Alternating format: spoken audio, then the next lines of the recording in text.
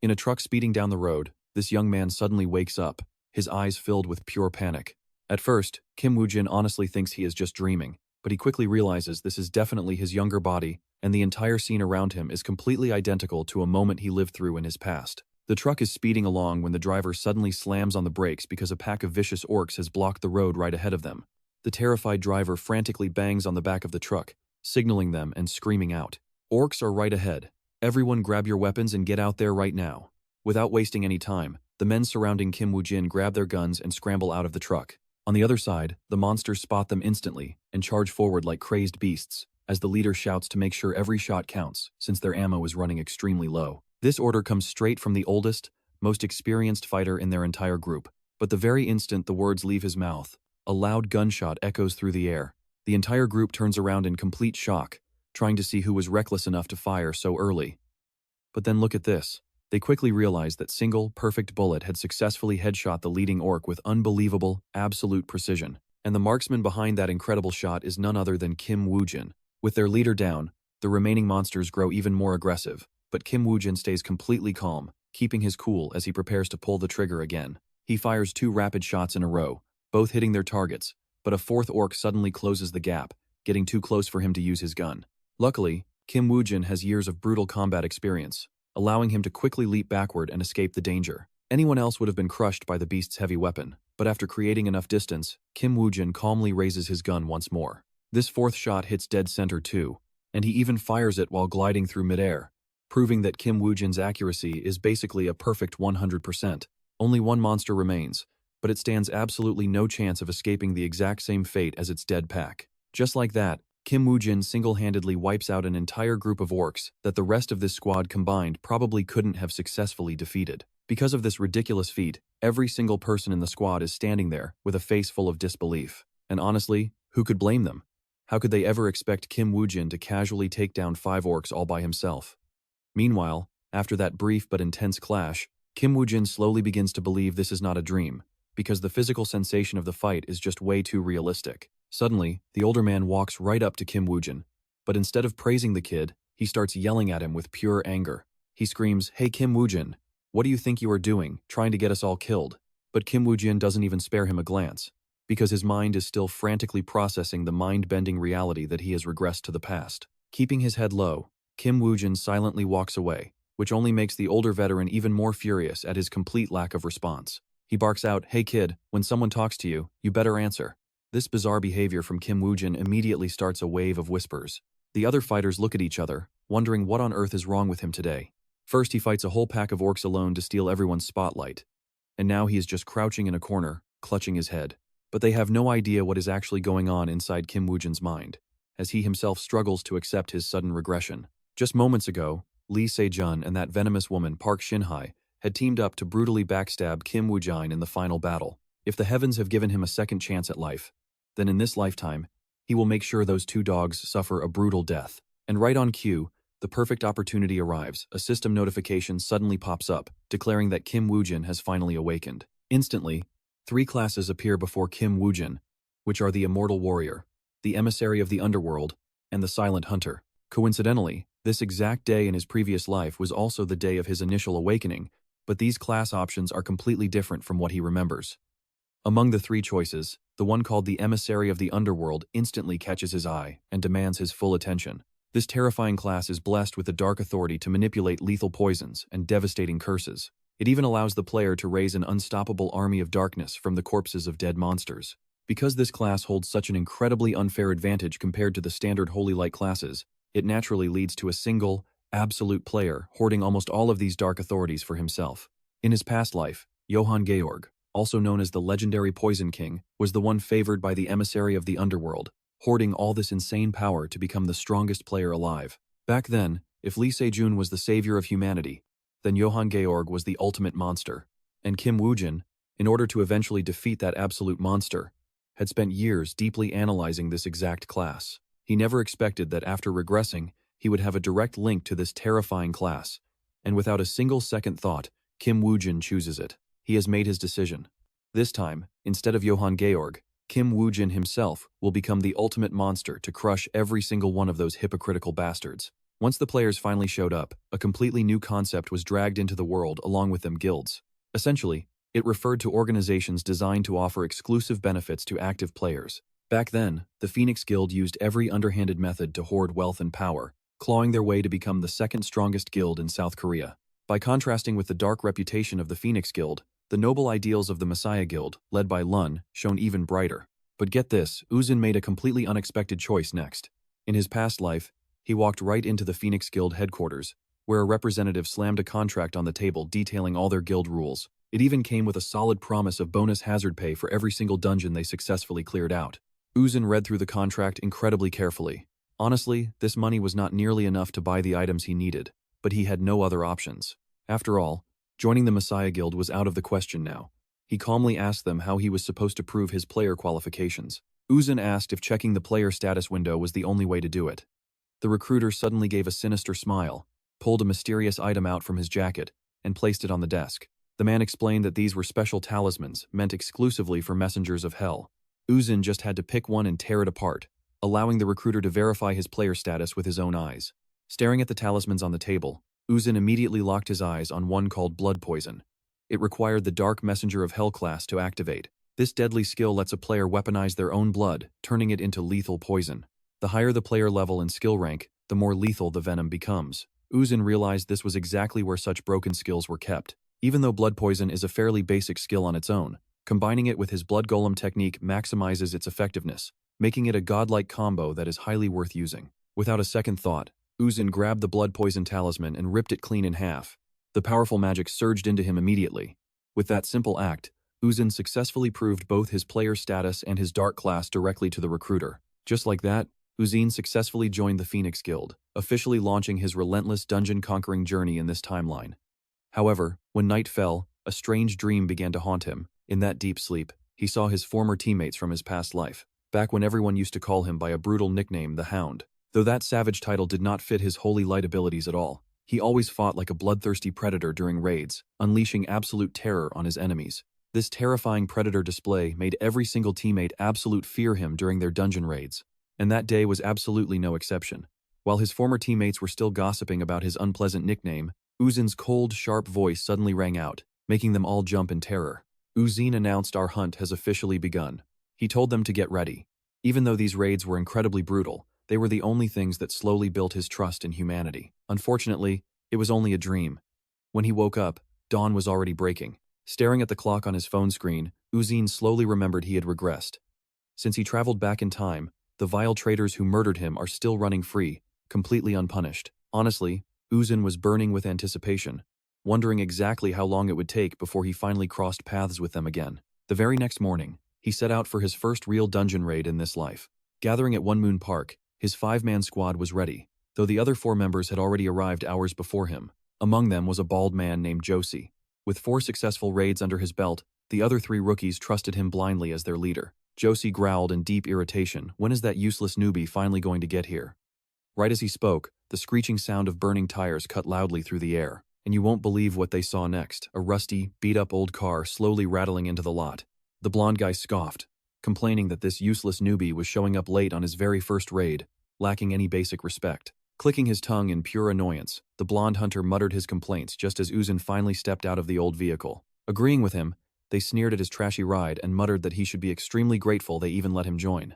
The only female hunter couldn't help but sneer, muttering that looking at his cheap gear, he probably didn't even get decent support items from the guild. Since it was his very first raid, they assumed he would spend the entire time cowering just to stay alive. Telling the others to ignore the boy, they walked off, leaving Woo-jin completely isolated by his own team on his very first hunt. Even Josie, acting as their squad leader, told the other members to just treat the kid like dead weight. They acted as if they were a 4-man party. But having spent lifetimes in total isolation, Woo-jin did not feel a single shred of emotion as he watched them laugh and exclude him. Before officially entering the dungeon, their 5-man team was briefed on the basic information regarding the monster lair they were about to clear. It was a rank E dungeon called the One-Floor Goblin Lair, restricting entry to players level 10 or below. The clear condition was simple: wipe out every single goblin hiding inside. Are there any issues, or does anyone want to quit right now? If you do, speak up now. Otherwise, double-check your inventory bags once more. You're in charge of leading the briefing. Kim Woo-jin pretends not to notice the suspicious looks his four teammates are throwing at him while secretly scoffing in his own mind. After all, they are faceless and nameless to him, so there's no need to pay them any mind. Besides, he can easily clear this trashy E-rank dungeon all on his own anyway. Once their preparations are complete, the group of 5 makes their way to the dungeon entrance.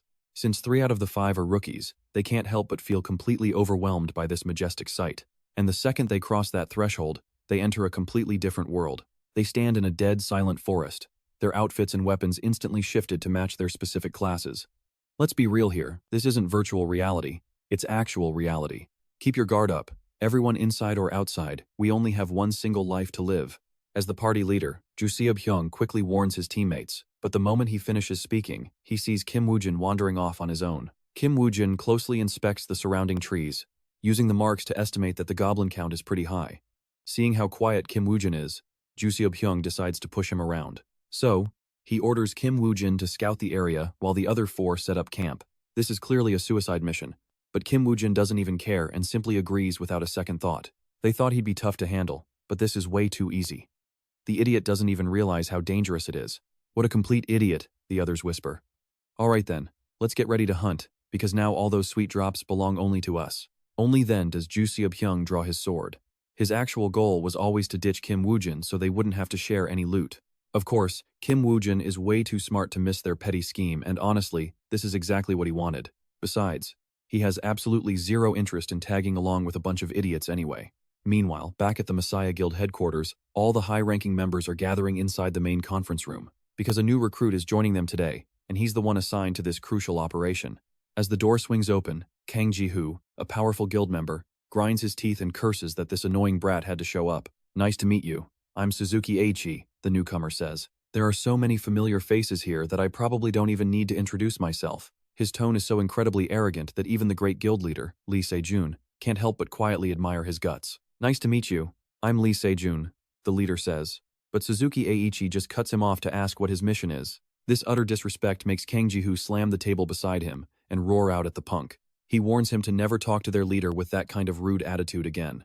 Despite the blatant threat, Suzuki Eiichi doesn't flinch at all, only lazily glancing over without even bothering to face Kang Ji-hoo. This dismissive reaction only makes the veteran blow his top. He truly can't comprehend why his guild leader would recruit such an unbearably cocky jerk into their ranks. In this very room, besides Se-jun, there are many other legendary players gathered. Take the master archer Noda Heijiro, or the legendary sword god Sukahara Ken for instance. But while they all remain totally quiet, Kang Ji-hoo is the only one failing to control his temper. But the angrier Kang Ji-hoo gets, the more arrogant Suzuki Eiichi becomes, asking if he's upset. Do my words and actions annoy you so much? Or is this still about that mismatch from last time? Are you still holding a petty grudge? He sneers, making Kang Ji-hoo lose it and scream again. The surrounding members can only let out a heavy sigh, instantly realizing that Kang Ji-hoo is playing his usual petty game of trying to haze the new recruit. Too bad for him, Suzuki Eiichi is definitely not someone to mess with.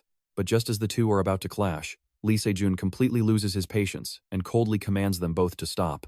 Kang Ji-hoo turns around only to meet the ice-cold glare of his guild leader. His rage immediately vanishes, replaced by a chilling sense of absolute dread.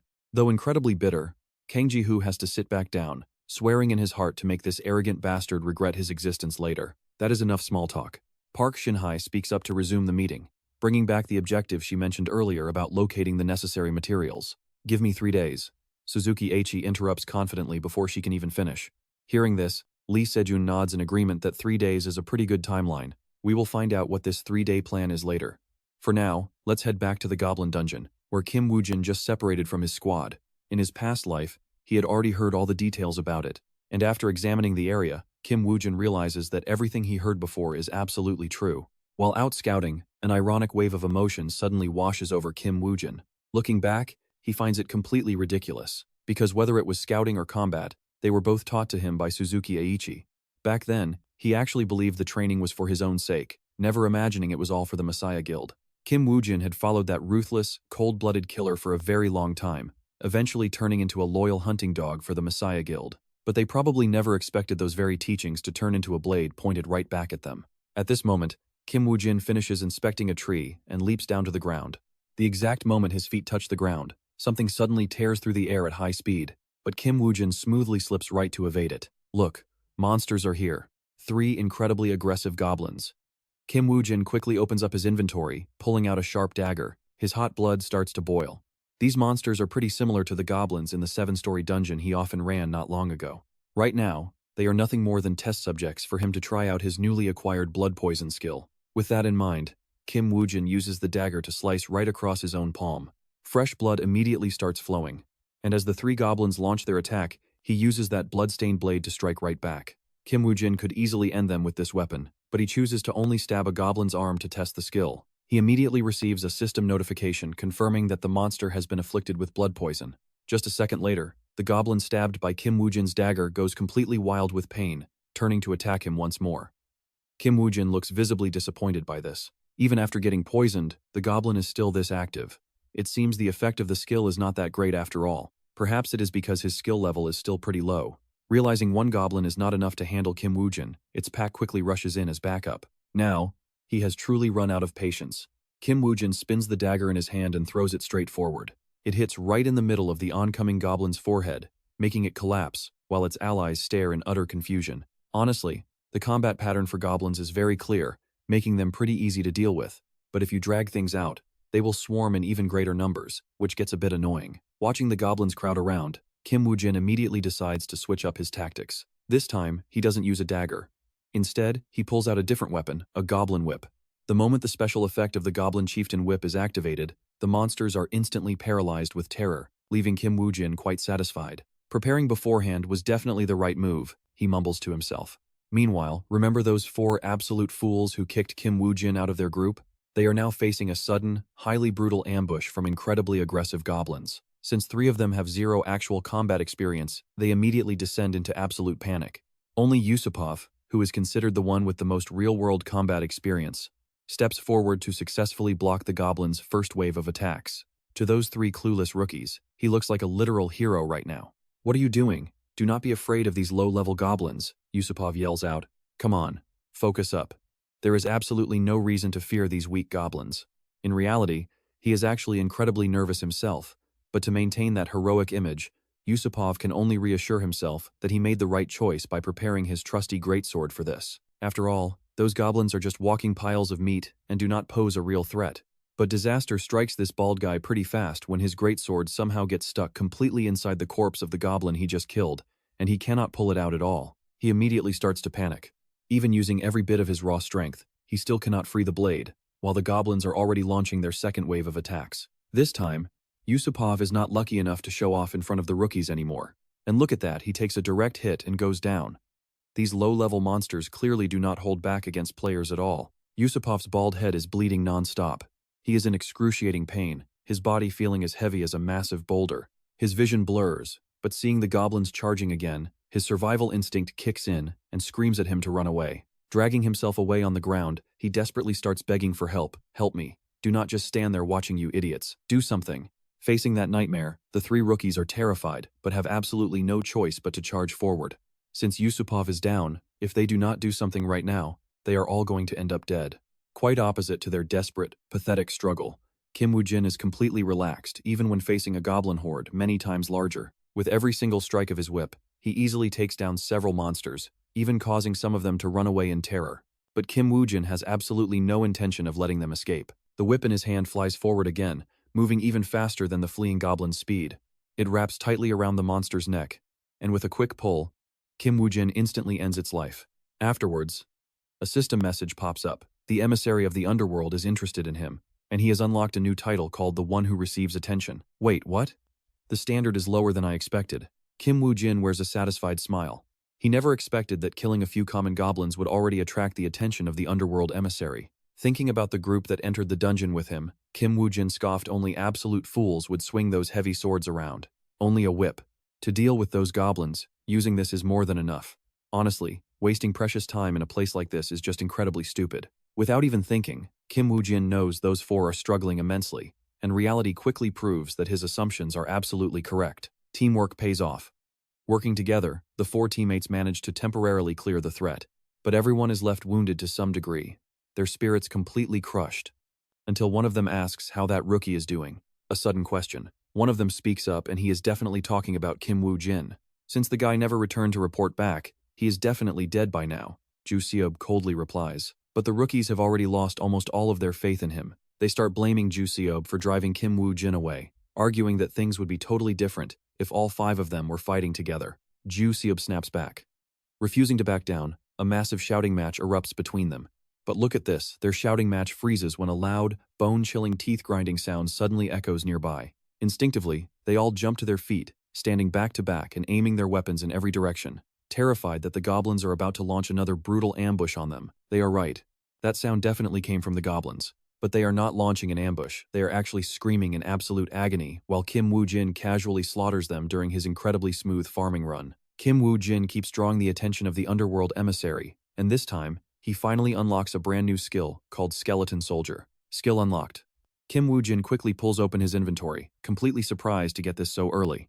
This deadly undead army was once considered the personal hands and feet of the King of Poison Jay, making it one of his signature skills. But on the flip side, this skill has a fatal weakness, which is exactly how Kim Woo-jin defeated him in his past life. There is a catch.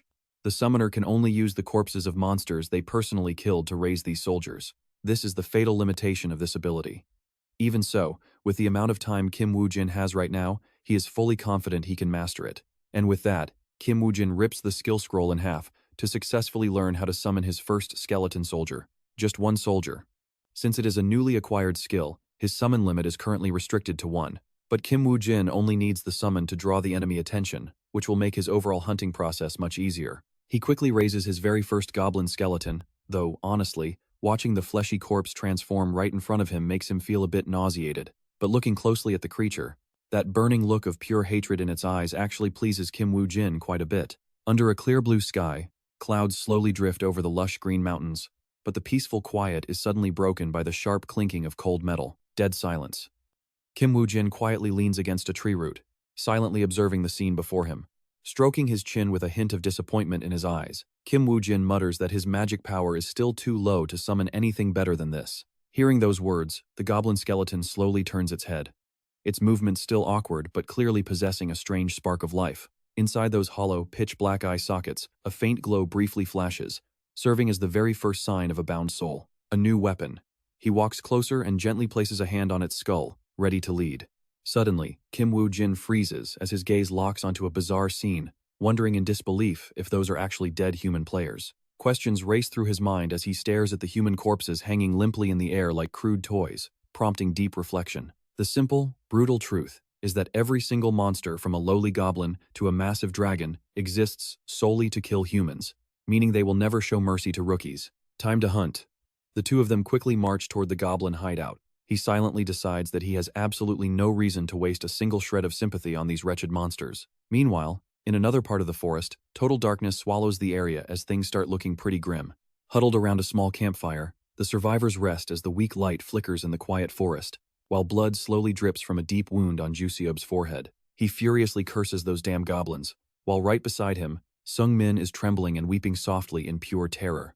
Min Seo anxiously asks Ju Se-yob what they should do now, keeping her head low as she mutters that they were far too reckless. No giving up.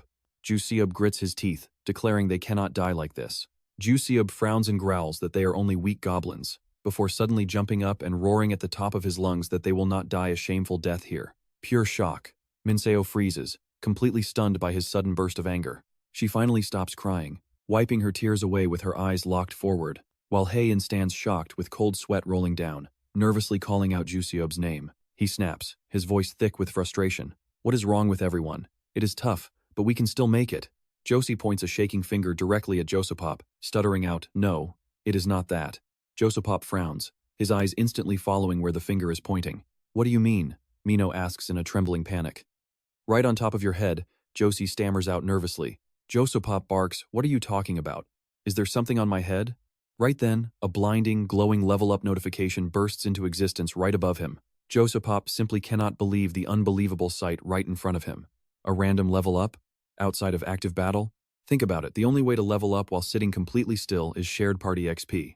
He tries to stay calm, his voice stiff, a party member must be fighting. Josepop freezes, completely stunned. Wait, does that mean that Rookie is actually still alive? Meanwhile, inside the dark cavern, Kim Woo-jin holds a single torch, its flickering flames cutting through the shadows. At his feet, the goblin guards are already dead. All of them. The cave entrance has now been completely blocked off with piles of wood, Kim Goo-jin speaks with a cool, smug expression. In his experience, the absolute most effective way to eliminate goblins is right here. But he is not stopping there. Not now. Kim Goo-jin casually lets go, allowing the torch to drop. It lands directly onto the piled wood at the cave entrance. In a flash, a massive fire erupts, its fierce red glow swallowing the entire entrance. He and his summon stand calmly outside. Their long shadows stretch as smoke fills every corner of the cave. A goblin sniffs the air, its eyes immediately flashing with sharp caution. In a panic, they spin around toward the cave entrance, their entire bodies freezing in terror. Seeing the heavy black smoke billowing inside, the monsters begin to tremble, their eyes filled with absolute panic. Before long, the oxygen is completely choked out of the cave. Several goblins clutch their throats, gasping heavily and groaning in agonizing pain. They collapse to the ground, writhing in sheer misery. One goblin desperately points toward the cave entrance, signaling the others to make a run for it. Suddenly snapping to reality, they do not hesitate for a second. They run, rushing wildly toward the blocked exit. Every single step is fueled by pure survival. Outside, the raging fire continues to burn with relentless, violent intensity. Suddenly, the pile of burning wood begins to shake, accompanied by heavy, desperate thuds. Kim Goo-jin stands completely still, staring coldly into the flames. Soon, furious goblin faces peer through the gaps, struggling desperately to survive.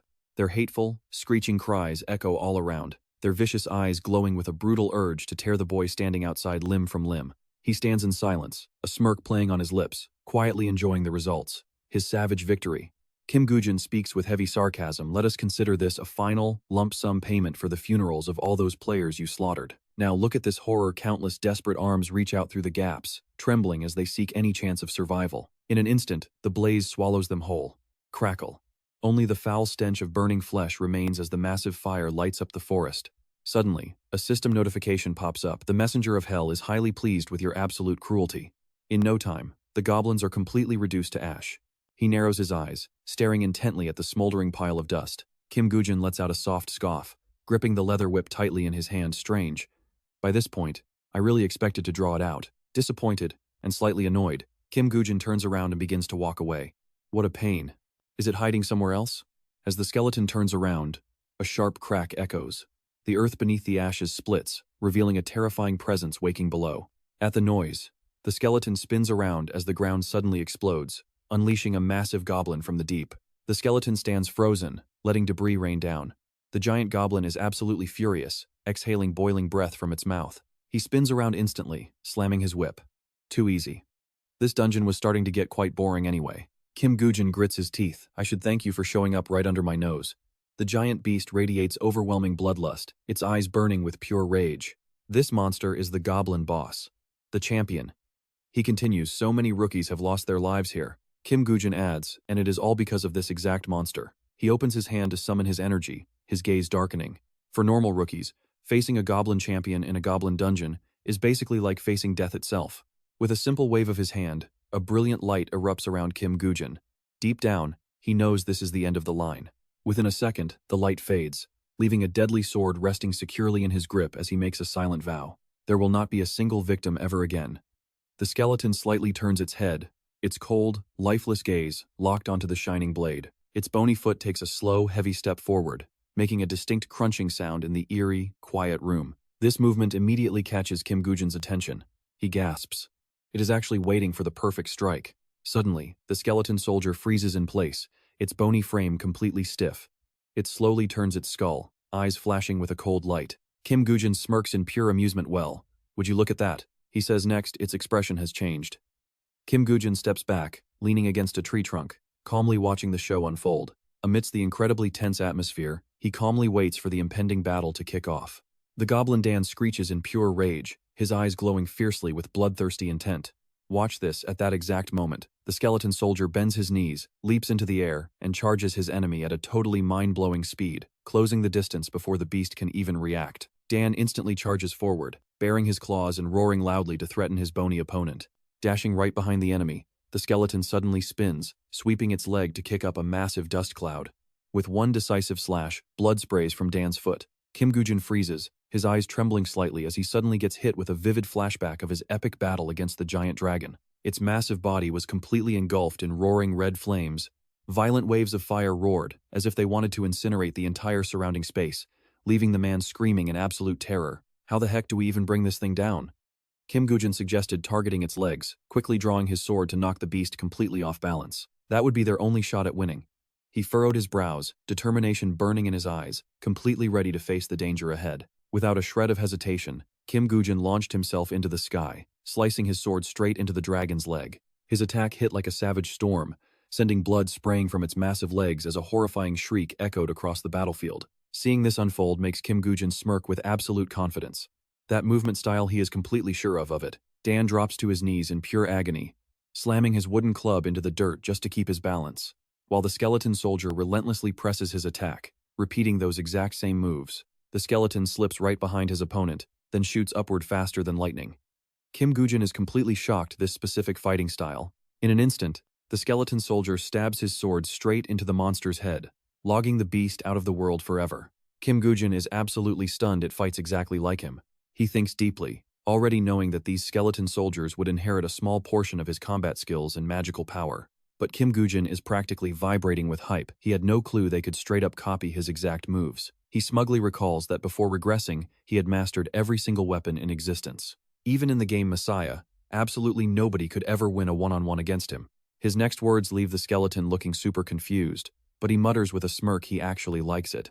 Maybe his plans need a little adjusting. Suddenly, a classic system notification sound dings, floating right in front of Kim Goo-jin's face. Look at this, the flashing light gives him a mini jump scare as he quickly taps open the glowing message, gasping at the shock of the newly displayed title, Lord of the Dark World. Congratulations on completing a hidden achievement.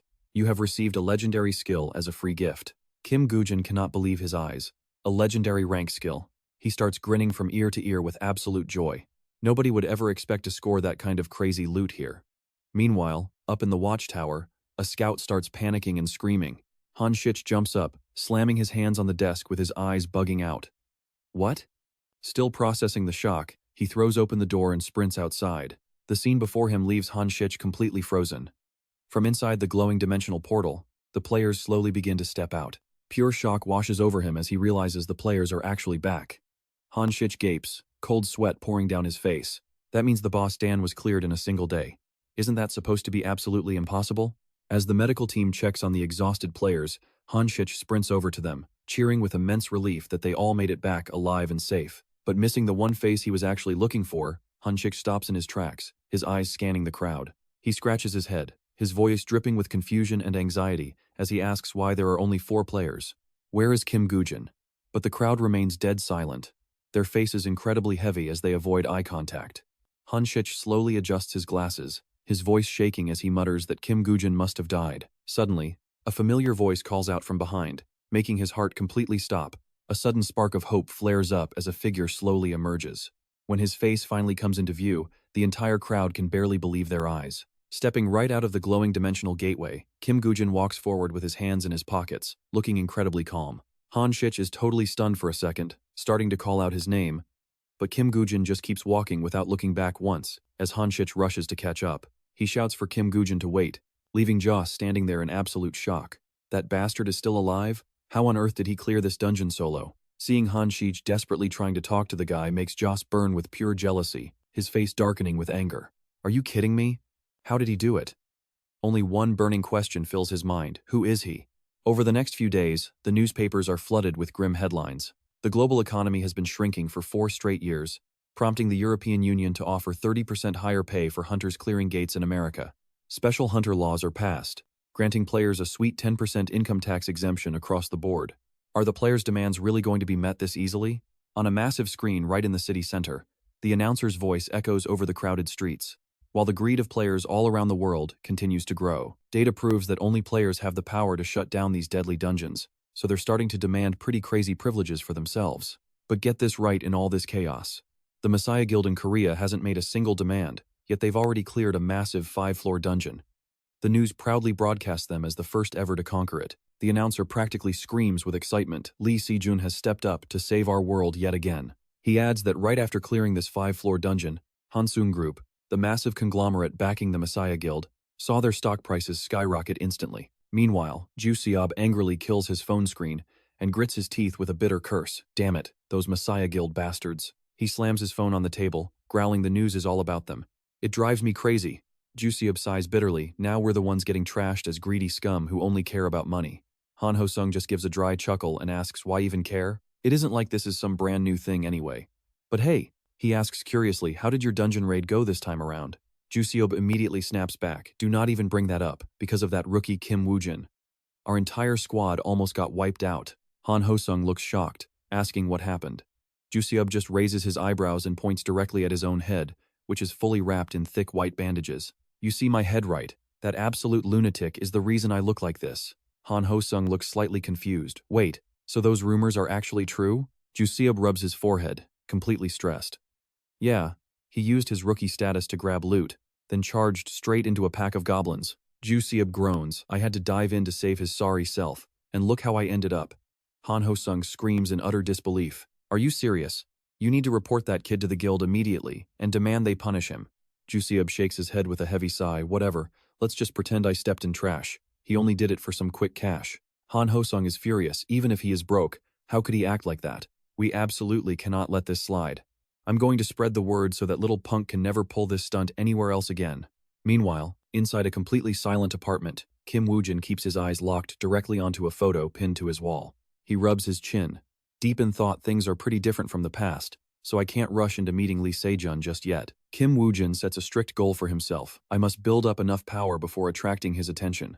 With that, he stands completely still, staring at a wall covered in photos and detailed intel. Papers overlap everywhere, with red string connecting them into a massive web. You can tell he's planning something absolutely massive. Kim Woo-jin suddenly rips one of the pages down at the final point where our paths cross. That is exactly where I will begin. Cutting over to a towering skyscraper.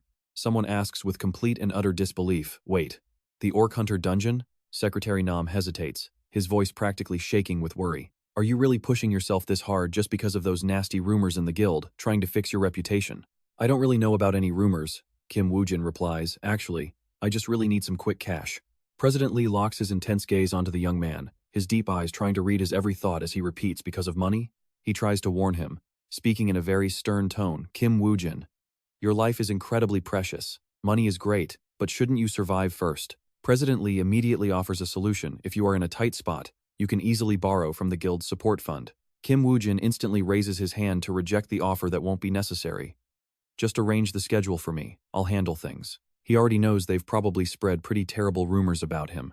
But honestly, that actually works out perfectly, since hunting completely alone is his absolute specialty. The moment Kim Woo-jin leaves the room, Secretary Nam quickly steps forward to report that the rumors about this rookie seem entirely true. President Lee crosses his arms while looking out over the city and scoffs. Rumors are just rumors, but it seems the kid has absolutely no idea what people are saying. But what's the actual state of the dungeon floor Kim Woo-jin wants to enter? He asks, as the secretary continues. Ever since a highly trained team went inside and got completely wiped out, not a single person has registered for it in a month. President Lee quickly spins around, demanding to know who this elite team was. Secretary Nam nervously stammers they were promising players from Park Yong-won's faction. Sir, what should we do? He sneers in amusement. Even the rising stars from Park Yong-won's faction couldn't handle this place. And yet this rookie thinks he can solo it? President Lee mutters, it looks like this reckless rookie's fate is already sealed with death. Sensing that someone somewhere is badmouthing him, Kim Woo-jin suddenly stops and looks back.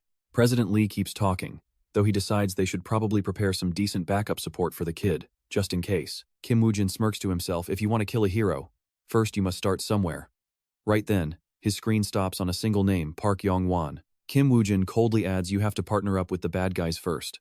With that, he drives off, quickly arriving right outside Chuncheon City Hall. As Kim Woo-jin steps out of his car, a man runs straight up to him and asks, are you Kim Woo-jin? Han-jun's face is completely drenched in sweat, as he looks highly skeptical. Wait, did you seriously show up completely alone? Seeing him remain silent, he sneers inwardly, thinking that with a trash personality only motivated by money, of course the kid couldn't find a single teammate to join him. Hans quickly leads the way, urging him to enter the dungeon right now, asking if it is this way. Stealing a glance at the guy beside him, Hans mutters a curse, wondering if this lunatic is really going in all alone. Whatever, it is none of his business whether the guy lives or dies. The portal slowly screeches open, casting a brilliant light that cuts through the pitch-black darkness of the dungeon. The moment Kim Woo-jin steps inside, the heavy portal instantly slams shut behind him. Dead silence. Right then, the system interface flashes to life. The screen reads Dungeon Orc Hunter, Level 1, Rank C difficulty, limit of 3 players, entry requirement level 13 or below, and clear condition is to eliminate the boss. He realizes that at his current level, trying to clear a rank C dungeon entirely on his own is basically suicide. Quickly drawing his blade, Kim Woo-jin tenses up with high alertness. If he can just use these orcs as sacrifices to activate his skeleton soldier summoning skill, the entire game changes. Suddenly, a massive orc leaps out of the shadows, charging straight at him with terrifying speed. He narrows his eyes, deadly focus. His cold glare is packed with lethal intent. The second the orc's heavy club swings down, he slips right past its bulky frame with perfect timing, sweeps his hand along the ground, and regains his balance seamlessly. Slashed upward, a sharp arc of brilliant energy erupts directly from his blade. It slices clean through the air, striking the beast directly. But wait, look at this. The result is not what he expects. To his absolute dismay, Kim Woo-jin realizes that despite being a common orc, its hide is so insanely thick his attack barely leaves a scratch. Looking down at the crater where the heavy club landed, he sees solid stone completely pulverized into dust.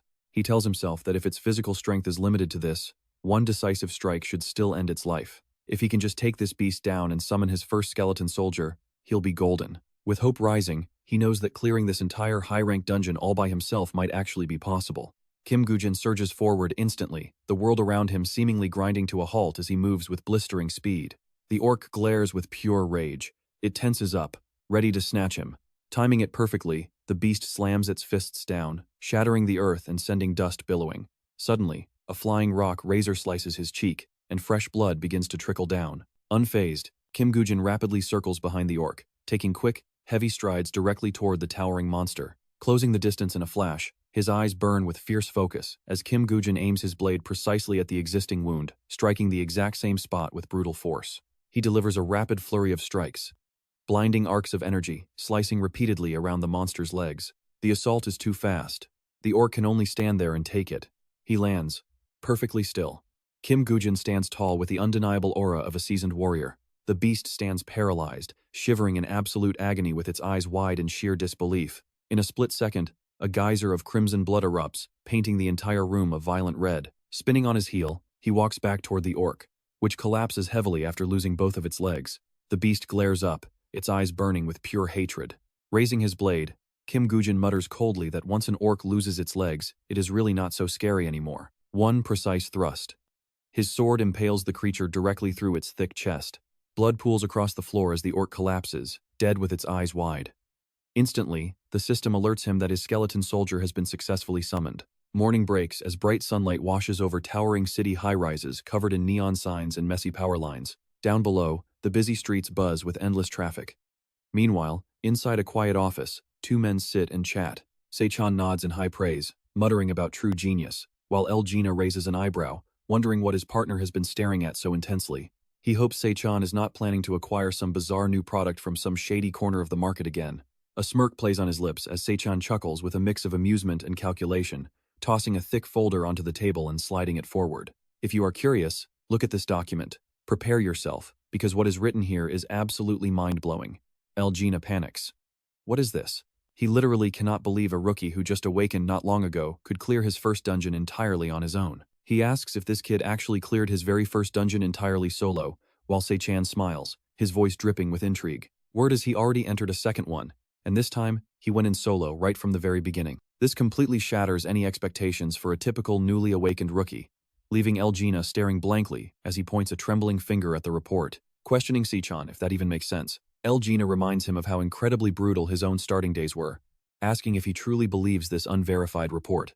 Gina continues, telling Se-jun that he is normally not this easily fooled, but on this specific matter, he is being way too naive. Just then, Secretary Ju serves water, her icy voice making Gina shiver as she asks if there is a problem with her report. Whipping around with a pale face of absolute horror, Gina quickly tries to save himself, asking if this flawless report was actually written by Secretary Ju. No wonder it is flawless, he stammers, quickly asking where on earth she managed to dig up such incredibly rare intel. She slams the drink tray onto the table liquid, splashing everywhere, saying in a freezing cold voice that handling that is her job anyway.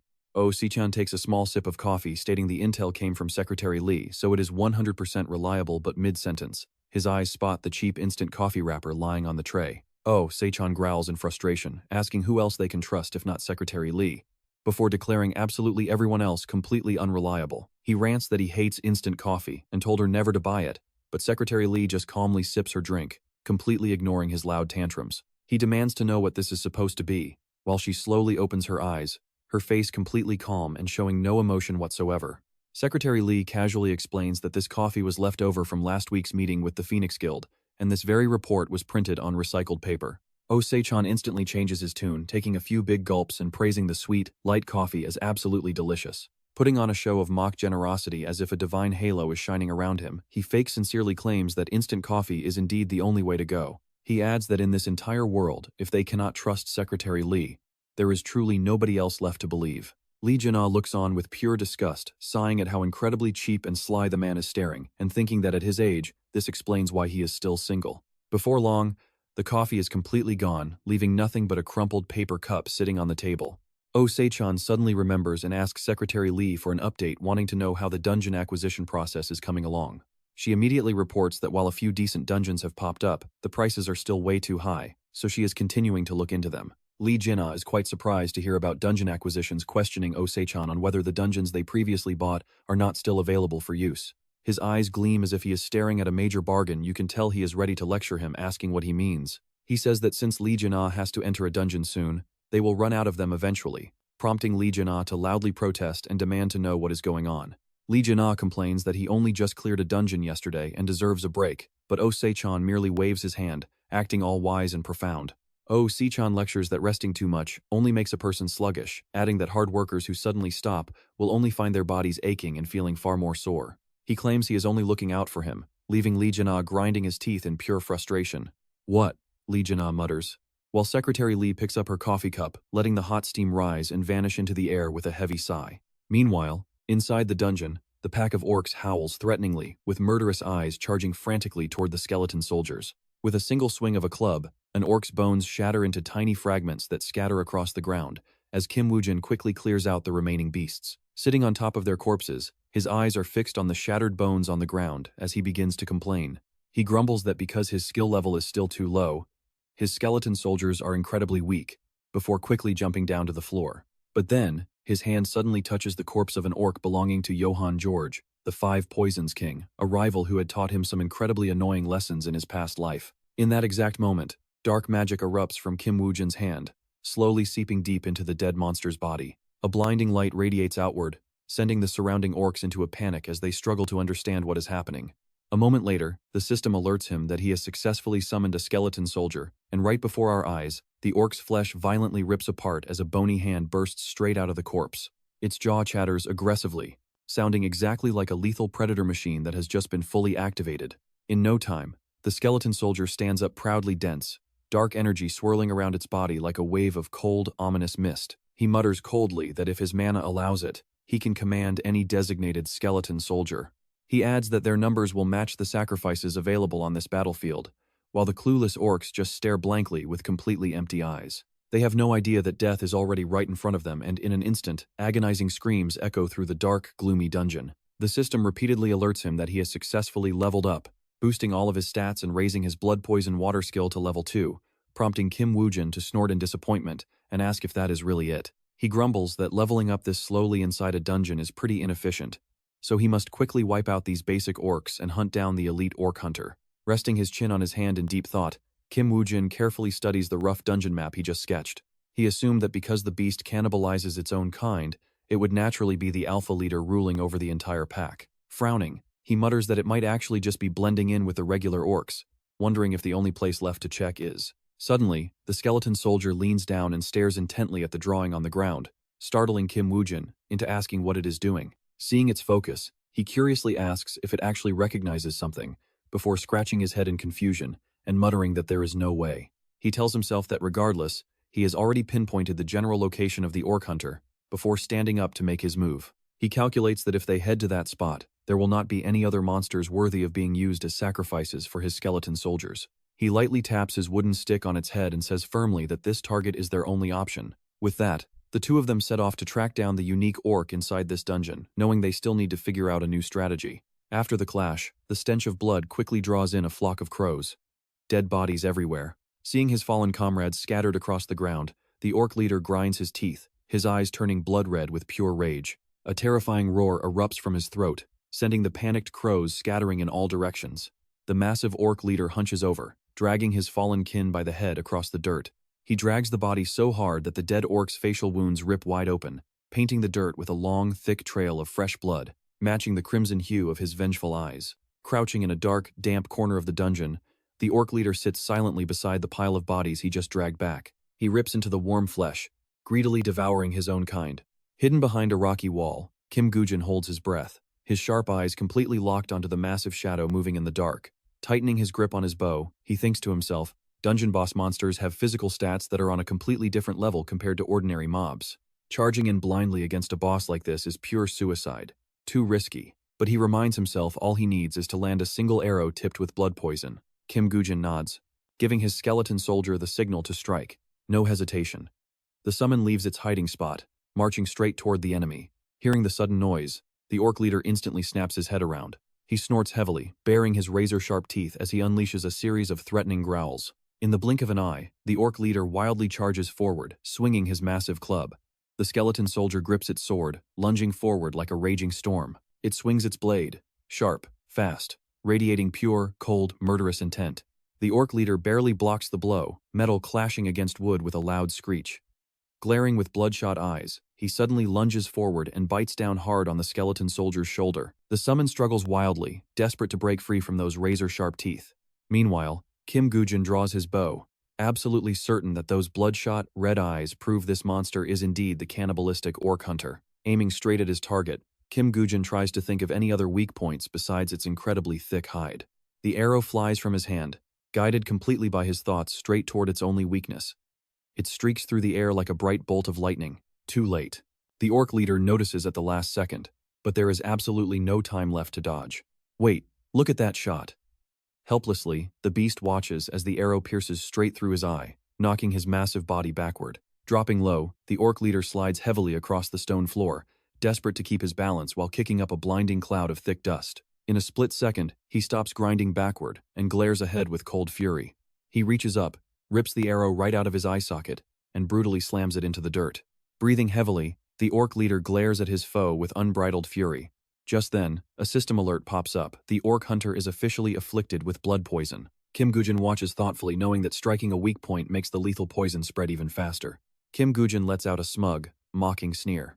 This dismissive attitude only pours fuel on the fire, instantly sending the mutated orc boss into an absolute frenzy of rage.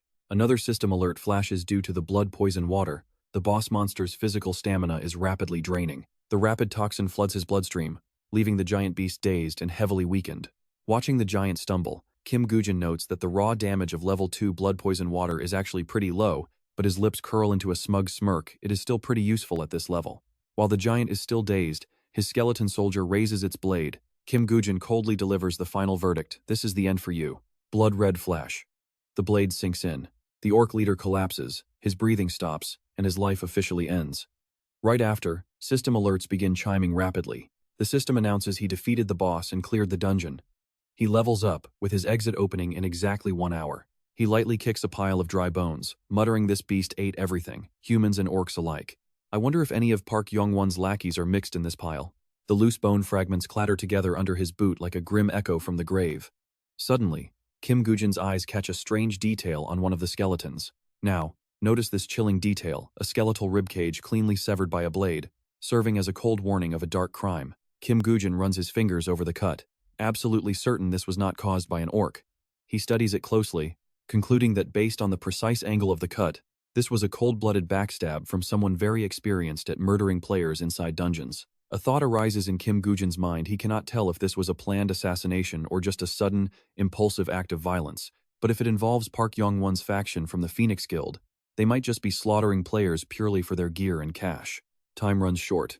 He sighs. There is not much time left in this dungeon, wondering where on earth he can start searching for the killer's trail. Just then, bright moonlight pierces through the darkness of the cave, shining down like a guiding beacon of hope for Kim Goo-jin. To get close to Park Yong-won, any excuse will do as long as it gets him through the door. Anything is fair game. Suddenly, a strange, flickering light glows on the cliff face ahead, cutting right through the dungeon darkness. Kim Goo-jin raises his hand, squinting at the intense glare. Kim Goo-jin quickly moves in to inspect it, and discovers a small cave hidden there. Crouching down, he carefully peers inside. The cave entrance is barely wide enough for one person. Inside, Kim Goo-jin spots a dry skeleton curled up in the corner, still tightly clutching a sword. He notices that the weapon is remarkably clean, and unlike the other victims, this corpse remains completely undamaged. And then, he sees them. Desperate, rough scratches on the stone wall. Kim Goo-jin is convinced that while his allies were eaten alive, this coward ran off to hide here, counting down his final days. Spotting the emblem on the skeleton's tattered cloak, Kim Goo-jin feels a wave of pure disgust wash over him. Only the scum of the Phoenix Guild could pull off a dirty trick like this. Kim Goo-jin smirks. He knows that if this guy was actually a rising star under Park Yong-won's faction, then there is honestly no better grave for him than this dark, rotting hole in the middle of nowhere. Suddenly, a small notebook slips from the skeleton, dropping to the dirt. Kim Goo-jin freezes. What is this? He doesn't hesitate for a second, immediately scooping it up. Kim Goo-jin flips the pages. Is this a diary? Scanning the yellowed pages, he mutters that there is nothing useful here. But suddenly, Kim Goo-jin's eyes lock onto one specific page. He gasps in pure shock. This is the secret blacklist of Park Yong-won's faction. Kim Goo-jin snaps the book shut, practically buzzing with excitement, finding this is a goldmine, and he can use it perfectly. Wait, here is the real jackpot. The system chimes in his ear, announcing that the Messenger of Hell has granted him a legendary skill. Hearing this, Kim Goo-jin gasps in disbelief. A legendary skill? A dark smirk creeps onto his face. So this is where you obtain something like this? Kim Goo-jin glues his eyes to the parchment in his hand. The text reveals the skill is the Eyes of Anubis. The requirement? You must be a Messenger of Hell with a skill level of 1 or higher. Its effect lets him view the memories of the deceased. Reading the final line on the parchment, Kim Goo-jin grins triumphantly. He smirks, reading the words aloud, view the memories of the dead. Without wasting another second, Kim Goo-jin seizes this incredible opportunity. He tears the paper to shreds, marveling at this stroke of luck, something he never had in his past life. As the paper is completely torn to pieces, the system's voice rings out inside his head once again. Alert, you have acquired the Eyes of Anubis. You have achieved the title Successor of Hell. Kim Goo-jin slowly steps toward the skeleton of Yong-gu. Sighing over the dead man's fate, Kim Goo-jin raises his hands, preparing to touch the bare skull. The dead don't speak. But as Kim Goo-jin's hands touch the dry, dusty skull of Yong-gu, that is about to change. He slowly pulls the skull closer. Sudden excitement rushes through Kim Goo-jin as his eyes begin to glow with an eerie light. His weak, miserable past is officially behind him. The dark, magical energy inside Kim Goo-jin's eyes begins to gather, quickly twisting and spinning into a violent, raging vortex. Power overflows. All the massive magical energy deep inside his eyes begins to radiate outward. At that exact moment, the system chimes with another alert: you have successfully activated the Eyes of Anubis. Instantly, Kim Goo-jin's massive magical energy surges out completely uncontrolled, shooting straight into the empty eye sockets of Yong-gu. Before he knows it, the entire cavern is swallowed by a brilliant, blinding glare shooting from both of their eyes. Look at this.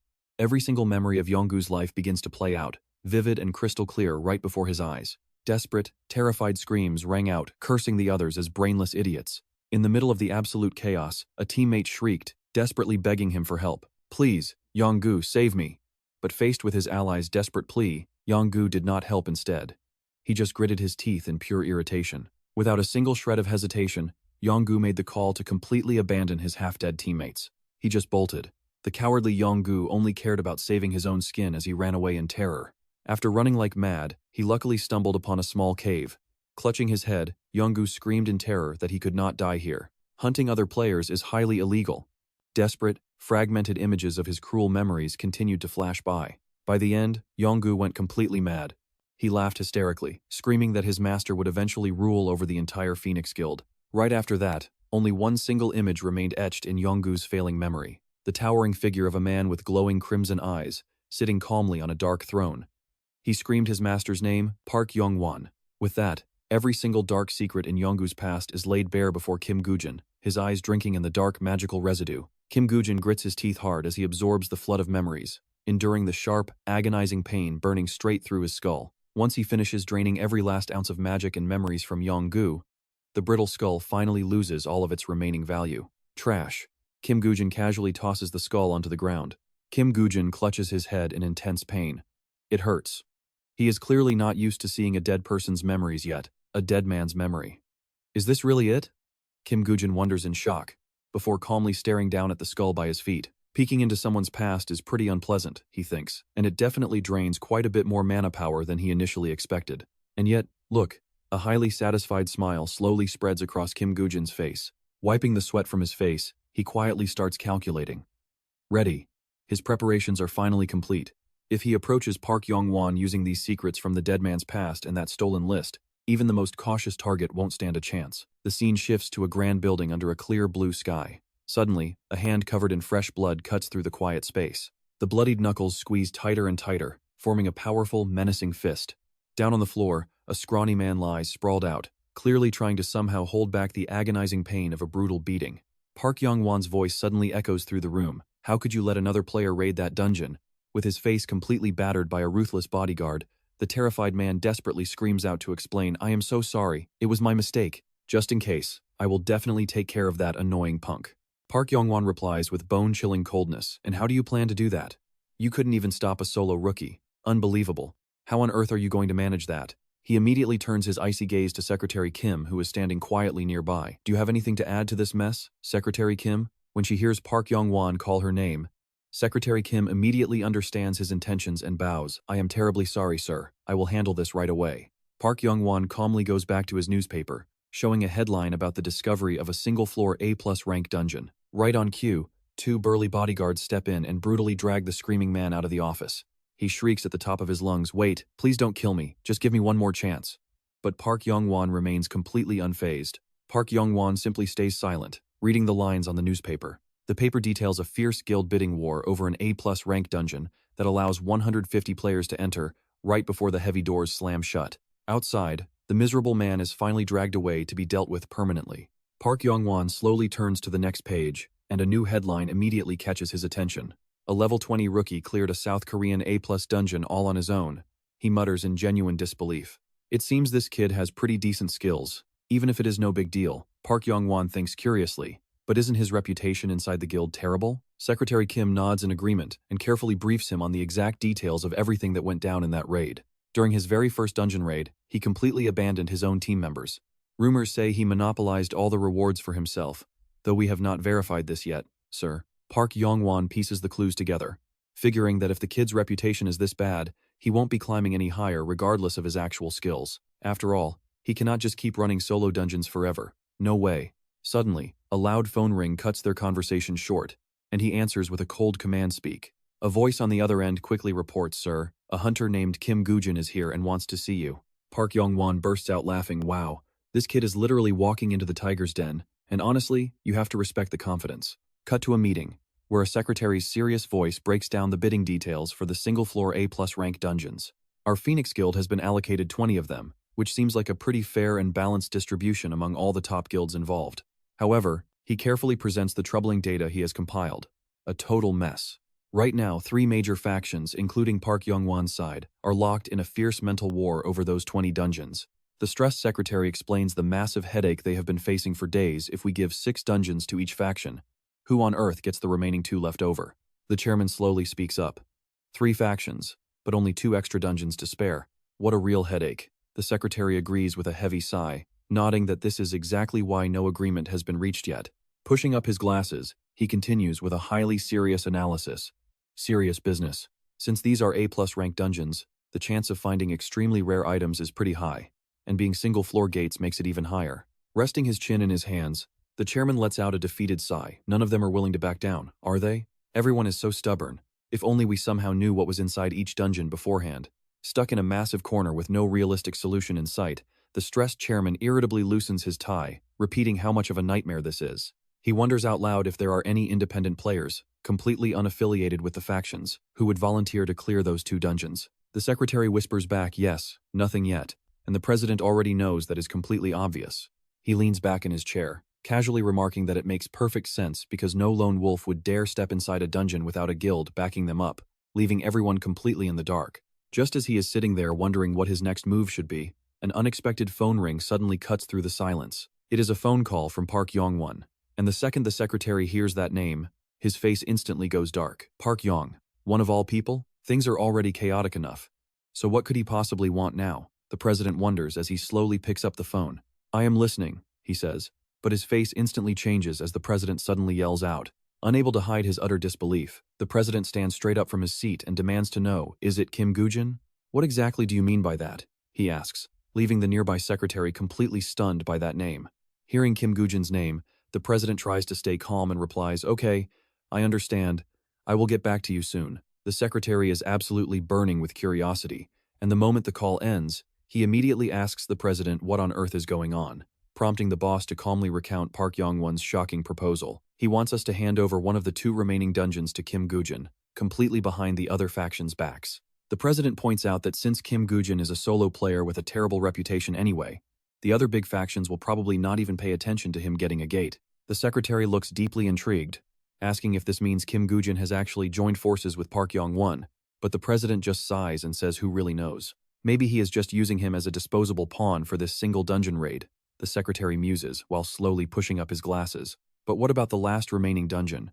Because if we do this, the other guilds will start a massive bloodbath to claim it for themselves. But the president already has a master plan. He calmly explains that giving 1 gate to Kim Goo-jin means Park Yong-won's side will bow out of the race, leaving us with only 2 rival factions to deal with. The president sits back down, resting his chin in his hand.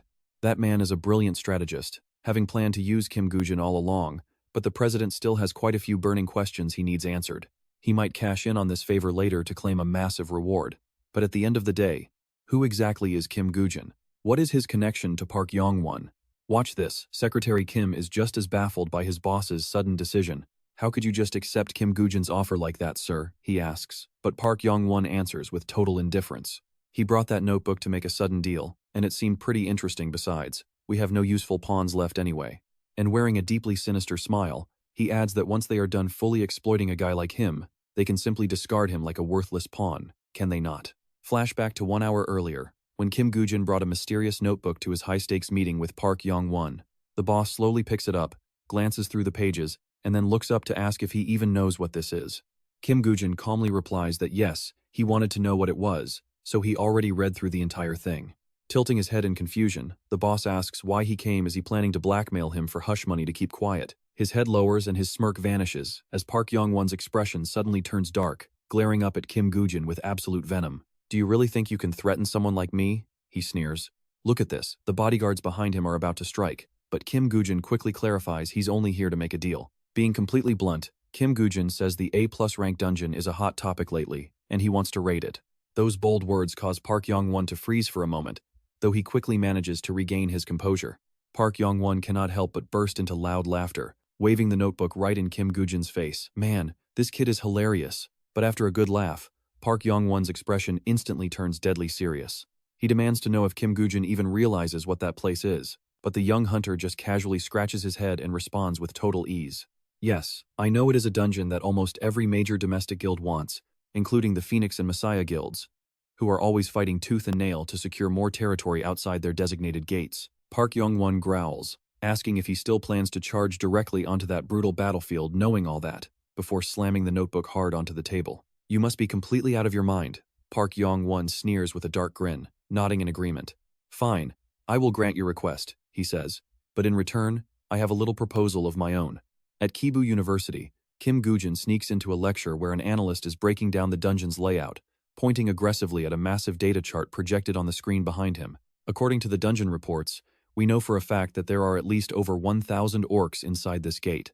Detailed breakdowns of the dangerous terrain are shown clearly across the massive display screen. This dungeon has only 1 floor and 1 boss.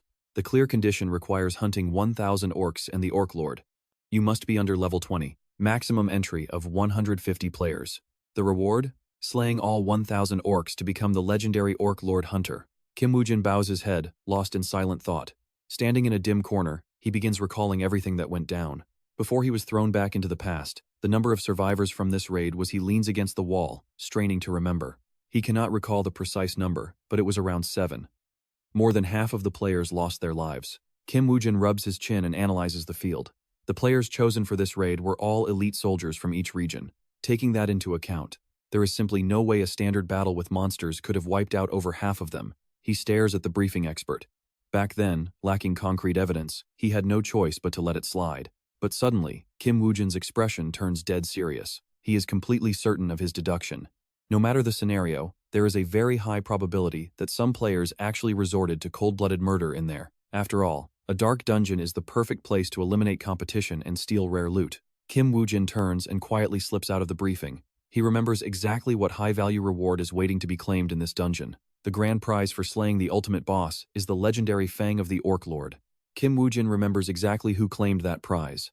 In his past life, it went to the guild with the highest contribution, the Messiah Guild. He remembers it vividly, Se-jun stepping up to accept that reward, his face absolutely beaming with fake glory. Looking back at that smug face now, Kim Woo-jin realizes how off it really was.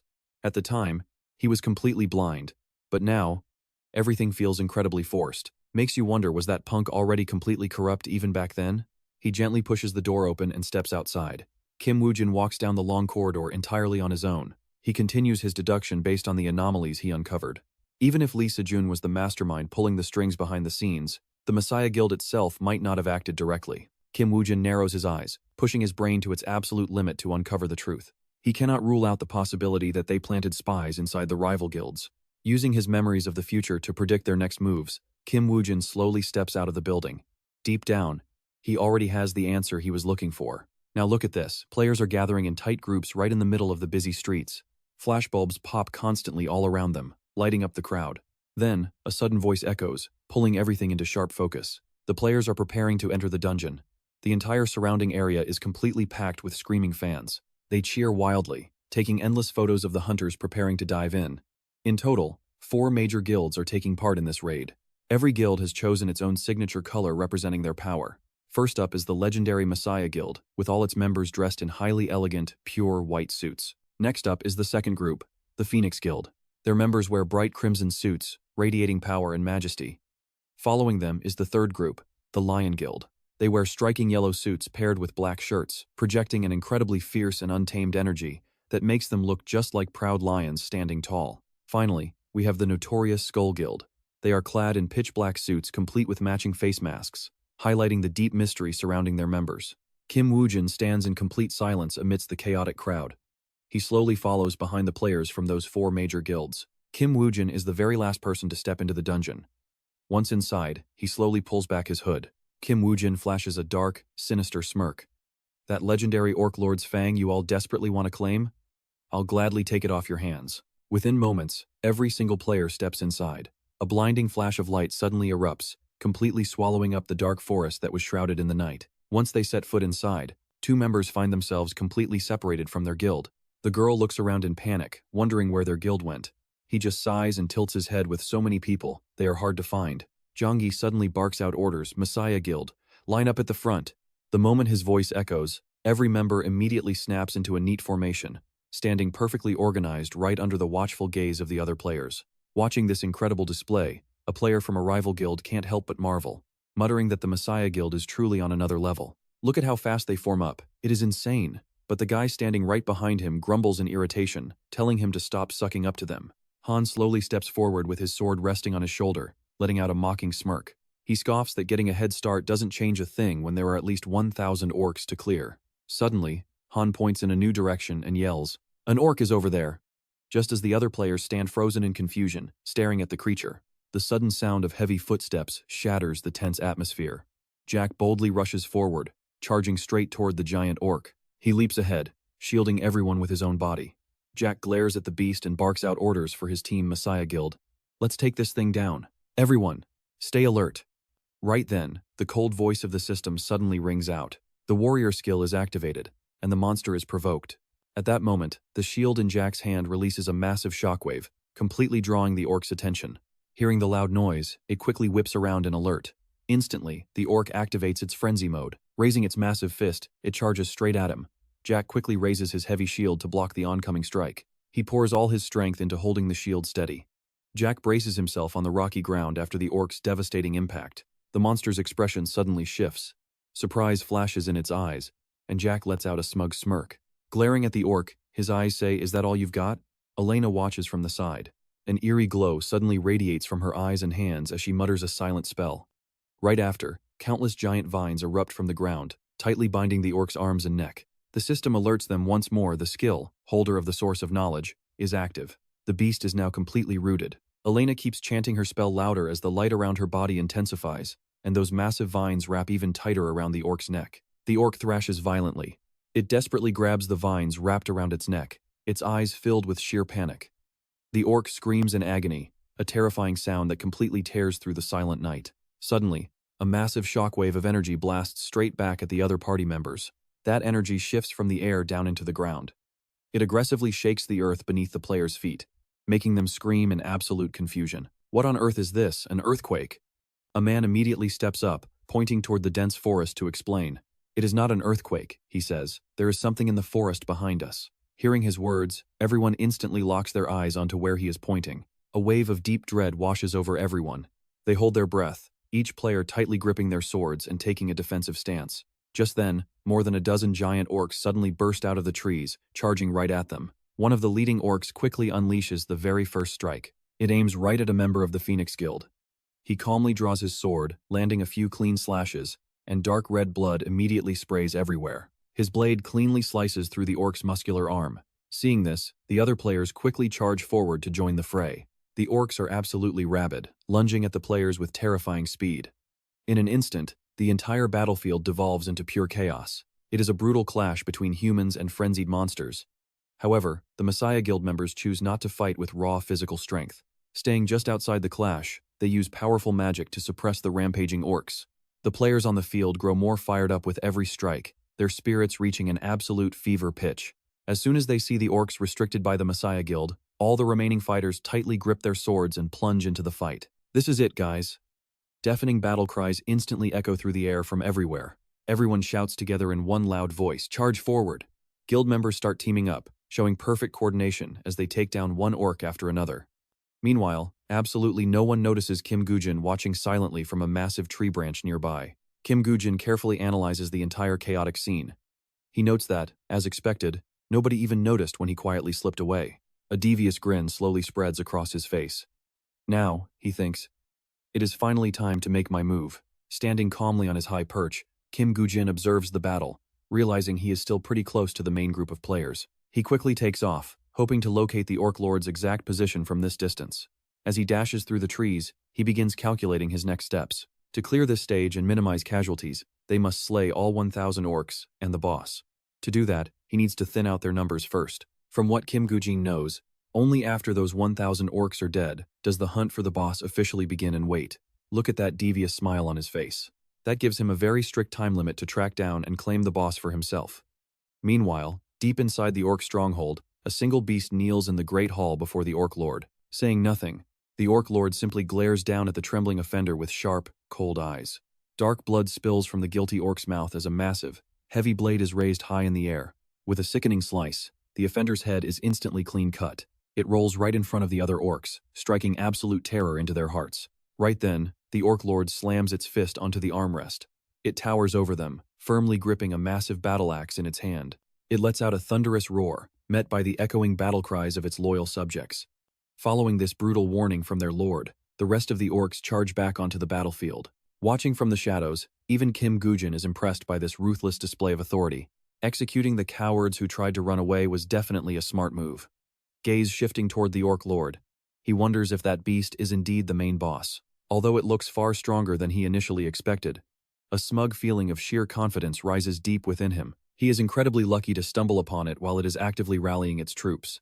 Seeing the giant Orc Lord sitting alone on its throne, Kim Goo-jin knows his golden opportunity has finally arrived. While all the other monsters are busy locked in intense head-on battles, Kim Goo-jin grins wide, plotting his next move to strike Orc Lord Lot, while the monster is completely isolated.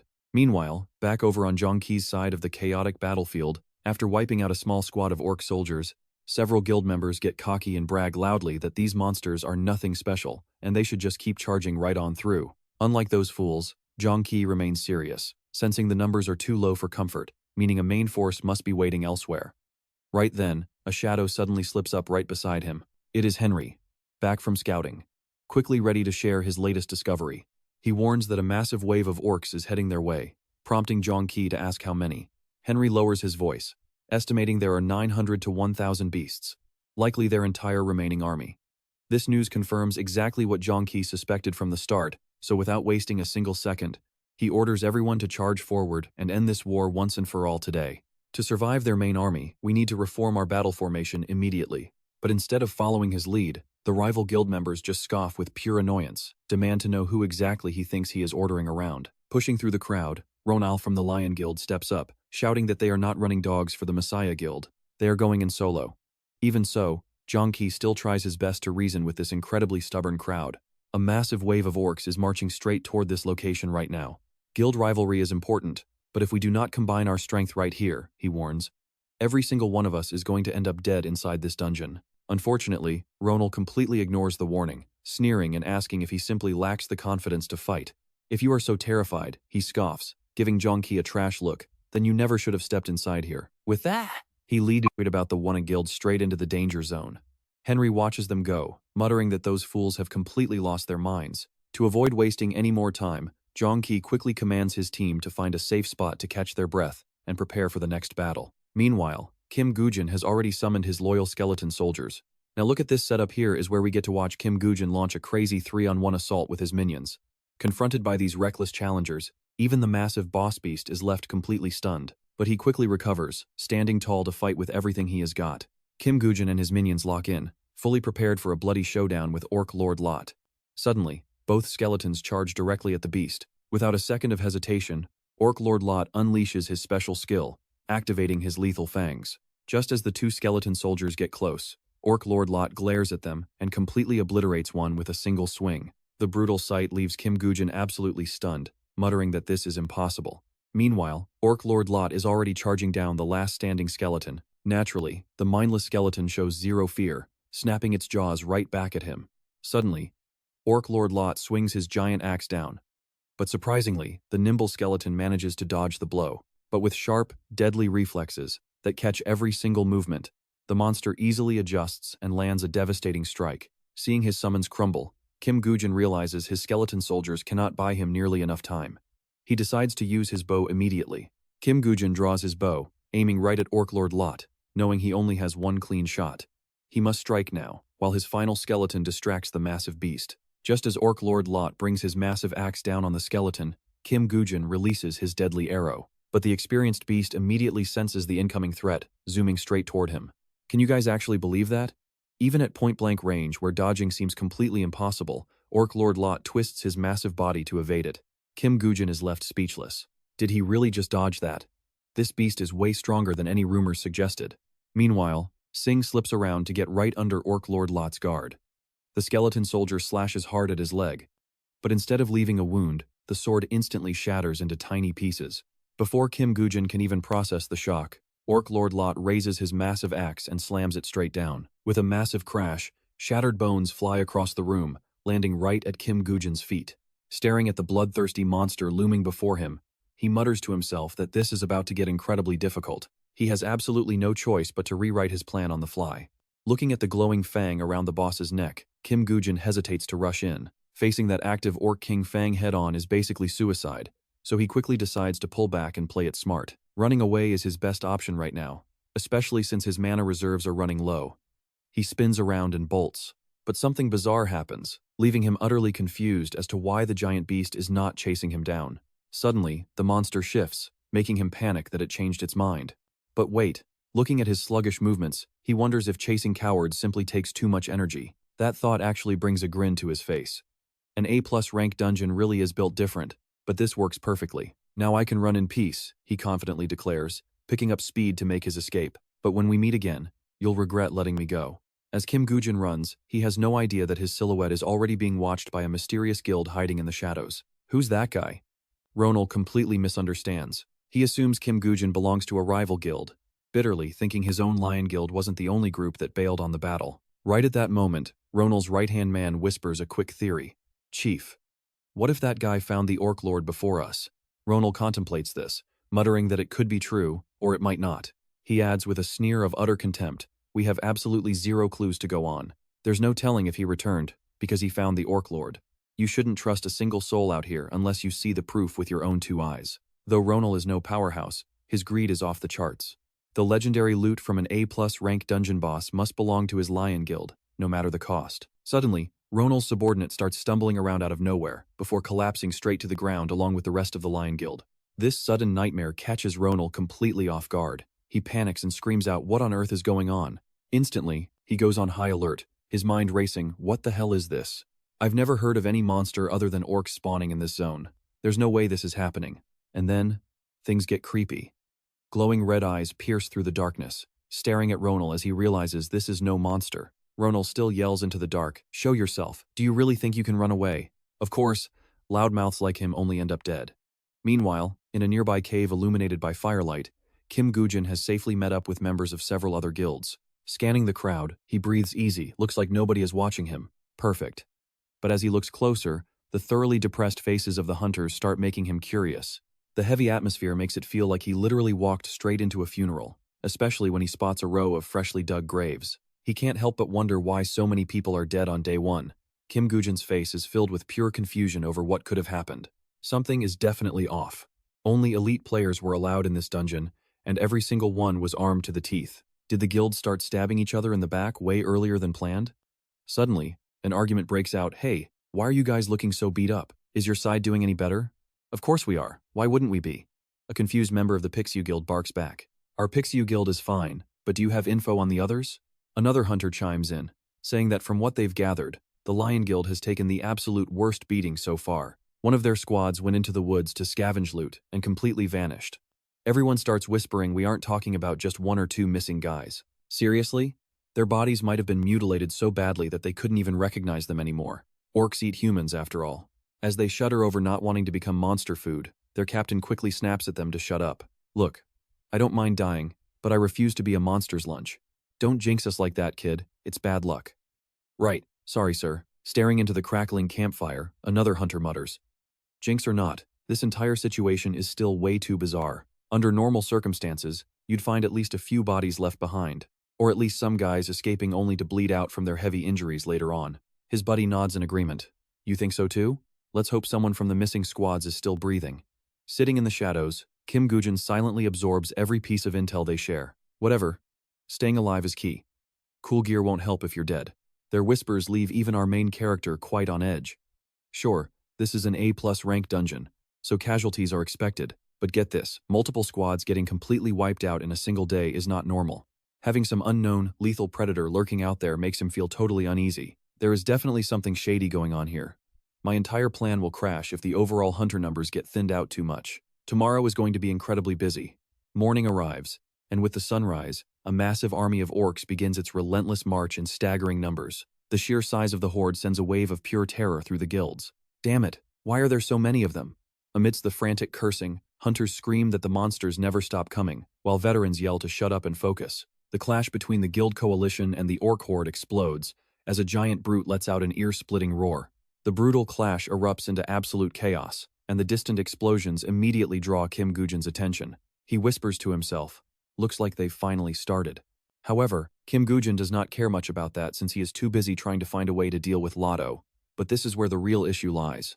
Landing a fatal blow on the orc leader with our current gear is basically impossible. Plus, yesterday's battle proved that using skeleton warriors as decoys does not work, since they are just way too fragile. Suddenly, a wild thought hits him. Can these skeleton warriors actually shoot arrows? To test this out, he decides to summon one right on the spot. System notification: skeleton warrior summoned. A moment later, Kim Woo-jin approaches Lord Orc, amazed at how casually the beast is still chilling on its throne. "You look way too comfortable today," he thinks. "Time to make you suffer. Time for round 2. Right on cue, the giant Lord Orc activates his deadly skill, King Orc's Fang, multiplying his massive physical strength in an instant. A massive boom echoes through the room as the beast leaps, charging directly at Kim Woo-jin. Just as Lord Orc is about to strike, a sudden projectile flies directly toward its face, catching the monster off guard, but it still manages to raise its heavy axe and block it. The arrow clatters to the ground after hitting the iron axe. Furious, Lord Orc glares toward the direction of the sniper. The shooter is none other than a skeleton soldier. Infuriated by this sneak attack, Lord Orc hurls a massive boulder at it. Luckily, the two skeleton soldiers easily dodge the giant boulder, while continuing their relentless archery assault. Arrow after arrow flies at Lord Orc, but the beast manages to deflect them. Yet while it is totally distracted by the archers, Kim Woo-jin has somehow positioned himself right above its head, so these skeleton soldiers actually know how to use bows. Kim Woo-jin notes with a smug smile on his face. The plan is going perfectly. Kim Woo-jin leaps high into the air, and just as he is about to land, Lord Orc finally senses the danger. Too late. Every single reaction now is completely useless. Kim Woo-jin delivers a devastating downward strike, simultaneously cutting the coveted Lord Orc's fang hanging right around its neck. As the giant fang plummets to the ground, Kim Woo-jin quickly catches the legendary treasure he has been dreaming of, feeling its raw power transfer into his body. A system notification confirms he has obtained Lord Orc's fang, and instantly, the boss's attributes begin to plummet. Its physical damage drops, its defense drops, and even its agility is drastically reduced. Suddenly, Lord Orc collapses heavily. Luckily, Kim Goo-jin is quick enough to dodge the crashing debris, saving himself from getting crushed. The real reason the monster collapsed is because a deadly poisoned arrow is now embedded in its leg. Lord Orc is officially afflicted with blood poison, thanks to Kim Goo-jin's skeleton soldiers. Seeing this, Kim Goo-jin feels extremely satisfied. He has finally secured the Fang, and his calculated strategy is working perfectly. The system displays details for Lord Orc's Fang, revealing it is a legendary rank item requiring level 1 or above to equip. This is Lord Orc's Fang, packed with ultimate power. Equipping this item grants plus 30 physical damage, increases attack power by 5%, boosts physical defense by 5%, and adds 10% damage on impact. Thrilled by these incredible stats, Kim Goo-jin does not hesitate to equip it immediately. Now, there is only one final task left to complete. The system confirms the item is successfully equipped, and a smug smile spreads across his face as he readies his freshly buffed weapon. Gently wiping his blood-covered blade, he calmly whispers, "Time to take your head." Meanwhile, Lord Orc is busy frantically fighting off the undead soldiers, allowing one of the archers to seize the perfect opportunity to fire another direct shot. Enraged, the beast lets out a deafening roar, swinging its arms wildly in a desperate attempt to swat away the incoming arrows. Suddenly, confusion fills the monster's eyes as it realizes an arrow has pierced its stomach, with the system warning that it has been poisoned. No warning. A dark shadow suddenly flashes past the beast.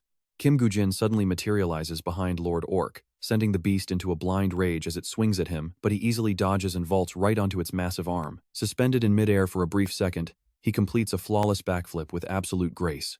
Seizing the moment, Kim Goo-jin grips the hilt with one hand, while slamming the pommel with the other, driving his blade straight into Lord Orc's arm. The system instantly flashes another notification that the boss has been afflicted with blood poison once more, prompting the enraged Lord Orc to glare at him with absolute hatred. No chance to counter. Kim Goo-jin swiftly cuts the heavy axe right out of its grip. Grinning at the monster's weapon, he watches the giant axe fly straight toward one of his skeleton soldiers, a precise move that was clearly part of his plan all along. Instead of dodging the flying axe, the undead warrior stands its ground, looking completely prepared to receive it. The undead soldier snatches the massive axe mid-air, staring at the weapon with a brief moment of confusion before suddenly tossing its bow straight to the ground. The skeleton warrior actually looks incredibly thrilled to be holding its heavy new weapon. Highly pleased by this, Kim Goo-jin smiles and declares that is the perfect weapon to end your life. Meanwhile, a stealthy hunter leaps and safely lands on a high tree branch. Looking around in confusion, he wonders what that strange noise could be, since orcs usually do not sound like that. After weighing his options, he decides to head directly toward the source of the noise, quickly concluding that some brave hunter must be actively fighting the local dungeon boss nearby. The realization that someone got to the boss first makes him quite annoyed as he mutters, "Damn it, who could that be? I need to gather details and report back to my guild immediately," he tells himself, picking up his pace through the dense forest. He watches as Kim Goo-jin and his two skeleton warriors play a ruthless game of cat and mouse with the legendary Lord Orc. 2 skeleton soldiers, 1 player. Seeing only a single player like this makes him a bit uneasy, and he strains his eyes, desperately searching the area for another human figure. But there is absolutely nobody else, not a single other player in sight.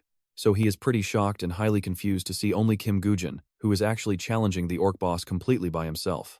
How is this even possible? The sheer absurdity of it terrifies him, prompting him to report back to his guild immediately. Spurred to action, he quickly spins around to escape. But get this, he has no idea that Kim Goo-jin already has him dead in his sights. While he is running headlong back to his guild, an arrow suddenly flies through the air and embeds itself directly into his back. Stunned by the sudden impact, he gasps out an arrow, but no matter how hard he tries, his legs give out and he collapses onto the ground. Struck by this cheap shot, he looks around in utter confusion, asking himself what is happening. Who did this? Then he thinks of Kim Goo-jin and panics, telling himself it is impossible. Was I found out? It is definitely him. Is he trying to stop me from reporting his fight with the boss? Suddenly, a flash of light appears right next to him, forcing him to glance up at a mysterious figure stepping out of the shadows. This newcomer is none other than a member of the Skull Guild, staring down at the miserable man with cold, murderous intent. Terrified, the man immediately recognizes the emblem, the Skull Guild, but before he can even beg for his life, he gets silenced for good. The Skull Guild rookie stands calmly over the unfortunate man's corpse, knowing his victim is gone forever and will never be coming back. With the man dead, the Skull Guild rookie carefully crosses the name off his hit list and counts his remaining targets. There are still 5 more left. Looking at the long hit list of targets he already eliminated, he complains. Why should we waste our energy hunting stupid orcs when player killing is way more rewarding anyway?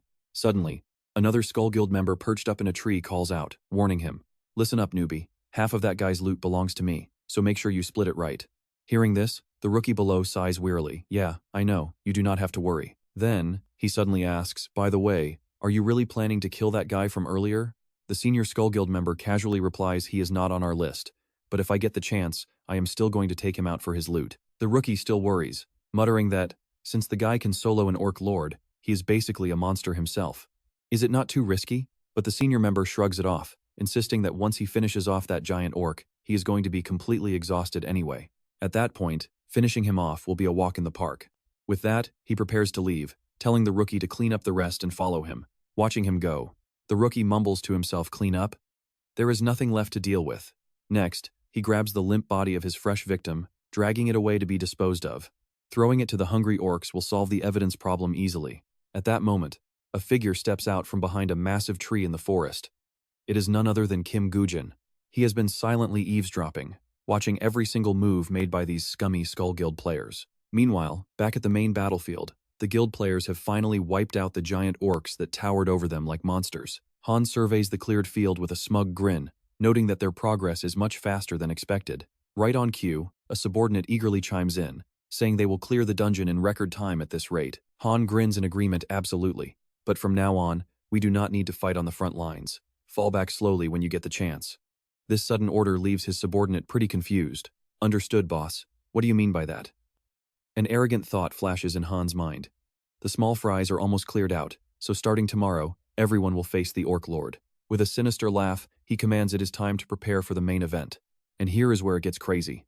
A system notification suddenly flashes, catching the smug Han completely off guard. In bright red letters, a message appears, declaring that the Orc Lord has been defeated. Staring in disbelief, Han gasps out in utter shock. "What?" The other players scream out in absolute shock and panic, desperately wondering what on earth is going on and if they are just seeing things. Who could have done this? He stares at the system notification, wondering how this is possible. The main vanguard forces of all the top guilds are gathered right here. Henry leans in, whispering to his boss leader, "What does this mean? Does this mean those clowns from the Lion Guild who sneaked ahead actually succeeded?" Donkey shakes his head dismissively. With deep suspicion in his eyes, he mutters that those Lion Guild bastards are all bark and no bite. Meanwhile, the Orc Lord's massive axe is now drenched in dark blood.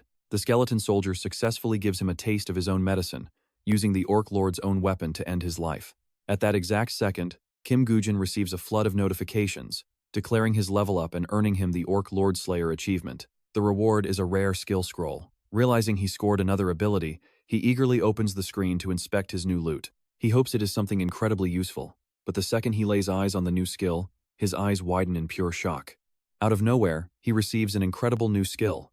It is Osiris's Death Book, an E-rank notebook overflowing with the dark, mysterious power of Osiris himself. It lets him seal up to 5 underclass monsters inside.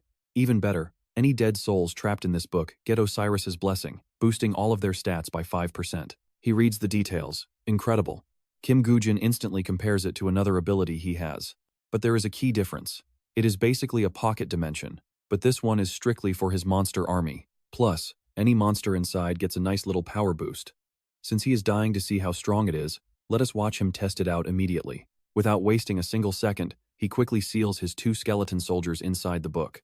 A massive wave of energy erupts from the notebook, pulling both skeleton soldiers inside while Kim Woo-jin grits his teeth and grips the book with everything he has. Deafening explosions shake the area as lightning cracks, leaving Kim Woo-jin completely amazed. Seeing the words skeleton orc written inside the book makes him pretty satisfied. He realizes he can summon his army instantly upon entering a dungeon without needing a fresh kill first. He smiles. Smug. With this, his biggest weakness is gone. Meanwhile, deep in the forest, a group of hunters is rushing forward faster than they ever have before. It turns out to be Han's guild. Since their leader is charging straight toward the Lord Orc, his confused subordinates yell out, "Boss, where are we even going?" Annoyed by their constant questioning, Han spins around and screams back at them, "You think I do not know the Lord Orc has already been taken down?" Still completely baffled, his right-hand man cannot help but ask, "Then why are we running there?" Gritting his teeth, Han snaps back and finally reveals the real reason they are sprinting toward the boss's chamber. "You idiot! We need to see the situation ourselves to report it.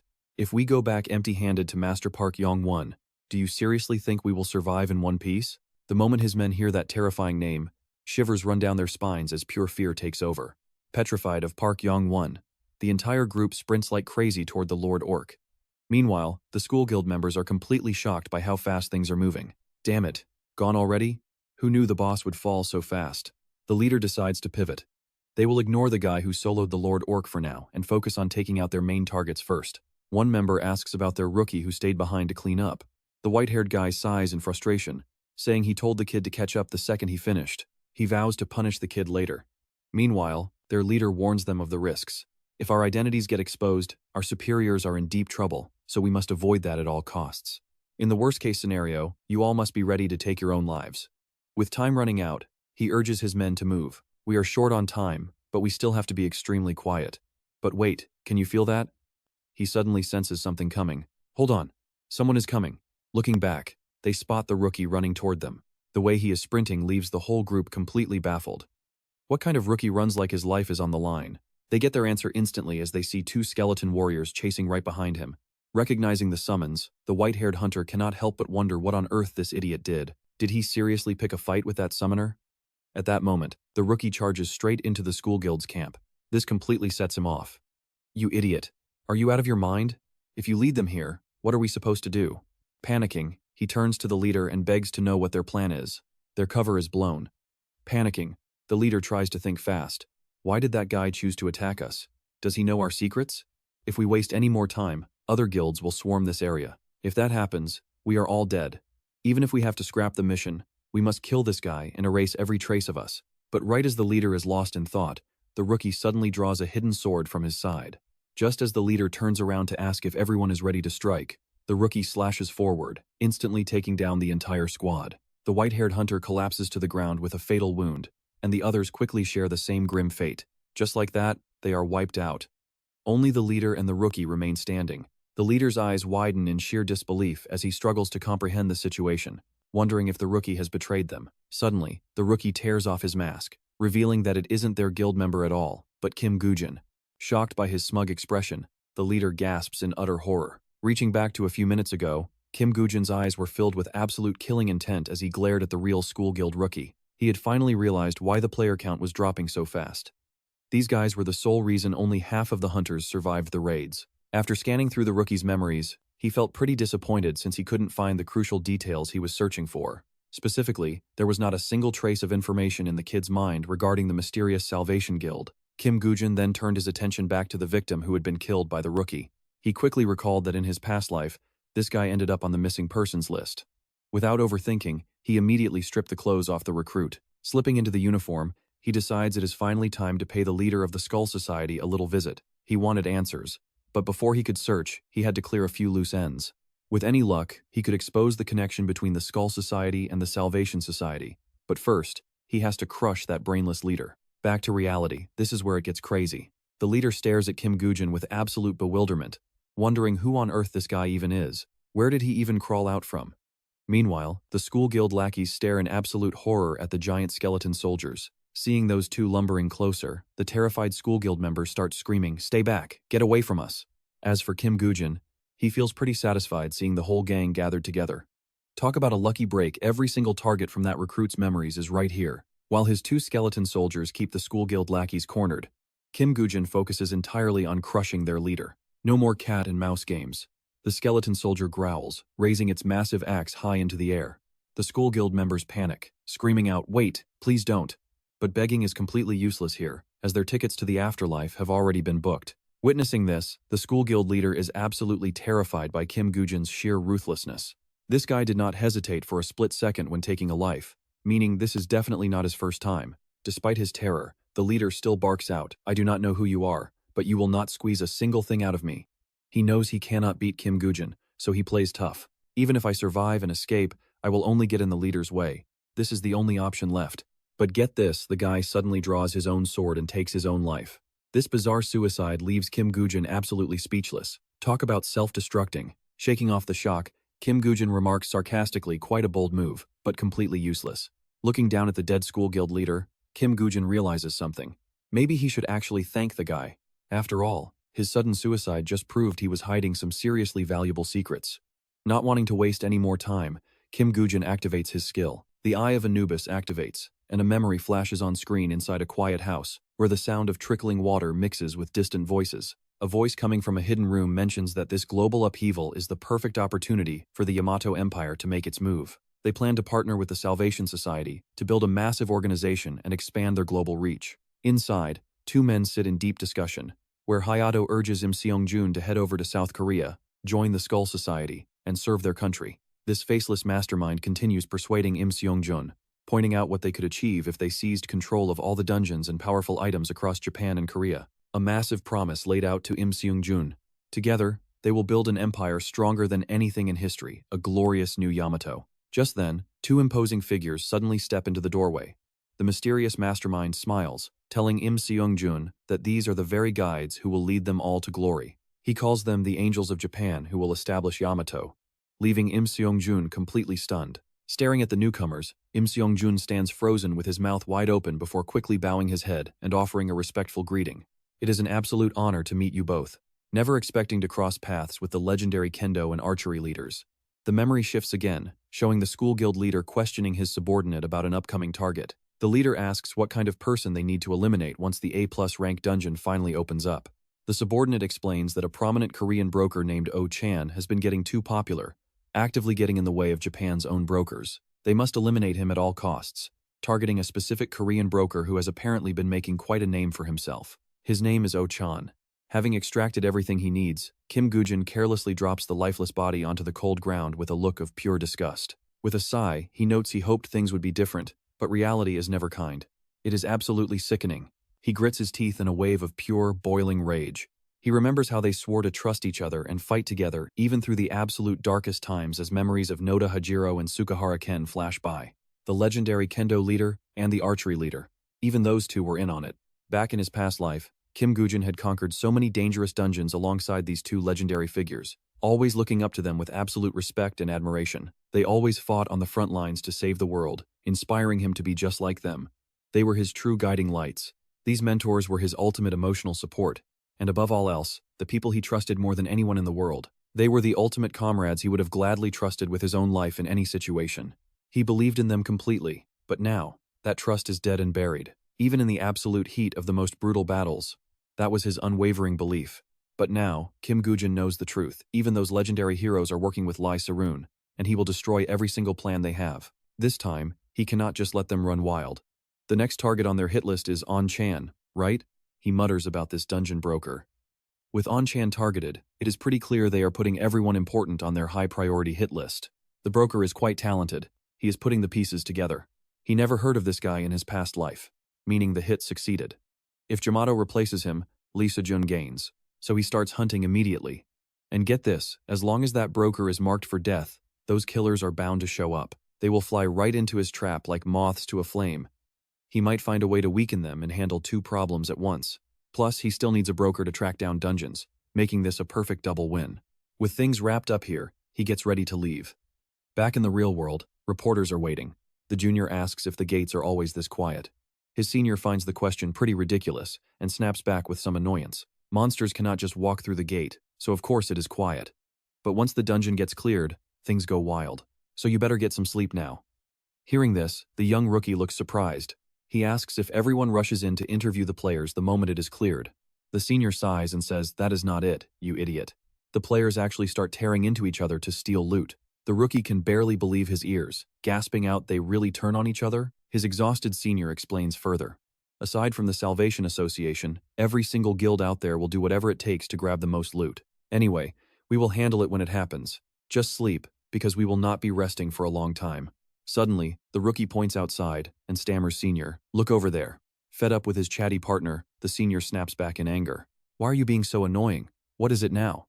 But the rookie just stares blankly, muttering about the gate. Confused by his reaction, the veteran reporter turns around to look where his junior is pointing. Both of them watch in absolute shock as Kim Woo-jin stumbles out, completely covered in blood. They scream out, "A player is hurt." Instantly, medical teams rush over to give him emergency aid. An A+ dungeon has been cleared. They need to treat the wounded right away. All the noise is making Kim Woo-jin pretty irritated. Paramedics scream to bring stretchers over as more injured players emerge. Nearby, two rival guilds are already preparing to clash for some unknown reason. The rookie calls out, "Senior, there is a fight breaking out.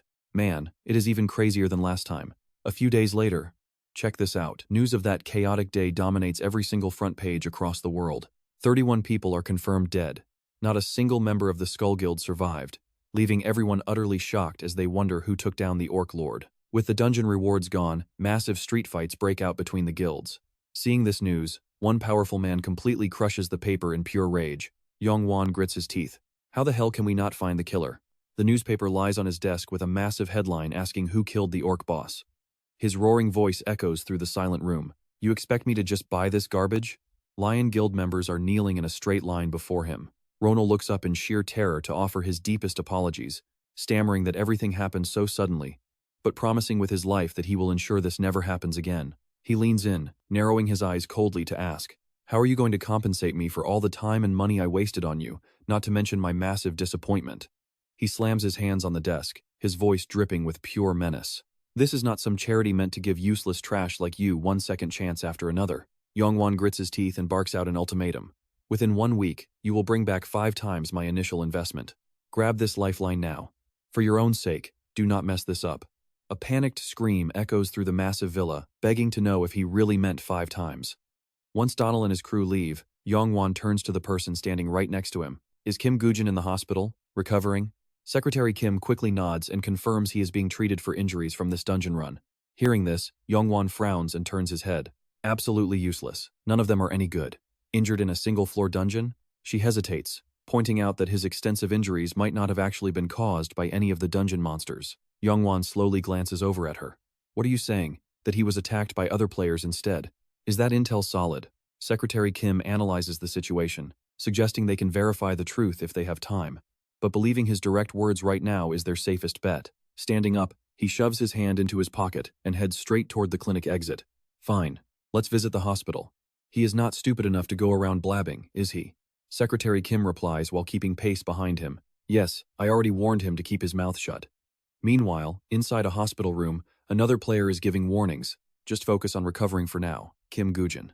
Nam-sang stands in the hallway, bowing to him while reminding him to contact the guild immediately if he remembers anything else about what happened. He turns to walk away, scratching his head and letting out a frustrated sigh. This is bad. How can he not remember anything? And how will he write the report? The elevator panel flashes a down arrow, showing it is currently up on the 4th floor. Nam-sang looks up at the ceiling, wondering what in the world he is supposed to do next, especially since Park Yong-won is personally demanding to have Kim Woo-jin join the upcoming raid. Just as he steps into his elevator, the doors of the one right next to him slide open. Park Yong-won steps out with Secretary Kim right on his heels. He spots Nam-sang. Both of them quickly head toward the patient's private hospital room. Before Secretary Kim opens the door, Park Yong-won whispers that judging by that guy's face, Kim Woo-jin is definitely keeping his mouth shut. The patient's door swings open with a sharp creak. Kim Woo-jin looks over at the sound. Park Yong-won walks straight into the room, casually asking how he's doing after all this time. Kim Woo-jin stays quiet, thinking his target has finally arrived. Transparent drops of medicine fall slowly from the hanging IV bag, dripping down into the plastic tube. Sitting in his hospital bed, Kim Woo-jin reports that there is almost no info on the Skull Guild, though they seem highly suspicious. Check this out, his mind flashes back to what he saw. He confirms they attacked the boss. Kim Woo-jin glances aside, adding that since they were totally wiped out, that means another group definitely stole the items. At that moment, memories of that incredibly brutal battle in the past flash through his mind. Kim Woo-jin adds one last detail. The last thing he saw was them using the signature stealth skill of a silent hunter. Sitting on the chair, Park Yong-won mutters that he is actually extremely familiar with stealth skills. Since it completely hides the user, it is a highly useful technique in combat. It proves they were only after the players and the boss. Kim Woo-jin lowers his head thoughtfully. He agrees, saying that without his unique blood poison, he would have died. If the attacker hadn't been poisoned by his spilled blood, he wouldn't be here now. Park Yong-won sighs deeply at his words. He sighs, telling him he got incredibly lucky. Since they're all dead, no one else knows what you saw. Even so, Kim Woo-jin replies, he still needs to keep his guard up and be extremely careful for a while. But what about our Phoenix Guild? Did we manage to gather any useful information? Park Yong-won grinds his teeth, his expression darkening. Thinking about it makes him furious, as that damn Skull Guild has caused them nothing but massive losses this time. Rubbing his chin, he quietly plots his next move. There is no letting this slide. To recover their losses, they must drag the Skull Guild out into the light. What he got from Kim Woo-jin is proving to be incredibly useful. Park Yong-won slams both hands onto his chair, loudly asking if there is anything he wants. Kim Woo-jin acts confused, asking what he means by that. Standing up from his chair, Park Yong-won tells him it is time to stop playing dumb. He turns around. He is completely sure of it. He notes that since they have a deal, Kim Woo-jin monitored the players and reported back. But surely he expects something in return for providing this much intel. After a brief silence, Kim Woo-jin speaks up and states his condition, requesting to track down a specific person. Confused, Park Yong-won asks who he's looking for. Kim Woo-jin counters, asking if he has ever heard of a broker named Oh Se-chan. He explains that although the broker is reportedly highly capable, his own connections are rather limited. Park Yong-won rolls his eyes, muttering the name under his breath. Wait, how does he even know about that broker? He shrugs it off, telling Kim Woo-jin to just pick up his phone if an unknown number calls him soon. Heading for the door with Secretary Kim, he throws out one last cryptic remark. The guy is incredibly arrogant and picky with clients, but his actual skills are undeniable. Stopping in his tracks, Park Yong-won casts a sharp warning glare back at the bed as he continues speaking. He warns him that, just in case, he must keep this entire situation a complete secret. If any rumors get out, it is only Kim Woo-jin who will face the danger. Kim Woo-jin nods, watching his back from the bed. He calmly replies that he understands. The door slams shut. Before leaving with Secretary Kim, Park Yong-won promises to see him around soon. Kim Woo-jin simply bows his head in absolute silence. Swinging his legs off the bed, he slips into his slippers, his mind already spinning with calculations. First off, everything is running exactly as planned, with zero suspicion from their side. Park Yong-won has absolutely no clue about the secret connection between the Skull Guild and the Messiah Guild. Woo-jin stands by the window, staring outside. He figures, once they dig in that direction, Se-jun or the Bow God and the Sword Saint will bear the brunt of Park Yong-won's suspicion. A satisfied smirk tugs at his lips. Park Yong-won is completely blind to the traps he is walking into, so he is going to have a rough time ahead. While Park Yong-won and Se-jun are busy playing mind games, I can focus entirely on growing my own strength. A black car speeds down the road with its headlights beaming brightly as a voice echoes from inside the vehicle. Even with the Skull Guild's massive size, is it possible they somehow lack any major corporate backing? Then there is only one real possibility. Sitting in the back seat and staring at his phone, Park Yong-won figures that smuggling domestic dungeon items abroad is how they blow up their funding. Looking closely at the red arrows on the map, he begins forming a plan. We need to dig into the black market connected to foreign networks. If we go there, we can meet the merchants who deal with them, Park Yong-won says, turning his gaze toward the window. This will definitely involve corporations that are in bed with them anyway. Meanwhile, today, Kim Woo-jin steps out of the hospital. He reaches into his pocket, searching for his phone and wondering if it is about time they contacted him. Still nothing. But right on cue, his phone rings, and you just have to appreciate how perfect their timing is. He presses the phone to his ear as a voice comes through, asking if it is true he wants to make a deal. Kim Woo-jin narrows his eyes, recognizing the man as Oh Se-chan, and replies that yes, he is looking for dungeons. Oh Se-chan sets his condition, stating he needs to test his actual abilities before making any final decisions. Kim Woo-jin questions him about these abilities, but Oh Se-chan just tells him that he will text the details over. The call abruptly cuts off. Just like that, a brand new message pops up on his screen. His text instructions tell him to clear a one-floor goblin dungeon of C+ rank, with a maximum of 4 players. Entry requires being under level 28. The clear condition is to slaughter 100 goblins, and the dungeon is located in Ilsan, Goyang City. After reading it through, Kim Woo-jin confirms they really do pick and choose their clients, using this one-floor C+ rank dungeon as an entry test. If this deal goes through, it will be incredibly helpful for him. Meanwhile, in a bustling part of the city, a tall building stands decorated with various bright, colorful signs all over its exterior. Inside, Lee Jin-ah points at the phone, asking his Hyung who it is.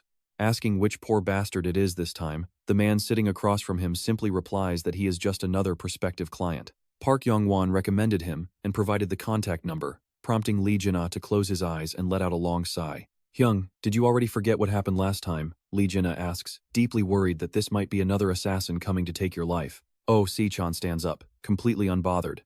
He claims even a truckload of average hunters wouldn't stand a chance against him. Lee Jin-ah leans back, warning him that someone working under Park Yong-won is bound to be even more aggressive. But Oh Se-chan dismisses his worries, pointing out that if the guy actually worked for Park Yong-won, the boss would deal directly. He walks over to his desk and pulls open a lower drawer.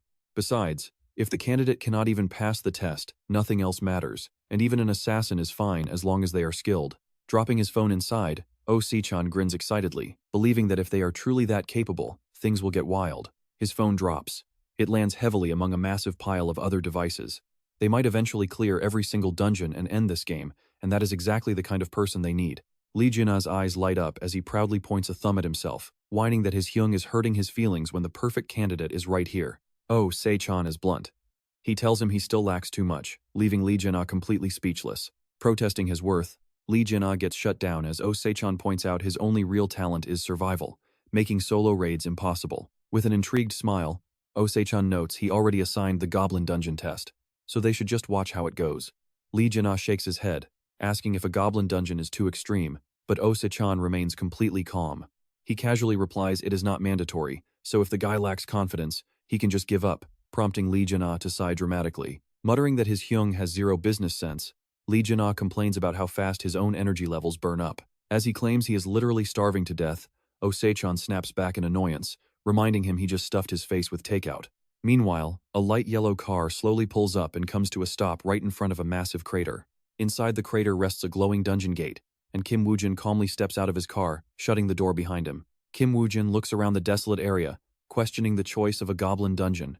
Does he not care about making money, using a dungeon that is far too dangerous for any ordinary player to clear alone?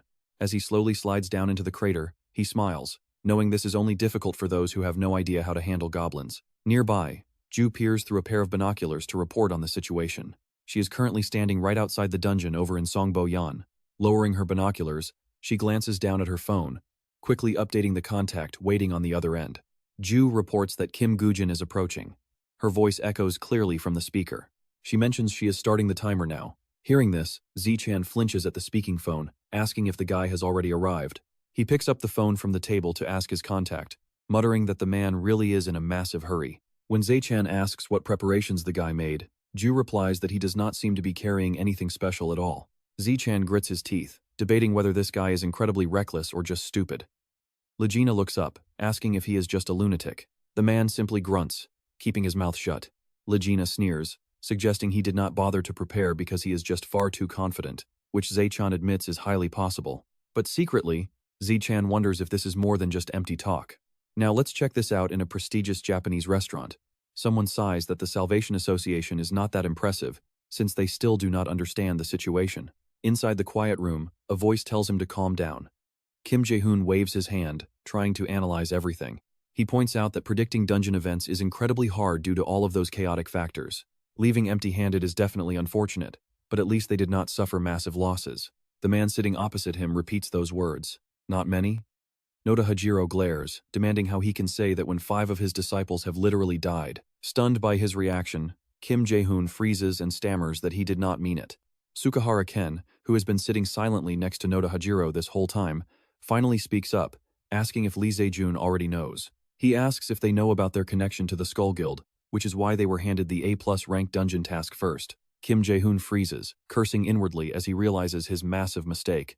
Sukahara Ken continues, agreeing that it is indeed completely impossible to predict exactly what is going to happen inside a dangerous dungeon. Frowning, he asks if they are seriously expected to believe that some mindless monster was actually capable of wiping out their elite, highly trained men. Panic washes over Kim Ji-hoon's face as he hears them coldly declare that this matter simply cannot be brushed aside so easily. Immediately, he drops his hands to the floor and bows deeply before them, apologizing profusely while admitting he should have thought twice before uttering those completely stupid, absolute nonsense words. Please give me a little more time. I will investigate this thoroughly. Sukahara Ken smirks, grabbing the bottle from the table and saying it is unnecessary because they have already started their own investigation. He tells him to relax and offers a drink, while Kim Ji-hoon's eyes widen as he senses a hidden threat in those words.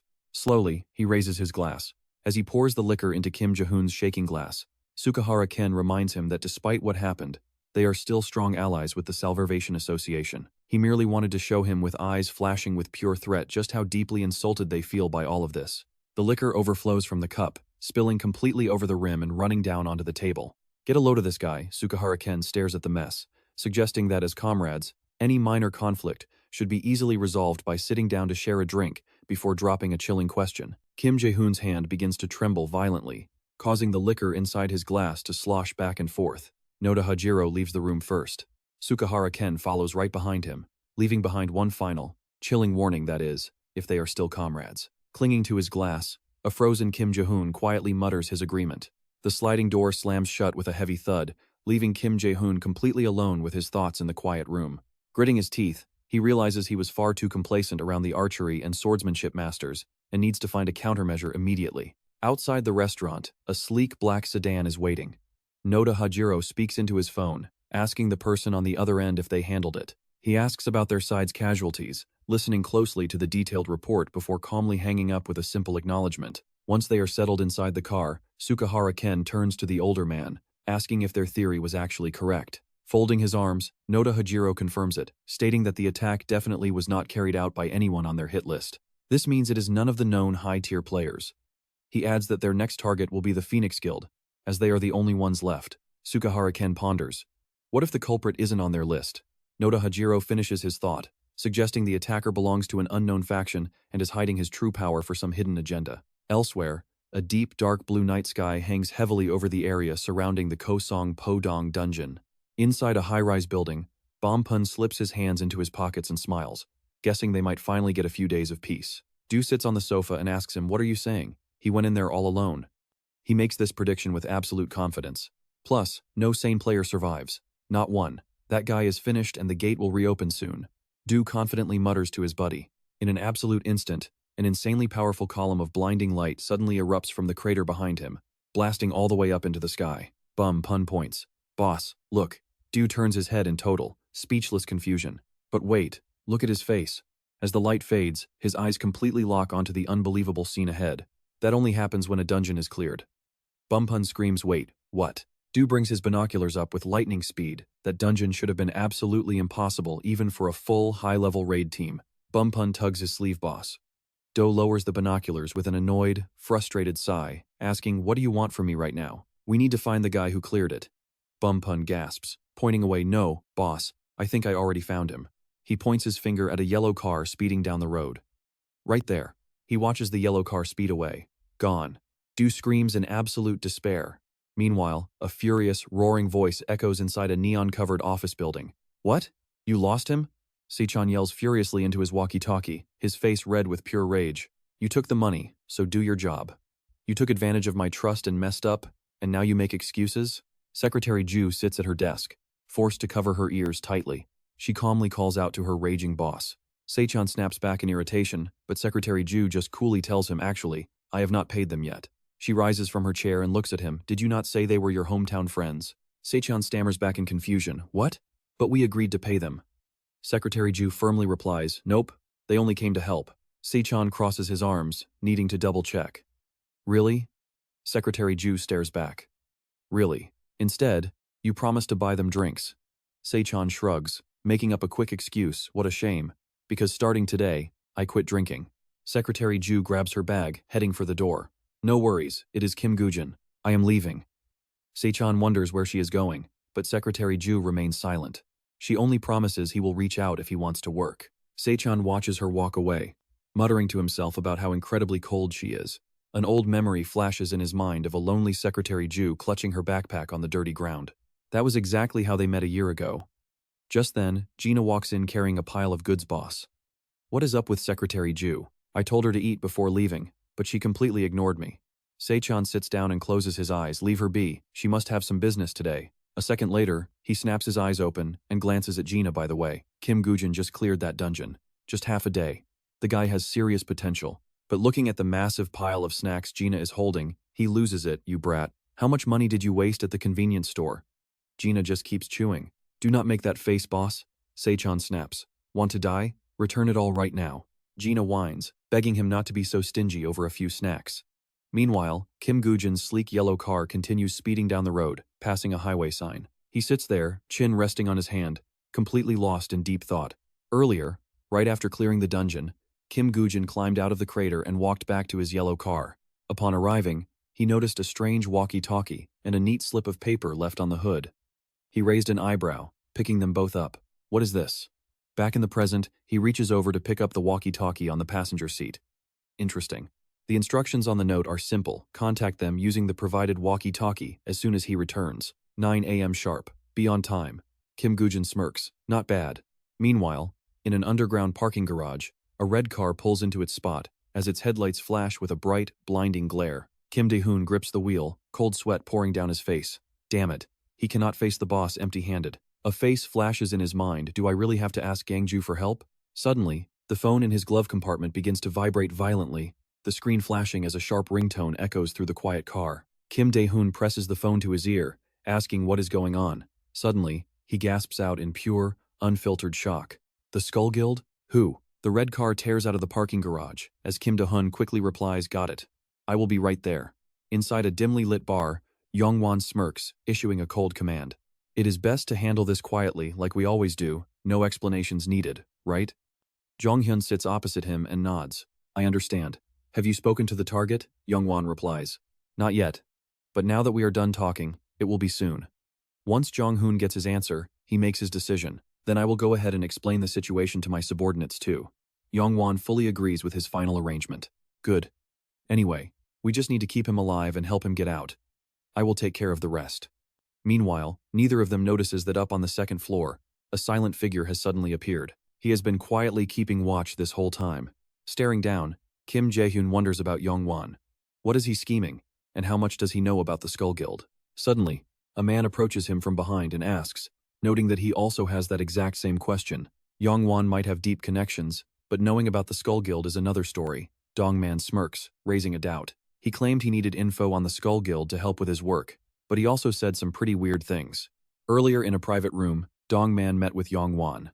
Leaning over the table, he declared that sharing info on the Skull Guild would be pretty difficult, even for someone like him. Sitting across from him, Yong-won replied, "You are being way more cautious than usual." With a highly confident smirk, Yong-won asked, "What if I told you I know the secret of how those Skull members died in that A+ dungeon?" Back in the present, Kim Jae-hyun gasps in utter disbelief and tries to confirm it. "Did he really say that?" Kim Jae-hyun mutters, sweat pouring down his face as he realizes this is way too big of a problem for him to handle alone. He is dead meat if he reports this to the boss. Looking down at the lower floor, Kim Jae-hyun wonders who that man talking with Yong-won actually is. Crossing his arms, Dong-man reveals his identity as Jong-hoon, a mercenary who has done plenty of dirty work for Yong-won.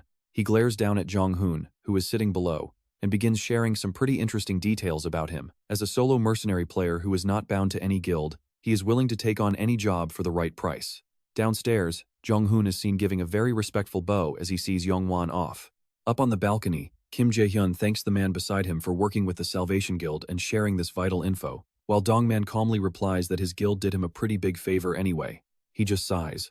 Clenching his jaw, Kim Jae-hyun goes completely silent without saying another word. Down below, Jong-hoon returns to his seat, only for Kim Jae-hyun to suddenly appear right in front of him with a direct invitation. He asks to speak for a moment, and Jong-hoon looks up, immediately recognizing him as Kim Jae-hyun from the Salvation Guild. Sitting down across from him with clasped hands, Kim Jae-hyun says he doesn't know what he heard from Yong-won, but he has a major proposal for him. He gets straight to the point, offering a pretty lucrative gig, working directly for the Salvation Guild. Jong-hoon just smiles, playing dumb as he asks what this is about and requests him to simplify it a bit. A sharp light flashes in Kim Jae-hyun's eyes as he asks how he can still be confused by such a highly profitable deal. This is going to take some serious time. Meanwhile, elsewhere in the city, a sleek black sedan finally comes to a complete halt behind the white line, waiting for the light. Inside, Secretary Kim sits in the front passenger seat, updating Yong-won on the situation as he rests in the back. She reports that she secured the public dungeon he wanted, but notes his current method seems completely different from his usual sneaky style. Turning around, she asks if getting directly involved like this wouldn't make everything way more complicated. Leaning his head on his hand, Yong-won ignores her, staring at his phone. The Skull Guild has absolutely no choice but to react to the mess I made, and they will likely do so in a rushed, disorganized way. Seeing Kim Goo-jin's name pop up on his incoming call screen, he notes that since the venue and supporting actors are ready, it is finally time to set the stage for their lead actor. Meanwhile, back at the bar, Kim Jae-hyun sits alone near the entrance. Nervously biting his nails, he quietly wonders what on earth Yong-won could possibly be planning this time. Kim Jae-hyun carefully recalls everything Jong-hoon told him, especially the part about hiring 5 elite players just to guard this one target, making him seem incredibly important. Looking at his phone, his eyes focus on the name Kim Goo-jin, a level 16 Phoenix Guild member, leaving his mind filled with doubt. Sure, he is registered for the A+ dungeon, but there is absolutely no way a low-level rookie can stand against the Skull Guild veterans. Too obvious. This bait is so clear we have to wonder if he will actually fall for it. Early the next morning, a bright yellow car pulls up and parks right outside a massive private estate. Sitting inside, Kim Goo-jin speaks into his radio to ask if he passed the test, and the voice on the other end confirms it was way faster than expected, asking if he was hiding his true strength. Without even waiting for a reply, the man on the radio continues talking. He claims he does not actually doubt him, but is just curious. while Kim Goo-jin calmly explains that he only showed off his skills because he was directly asked to do so. With that, the mysterious caller's voice crackles over the receiver once again. I got it. Anyway, you said you wanted to buy a dungeon, right? I put the list of dungeons I found in Locker 19 at Gon Station. Drop by and contact me if you need anything else. Kim Goo-jin steps out. Then, he quickly relays the message over his radio. Understood, but I have a few things to take care of first, so I will get back to you in a couple of days. Se-chan replies from his end. Got it. I will wait, Se-chan says. Leena sits nearby, completely skeptical, asking his boss if he is seriously planning to do business with that shady guy. Se-chan just smiles. Turning back, he asks his associate if his gut feeling has ever been right. And is not brokerage all about making a living off risk? Meanwhile, Kim Goo-jin hangs his head, looking pretty anxious. Mr. Park Yong-won, this is too risky, he says. You are basically telling me to act as bait. No hiding here. Park Yong-won straight up admits he got it completely right. Tilting his head as he rests his arm on the chair, he says he has no idea how their private conversation leaked out as rumors. But those rumors reaching the Skull Guild is just a matter of time. In his mind, he thinks the kid is finally getting scared. Not that he cares. Kim Goo-jin keeps his head down in silence, while Park Yong-won asks if he is just going to sit there and wait to die. Reaching his hand out to tempt him, he says he already personally hired a highly elite team to back him up. Trust him? Kim Goo-jin looks up, staring directly into the eyes of Park Yong-won as he asks. But this is still risking my life, he says. Is there any reason we absolutely have to do this? Park Yong-won makes up an excuse. I am sorry about that, but I owe those guys a few favors, and I cannot stand being in debt to anyone. Finally, Kim Goo-jin speaks up, making his demand, saying he understands and that there is no other way. But I want a raise. And watch this, Park Yong-won smirks, thinking the kid took the bait, while Kim Goo-jin hides a smile of his own. Park Yong-won snaps his fingers to signal his assistant. No problem. Secretary Kim steps up, placing a brown document on the table. The boss prepared this for you, Kim Goo-jin. Park Yong-won asks, if you get stronger, your survival rate goes up, right? A skill book. Kim Goo-jin looks at the paper, instantly realizing what it is. Sometime later, he finally leaves the villa. Kim Goo-jin walks away, laughing at the idea of that man feeling guilty. Before I return to the past, Park Yong-won had already allied with the Yamato faction. He looks back at the building. Choosing the path of a traitor was definitely a smart, timely move, but none of that even matters to him anymore. Pulling the skill book from his pocket, he smiles, realizing that Park Yong-won is actually way more useful than he expected. Deep inside a dark stone cave, endless complaining and sighing echo through the cold, damp air. Pathetic. At this rate, we will probably die before we ever pay off our mountain of debt. Han, their leader, gets completely annoyed by the whining, turning back to snap at them to shut up and keep moving. Crossing his arms, he reminds the group that the bastard Park Yong-won was actually being quite easy on them. The first lackey complains that it is still totally unfair, while the second one quickly chimes in to agree. Not our fault. How on earth were we supposed to know who that was? How much longer must we keep clearing this dungeon? Han curses, turning back to march forward, telling them that if they have energy to whine, they should kill monsters instead. And right here in the dark, check this out. A sharp-toothed monster is hiding in the shadows, watching their every single move. Late at night, a train rumbles across the dark railway bridge. Down below, a sleek car is parked as a small crowd of shady figures gathers together in the dark. A man presses his phone to his ear, telling the caller that everything is ready and he will handle it. He hangs up, ending the call, with the screen displaying the caller's name as none other than Park Yong-won. Jong Hyun looks at the guy standing in front of him, asking if they just need to hand over Kim Goo-jin to them. A smirk. Jong Hyun shifts his gaze to a briefcase overflowing with cash, muttering that it seems a bit too little. Considering we are about to lose a highly valuable client, a little extra compensation only seems fair, right? Kim Dae-hun waves his hand dismissed, assuring him that money is no issue and he will get plenty more after. He can even hook them up with new clients. But Jong Hyun immediately pushes for one more favor. Instead, he wants a contract with the legendary Messiah Guild, claiming he will waive the extra cash if they make it happen. Kim Dae-hun flatly refuses, explaining that he cannot make big decisions that affect the core interests of the guild on his own. No more arguments. Jong Hyun casually nods and lets the matter drop. A moment later, Kim Dae-hun gets into a red car and drives away while the men of Jong Hyun bow respectfully. He stands up straight, marveling that they struck absolute gold, and they will be filthy rich after this. Behind him, an accomplice gasps, admitting he never expected to find this kind of scumbag in the Messiah Guild. Jong Hyun just smirks. They are only human, after all, and not everyone can be Lee Se-jun. Then he turns to the others, asking what the hell that has to do with them. All they need to do is grab this opportunity and live like kings once they get paid. Elsewhere, a blinding light fades as a group steps out of the portal, and a system voice echoes through the area, announcing the dungeon has been cleared. A man in a black suit quickly rushes over to the three hunters emerging from the light.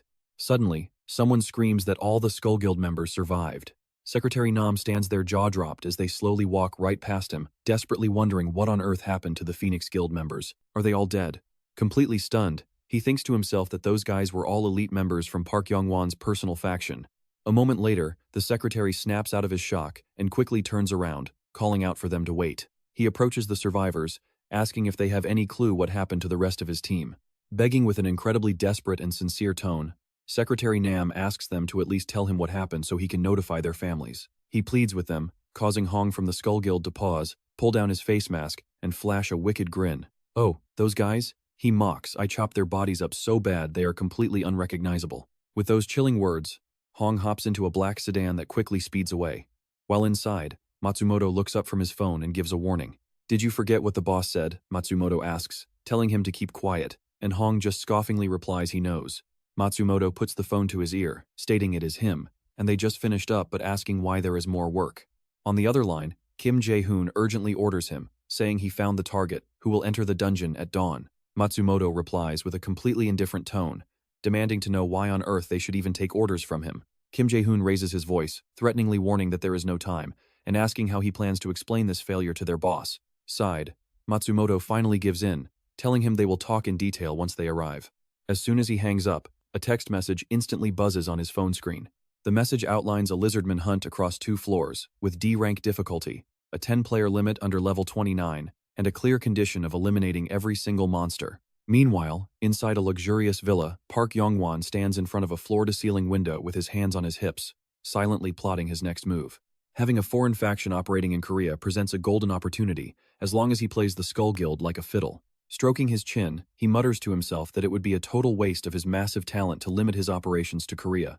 Checking the gold watch on his wrist, he figures that even if the plan fails and Kim Woo-jin dies, he still gains valuable intel on the Skull Guild.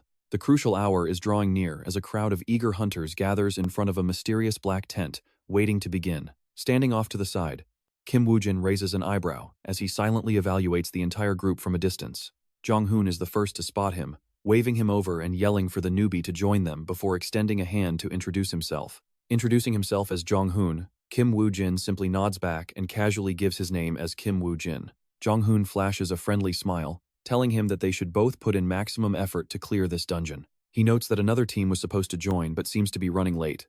Yet just as he says that, a white car comes roaring up behind Kim Woo-jin. As dust clouds the air, Jong-hoon smiles at the vehicle, announcing their arrival as 4 mysterious Skull Guild members step out of the sedan. You can practically feel the tension skyrocket as Kim Woo-jin narrows his eyes to analyze these highly suspicious newcomers. Out of nowhere, he asks where the restroom is, and since Jong-hoon was planning on going anyway, he gladly offers to show him the way. A classic blue sign hangs on the wall, clearly marked with the word toilet alongside a standard male symbol. Crossing his arms, Jong-hoon leans back against the tiled wall and asks if he is indeed the target they are supposed to escort. Skipping the answer, Kim Woo-jin fires back with his own question, asking if they are the team Park Yong-won mentioned. Jong-hoon stands straight, noting it is almost time, and suggesting they talk on the move as he begins outlining their strategy. Since the latecomers have no clue they are allies, they must avoid being seen together inside the dungeon right off the bat. Skeptical, Kim Woo-jin asks if he is expected to go solo, but Jong-hoon quickly waves his hand to reassure him, telling him not to worry. He explains they will stay close and keep a hidden tail on him, warning that a deadly ambush is highly likely on the 2nd floor anyway. If they start fighting right at the entrance, clearing the dungeon will become an absolute nightmare. Walking silently beside him, Kim Woo-jin keeps his head down with unreadable thoughts, while Jong-hoon confidently boasts, telling him to just trust their expertise and get in there. He glances over and replies, "Fine, I will do what you say." Dong-hoon lets out a highly satisfied grin. "Good, you head inside first, since going in together might raise suspicion." Saying nothing, Kim Woo-jin does as he is told, turning around to enter the tent alone. Behind his back, Dong-hoon watches him go, a sly gleam in his eyes as he thinks things are going smoother than expected. Deep inside the forest, massive towering trees crowd tightly together, with golden beams of sunlight cutting through the heavy leaves to touch the forest floor. Out in the open clearing, the crowd splits into 2 distinct sides. On the right side stands Dong-hoon with his lackeys, while the Skull Guild members claim the left.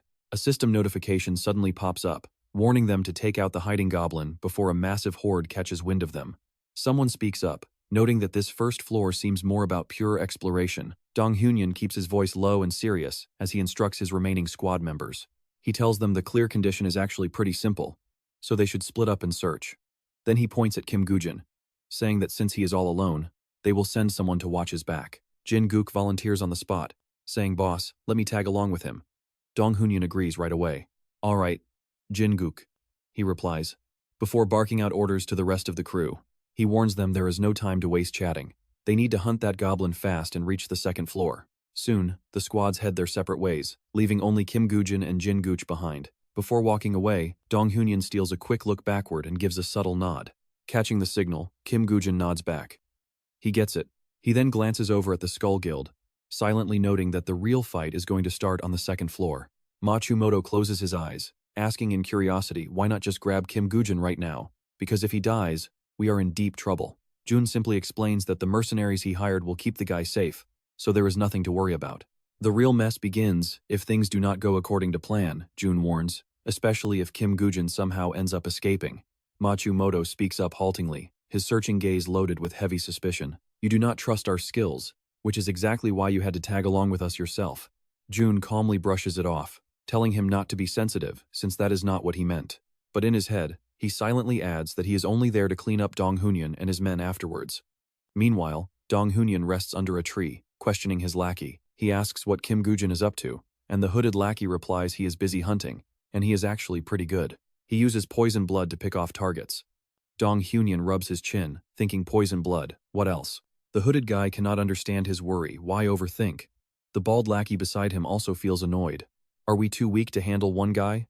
Dong Hyun replies, "No. It is because this is too easy that I suspect something." Pushing himself up, he points out that guys like Park Yong-won and Kim Jae-hoon would never throw around a mountain of cash this easily. He asks if Jin Gook is still trailing him, and a lackey confirms it. "Yes, are you heading over there?"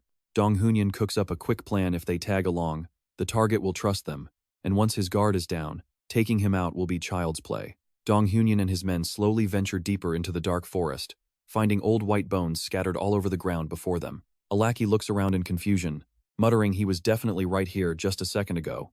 Where did he disappear to? Dong Hyun figures if the guy ran, he would have left some tracks behind, so he carefully scans the surrounding area. The sharp scent of blood proves he is nearby, but Jin Gook is nowhere to be found. Instead, several dead hyena carcasses lie scattered across the dirt, and this is where things get super creepy.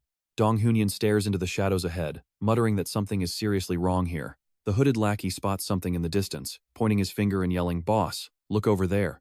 Lying completely still in the distance is Jin Gook, with a dark pool of fresh blood spreading beneath his body. Right nearby, Kim Woo-jin is also collapsed and totally unconscious in a pool of blood. Seeing this, Dong Hyun yells at his men to go check on Jin Gook first. The other guys guard the perimeter, while Kim Min-sik rushes over to heal Jin Gook. Hearing the command, the lackeys immediately fan out in all directions to keep watch, while Kim Min-sik quickly scrambles over to Jin Gook. But suddenly, he freezes. His eyes widen in pure shock. Jin Gook suddenly gasps open his mouth, dark blood bubbling out without stopping. Breaking into a heavy sweat, Kim Min-sik screams, "This is bad." His neck wound is way too deep. Jin Gook's eyes flutter open as he coughs up blood. Pressing hard on the neck wound, Kim Min-sik tells him to stay completely still. He warns him that he cannot stop the bleeding if he keeps trying to talk or move. Trembling all over, Jin Gook uses his last ounce of strength to point his finger. Kim Min-sik follows his gaze and sees Kim Woo-jin collapsed on the ground just a short distance away. Sweat pours down Kim Min-sik's face as he scowls and lets out a frantic shout. They handed him over to Kim Dae-hyun anyway, but they can deal with that later. For now, they need to save their own skins. Jong-hyun, standing anxiously in the distance, turned back to ask what happened. "What is going on? How is Jin Gook?" Kim Min-sik answered while desperately channeling his healing magic onto him. "He is in critical condition, and at this rate, he won't make it." Boss Dong-hoon gritted his teeth, furiously wondering what the hell just happened here. They clearly knew they were on the same side, so a sneak attack makes zero sense. Wait. Suddenly, he remembered what Kim Dae-hyun had warned him about earlier. This whole mess involves the Salvation Association, so they have to tread carefully. We must ensure nobody finds out. Jong-hyun flinched as the realization hit him that Bastard is planning to silence them all. Enveloped in a frantic healing glow, Kim Min-sik screamed out in pure desperation, telling the boss to stop spacing out because Jin Gook is losing way too much blood. He desperately gasped out that his recovery magic wouldn't be enough. Then, he froze. A skeletal soldier had materialized right behind him. You can practically feel the dread as he slowly turns around to face his doom. The absolute second Kim Min-sik locked eyes with that skeleton, its blade flashed forward. A split second later, dark crimson blood sprayed violently into the air. Blood dripped. Both of Kim Min-sik's hands were instantly covered in thick, uneven red splatters. Watching this horrific scene unfold, the bald guy completely froze before screaming at the top of his lungs. "Healer down."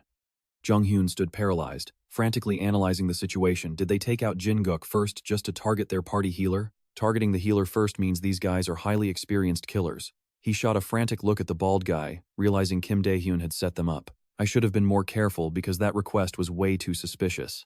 Suddenly, a horde of skeletal soldiers surged from the shadows, completely surrounding the three survivors. Meanwhile, over on the other side with the Skull Guild, Kim Sik warned the others to pace themselves and save energy, while Hong Dae stepped on a dead hyena, laughing about his own charm. "These beasts keep rushing me because they know I am handsome," he bragged. Kim Sik waved his hand dismissively. "Yeah, that is definitely not why. It is more likely because of your disgusting stench. Next time we enter a dungeon, could you please wear a little less cologne?"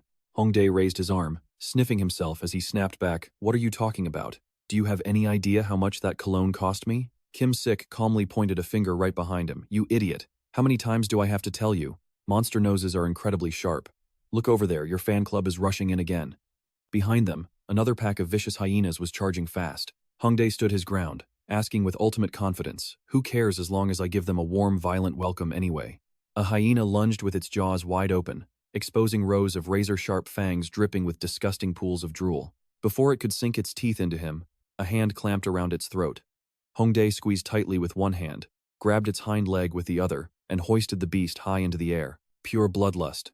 You can literally see it flashing red in his narrowed eyes.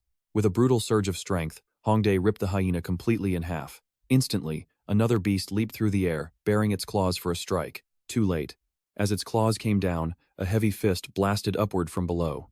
Hong Dae delivered a crushing punch that shattered the hyena's skull to pieces, sending blood spraying everywhere as the lifeless beast collapsed right onto the dirt before him. His face was covered in fresh splatters of blood.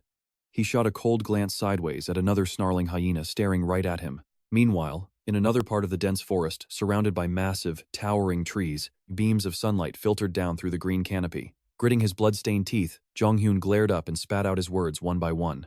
"You bastard, why did you betray us?" Kim Goo-jin looked down at him and scoffed. "Did you say betrayal? You are literally on your deathbed, yet you still refuse to be honest." He sneered in disgust. "I have seen so many players abuse their gifted powers for selfish greed that nothing surprises me anymore. But this time, your endless greed has crossed the line." Kim Goo-jin questioned him. "You once said that the value of every human life is different, right?" Dong-hoon glared up with a curse, barking back, "What about it?" Flashing back to the past, a desk lamp cast a dim yellow glow over the room as a voice broke the quiet. "Why is someone from the Salvation Association here? What is so special about that Kim Goo-jin guy anyway?" Both Pong Onion and Kim Jun seem interested in him. Jung-hyun smirked as he explained he said he wants to keep Kim Goo-jin alive to interrogate him.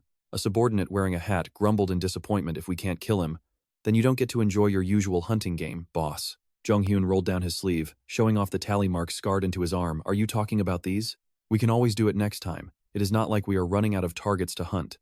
Pointing excitedly at his arm, the bald subordinate chimed in, "You have already taken out so many. These marks represent those 3 people who begged us to save them last time, right?" He added excitedly, "I love getting requests like this. Taking care of just 3 targets pays way more than clearing a whole dungeon." Dong-hoon smirked slyly. "Do you honestly think every human life is worth the same? No, everything has a different price tag." The man and his underlings turned to leave, his final words echoing chillingly through the empty room. "We only kill if the price is right." After all, sitting in a corner they completely ignored, Kim Woo-jin overheard every single word of their conversation. Now, back to the present. A sword materializes in his grip as he admits he is pretty curious now. Kim Jae-hoon cannot run, leaving him to simply stare up in terror. Without a single shred of hesitation, Kim Woo-jin swings his blade. "How much do you think your pathetic life is worth?" As he turns to walk away, Kim Jae-hoon's head thuds onto the dirt. How much indeed? Later that night, deep in a gloomy forest, Kim Woo-jin questions a goblin. "So it is hiding in the exact same spot as my past life when I entered this dungeon." He coldly says, "Now, let's move down to the next floor." Kim Woo-jin mutters a final line, "We shouldn't keep our skeleton comrades waiting." He raises his blade and executes the goblin. Immediately, a system alert confirms that he has successfully cleared the first floor of the dungeon. A massive pillar of light shoots into the sky, catching Jung Hoon-young's group off guard. The others gasp. The first floor is already cleared. What on earth is happening? Jung Hoon-young turns back in confusion. thinking Kim Jae-hoon should have sent a signal the moment he found the goblin. Matsumoto asks, with growing suspicion looking at your reaction, "This definitely was not part of your plan, was it?" He mutters thoughtfully, "The first floor was cleared way too fast. They must have headed to the second floor already, to set up an ambush for us." Without wasting any more time, the entire group starts sprinting toward the massive pillar of light.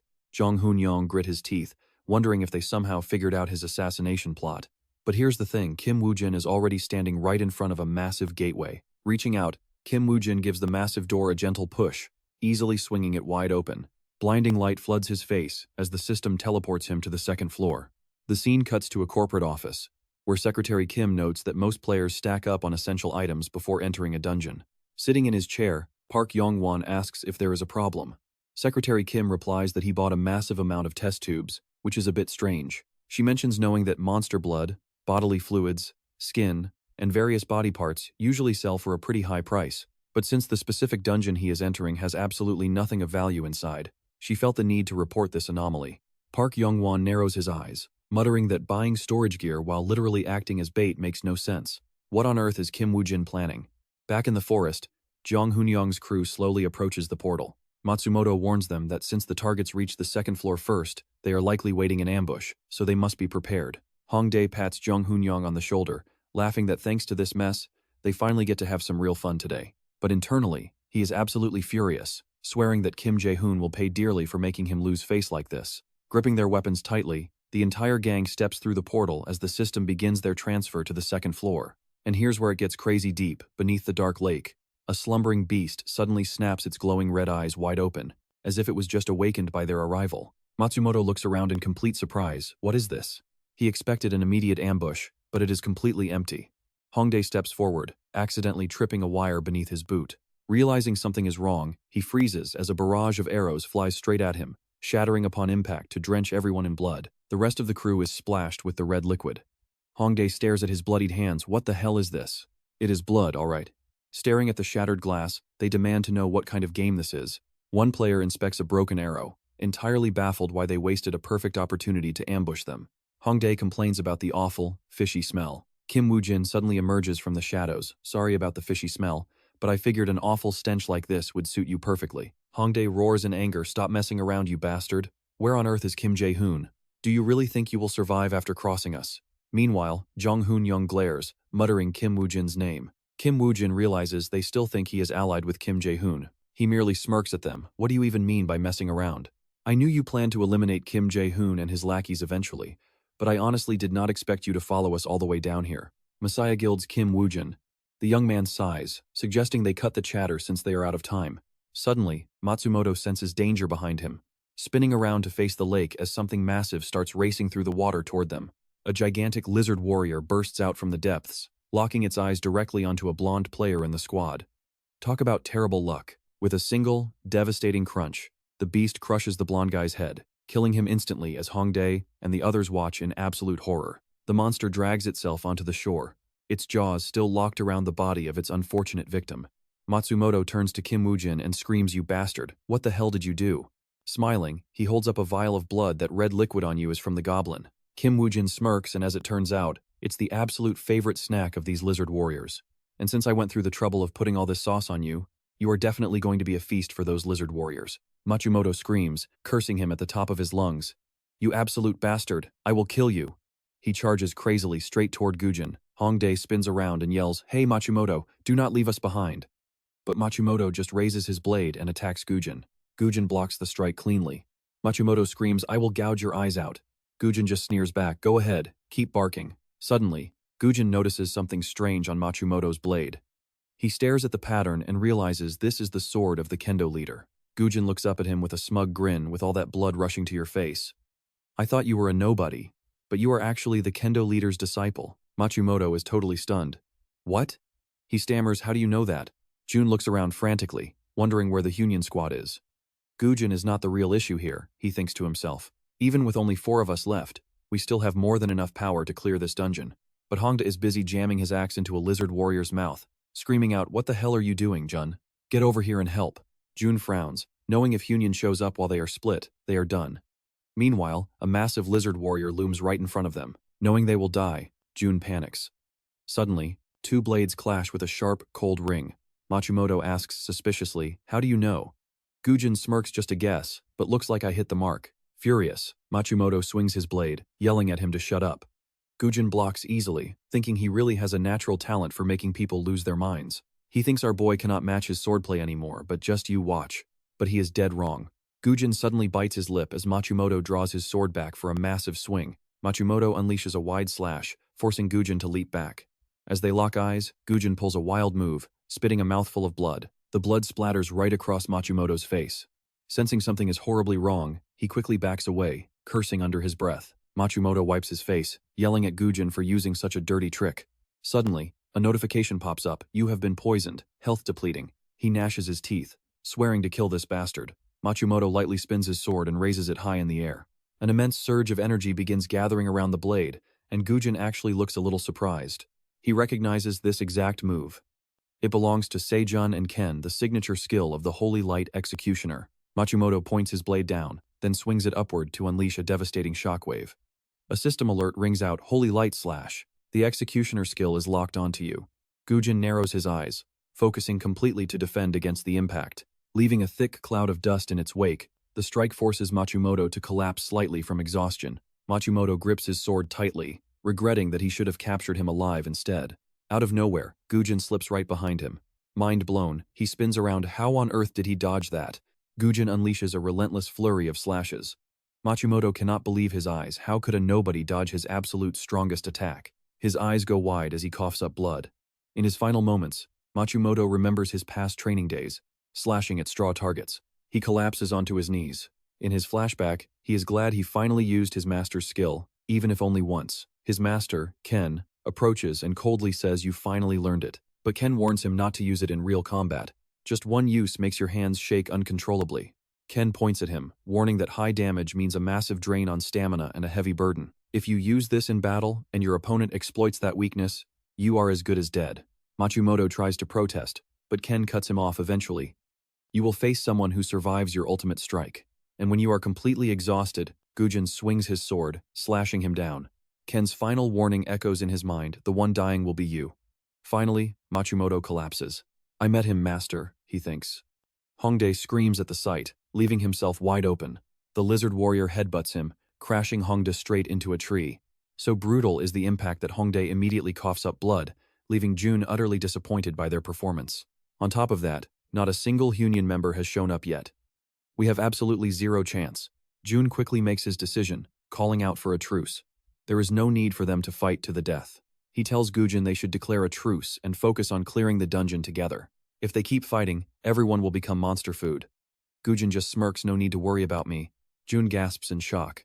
Woo-jin explains that once they are all gone, clearing this dungeon will be much easier for him. What on earth is that? A bony hand thrusts out from the ground, and a whole squad of skeleton soldiers rises. The system announces that skeleton soldiers have been summoned. Kim Woo-jin looks at him with utter disgust. "Why should I believe you when you just wanted me dead?" Kim Jae-hoon stares at him, eyes wide. Blood poison, and now necromancy? Why on earth was none of this in the report? A towering shadow looms right behind him as the lizard warrior snaps its massive jaws wide, taking a sudden ferocious bite, but luckily for Kim Jae-hoon, he manages to dodge just in time, but the lizard warrior instantly circles behind his back. Kim Jae-hoon covers his face and shuts his eyes, bracing for the end. But the strike never lands. Shaken, he opens his eyes to find Hong Dae-yong swinging an axe, chopping right into the beast's tail. The watchdog of the Messiah Guild, Hong Dae-yong snarls at him. "You've got plenty of time to beg for mercy, but none to draw your sword?" The lizard warrior seizes the chance to break free, wrapping its heavy tail around Hong Dae-yong and squeezing hard. Just like that, he is completely at its mercy. The massive lizard glares down with its bulging eyes, locking onto Hong Dae-yong. Far from terrified, he screams back, "Let me go, you putrid lizard. Your breath is about to make me throw up." Squeezing even tighter, the lizard warrior ignores Kim Jae-hoon, who just stands there thinking. "Help you? Yeah, right, not a chance."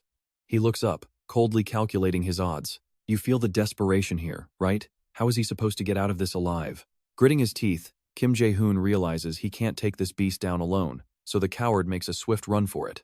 He pivots to flee, fully planning to play the ultimate coward and hide until they clear the dungeon. He quickly slips away, figuring he'll plan his next move once he's safe. Survival is my top priority. There's no way I'm dying some pathetic death in a place like this. But mid-escape, something catches his eye. Kim Jae-hoon looks back as a dark blur streaks past a skeleton soldier wielding a sword, stabbing it deep into the lizard's neck. He gasps in disbelief. A skeleton soldier? Right then, the system flashes a notification the lizard warrior has been infected with blood poison. Staring in sheer horror, Kim Jae-hoon can't fathom how a mere skeleton can move with such insane agility. This summon is practically on par with a high-level player. The skeleton soldiers quickly swarm around the lizard. And to make matters worse, there are 5 of them now, not just one. Wait, if Kim Woo-jin is truly this powerful, then it means he must have wiped out the entire squad from Hunyeon too. So that is the real reason why they still haven't shown up yet. As the lizard snaps its razor-sharp jaws, the mystery of how the entire Skull Guild got wiped out in that A+ dungeon is finally solved. With its tail whipping high, everything makes perfect sense. Cold sweat pouring down his face, Kim Jae-hoon knows he has to escape and report back at all costs. But why is the lizard warrior staying hot on his heels? Why ignore the skeletons just to chase him? Suddenly, a skeleton soldier leaps in to block its path. The summon slashes mercilessly, hacking away at the lizard warrior's legs. Glaring furiously at the skeleton soldiers, the beast suddenly crashes to the ground. The system flashes a warning due to the blood poison. The lizard warrior's strength is continuously plummeting. Kim Jae-hoon gasps in relief, thinking they actually took it down. But the lizard warrior pushes itself back up, casting its sharp, deadly eyes right down at him. Terrified, Kim Jae-hoon shudders. It is still standing? Just how insanely tanky is this thing? Then, the lizard locks its gaze directly onto Kim Jae-hoon, scaring him half to death. Panicked, he thinks, no way, why is it only targeting me? It is as if the skeleton soldiers are completely invisible. Kim Jae-hoon turns tail and runs, while the summons Harry the Beast and Kim Woo-jin casually watches the show. And check this out, with Kim Jae-hoon as perfect bait. The rest of this fight is a total breeze. Kim Woo-jin gazes at the running coward and mutters, I guess you still don't have a clue what's actually happening, do you? We are still in an era where players only rely on raw levels and items to clear dungeons, after all. He suddenly recalls a memory from his past. In the flashback, M holds a handful of sticky mud, screaming in frustration, why do I have to smear this disgusting stuff all over myself? Jordan answers, I don't know the exact details either, but I heard that those lizard warriors actually have incredibly poor eyesight. Jordan points to his own eyes, grinning so obviously. We need to mask our heat and exploit that weakness. Jordan turns around and shouts, am I right, Kim Woo-jin? He just smiles, looking back to reply, not quite. Now, back to the present. Kim Woo-jin wonders how those old teammates are doing now. Meanwhile, the lizard warrior lunges forward, claws ready to tear into Kim Jae-hoon. He realizes he can't keep running forever. Right ahead of him is Kim Woo-jin.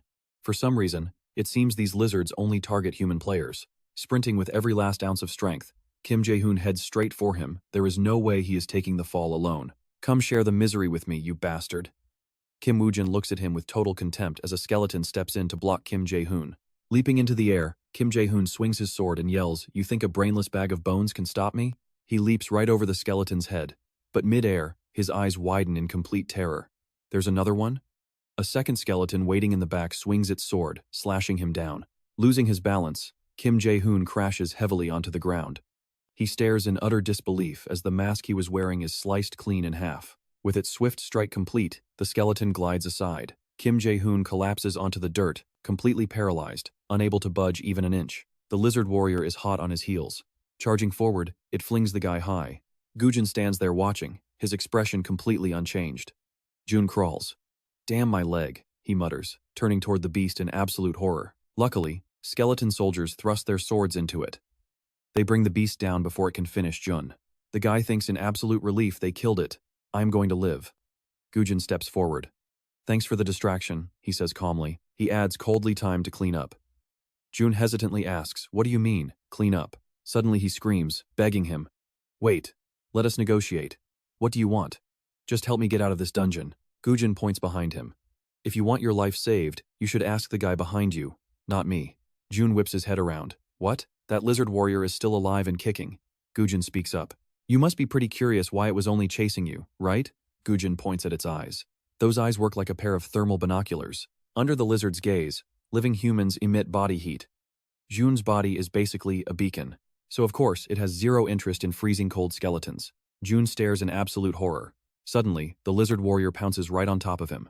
Check this out, a double-floor A+ dungeon gets discovered, and news outlets are losing their minds. The boss monster is the spine-tailed snake. It is a beast that players around the globe have given up on. Even the famous Messiah Guild has given up on this dungeon. On TV, an anchor is delivering a special report on the Phoenix Guild. Breaking news shows the Phoenix Guild refusing to enter. Back at the headquarters main office, Secretary Kim watches. Secretary Kim and Young-won are watching the news. She says in a low voice, "I cannot believe this is happening right when you plan to raid a 6-story dungeon. The timing is terrible." Secretary Kim scrolls through her tablet. She reads the posts. Just as I predicted, the public ratings for our Phoenix Guild are completely tanking. Angry citizens are bashing the guild online, hiding like rats when strong beasts appear. They ask, what is this? Why is everyone skipping the new dungeon? They are too scared to die. Yet they act like heroes on TV. I knew they would chicken out. The Phoenix Guild losers are scared stiff. We can only trust the Messiah Guild now. Young-won frowns. What is the point of listening to these peasants complain? Right now we need to focus on that 6-story dungeon. Meanwhile, the TV broadcast continues, reporting that even the Messiah Guild needs some more time. An official statement from the Messiah Guild drops. They are delaying their entry, holding an urgent press conference to address this major and historic crisis. They announce we will raid the dungeon only after taking the time to fully prepare. Online, everyone agrees that the Messiah Guild is their only hope. Comment 11 reads, "Our goddess parent has spoken." Comment 8 says real Koreans support them. Comment 14 adds, "I will wait, we are counting on them." Comment 12 pops up. Elsewhere, Se-jun is reading through the comments. Even the Messiah Guild is holding back. Slurping down his noodles, Gina remarks, "Of course, they don't call it the Snake of Death for nothing. It has been 2 years since its first appearance, yet we still have zero solid intel on it." He adds excitedly, "Not a single player has ever made it back alive from hunting that thing. When that monster shows up, the dungeon difficulty rating is basically a joke." Se-jun scratches his chin, thinking now that exact nightmare is appearing here, and we are completely in the dark. He muses silently. The public is just blindly putting all their faith in the Messiah Guild. But you've got to ask yourself, is there a hidden motive behind their delay? Se-jun keeps scrolling, realizing that something crazy is definitely going on. A smirk plays on his face as he mutters, "Look at these bastards." He asks the guy sitting opposite him, what if they are all stalling on purpose? Gina looks up and shrugs. What else? Reckless fools will try to team up, but they have zero chance. Chewing his noodles loudly, he continues. Sooner or later, the government will want this dungeon cleared as fast as humanly possible. Other countries will probably step in too. Se-jun keeps scrolling and replies. Exactly, it will turn into a massive joint operation. And if someone suddenly steps up right at that moment to slay the snake, Gina gasps, wait, that person will become incredibly famous. Or wait, is that your point? The Messiah Guild is deliberately stalling for their own gain? Se-jun nods and speaks cautiously. I am not completely sure, but with their high tier, and he shows the analytical tablet data. Pointing out the Messiah Guild stats, he shows that delaying this raid is highly strategic. The longer they leave it, not only will public terror grow, but the value of the dungeon rewards will skyrocket. Whoever finally kills that spine-tailed snake will walk away with immense wealth and legendary fame. A system alert pops up. You have achieved Lizardman Hunter fame. You receive your rewards. Some skills level up. The skeleton soldier drives its sword deep into the lizard warrior. This time, they finally brought the beast down for good.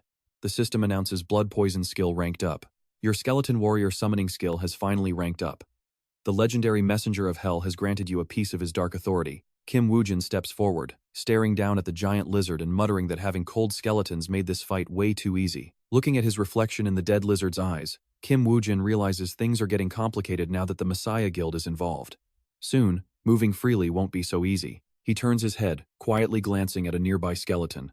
Lifting Matsumoto's sword, Kim Woo-jin shrugs it off. The system immediately alerts him that this blade was forged from an armored turtle's shell. It's a unique rank weapon requiring level 20 or higher, crafted from a shell so tough it's practically indestructible. It grants 109 physical damage, plus 11 strength when equipped, and a 20% chance to boost attack power. Staring at the blade, Kim Woo-jin notes that this former kendo leader's weapon is actually pretty solid. He hands it over to one of his skeletons. The summon bows, accepting the blade. Kim Woo-jin walks past it. Is yours now. As the skeleton admires its new blade, the metal reflecting its empty sockets, Kim Woo-jin makes his way over to Matsumoto. It's time for a little chat. Instantly, the system alerts him that the Eye of Anubis skill is active. Back in the real world, a pillar of light shoots skyward as the guard yells that the dungeon is cleared. A frantic employee runs up, asking about the others. Kim Woo-jin shoves his hands in his pockets and calmly says that everyone else died except him. The shocked employee stammers in absolute panic. What do you mean by that? Can you explain this clearly? I need to submit a report. Kim Woo-jin brushes past him and tells him to just write that the lizard warrior was way stronger than they originally estimated. Ignoring the employee calling out his name, Kim Woo-jin steps onto the rooftop and pulls out his phone to make a call. He speaks into the receiver. Yes, I handled everything exactly as you instructed. Just as Park Young-won predicted, one of my attackers wielded a unique rank sword that used to belong to the kendo leader. Kim Woo-jin explains that the Kendo leader is a core member of the Messiah Guild and the head of the Japanese Yamato faction. The Japanese Yamato faction. That is definitely the Skull Guild's main headquarters. He glances off to the side. Staring at the television in the room, he adds that he couldn't dig up any other useful information. But if given a little more time, he might find some new leads. He agrees to stay in touch and hangs up. Now here's a crazy twist for you. Someone actually went and planted a hidden listening device on the back of that television. Walking onto the rooftop with hands in pockets, he looks back at the door and lets out a cold smirk. Not long ago, Matsumoto met up with a contact from a secret wiretapping crew at a cafe, asking if they didn't trust him. The man quickly reassures him that they just have to be extra cautious, since he's dealing with someone the guild is closely watching. He mentions he already planted the bug behind the television just to keep him in the loop. Matsumoto simply pulls up his mask. Smirking, Kim Woo-jin thinks those Skull Guild bastards are about to fall straight into their own trap. He wonders how the Skull Guild will even handle Park Yong-won now. Suddenly, the phone in his pocket starts vibrating. Speaking of the devil, Kim Woo-jin answers a call from Park Yong-won, who immediately says he heard the news that everyone else got wiped out. He asks if Kim Woo-jin got lucky again, and if there's anything good for him. Kim Woo-jin answers that he was too busy fighting for his life to dig up deep secrets, but he did pinpoint the Skull Guild's main headquarters. Opening his car door on the street, he hears an excited Park Yong-won tell him to drop by his house tomorrow for the full story. Kim Woo-jin agrees to meet him tomorrow, and slides his keys into the ignition to head out. He drives straight to the railway station to find locker number 19, sighing at how incredibly cautious OC-chan always is. Kim Woo-jin opens the locker, realizing the man knows he is a target too. Reaching inside, he pulls out a secret dungeon list. Hoping this document is worth the trouble, he takes it to his car to read, and is instantly blown away by the contents. You should see the look on his face. No wonder the Messiah Guild considers OC-chan a major threat. Flipping through the pages, Kim Woo-jin realizes the scale of these dungeons is absolutely staggering, matching what he remembers from his days in the Messiah Guild. He finally realizes where all those high-tier dungeons actually came from. It's clear why OC-chan is being hunted. Suddenly, a specific page catches Kim Woo-jin's eye, detailing an albino lizard egg. It lists the albino lizard egg dungeon as a 2-floor raid with an A- difficulty rating, capped at 8 players under level 30. The goal is to collect the eggs for rare skills and titles. Kim Woo-jin can't help but be deeply impressed. He never expected OC-chan to secure a dungeon like this, especially since information about these albino lizards is incredibly rare. Even with his future knowledge, he knows almost nothing about its origin. Frowning, he realizes he will just have to go in and find out himself, immediately reaching for his radio. This is the kind of stuff only Se-jun knows. This is a crucial clue bringing us much closer to the truth. Kim Woo-jin stares down at the transceiver in his hands, making up his mind he has to conquer this dungeon, absolutely no matter what it takes. The radio on the other end starts buzzing, and Park Yong-won sits there, listening to him speak. Wait, here is where things get good. OC-chan smiles sinisterly as the call connects Kim Woo-jin. Our first real deal is finally on. In the morning, Kim Woo-jin drives to the guild headquarters as promised. Park Yong-won reads the paper while asking him, "So you are saying the Union guys and the Skull Guild wiped each other out?" Kim Woo-jin nods. Yes, one of the Skull Guild members was pretty strong. He explains that judging by their sword skills and high-end gear, they are definitely connected to Japan. Park Yong-won frowns. Japan. There are a few Japanese factions with pretty massive influence. He slams his newspaper onto the table. Once we clear this dungeon, we will definitely look into this matter. The newspaper headline says Park Yong-won of the Phoenix Guild is raiding a 6-floor dungeon, asking if they can actually conquer it. The Prime Minister already had a private discussion with Park Yong-won. Crossing his arms, he warns Kim Woo-jin that being the sole survivor twice while the Skull Guild got wiped out means they will start watching him. Park Yong-won tells him to avoid acting alone until he gets back. Meanwhile, Secretary Kim checks her tablet to deliver her report. The money has been transferred to Kim Woo-jin's account. Park Yong-won says, "You heard her, that is your compensation." Picking up his paper, he says he will contact him after clearing this dungeon. Kim Woo-jin bows politely. "Thank you, sir." With that settled, he heads out to his car. Kim Woo-jin suddenly cracks a highly smug grin, remembering his return from the dungeon. He recalls the wiretap planted behind the television. Now those bastards know that Park Yong-won is backing him up. They will focus all their attention on him instead of me. Kim Woo-jin opens the door and slides inside. I will wait to see how hilarious Park Yong-won's reaction will be once he gets out. Reaching for his transceiver, he knows all preparations are complete. But let's be real, he's totally ignoring that warning about acting alone. Over at a warehouse, inside a modified living container, Lee Ji-soo makes a call. Everything is fully prepared, boss. But I really do not know if Kim Woo-jin will cooperate with this. She turns toward the man sitting at the desk, wondering if he will agree to this. OC-chan laughs over the line. Do not worry. If anything happens, I will deal with him. Meanwhile, Kim Woo-jin walks toward the container, as Lee Ji-soo acknowledges. He's about to grab the door handle, but pauses after hearing voices speaking inside. Lee Ji-soo tells the other person inside Lee Jin-ah, "The boss says you need to get ready." He snaps back in pure annoyance. He reminds Secretary Lee to address him as Sir in public, complaining for the 100th time that he hates being called Jin-ah because it sounds too much like a girl. What if someone misinterprets it? Hearing that name, Kim Woo-jin immediately wonders, could it actually be Lee Jin-ah of the Phoenix Guild? Is it really him? Decisively, he pushes the door open and walks inside, finding both Lee Jin-ah and Lee Ji-soo waiting. Kim Woo-jin glances over at her. Lee Ji-soo calmly explains a supervisor must accompany you since you chose a dungeon way past your level. Handing him a document, she instructs him to sign the contract if he agrees to the terms. You can ask me any questions you have.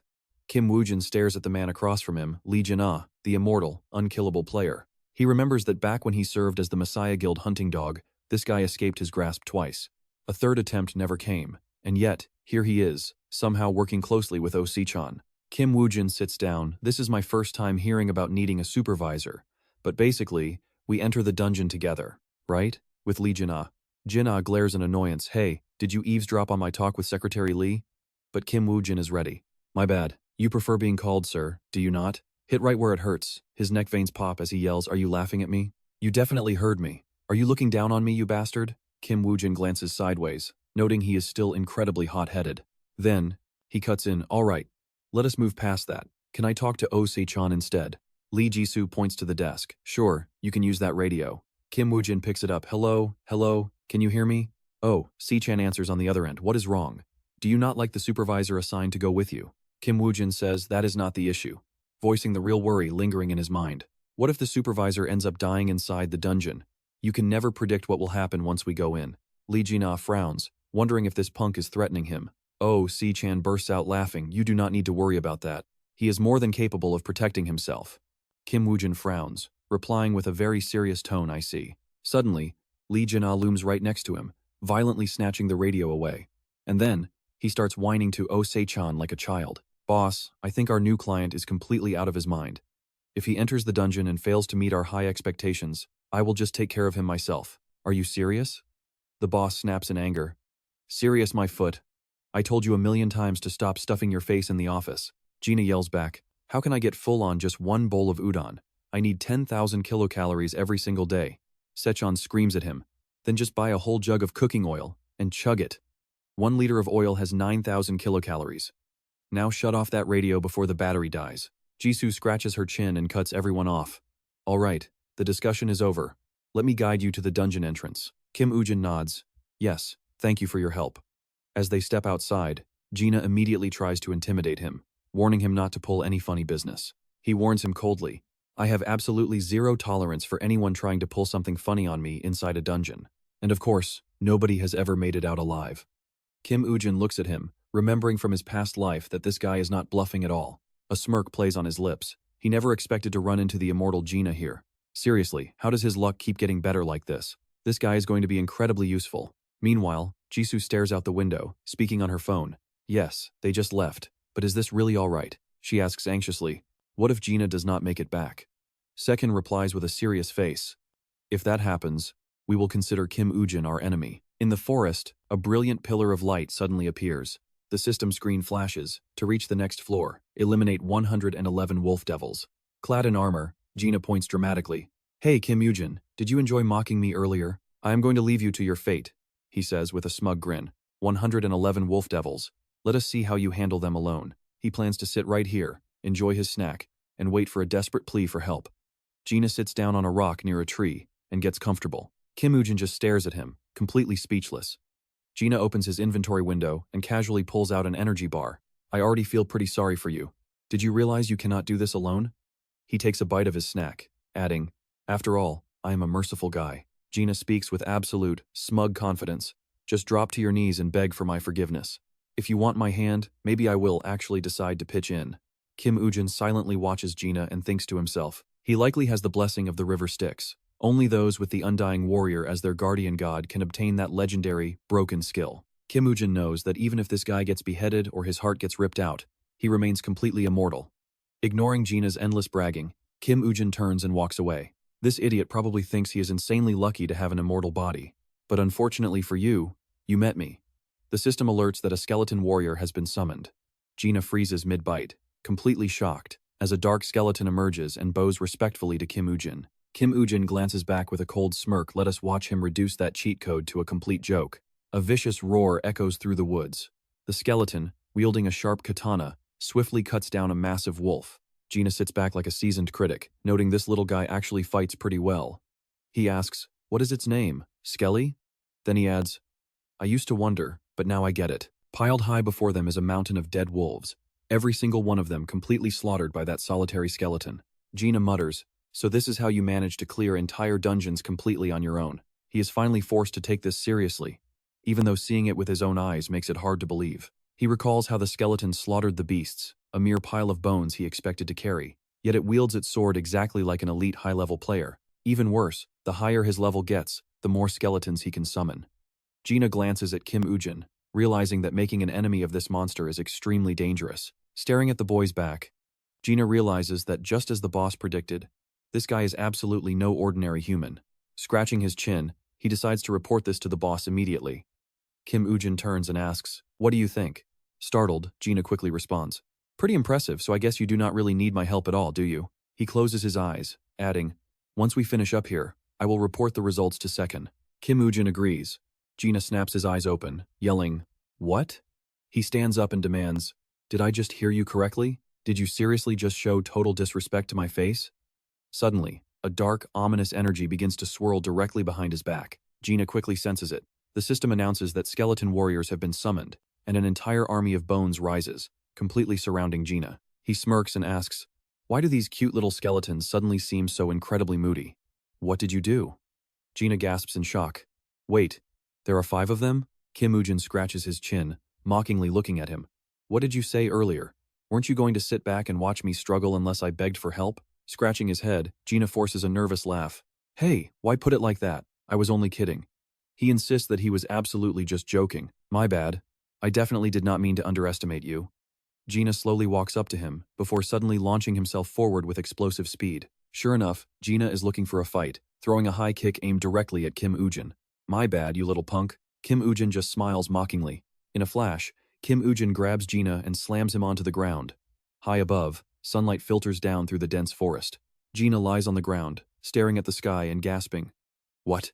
Kim Woo-jin looks down at him, saying, "Going straight for the summoner instead of fighting the skeletons was actually a decent attempt." Lee Jin-ah quickly rolls over and sits up, looking as if he already predicted everything that was about to happen.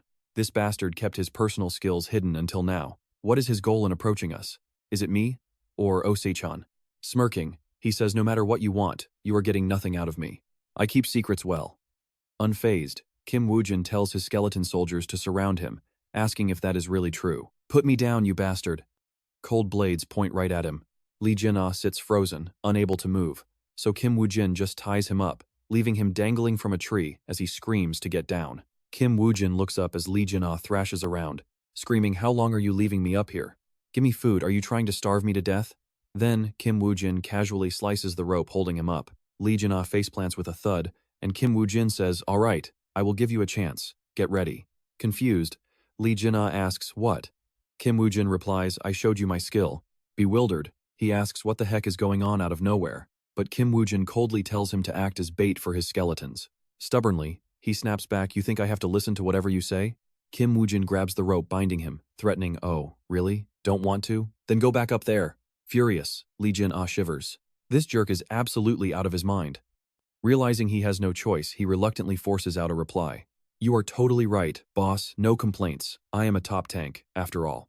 Next thing you know, Lee Jin-ah is running to lure the wolves. He starts smashing them with his bare fists, but more and more wolves keep lunging at him. They pack together, swarming Lee Jin-ah. He punches and curses, asking why there are so many, before dozens of wolves completely bury him. Under that pile, he raises a hand, begging for a rescue. One wolf prepares to pounce on Lee Jin-ah, but it catches a scent and turns around only to find a skeleton ready to take it out. The skeleton raises its hook, and the army of bones begins slicing through the wolves.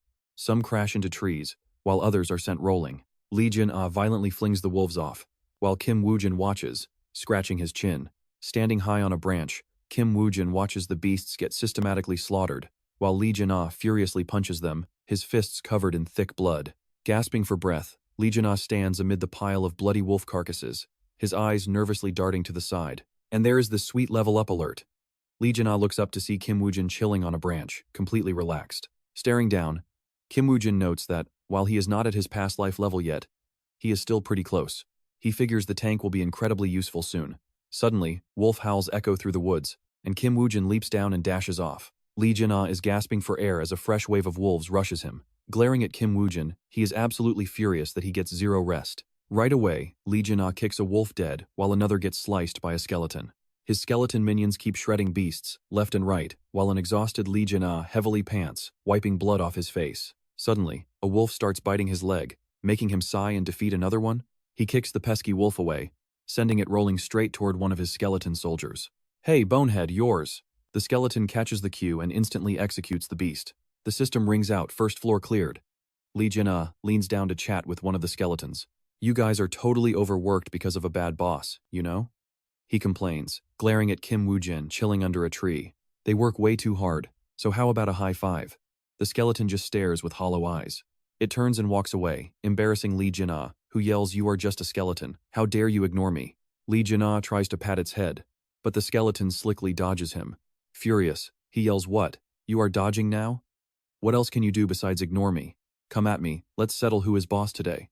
But check this out, Kim Woo-jin realizes this guy is totally different from the legend in his past life. He recalls a powerhouse who fought the Messiah Guild head-on, completely immortal. Lee Jin-ah was one of the strongest men he ever acknowledged, though right now, the guy is literally arguing with some skeletons. Kim Woo-jin remembered his past life combat style, a brutal exchange of flesh and bone, to abuse his crazy immortality. He scratches his chin, even he avoided getting close to that suicidal style.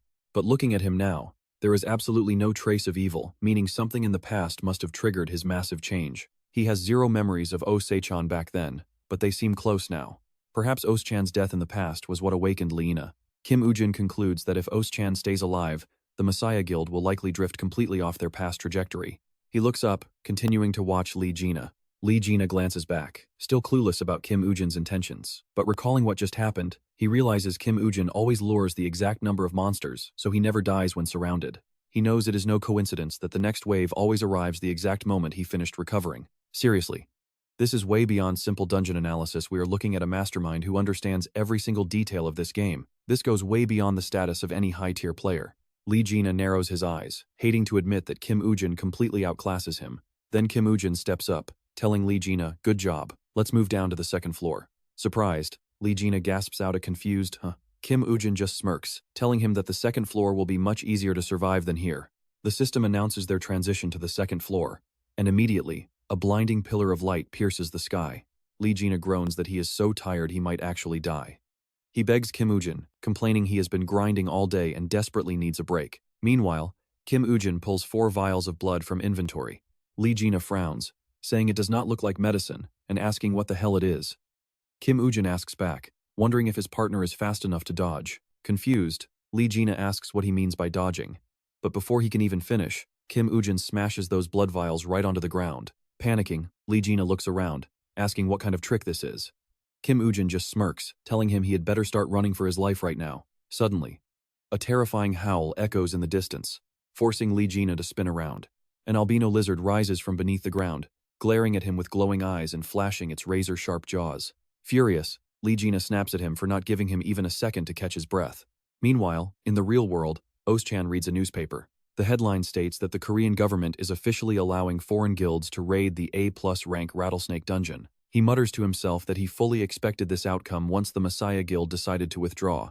Looking up, Os-chan asks Ju how long the list of foreign guilds will actually be. Sipping her tea, Ju replies that they finished gathering all the data this morning. As they analyze and compare the guilds, Os-chan nods, saying good. There is still some time before Lee Jin-ah returns, but we must hurry. Ju asks worriedly if Lee Jin-ah will be okay. Back in the dungeon, rock debris flies everywhere as Lee Jin-ah sprints for his absolute life, cursing under his breath. The raging lizard chases him furiously, leaving him wondering why he is the only target. Behind them, skeleton soldiers slash at the monster. Lee Jin-ah glances back, realizing his only job this time is to act as bait. Sliding to a halt, he spins around to face the colossal lizard head-on. Can you really blame him for gritting his teeth? How is this absolute nightmare any better than the first floor? He curses that once they escape, he will beat Kim Woo-jin to a pulp. The lizard snaps its jaws, but Lee Jina blocks them barehanded. Meanwhile, Kim Woo-jin watches leisurely from a high tree branch. He lets out a soft hum as thick dust clouds the entire battlefield. Planting his feet, Lee Jina struggles to hold his ground against the massive beast. He smirks, telling Kim Woo-jin not to waste any time. Behind the lizard, a skeleton warrior charges in with a raised sword. Lee Jina smiles, muttering for them to end this quickly. The skeleton warrior thrusts its blade forward, landing a highly precise, devastating stab right into the giant monster's flesh. System notifications alert them that the albino lizard is infected, and the other skeletons leap forward to stab it. The system warns that the blood poison is at maximum. Watching them fight, Lee Jina realizes these skeleton soldiers act like elite troops trained thoroughly one by one. Normally, skeletons summoned by other necromancers are just cheap shields used to buy time.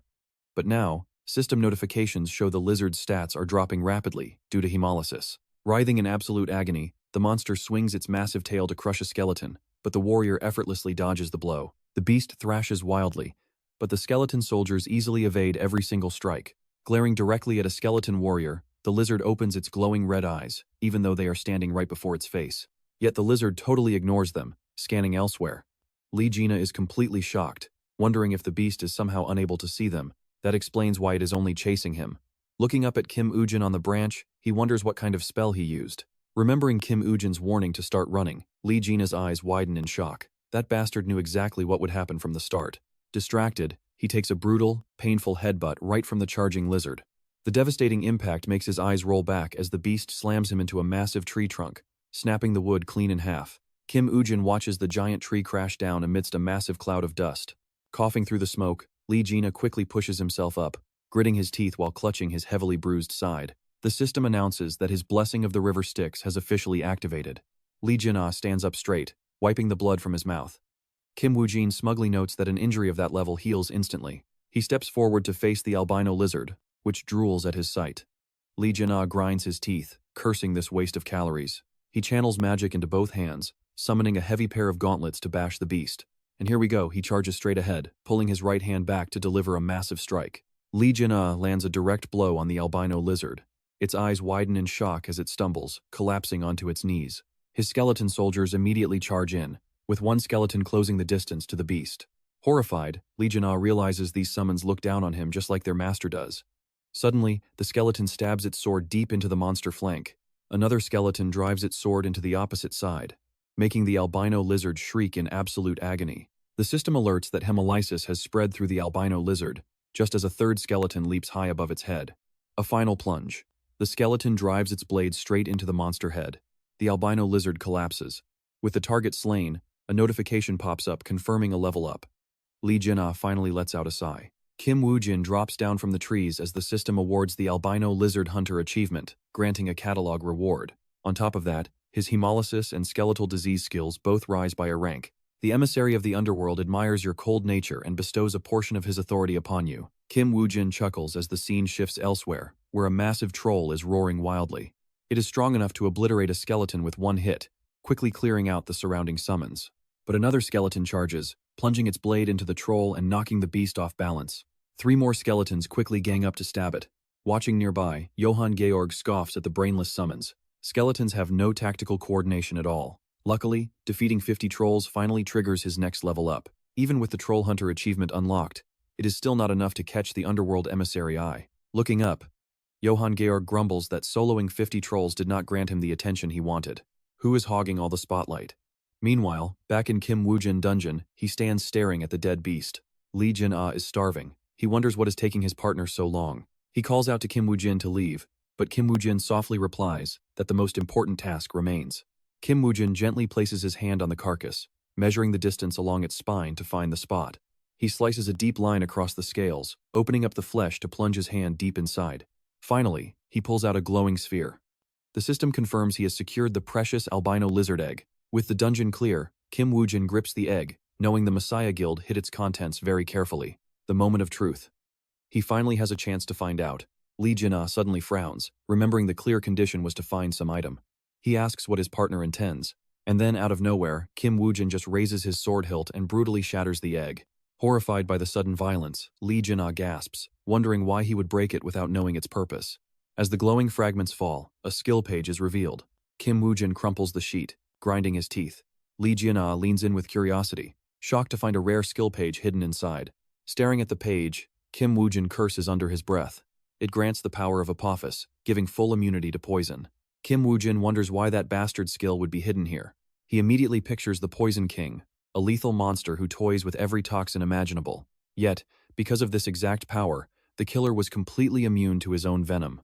He recalls the villain horrifying crimes, a thief who took whatever he pleased, then melted his victims in pure agony. When the brutality reached its peak, the Messiah Guild finally vowed to hunt the toxic villain down. Countless members joined the massive raid squad, including Kim Woo-jin himself, but far too many soldiers lost their lives to his poison. Even now, the memory of his fallen comrades dying in pools of acid remains burned into his mind.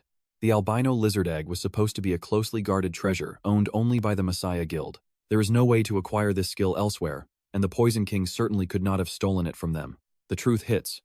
The Messiah Guild gave it directly to him. They slowly turned the Poison King into the villain, making themselves look like the rightful saviors of this world. Gritting his teeth, his rage makes him want to rip this skill scroll to shreds. Lee Se-jun, once again, you have proven that my comrades' sacrifices were nothing but stepping stones for your own path. Kim Woo-jin decisively tears the scroll apart. But now, this power belongs to me. And check this out, he just unlocked the legendary power of Apophis, granting him total, absolute immunity to every single poison in existence. The ultimate counter is born. Kim Woo-jin suddenly thinks of a face. Lee Se-jun, I will definitely do it. His expression is now dripping with cold, murderous intent. I will rip you apart with my own hands. Lee Jin-ah breaks a sweat, watching Kim Woo-jin. Why did his mood suddenly turn so dark? He gets to keep all the rewards for himself anyway. A moment later, Kim Woo-jin says, let's get out of here. Lee Jin-ah just stares in utter confusion, finding him harder and harder to read. The light pillar shines again. The two of them return to the container room. Lee Jin-ah eagerly reaches for the paper bag on the table, thanking boss Han Se-chan for being so thoughtful. He mutters that he's absolutely starving to death, but inside that bag, there are only 2 bottles of water and a phone. Seeing this, Lee Jin-ah loses it and screams, that cheap old bastard. What on earth is this? Why did he even bother using a fancy paper bag for just 2 bottles of water? Elsewhere, Han Se-chan picks his ear. He glances at the radio on the desk. Who's talking trash about him? My ears just won't stop itching. Then, Han Se-chan suddenly smirks that was faster than he expected. He turns on the radio and speaks through it, even if it wasn't a high difficulty zone. You managed to clear a dungeon in under 3 days. So, how are you feeling? Kim Woo-jin replies that it wasn't too bad. More importantly, has anything happened on the outside? Han Se-chan reaches out to click around on his computer. He opens up several online news articles before replying there are still no updates on Park Yong-won's forces who went inside that 6th-floor dungeon. However, it's just been announced that the Messiah Guild and the Frontline Guild, 2 of the 5 biggest guilds worldwide, have officially decided to form an alliance. Han Se-chan then adds, oh, also, the Dragon Hunter has captured a golden dragon in a 5-floor dungeon. Kim Woo-jin falls deep into thought. When the first golden dragon appeared, everyone was only obsessed with its hide. It's incredibly durable and offers top-tier heat resistance. Everyone expected armor made from its hide to completely revolutionize gear for high-level players. But Kim Woo-jin knows a secret. It is the dragon's gastric juice that truly changes history, not its skin. At first, nobody knew its real function because who would ever guess that stomach acid could be useful? But by complete accident, they discovered its miraculous power to break any seal or curse. Kim Woo-jin remembers the moment Lee Se-jun stabbed him. Even Lee Se-jun's legendary Balmung sword was only unsealed by using that very same golden dragon gastric juice. This is a massive turning point. He has to grab this item before any other player figures out its true, history-altering value. Han Se-chan says over the radio, that's all the big news from the last few days. Do you need anything else? Kim Woo-jin replies, no, that's plenty. The boss continues, great, then I will get the full report from your supervisor. There should be a secure, dedicated phone right there for you to reach us. As Kim Woo-jin picks up the phone, Han Se-chan warns him it's completely immune to wiretapping, making it much safer to use. Han Se-chan barks Lee Jin-ah, do not wander off and get back to the office immediately. Hearing his name, he snaps back, can't I just get a break, boss? Whose fault is it that I am being treated like a total errand boy anyway? Han Se-chan snaps back because I'm your boss. I'll reward you with a bowl of rice, so get your butt over here right now. Grumbling, Lee Jin-ah stands up and snatches the radio from Kim Woo-jin, complaining that the boss only knows how to boss people around. 1 bowl won't cut it. I need 10. He grumbles, opening the door to leave. Before walking out, Lee Jin-ah glares at Kim Woo-jin, thinking please tell me I don't have to stay partnered with this jerk from now on. Kim Woo-jin notices the glare and shoots one right back. Frustrated, Lee Jin-ah slams the door shut. The next morning at the office, Lee Jin-ah slumps onto the couch, complaining I haven't even slept enough yet. Why drag me in so early? I literally turned in my report yesterday. Han Se-chan holds up a folder. He called him in for that exact report. We must speed up the plan. He tosses the papers. Read this. Lee Jin-ah groans. What could possibly be so important that I can't even eat breakfast? Suddenly, his eyes go wide. What in the world? He grips the file, screaming, are you insane? Are you seriously telling me to go in there all by myself? The file says Needle Snake Hunt. It's a 2-floor dungeon, A+ rank, capacity of 99 players. Requirement is level under 35. Clear condition is defeating the Needle Snake, and the reward is a Philosopher's Stone. Additional info, 58 Koreans and 41 foreigners have already confirmed their entry. Han Se-chan snaps back, what are you screaming for? Who said you're going in alone? Obviously, you'll be paired with someone who has decent skills. Lee Jin-ah scratches his chin, decent skills? A dragon hunter? Or some secret agent? Don't tell me it's Lee Se-jun. Wait. His level is too high to enter a 2-floor dungeon anyway. Is there anyone actually pro enough besides me under level 35? Han Se-chan smirks, how could you forget Kim Woo-jin? Lee Jin-ah breaks out in cold sweat, shouting, what? Kim Woo-jin? I am not going back in with that lunatic. He flails his arms around, screaming. Lee Jin-ah complains I told you yesterday. The guy is absolutely crazy, high skills aside. We are both human, so shouldn't we have some team spirit? The guy has a total personality defect. He literally threw me out as monster bait. Lee Jin-ah shuts his eyes and groans if I have to work with that psycho again. I am going on a hunger strike. Oh Se-chan reaches into his pocket, thinking he would be pretty grateful if the big guy actually starved himself. Instead, Oh Se-chan pulls out a voice recorder, playing back a very familiar voice of Lee Jin-ah. The speaker says the only teammate I need is someone who won't hold me back. The recorded voice sounds incredibly confident. I do not care about personality. Monsters do not attack you over personal issues, do they? No. So raw skill is the only thing that matters. If there is someone like that, just bring him here. But there is absolutely no way he is stronger than me. Hearing his own words, Lee Jin-ah turns pale and yells, wait, boss. Oh Se-chan just smiles, while the big guy rubs his temples, completely losing it over the fact that his boss actually recorded this. He kept it all this time. Talk about playing dirty. Oh Se-chan puts the recorder away and shrugs. I already signed both of you up as 2 massive baits, Oh Se-chan says, which completely sends Lee Jin-ah into a yelling panic. Wait, what do you mean by bait? And just look at his face. Oh Se-chan is definitely cooking up some massive conspiracy. Late at night, Kim Woo-jin is sharpening his sword in the quiet ruins, carefully pressing the steel against the grinder before wiping it clean. The blade has taken quite a beating. He really needs a decent storage option for his gear. Glancing at the briefcase nearby, Kim Woo-jin clicks the lock shut, wondering who else Oh Se-chan has recruited, and who exactly the Skull Guild is trying to target. He really wants to meet them. By morning, Lee Jin-ah is questioning Oh Se-chan. Hey boss, is there really any room left in that beast's dungeon? The government already opened entry for foreign players. Just then, Secretary Ojisu walks up carrying a briefcase, while Oh Se-chan confidently claims that he and his secretary have already taken care of everything. Lee Jin-ah remains skeptical with foreign players getting priority. Securing spots for me and Kim Woo-jin cannot be easy. Did you actually spend some money this time, boss?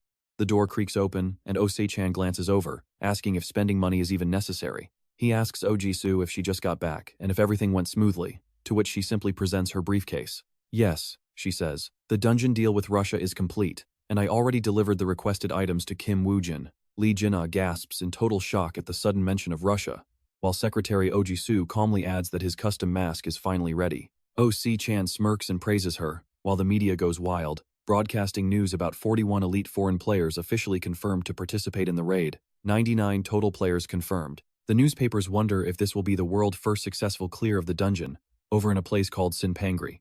Outside a classroom with a Russian team sign, Lee Jin-ah is already complaining, uncomfortably adjusting his face mask.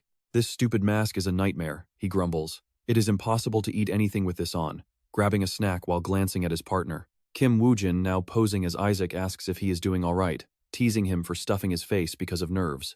Lee Jin-ah snaps back while chewing stressed. I do not even know what that word means. Kim Woo-jin silently takes a bite of his bread, nodding, but Lee Jin-ah notices his own legs are shaking, wondering how the hell his partner can stay so calm before such a massive dungeon. Using his cover name Spasiva, Lee Jin-ah asks, are you sure you are not the one who is nervous? I saw your legs shaking earlier, but Kim Woo-jin simply replies that of course he is. Lee Jin-ah grins, telling him not to worry and just trust his partner. Woo-jin stares at his screen in disbelief. Wait until you see this item. He never expected this legendary gear to end up in his hands. Lee Jin-ah side-eyes him, reminding him not to forget about buying him beef after this raid. After all, we are a team, and we have to fight through this together. He warns him not to pull any weird stunts like last time, but Kim Woo-jin is already busy examining the item description on screen. The Grim Reaper Mask, a legendary grade item usable from level 1. This is the ultimate mask of the Grim Reaper. It allows you to connect with and directly control summoned undead monsters with absolute ease, boosting your total magic power by 10%. Mana recovery speed is also boosted by 10%. He is amazed that OC-chan actually got his hands on this. The night before, Kim Woo-jin received a call from OC-chan. I heard all about your performance in that last dungeon. Do you want to enter the Needle Snake dungeon? The boss asked, but the hunter played cool, saying it seemed too dangerous. Oh, C-chan laughed out loud. I knew you wouldn't just jump in. I heard you are quite skilled at controlling skeleton soldiers. Back to reality, he thinks. Even the king of undead, Johann Georg, desperately wanted this exact mask but could never lay his hands on it. He wonders what kind of insane power this mask will actually unleash, having never seen it used before, until Lee Jinna suddenly cuts in and interrupts him. Hey Kim-gu, wait, no, Isaac, are you even listening to me? He lets out a soft smile. Clearly, the timeline to wipe out the Messiah has been moved up. Just then, a staff member opens the door, calling for the Moko's Guy players to get ready. Placing his hand on his knee, they both leave the room. Gujin notes he needs to test the Picture Reaper mask on the first floor. The dungeon system blares an announcement to reach the next floor. You must survive for 5 days. The other players lose it a survival quest? Damn it, this is the absolute worst. Everyone is swearing, with some holding their heads and cursing. Clad in his Spasiva armor, Gina speaks up about the survival quest. Sure, on paper, we just have to stay alive for the set time, he says. But that means the monster horde will be so massive that survival is going to be brutal. Gina asks what they should do, but Gujin simply replies they need to test things out. Gina repeats the word, test. He shivers a bit, suddenly flashing back to being surrounded by wolves. No way, Gina screams internally. Is he going to make me do that again? Making a face, he asks if Gujin forgot what he said. Seriously? Again? Gujin just chuckles, saying that if you get a new item, you obviously have to check its performance. Gina claps mockingly, agreeing they must test it. Gujin turns around, telling him they should head somewhere quiet first. Deep in the quiet woods, a system alert pops up. A skeleton soldier has been summoned right in front of them. Gina happily greets the summon, asking with excitement if it seriously came with its own set of armor. He steps closer to tease the skeleton, telling it to get lost. Meanwhile, Gujin pulls a mask out of his inventory. Putting it on, the system displays its legendary details, the Mask of the Picture Reaper, which can be equipped starting from level 1. Wearing the Mask of the Picture Reaper allows you to directly connect with and control any undead monster you summon. It boosts magic power by 10% and increases mana recovery speed by another 10% when active.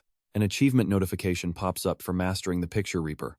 Gujin notes that the mana boost alone is pretty solid. And check this out, he suddenly spots a thin thread falling from above, linking to the skeleton. Gujin stares in confusion at the thread. It seems to start from his own blood vessels, shooting right out of his fingertips. The system announces a successful connection. Gujin's eyes widen as light flashes, and when he opens them, he sees Gina grabbing his head. Gotcha, Gina laughs, playfully rubbing the skeleton's head. But suddenly, the undead summon glares right back and snaps at him. Hands off, the skeleton demands. Gina completely loses his mind, screaming that his summon can actually speak.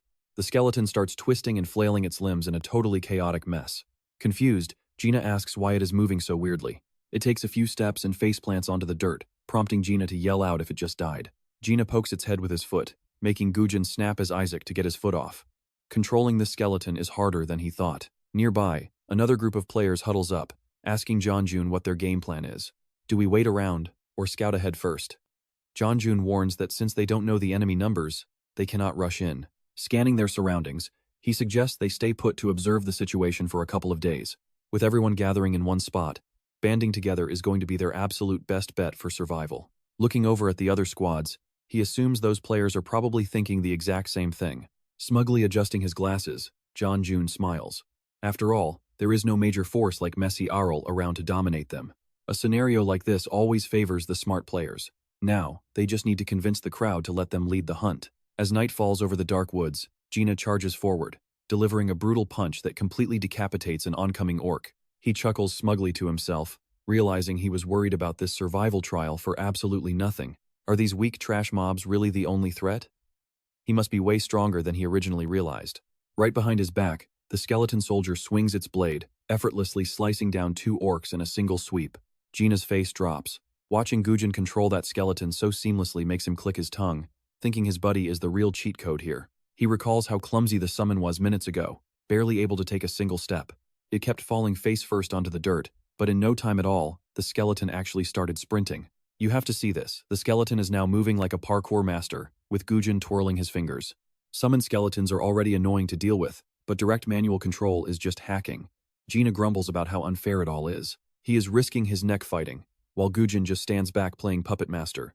It is totally unfair. Suddenly, he senses something massive looming behind him as a giant skeleton soldier is summoned, triggered by another system alert. Gina looks at that massive thing in absolute shock, unable to believe his eyes.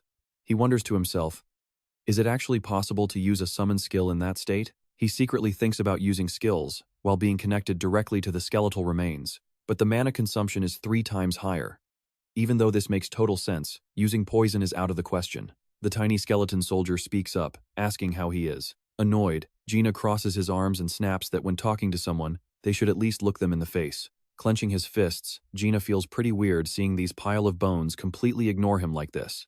Woo-jin asks in a challenging tone if he needs to be taught some manners too, making Gina stare ahead with a dry reply. Taking off his mask, Woo-jin suddenly looms right behind him, asking if he is finally satisfied. Startled, Gina quickly spins around to look at him. "Oh my god, you scared me," Gina gasps. Woo-jin asks why. Chuckling, Gina waves his hand and says he is alert enough to educate those who lack manners. He adds that he does not mean Woo-jin, but the monsters. Woo-jin coldly mutters that it is a relief. Then he declares they are officially starting now, making Gina shout in confusion since they already slaughtered a bunch of monsters. Why the sudden nonsense? He asks in total confusion, wondering what exactly is supposed to be officially starting now. Gina stutters and gestures wildly, asking what those earlier monsters even were. Then he suddenly claims he must be suffering from anemia. He grabs his head, groaning that he is suddenly feeling super dizzy.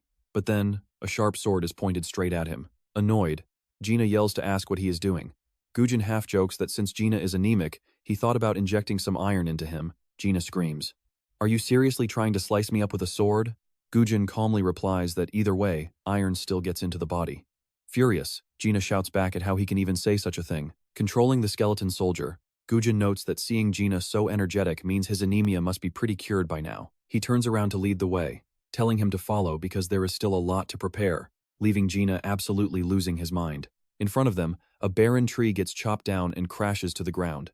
The two of them are working hard cutting timber. Gina stares at him, wondering what Kim Ewan is actually thinking. Did he seriously enter this dangerous dungeon just to chop wood instead of hunting? Let us switch gears to another team, where a group of raiders is busy cornering a goblin in the forest. A tangent-skinned warrior slashes the beast with his sword, while an experienced older veteran easily blows away several other goblins. It is now day 3 inside the dungeon.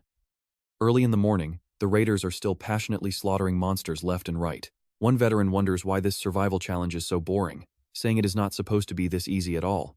Jun stands nearby and agrees that the tiny number of monsters is extremely weird for a C+ rank dungeon survival challenge. Instead of being hunted, they are way too comfortable.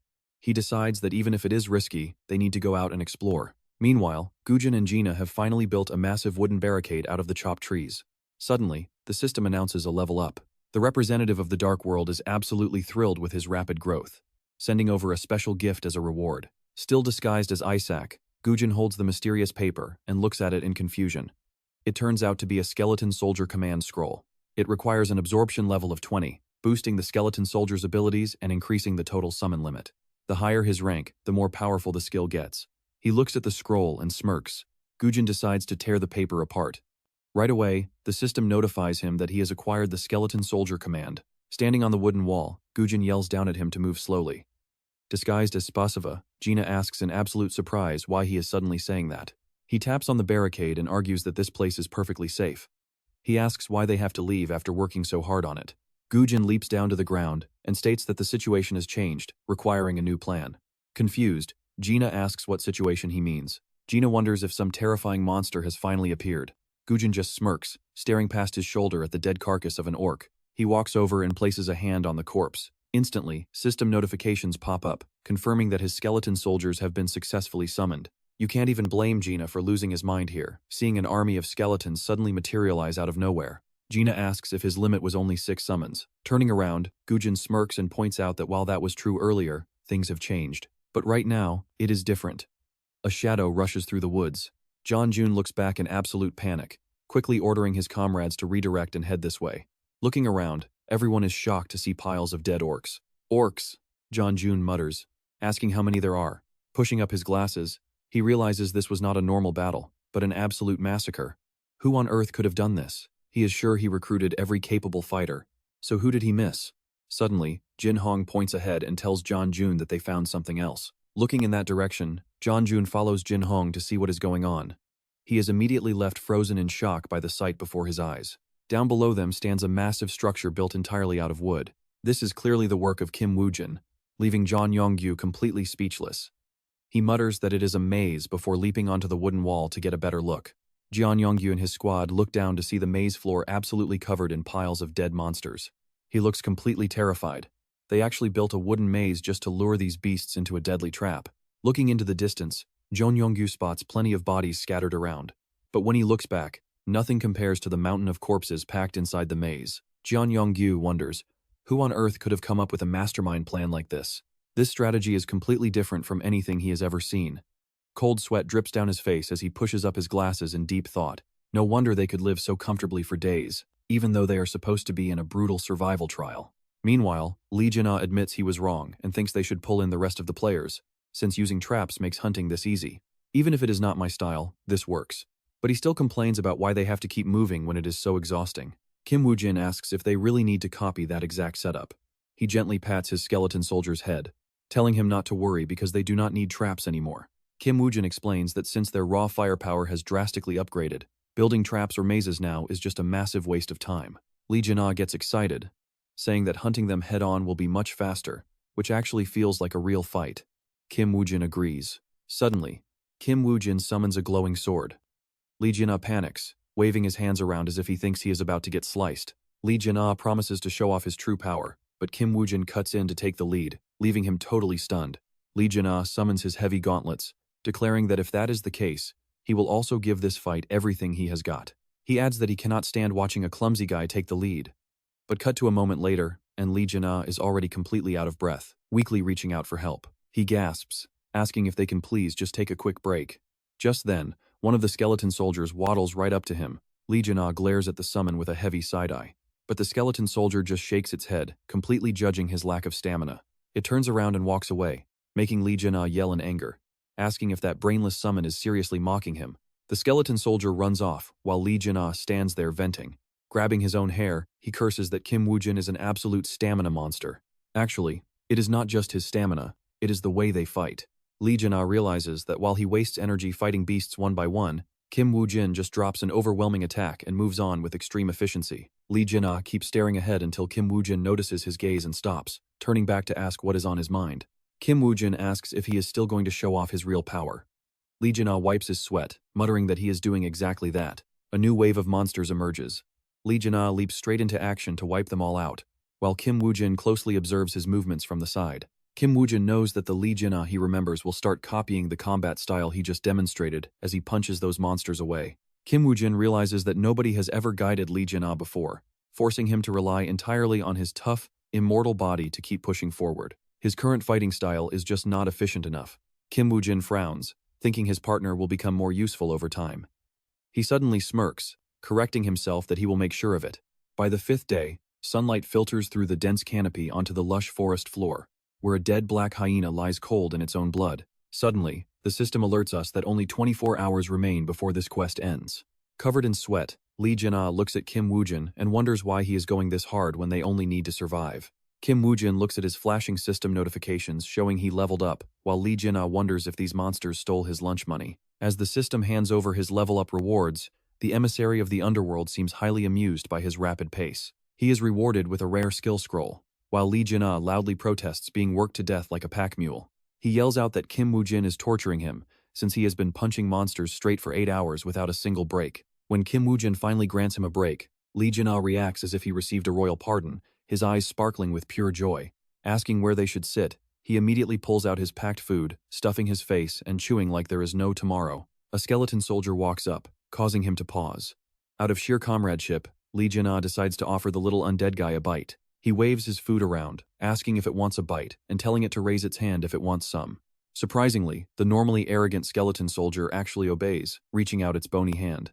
Lee Jin-ah laughs, asking if the little guy is finally opening up. Lee Jin-ah gloats, calling out to Kim Woo-jin to witness the power of true, unbreakable comradeship. He gets so emotional that tears actually well up in his eyes, thinking that this deep connection is truly beyond words. He turns to ask if Kim Woo-jin is hungry, but immediately freezes as his new skeleton buddy hand-delivers the food straight to its master. What? Realizing he's been tricked, he jumps straight up to demand answers. So you've been controlling it this whole time? Damn it. Do you just love messing with people? Woo-jin grins, saying he wanted to see what camaraderie tastes like. Poor Gina looks exactly like some gullible recruit scammed by Woo-jin. He puts his hands on his hips and unloads a furious rant. Screw you, making me work like a dog, giving me zero food, and then burying my hard-earned loot. If you stay this petty, you'll end up completely bald like that big boss. Woo-jin eats, wondering if he really just said bald. That's the first time he's ever heard of the Orc Champion's appearance. Suddenly, a bright flare explodes in the sky. Gina frowns, wondering if it's some distress signal. There's barely any time left on the clock anyway. He snorts in disbelief.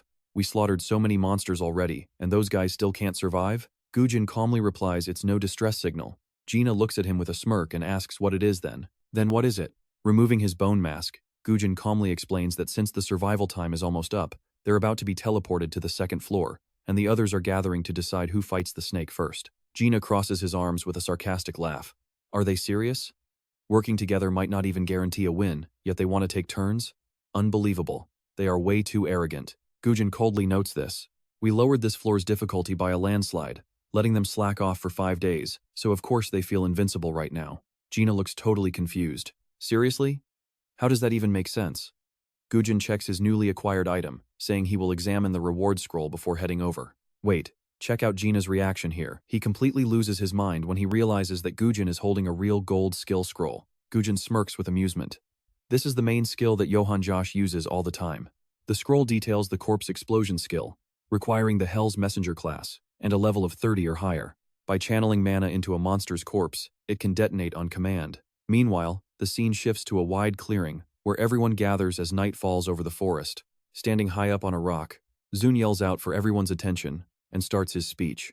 Since almost all the survivors are now gathered here, I declare that our survival mission is nearly complete, and we will soon be teleported straight to the second floor. The Alliance, including the Pixiu Guild, will be the first to hunt the thorny snake. Any objections? Gina glances at Woo-jin and whispers that it's just like he said. These guys are insane to actually take turns. Seeing everything go smoothly from high up on his stage, Se-jun continues. Since nobody objects, let me warn you beforehand. Keep in mind that you are absolutely forbidden from interfering with our hunt. He pauses for a brief moment before emphasizing that any intentional interference will result in immediate execution. Woo-jin shrugs it off as a cheap threat. Gina mutters, asking what their plan is since Woo-jin must have one. Suddenly, someone shoves him as a burly hunter steps up to flex his authority. Did you hear what he just said? Hot-headed as always, Gina grates his teeth, wondering if this bastard has a death wish. Why can't he just speak Korean? But before he can throw a punch, Woo-jin grabs his arm to hold him back. Gina looks back to see Woo-jin shaking his head. Signaling not to make a scene, Woo-jin indicates they won't interfere with the hunt. Fine. Good luck then. The troublemaker laughs, saying good before turning around and walking away. Gina is completely baffled and complains, asking why he stopped him. Woo-jin decides to enlighten his companion. Are you planning to fight that entire crowd by yourself? Since Gina still doesn't get it, Woo-jin points to the red band tied around the man's arm. Now, take a good look around us. Gina looks around and realizes almost everyone is wearing a red armband except for the two of them.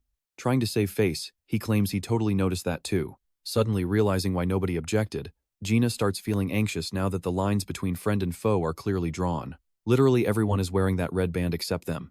But does that mean they're done for? Don't count Woo-jin out just yet. Do you honestly believe that? As the timer hits 0, the system announces to all hunters that the survival mission is complete, initiating teleportation. Deep within the second floor forest, the giant thorny snake begins to move. Its long tail drags along, scraping the ground as hunters hide behind trees, waiting to strike. Sensing danger in the air, the beast looks around cautiously. Some weaker hunters tremble as the massive serpent scans the area, not even daring to breathe too loudly. The thorny snake keeps slithering forward, its massive tail randomly slamming against the earth. Unbeknownst to the beast, an ambush is already waiting ahead. Seeing the perfect opportunity, Jun orders them to open fire. Following orders, the mages unleash a barrage of ranged attacks on the thorny snake, catching the beast completely off guard. It thrashes wildly as the ground erupts in a series of violent explosions, sending deafening roars echoing through the night. Woo-jin and Gina watch indifferently from a high cliff. Gina can't help but ask if they are really just going to stand there and spectate. Looking at this, maybe they actually have a chance? Woo-jin answers flatly, no, not in a million years. Gina does not get Woo-jin's point. Why is it impossible? Is that crowd of people still not enough? Instead of answering, he asks Gina a question. When you run into a monster, what is the very first thing you do? He folds his arms, thinking deeply. The first thing I would do is just rush in and slash them. Since we have no idea what they will do, charging headfirst right away makes it way too hard to handle any surprises. Woo-jin nods, then points his finger toward the spiky snake. Exactly. Look at that monster over there. Right now, it is taking a fireball straight to the face. Are you seriously going to just run up and slash it? Hearing this, Gina freezes up for a few seconds before stammering out. Well, obviously, is it not just better to take it down quickly with raw numbers? Woo-jin crosses his arms, watching the distant battlefield. Sure, that would be great if it actually worked. But if this raid was that simple, why has nobody escaped this prison yet? Did they just lack manpower? Were the ones who failed really just weaker than everyone else? Right now, seeing the snake take a hit, Se-jun watches the situation closely, getting ready to give his command. He shouts out with excitement, "Great! Everyone charge forward!" But the snake has no desire to fight. It turns around and bolts, its massive body sliding rapidly right past the hunters' heads. Seeing this, a teammate yells that the snake is escaping. Se-jun feels like this hunt is way too easy. At this rate, catching it is just a matter of time, and he is going to be the very first player to slay the venomous serpent. The spiky snake slithers away quickly, its massive body leaving a clear path behind, but suddenly its eyes go wide with pure shock. Jagged rocks rise up right ahead, blocking its escape route. Someone has made a move, activating the master-level knowledge skill destruction. Massive, sharp stone pillars shoot high into the air, but the spiky snake ignores the obstacle completely and crashes right through them. Its massive body is simply tougher than the stone. Ground and rocks shatter, and the snake moves freely. Gina stares in awe at their coordination. It looks like they came prepared, even predicting that the venomous snake would try to flee. However, Woo-jin sees things differently, and here is the twist. He mutters calmly, "It is starting."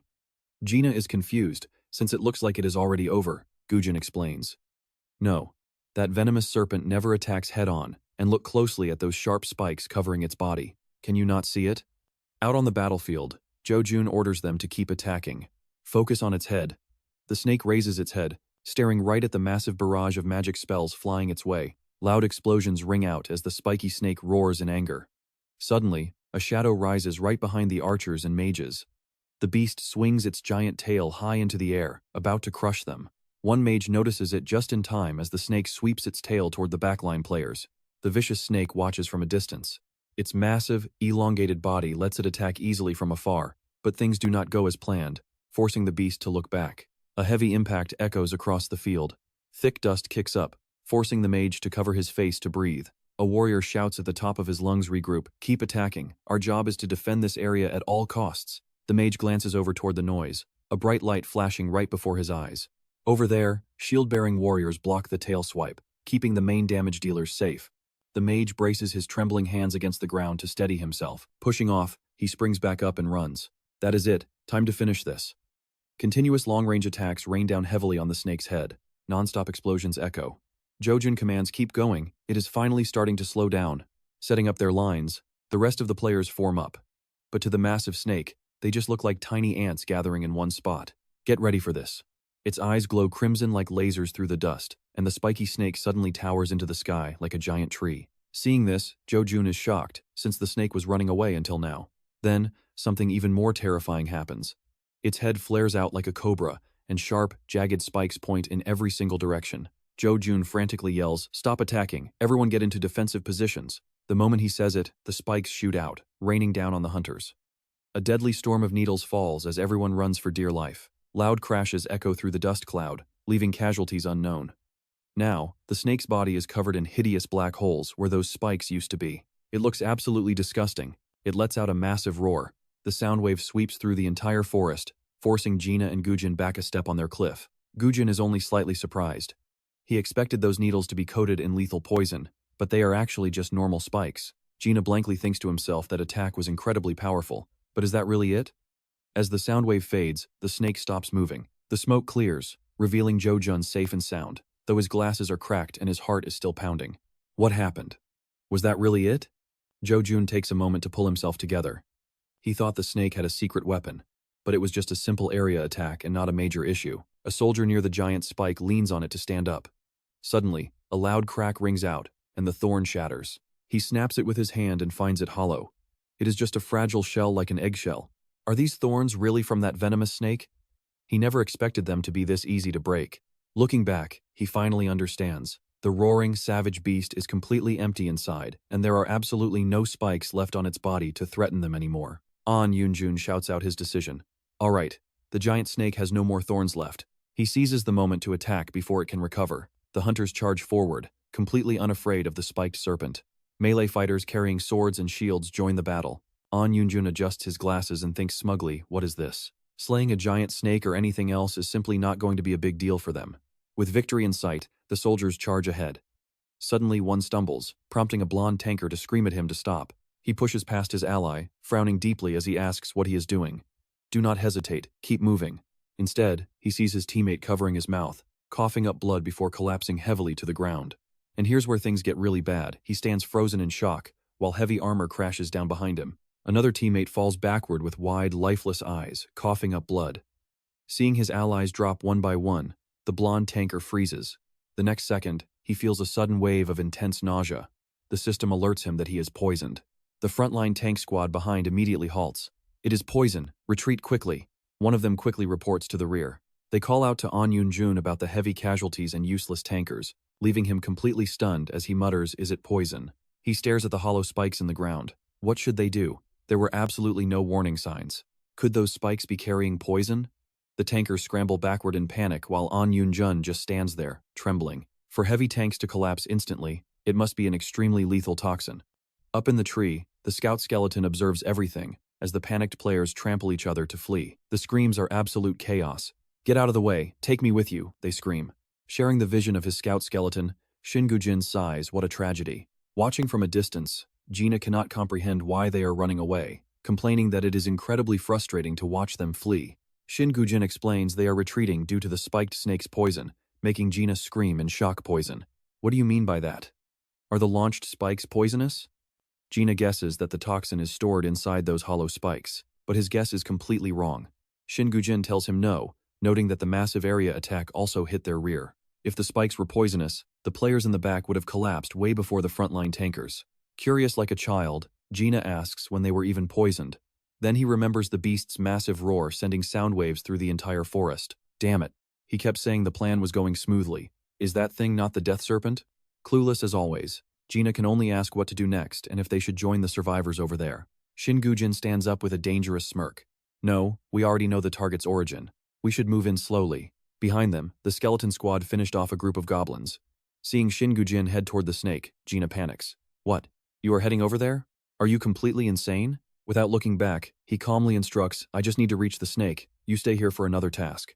Gina sighs in relief, yet senses a scam. What a relief. But wait, hey, you bastard. I did not come here to be your servant. Gina snaps as Shin-jun just smiles. Is that so? Shin-jun replies, go ahead and leave then, prompting Gina to immediately change his tune after being abandoned so easily. He shakes his head violently. That is not what I meant. I am voluntarily staying here to work hard on your task. The giant spiked serpent remains standing perfectly still, not making a single move. As the gentle night wind blows, a colorless toxin slowly leaks from the hollow holes on the beast, while a figure lurks behind a nearby tree. Shin-jun notes that since the poison is completely colorless, odorless, and tasteless, none of the players could possibly notice it. This explains why the entire Vanguard force failed so miserably. The mystery has finally been solved. Just imagine being in their shoes. They only realized the danger when the damage was already far too late to reverse. But he is completely different. Shin-jun adjusts his bone mask as the system alerts him that the authority of Apophis is active, granting him complete poison immunity. What is more, the spiked snake's toxin actually boosts his hemolysis skill, making him smirk as he reads the final notification. Who knew the authority of Apophis could enhance his hemolysis technique? Talk about pure luck. Suddenly, something catches Shin-jun's eye. He looks down at a spear on the ground. Sitting down to check his system menu, he examines the items in his inventory window, pondering. With Gujin's target being so massive, its hide must be insanely thick. He smirks, thinking he should deal with it step by step rather than a head-on fight. That would be far more effective. Meanwhile, a young man with a red band on his wrist punches a tree trunk in frustration. Jun cannot stop blaming himself. Damn it, I did not know what to do. Jun blames himself, this is all my fault. He asks his crew how many made it out. Jin Hong turns and answers, I am not sure. but as we fled, I think I saw around 30 people escaping. Everything is a mess now anyway. Is he asking Jun for help? Go save them. Who knows? Maybe plenty of survivors are still out there. But Jun has other plans, saying they should wait right here to gather whoever is left. He pushes up his glasses, muttering anyone still back there is already dead. Jin-hong snaps in frustration. Wait? We do not even know if we have enough people left to mount an attack, and we are desperately short of tanks. But Jun remains firm. We go recover the bodies. We cannot afford to lose any more manpower. Instead, it would be much better if we reorganize our party and try again later. They have already given up on succeeding, knowing that heading back there is basically a suicide mission against that giant snake. Jin-hong grabs his head with a curse, pointing at the exhausted survivors slowly gathering, showing that they still have people. However, due to the lingering snake venom, everyone is visibly unwell, groaning and clutching their heads in pain. Jin-hong demands to know, is there really no option left but to just abandon our allies like this? Jun clenches his fists, thinking that even if they regroup, the outcome is obvious. Going into battle without any tanks is like throwing yourself into an attack completely without a single shred of armor. But in times like these, keeping a clear head is absolutely critical. Suddenly, a loud rumbling echoes from the distance, snapping the group awake. Hearing this, a panicked member gasps, could that thing be heading straight for us? Playing it safe, Jun immediately barks out orders, telling his crew to pinpoint the snake's location fast. Their top scout instantly springboards off the ground, jumping into the trees. With nimble moves and quick feet, he quickly finds a sturdy branch high up. You will not believe this. Scanning the horizon for the snake, the scout suddenly freezes, completely stunned. Seeing him go silent, the guys down below grow impatient, yelling, "What are you doing? Give us the location." The scout struggles to find his words, stammering it sounds crazy. But some solo player is actively fighting the spined snake. This news leaves Jun utterly speechless. What? Jin-hong can barely believe his ears.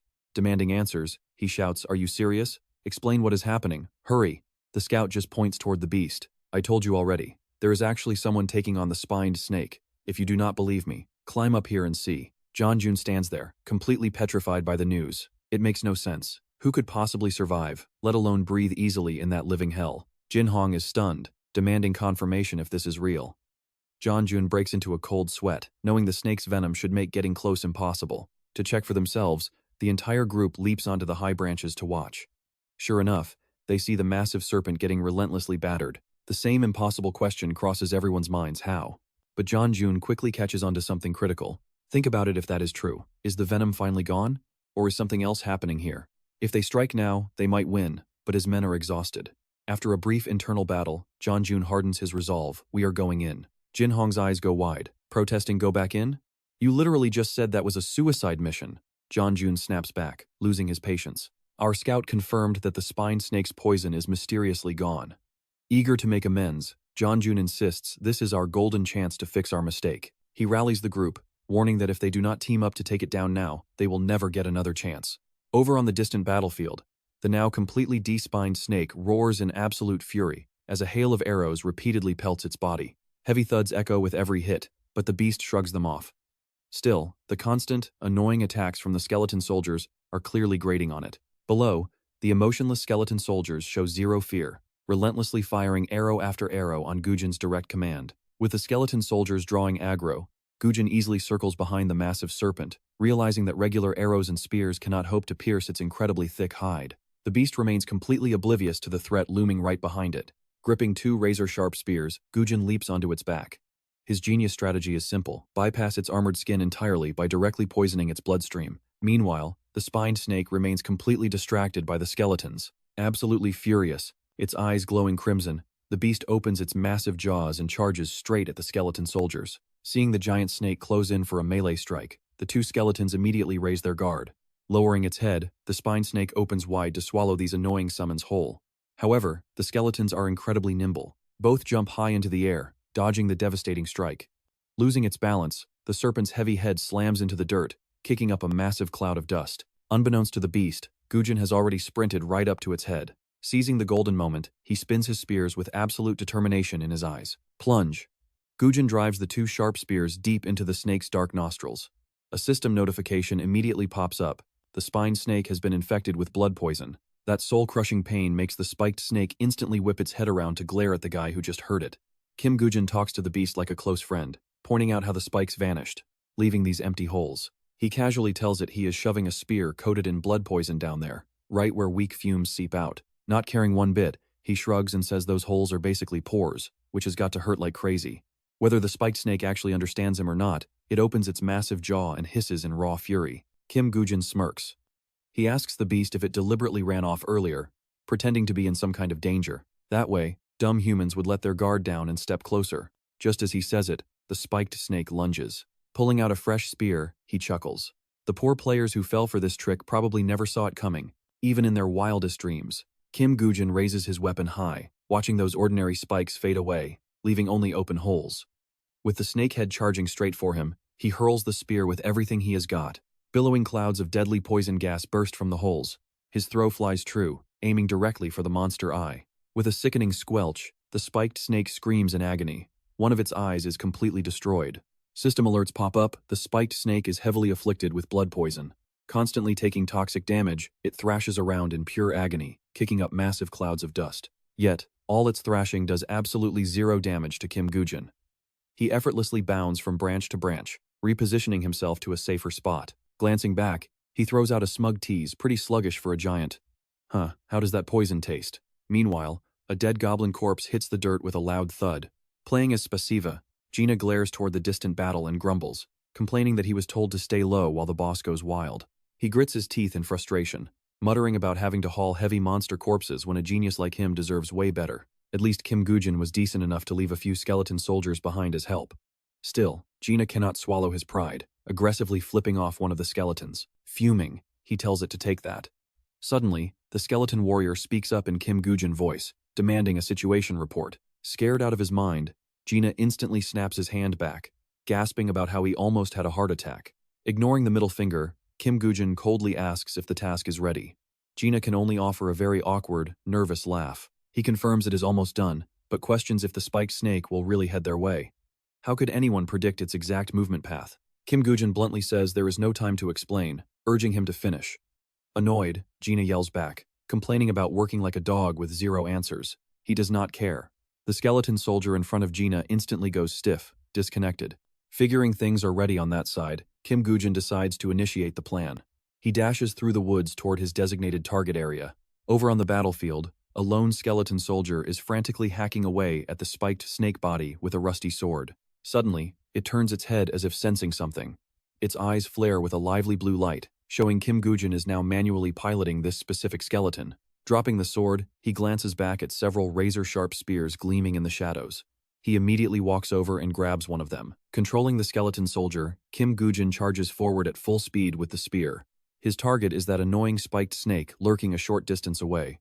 Building up some solid momentum, he takes a massive leap high into the air. Now watch this. He effortlessly maneuvers the skeleton in a zigzag pattern through the branches, pulling off a perfect surprise attack on the monster. 2 spears pierce straight into its open pores. The spiked snake writhes in sheer agony, completely caught off guard by this sudden ambush. The system alerts that the spiked snake is infected with blood poison. The monster whips around to target the skeleton Kim Woo-jin is piloting, but he swiftly cuts the connection before it can strike. The lifeless skeleton returns to normal, but its owner Kim Woo-jin has left it in a tight spot right in front of the giant snake gaping maw. Suddenly, another skeleton nearby builds up speed and leaps into action. This skeleton also carries 2 poison-tipped spears, launching itself into the air while aiming directly for the creature head. A second later, both spears sink deep into the pores on its head. This smart move not only saves its ally, but also forces the giant beast to crash down. The attacking skeleton speaks in Kim Woo-jin voice, telling the monster he will make it live up to its spiked name. He insists on giving it a quick makeover. With that, Kim Woo-jin has the skeleton repeatedly jam spears into the open pores of the helpless spiked snake over and over. The system alerts that the spiked snake is poisoned, drastically lowering its combat abilities. By now, countless spears are sticking out of the black holes on its head. They look like brand new spikes, but only the monster knows the sheer torture they cause. Terrified, it tries to escape. Nearby, another skeleton holding a poison spear glares at the beast. Kim Woo-jin prepares to throw, wondering if a creature this massive simply takes longer to fully succumb to the toxic effect. With that, he hurls the spear directly at the fleeing snake. You have got to see this epic move. He instantly connects to a skeleton riding the beast, tasking it with catching the incoming spear mid-air. Controlling the skeleton, Kim Woo-jin has it leap gracefully into the air, its bony, gloved hand catching the flying weapon. He builds up speed next, swinging his arm to aim at a tiny pore on the giant snake. With a sharp squelch, the heavy spear drives deep inside. System notifications start flashing continuously. The needle snake is now infected with blood poison. Its stamina and magic resistance instantly tank. The blinding pain leaves the massive beast writhing in agony. But against such a cunning opponent, the snake can do absolutely nothing except scream. It thrashes its head violently to shake off the skeleton soldiers, but they just cling to the spear even tighter, holding onto the paw so hard that they will not budge. Terrified, the snake decides to turn tail and run, refusing to face Woo-jin any longer. As the beast flees, the skeleton soldiers under Woo-jin's control leap off its scaly back. Clinging to a nearby branch, he chuckles. Looks like you had to run, huh? Woo-jin cuts the connection with his summons, returning to normal. Dazed and disoriented, the snake charges blindly ahead, completely unaware that the bodies of several dead goblins lie right in its path. Its real nightmare is only beginning, and here's where things get explosive. Boom! A massive blast rips through the air as the Dark World's representative skill triggers. The blast scorches its face, leaving the dazed monster to lift its head from the thick, black smoke. It thrashes wildly to clear the dark fumes, desperate to regain its senses before turning to flee in the exact opposite direction. Watching through his skeleton's eyes, Woo-jin just smirks. Running in the other direction is not going to save you. Right on cue, another pile of dead goblins is waiting on this new route. As the roaring snake charges right over them, Woo-jin triggers another blast. Once again, the Dark World's representative skill activates. The last thing the giant snake sees is blinding fire erupting right under its eyelids. This blast triggers a massive chain reaction. Deafening explosions echo one after another, painting the entire cavern sky in fiery orange. System alerts flash. The snake is badly poisoned, its resistance is plummeting, and its health is draining fast. Meanwhile, in a high-rise office, a newspaper gets slammed onto the desk. The front-page headline announces a failed dungeon raid. The fourth-floor dungeon raid is a total failure. Se-chan smirks to think the elite force raised by Park Yong-won would end like this. This is getting pretty interesting. If he pulls this off, Park Yong-won is going to be absolutely devastated. He orders his secretary to send a car to the dungeon. Ju is stunned. Wait, what? They have barely been inside a week. Se-chan chuckles. Look, I am not wasting money on their masks for fun. If we keep the public eye off them, they can actually work together and display their real strength. Secretary Ju tilts her head at him. So as usual, we cannot just rent some cheap junk from the scrapyard, right? Their fake papers list them as Russian nationals now. She stands up. We need to prepare a proper diplomatic vehicle so they can escape instantly if something goes sideways. At the word diplomatic, Se-chan breaks into a cold sweat, his wallet crying diplomatic. How much is that going to cost me? He quickly calls out, wait, Secretary Ju, is it possible to do diplomacy on foot with no car? Knowing her boss is incredibly stingy, she snaps no and slams the door. Back in the dungeon, Lee Jin-ah stands on a cliff, watching the snake get forced into the exact path Woo-jin laid out. He watches in absolute shock. Did that crazy guy actually predict the snake's entire escape route beforehand? Using corpse explosions to trap and herd the beast? Woo-jin and his skeleton army surround the monster, successfully cornering it. The snake shakes its head to clear the black smoke. Its giant body is now completely covered in bleeding wounds. Now check this out. The system confirms the blood poison has spread through its entire body. Woo-jin smiles because it is already too late. Below, skeleton archers rain arrows on the beast. In pure agony, the snake snaps its head around to glare at them, but the skeletons do not care. They keep firing. Furious, the snake turns to hiss, only to get struck from the opposite side the moment it shifts. It flinches and glares to the left. Woo-jin watches his summons play with his prey, realizing he does not even need to try anymore. With the blood poison fully circulated, time is his greatest weapon. The snake's strength will keep draining, dragging out its painful demise. Meanwhile, Jun leads his party through the dungeon at breakneck speed.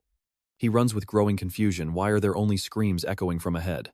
Almost every player in this dungeon has been trapped or wiped out. Jun is dying to know who is this mysterious hunter. Mid-run, a sudden system announcement flashes before every single player remaining in the dungeon, and the needle snake has been defeated.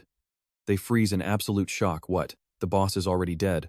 One player gasps in relief. We can finally get out of here alive. Another wonders if it was that mysterious masked hunter. He might even take the corpse before leaving. Jun grinds his teeth. How is it possible to hunt down that beast? Seeing him freeze, Jin Hong spins around and tells Jun to hurry up. They sprint ahead with no time to waste. There is no way they are leaving empty-handed. Jun shifts his goal. He needs to see the face of the man who did this. Meanwhile, Woo-jin gets a sweet system alert of his own. He has earned the exclusive achievement of Ultimate Needle Snake Hunter. The Dark World's representative grants him another portion of his legendary authority. Second announcement, peak achievements for hunting the Thorn Serpent. The merit unit effect grants +20 to all stats. Standard achievement level for hunting the Thorn Serpent Rue Achievements Award, +3 to all stats. Next up, the Blood Poison skill rank increases by 1 level. rewarded with a mastery stone. Holy light rains down from above, wrapping around Woo-jin. His level rises. Finally, a unique quest pops up. Search for and retrieve the yellow dragon from inside the thorned serpent. Staring at the giant corpse, Woo-jin sighs, what a pain. Just then, Jun and his group rush over, only to be blocked. Gina, disguised as Spasiva, stands her ground and barks in English, back off. Jin-hong stands frozen. Wait, why block us? Jun tries to reason with her, stating they are not here to cause harm. Gina says nothing, raising her hand to block them. One of Jun's teammates turns back to ask if anyone speaks English. Meanwhile, Jun cautiously raises both hands to show he wants peace. Hey buddy, I just want a quick look, he says, trying to act genuine. We are not bad guys here.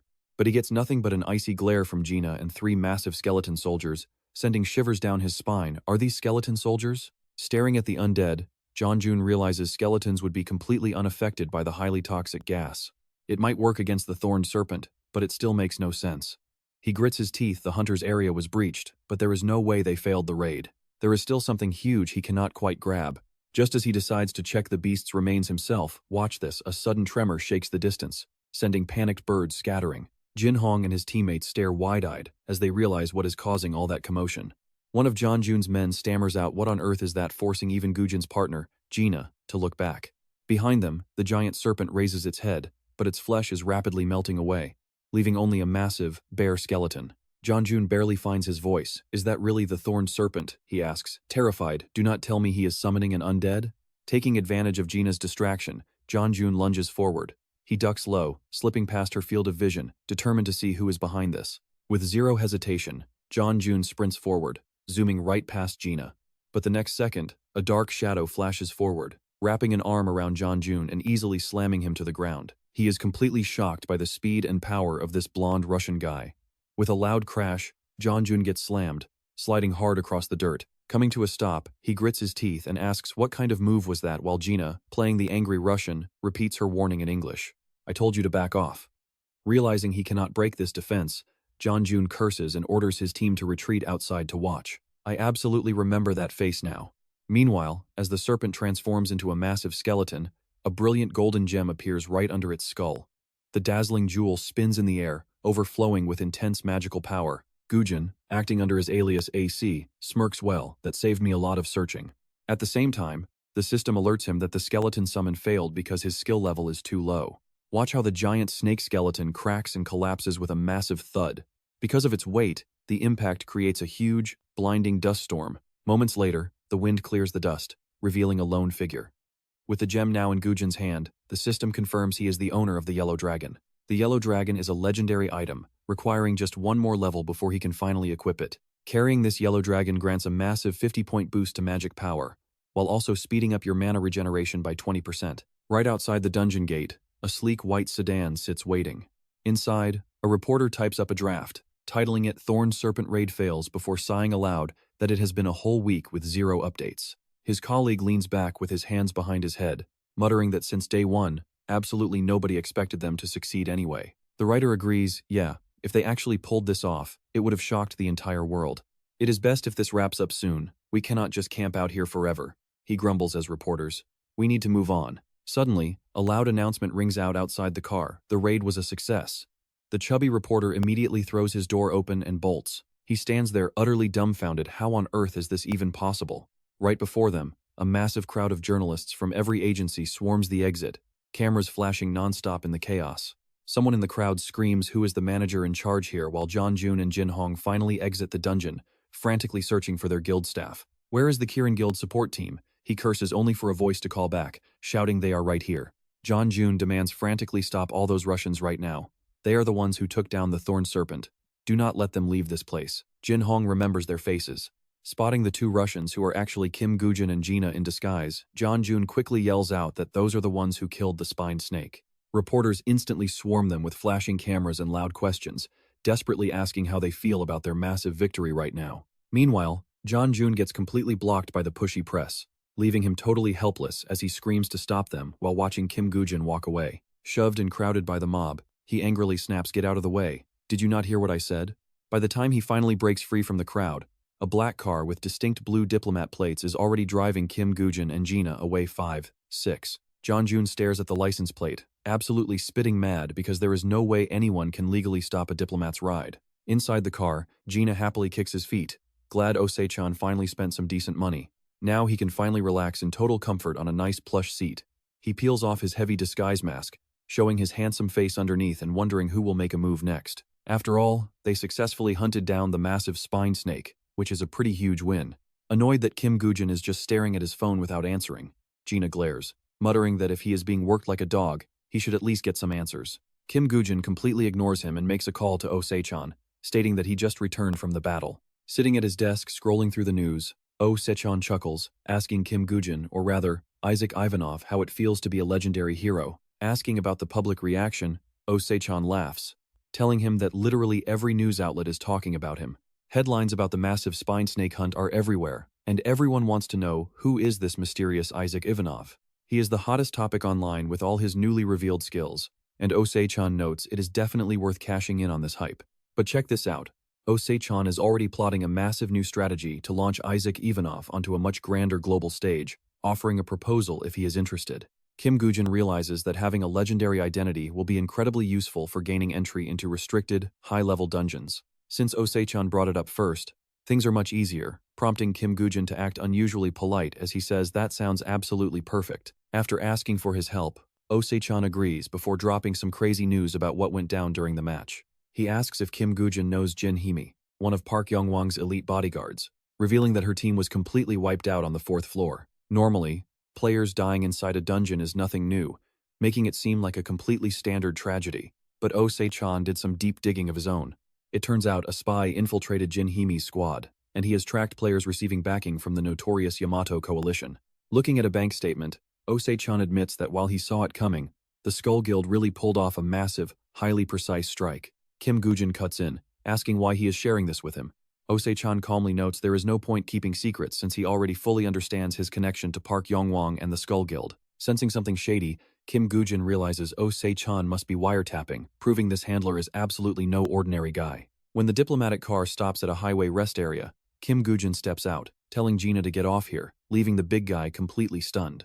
Gina instantly makes up wild scenarios, eagerly asking if Se-chan is treating them to a hard-earned feast. He rambles on, drooling over the thought of some hot, delicious tofu udon at this exact rest stop. But wait till you see their next ride, Kim Woo-jin pats a beat-up old sedan, declaring they are taking this rust bucket next.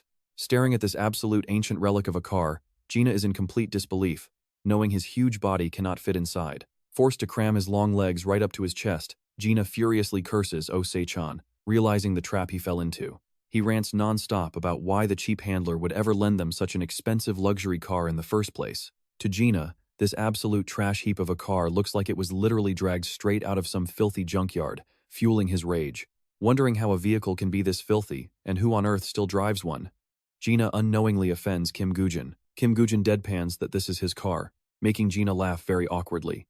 He quickly pivots, babbling that a fuel-efficient car that does not leak a single drop of oil is obviously the best, and anyone driving it must be an incredibly smart patriot. Realizing they have not eaten, Kim Woo-jin remembers that Se-chan mentioned leaving some food money inside the glove compartment. He suggests eating, prompting Gina to pop open the glove box to find an envelope. Picking it up with sparkling eyes, Gina eagerly wonders if their cheap boss actually gave them meal money, asking if the sun rose in the west today. But when he tips it over, only a couple of coins fall out, totaling 2,500 won. Kim Woo-jin just starts the engine and drives off, unsurprised by Se-chan, while every major news outlet runs stories on the legendary Isaac Ivanov. Headlines ask who he is, wondering if this Isaac Ivanov is a necromancer who has unlocked a completely new subclass skill tree. People are fiercely debating if foreign players will keep flooding into Korean dungeons, sending shockwaves across both the gaming and political news sites. Global news channels, economic and social reports, all feature an exclusive interview with Anon Jun, a member of the Spiky Snake Hunt. Below the video, endless angry comments are piling up about that big-nosed Russian jerk taking the A+ rank and claiming he got attacked. Why did that bastard open the doors to foreigners anyway? This is total nonsense. I already knew this would happen. Our own domestic players are all talk and can't actually get anything done. If that's the case, they should have just given it to the Messiah Guild. Ju reads through the comments and notes that the public sentiment has shifted from curiosity to straight-up negativity, especially toward Anon Jun, whose interview is really dragging public opinion down. She asks for permission to act, requesting her boss's orders to start immediately. Se-chan nods with a smile, saying they definitely need to respond, And soon, the internet explodes again as global media outlets drop a brand new exclusive interview with Isaac Ivanov. Breaking news shows Isaac Ivanov stating he has always deeply admired the Messiah Guild. He claims his idol is Lee Se-jun and wants to do the work others avoid. Just like the Messiah Guild, which instantly starts turning public opinion around. People online react, saying if his idol is Lee Se-jun, then he can't possibly be a bad guy, proving they shouldn't just listen to one side of the story. They cheer for Isaac, praising Lee Se-jun as a respectable Korean, and asking why they haven't sent him any choco pies yet. Reading the news, Woo-jin smiles with a sly grin, praising OC-chan for effortlessly flipping public opinion. And honestly, you have to appreciate this absolute masterclass. Since Isaac made such a public statement, the Messiah Guild can no longer just sit back and do nothing. He looks at his phone, sighing at his opponent's foolish move, thinking that if they couldn't recruit him, they should have at least acted with some basic decency. By manipulating the media, he didn't expect the Messiah Guild to throw the bait at others, and looking at his weapons, Woo-jin gets excited. He is highly anticipating the Messiah Guild's reaction, knowing he must prepare well. Suddenly, his phone buzzes with a new alert, and he taps it to find some major breaking news. Park Yong-won has cleared the 6th-floor dungeon, and clicking to read more, Woo-jin smiles, knowing the moment has arrived as Park Yong-won confidently faces the blinding camera flashes at a press conference. The shutter sounds click repeatedly without stopping. Running over in a complete panic, Secretary Kim whispers that she has an urgent report, but Park Yong-won tells her to wait unless it is an emergency. Secretary Kim leans in to report that Jin Hee-mi's team was completely wiped out. This news immediately freezes Park Yong-won's smug smile, and frowning, he quickly motions for a male representative to step up and speak for him. He waves goodbye to the reporters and walks away, leaving his representative to make the announcement in his place. The representative announces that the press conference is over because they need to take Park Yong-won to the hospital for a checkup, promising that the official press release will be sent to the Phoenix Guild later. Park Yong-won angrily storms out of the venue. He demands the details once they are inside, stepping into his private car as they quickly drive away. Inside, Secretary Kim reports that an anonymous sender mailed a bank statement to their office days ago, leaving Park Yong-won highly skeptical about trusting a source with zero clear origins. Secretary Kim is slightly worried, unable to guess the sender's true intentions, though she admits the documents do not seem entirely untrustworthy. Reports show the investigation team has already returned to the dungeon to assess the situation. Most of the deceased team members died from injuries that clearly were not caused by monster attacks. Since Jin Hee-mi's squad was the only one in that dungeon, no other guild could have done this, making Park Yong-won realize the truth as he furiously snaps his tablet in half. This means there was a rat hidden right inside his guard, and honestly guys, he just got hit hard by the Skull Guild. That night at the Messiah Guild headquarters, someone in the council room asks what they should do about Park Yong-won going forward. Shin-hye coldly states that if they want him as a public scapegoat later, they should just leave him be. She accuses Tsukahara Ken of acting too much on his own lately, prompting the man to quickly reply to her. Tsukahara Ken explains he is working with the Skull Guild to clean up this mess, causing Shin-hye to slam the table and demand what he just said. She snaps that this is no time for reckless actions, pointing to an empty chair and asking what happened in the Lizard Warrior dungeon. Warning him to handle things properly, she notes that even Kim Ja-hoon got dragged into it. Ju speaks up to warn him, asking if his goal is to expose their secret alliance with the Skull Guild to the entire world. He points out that even if they ignore basic operations, this cannot be overlooked. Glancing at the empty chair, he secretly regrets how that incompetent kid Kim Ja-hoon ended up dying without even making a name for himself. Shin-hye crosses her arms and concludes that the Messiah Guild can no longer cooperate with the Skull Guild. She immediately orders everyone to cut off all business dealings with the Skull Guild right away. Tsukahara Ken slams his hand on the table in protest, arguing they cannot do that because the guildmaster is currently absent. Shin-hye refuses to compromise, promising to make one thing extremely clear to him: Matsumoto's will is absolute. Hearing this, Tsukahara Ken furrows his brows in frustration. He clearly hates this decision, but he keeps his mouth shut. Noda Heijiro narrows his eyes at Park Shin-hye, keeping his thoughts to himself. With that, the meeting wraps up, and everyone disperses. Walking out together, Tsukahara Ken whispers to his partner, "What do you think about this, Noda Heijiro?" He lowers his voice, calling it completely unacceptable. Tsukahara Ken nods in agreement. Perhaps it is finally time for them to part ways with the Messiah Guild. The next day, Kim Woo-jin meets up with Park Yong-won at his private estate. Wait, isn't Park Shin-hye's squad supposed to be top tier? I never expected a total disaster like this. Park Yong-won frowns, to be honest. I was planning to dig into the Skull Guild and find a way to profit off them, but things have changed. Wiping them out is the only way to satisfy me. Kim Woo-jin stays silent. He hesitates before speaking, remembering his past life where Park Yong-won was known as a man more ruthlessly ambitious than anyone else. In 10 years, this man will sell precious items to Japan and end up seeking asylum there. Clueless outsiders cursed him as a dirty traitor who sold out his own country. Here is the kicker though, he only fled to Japan because he was terrified the Messiah Guild would strip him of everything. Even if he betrayed his homeland to protect his wealth, his power is real. Kim Woo-jin makes a bold proposal, let me join your personal guard. He plays his cards, you probably want to use me to hunt our enemies down. But I am not someone you can just use and discard. This actually makes Park Yong-won laugh. He wonders if this kid is serious. He taps the table, sizing Kim Woo-jin up. Having this talented kid under his thumb is perfect, even if it requires a bit of mutual leverage. What is his play? Honestly, it does not matter.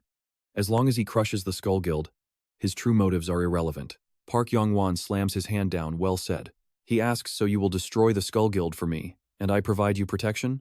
Kim Woo-jin nods, saying exactly, that is the price of my service. Besides, I have my own score to settle with them. Park Yong-won grins, absolutely loving this proposal. Perfect. This is exactly the answer he wanted. With the deal sealed, Kim Woo-jin leaves the villa.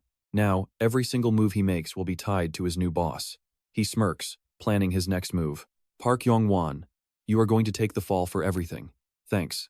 The next day, at his headquarters. Inside the office, Secretary Nam reviews the new contract. He tells Kim Woo-jin that since his terms have been upgraded to the absolute highest tier, processing will start immediately. Kim Woo-jin stands up and nods to them both. I understand. He steps out, quietly shutting the door behind him. Left alone, Secretary Nam adjusts his glasses in deep thought. How on earth did Kim Woo-jin secure a spot on Park Yong-won's personal guard? The kid has barely been in the guild for 6 months. Veteran players grind for years with flawless records, and they still can't even dream of getting close to that elite security detail. The president remains thoughtful, I am not quite sure, but he must have some serious leverage we know nothing about. Park Yong-won never makes moves without a calculated reason. Later, inside the descending elevator, whispers start spreading like wildfire. Did you hear about that traitor kid who supposedly joined Park Yong-won's guard? Keeping his hood low, Kim Woo-jin stands right beside them. They complain, how could a backstabbing rookie get promoted so fast? He probably got lucky with a rare item drop. Honestly, I am pretty jealous. Damn it. Stepping out of the elevator, the gossip continues. Jealous of what? The kid is just a parasite desperately clinging to the guild to survive. Kim Woo-jin ignores their petty talk completely. He dials a number with a cold smirk after all. He cannot deny that luck is finally on his side. Forget luck, because this is where the real hunt finally begins.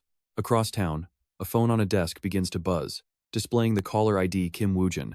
Oh, Se-chan answers the phone with his usual playful sarcasm, asking, well, who could this possibly be? It must be a real emergency for you to call me when you are this busy. But hearing the request makes the broker frown. What, a fake identity? Across from him, Lee Jin-ah watches closely. The giant yawns loudly, wondering what crazy scheme the kid is cooking up now. Oh, Se-chan sighs, muttering, well, it is not completely impossible. He explains that bypassing the guild staff in charge of dungeon entries is going to be incredibly tricky. Still, he promises to get it done. Hanging up, Oh Se-chan shares the news with his partner. The kid needs a fake ID to slip into a dungeon unnoticed, so we will probably find out his true play pretty soon. Lee Jin-ah just scratches his head, looking exhausted. But brother, why help him when you don't even know his plan? Don't tell me you actually trust Kim Woo-jin now.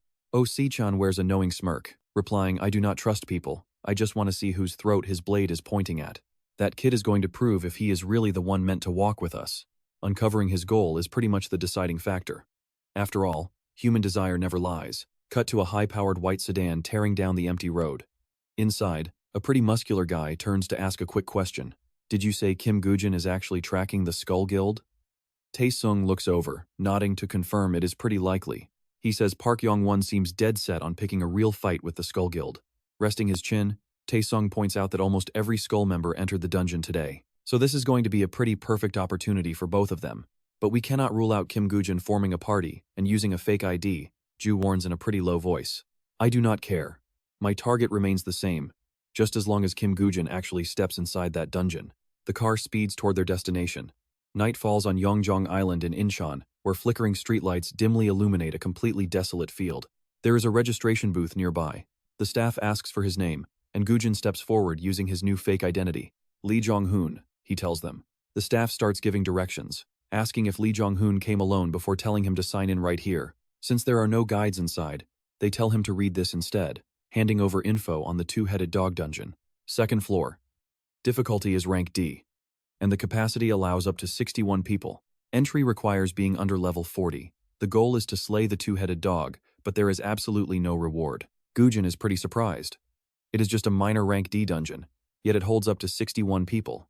With such sloppy management, there is no better place to trick people than here. Stepping back to his car, he gets completely lost in thought. He expected this, knowing this place is a total trap to lure him out. And look at that blinding headlights suddenly flash directly into Woo-jin's eyes. Parked right across from his beat-up old car are two flashy white vehicles. A few figures slowly step out. Woo-jin watches them curiously, definitely expecting some decent fighters to show up. Meanwhile, Ju receives some shocking news. A certain heavy hitter from Se-chan's office is actually standing right here. What? Jang Ji-hoo? Se-chan snaps his head up, asking why on earth that guy would be there. Ju immediately reports that he checked the roster, believing the guy entered the dungeon under the fake alias Jang Unuk. Se-chan asks if it is the exact same island dungeon where Kim Woo-jin went. Gina has no idea who that is, asking who this Jang Ji-hoo guy even is. Helplessly, Se-chan runs a hand over his face. There is a seriously troublesome rookie under level 50. He is one of the Knights of the Round Table, meaning they are totally doomed. Back at the island parking lot, Woo-jin catches a clear glimpse of Jang Ji-hoo's face. Glaring at him, he is shocked. Honestly, who would have thought the Messiah Guild would send Jang Ji-hoo out this early? But thinking about it now, that guy really is one of those legendary Knights of the Round Table. The Knights of the Round Table are a highly elite group of players who possess legendary items tied to the ancient myth of King Arthur, along with all of their devoted followers. They originally fought on behalf of a collapsed government, doing whatever they could to protect people who were suffering. But just like the Messiah Guild, as time went on, the Knights grew weak and eventually became mere guards for Parkin. Holding the magic of Merlin, they were the ones who kicked off the Messiah movement. But later, Woo-jin discovered it was all a fake narrative they cooked up. The downfall of the Round Table Knights was pretty clearly the work of the Poison King. Countless knights from that order definitely ended up as his victims. Woo-jin analyzes the situation. The necklace Jang Ji-hoo wears now was probably stolen from the original owner, a real Knight of the Round Table. Knowing those bastards, they are entirely capable of doing something that vile. They are also among the survivors who stayed behind. Shaking off these idle thoughts, he opens his system screen. He pulls out a non-tradable rank C control stone that can upgrade skills from rank D to C. It looks totally ordinary, but Woo-jin knows better. Still, a stone like this is pretty dangerous to hold onto. Besides, he does not need to hoard his power right now. A system notification pops up right away. The control stone is successfully used to upgrade his goblin summoning skill, boosting both the combat power and the maximum number of goblins he can summon. The extra effects scale up as his skill level grows. It grants a 20% stat boost to his goblins and lets him summon 5 more. Woo-jin steps out of his car, slamming the door shut. He hears the other group shout that they are heading inside and to get ready. Moments later, the entire crowd files into the dungeon. Right on cue, a quest window pops up, telling them they must eliminate 3,000 monsters to unlock the path to the next floor. Some players complain about hunting 3,000 mobs. Others sigh, muttering they would rather take down 1 or 2 high-level beasts because that is way easier. Way easier. Tae-sung casts a side glance at Jang Ji-hoo next to him. Defeating 3,000 monsters is not dangerous, but it is going to waste quite a bit of time. Ju plants his sword down, coldly instructing Tae-sung. Perfect. It will be pretty easy to stab Kim Woo-jin in the back and stage it as a tragic accident in all this chaos. Stop wasting time and find out where he is right now, says the man next to Sung-ho, pointing toward the Skull Guild. Ji-hoo looks over at their commander in surprise, wondering if the Skull Guild seriously entered the dungeon wearing nothing but those regular clothes. Do they not understand their own situation? Then, he notices someone pointing toward the other side, gesturing that trouble is brewing. No delay. The entire group immediately moves toward that direction. Ji-hoo mocks them in his mind, calling them a useless bunch who cannot even solve their own problems without making a total mess. That is when he suddenly remembers Noda Hajiro and Sukahara-kun. They must have been warned not to get involved in this matter under any circumstance. How dare they disobey the boss? Ji-hoo swears to kill them once they leave the dungeon, telling his team to ignore the Skull Guild and focus on their own mission. No exceptions. We must eliminate Woo-jin with our own hands, no matter what. He slams his heavy sword deep into the ground with a bloodthirsty glare, ordering them to inform him the moment they locate the target. Since his skill is poison blood, they must stay sharp while approaching, and they have full permission to slaughter anyone who dares to get in their way. Deep in the forest, a dark-haired figure dashes through the trees at a blistering pace. Unbelievable.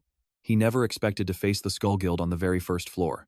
He mutters that a bastard like Woo-jin is usually not this determined. After running for a while, Sung-ho stops near a massive tree to peek out and check the area. His pupils shrink as he realizes that Park Yongwang's Imperial forces are also participating in this dungeon raid. Look at that. Sung-ho spots actual skeletons clashing with the local skeleton soldiers. It looks like they brought a necromancer with them, which is incredibly cunning. He scans the area with growing anxiety, wondering where on earth Woo-jin is hiding. The moment that thought crosses his mind, someone approaches from behind, making Sung-ho break out in a cold sweat. That figure is none other than Woo-jin himself. Instantly, Sung-ho grips the hilt of his sword, readying for battle. He swiftly draws his blade to strike at Woo-jin, but a sickening squelch echoes as warm red blood splatters across the ground. Just one single strike. His weapon goes flying as his heavy chest armor completely shatters. He raises his hands to surrender, weakly begging him to stop and asking why he is suddenly doing this since there must be a misunderstanding. He insists he has nothing to do with the Skull Guild, but Woo-jin simply points upward and questions if that is really true. Woo-jin says the guy up there told him otherwise, prompting the bewildered Sung-ho to look up in total confusion.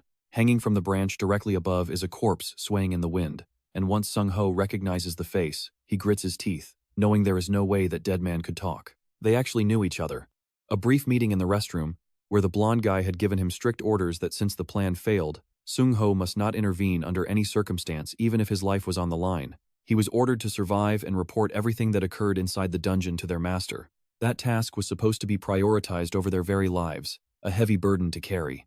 Sung-ho screams with all his might, asking what he is talking about and protesting that he has never even seen that dead guy before. Woo-jin ignores his desperate cries and delivers another devastating slash that sends him crashing down. But even as his life fades, Sung-ho refuses to speak. Nothing. He knows absolutely nothing, and Woo-jin has no desire to interrogate him anyway. He coldly declares that they are far more trustworthy dead than alive, just as the system announces that the Eye of Anubis is now open. Elsewhere, a pair of blade-wielding skeleton soldiers zip past a warrior and charge straight toward Jihu. He tightly grips his massive greatsword and swings it horizontally, intending to completely shatter their fragile skeletal bodies. But to his shock, one skeleton leaps high into the air, while the other slides low across the ground, effortlessly dodging the sweep. It is shocking. Both of the skeletons completely ignore him instead of engaging in a fight. They quickly run off to slay other monsters, leaving a stunned Jihu wondering how mere low-level skeletons could easily evade his deadly strikes. And get this, before he can even process the movement, Woo-jin suddenly slides right under his guard. Woo-jin swings his sword, aiming to take off Jihu's legs, but the seasoned warrior reacts instantly and leaps backward. Dead silence. Woo-jin stares blankly at him while Jihu smirks, pretty proud of his incredibly fast reflex. Tightening his grip, Woo-jin frowns slightly, realizing that this monster of a man is far more agile than he anticipated. He spins his blade to break the clash and instantly unleashes a lightning-fast vertical strike straight down. It is so remarkably fast that it leaves behind afterimages, yet the blow fails to leave a single scratch on Jihu. Blocking the slash with his massive iron blade, Jihu mocks him, asking what kind of game he is playing, clearly unimpressed by the attempt. Jihu scoffs, asking if this mediocre power is really all he has to offer, while Woo-jin quickly leaps back to safety. He calculates that even with preparation, this is not an easy fight. Even though he saved his energy, dealing with this is still tough. Suddenly, a system notification pops up for both of them, revealing that a persistent fighter is watching their battle closely. Jang Ji-hoo gets interested, noting it has been a while since seeing a Halo alert. Kim Woo-jin stays silent, his face totally indifferent. Soon, another alert reveals that an envoy of the Dark World is taking a keen interest in this clash. Jang Ji-hoo stabs his sword down, sizing him up. Without a worthy opponent, these alerts wouldn't pop up. Are you some big shot drawing attention too, huh? Interesting. Killing you must yield a massive reward. Kim Woo-jin doesn't even reply. He frowns, locking into the duel while thinking that winning is easier said than done. Meanwhile, outside the dungeon, a hand grabs a delicious slice of pizza. We all have to make a living. Let us just eat up. Why worry when nothing special is going on? The man sitting across from Lee Jin-ah wonders how that is not special. Munching on pizza, he asks Oh Se-chan what kind of player Kim Woo-jin really is. Hearing his name makes Oh Se-chan pout in annoyance, grumbling about why he even asks. He is a player far stronger than him. Lee Jin-ah feels his pride wounded, tossing his half-eaten pizza back into the box. Seriously, even I can feel hurt, you know? Even if you did not say that, I would not want to eat. Oh Se-chan kicks the empty boxes, noting that the guy still polished off 5 whole pizzas. Lee Jin-ah snaps back, sounding defensive. He says he paid his share, so can he not eat? Is this really considered eating a lot? Oh Se-chan waves his hand, telling him to cool down. All right. What are you trying to say here anyway? But get this, Lee Jin-ah reveals that Kim Woo-jin is more underhanded than anyone else, leaving Oh Se-chan totally confused. Underhanded? Recalling Kim Woo-jin's tactics, Lee Jin-ah notes that he is someone who absolutely refuses to lose when he fights. If he does not have a guarantee of victory, he will absolutely not fight. Ever. Back in the dungeon, dark energy rises alongside a chilling wind. Shifting surroundings put Jung Ji-hoo on high alert. What is this? As the dark mist takes shape, the system announces skeleton soldiers are summoned.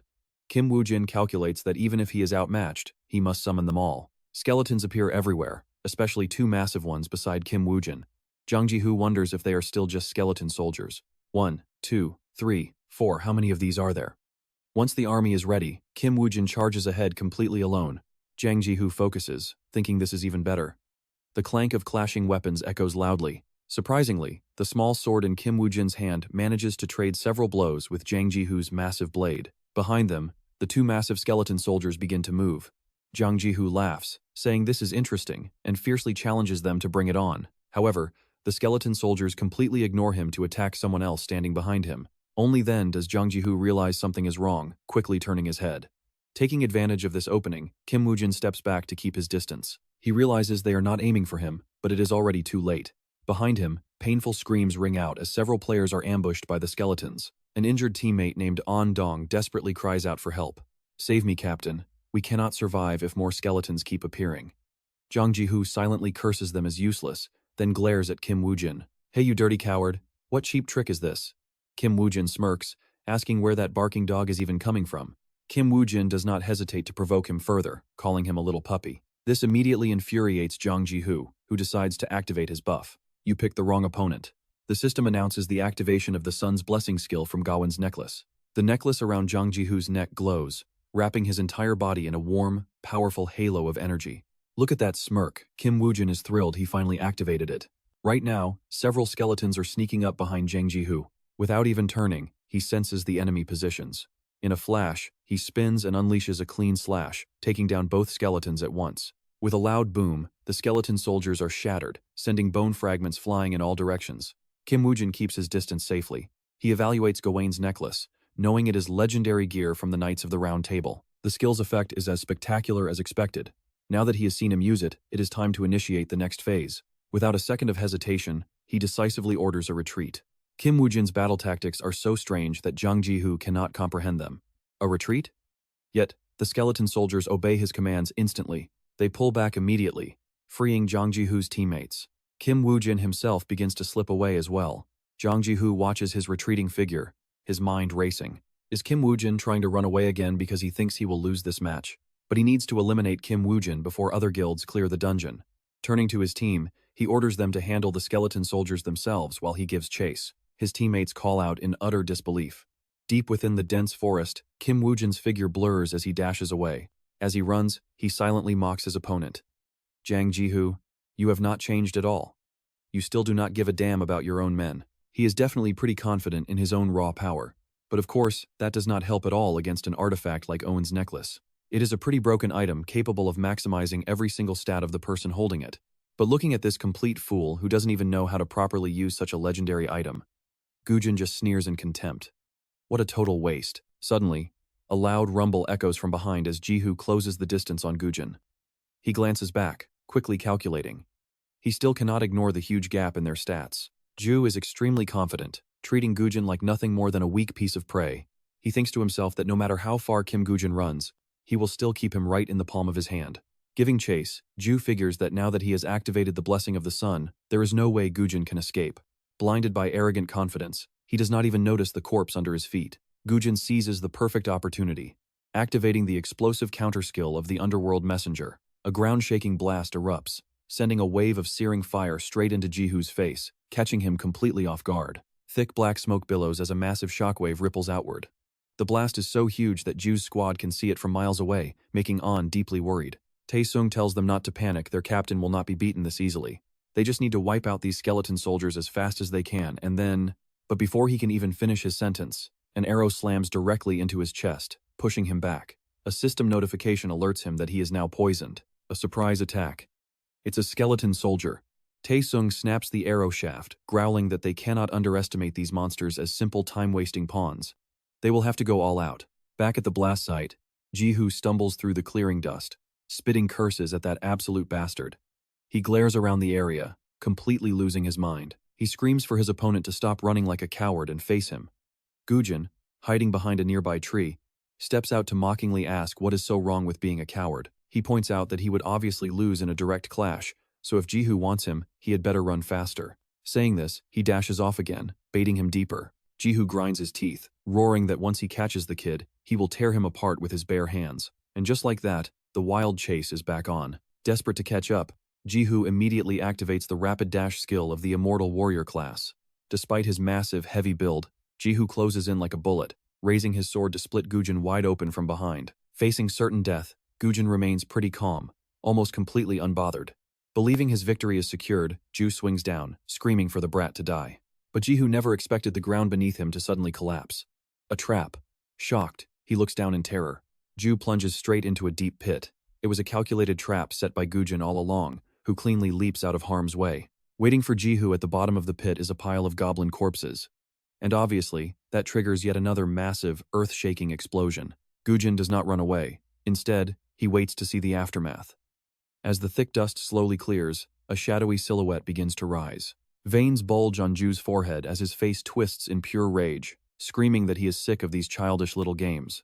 Looking down with pure mockery, Woo-jin asks if Ji-hoo really thinks this is a game when he clearly lacks basic tactics. He asks if Ju honestly believed they were playing tag just for fun. By now, Ju is completely out of patience, wondering what else this kid could possibly have planned.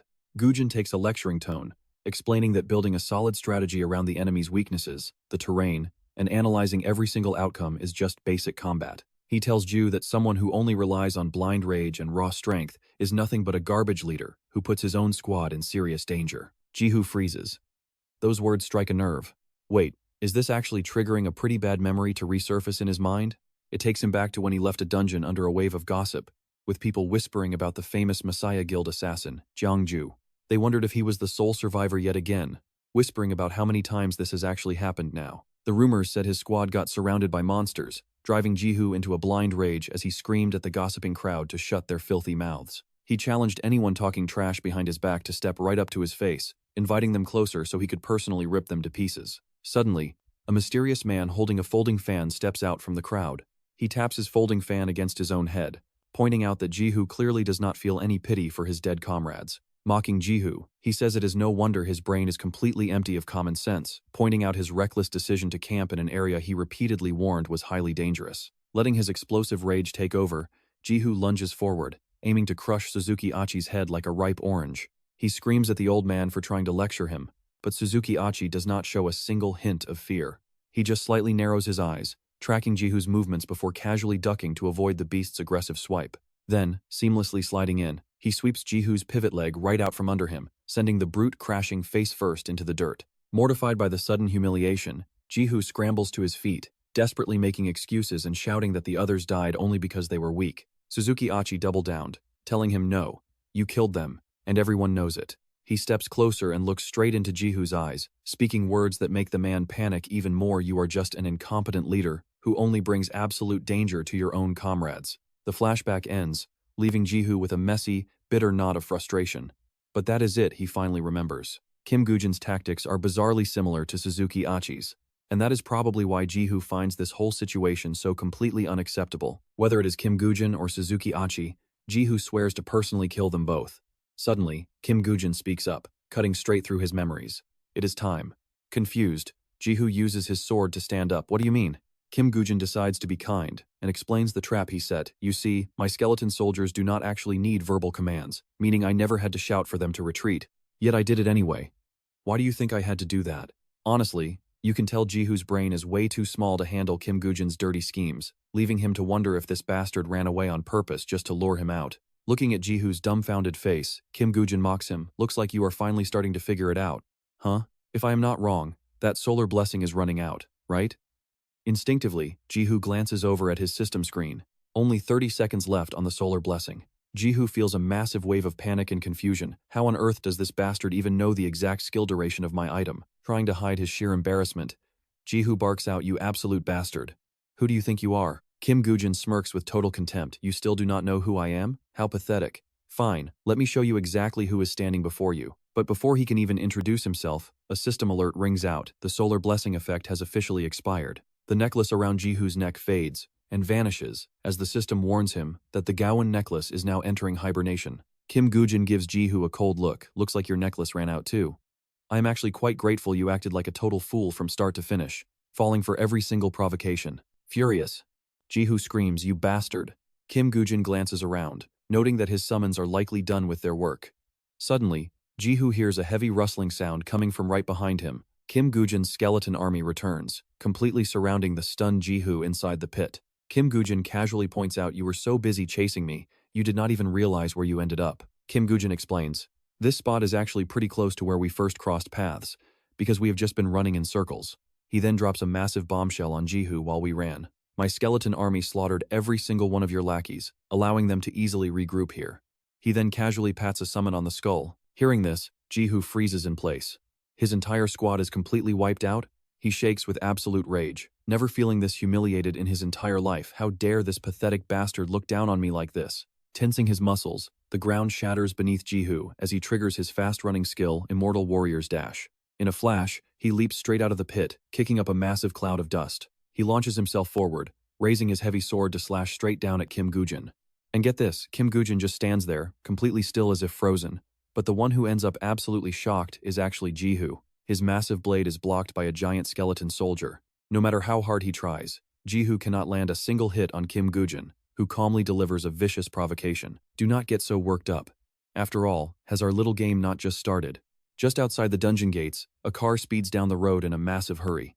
Jin-ah sighs exhaustedly behind the wheel. Seriously, is that guy trying to work me to absolute death or what? Glancing at Ji-hoo's photo on the passenger seat, Jin-ah scratches his head. Why do I have to go check up on this guy anyway?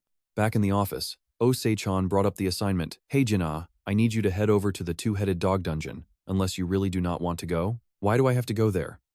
Se-jun replied, I have thought about it, and checking on him is the only way I can truly feel at ease. Even though Jin-ah is constantly being overworked, he clearly has absolute trust in Kim Goo-jin's raw abilities. We do not even need to check on anything. I bet he is going to make it out alive and perfectly fine anyway. Are you really worried that he might actually lose to Ji-hoo after all? Se-jun strokes his chin thoughtfully. Actually, it is quite the opposite. If Ji-hoo loses exactly as you expect, we must confirm a few things before launching our next big move. He analyzes. I bet it is the exact same for Kim Goo-jin. Since he is highly intelligent, I bet he also wants to find out what everyone is truly aiming for. Se-jun ponders very deeply. It is just like the reason why we created the fake identity of Isaac Ivanov, or the connection between Park Yong-won's faction and the Skull Guild, not to mention. Pausing for a moment, Se-jun continues. The real reason we keep helping Kim Goo-jin. Even knowing the Messiah Guild is pulling all the strings, this is merely a small piece of our grand plan to bring them down. As he speaks, he hands over an envelope packed with secret intelligence. Even if Kim Goo-jin manages to kill Ji-hoo, fully understanding his ultimate goals is going to be incredibly difficult. But at the very least, we must verify whether he plans to keep cooperating with us in the future. And that is exactly why Jin-ah grabbed the files and sped off toward the two-headed dog dungeon. Inside the dungeon, darkness falls. The air grows heavier and more menacing than ever before. Skeleton bones cover the ground. A brutal battle clearly just went down, and Jiangju leans heavily on his sword, gasping, "Damn it." His body is slowing down from the toxic blood. Heavily injured and covered in red, he baits a skeleton gearing up to strike. But there are too many. A skeleton leaps high, slashing down with immense power. Jiangju stares in shock. Are these really just basic skeleton soldiers? This is insane. Boom! The blade crashes down, and he barely blocks it. The ground cracks beneath Jiangju. As he struggles against the monster, a dark shadow suddenly darts past him. Jiangju's eyes widen. He is forced to split his focus and stay alert, but that only makes him weaker against the monsters. Backstab. A smaller skeleton slips behind him. Jiangju coughs up blood as the system warns that poison has taken over. He grits his teeth. Pure agony. A wave of helplessness and bitter frustration washes over him. Jiangju swings his sword. The agile skeletons easily dodge, and his balance suddenly crumbles like he is sinking into a deep hole. One leg is stuck. Wedged tightly between the rocks, he finds himself totally unable to move. Indifference. Kim Goo-jin has been standing back, watching. This guy managed to hold off 12 skeletons quite well. Now only 2 remain. It is a bit of a shame that he cannot expand his undead army using the Master Stone. This next part is so satisfying. Watching Jiangju struggle, Kim Goo-jin realizes the poison has fully kicked in, meaning it is time to end the show. Humiliated. Jiangju screams out, "Fight me! I am telling you to get over here and fight me right now." His desperate screams echo through the dark woods. Do not just stand there. Face me. Time slowly slips by. Exhausted, he collapses onto the dirt. Still, he stubbornly groans, "Face me," as Jiangju drags himself forward, gasping that he can still fight. But the deadly toxin has fully taken hold, and his eyes roll back. Game over. Jiangju draws his last breath, dying in this dark dungeon with his eyes wide open in bitter resentment. The system alerts. The Emissary of the Underworld laughs at your easy victory. The Emissary of the Underworld has shared a portion of their authority with you. Skeletons ranked up. The enemy is dead. Kim Gujin walks over to the corpse, opening the system to loot Jiangju. A legendary trophy sits in his hands. This is Owain's necklace, a highly valuable legendary tier accessory. It can be equipped at level 22 or higher, and once belonged to Owain, one of the legendary knights of the Round Table. It holds the blessing of the sun. Once equipped, it grants 40 stamina points, 40 strength points, and 40 magic power points to the user. It boosts attack by 10%, defense by 10%, and resistance by 10%, while allowing the use of the sun's blessing skill once per day. Kim Gujin is pretty pleased with this haul. This is his very first piece of Round Table gear. But get this. If a guy like Jiangju was using it, the masterminds are bound to show themselves, right? To find out, he activates the Eye of Anubis, and a few of Jiangju's past memories flash before him. Jiangju was heading somewhere when he crossed paths with Suzuki Achi, who immediately started mocking him. "I guess getting this far with a brain like yours must be pretty tough," he says as he brushes past Jiangju. "Though of course, I meant your subordinates, not you." Jiangju snaps back coldly, telling him that if he is just a hunting dog, he should go ahead and bark. "Since I am on my way to see my master, I will let you slide this time, but next time I see you, I will smash your filthy mouth." Suzuki Achi is not intimidated at all, looking quite amused as he replies that he will be waiting. Next, the scene shifts, and Kim Gujin sees Jiangju stepping into the meeting hall of the Round Table. Bowing respectfully, he introduces himself as the newest member of the Round Table, Jiangju, calling it an honor to meet such a great hero. But as he looks up, Kim Gujin spots the man sitting right at the center, none other than Se-jun.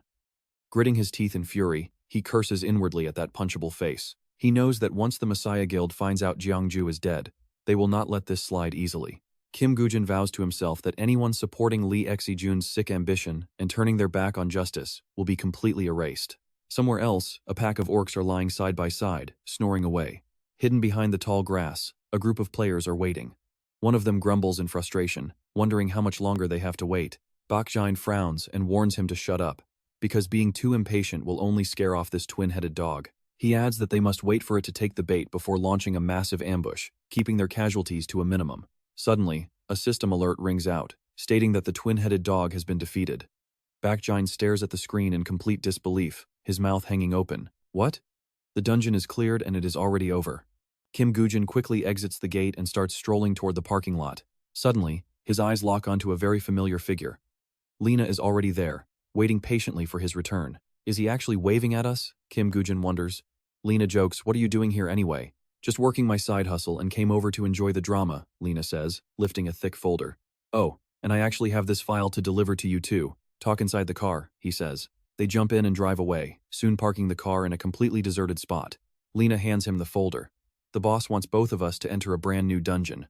He curiously asks about Jiangju's current condition. Kim Gujin silently takes the file, not answering as a wave of intense suspicion washes over his mind. "I had a feeling, so they already know," he thinks. Looking back at his memories of Jiangju, since Jiangju used a fake identity inside the dungeon, Se-chan definitely knew why Kim Gujin demanded a fake identity too, and yet he still accepted it. Seeing no response, Lena glares at him with pure annoyance. Asking coldly, "Did you fight him in the dungeon? Is that guy actually strong?" Kim Gujin scoffs. "Yeah, definitely stronger than you," he says. Lena snaps back furiously. "No way, you blind idiot. Do I need to show you my real power to open your eyes?" Kim Gujin slowly flips through the pages. Jiangju took on 12 skeleton soldiers alone and crushed 10 of them. "If you really want to prove you are stronger than him," Kim Gujin suddenly turns to him. "Cold. It is simple. I can easily set up a match for you right now." Hearing this, Lena breaks into a cold sweat and quickly tries to backtrack. He stammers, "Real experts always stay humble. Bragging is not my style. Let's get back to the main topic. Where were we?" Slapping the papers down hard against his leg, he reveals the one-horned fox dungeon in Buon has already failed 12 straight times. Kim Gujin stares at the data. Level 2, rank A difficulty, 40 player capacity, restricted to under level 40, and the clear conditions. Hunt and collect the one-horned fox horns. Rewards include a special title and skills exclusive to the fox hunters. Lena grumbles, "Glad you read it, so I don't have to explain. This raid is public, and you'll go in under your Isaac persona again. You probably already know the reason why anyway. So, what do you think?" It is clear he is already plotting his next move. He realizes there is only one reason they want him here, so he simply nods, "I agree." Deal made, they return to the parking lot. Lena pockets his hands, silently watching Kim Goo-jin drive away until the car vanishes. Moments later, Lena pulls out his phone to report, "I just left Kim Goo-jin's side. Didn't I tell you there is no need to worry? A guy like him would never throw himself into a death trap." The voice on the line urgently asks. "Yeah, sure, you're the greatest. But what about the proposal?" The voice on the other end asks. Lena speaks up. He accepted without hesitation and already analyzed the file. Se-chan cheers excitedly. "Excellent. Now listen, Lena. From this moment on, you need to keep your guard up and stay sharp." He continues, "Since Kim Goo-jin agreed, we absolutely cannot afford to make a mistake here." Deep down, Se-chan knows he still cannot fully trust Kim Goo-jin. But to crush the Salvation Association, he has to take this massive gamble. His eyes fixate on a striking newspaper headline. The Salvation Association has been granted full authority to handle all high-risk domestic dungeons. Se-chan warns himself time is running out. We only have 2 or 3 years left. If no powerful faction emerges to challenge them in that time frame, they will not hesitate to show their true, sinister colors to the world. Before long, Kim Goo-jin returns to his quiet apartment. Staring at the document in his hands, memories of his past life flooded back. It was right after he cleared the one-horned fox dungeon. Se-jun's secretary stood before him, speaking with absolute arrogance. "I personally watched your performance inside that dungeon, and you seem much stronger than the rumors.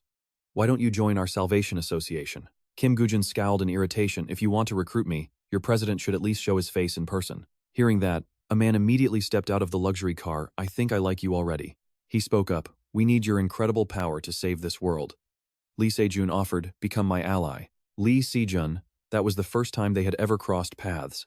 Suddenly, Kim Goo-jin's phone violently buzzes, displaying a brand new message right on the screen. He quickly opens it. "You have been approved to join the One-Horned Fox dungeon raid in 2 days. Show off your talents as much as you like." A smirk crosses Kim Goo-jin's face. "Get ready for a real show." He smiles just like before. Those Salvation bastards are absolutely going to be waiting for him there. Kim Goo-jin snaps his phone shut, thinking sounds good. He instantly pulls up the system interface, plans running through his mind. "I will show them the brightest star. Or rather, a Jakivanos will." Selecting the spiked snake, he mutters, "I'm going to need plenty of preparations for this upcoming show." Instantly, the item materializes right before his eyes. He keeps drifting off into his own thoughts, but hey, he has already completed this dungeon once anyway. Kim Goo-jin is absolutely thrilled, a slight smirk playing on his lips. This is his perfect stage to shine. The next day, warm sunlight spreads across the Butron Sports Stadium. The instructor yells out for everyone to pay attention and gather up because they are entering the dungeon soon. A player calmly asks if they are all fully prepared. Lee-jina eagerly responds that he was practically born ready for this very moment. He arrogantly goes on, bragging that he is the one who conquered the Needle Snake dungeon, an achievement everyone thought was impossible. He calls this dungeon a piece of cake, but the moment they step inside, a bone-chilling cold hits Lee-jina and makes him shiver. Well, this cake is frozen solid and hurts his teeth. Right then, Kang Yeji's voice cuts through. She instructs them to put on cold weather gear, especially those squishy mages and priests, warning everyone to stay alert and protect themselves. In a cold tone, she warns that if anyone gets left behind, they better fend for themselves because no one is coming to save them. She tells them not to be a burden. Watching her walk ahead, Kim Goo-jin quietly respects her attitude. With plenty of experience, she knows the harsh environment is often way more lethal than any actual monster. Lee-jina mutters that even a high ranker like him is freezing. Wondering what the temperature is, Lee-jina gets urged by Kim Goo-jin to move, making him ask why the rush. Without a single word, Kim Goo-jin dashes forward. Seeing this, Lee-jina quickly runs after him. Before long, they reach a quiet spot surrounded by endless white snow. In an annoyed voice, he grumbles if it wouldn't make more sense to stick with the main group. But in this freezing hell, splitting up makes Kim Goo-jin mock him, asking if he's too frozen to get any work done. Lee-jina angrily snaps back, saying no way. Huffing with hands on his hips, he boasts his nickname is the Siberian Brown Bear. This cold is just a light breeze to him. He asks if his face looks like he's actually shivering from the chill. In a serious tone, Kim Goo-jin tells him that's good, because this dungeon is far more brutal than the Needle Snake dungeon. Hearing this, his confidence immediately crumbles as cold sweat pours down. He stammers if this is really harder than the Needle Snake. When he asks how much harder, Kim Goo-jin casually replies to just wait and see. Meanwhile, system notifications pop up showing he equipped Akirafan's necklace. The item keeps him completely warm, and by equipping the Reaper mask, he can now mentally link with his summoned monsters. Kim Goo-jin urges him to move a bit to warm up. Doing so quickly takes the edge off the freezing cold. Lee-jina sighs and holds his head, agreeing on the condition that Kim Goo-jin treats him to a delicious meal. He then asks what the plan is. Since this is survival, he asks if they are building a defense. Kim Goo-jin quickly replies it is not needed. Lee-jina happily sighs that it is perfect, meaning he won't have to do any manual labor this time. But get this, a notification suddenly rings out as Kim Woo-jin summons his skeletons, and the sight leaves Lee Jina completely shocked. Emerging from the pitch-black magic circle, the skeleton soldiers stand tall. Their glowing eyes and intense killing intent show they are ready to strike. Lee Jina jokingly asks if they are going to a ball, wondering why these bony guys are suddenly dressed so heavily. He teases Kim Woo-jin for being cheap by only giving them partial armor. But after taking a closer look, Lee Jina's jaw drops as he recognizes the needle snake skin. Roaring in absolute fury, he asks how Kim Woo-jin got to hog all the snakeskin when they cleared the dungeon together. Now you have to realize a single set of this armor is worth a fortune, yet this madman went and equipped every single skeleton with it. Giving him a cold side-eye, Kim Woo-jin calmly states that he already sent his share to the office. Lee Jina curses in agony, knowing that greedy bald guy will take everything. Meanwhile, Se-chan scratches his ear, wondering who is talking smack behind his back. By now, Kang Yeji notices two players have split from the group, wondering if they are the Russians. She loudly demands to know if anyone has seen Isaac Ivanov and his teammate. Kim Shun nervously explains he was too busy pitching the tents, but before he can even finish his sentence, Kang Yeji barks at him to cut the excuses. She asks if he forgot their superior's orders. Frowning in deep thought, she knows clearing the dungeon is secondary. Their real mission is to recruit that Russian hunter, Isaac Ivanov. Kang Yeji immediately sets off to find them, but not before delivering one final strict warning. She orders them to finish the camp and secure their defenses before she returns. Kim Jun frantically asks why she doesn't just send scouts instead. When he asks why, Kang Yeji snaps at him to mind his business and whistle if anything happens. She needs to see their strength with her own eyes. Meanwhile, a ferocious pack of wolves completely surrounds Kim Woo-jin's spot. Bearing their razor-sharp fangs and dripping drool, the beasts glare at their prey. But the skeletons swiftly charge in, completely scattering the wolf pack. Lee Jina unleashes a quick move, slamming his hand down and blasting a heavy wave of snow upward. He aims right at them, while the skeleton soldiers charge forward, swinging their swords with absolute fury. With every sword strike, the wolves yelp in pain as fresh blood splatters, staining the white snow crimson. The terrifying sight before her leaves her completely stunned. What on earth is that? Kang Youngdi stares, frozen in disbelief. Those skeleton soldiers are on a whole different level. Kim Soon whispers, "Captain, what do we do? Should we help them?" But the captain grits her teeth and snaps back. "Can't you even tell? This place has already become their personal hunting ground," she continues. Going out there now would only get in their way. Inside, she is burning with absolute rage because these guys are completely outclassing her. Kang Youngdi trembles in anger, her hands clenching into tight fists. They truly deserve their reputation as players who cleared the spiked snake dungeon. I have to report back. We must recruit him at all costs. Suddenly, Kim Soon cries out, "The signal flare!" Kang Youngdi whips around, her face instantly turning pale with panic. One long blast, the emergency distress signal. Something terrible has happened back at the camp. Without a single second of hesitation, they bolt. Hearing the noise, Kim Woo-jin glances quickly in their direction. Meanwhile, the aggressive wolves charge straight toward the camp. One fighter screams out in absolute terror. They broke through. The squad fights desperately, swinging their weapons wildly through the raging blizzard. As someone screams in despair, "Damn it, where did this many wolves even come from?" The person next to him tries to calm everyone down, urging them to hold out until the captain returns. Suddenly, rapid footsteps echo sharply across the white snow. A dark shadow flashes in the freezing sky. It plunges down at terrifying speed, straight for the pack. In an instant, a deafening explosion rocks the ground, sending debris flying everywhere as thick smoke billows into the air, slowly starting to clear. A towering figure stands tall inside the freshly carved crater. A squad member gasps in pure relief. Captain Kang Youngdi barks out in frustration. "Why are you idiots just standing there? These are only first-floor monsters. Shut your mouths and get back into defensive formation right now." She immediately orders them to fight while slowly retreating back toward the camp, sending the wounded to the rear line. Watching its pack get absolutely slaughtered from a nearby peak, the alpha wolf raises its head and lets out a long, sorrowful howl. The cry echoes through the forest, savage and mourning, when suddenly the snowy ground begins to tremble, shaking harder by the second.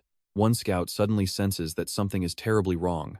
He quickly leaps onto a nearby tree branch to get a better view. What he sees next leaves him completely paralyzed with fear. Endless wolves are swarming down the mountainside toward their camp, and he screams in pure horror. And here comes the nightmare. A massive horde is rushing straight toward us.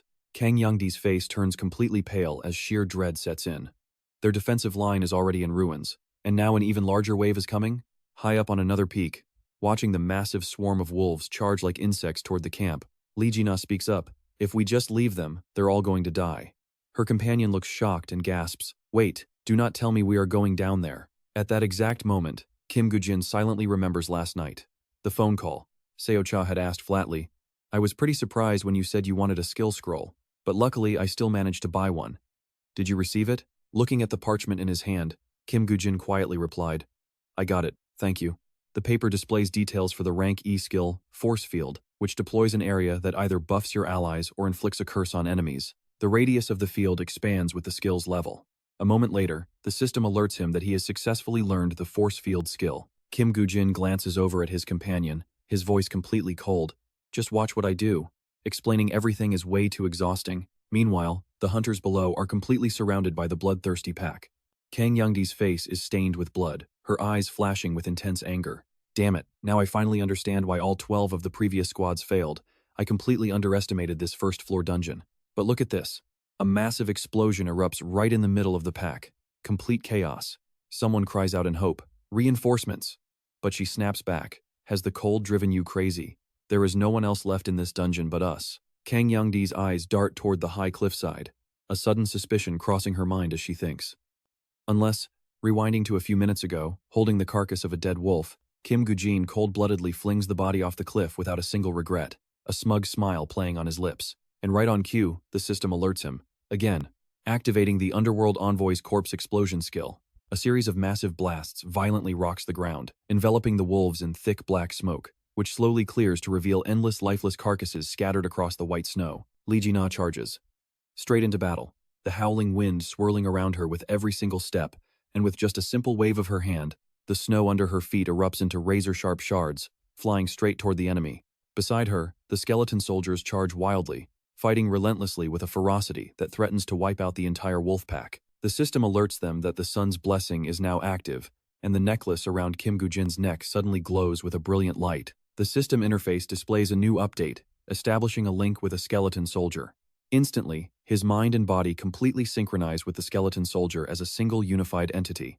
The system updates again, announcing that the force field is active while linked to the skeleton soldier. In a flash, their mana consumption spikes sharply, and the skeleton soldiers start to glow. Cursed magic wraps around them, pumping them with extra power as their bloodlust literally pierces the sky. Hollow black eye sockets snap open while swirling vortexes of magic unleash a chilling glare, making the space around them freeze. Faced with this insane skeletal transformation, Lena is absolutely stunned. His eyes go completely wide as cold sweat begins to drip. He can barely believe his eyes as the summons let out a creepy screech, showing off their crazy new strength. Lena frowns, curiously wondering what kind of insane aura this is. Looking all around, he glances at the remaining skeleton soldiers and mutters, "What on earth are these bony guys trying to do?" Thoughts race wildly through Lena's head. Did that crazy guy feed these skeletons some kind of massive overdose? The skeletons let out a savage roar, their cold eyes dripping with bloodlust as they grip their weapons, ready to strike at any second. One soldier slams its blade into the ground, triggering a thunderous explosion that literally launches the wolves high into the air. He freezes up, thinking, no way. They fight like absolute berserkers. That bastard Kim Goo-jin had such a broken buff and did not even share. Kim Goo-jin speaks telepathically with a smug grin. "Why are you gaping? This is just a pretty basic strategy for dealing with mobs. Instead of dumping buffs on a single target, turning the field into a massive area of effect boost is way more efficient." In Kim Goo-jin's grip, the dead alpha wolf stiffens. He silently watches the brutal battle raging below. Then, with a simple wave of his hand, he tosses the carcass right down. "Oh man, get ready for this." The system alerts that his Messenger of Hell skill, Corpse Explosion, is active. Instantly, an earth-shattering blast erupts, lighting up the sky. Kang Yoonji is stunned as the blasts form a wall, stopping the beast horde cold. Is this the real power of the Thorn Snake Hunter? Seeing the danger pass, she immediately yells out her orders. Their coordination is completely broken. Now is our chance, everyone charge. Meanwhile, inside a high-rise building on a busy city street, a voice rings out. "We will swoop in to play savior at the very last second." Se-chan smirks with absolute confidence. Exactly. They call themselves heroes. So would they really dare turn on their savior? Besides, with the media watching, they will have to pay us back handsomely. He crosses his arms, proudly boasting, "See, this is what they call killing two birds with one stone." Jisoo retorts sarcastically, "Sure. If it works, it is great. But is that even realistic?" She voices her concern, pointing out that the Savior Guild has plenty of powerful players at that level. To make this work, he needs power that completely eclipses them. "Do you honestly believe Kim Goo-jin is that ridiculously strong?" Se-chan nods confidently. "Absolutely. Just look at his insane leveling speed and the crazy skills he has displayed lately. I am ready to go completely all in this time." Hearing this, Jisoo stops typing on her keyboard. She is totally shocked by his gamble. Jisoo pushes her chair back from the desk, asking, "Do you really rate that guy so highly?" Se-chan is dead certain, obviously. So, while Leena and Kim Woo-jin are clearing the dungeon, Se-chan speaks with absolute determination. "We must guard their identities at all costs. Keeping them in the shadows while our enemies are exposed is the key." Back inside the dungeon, a sharp blade drives deep into a wolf's chest, spraying blood. Kim Sun-woo sighs wearily. Is that finally the last one of them? Another teammate wipes his brow, glancing at Kim Woo-jin. "If it was not for that Russian guy, we would all be history." Kang Yoon-ji quickly walks over, holding out her hand to offer a sincere thank you. "We only survived because of you guys." Flustered by the silence, she quickly tries to save face. Realizing they might not speak Korean, she tries using broken words, but the two of them instantly turn around and walk away, completely ignoring her calls to wait up. "Wait," she calls out. Leena whispers, "Hey, we are just leaving like this. What about our plan?" Kim Woo-jin calmly responds, "We just slaughtered the main pack, so the rest are no big deal." He keeps walking as he speaks. "Hanging around them any longer is just going to blow our cover. Now that they have seen our power, they would not dare claim this dungeon for the Savior Guild. And honestly, who would pass up a perfect chance to grind some experience?" His partner panics, his face going completely pale as he stammers, "Wait, do not tell me we are doing what we did last time." But Woo-jin just laughs coldly. The duo continues on, thoroughly clearing out every single corner of this massive dungeon. Gasping for air after endless battles, he mutters, "Damn it, this is crazy. I am literally teamed up with a complete psychopath." Just then, a sweet system alert rings out, announcing a level up. Both of their eyes immediately lock onto the glowing screen. Kim Woo-jin is absolutely thrilled. He has finally hit level 35, reaching his main target. The notifications keep rolling and the Messenger of Hell has granted you a special blessing, leveling up your blood poison skill. He taps the screen to inspect his updated skill info, which clearly reads, Blood Poison. Skill rank S. Turning your own blood into a highly lethal toxin. You can use mana to refine toxicity and create Blood of the Mystics. Kim Gwyn is deep in thought. Rank X Poison Blood and Blood of the Mystics will make his plan go pretty smoothly. Lee Gina asks curiously, "Hey, what is with that ultra-serious face of yours? Are you constipated?" He awkwardly replies, "No, it is nothing. But before we head over to the second floor, we still have one extremely important thing to do." Lee Gina yells back in utter frustration, "What the hell is it now? What exactly is your plan anyway?" Kim Gin calmly replies, "Dinner, because heading to the second floor is going to drain a lot of our stamina." Lee Gina is shocked. "Wait, really?" A while later, the fire is crackling, and the aroma of roasted meat fills the entire dungeon. Lee Gina grabs a drumstick and devours it. "Yes, this is how teammates should act. Now go ahead and have a bite, friend." Kim Gwyn glances over with a curious look. "Hey, there is one thing I have been wondering about. Even with an immortal body, you still feel pain, right? So during a battle, would you ever just pass out from the intense pain?" Lee Gina takes a huge, satisfying bite of meat. "No way in hell. Who do you think I am anyway? A real man like Lee Gina would never pass out in the middle of a fight." But the next words from Kim Gwyn freeze Lee Gina solid. "Well, that is good then. If a one-horned fox punctures your stomach, how long can you hold it down?" Lee Gina nervously questions, "What the hell? Did I somehow offend you?" Seeing his icy stare, Lee Gina quickly waves his hands with a trembling voice. "Let us just talk it out. Why are you so intense?" On the dungeon's second floor, the team is getting absolutely decimated. The monsters here move like lightning, flashing past so fast that nobody can even register their actual shape. An archer draws his bow, desperately scanning the area as cold sweat pours down his forehead. "Damn it, it is too fast. How the hell are we supposed to fight this thing?" Suddenly, the monster changes direction and charges straight at him. The man instantly senses something wrong, his whole body tensing up in high alert. In the blink of an eye, he is swallowed whole by the monster's massive jaws before it instantly vanishes into thin air. Witnessing the horror, Kang Ye panics. At this rate, everyone is going to die, and they are completely helpless. Gritting her teeth, her mind races as she desperately searches for any possible way out. Is there any possible way to keep that one-horned fox pinned down? Suddenly, heavy footsteps echo nearby, stopping right beside Kang Ye. Startled, her eyes widen, completely clueless about what is going on. Hiding his true identity, Lee Gina mutters in some hilariously broken Russian about hunting down the fox. Kang Ye secretly wonders, a Russian guy, and is he really out here completely alone? That is when she realizes the truth. Lee Gina is casually walking straight toward the one-horned fox. Kang Yi yells out in absolute panic, "Hey, wait! Facing that beast alone is basically logging out of life permanently." At this moment, she can only see the beast's glowing eyes, radiating a bone-chilling cold. Yet, completely ignoring her desperate warnings, he just calmly keeps taking steps forward. The one-horned fox bares its razor-sharp fangs, letting out a series of low, threatening growls. In an instant, its physical form vanishes, leaving behind nothing but a cloud of kicked-up snow to prove it was even there. Before he knows it, those razor-sharp teeth are right in Lee Jina's face, tearing a massive hole in his cloak. Damn, he thinks it is incredibly fast. The one-horned fox shoots like a blinding arrow, rapidly circling around Lee Jina. Its body flashes so incredibly fast that it becomes invisible, leaving only a white blur blending with the pure snow. He raises his arm to block, his anger rising. Just like Kim Gwyn said, its attack power is pretty low, but it is incredibly agile. Damn it, defense is his only option right now with 0 openings to strike back. But watch this. Just as things get critical, his foot slips and he loses his balance. His eyes roll back in shock, cursing in his head what a fantastic time to slip, because that beast is not going to miss this opening. Without hesitating, the one-horned fox charges forward, slamming its entire massive body straight into Lee Jina. The impact is so devastating that he gets sent flying backward, completely unable to react in time.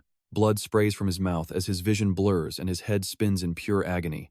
At that exact moment, his mind flashes back to their conversation from last night. Kim Gwyn rubs his chin and thoughtfully notes, the one-horned fox's actual attack power isn't the issue here, but its lightning speed is a massive headache. The skeleton soldiers shatter in just one hit, making them totally useless.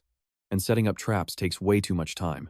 Lee Jina replies, in frustration, just tell me straight out that you want me to hold it down. No wonder you were nice enough to buy dinner. Kim Gwyn mockingly asks if that is too much for you to handle.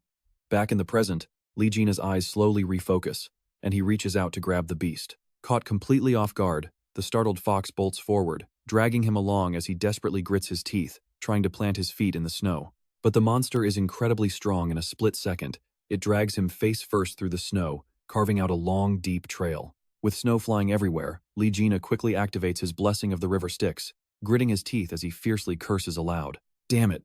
This hurts like hell, but I finally caught you, you sly bastard. Lee Jina slams its head deep into the snow, putting every ounce of his power into his arms to make sure it cannot escape. The scene before her leaves Kang Yi completely speechless. Is he seriously holding down that fox by using his own body as a punching bag? But soon, her heart sinks as she realizes this cannot go on forever. If nobody delivers the final blow, pinning it down is completely pointless. Suddenly, an arrow flies out of nowhere and rips through the air. It heads straight for the one-horned fox at a dizzying speed. The beast immediately senses the danger, its face turning tense as its entire body twitches in a completely hopeless effort to dodge. The one-horned fox is completely helpless. Its eyes flicker with pure despair as it stares right into the face of looming death. In an instant, the system alerts them that the one-horned fox has been poisoned. That is when Kang Yi snaps out of it and looks back. Kim Woo-jin is already standing there, his hand still holding his bow. Right after, his skeleton soldiers instantly charge forward to back him up. She stands there frozen, drenched in a cold sweat. Kang Yi cannot help but wonder, are these two really below level 40? The skeleton soldiers surround the one-horned fox, relentlessly slashing down with their cold blades as their overwhelming aura fills the entire area. We can already see it, can't we? Compared to these two monsters, she realizes they are playing on a completely different level. In no time, the system announces the successful kill of the one-horned fox.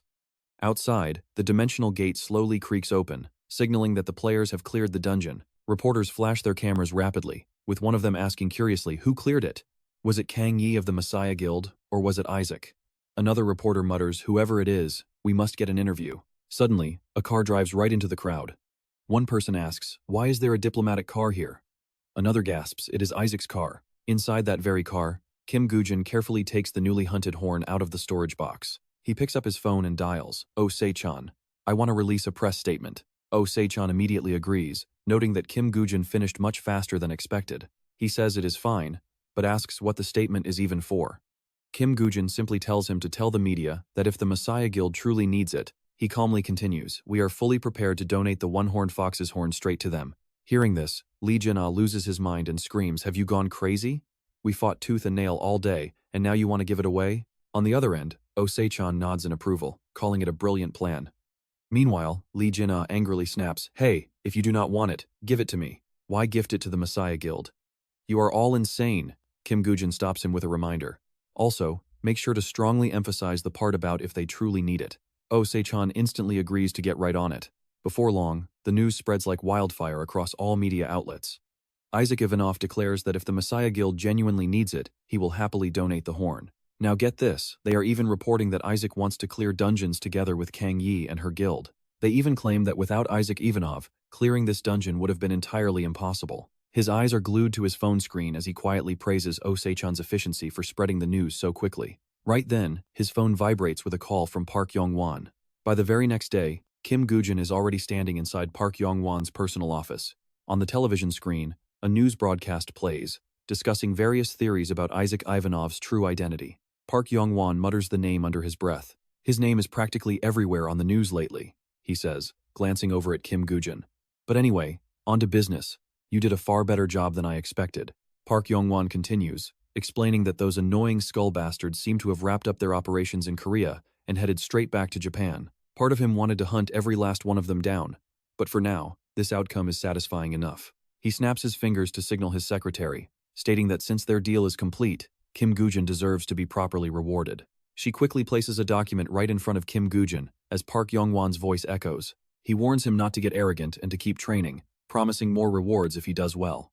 Kim Woo-jin looks down at the paper. It is a class quest item for the Messenger of Hell, requiring a level above 40, designed to create a heavy fog using his own blood. Park Yong-won tones down his voice to a serious note. Now that you are in my guard, make sure to work hard. Kim Woo-jin immediately replies that he understands, expressing his gratitude. Suddenly, a breaking news flash on the television grabs Park Yong-won's full attention. The Messiah Guild has officially released their response. They are deeply touched by Isaac's goodwill, but they only accept his kind thoughts. Instead, they want to send him a small gift as a token of gratitude for saving one of their own. Park Yong-won scoffs in disgust. What bunch of fools. Clinging to cheap pride like that will only end up hurting them. He stays completely silent, picturing the exact media statement Se-jun put out for him, offering to donate the horn if the guild truly needs it. Kim Woo-jin smirked to himself. If he had kept quiet, they definitely would have used the media to pressure him into giving up the horn. But that little trick only works against people who are branded as public enemies of the Messiah Guild. His mind continues to race. Not only did he save one of their members, but he also showed incredible goodwill by offering them his prize.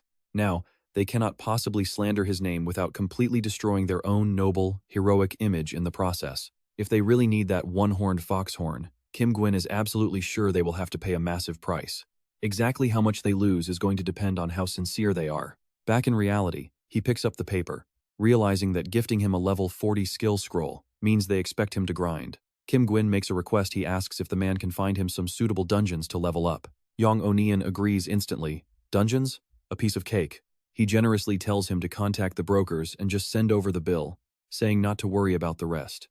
A satisfied smile plays on the young man's lips. After giving his thanks, we see Lena munching on snacks while watching the news. The Messiah Guild is planning to send Ijak Ivan a massive gift of appreciation. They really are indeed an incredibly generous organization. They always heavily support anyone dedicated to the cause of saving the world. He chews furiously, angrily muttering about that snake. Kim Gwyn wondering if he purposely put out that press release knowing this would happen. That was a total jackpot for him. He gets to keep the horn and score a bonus from the Messiah Guild. Lena stuffs the rest of the pastry into his mouth, wondering what kind of gift they will send. It is pretty exciting. Se-jun answers immediately, a golem summoning skill. Lena bolts upright in pure shock. Lena asks how his boss could possibly know that. Se-jun calmly explains they worked out a deal before announcing it to the media. A knowing grin spreads across Se-jun's face. As the old saying goes, making the first move with cash is always the smartest play. Since they are offering a golem summoning skill, there is zero reason to reject it. Lena unwraps another treat, then suddenly pauses and points right at himself. He yells out in a fit of rage, "What about my share? I poured blood, sweat, and tears into this. Why haven't I received a single thing I deserve, at least some slice of the loot?" The older man quickly drops a bunch of choco pie boxes heavily onto the table. Se-jun shamelessly tells him, "Here is your share, since I know you love eating these." His next words make Lena shake with pure rage, as the boss claims he brought home an entire warehouse of snacks just for him. He points angrily at the massive pile of snacks in the corner. He snaps that those are gifts sent by people who think they represent the Russian guild, so why is the boss taking credit? He demands to know where his skills and gear are. Yet, he still tears open another box. Lena starts inhaling them like a starving tiger. He asks what the boss is studying so closely. Se-jun replies in a flat voice. It is a dungeon purchase request from Park Yong-onion. Lena gasps in surprise. Park Yong-onion? He thought they cut ties with that guy after all. The boss used to call him a petty snake who only cares about money. So why do business with him now? Besides, he apparently already controls the entire Phoenix Guild. So why does he even need someone to broker dungeons for him? Keeping his eyes glued to the documents, Se-jun notes that the man wants to acquire dungeons to train some new recruits, making him sound like a pretty caring leader. Lena wonders who this new recruit is. Honestly, you won't believe who it is. Se-jun reveals it is his own best friend, Kim Gin. Lena grins sarcastically, so you two are plotting together to rip off Park Yong-onian. What a bunch of absolute swindlers. Se-chan grits his teeth in mock anger, claiming it is just good business. He tells the kid to have Kim Gwin teach him how the real world works. He slides a document across the table. Se-chan thinks this one looks pretty good. Lena quickly picks up the sheet of paper. It is a survival mission. Se-chan asks what he thinks. Lena admits that dungeons where the sole objective is just survival are pretty rare. This thing could fetch a pretty penny. The paper says 240 hours, 2 floors, B-rank difficulty, and a 25-player limit. Requirements are under level 40. To clear it, players must survive on the second floor for 7 days to earn a C-rank skillstone reward. Lena hands the paper back, noting that 7 days in a B-rank dungeon is just a suicide mission to grind some quick levels. Se-chan stares back blankly, asking why he's giving it back. Lena is totally confused, but the boss just shrugs. Se-chan drops the bomb. You're going in too. The paper slips from Lena's fingers. His boss adds that if you don't work, you don't eat. Lena quickly tries to negotiate. Wait, boss. I changed my mind. This definitely isn't the best fit for us. Se-chan just smirks, teasing him that he's finally learning how to properly judge a dungeon. He coaxes him to just go, leaving Lena with no way to refuse. Dragged into the raid, he grumbles that he has to babysit this psycho through yet another dungeon. Just as Kim Gwin suggested, they decide to start things off with a pretty casual stroll. We shift over to the Hansung group. This is the absolute #1 conglomerate in Korea, rising to global dominance by sponsoring the Messiah Guild. Inside the executive office, Park Shin-hye gasps in shock. She asks if Jang-ju is dead. Her assistant confirms it, explaining he entered a dungeon to hunt down Kim Gwin and never returned. Park Shin-hye grits her teeth in fury, asking why he always does unasked favors. When she asks about Yong-onian's necklace, the assistant hesitates. She angrily cuts in, guessing that it was stolen. She demands they retrieve it at all costs, lightly tracing her lips as she falls into deep thought. Finding a replacement for Jang-ju inside the guild is easy, but Yong-onian's necklace is simply too important to lose. She thinks to herself the Skull Guild's string of failures seemed like nothing to worry about at first, but now it's becoming a major headache. It's escalating the tension between us and the Master Swordsman and Master Archer. Park Shin-hye lets out a soft sigh as cracks begin to show in their perfect alliance. That's when his incredibly annoying face flashes across her mind. The root of all this trouble is Park Yong-wan. If she'd only known things would end up like this, she would have taken that bastard out ages ago. Biting her lip, Park Shin-hye calculates her next move. He's grown far too powerful now, meaning she has to slowly wear down his forces instead. She's curious about the newest member of Park Yong-wan's personal guard. Assistant Bae looks up and asks what about him. You must mean Kim Woo-jin. Bae's so incredibly tense he can barely breathe as he loosens his collar. Well, we are doing everything we can to eliminate him, Bae continues. But Park Yong-wan is protecting the guy so closely that we can't even get near. Not only that, he's throwing a massive amount of money into skill books and high-tier gear to train Kim Woo-jin up fast. Park Shin-hye dismissively waves her hand, stop making excuses. Her voice goes cold as she demands to know if they have a solid plan to kill him yet. Bae quickly responds, we already sent out a team to capture Kim Woo-jin. Park Shin-hye asks coldly, and who's leading them? Assistant Bae respectfully replies, it's Suzuki Eiichi, ma'am. She thinks to herself Suzuki is the guy who carries the Ring of Lancelot, so he's highly reliable. Then she demands to know their current location. He reports they're currently standby in Kaesong City.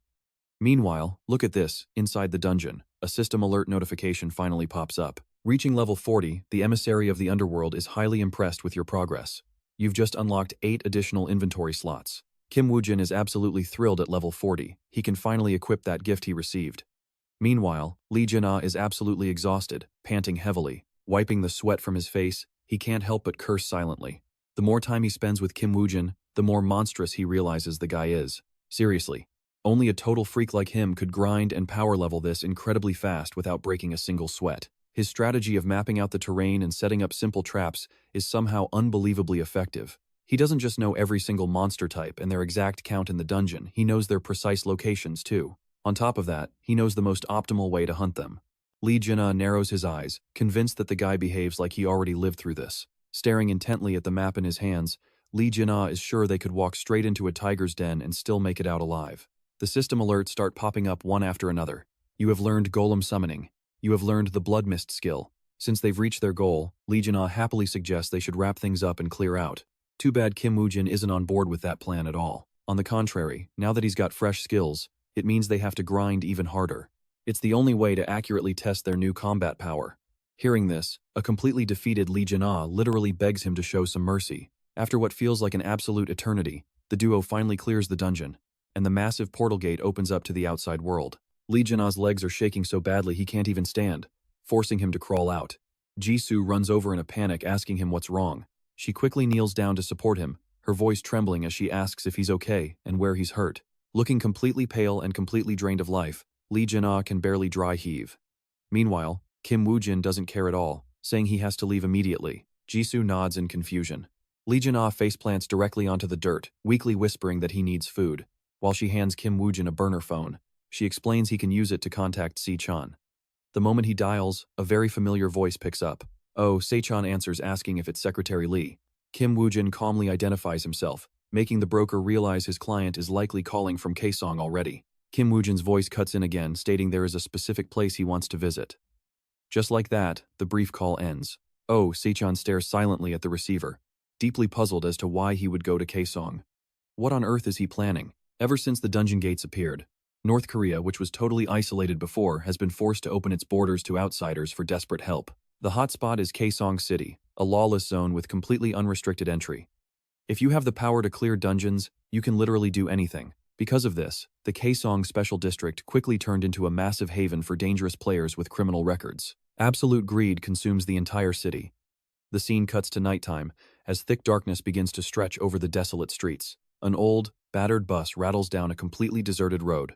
Inside, a disguised Kim Woo-jin pretends to shake in fear before a thug towering over him. The cocky punk, Se-jun, sneers at him saying he's never seen him before, and asking if he's starting out as a backpack. Kim Woo-jin plays dumb, asking what a backpack even is.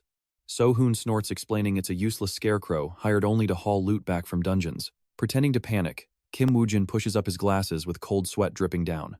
Se-jun just smirks confidently at his pathetic reaction. He tells him not to bother denying it because it's completely obvious. He assumes the kid didn't flee here after beating someone up. Did you scam some rich kid out of their cash? No need to hide it since we're all criminals. He scoffs. Tells him he looks pretty green, especially since almost everyone around here is a criminal murderers or worse, you name it. They only dodge the law because of that player label. So Hun lazily asks if it is convenient. With this status, as long as you make money, you can easily turn things around. Being a player really is the best. But anyway, how did you end up wandering out here? He opens up, explaining he was betrayed by the person he trusted most. So Hun looks pretty amused by Kim Woo-jin's story, saying it must hurt to get stabbed in the back, and he is sure the kid is absolutely furious. A moment later, Se-jun turns to leave, telling him to call if needed. His eyes turn razor-sharp, reflecting his dark mood. Yeah, this is the price for turning your back on the entire world. He sits quietly in the corner, scrolling through his phone with a dirty smirk. His screen lights up with a text from his crew asking about the backpackers. Se-jun lazily replies that nobody looks suspicious, so they can just use them and throw them away. Eventually, the vehicle screeches to a violent halt. Brakes squealing against the dirt, the driver suddenly barks out in a voice full of pure disgust. We are here, get out. Meanwhile, at the office, Lena's voice echoes through the building, mentioning Kit Zong is in North Korea. Z-chan rubs his full belly, lazily picking his teeth, asking if they really went there. Seriously, that guy is a complete freak who only does insane things. That place is packed with ruthless, lawless monsters. What does he even expect from a chaotic wasteland? Z-chan stares at the massive bill in his hand, looking completely furious. Crazy bastard, he roars, pointing right at his visitor. Did you seriously only show up at dinner time to get a free meal? He frowns, sounding deeply annoyed, pointing out that Kim Woo-jin mentioned something about splitting the thorny snakeskin. Z-chan panics, quickly softening his voice to ask when Kim Woo-jin actually went to Kit Zong, while Lena just pouts. She mocks him for desperately changing the subject out of guilt. Z-chan tries to act tough, but cold sweat is pouring down his face. Why did he have to go to Kit Zong right now of all times?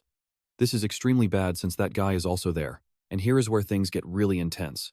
A monster even more terrifying than Kim Woo-jin is about to show up. XE-chan adds that he is probably level 50 by now. At that level, nobody is his opponent. He silently prays he is wrong, because if those two clash this early on, it is going to be a disaster. Lena refuses to believe it and snaps back, telling him to stop lying since there is no way someone is crazier than Kim Woo-jin. If a guy like that existed, she would have heard of him. Z-chan calmly replies that she definitely knows the name. Suzuki Achi, the hunting dog of the Salvation Society. Right now in Kit Zong, Suzuki Achi is on the phone, saying he will get ready. Lee Min asks if anything is wrong, and Suzuki Achi replies that the queen wants them to handle their next target. He looks confused, asking who the target is. Just as the driver's angry voice suddenly cuts in from behind them. Get the hell out, the driver growls. Suzuki Achi mentions Kim Woo-jin, but Lee Min has never heard that name before. Suzuki Achi warns that since the queen told them to be careful, this guy is no pushover. Lee Min just smirks back. Whatever. As long as there is an order, they will execute it. Suzuki Achi warns that the new kill order is active, meaning they must clear this dungeon fast and start tracking him down. Right. How about the backpackers? Ki-moon steps up to report. The manager messaged saying everything is fine, so they can stick to the plan. Suzuki Achi nods and tells him to go. Go get ready then. Kim Goo-jin has overheard their entire conversation, silently watching them without blinking an eye. Suzuki Achi, he thinks, never expected to cross paths like this. The old me would have avoided you like the absolute plague. Thoughts swirl in Kim Goo-jin's mind.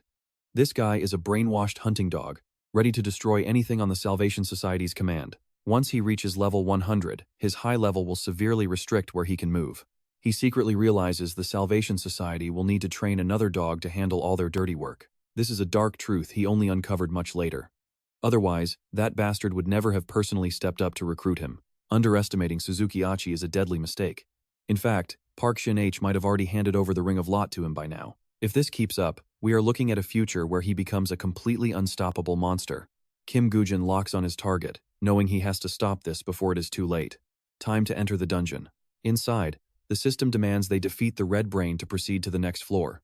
Meanwhile, in another corner of the dungeon, fresh blood splatters alongside some absolutely terrifying screams. Hearing the scream, Suzuki Achi looks completely stunned, asking what the hell is happening. Ki-moon panics, gasping that a new backpacker just slaughtered their men and ran off. He quickly begs his captain for orders on what to do next. Should they chase him down? Looking closely at the brutal wounds on the cold corpse, Suzuki Achi frowns, realizing the killer struck a vital spot with terrifying precision. He turns the poor victim's head around, thinking to himself, this guy is definitely no amateur when it comes to killing. Sensing the situation is turning pretty dangerous, Suzuki Achi instantly orders them to pause all plans and wipe out the remaining backpackers. Lim Min respectfully obeys, replying, yes, Captain.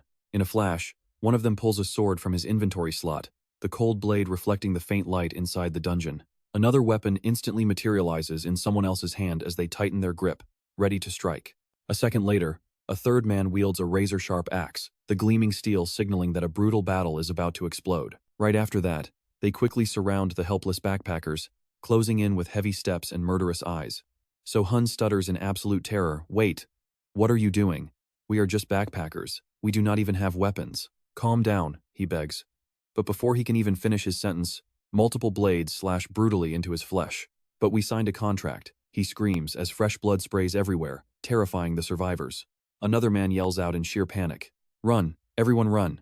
But it is hopeless. The slaughter begins, turning the floor crimson. The tragic sound of cold steel echoes through the dungeon, mixing with clashing weapons to create an absolutely suffocating, chaotic mess. Within moments, the ground is littered with dead bodies and pooling blood, leaving behind a truly horrific scene. One thug walks over to Suzuki Achi. Everything is taken care of. Can we split up and hunt him now?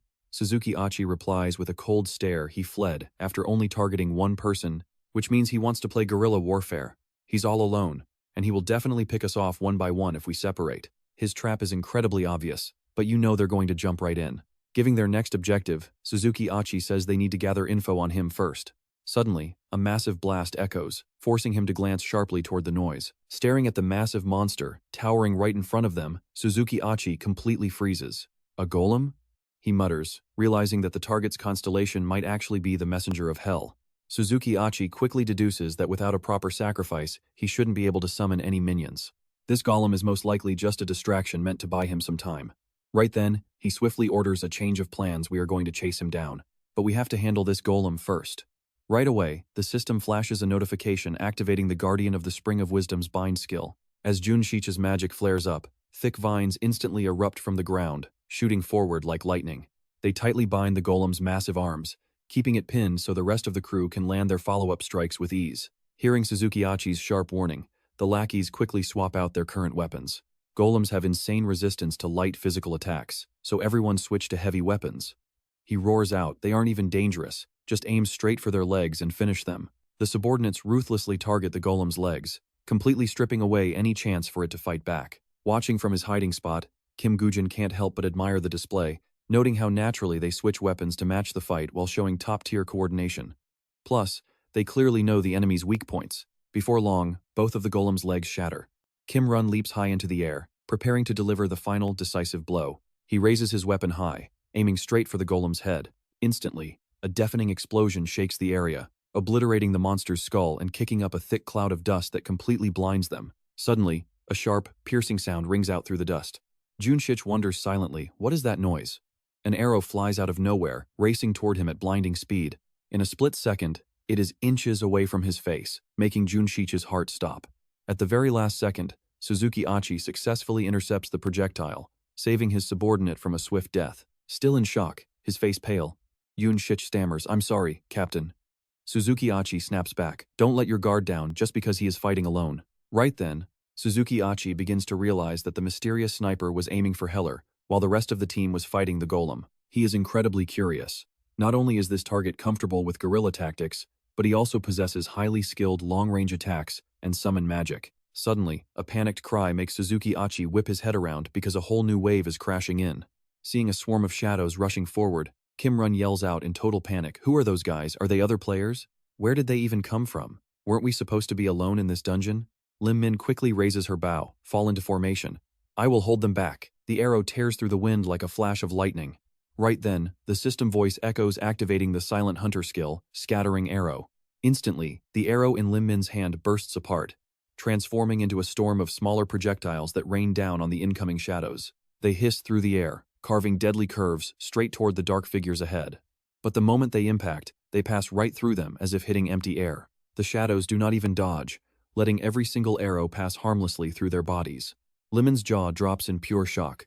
Instead of dodging, they're charging straight at them. What on earth is this? The skeleton warrior's glowing red armor flares up, shining through the thick black smoke like an untouchable fire in the dark. Suddenly, one of them lunges forward, getting right in his face. Lemon yells out in terror, "It's a skeleton soldier." A sword slashes down, and though he twists his body, he can't dodge it completely. The blade slices across Lemon's face, leaving a fresh trail of blood.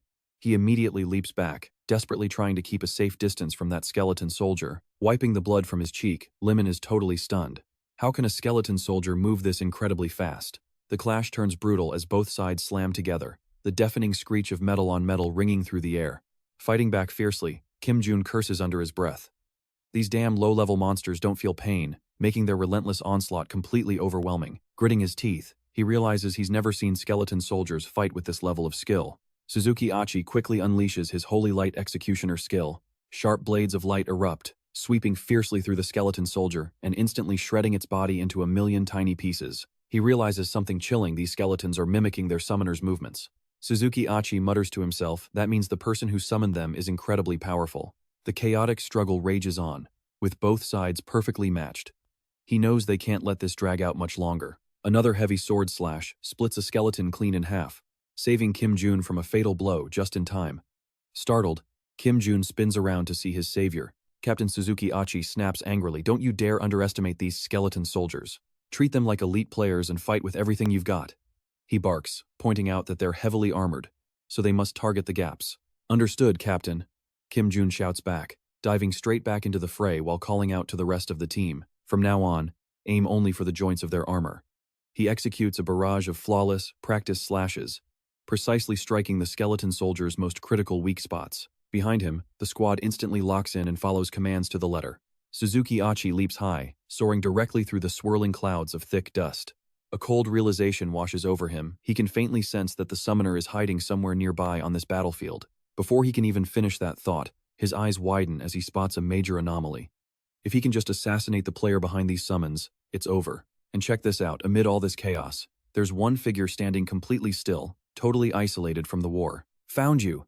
Suzuki Achi screams in his mind, digging his heels in to stop his forward momentum. His boots drag across the dirt, kicking up massive clouds of dust behind him before he launches forward like a speeding arrow, straight at his target. Within a split second, he closes the gap, standing right in front of the guy with pure, murderous intent. He swings his blade with brutal force, tearing through the air with a terrifying screech that could split space itself. Suzuki Achi lands proudly, looking like a master swordsman who just finished a perfect strike. But to his absolute shock, there isn't a single cry of pain from his target. Instead, all that's left in front of him is a black cloak sliced completely in two. As the severed fabric slowly drifts to the ground, a mysterious figure stands revealed. Suzuki's eyes go wide as he recognizes the skull mask. Could this guy really be the infamous Thornback snake hunter Isaac Ivanov? Nearby, Another unlucky skeleton soldier crashes down, its skull shattering to pieces. Kim-jun immediately yells over that only 2 summons remain. But then, he spots Woo-jin disguised as Isaac, that blonde guy wearing the skull mask, the notorious Thornback snake hunter. Kim-jun is completely baffled. Isn't this guy supposed to be a massive fan of the Messiah Guild?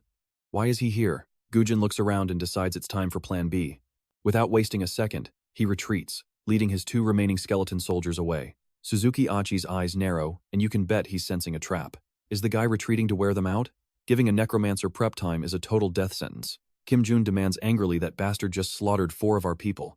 Why are we still standing here instead of chasing him? Suzuki firmly holds him back. No, we can't make a reckless move until we understand what his real plan is. Ignoring the order, Kim-jun charges straight ahead, muttering about how they don't have time for this nonsense. The guy is clearly running on empty. Suzuki calculates that waiting until all his summons are destroyed before hunting him down would be the smart play. But something feels off. He hesitates. What if summoning those skeletons isn't even his real trump card? Realizing the danger, he screams for him to stop because it's a trap. But a blinding flash erupts, and a massive explosion shakes the ground right where Kim-jun ran. This is Woo-jin's doing. He just detonated a corpse using his devastating Underworld skill. A wave of pitch-black smoke sweeps over, swallowing Suzuki and Lemon. They quickly cover their faces, coughing and staying on high alert against this bizarre, creeping mist. Suzuki barks out an order for everyone to stay focused. With their vision completely cut off, they have absolutely no idea what's coming next. Through the shifting shadows of the dark mist, a bloody silhouette slowly limps forward. It's Kim-jun, battered and broken from the blast. He groans out, "Sorry, I was too rash." The system alerts him that he is poisoned. Suffering from both internal and external injuries, Kim-jun coughs up black blood, making the sharp-eyed Suzuki Achi secretly on guard. Jun-sik rushes over to heal him, but Suzuki Achi raises his hand to stop him. Suzuki Achi warns him, "Do not do it. His blood is completely black. It is too late." Jun-sik stares in shock as Captain Kim-jun collapses. Bleeding black from his 7 orifices, he trembles, begging, "It is just minor poison. I am fine. Please heal me right now." Fueled by a final surge of life, Kim-jun runs toward his team, crying out, "I do not want to die like this." But a flash of cold light from Suzuki Achi's blade instantly shatters his last wish. Suzuki Achi ruthlessly executes his subordinate. Watching Kim-jun fall, he begins analyzing all the information he currently holds. There has never been any record of Isaac Ivanov using poison. Yet, he used a toxin so powerful it killed Suzuki Achi's subordinate almost instantly. Suzuki Achi wonders why he did not use poison from the start. Suddenly, a terrifying thought flashes in his mind. Could it be? The wound on Lee Min's face begins throbbing, oozing black blood, and other teammates with skin wounds face the exact same situation. Distracted by the explosion, Lee Min wonders why this red mist has not faded yet. At that moment, Suzuki Achi's ring alerts him. Poison resistance activated. He screams, "Get away from the mist," but the realization comes far too late. Look at Jun-sik. His head is spinning as his body completely gives out. He receives a system alert: "You have been poisoned, and your health will continuously drain from this lethal toxin." It is not just Jun-sik either. Every member lacking poison resistance collapses onto the floor. Suzuki Achi finally understands the truth. Everyone has been poisoned. This was his main plan, using the deadly mist to completely shatter the guild's defense. Right then, a skeleton soldier launches a surprise ambush from behind. Suzuki Achi glares back, narrowing his eyes as he prepares to counterattack. However, the 2 skeleton soldiers completely ignore him. Rushing right past, he realizes they are not targeting him at all. They want to slaughter his remaining men. Instantly, Suzuki Achi predicts what will happen next, meaning he is planning to stopping mid-thought. He spins around, and indeed sees Kim Woo-jin appearing in his Isaac disguise. Blades clash loudly. In a mere split second, they exchange countless rapid blows. They leap backward to maintain a safe distance. Suddenly, a notification alerts him that the executioner of the sacred light is watching with great interest. Suzuki Achi stands stunned. A constellation. It is the same for Kim Woo-jin. The messenger of hell is watching closely, prompting him to carefully activate a buff item. As expected, this guy is much smarter than that brute Jang Ju. Kim Woo-jin originally planned to distract him and finish it with one blow. One wrong move ruins everything. Instantly, he activates his necklace skill, Blessing of the Sunday. Meanwhile, inside Se-chan's office building, only a single floor remains illuminated as darkness completely covers the city. Jisoo reports they have successfully located Kim Woo-jin inside that exact dungeon. Se-chan gasps, wondering if the kid really intends to eliminate Suzuki Achi, while thoughtfully scratching his chin. If so, he is definitely targeting the Salvation Association. Think about it, Kim Woo-jin would make an incredibly valuable ally, but that is only if he makes it out alive. Jisoo asks for instructions. wondering what their next move should be. Se-jun tells Secretary Lai that they might have to use that item, and as she hesitantly asks for clarification, Se-jun simply nods. Yes, the very object she spent months of agonizing effort tracking down the legendary power of the Pharaoh.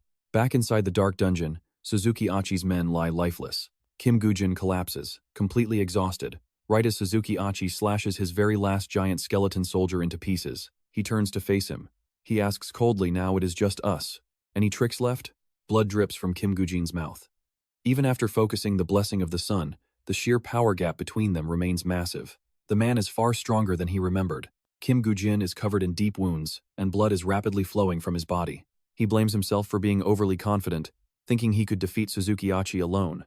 Yet, Suzuki Achi hesitates to strike, offering praise instead. He sneers, "You are the first bastard to push me this far, but I am sure you have already realized it, right?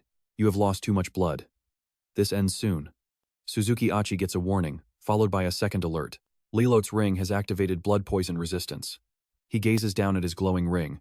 He mutters, "Without this ring, I would be lying dead alongside my men." Privately, he knows he is also reaching his absolute limit. Suzuki Achi steps forward cautiously, knowing that if he loses any more blood, he will be the one who collapses.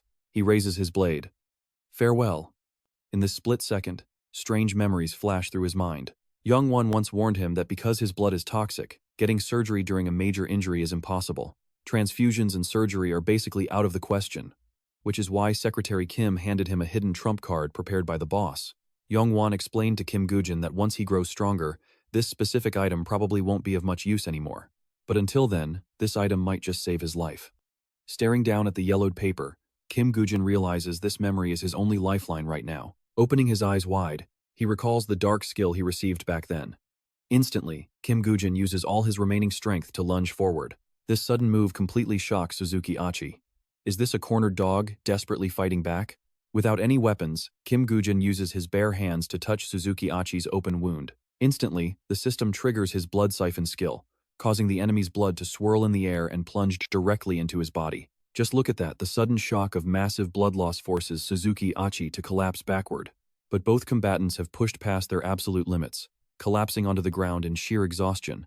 Suzuki Achi receives an alert that critical blood loss has triggered a severe drop in all stats. Meanwhile, Kim Woo-jin's health slowly recovers as a red aura swirls around him. A notification confirms he recovered 5% of his health, stopping the bleeding. Standing back up, Kim Woo-jin slowly walks over to the old veteran. "A clever guy like you should easily see through Lai Se-jun's true nature. So, do you still plan on following him?" The old man forces a weak smile, asking Isaac Ivan what his actual reason is for launching this surprise attack. He claims everyone believes the world is coming to an end, but he thinks differently.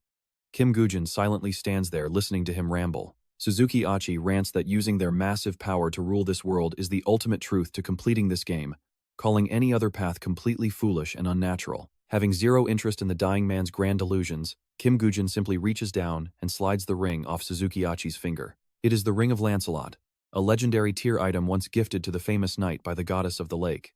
This incredible item completely shields its wearer from any negative status effects, including poisoning, curses, and mental confusion. It even grants an extra 100 magic power while active. The moment the ring is removed, Suzuki Achi receives a devastating notification. The Ring of Lancelot effect has ended. You are now poisoned, and your resistance has tanked due to massive blood loss. Kim Woo-jin coldly tells him that truth and justice belong to the strong, so he should just accept his death. The poison rapidly spreads through his body. Suzuki Achi painfully coughs up blood. Soon, the only sound left in the dark dungeon forest is his fading cough, followed by a system alert for Kim Woo-jin. The Eye of Anubis is unlocked. With the dungeon cleared, a lone figure slowly walks out. As the gate slowly dissolves behind him, a heavily disguised Kim Woo-jin suddenly spots something waiting ahead. Several military officers and 2 armored vehicles stand there to greet him. An officer steps forward and hands him a walkie-talkie, telling him to take it. A loud, gloating laugh erupts from the radio speaker, expressing total disbelief that Kim Woo-jin actually managed to take down Suzuki Achi. The voice warns him not to claim it was an accident. Kim Woo-jin coldly replies, asking what the big deal is about killing a trained hound of the Salvation Society. Hearing such an arrogant response, Se-jun is completely speechless for a moment, having no clue how to reply. After a brief silence, Se-jun admits it is fine, though he never expected Kim Woo-jin to go this far, having initially pinned him as just an eccentric client. Se-jun says he gets the point now. This time, Kim Woo-jin stays completely silent, but he does not even need to speak because Se-jun just keeps talking. The broker mentions that they actually share the same goal, suggesting they meet up to discuss official business once Kim Woo-jin returns from his current raid. Kim Woo-jin slides his glasses off, quietly considering Se-chan's strategic proposal. Pointing out that this is a highly sensitive matter, Se-chan insists on a face-to-face meeting. Without hesitation, Kim Woo-jin readily agrees to the terms. And honestly, why would he say no when their shared goal is to destroy the Salvation Society? Over at the city cemetery, Morning Dew clings to the leaves as a quiet woman approaches an ossuary. Jisoo sadly reaches out and opens one of the small glass doors. Inside is a memorial urn placed next to an old photo of Jisoo from her school days. She tightly presses her lips together, lost in her own silent thoughts. Without uttering a single word, Jisoo stands there in silence, before quietly turning away to leave. Meanwhile, deep inside a pitch-black dungeon, raging flames suddenly light up the dark sky. Someone presses a metal whistle to their lips and blows a sharp signal. As the deafening whistle echoes, nearby hunters recognize the emergency retreat signal and shout for everyone to pull back as fast as possible. Yet, amidst the chaotic stampede of retreating hunters, one lone figure walks in the exact opposite direction, heading straight toward the blazing inferno. He is a massive, towering man, walking forward slowly with absolutely zero fear in his eyes. It is Gina, muttering a quiet word of thanks as he moves. The golden ring on his finger flashes, triggering a sudden flashback of a previous conversation with Kim Woo-jin, when Gina asked if he really expected him to hold off that giant firefox. Gina had called him crazy, but Kim Woo-jin simply teased him back, asking if an immortal beast like him was actually afraid of a little heat. Gina quickly denied it. He claimed he was not scared at all, just curious if the plan was actually realistic.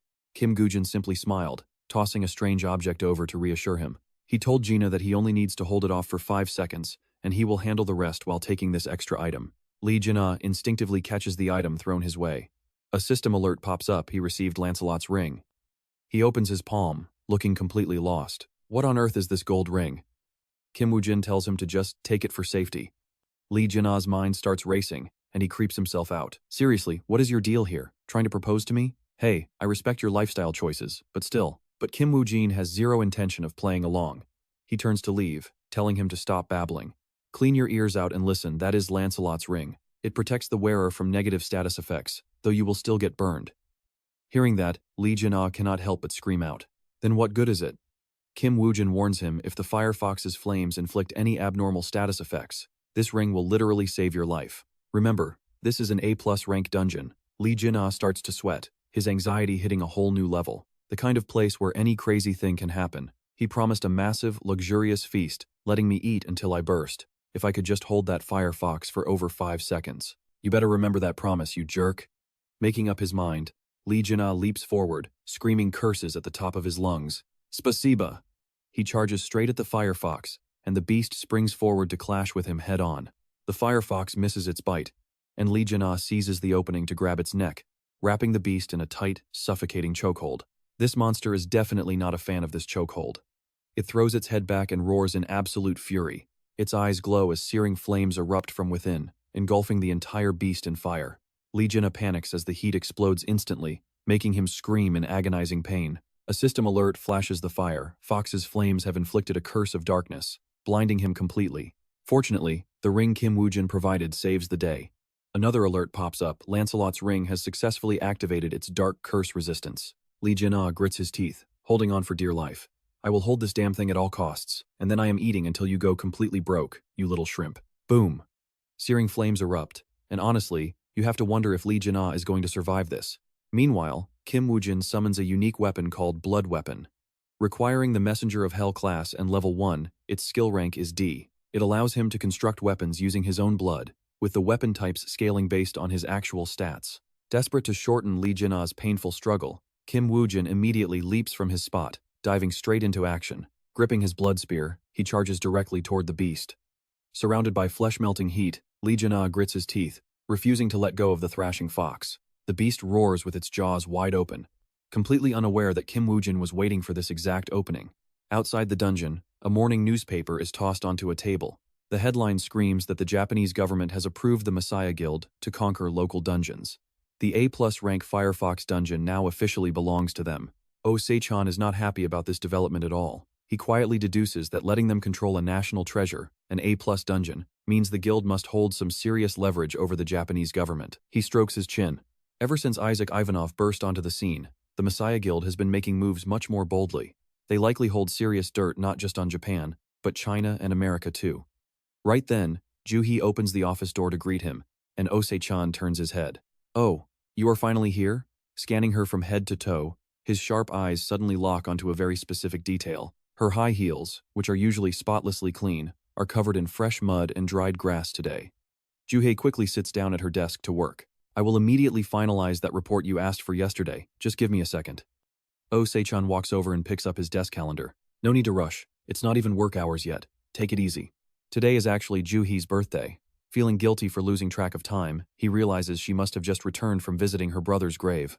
Se-chan raises an eyebrow. Time to plan a little birthday surprise for his secretary. Smiling, he suggests having steak for lunch. Ju-hee looks at him in utter disbelief, asking if the cheap boss is actually buying. "Did you find a discount coupon or do you have a fever?" Offended by her suspicion, Se-chan snaps, asking what kind of cheapskate she takes him for. She just shrugs with a silent, no comment. Later that evening, two tired figures dragging heavy luggage emerge from the gates of the Korean airport. Lee Jin-ah is still sweating over the memory, realizing that without the Lancelot's ring Kim Woo-jin handed him, he would have been a goner. Glancing at Kim Woo-jin walking ahead, he still cannot believe that Beast's fire possessed such a terrifying debuff. Having survived a literally fiery battle, Lee Jin-ah respects his partner completely. The guy somehow predicted every single detail and prepared flawlessly. Just recalling that terrifying system alert makes him shiver. The fire Fox's flame has placed a curse of darkness, blinding you. Lee Jin-ah grits his teeth. He thought he was catching up, but reality proved otherwise. Suddenly, Kim Woo-jin speaks up, telling him they should go their separate ways. Lee Jin-ah grabs his shoulder, asking what the hell he means by that. "Did you forget what you promised me?"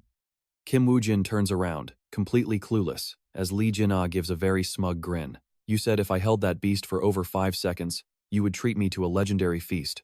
Kim Woo-jin shrugs. "That is true. But you only held it for exactly 4.9 seconds. That cheap trick of his drives, Lee Jin-ah? Crazy, what?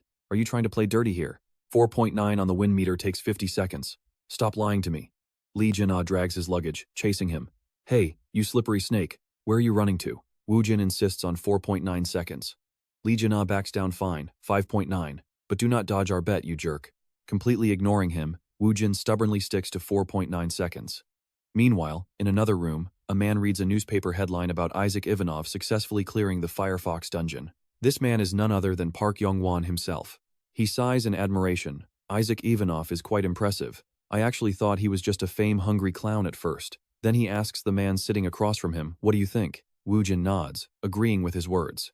Just at that moment, Secretary Kim rushes into the room. "Chairman, I have an urgent report."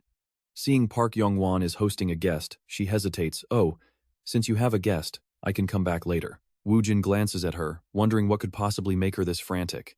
Park Young-won waves his hand. "Do not worry, just spit it out. What is going on?" Secretary Kim reports Johann Georg, the guy we have been trying to recruit lately, has officially joined the Messiah Guild. Hearing this, he slams his newspaper onto the table. "What? The Messiah Guild?" Secretary Kim explains they went one step ahead of us, using Johann Georg's incredible influence in Europe. Woo-jin falls deep into thought. Johann Georg and the Messiah Guild, joining forces this early? He clearly remembers they were not supposed to collaborate for a very long time. Could his killing of Suzuki have pushed this entire timeline forward? Watching this situation closely, he knows he must adjust his plans accordingly. Over here, Park Young-won sighs in deep disappointment. "I wanted to use Johann Georg to spy on the Messiah Guild, but now he is officially our enemy." He crosses his arms, thinking, and decides they must pivot to Plan B.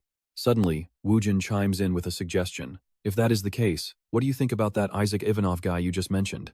Park Young-won frowns slightly. "Recruiting Isaac Ivanov would be amazing, but we do not have a single shred of info on him, so it will not be easy." Secretary Kim then chimes in, sharing rumors that Isaac Ivanov has recently been spotted frequently in the black market. He is apparently searching for a White Skeleton Knight skill book. Park Young-won notes that will take some serious work, since it is a very rare skill. After a moment, he suddenly smirks, so he wants the White Skeleton Knight skill. Grinning, Park Young-won notes that things are going much smoother than they originally thought. On the other side, Woo-jin secretly smiles, having achieved his goal. Later that night, the moon hangs high, casting its cold glow over the massive Messiah Guild headquarters. As a mysterious figure stands gazing at the moon by the window, Shin-hye approaches and reports that Suzuki has died along with all of his subordinates. The figure by the window coldly asks, "And the workshop?" Shin-hye bows her head, reporting that the Gosung workshop is completely destroyed without a single trace left. Se-jun tries to hide his cold fury. Who dared to do this? Who dares challenge us like this? Sensing his rage, Shin-hye trembles as she answers that one of Park Yong-won's men was spotted using a fake identity in Kung. It seems pretty hard to believe, but I highly suspect Park Yong-won personally ordered this brutal attack. Se-jun turns around to ask, "How did you handle this then?" Shin-hye bows, looking deeply apologetic. Terrified of his reaction, she carefully explains that she already put their retaliation plan into motion, promising it will happen very soon. Meanwhile, Park Yong-won signs his new contract. But get this, he has absolutely no clue he is being set up, and this foolish move will be his absolute end. With that, Shin-hye activates the 3D screen on the meeting table. Pointing to the screen, she adds that there is one more thing: they recruited this specific person to track Isaac Ivanov. Shin-hye introduces him as an ambitious player who has already expanded his influence all over Europe, backed by the Emissary of the Underworld constellation and specialized in skeleton soldier skills. Basically, he can summon a massive number of skeleton soldiers, instantly creating his own personal army. No matter how powerful the enemy is, they stand completely helpless against his undead horde. Players who witnessed this terrifying power started calling him the King of Undead, a monster riding a skeleton horse surrounded by his skeleton army. This is Johann Georg, a cold, blonde young man with a large burn scar over his right eye. Shin-hye sits down and continues sharing. The Hate Guild decided to partner with Johann Georg instead of the mysterious Isaac Ivanov, believing he would be much easier to control due to his clear ambition. She expresses her deep concerns, even though Isaac Ivanov publicly claimed to have good intentions toward their guild. Still, they suffered way too many losses because of him, so she plans to use Johann Georg to watch him just in case. Suddenly, Se-jun walks over and places a hand on her shoulder, startling her as he gently squeezes. Exactly, the bigger the ambition, the easier they are to tame. She frantically glances up at him, cold sweat pouring down her face. Standing in the shadows, Se-jun looks 1,000 times more terrifying than his usual polite self. He mutters quietly, "The King of Undead, huh?" He stares at the hooded photo of Johann Georg, murmuring that he quite likes that title, before walking away with a final warning. "This is the very last chance I will give you." Hearing those words, Shin-hye completely collapses, looking as if she just received a death sentence. Over on the other side, Park Yong-won steps out of the convention center. Outside, Secretary Kim is already waiting right beside the car. The car speeds off into the dark night. Park Yong-won sits in silent thought. Noticing his boss is unusually quiet, Secretary Kim asks if there is a problem, and if the negotiations with the Pioneer Guild went south. He looks pensive, but no, the negotiations actually went quite smoothly. Park Yong-won analyzes that the Pioneer Guild has wanted a piece of the South Korean market for ages, but as rivals, their massive pride would never let them bow down to the Salvation Guild just to get it, so making a deal with us was their absolute best option. Secretary Kim gets that, but seeing how tense his boss looks, he offers to share the burden. Teaming up with one of the world's top 5 guilds gives us a massive advantage in keeping the Salvation Guild's growth in check. "Is there something else still bothering you, sir?" He taps his fingers on the windowsill. "Nothing in this world comes free. But as we know, this guy is a total fox. When people start eagerly handing you free gifts out of nowhere, there is always a trap." Park Yong-won stares out into the night. If the Pioneer Guild tries to play him, he will straight up use their own proud reputation to destroy them from the inside. With his mind made up, he orders Kim Woo-jin summoned to headquarters first thing tomorrow morning. The next morning, inside the Phoenix Guild headquarters, someone gasps in pure shock. "What, the Pioneer Guild?" That voice is none other than Kim Woo-jin, who is definitely not thrilled about having to work with them. He slowly wags his finger. "No, not working together. We are just using them for a free carry so you can grind safely." He adds that they enter the dungeon in 2 days, so get fully prepared. Kim Woo-jin simply nods in agreement. With that settled, he steps into the elevator and heads down to the lobby. Walking out of the Phoenix Guild, Kim Woo-jin realizes that keeping the Salvation Guild in check requires relying on a third party. But this plan feels a bit too flashy. There is no way that bitch Park Shin-hye is unaware of Park Yong-won's little stunt. He chuckles, holding a flashy red vest in his hand, thinking about this deal with a giant US guild. Based on how things look right now, there is a very high chance the Pioneer and Salvation Guilds are already in bed together. Kim Woo-jin pulls out his phone to call Se-chan. Guessing blindly is a bad move. They need to dig up more intel first. A few days later, they gather at an abandoned factory near the entrance of the dungeon gate. Inside the waiting room, Kim Woo-jin sits quietly in a corner, while the other hunters whisper excitedly about meeting the famous Pioneer Guild. Word is they actually sent one of their absolute strongest elite members for this run. Hangil is totally hyped about the joint raid. Getting a free carry from legends like them is incredibly lucky. Landing a spot on Park Yong-won's elite team is seriously amazing. Right as he says this, the door clicks open, and Jimmy Kim walks in smiling. He apologizes for keeping them waiting due to some endless meetings, introducing himself as Jimmy Kim from the Pioneer Guild legal team. Asking them to take a seat, He begins laying out the details of the raid to Kim Woo-jin and the rest. So the Pioneer Guild will do everything possible to ensure your safety. Jemmy Kim flips open the contract. We expect absolute cooperation with our terms. Starting right now, none of you are allowed to step foot inside any dungeon without a Pioneer Guild escort, and once you are inside the gate, do not lift a single finger. Han-gil stands up and hesitantly asks what doing nothing even means. In response, Jemmy Kim points directly to the contract between the Phoenix and Pioneer Guilds. You guys seem to be highly mistaken. The sole purpose of this contract is to get you leveled up safely. Honestly, you can tell there is not a single line here about protecting their rights or freedom. He just pats Han-gil's shoulder. So what I am telling you is definitely not friendly advice. Break the rules, and it gets pretty ugly for everyone involved. He forcefully shoves him back into his seat, telling him to sit down, shut up, and listen carefully as he spells it out. Jemmy Kim raises his eyebrows, arrogantly telling them to forget about doing any fighting. Just sit tight and let his guild spoon-feed them. He looks around and asks if anyone has any objections to raise right now, because he will happily report back to Park Young-won that the deal is officially dead because they refuse to cooperate. Seeing no complaints, he turns and exits, utterly satisfied. So it is settled then, and they enter the gate in 30 minutes. Meanwhile, Kim Woo-jin quietly figures out exactly what these guys are playing at. So they are basically trying to control Park Young-won's men under the guise of offering protection. Right then, his phone starts vibrating, and he steps away to answer. He says, "Yes, this is Kim Woo-jin speaking." On the other end, Se-jun warns that their plans are about to change drastically. Holding some fresh files, he warns him that entering this dungeon is a massive mistake. His recent investigation reveals that the Salvation Guild and the Pioneer Guild are secretly colluding, just like they suspected. He passes along the heavy intel, saying the Salvation Guild's recent movements are getting pretty sketchy. But shaking hands with the biggest guild in the United States is still a massive question mark. We need a deeper investigation to figure out if they are only in league with a few rogue members or if they have already swallowed up the entire organization. Se-chan suggests that they should just abandon that dungeon.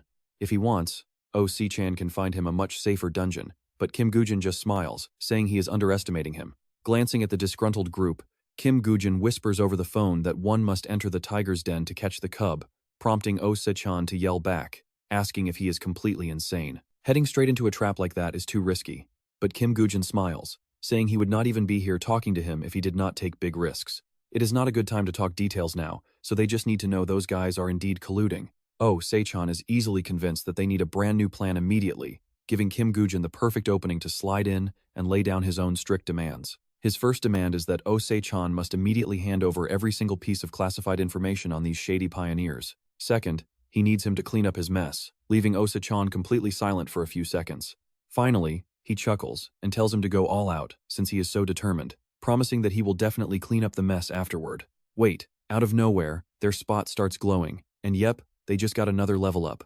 You can bet they are absolutely speechless. Next, Jun turns and asks Gunu if he leveled up again, to which Gunu dejectedly replies that he actually managed to level up twice. Letting out a massive yawn, he complains that even though this is already their third dungeon, he still cannot get used to sitting around doing absolutely nothing. But hey, easy money is easy money. They can literally just sit around and make easy money, and with these raids wrapping up so quickly, at this rate they will soon get to clear dungeons alongside the legendary Park Young-won. Gunu nods along, mentioning he heard that Park Young-won is already gearing up to conquer a massive 6th-floor dungeon. Jun reacts in total surprise, pointing out that there has not been any kind of official announcement yet.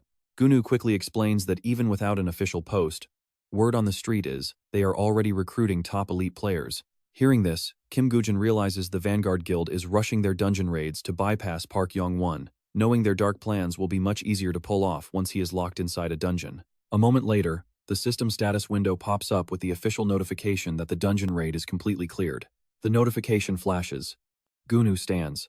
He stretches and sighs, asking if it is finally over, just as Sam Oliver struts over with a dark frown. The arrogant man snaps, asking who gave them permission to stand, but Gunu just fakes a friendly smile and asks what he means. Since the system just confirmed the raid is finished, Di-hoon chimes in, suggesting they should all try to get along instead of acting so incredibly bossy for no reason. But he fires back, telling them they did not come all this way just to become friendly brothers.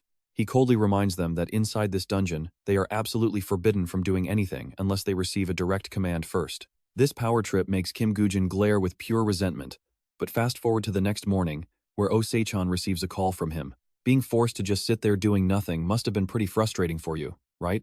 But Park Young-won is truly on another level, keeping everyone so vigilant that those bastards do not dare to mess around. And this is where things get tense. Those guys are about to get their shot because Park Yong-won is clearly losing his patience and dropping announcements early. With that, Oh Se-chan tosses a newspaper onto the desk, showing a headline about Park Yong-won challenging the 6th floor dungeon once again. On the other side, Kim Goo-jin firmly replies that since laying down their foundation as quickly as possible is so vital, the legendary hunter really had absolutely no other choice but to make his move right now. Just then, a secretary hands Oh Se-chan a report, but he keeps talking to Kim Goo-jin, predicting those vanguard dogs will show their true colors the second Park Yong-won enters the dungeon. Of course, he knows Kim Goo-jin can handle them easily, but the young hunter still has a burning question he wants to ask directly. He asks about the vital intel he requested earlier, and Oh Se-chan answers him while reviewing the papers.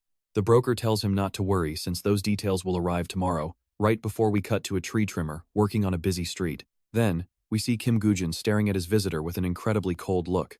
It takes a moment before he speaks up, admitting he expected Oh Se-chan himself to show up, prompting Secretary Lee to bow her head in avoidance. She greets him warmly, but internally, she is remembering her boss's strict order to personally meet with Kim Goo-jin at least once. Back then, Oh Se-chan had asked if she had something on her mind, and Secretary Lee boldly offered to handle tomorrow's meeting. Her sudden request left him completely baffled, but she stood her ground with an incredibly firm, unwavering expression. She insisted this matter is personally important to her, which is why Oh Se-chan stayed behind, and now she is making up an excuse to cover for him. Apologizing that her boss had an urgent matter pop up, she immediately begins rummaging through her bag for something important. After a few seconds, Secretary Lee pulls out a thick stack of documents, confirming that their plan is still going to proceed exactly as scheduled. Kim Goo-jin simply replies that he gets it, and quickly starts scanning through the documents. And then Kim Goo-jin looks completely stunned, thinking to himself that this document does not just contain info on key Messiah Guild members, but also reveals exactly which top guilds are allied with them. Feeling a bit tense, Ju takes a slow sip of her coffee to help calm her racing thoughts. Moments later, Ju shares everything she knows directly with Kim Goo-jin. Based on all the intel we gathered, the Messiah Guild has infiltrated not just the Frontier Guild, but all 5 of the world's top guilds. First, we must completely wipe out their active lackeys. Saying this, she turns her gaze to a landscaper who is quietly trimming trees outside the window. Outside, they chop the tree right down. At the same time, he turns to Ju. So you mean we should start by cutting off their branches first? She nods. Exactly. That is the only way we will ever find even a small glimmer of hope. Ju hands over another thick folder, saying about the payment we discussed last time, this should be more than enough. When Kim Goo-jin opens the envelope, he freezes in shock. And check this out, Ju gives him a pretty serious warning. Priceless. The details inside this file are worth more than gold. It contains a full list of gear used by the Messiah Guild, and suspects who are likely their spies within the top 5 guilds. It even details the legendary weapons those spies currently own. He smiles, admitting she's right. Getting paid like this is honestly more than enough. Kim Goo-jin lowers his eyes and keeps reading.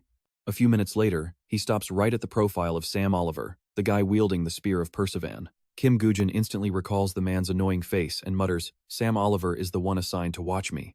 He had heard the name before, but never expected him to possess that spear. That is when he decides to ask Ju for a small favor. He asks her to pass a message to the incredibly busy Oh Se-chan. Surprised, she blinks. Wait, what is it? Pointing at Sam Oliver's photo, he asks to place the same order as last time. Looking confused, Ju loudly asks him to repeat that. Like last time? Later that night at Sam Oliver's hideout, seeing him completely space out, Du-run yells over Sam, "Are you even listening to me? Hey Sam, I keep asking you how many targets we need to eliminate today. What is wrong with you, zoning out like this?" He quickly apologizes, admitting he was lost in thought. It is just 1 target today. We only need to make sure he is dead. The other 4? Kill or spare them. Up to you. Du-run laughs. What? Just 1 target? I thought you had a massive problem. I thought you were stressing over a massive workload. Man, I am so lucky to be teamed up with you. Calling you Lucky Sam is totally spot on. You to 7. You really up to 7 targets. Sam Oliver admits it too, saying, yeah, I heard other teams have to eliminate 4 to 7 targets. Deep down, Sam Oliver remembers thinking he was lucky too, right up until Director Naomi called him in for a private chat. Naomi reviewed the files during their talk, and he vividly recalls her cold voice. Since Park Yong-won is away on a dungeon raid, let us make our move today. Hearing this, Sam Oliver asked her straight out. Director, that is not the only reason you called me in here, right? Naomi was totally blunt. You are absolutely right. Are you taking good care of the Spear of Percivan? Because Kim Goo-jin, the target you are supposed to monitor, is at the very top of our kill list. Other guilds tried to assassinate him multiple times but failed. We did not let you borrow that spear just to play around. Understood? Her harsh words infuriated him, and Sam Oliver gritted his teeth, swearing to succeed at any cost. After putting in so much effort, he cannot let them take the spear back. Shaking off his anger, he orders his team to enter the dungeon. The system window quickly pops up with a clear warning: survive for 4 days to proceed to the next floor. Reading the notification, Kim Woo-jin quietly observes Sam Oliver. Damn it. If that bastard realizes what we are planning and decides to flee, we will end up chasing him for 4 whole days. And if he somehow survives to reach the second floor, things will get incredibly complicated.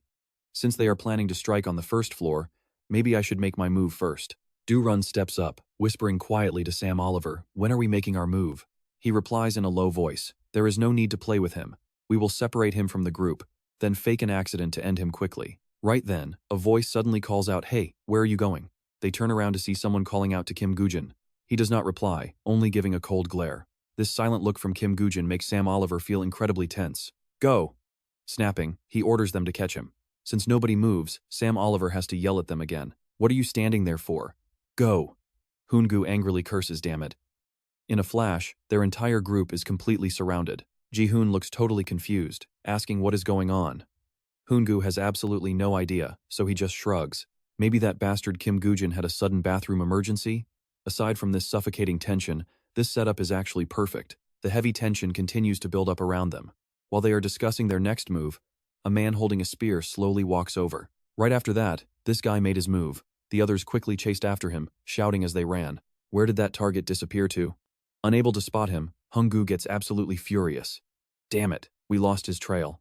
With all these thick trees, we can't see far. Do-run loudly speaks up with a suggestion. Should we split up to search for him? He probably hasn't run that far yet. He turns around to scold his teammate. Are you crazy? This is a survival mission absolutely crawling with monsters. Going solo recklessly will only get us killed. He clicks his tongue and asks, so what do we do now? Hound quickly speaks up. Let's head back first. It's best to get Sam Oliver's opinion. He quickly voices his thoughts. Don't tell me that bastard realized our plan and slipped away. He laughs out loud, speaking in utter disbelief. No way that's possible. Once they leave, Kim Woo-jin quickly leaps down from the tree and opens his system interface. Pulling out a ring, Kim Woo-jin scans his surroundings. I haven't had a chance to test this yet because of their tight guard, but finally, the time has come. He remembers his past battle, thinking about the loot he grabbed from that A+ rank Firefox dungeon. The system brings up the details for his newly acquired ultimate ring. It's a legendary grade item with no level requirement. A ring possessing power that lets a user surpass their own limits, its true worth completely beyond measure. Once equipped, every single skill level increases by 1. Equipping the ultimate ring, all skills rise by 1 level. Blood-sucking skill increases by 1 level, corpse explosion skill increases by 1 level. Blood aura skill increases by 1 level. Skeleton soldier skill increases by 1 level. His skeleton soldier skill actually surpasses S rank. This allows him to summon a skeleton soldier by sacrificing the corpse of any monster he defeats in battle. This upgraded skill effect lets him summon skeleton warriors using the corpse of absolutely any monster. Kim Woo-jin smiles with satisfaction, realizing he can finally summon a brand new type of skeleton soldier. While he reads the status screen, a pack of wolves closes in on his location. Thanks to his razor-sharp senses, Kim Woo-jin spots them instantly. Watch how he reacts as they creep closer, smirking to himself, perfect timing. This is the perfect chance to adjust my battle strategy. Cutting to a bit later, they still can't find him, and frustration starts building up. Did that coward run away? Damn it, everything is a complete mess. Do-run barks at Sam Oliver. Hey Sam Oliver, did our information get leaked somehow, or is there a dirty traitor hiding among us? Otherwise, how could this plan have failed so miserably? Sam Oliver doesn't buy that theory and quickly shuts it down. If our plan got leaked, he'd get back up instead of just running away. If he knew our plan, he wouldn't have come here at all.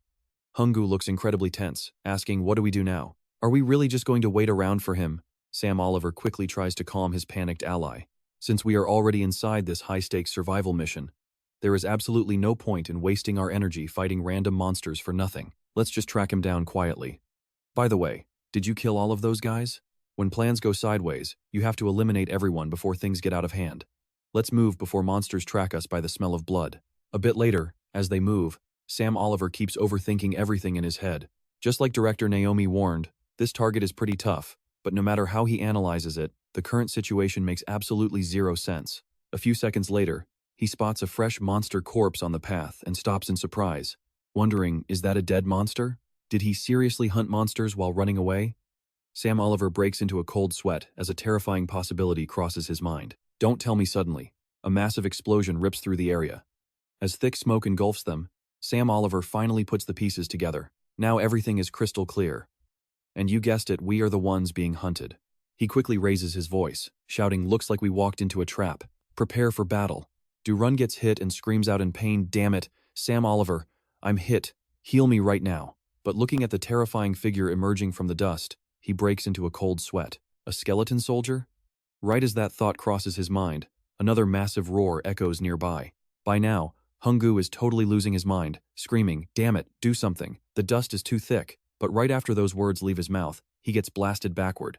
As Hung-gu crashes down with an arrow piercing his chest, Sam Oliver completely loses his cool. Damn it. At this rate, we're all going to die before we can even fight back. Furious, Sam Oliver slams his staff down, casting a defensive wind wall. It's the skill of a silent hunter. But moments later, the skeleton soldier launches a vicious attack directly at him. But Sam Oliver has sharp eyes, spotting the ambush from behind. Now that he's pinpointed its location, he charges forward to clash head-on with the skeleton soldier. Before long, the skeleton soldier forces Sam Oliver back. He looks furious when his staff is sliced completely in half. Left with no other choice, Sam Oliver tosses the broken staff aside. Glaring at the skeleton soldier, he mutters that he never expected to use this weapon here. Quickly, Sam Oliver pulls out the legendary spear of Percival. Right on cue, the system drops the details. Percival's legendary spear only requires level 1 or higher to equip. It boasts 255 physical damage. Originally wielded by Percival, a knight of the Round Table, its wounds are almost impossible to heal. The physical damage scales with your level, boosting base attacks by 30%, while majorly increasing armor penetration. Hiding behind a tree while watching the fight, Kim Woo-jin whispers to himself. He knows that weapon is the legendary third gear of the Round Table. He was pretty familiar with this weapon because he had already fought another player who used this exact spear. Thanks to that insane armor penetration, even unique tier heavy armor would not stand a chance against it. On top of that, any wounds it inflicts cannot heal for quite some time. Realizing this, Kim Woo-jin's expression turns deadly serious. Kim Woo-jin quickly casts his magic, whispering silently to himself. But moments later, get a load of this, Sam Oliver's jaw drops at the sight in front of him. Right now, every single skeleton soldier is suddenly backing away. This leaves him totally baffled. Why on earth are they retreating all at once? Just a second later, a brand new skeleton monster suddenly emerges from the shadows. Sam Oliver instantly tenses up, seeing this creature shaped like a vicious wolf. Right now, those hollow eyes are staring directly at him. Sam Oliver cannot even track its movement. Damn it. He curses silently, it is just too fast. The skeleton beast is running at a blistering speed. Left with no choice, he unleashes a flurry of desperate attacks, thinking he was supposed to have the speed advantage here. Even at his absolute fastest, Sam Oliver cannot land a single scratch on the beast. He is so furious he can only grit his teeth in frustration. Since things have gotten this bad, he has to wait for it to charge. Only then will the beast finally enter his strike zone. With the spear of Percival, a single hit is all he needs.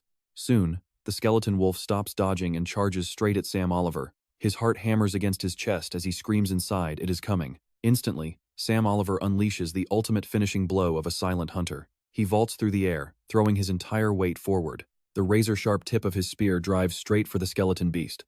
But somehow, it easily sidesteps the strike. He simply cannot believe his eyes. No way, it actually dodged? Even on his second attempt, the skeleton beast completely evades him. This only fuels Sam Oliver's rage. It is just a skeleton soldier. But before he can even finish that thought, sheer terror strikes him. As the beast suddenly leaps forward and clamps its jaws onto his arm, Sam Oliver panics. How on earth can it read his attacks like this? Sinking its teeth in, the beast throws him high into the air.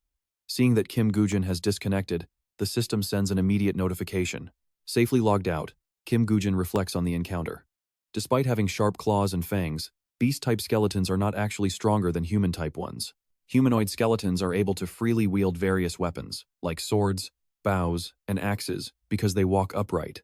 That is something the beast-type skeletons just cannot pull off. But on the flip side, because of their rigid humanoid skeleton body structure, they can never match the sheer agility of those four-legged beasts. Sam Oliver is now pinned to the cold ground, but the skeleton beast refuses to unlock its jaws. Grimacing in agony, he curses silently, damn it. He cannot afford to die here.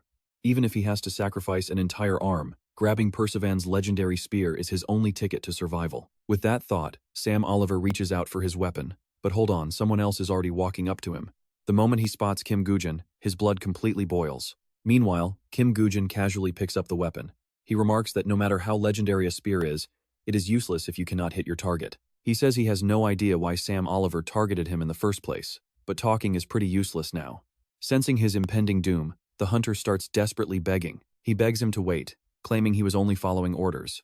If he is allowed to live, he promises to cooperate fully. He will reveal everything he knows. Plus, if Kim Woo-jin kills him, he will make a mortal enemy out of the entire Pioneer Guild. Can he really handle those consequences? Hearing this, Kim Woo-jin only offers a cold smile. Meanwhile, the scene shifts over to Naomi. Jemmy Kim bursts into the room, loudly announcing that a critical crisis has just occurred. Naomi calmly looks up, asking what this major issue is. Running over in a complete panic, he insists she needs to see this immediately. Without hesitation, Naomi plugs the USB drive straight into the computer. At the same exact moment, Jai quickly reports that all the security agents protecting the gate entrance have been completely wiped out. But the culprit is. Before she finishes, a frantic recording plays from the screen, screaming for someone to block that bastard immediately. They ask what on earth he is doing. On Naomi's screen, the security footage shows two guards desperately firing their weapons. A second later, Sam Oliver suddenly leaps into view, taking down both armed guards in the blink of an eye. Jai loudly confirms the attacker is none other than Sam Oliver. Staring in absolute disbelief, Naomi silently wonders what on earth is going on here. How is this even possible? Did she push him too far? But right then, she overhears a voice over the transmission calling out to Kim Woo-jin. "You'd better keep your promise to me," she snaps, literally shaking with pure rage. The man next to her adds fuel to the fire, admitting he never expected Sam Oliver to betray them, but she stays silent, secretly drowning in anxiety. This is bad. Why is it Kim Woo-jin of all people? If the secret Sam Oliver has on me, get out. I'm absolutely finished. I must strike first. I have to destroy them before they discover anything. Cut to the present. A car sits parked by the roadside, where Lee Gina calmly says there is nothing to worry about since everything is cleaned up. A satisfied Sam Oliver responds that the current job is finished, so they can finally take the next step. Hearing that, he asks out of curiosity what she plans to do next. Since messing with the Vanguard Guild means she should probably stay low and hide for a while. Just watch. The passenger casually peels off their mask. It turns out Kim Woo-jin was actually posing as Sam Oliver all along, and he calmly agrees that there is indeed no better place to hide than a dungeon. Kim Woo-jin recalls a past chat with Ju, requesting the exact same order he placed last time. She had complained, begging him not to tell her he wanted another mask, but Kim Woo-jin remained absolutely firm. He wanted Sam Oliver's mask. Back in the present, he excitedly pulls out his phone, noting a perfect dungeon on the second floor is ripe for clearing. "Lee Gina, get ready!" He points at her as she screams in absolute shock. She complains that she has no reason to hide or go with him, but he completely ignores her protests and makes his call. Checking in as Kim Woo-jin, he asks if the Vanguard Guild has made a move, but Second says there is zero activity. It seems Director Naomi plans to handle this quietly without alerting any of her superiors. Kim Woo-jin points out that if that is the case, they cannot assume the entire Vanguard Guild is involved. Se-jun is somewhat split on the matter, but he admits Naomi's spell is very likely the Salvation Guild spy that they are currently looking for. Suddenly remembering Sam Oliver, he thinks to himself about the situation. Since the Vanguard Guild is so massive, the Salvation Guild likely hasn't dug deep into its roots yet. Even Sam Oliver's stolen memories held absolutely no information on their executive board besides Naomi. But just a moment later, Se-jun admits another major problem. Everything went completely sideways because of Sam Oliver's betrayal, so Naomi will definitely try to bury this mess before Park Yong-won returns. If Park Yong-won gets wind of this, things will not end easily for anyone. He tells him to hide well in the dungeon while he lures Naomi's spell out using his Sam Oliver disguise. Kim Woo-jin casually reveals his own immediate plans, noting he was already planning to hide out in a dungeon, which catches Second completely off guard. Asking if he has a specific location in mind, Kim Woo-jin does not hesitate to tell him he absolutely does. It is an A+ rank dungeon in Taiwan called the Barlim Bloodbath, leaving Second looking incredibly uneasy as he gasps out in disbelief. He asks why choose that nightmare, especially since raid parties have failed there 23 times already. You can easily see how terrified Lee Gina gets when she overhears his speaker, literally shivering in absolute fear as she realizes he is completely insane for dragging her into this. Meanwhile, Second continues to protest loudly, pointing out that even the massive Salvation Guild failed in there 4 times, and every other major guild has completely given up on conquering it, but he only whispers a reply. He knows, calculating in his mind, that even before his regression to the past, that dungeon was never successfully conquered. If his memory serves him correctly, the final fail count reached 43, with countless brave hunters trying and failing to survive. Eventually, a huge chunk of Taiwan's territory was overrun by monsters because no one could stop them from pouring out of the gate. Since the gate has a strict level limit, even the elite Lee Ji-eun from the Salvation Guild was left totally helpless. He realizes he cannot enter either if he passes level 60, but there might be something inside that can help him crush the Salvation Guild. To take them down, his current knowledge simply is not enough, leaving Se-jun with no choice but to sigh in defeat. Knowing his stubbornness, Se-jun asks if he will go anyway, while a highly anxious Lee-jin silently prays for him to stop him. Don't give up. But Se-jun's very next sentence sends her straight into utter despair. He tells him to go ahead and be crazy this once, leaving Lee-jin cursing silently while Se-jun asks about their odds. Asking if he has a realistic chance, Kim Woo-jin honestly admits that theoretically, it is under 10%. Se-jun smirks, assuming he meant a 10% failure rate, and laughs that such a success rate is more than enough. Lee-jin completely freezes like stone, weeping inside that they only have a 10% chance of surviving, as her mind goes totally blank from shock. Changing the subject, Kim Woo-jin states that with the Spear of Persephone, he can easily handle the second floor. Se-jun agrees to arrange everything, noting that using the identity of Isaac Ivanos makes the whole process simple. Kim Woo-jin makes a suggestion. Is there anything else you need? Why not use the power of the public to force the Messiah Guild into giving us some gear? After all, even the Messiah Guild couldn't handle this gate. Why on earth should we do all this heavy lifting for free? By the next morning, news about him spreads like wildfire across newspapers and the internet under all kinds of wild headlines. The next target for Isaac Ivanov is the 2-floor dungeon in Taiwan known as the Frozen Forest. Can Isaac Ivanov actually clear a brutal dungeon that already has 23 failed attempts under its belt? Isaac Ivanov demands support from the Messiah Guild. Will they actually answer his call? If they do, it will be the first time in history they agree to help. He is taking on a dungeon where the Messiah Guild failed. How will they respond? Naturally, internet netizens are already flooding the comment sections. What is this nonsense? Asking the Messiah Guild for help? Is he completely out of his mind? Well, unless Isaac Ivanov is the one asking, since he saved them.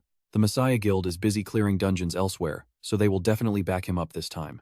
There is absolutely no way they say no to this. This is all about saving the world. So of course the Messiah Guild will gladly lend a hand. A mysterious figure scrolls through the news on his phone, muttering to himself, is Isaac Ivanov really heading to that dungeon in Taiwan?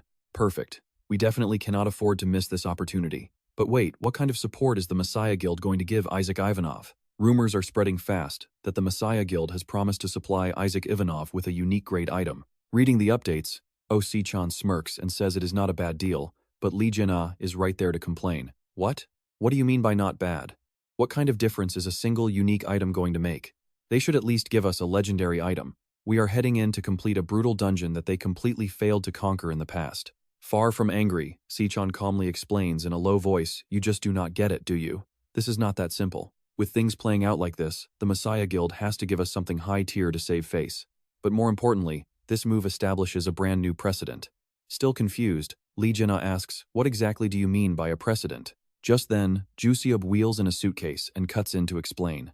The price for clearing a double-floor A+ rank dungeon that the Messiah Guild failed to conquer is set at one unique item. If someone clears an even tougher dungeon on their behalf, a simple unique item is no longer going to cut it. Hearing this, Lee-jin is completely shocked. Okay, now I get where you are going with this. That means we can basically start scoring legendary grade items from now on by clearing 3-floor dungeons or higher that the Messiah Guild failed to finish. At this point, Se-jun has to praise her sharp mind, as expected of our brilliant Secretary Lee, explaining it so easily that even Jin-ah gets it. Next up, we see the detailed travel route arranged for Sam Oliver, along with the total expenses. Right around the same time, Secretary Jisoo delivers a detailed situational report to her boss. Just as you ordered, we dropped hints for the Frontier Guild to trace Sam Oliver's route. This little move is going to save us a pretty good amount of time. Hearing this, Se-jun smiles happily. Great work, we should get moving soon. But then his eyes land on the suitcase, making him curious. Wait, Secretary Lee, are you working outside today? Juseub just grins, pushing the suitcase toward Lee-jin. Se-jun points a finger at him with an annoyed glare. Who are you kidding? Why would Secretary Lee go out there? You are the one heading straight to Taiwan. Jin-ah. Lee-jin yells in absolute panic. What, right now? Cut to that night at Jin-ah's place. He is handing over a document containing details on the Frozen Forest dungeon. It is a 2-floor A+ rank dungeon with a maximum capacity of 80 players. The level cap is 60 or below, and the goal is to eliminate all aggressors within the Frozen Forest. All rewards are listed right there. Lee-jin smirks with sarcasm. Wow. We really do have quite an influence, don't we? Ever since the Messiah Guild failed, absolutely nobody dared to touch this place. Yet the second you speak up, a massive crowd gathers instantly. Do you find this amusing? Kim Woo-jin asks, placing the folder gently down onto the table. Most of the players joining this raid are from the very guilds that previously failed to conquer this place. From the outside, they look like heroes seeking revenge for fallen comrades. But here is the thing, not everyone is showing up with clean intentions. Think about it, a dungeon with an 80-player limit that failed 23 times means the precious gear of nearly 2,000 players is currently buried deep inside. Among those items, there must be at least one legendary gear. I am absolutely positive there are people who care way more about personal greed than actually clearing the dungeon. Suddenly, Secretary Choi steps into the room to remind him, please get ready. We enter the dungeon in just 1 hour. Without saying a word, Kim Woo-jin simply waves his hand, and when he stands up, a teammate runs over to ask Isaac Ivanov, do you need something? Seeing Woo-jin whispering into Secretary Choi's ear, Lee Jin-ah starts breaking out in a massive cold sweat, wondering what this crazy bastard is planning to do next. Seconds later, Secretary Choi gasps in complete shock, yelling out, what? You are going to handle that yourself? But Kim Woo-jin does not answer, silently walking out the door. Cut to Naomi's headquarters. The moment her subordinate finishes reporting, she slams her desk in absolute fury. There is no way. What do you mean the clues are gone? Jamie stands nearby, desperately trying to explain the whole situation to Naomi. Clearly, Sam Oliver has a powerful backer. Even our own elite intelligence network is unable to trace his exact location. She is completely shocked by this news. A backer? How incredibly annoying. Gritting her teeth, Naomi barks out an order. Do whatever it takes to pinpoint the positions of both Sam and Kim Woo-jin. If you cannot do that, eliminate them. Naomi is determined to stop him. She absolutely cannot let them meet Park Yong-won. Early next morning, Jisoo drops by Oh Se-chan's office. Oh Se-chan looks surprised, asking what the issue is. But Jisoo only replies, I think it is best if you see it yourself. Jisoo shows Oh Se-chan a video of Kim Woo-jin's shocking speech under his disguise as Isaac Ivanov in Taiwan. Standing right at the podium is Kim Woo-jin, with Secretary Choi standing close beside him, reading out the translation. Translating Isaac Ivanov's statement, thank you all for joining this raid. It is a huge honor to stand alongside you today. But I have only one single goal, which is to end this raid and save the world. I will do whatever it takes, so do not stand in my way. Jisoo quickly turns to Oh Se-chan, asking what their next step should be now. This was definitely not part of the plan. Stopping this video is near impossible now since it has gone global. Grinding his teeth in absolute anger, he remarks that Isaac won't forgive anyone who interferes, making this a very clear declaration of war. This guy really knows how to hunt. Cut to inside the dungeon, which is already packed with a large crowd. Yong-guk shouts out in frustration, do not get in his way. Damn it. Does he think we are just dead weight? Standing beside him, Sang-hyo quickly says, if it is Isaac, it actually makes sense because he is on a completely different tier. Yong-guk barks back, how are you so sure of that? He replies, honestly, I saw him with my own eyes back in the Firefox dungeon. Words cannot even begin to describe it. Just check it out yourself next time, those guys are straight up monsters. Up front, Lee Jin-ah grumbles and whispers to Kim Woo-jin. Hey, Kim Woo-jin, why on earth did you do that? Everyone is staring at us because of your completely unnecessary provocation. Kim Woo-jin remains completely calm. There are some people you just cannot convince with soft, gentle words. He glances back, whispering to her that this applies especially to scavengers who only come here to loot dead players. The only way to handle those scumbags is to flash your power and completely crush their spirit. Immediately, Kim Woo-jin summons his skeletons. The system alerts him that a skeleton soldier has been successfully summoned. He gently places his hand right on its skull. At the same time, his other skeleton soldiers are hard at work, as Kim Woo-jin whispers some warnings into Lee Jin-ah's ear. Watching this unfold, Boss Kim gets highly irritated, realizing these must be the skeleton soldiers rumored to serve Isaac. This is insane. I have to grab that gear before he catches on to what I am doing. Making up his mind, he barks out a command to move, and start searching before nightfall. Soon, darkness descends, and they set up a campfire to rest in the woods. Around the fire, they keep talking about how Isaac Ivanov is a total monster, saying even seeing him in person feels unbelievable. I was pretty annoyed when he warned us not to get in his way, but now I completely understand why. Exactly like I said, trying to help him out would only end up tripping him up. One of the guys turns to Boss Kim, noting they spent all day searching but only uncovered 2 corpses of players. Boss Kim ponders and offers a theory. At first, I suspected other guilds had already swiped the loot, but after looking all day, I have got a different idea. While there are plenty of monsters on the first floor, I have not seen a single strong one yet. In other words, players at level 50 or above definitely did not die here, meaning what we are hunting is likely up on the second floor. He eagerly explains his guess that Van Gogh's golden necklace is hidden up there, but before he can finish, Chan-ho quickly cuts in. Shh, keep quiet. The next second, Chan-ho suddenly leaps high into the air, instantly drawing everyone's eyes to him. He spots a strange skeleton resting on a high branch. Perching there, Chan-ho looks left and right, muttering to himself. There was definitely a noise coming from right here. Did I somehow mishear it? He kicks the bones aside, grumbling about what a useless skeleton it is. Standing down below, Boss Kim looks up in confusion, asking what is going on. Chan-ho jumps back down, carrying the skeleton as he explains that it was probably just this thing swinging in the wind before tossing the bones against a tree root. Boss Kim ignores it, getting straight back to the plan. We must secure that top-tier gear for the Kunlun Guild, even if that means opposing Isaac. Guess what, guys?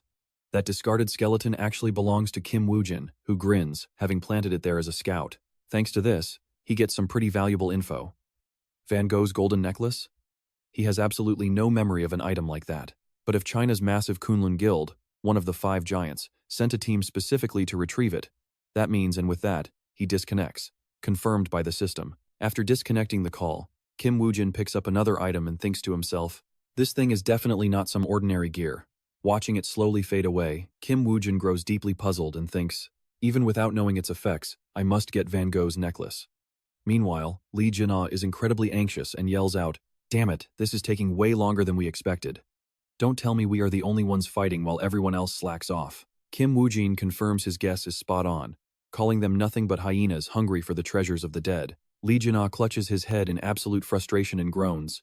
I was glad to see so many players gather, but we are still carrying the whole team. When do I get to rest? Kim Woo-jin tells him that once they reach the second floor, they can finally rest. Lee Jin-ah is immediately thrilled. Wait, really? Why are you suddenly being so nice? But Kim Woo-jin just keeps quiet without answering. Soon, the system announces they have reached the second floor of the dungeon. But right away, a freezing gale hits them. The brutal climate gets on Hanbo's nerves, making him grumble that this second floor is way colder than he expected. Jungkook is shivering violently from the cold and complains loudly that his limbs are frozen stiff, making fighting practically impossible. Boss Kim feels the heavy chill too and mutters to himself. The temperature is indeed freezing, but this shivering is actually caused by the sheer terror radiating from a monster. Even Lee Jin-ah is shivering now, whispering to Kim Woo-jin about this terrifying aura. No way, he says. I do not see any monster around here. There is simply no way a monster could release this much terrifying pressure inside a mere 2-story dungeon. Kim Woo-jin honestly tells him that this run might be much harder than he originally thought. Meanwhile, Kim Woo-jin is still analyzing the situation, knowing that any living creature will paralyze when exposed to a monster's radiating dread. Even if it is only brief, in a life-or-death battle, a split-second freeze means instant death. A 2-story dungeon rules out a dragon, but besides dragons, very few monsters can project this level of sheer terror. Could there really be a monster so incredibly strong that its terrifying aura reaches them from this far away? After a moment, Mike speaks up first, saying his guild will scout the surrounding area. His men immediately agree and head off to check the area. But watching everyone rush away together leaves Lee Jin-ah feeling incredibly baffled. Scouting my foot, they are just going treasure hunting like a pack of hungry hyenas, he mutters, turning to urge Woo-jin. Are you really just letting them go? Aren't you worried our force will scatter? He asks, but Kim Woo-jin barely cares. People like that are completely useless in a fight anyway, so we are much better off planning, as if they do not even exist. Lee Jin-ah agrees that makes sense, and Kim Woo-jin orders him to start moving. Now, the scene shifts as they venture deeper into the forest. After searching for a while, Chan-ho calls out that there is nothing here, and Boss Kim orders everyone to move to another corpse. Pay attention to those trees. Someone is secretly tailing them from right behind a large trunk. It is Mike, and he grumbles to himself that others have beaten them to it, meaning they need to move much faster. In an instant, Mike leaps back to his squad and barks orders to search the area, sending everyone scrambling to open their system menus. As soon as they locate some loot, Jungkook excitedly shouts that they have found a massive pile of gear. Even Taehyung found some, but seeing all this leftover loot only makes Mike extremely suspicious as he thinks to himself, why did they leave this gear untouched? They must be searching for something else, but who exactly are these people? He loudly orders his team to grab the loot, warning them that rival groups might already be far ahead of them. We need to hustle as fast as possible so we do not get scooped right under our noses. Cutting back to Lee Jin-ah, he is staring at Kim Woo-jin with absolute disappointment, silently grumbling as he watches him loot yet another body. How is he going to talk trash about those greedy hyenas when he is doing the exact same thing right now? A system alert warns that the Eye of Anubis is closing, but Kim Woo-jin has already secured some valuable loot. I finally found a member of the Messiah Guild, and his fallen comrades seem to have died further to the west. He gestures for Lee Jin-ah to follow, telling him to keep up, and despite his complaints, the giant quickly tags along.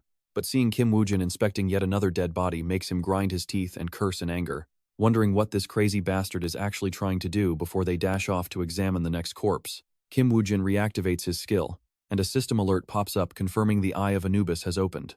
Meanwhile, Boss Kim gets completely surrounded by monsters and screams in sheer frustration. Why on earth is a beast like this inside a double-floor dungeon? It makes zero sense, everyone run. Now, in the end, he is left all alone to fight the beast. Over its deafening roars, Boss Kim actually manages to draw first blood. Right then, his ring suddenly slips from his hand and somehow lands directly on the monster's horn. One careless move sends him flying backward from a brutal blow. Boss Kim faceplants hard, straight into the freezing snow. Vision blurring, he glares at the beast and mutters with deep regret the treasure of Galleon. Van Gogh's necklace, I have to let the boys know. Cut to Kim Woo-jin, who finally closes his glowing eye. The system immediately registers that the eye of Anubis is closed. Kim Woo-jin smirks to himself. I've got all the intel I need. Lee-jina storms right up to him, completely fed up, and demands answers. He doesn't care how incredible the gear is. How can you show such zero respect to the dead? I've been holding my tongue this entire time. Kim Woo-jin calmly calls him by name, making Lee-jina explode with even more fury. What am I wrong? Even Sean wouldn't do this. Even a guy who loves free stuff wouldn't be this shameless. Kim Woo-jin simply whispers with a smirk, you're actually pretty soft-hearted, aren't you? That compliment completely throws Lee-jina off guard, making him blink and utter a confused huh. Meanwhile, Kim Woo-jin casually builds a small stone grave. He starts laying out his game plan for the guy. Alright, let me break down the strategy before the real fight begins. Lee-jina just stares blankly. Wait, what plan? But wait until you see this. Kim Woo-jin suddenly unleashes his dark magic, summoning a terrifying skeleton wolf that scares Lee-jina half to death. The system instantly chimes and saw-toothed wolf skeleton soldier has been successfully summoned. His attitude does a complete 180 as he suddenly beams with excitement. Can I ride this thing? Kim Woo-jin casually nods. Of course you can. Jumping right onto its back, Lee-jina yells in sheer delight. This is awesome. When did you prep this beast? Then Kim Woo-jin hands him Percival's legendary spear. He literally can't believe his eyes. I thought you could only bring back humanoid skeletons? And a spear? Right on cue, the system details appear. Percival's spear, legendary grade, requires level 1 or higher. Physical attack value is a whopping 255. This is the spear once wielded by Percival, a knight of the Round Table. Any wounds inflicted by this spear simply refuse to heal. Physical power scales with level, boosting basic damage by 30% while shredding armor. Lee-jina points at the spear, suddenly sweating. Don't tell me your plan is to make me charge the boss riding this skeleton? Kim Woo-jin smirks. Look at you, getting it before I even explain. With that, Kim Woo-jin walks away into the freezing snow, leaving Lee-jina looking ridiculous on the wolf skeleton. Meanwhile, back at Boss Kim's location, he suddenly hears a startled, frantic yell from Jock. Hey boss, there's something super weird over here. Boss Kim immediately rushes right over to check it out. Is this a player's grave? Jock mutters, thinking it doesn't look like it belongs to the Galleon Guild.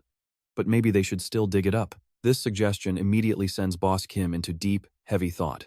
But he warns the crew, let's not waste our energy if it's not one of our brothers. With that, the trio quickly heads out. Out in the frozen forest, Lee-jina's voice rings out in pure shock. Wait, the Ganyu? He groans, realizing this won't be easy, because its hide is so insanely thick that normal weapons won't even scratch it. Kim Woo-jin calmly replies that the real problem is the monster has already become a hunter itself. Hearing this, Lee-jina gasps. Wait, what? We all know how basic dungeon rules work. But did you know that when a raid fails, every single one of those dead monsters actually gets fully resurrected? But here is the thing. The monsters that manage to survive actually gain experience from those battles, growing far smarter and more powerful. While very few ever make it through these repeating, brutal raid cycles, there are always rare exceptions. The boss monster. Pausing for 2 seconds, Kim Woo-jin adds that when a dungeon remains uncleared, the boss gains battle experience from every single party that fails to defeat it. His voice drops low at some point. These clever beasts figured out that players always gather around dead bodies, so they start using them as bait. And that's exactly what we are dealing with, a boss that has survived 23 raids. Hearing all of this, Lee-jina still struggles to believe it and demands to know, so are you absolutely certain this boss is the legendary Ganyu? Can a regular Ganyu even project a terrifying aura like that? You've never even laid eyes on it, so how can you be so sure? Kim Woo-jin stays perfectly calm, reminding him that he literally stopped hunting just to gather information this entire time. Lee-jina quickly cuts in with a smirk. Oh, is that it? I honestly just thought you were acting like a greedy scavenger. Deep down, Lee-jina secretly admits to himself that even if he saw the boss, he still wouldn't have a single clue. Right now, inside this snow-covered forest, an excited shout from one of Mike's squad members rings out. Boss, you need to come look at this. There are dead players scattered everywhere here. Hearing this, the others eagerly run over. Lucky. How did we get so blessed? But Mike is instantly on high alert, sensing something is seriously off. Dead bodies do not just gather in one place like this. If other scavengers had piled them up, they would not have left all this intact gear behind for. And the blood trails look strange. It is pretty obvious these corpses were dragged here from somewhere else. In a split second, it clicks. No way. Mike bolts forward and screams out, "Everyone stop! This is a trap." His squad member looks back, totally confused, asking, "A trap, boss? What do you mean by a trap?" But right then, an ominous dread washes over them. The very next second, the man realizes with horror that his body won't move. Feeling an absolutely crushing pressure bear down on him, he panics, thinking, "Wait, what am I even looking at?" Just as Mike feared, a nearby ally gets obliterated instantly, and the rest of the squad is sent flying through the air. Witnessing this, the sole survivor starts shaking uncontrollably against this overwhelming power. Terrified, he glances over his shoulder, and you won't believe what's waiting for him. It's Ngo, aggressively raising its weapon. Instantly, it slams the weapon down, crushing the poor guy to pieces. Even after taking out almost the whole squad, Nongu still does not seem satisfied. Its eyes glow with pure bloodlust. But suddenly, Mike lunges from behind Ngo, launching a surprise attack. Slicing through the air, his sharp blade is ready to deliver a killing blow. But as Mike lands and finishes his strike, sheer panic washes over his face. Not a scratch. Instead, Mike's own blade shatters right down the middle. Mike gnashes his teeth in absolute terror, wondering how a unique sword broke this easily. The looming dread closes in on him. Refusing to accept this, Mike thinks to himself, "No, I cannot die in a pointless place like this." From a distance, both Woo-jin and Gina spot Ngo. They charge forward at an absolutely blinding speed, but they are too late. Ngo is already drenched in Mike's blood, tossing his body away in disgust. Woo-jin catches sight of this brutal scene. He calmly tells Gina, "Let's stick to the strategy we prepared." Gina grits his teeth, full of anxiety. "Damn it, easy for you to say," he mutters. With that, Gina charges straight at Ngo. "Let's do this!" His booming shout grabs the monster's attention as Gina pushes forward with absolute determination. Ngo gets furious. Powering up, it unleashes a deadly dark magic attack the next second. Ngo's dark magic instantly swallows Gina whole. But just as the overwhelming terror threatens to paralyze him, Lot's ring activates, driving the fear away. Luckily, Gina was fully prepared to defend. Looking down at Lot's ring, he thinks, "Wow, this thing is pretty amazing." His trembling is completely gone. But before he can even celebrate, something feels terribly wrong. Turns out, Gina's mount is refusing to cooperate. Why is this stupid beast suddenly not listening to my commands? He panics, thinking it is supposed to move where I want, right? Wait, hold on. We are getting way too close. The next second, the mount charges forward like lightning, ignoring Gina's sheer terror.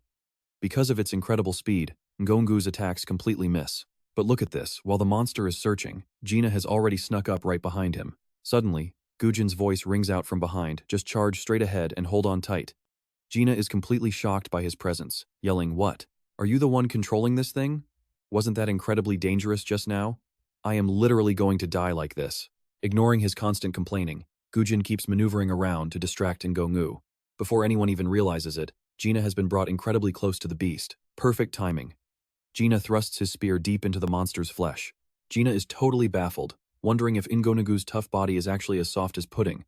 Surprisingly, the beast's healing factor is dropping fast. He immediately calls out to ask, "Alright, this is a pretty good start, but at this rate, it is going to take a while, right? When are those skeleton soldiers of yours finally going to show up?"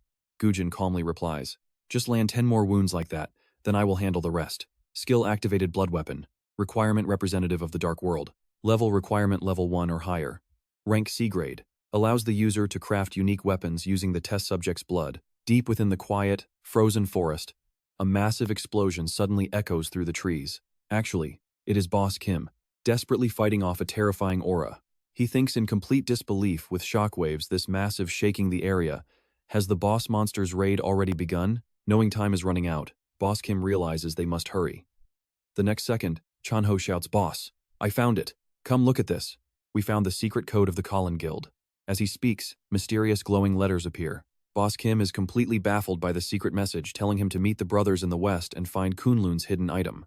Wait, the West? Isn't there absolutely nothing out there? Dead end. But before he can think it through, the scene shifts to the battle where Ngo's immense power is dropping rapidly. Under Woo-jin's non-stop attacks, the creature is almost completely exhausted. Ngo's resistance is plummeting. Fast. The deadly blood poison is already taking over its entire body. Gina watches in absolute shock and yells out, "The Passavel spear is incredible. I can't believe it pierced Ngo's thick hide so easily." Then he excitedly adds, "If you combine this Passavel spear with blood poison magic, you'd be completely unstoppable in any dungeon." Woo-jin calmly replies that might be true. But that only applies to a second-floor dungeon anyway. He secretly thinks to himself that the third-floor dungeon holds far stronger monsters, and this alone won't be nearly enough to survive. To face the absolute fiercest monsters, he has to become much stronger than this. Right after, a system notification pops up. Injo Nagu is defeated, and you've unlocked the title of Frozen Forest Brutal Hunter. Wait. Check this out. The Dark World representative sends him a special catalog reward, but Woo-jin has no idea what he is even holding yet. Gina shrieks in utter disbelief. Unbelievable. A golden catalog. Did you actually get a reward from your halo? The text on the glowing paper appears Berserker Condition. Become the representative of the Dark World. Reach level 20 or higher. Skill effect. The target receiving this skill created by the halo gains the following buffs. All stats increase by 20%, but health continuously drains over time. As soon as he reads this, Gina screams in frustration. This is so unfair. What on earth is my halo even doing? I worked my butt off, so why did I get absolutely nothing at all? Is even my own halo discriminating against me now? What is this trash? It's so depressing, but I guess I can't change my halo. Ignoring Gina's constant whining, Woo-jin walks over and retrieves a hidden ring from Ungonagu's horn, successfully acquiring Banko's bracelet. Night falls, and a group of hunters are gossiping as they stand in front of Woo-jin's luxury car. The dungeon is cleared. Victory! Ajak Ivanov did it, and he is driving that luxury car. Taiwan is saved now. We are free. But Chan-ho is extremely anxious about what comes next. We left the dungeon without securing Banko's bracelet. If that legendary item ended up falling into someone else's hands, we would be in some serious trouble. Boss Kim also realizes that the situation is becoming far more dangerous than ever. For now, their only option is to report back to the guild and wait. But as he ponders the nightmare of losing a legendary dungeon item, Boss Kim falls into deep thought. Would their Kunlun guild really leave behind code words as clues for the other brothers to find? Without that secret phrase, finding Banko's bracelet is pretty much an impossible task. But if someone did smuggle it out, let us pray it is not that monster, Isaac. But here is the best part, that priceless legendary bracelet has already fallen right into Woo-jin's hands. Banko's bracelet. This legendary item is usable from level 1, once worn by ancient giants, and it contains the profound, grand power of absolute harmony. Its skill removes the ring limit on your arm, but any ring you wear can never be taken off. Looking at the stats, he smiles to himself, thrilled that such a broken item was hidden here. This is a massive advantage before entering the third-floor dungeon. Normally, players can only equip up to 5 accessories, including a single necklace and 2 rings. Even if they put on more, the system limits prevent those extra items from working. But Banko's bracelet completely breaks the game's balance and destroys these basic rules. It allows the stat boosts of rings on all 5 fingers to apply simultaneously. The only catch is that any ring slipped onto a finger with Banko's bracelet can never be removed, whereas normal players constantly swap out rings depending on the strategy. Knowing this, Woo-jin becomes extremely cautious. After understanding exactly how the bracelet works, he realizes he has to decide exactly which rings are worth locking onto his fingers for good. He has to think very carefully about which rings he is going to equip. Sitting next to him, Gina asks curiously, "Hey, why do you look so incredibly serious? Did you mess something up?" Woo-jin answers slowly, "No, I am just thinking." But before he can even finish, his phone suddenly starts ringing. "I am listening. Go ahead." On the other end, Se-jun urgently asks a question. "How are you two feeling? Can you fly back to the country right now?" Woo-jin's tone remains completely calm. "Yes, we can, but what is going on?" Se-jun lowers his voice in the office and says that man has returned. While Taiwan is recovering, things back in Korea are turning into absolute chaos. Headlines are blowing up about the return of that legendary ranker, the one Ajak Ivanov personally hyped up. Hearing this, Woo-jin immediately realizes who it is, Pong-won. Just as Kim Woo-jin guessed.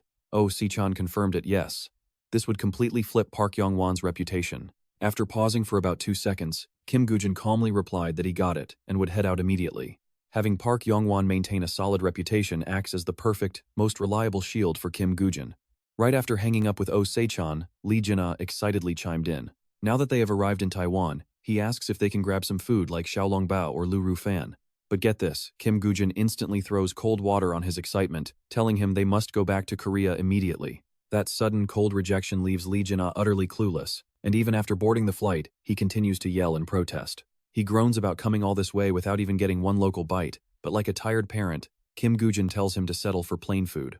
The next morning, inside a massive, luxurious villa, Park Yong-won narrows his eyes with a cold, dangerous glare. Furious, he snaps, asking if the Francia Guild actually dares to mess with him. Kim Woo-jin calmly nods, confirming it. A second later, Kim Woo-jin lowers his tone to continue. He explains that though he barely survived, his injuries made it hard to move, and worse, he had absolutely no clue who to trust. while Park Yong-won was away waiting in the dungeon. Right then, Secretary Kim steps in holding a file. She hands it over to Park Yong-won and begins to explain. These are the verified details based on what Kim Woo-jin reported about the day of the incident. Even though the massive fire wiped out almost all physical evidence, other dungeon survivors explicitly confirmed that the Francia Guild actually picked the fight and attacked first. The Francia Guild claimed it was just a simple accident. But after hearing this, Park Yong-won is absolutely seething. Those bastards really took advantage of his absence to pull a stunt like this. A moment later, he growls out with absolute certainty, they are definitely trying to suppress our entire faction. Sitting right across from him, Kim Woo-jin softly asks what they should do now. With a dark, sinister grin, the boss growls that they must pay for laying a finger on his people, and there is a critical task he needs Kim Woo-jin to handle. The moment he finishes speaking, Secretary Kim brings out a heavy suitcase. Meanwhile, the scene shifts back to Oh Se-chan, flashing a bright, toothy grin. That massive grin leaves Lee Jin-ah totally baffled. How does anyone look this happy first thing in the morning? Oh Se-chan just chuckles, replying that it is because he managed to swipe a ton of assets right out of their rivals' hands. Lee Jin-ah sighs in dejection, asking how on earth they can possibly retrieve those skills they already transferred to Park Yong-won. Sure, they owe off money, but did he seriously forget how exhausting it was to track down the Skeleton Knight? And honestly, you have got to love Oh Se-chan's sheer confidence here. He excitedly tells him not to worry because their retrieval guy has already arrived right at the office. This instantly throws Lee Jin-ah off, making him ask what that even means. Then, a sudden realization hits Lee Jin-ah, and he frantically lunges forward to ask if it could be, but Oh Se-chan just grins. Back at the villa, Kim Woo-jin pushes the door open and steps out, clutching the heavy suitcase as he makes his exit. Once outside, Kim Woo-jin immediately whips out his phone to place a call, informing the person on the other end that it is him. On the other end, an excited voice answers, asking if the job went smoothly, and Kim Woo-jin is quick to confirm. Yes, he got the skeleton skill back, and Park Yong-won told him to hand it over directly to Isaac Ivanov.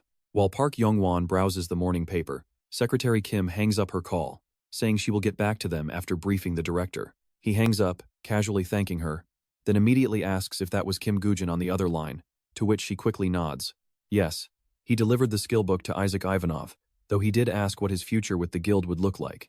Park Yong-won chuckles, noting how sharp the kid is with Isaac Ivanov around. He is probably feeling like his position is starting to slip. Meanwhile, the newspaper headline reads that the Phoenix Guild has promised full support to Isaac Ivanov. In a completely calculating tone, he decides that since Kim Woo-jin worked hard, they should let him debut in a 3-floor dungeon. A C-rank dungeon is perfect, just send him in with the rookies, give him some decent support, and he will be satisfied. If not, they will see what else he is good for.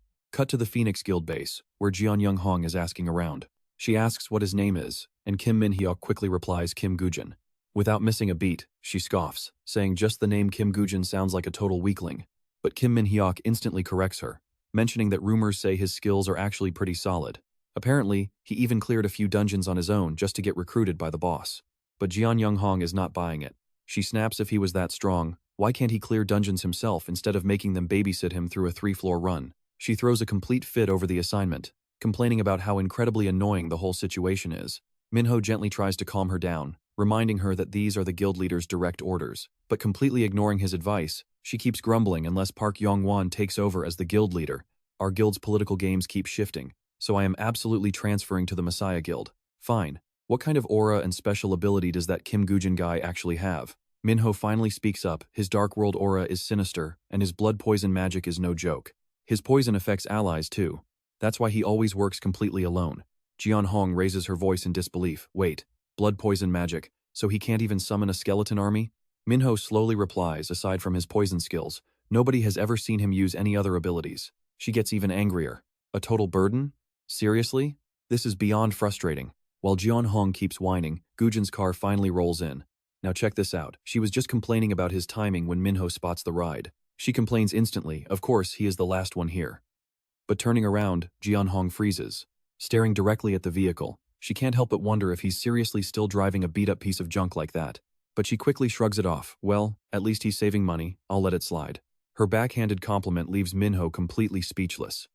Suddenly, a system alert flashes hunt 1,000 monsters to unlock the next floor. Reading the prompt, Woo-jin realizes that even though it's a 3-story dungeon, it still has C-rank guides because Park Yong-won is watching him closely. It's a total waste of time. But right across from him, Jeon Hong calls out loudly, "Hey, you said this is your first 3-story dungeon, right? Well, there's absolutely nothing for you to do here. Then, she drops her voice with a cold threat. Shut up and listen to me. If not, whether you're a mouse or a bird, I'll kill you. First, let's test you. Hunt some monsters so we can see your real strength. Ignoring her blatant contempt, Woo-jin calmly asks, so, how many monsters do I need to kill? His relaxed attitude immediately rubs her the wrong way. Look at this rookie talk back to her. Seriously though, are you actually sure you can handle this? Just keep hunting until you drop. Woo-jin simply replies fine, but I'll need some time to prepare. Jeon-hong spins around, muttering fine, just do whatever you want. Her clear attitude of looking down on him actually amuses him. The next morning at Se-chan's office, Gina brings up a report. Apparently Kim Woo-jin has entered another dungeon, and it is yet another territory crawling with ghosts. Gina's incredibly lazy attitude finally makes Se-chan snap. Hey, Gina, stop coming here just to slack off and go level up already. Gina sighs wearily. I don't want to do that at all. Finally, I can actually rest when that guy is gone anyway. Do you even know how exhausting it is to party with Kim Woo-jin? Se-chan quickly fires back. Didn't you always complain about not having a decent teammate? Suddenly, a piece of absolutely shocking news flashes right on Se-chan's phone, catching Gina's attention immediately. It looks like Ju got the same alert. Look at the screen, it is a sudden emergency broadcast. The Dungeon Damage Control Department reports that at 4:33 p.m., an unidentified monster escaped from a nearby dungeon. Multiple buildings have already collapsed, and the destructive damage is still actively ongoing. As everyone reads the warning, Gina curiously asks, which dungeon is this alert even coming from? I thought this kind of accident stopped happening years ago. The Messiah Guild handled the last breakout years ago. Before Gina can say another word, Se-chan glares and silently tells him to shut his mouth. Oops. Gina finally realizes that he just messed up big time. Se-chan quickly glances over to check on Ju. She is just sitting silently at her office desk, and her grip on her phone slowly starts to tighten. Suddenly, painful memories from her school days begin flashing through her mind. Back then, Ju was just a bored student resting her chin on her desk. But suddenly, her classmates start throwing the windows open. A massive explosion echoes from the distance, drawing everyone's attention as the high-rise building right across from the school blows up. Seeing the horrific blast right in front of her leaves Ju completely paralyzed with fear.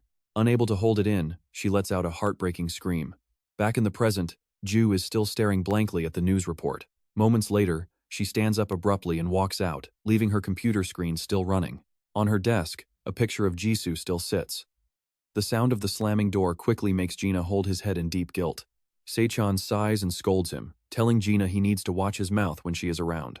Gina hesitantly replies, I really didn't know. But by the way, you mentioned earlier that you knew her father, right? What was he like? Se-chan suddenly falls silent at Gina's question as memories from his past start flashing back. Se-chan asks curiously, I heard you finally made your decision. Is everything really going to be okay?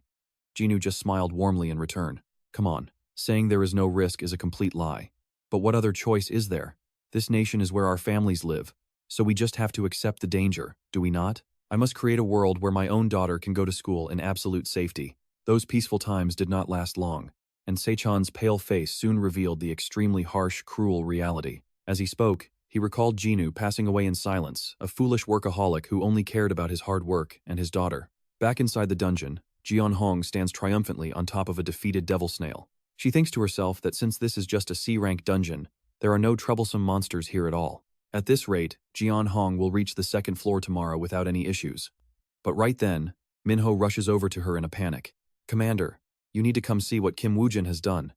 Hearing his name, she can only sneer in disapproval. What is the big panic? He begged for extra prep time and still could not catch a single monster, but he only gets more flustered. No, it is not that at all. He definitely did something crazy, so you just need to come and see for yourself. Jeon-hong is highly skeptical. Why are you so worked up? Just show me the way. But when she arrives, her eyes widen in shock. What on earth is this? He said he needed time to make these traps? Well, at least he tried. But these simple traps are only enough to scratch the monsters. They are definitely not going to inflict any serious damage on them. What is Kim Woo-jin even thinking? From a distance, Jeon-hong and Minho watch from a high branch to observe his entire situation. Just then, he senses something approaching.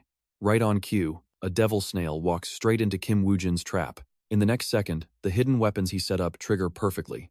The monster is immediately wounded, screaming out in agonizing pain. Even so, Jeon-hong curses him in her mind. Is this fool out of his head or does he just want to die?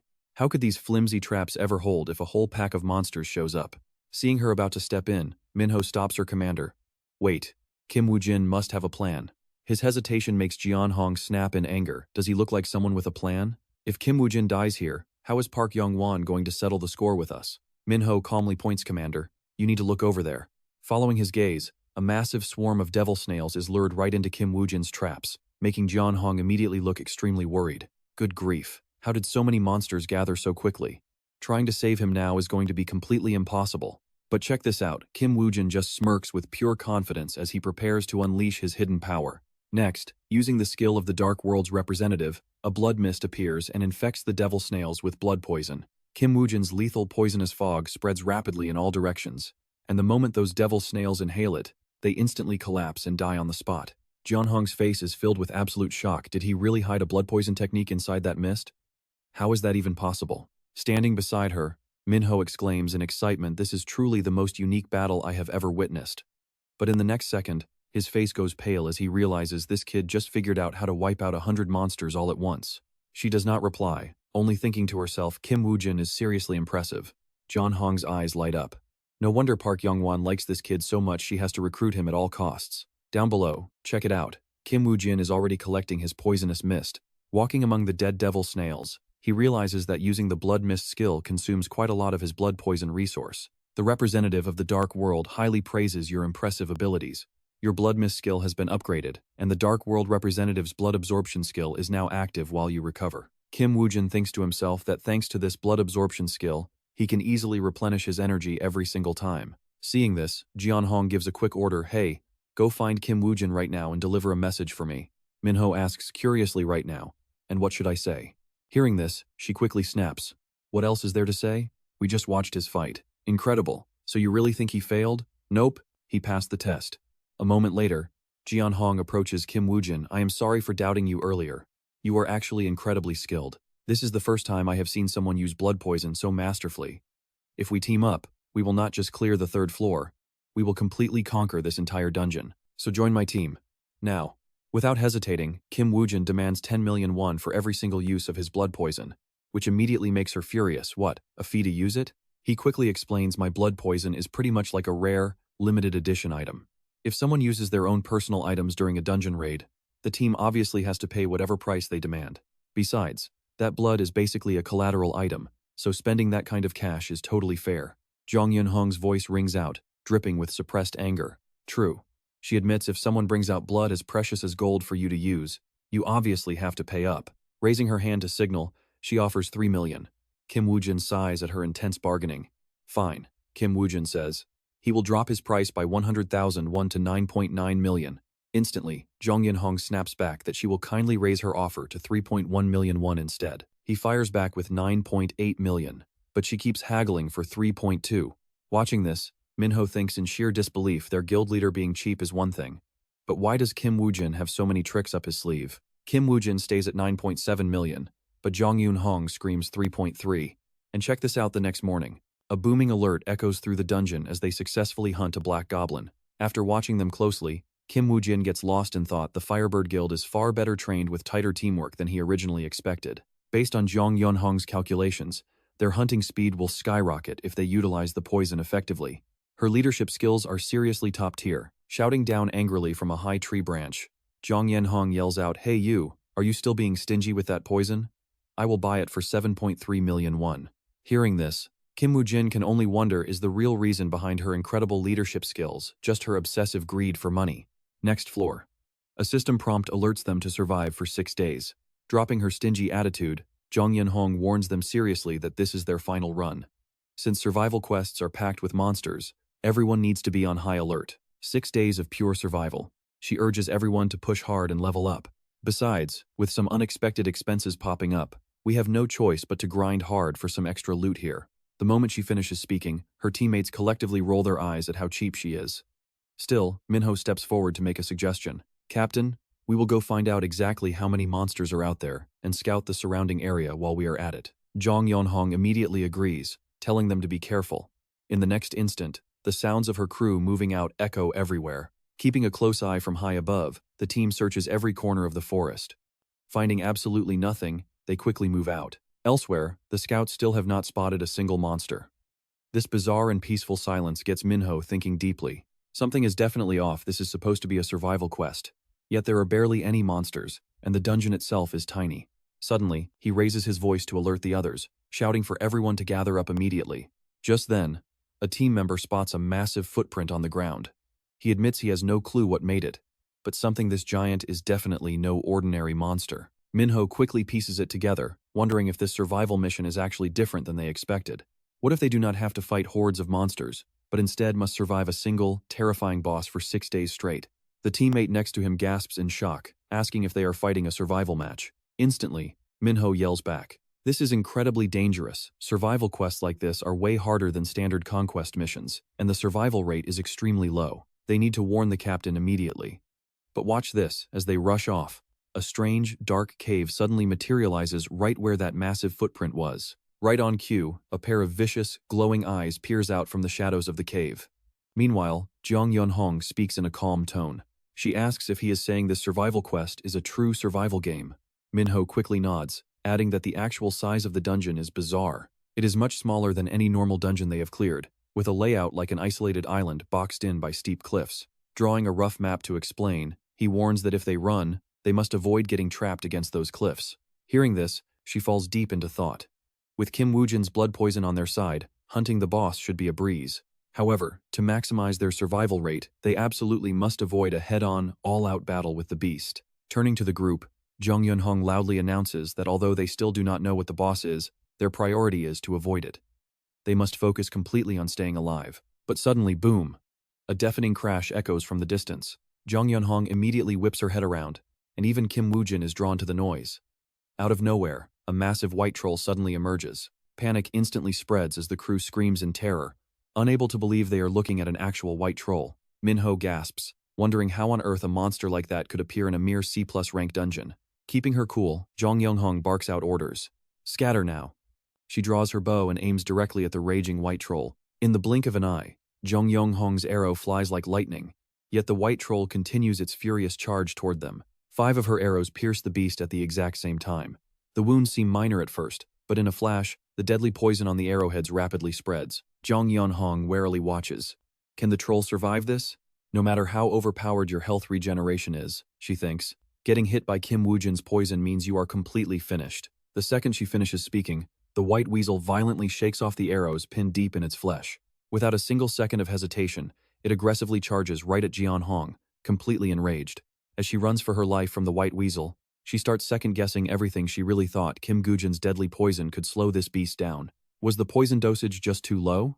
This doesn't make any sense. She clearly saw the dark venom spreading right where her arrows hit. Up ahead, their chaotic chase quickly catches Kim Woo-jin's eye. He quietly wonders if Jeon-hong is actually giving this her all as the captain, and if he should step in. After all, this dangerous dungeon is the perfect stage to prove his worth to Park Yong-onion. Shortly after, the squad successfully escapes the white weasel, catching their breath under a massive ancient tree. Without wasting a single second, Jeon-hong immediately pulls out a signaling whistle. Blowing it loudly, she asks if everyone is safe and sound, or if anyone got hurt, and the team replies in perfect unison. They shout back that everyone is completely fine. Relieved, Jeon-hong suddenly remembers, thank goodness, but where did Kim Woo-jin go? Kim Woo-jin's remarkably calm voice echoes from nearby. He's right there, and asks what she needs. Without missing a beat, she tells him they might need to ramp up the blood poison they originally agreed on. Will he actually agree to this? He immediately says yes, but only if they step aside to talk in private. Narrowing her eyes, Jeon-hong eyes him with total suspicion and asks what he's planning. She asks if he's using this crisis to raise his price, but Kim Woo-jin firmly tells her that's not it at all. Watching from a distance, Minho curiously asks what those two could possibly be whispering about. Back with Jeon-hong, she hesitates over his wild proposal. Sensing her deep hesitation, Kim Woo-jin gets serious and lays out the stakes. He says this is about keeping everyone alive, so he knows it's not an easy call to make. He promises to back her up regardless of her choice, but warns that under current conditions, whether they fight or flee, at least 4 team members are guaranteed to get severely hurt. With those words, he concentrates his dark power into his fingertips. In a blink, a razor-sharp arrow of pure blood forms directly in Kim Woo-jin's hand. His powerful Underworld Emissary skill is active. He slowly explains that he condensed his own blood to make this weapon. It's far more lethal than previous poison-tipped arrows. After considering his words for a quiet moment, Jeon-hong warns him with cold fury if any of her allies die following this plan, she will make him pay. Holding the bag of condensed blood arrows, she turns to face her waiting squad. She announces it's time to map out their battle plan, and soon, Kim Bum and Shin-hye are standing ready for action. Sweating bullets, Kim Bum nervously asks if this crazy strategy is actually going to work. Chan-hye is terrified too, but he tries to keep them both calm. He reminds Kim Bum that they aren't fighting head-on, they're just evading, which is their absolute best shot at survival right now. He tells him to trust the captain's judgment just this once and right on cue. The monstrous white weasel appears exactly as planned. Both of them yell to begin the execution, immediately casting the provoke skill of a seasoned warrior to draw the white weasel's eyes straight onto them. Completely enraged, the monster lunges forward, but the squad refuses to let it get any closer. The rest of the team unleashes their support magic, instantly casting a blinding smokescreen to cover the entire battlefield. Within seconds, they spin around and bolt as planned, screaming for everyone to run before the bastard regains its vision. Watching from above, Kim Woo-jin quietly tells himself it's time to get ready.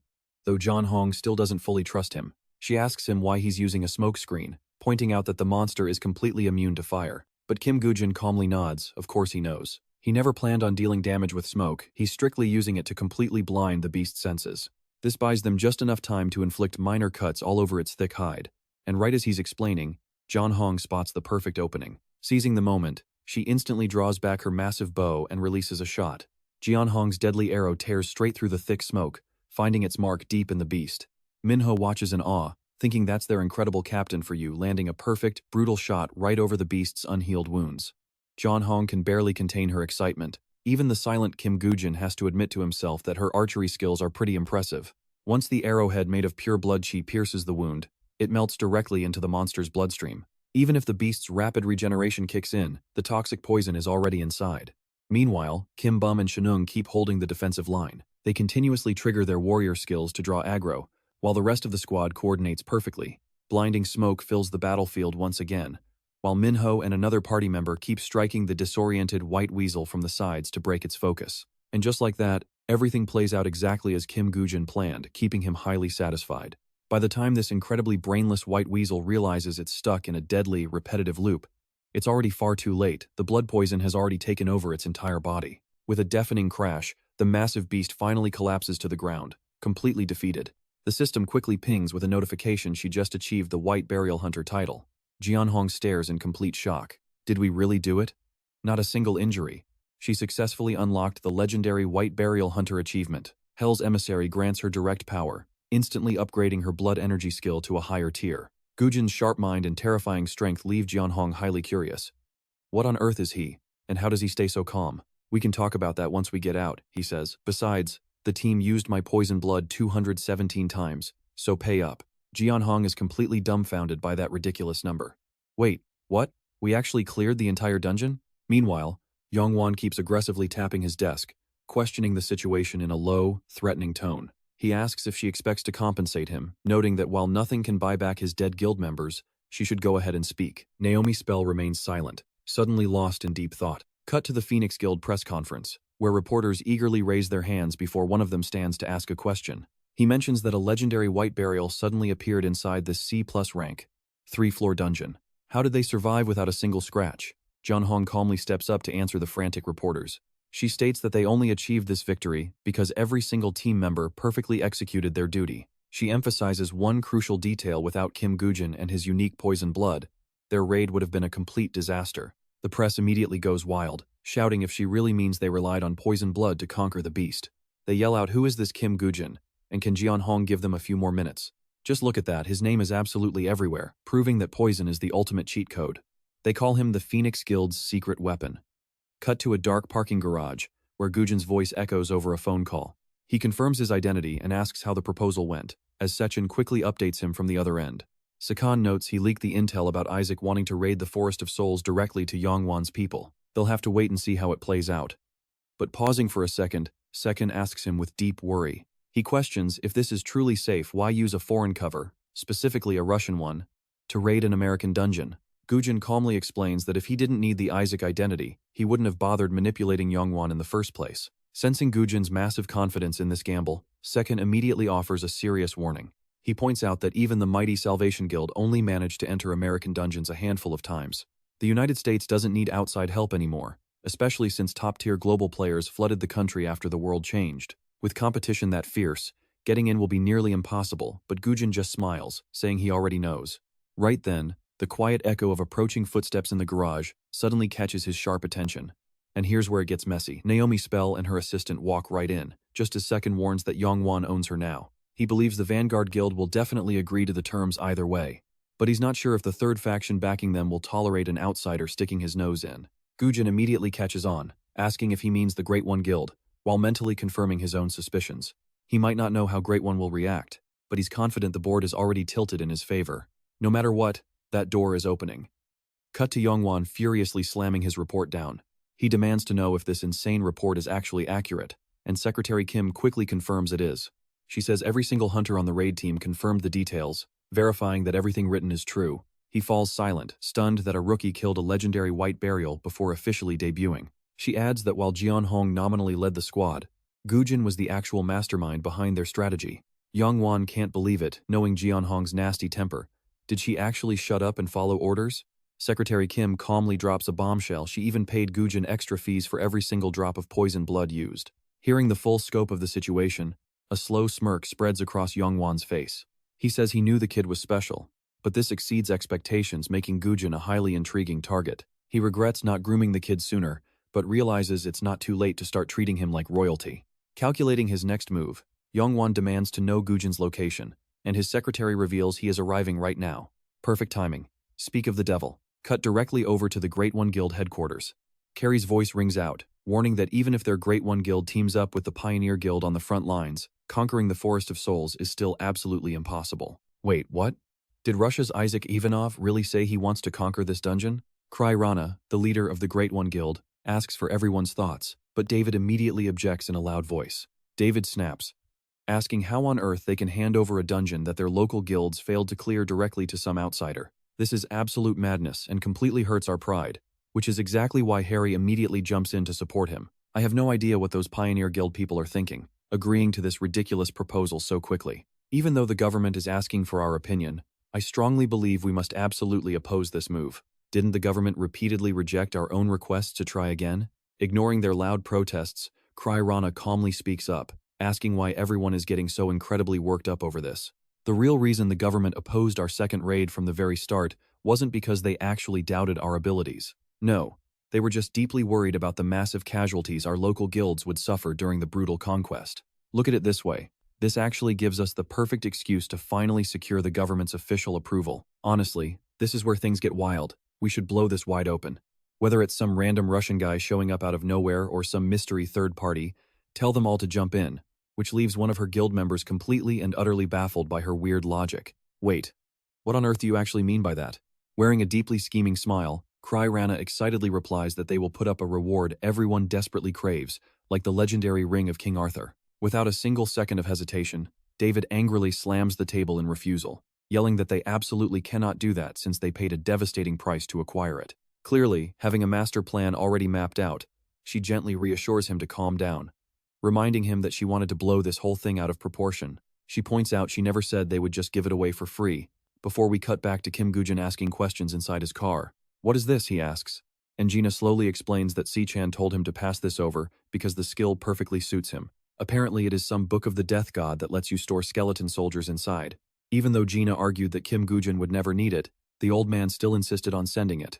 Hearing those words, Kim Woo-jin smirks and admits that this item is actually going to be extremely useful. He tells Gina to let the director know he will put it to great use, especially since his current skeleton storage limits are starting to hold him back. Clutching the parchment, Kim Woo-jin recalls always worrying that he would eventually face a formidable opponent who could overwhelm him in a massive war of sheer numbers. Exactly. With this new book, Kim Woo-jin can finally solve that exact weakness. Right then, the details on the paper glow, displaying the power of Pharaoh and the requirements to become a Hell Emissary. It requires level 1 or higher and lets him sacrifice any dead entity. But while Kim Woo-jin silently processes this, Gina just keeps nagging him in the passenger seat. Gina demands to know if Kim Woo-jin is even paying attention, asking if he actually has a real plan to conquer the Forest of Souls. Seriously. 2 of the 5 absolute biggest guilds on Earth, the Pioneer Guild and the Great One Guild, joined forces and still utterly failed to clear it. Plus a place named the Forest of Souls will definitely be crawling with undead. Isn't that a massive disadvantage for you since you can't exactly sacrifice existing undead monsters to summon your own skeleton warriors? Keeping a totally straight face, Kim Woo-jin points directly at Gina and explains that he has already factored in that exact weakness. After all, the frontline tank who has to deal with the undead is you, which immediately makes Gina break into a cold sweat. The very next second, his phone starts buzzing, and Kim Woo-jin quickly answers it while Gina fumes in anger. Kim Goo-jin answers, asking if a final decision has been made, and Se-jun replies from the other end that the US government approved, though a major issue has popped up. Kim Goo-jin asks what the issue is, and Se-chan quickly explains that they are no longer the only ones participating in this raid. Right now, absolutely any guild that wants to can join this massive dungeon conquest. Even crazier, whichever guild contributes the absolute most will receive a legendary grade item as a reward, which immediately gets Kim Goo-jin plotting his next move. Don't you think they're just super confident that the item will end up with one of their own top players anyway? When asked what the item is, Se-chan quietly reveals it is the Ring of King Arthur. And within hours, major news outlets everywhere start blasting the headline. The Forest of Souls, a deadly dungeon that even the mighty United States completely failed to clear. But now, the gates are open again as Isaac Ivanov prepares to conquer the Forest of Souls, backed by the wealthy Park Yong-won. With the Great One Guild offering King Arthur's ring as a prize, even the massive Messiah Guild has announced their entry. This legendary forest has turned into a massive war of pride, and everyone wonders who will walk away with King Arthur's prized ring. That very night, Kim Goo-jin and Gina board a flight out, quickly touching down in the sunny city of San Francisco. By the next morning, they are waiting inside the private lounge of the macOS Guild, where Gina is stuffing his face while looking around curiously. Those guys from the Great One Guild really seem to want to tear down this whole dungeon, don't they? If that wasn't their goal, why on earth would they bet King Arthur's ring? Sitting across from him, Goo-jin calmly replies, "No, that's not it. They are actually trying to provoke us. They honestly believe that no matter what happens, they'll be the ones taking home the reward." That explanation completely cracks Gina up as he bursts into a loud laugh. So those guys really don't think much of you, do they? Ignoring Gina's non-stop laughing, Goo-jin starts putting the pieces together in his head. There's no way the Great One Guild would ever underestimate an enemy so carelessly. And they're definitely not some brainless fools who would randomly provoke other guilds for no reason. They clearly have a solid reason to be this confident, and he absolutely has to find the source of that confidence. Night falls over the Great One Guild headquarters as Harry slowly reports that the entire raid team, including Captain Ellis, has officially finished entering the dungeon. But is doing things this way really going to be fine? It's not that I doubt Elis's abilities at all. I mean, think about it, they are literally putting King Arthur's legendary ring on the line here. There's actually a lot of chatter within our own ranks about the Guildmaster's decision, but Carrie doesn't look worried at all. It seems everyone is getting a little confused. I did say we would put up King Arthur's ring as a reward, didn't I? But I never said we wouldn't use it beforehand. Meanwhile, inside the dungeon, the sky has already started turning pitch black as the raid begins. The other guilds have fully gathered, and Ellis's voice rings out across the area. It looks like everyone is finally here. Allow me to introduce myself. I'm Ellis of the Great One Guild. Before we start clearing this dungeon, I would like to lay down a few terms of our agreement first. A moment later, Gina angrily yells out, "What kind of stupid agreement is this? Cooperating peacefully instead of just fighting it out." Goo-jin calmly explains every time a floor is cleared. A ranking displays who made the biggest contribution, so we have to decide the priority order for attacking the monsters. Gina is lost, completely baffled now. A contribution ranking? We just need to hunt the most monsters. What is this peaceful cooperation stuff anyway? What do you plan to do now? Are we going to observe the first floor like we planned? After checking the surroundings carefully, Goo-jin slowly explains the real competition starts on the first floor, and the trump cards will soon be revealed. Same for the Great One. The next second, a system notification pops up for the Emissary of the Underworld. The power of the Pharaoh has been successfully activated. He can now use wild monsters as sacrifices. In the distance, a skeleton soldier rises from the ground, causing the other guild members to start whispering in a panic. It looks like they are moving out immediately, so what's our move? Elis speaks up with absolute confidence. But wait, we all know she's not about to just sit back, and right on cue, the system flashes again. You have equipped King Arthur's ring. You have equipped Merlin's staff. Thanks to the power of Merlin's staff, your magic pool has been increased. The hidden conditions for the legend of King Arthur have now been established. Activated now is the King Arthur legend effect, allowing his legendary ring to dramatically boost the strength of the entire Knights of the Round Table. In the blink of an eye, she releases an absolute explosion of energy. Her power is now fully loaded, and Goo-jin's nearby skeleton soldier witnesses the entire thing. After gathering her massive power, Ella speaks with a serious tone. Why should we even wait until the second floor? Let's show them what we've got right here on the first floor, and make it clear who really rules this dungeon. After watching the whole display, Goo-jin silently thinks to himself, is this the secret trump card of the Great One Guild? No wonder Carrie was so confident. It's just as he suspected. They are using King Arthur's ring for this raid, but he never expected Ellis to also have Merlin's staff on her. Merlin's staff is actually a legendary item linked to Park Shin-hye, the famous leader of the Knights of the Round Table. But back then, it definitely wasn't hers. In reality, ownership of this gear is supposed to shift from Ellis to Park Shin-hye, which means the Messiah Guild and the Great One Guild must be working together. Snatching it away before it gets handed over to Park Shin-hye would be ideal, and far more effective than launching a direct assault on the Messiah Guild. Seeing Woo-jin totally zoned out, Gina quickly calls out to him, "Hey, are you even listening to me? Should we just analyze their strength here on the first floor first?" But the next second, Woo-jin immediately commands change of plans. "We're moving." Muttering to himself, Woo-jin decisively declares that they absolutely cannot just hand over the main priority to the Great One Guild. Since they hold both King Arthur's ring and Merlin's staff, we're launching a full assault starting right now. Meanwhile, a roaring campfire is lit deep in the dark woods. Heavy footsteps suddenly echo from the distance, and we see Ellis herself preparing to cast some high-level magic. Using her skill as the listener of all creation, she summons a fire spirit, and in a flash, raging flames completely surround the helpless monsters. In the next instant, the beasts are entirely swallowed by the inferno, while Joe stands beside Ellis, silently marveling at her incredible power. This is insane. Her magic is strong enough to clear the fourth floor easily, let alone the third. But just as he finishes saying that, a bizarre noise echoes. John suddenly blurted out in shock. Isaac Ivanov gave him a polite nod as a greeting, leaving John completely stunned by this unexpected face-to-face encounter. Meanwhile, Elis is totally confused. No way. Weren't they supposed to be in the lead? How on earth did this guy already make it here? Right at that moment, a system notification blares across the screen.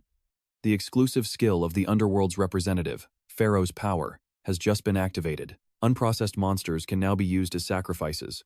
And just like that, the skeleton soldiers are summoned to the field. The moment John witnesses this bizarre scene, he absolutely loses his temper and screams. How dare that bastard order those skeletons to wipe out the very monsters we are actively hunting? Ellis immediately reaches out. "Stop."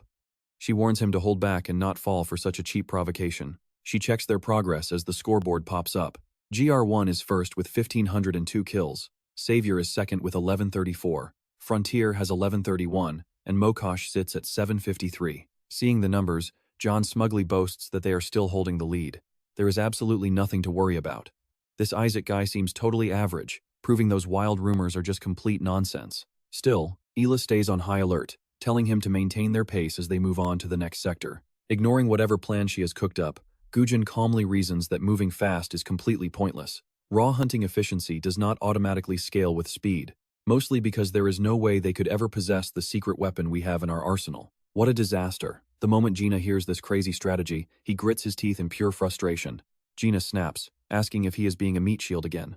Woo-jin just baits him, saying they are the only guild that can actually pull this off. Naturally, it is all because of Gina. Woo-jin asks if he is too scared to do it, and right on cue, Gina falls for the trap, barking back that of course he is not scared and they should just go ahead with the plan. He mutters they would be completely lost without him, but demands that Woo-jin buy him a massive meal once this raid is over. Classic Woo-jin. The moment Gina leaves, he lets out a smirk and summons his formidable skeleton knight to speed up the hunt. Headlines are blowing up everywhere, reporting that the Frainer Guild has placed a massive $2 million bounty on clearing the deadly Dead Forest. Every legendary item from the Savior Guild in the Dead Forest is now just another pawn on his massive gambling board. Back in the office, Se-jun is practically buzzing with excitement, noting that with all this public attention, other guilds have jumped into the betting pool. He remarks that in any gamble, there are always winners and losers, then asks his secretary about Isaac's current payout. Jisoo is quick to bring up the numbers. She reports that it has shot up 3.28 times, adding that the director needs to see this new detail about the items Elis brought into the dungeon. This immediately piques his curiosity, and he asks what kind of items she is talking about. Jisoo anticipated this. She reveals those ancient gear pieces are actually King Arthur's ring and Merlin's staff. A massive reveal that completely shocks Se-jun to his absolute core. Why on earth would they bring such legendary items into a low-tier dungeon? Do they think they are raiding a 5- or 6-story dungeon or something? Oh, wait, here's where it gets absolutely crazy. Realizing those two items belong to the same set, Z-chan completely panics and screams at his secretary to cancel his bets immediately. Jisoo answers back in her usual calm voice, saying it is already too late to cancel. Instantly, Z-chan realizes the dirty scheme the Great One Guild has cooked up.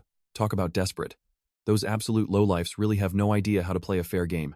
He starts desperately praying to every god, but seeing his panic, Jisoo just sighs, thinking that to him, nothing in this world is more sacred than his money. Soon, the scoreboard updates, showing Mokosh leading with 5,704 kills and Great One right behind with 5,690.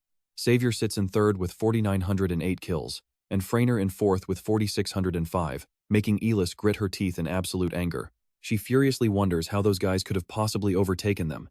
What gear on earth could be more broken than their ultimate combination of King Arthur's ring and Merlin's staff? Glancing up from across the area, Woo-jin immediately notices her intense, scrutinizing gaze locked onto him. Right on cue, Elis walks straight over to ask for his secret, but Woo-jin replies with surprising humility. Her blood immediately boils at his casual attitude, but Woo-jin simply ignores her anger, keeping his real thoughts completely to himself. It is actually all thanks to Gina's immortal body acting as the ultimate bait. No matter how strong a player is, running around to gather monsters only wastes precious time. Instead of chasing them down, they just herd the new waves right into their active combat zone. Because of this setup, all that is left is to focus entirely on continuous combat, which must have dealt a massive blow to their fragile pride. And get this, Woo-jin calmly walks up and confidently asks her to just go ahead and hand King Arthur's ring over to him.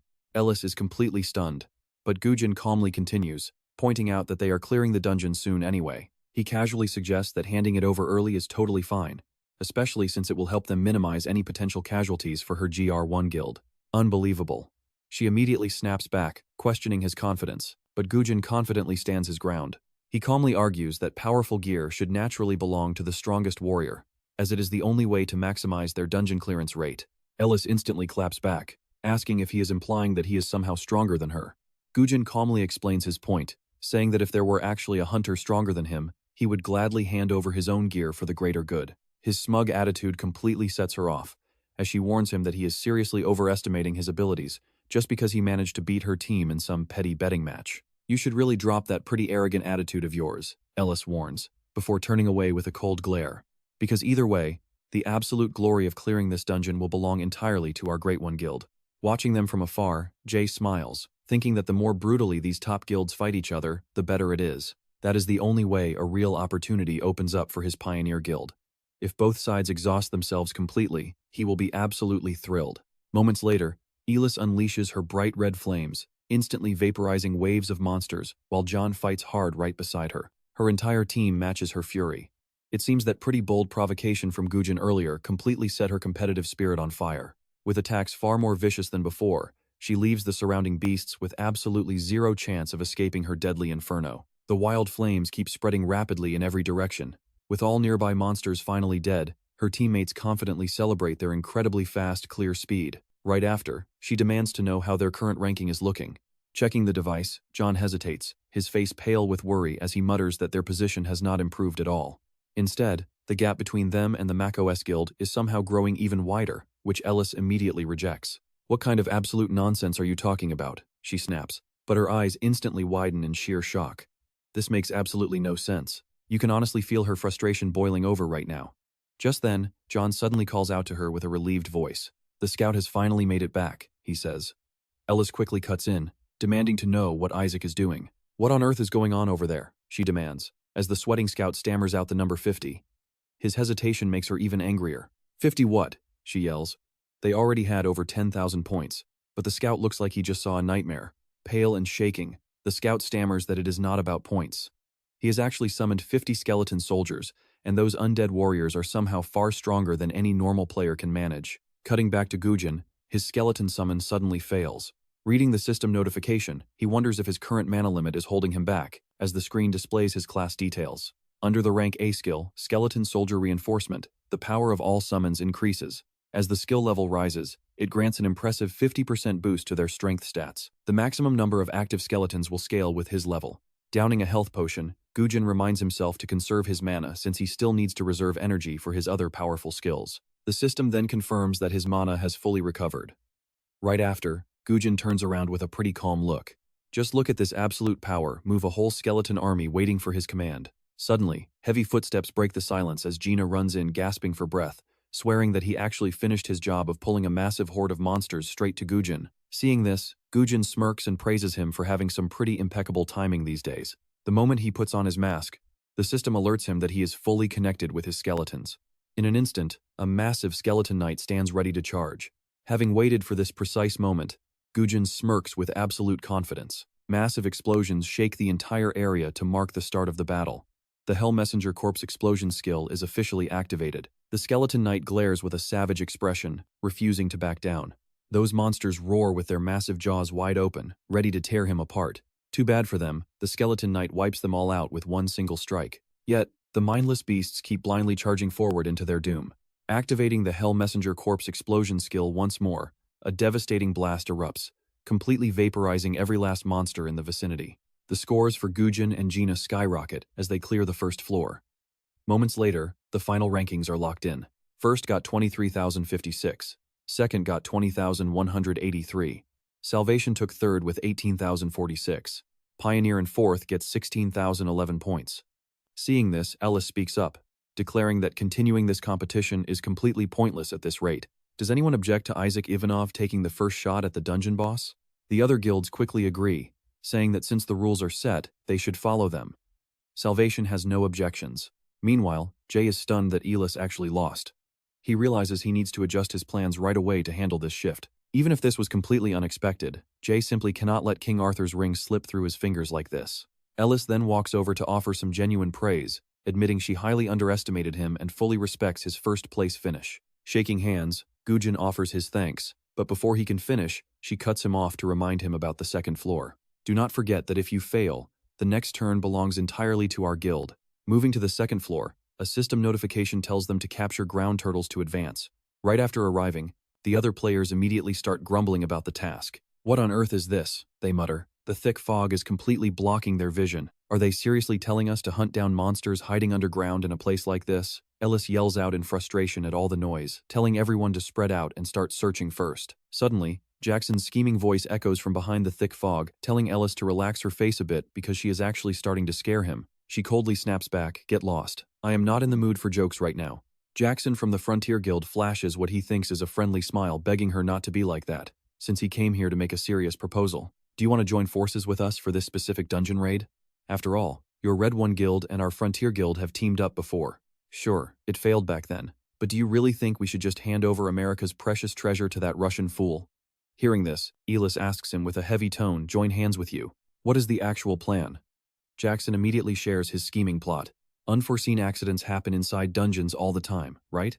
Like when you are fighting the boss, and suddenly a horde of monsters ambushes you from behind. Just hearing this, Elis immediately raises her voice in protest. What? No matter what you say, that dirty trick is too much. Still, he keeps trying to convince her. Listen to me, Ellis, wake up. Now is definitely not the time to argue about what is right or wrong. If King Arthur's ring gets stolen, things are going to get way worse than a simple interrogation. You know there is not much time before they start raiding the second floor. Having cornered Ellis, Jackson flashes a slimy grin, telling her she had better think about this very carefully. Elis lets out a frustrated sigh, completely speechless. Did you honestly think I would say thank you after hearing a proposal like that? Hearing that, Jackson snaps back angrily. So you are saying it is totally fine to just hand over the ring to that Russian fool? What if that Russian idiot actually ends up clearing this? Having already seen right through him, she immediately exposes his game. If our guild gets the priority to raid the boss, would not those dirty tricks of yours end up targeting us instead? Jackson stubbornly shrugs. Well, I am not going to deny that. But with how things stand, if we join forces before he can even finish, Ellis cuts him off, saying she will pretend she never heard any of this. However, if you ever try to stand in our way later, I will make sure you regret it. While the two are still talking, a sudden system alert pops up. The Earth Turtle has been defeated. Ellis's eyes widen in absolute shock at the news. This is where it gets crazy. Over on Kim Woo-jin's side, they completely obliterated the Earth Turtle in the blink of an eye. Lee Jin-ah is gasping heavily for breath, completely exhausted. He collapses straight onto the hard ground. Seeing this, Kim Woo-jin casually asks if he is doing okay, but Lee Jin-ah snaps back, groaning that his ribs are about to break. He then yells out, "How could anyone be okay in this state? Damn it, only someone of my elite level could have even survived this. Anyone else would have died 100 times over." Suddenly, the system screen flashes in front of them. The blessing of the River Stick skill has been activated, and your stamina is now fully restored. Chewing some food to recover, Lee Jin-ah complains, saying that raiding with him has actually leveled up his River Stick skill by 3 whole tiers. Do you have any idea how much life and death struggle it took to jump 3 levels at once? Why are you in such a massive rush anyway? Do we not already have the priority raid rights locked down? In a completely calm tone, Kim Woo-jin replies, because we should never give enemies who want to harm us the time or leisure to play their dirty tricks. Moving on to the next level, you have reached the 3rd floor. Suddenly, a dangerous aura begins to creep in. As soon as the guilds step onto the 3rd floor, a pair of menacing eyes glimmers from the shadows. The other members look around in confusion. What is going on here? Who on earth defeated the Earth Turtle? We have absolutely no clue, and we did not even hear anyone finding it first. Right at that moment, a member of the Great One Guild pinches their nose in disgust. What is this horrible stench? The fog here is way worse than the 2nd floor. Ellis quickly catches a whiff of this sickening smell too. Jackson is no exception either. As panic spreads across the guild members' faces, the system warns that the black fog is slowly draining your vitality. The power of Apophis has been activated. Lee Jin-ah is suddenly stunned by his system interface. You are immune to the black fog poison, because Lancelot's ring has triggered a powerful resistance. In the next split second, he turns his head to stare suspiciously at Kim Woo-jin. No way he actually predicted this was going to happen, right? Meanwhile, over on Ellis's side, her team members are already clutching their heads in agony. This is ridiculous, getting poisoned by the black fog right at the start. She immediately orders them to stay calm and take the antidote first. As she drinks her antidote, Ellis falls deep into thought. Even though she had partially anticipated this and prepared beforehand, it does not change the fact that their antidote supply is pretty limited. It will last half a day at most. At this rate, her entire squad might end up poisoned and completely drained before they even face any monsters. The system alerts pop up again. Since you drank the antidote, the poison has cleared up, and you now have temporary immunity. Jay slowly approaches her, saying this is much worse than I thought. He warns they can only hold out for half a day, and Elise admits they are in the same boat. It is as if he was waiting for this exact response because he immediately urges her, we are out of time, so won't you reconsider my previous offer? This chance only comes once, so are you really going to just sit there and wait for defeat? Jay asks if she really wants to fight the boss while her team is completely exhausted, but before Elise can answer, a voice suddenly rings out. Isaac is already on the move. Suddenly, Jay's warning flashes through Elise's mind. If Isaac succeeds, her ring will be stolen. And even if he fails, so much time has already gone by that, in the end, her own team will be the ones left to suffer. Elise has to choose. There is no other way. Without missing a single beat, Jay quickly praises her, calling it a wise decision while flashing a highly satisfied and devious grin. Jay is now much closer to King Arthur's ring, leaving him thinking, sorry, Elise. Now here's the twist. Jay was totally lying when he said his team only had half a day of antidote left. In reality, they have enough antidote to last one full day, meaning time is now completely on the side of the Pioneer Guild. In the distance, a pair of dark hooves stands ready to charge straight into battle, while a creepy, skeletal hand suddenly claws its way up from underground. Gina spots this terrifying sight, and to intimidate him, Durahan opens his mouth wide and lets out a massive roar. Moments later, he is mounted on his horse, holding an incredibly sharp blade. Durahan then summons an entire horde of minions to swarm Woo-jin, and seeing this overwhelming army makes Gina grit his teeth in absolute frustration. He yells, there is a whole forest of monsters rushing us, and you want me to just buy time? Are you kidding me? Despite his panic, Woo-jin remains completely calm as he replies. He explains that their rivals were bound to interfere, so they just need to fake hunting. But Gina angrily snaps back, why can't we just kill these saboteurs first? Woo-jin patiently explains the real strategy. He explains that leaving their current defense line to fight would just hand an easy victory over to rival guilds, which is exactly the trap their enemies are trying to set. But thanks to the dark mist, the longer this battle drags on, the more the advantage shifts over to our side. Meanwhile, Jay is absolutely thrilled, secretly begging them, please, go ahead and keep trying to clear the dungeon. Laughing, he sees Woo-jin move and quickly signals Elise. The moment Jay walks away, Elise tries to reassure herself, knowing she has no choice and that success was never guaranteed anyway. She keeps telling herself that she made this difficult choice to protect everyone currently fighting by her side.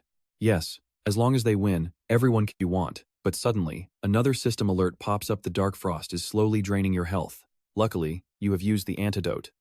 Meanwhile, over on Woo-jin and Gina's battlefield, Durahan's aggressive skeleton soldiers are charging in, but before the monsters can even touch them, a massive, powerful strike instantly vaporizes the oncoming horde. Gina is unleashing his skills. Seeing his partner go wild, Woo-jin tells him to take it easy. But Gina screams back, how am I supposed to take it easy against an entire forest of monsters? Suddenly, a flock of birds flies overhead as heavy footsteps echo nearby. Woo-jin instantly hears the noise and quickly realizes that another massive wave of monsters is charging straight toward him. Far from afraid, he just smirks, asking, so you finally arrived? The next second, he unleashes his Hell Messenger Corpse explosion skill. Woo-jin's counterattack completely shocks Jay, leaving him gasping, what is this? Absolutely devastating explosions rip through the battlefield, instantly vaporizing the oncoming monsters. Jay cannot believe his eyes, thinking it is impossible for Woo-jin to have prepared for this, but as he tracks the blasts, a sudden system alert flashes. The dark mist is draining your health. Look at this nightmare. A completely exhausted member of the Great One Guild collapses and curses. In the very next second, he collapses onto the ground, completely out of energy. Another member helps his exhausted allies, telling them to hold on since they can't die here, while a teammate quickly reports the dire situation to their leader. He frantically reports that the number of collapsed members is rising fast, urging Elise to make a final decision because they are completely out of time. Hearing this, Elise breaks into a cold sweat, realizing their supply of antidotes is totally gone. From this point on, she has to accept losing her troops, angrily wondering what on earth that bastard Isaac is doing that's taking him so long. Right at that critical moment, her team lets out a joyful shout. Look, Isaac has finally returned. Relieved, she thinks it is great that he finally gave up and came back, and immediately raises her voice to shout out her next order. She orders everyone to prepare for battle, saying it is now the GR1 Guild's turn to show off their strength. But ignoring her words, the other members keep crowding around Woo-jin. Meanwhile, he calmly speaks up. I will be relying on all of you then. He adds that he is heading back to the battlefield, making Elise absolutely boil with anger. She tells Isaac to wait, asking if he is mocking them, as this opportunity belonged to the GR1 Guild the moment he arrived. Since he wasted half a day without achieving anything, she demands he step aside because it is finally their turn to fight. After all, is this not a serious matter involving the lives of every single person here? Woo-jin calmly replies that he was only carrying a heavily injured member of the Pioneer Guild to a safe spot. Elise immediately catches onto those key words about the Pioneer Guild and its injured member. Looking down, a very familiar figure suddenly appears right before her eyes. She cannot believe her eyes, silently screaming inside, what on earth was that idiot Jackson doing? Even so, Elise stubbornly insists that his excuses do not matter. The moment he came back here, it meant he withdrew from the raid. Is it not because of his withdrawal that this whole subjugation came to a halt? She declares she will not waste any more words, and from now on, their GR1 Guild will take over to save everyone's lives. But with massive confidence in his voice, Woo-jin speaks up. You should wait your turn. We are still fighting. Before she can even reply, he summons a dense wave of energy that instantly surrounds everyone nearby. This shocking sight leaves her completely confused. What is even happening here? After pausing for a couple of seconds, Woo-jin slowly speaks up. My colleague is still fighting, so I have no time to argue nonsense with you. He says he must go back to assist his hard-fighting comrade, which makes one of the nearby guild members ask a curious question. Does he actually have a partner out there, or is it just those skeleton soldiers? His teammate quickly chimes in. No way. There is still that massive giant out there. Remembering what Jin-ah looks like, he adds that the guy's name is probably Shiba. The other member suddenly remembers that gorilla-looking guy, just as Woo-jin prepares to speak up once again. Besides, most of the guild members are heavily poisoned. If they try to fight in that state, clearing the boss is out of the question, and they might even lose their lives. Elise instantly pounces on this weakness. Looking at it that way, is it not possible that you are also too poisoned to fight right now? It is still not too late, so hand the raid rights over to us. Since your side is poisoned, is it not better for our resting, fresh forces to take the lead? Woo-jin calmly replies that he is not affected by this toxic pile of bones at all. Without any hesitation, she quickly snaps that he is talking nonsense. But the next second, the other members suddenly remember the famous spiny snake hunter. That is right, he cleared the spiny snake. Hearing this, Elise suddenly falls deep into thought. Thinking back, that spiny snake spewed terrible poison. The first hunter of that beast was Isaac Ivanov. He loudly calls out the Great One Guild for their extreme arrogance. If all the guilds had cooperated from the very start, they would not be facing such a massive crisis right now. Deciding on a strict turn order to fight the boss was pure, foolish arrogance.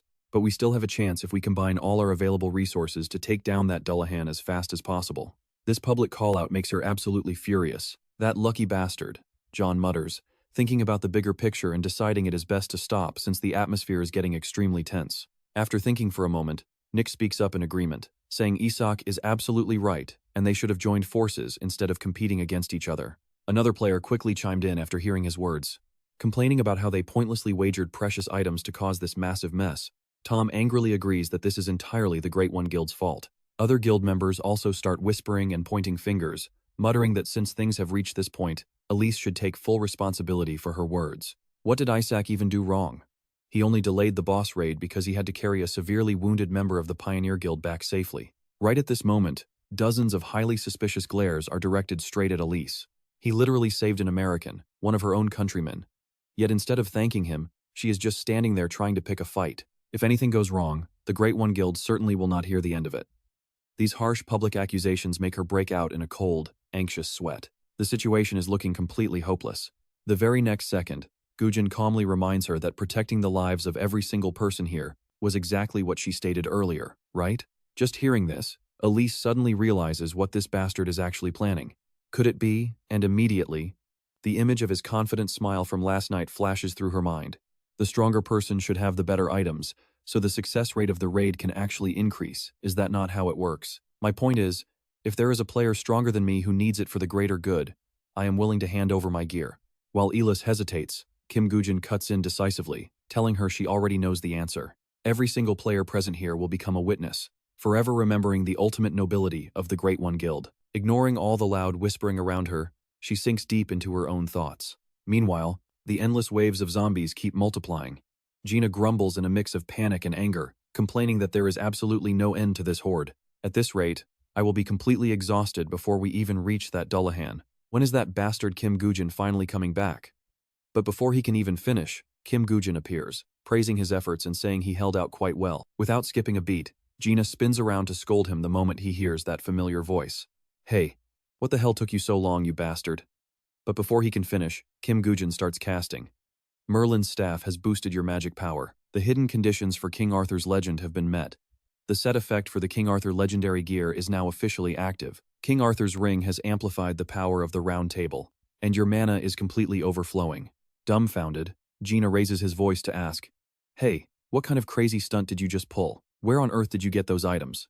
Remaining completely calm, Kim Goo-jin explains that he simply claimed the winner's prize, adding that this staff was just a little free bonus.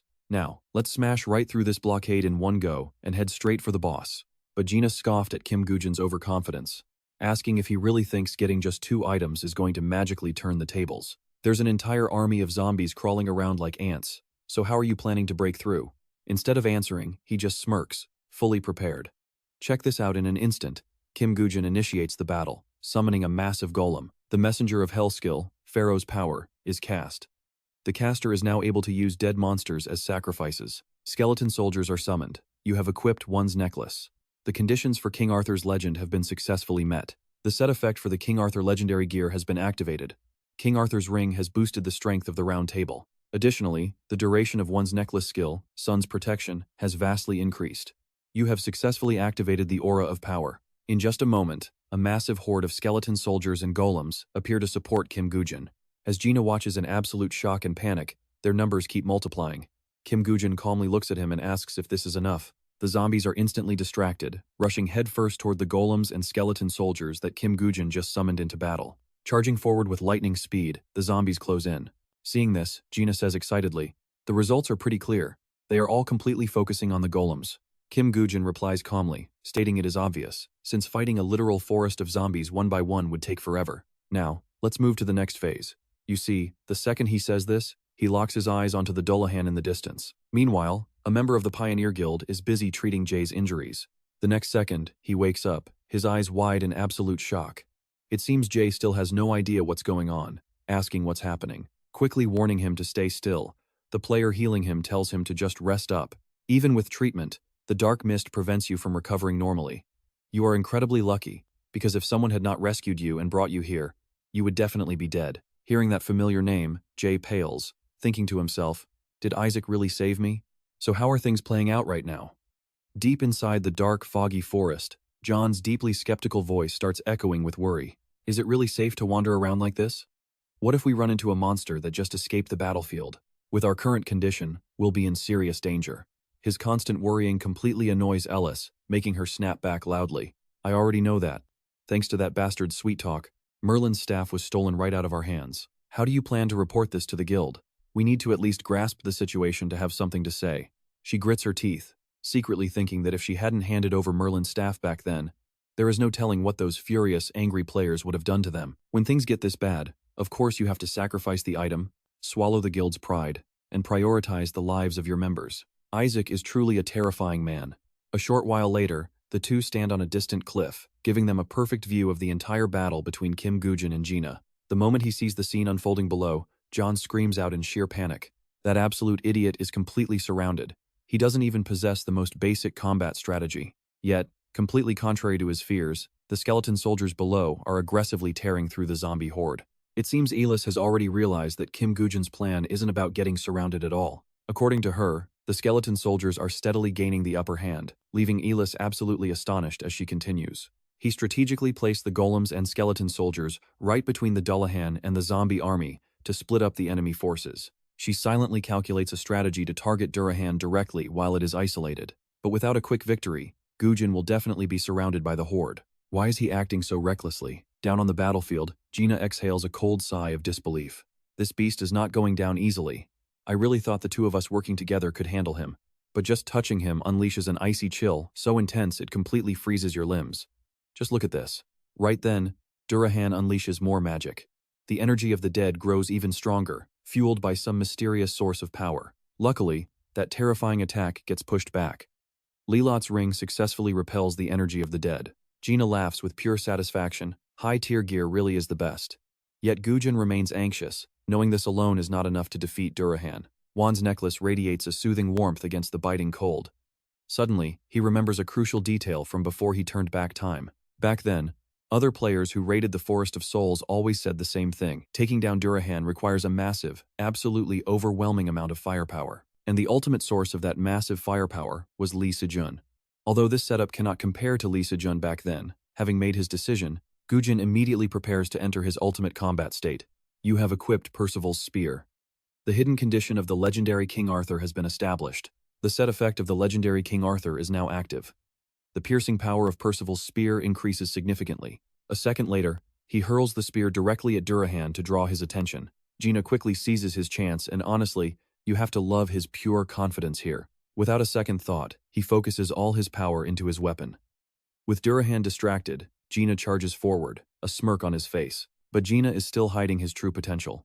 In a surprising move, he aims his strike directly at Durahan's horse. He refuses to give the monster any breathing room, unleashing a relentless barrage of attacks. A small cut slices his cheek, but he is completely unfazed. If anything, this tiny scratch only makes him crave more blood. He throws a heavy fist at Durahan, but unfortunately, the massive beast blocks it. A freezing energy radiating from the sword creeps up, instantly encasing Gina's entire arm in a thick layer of ice. Even then, Durahan keeps releasing waves of freezing energy. Right on cue, Woo-jin strikes like a flash of lightning. He aims straight for the head and drives his spear forward. Durahan tries to unleash more freezing mist to defend. Even Woo-jin's spear begins to freeze over, but Gina remains strangely optimistic. Yes, he got his head. But unlike his high hopes, the freezing frost quickly spreads up to Woo-jin's spear arm. Seeing this, Gina panics. Is it possible that even Percival's spear cannot shatter this absolute zero chill? Ignoring Gina's worry, Woo-jin keeps pushing the spear deeper. It seems his stubborn persistence is seriously starting to annoy the beast. Durahan unleashes even more freezing mist, but fortunately, a tiny, noticeable crack suddenly splits right across Durahan's cold face. That small crack quickly spreads across its body.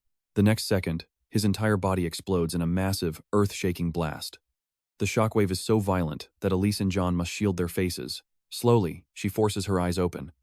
Seeing the bright sunlight and the sudden system notification, Elise is completely left in a daze. You have defeated Durahan. John cannot believe his eyes and asks if this is finally over. Down below, the zombie horde slowly fades away into thin air. Seeing this, Gina points out that the massive crowd of undead is finally disappearing. Even Woo-jin is left speechless. Look at the shock on his face. While he stares blankly at the spear on the ground, Gina calls out, "Hey, Kim-gu, wait, Isaac, what do we do with this thing?" Woo-jin does not answer. He simply picks up the ring from the dirt, instantly recognizing it as the legendary Hercules ring. Right then, a system notification pops up for Hercules ring. Item grade is legendary, usable by players level 1 and above. This is the ring of the great hero Hercules, granting power that scales directly with the achievements you have accumulated.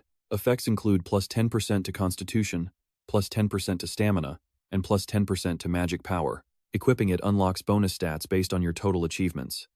Woo-jin's quiet silence soon makes Gina completely lose his patience. "Are you even listening to me?" he asks. "How do we handle this?"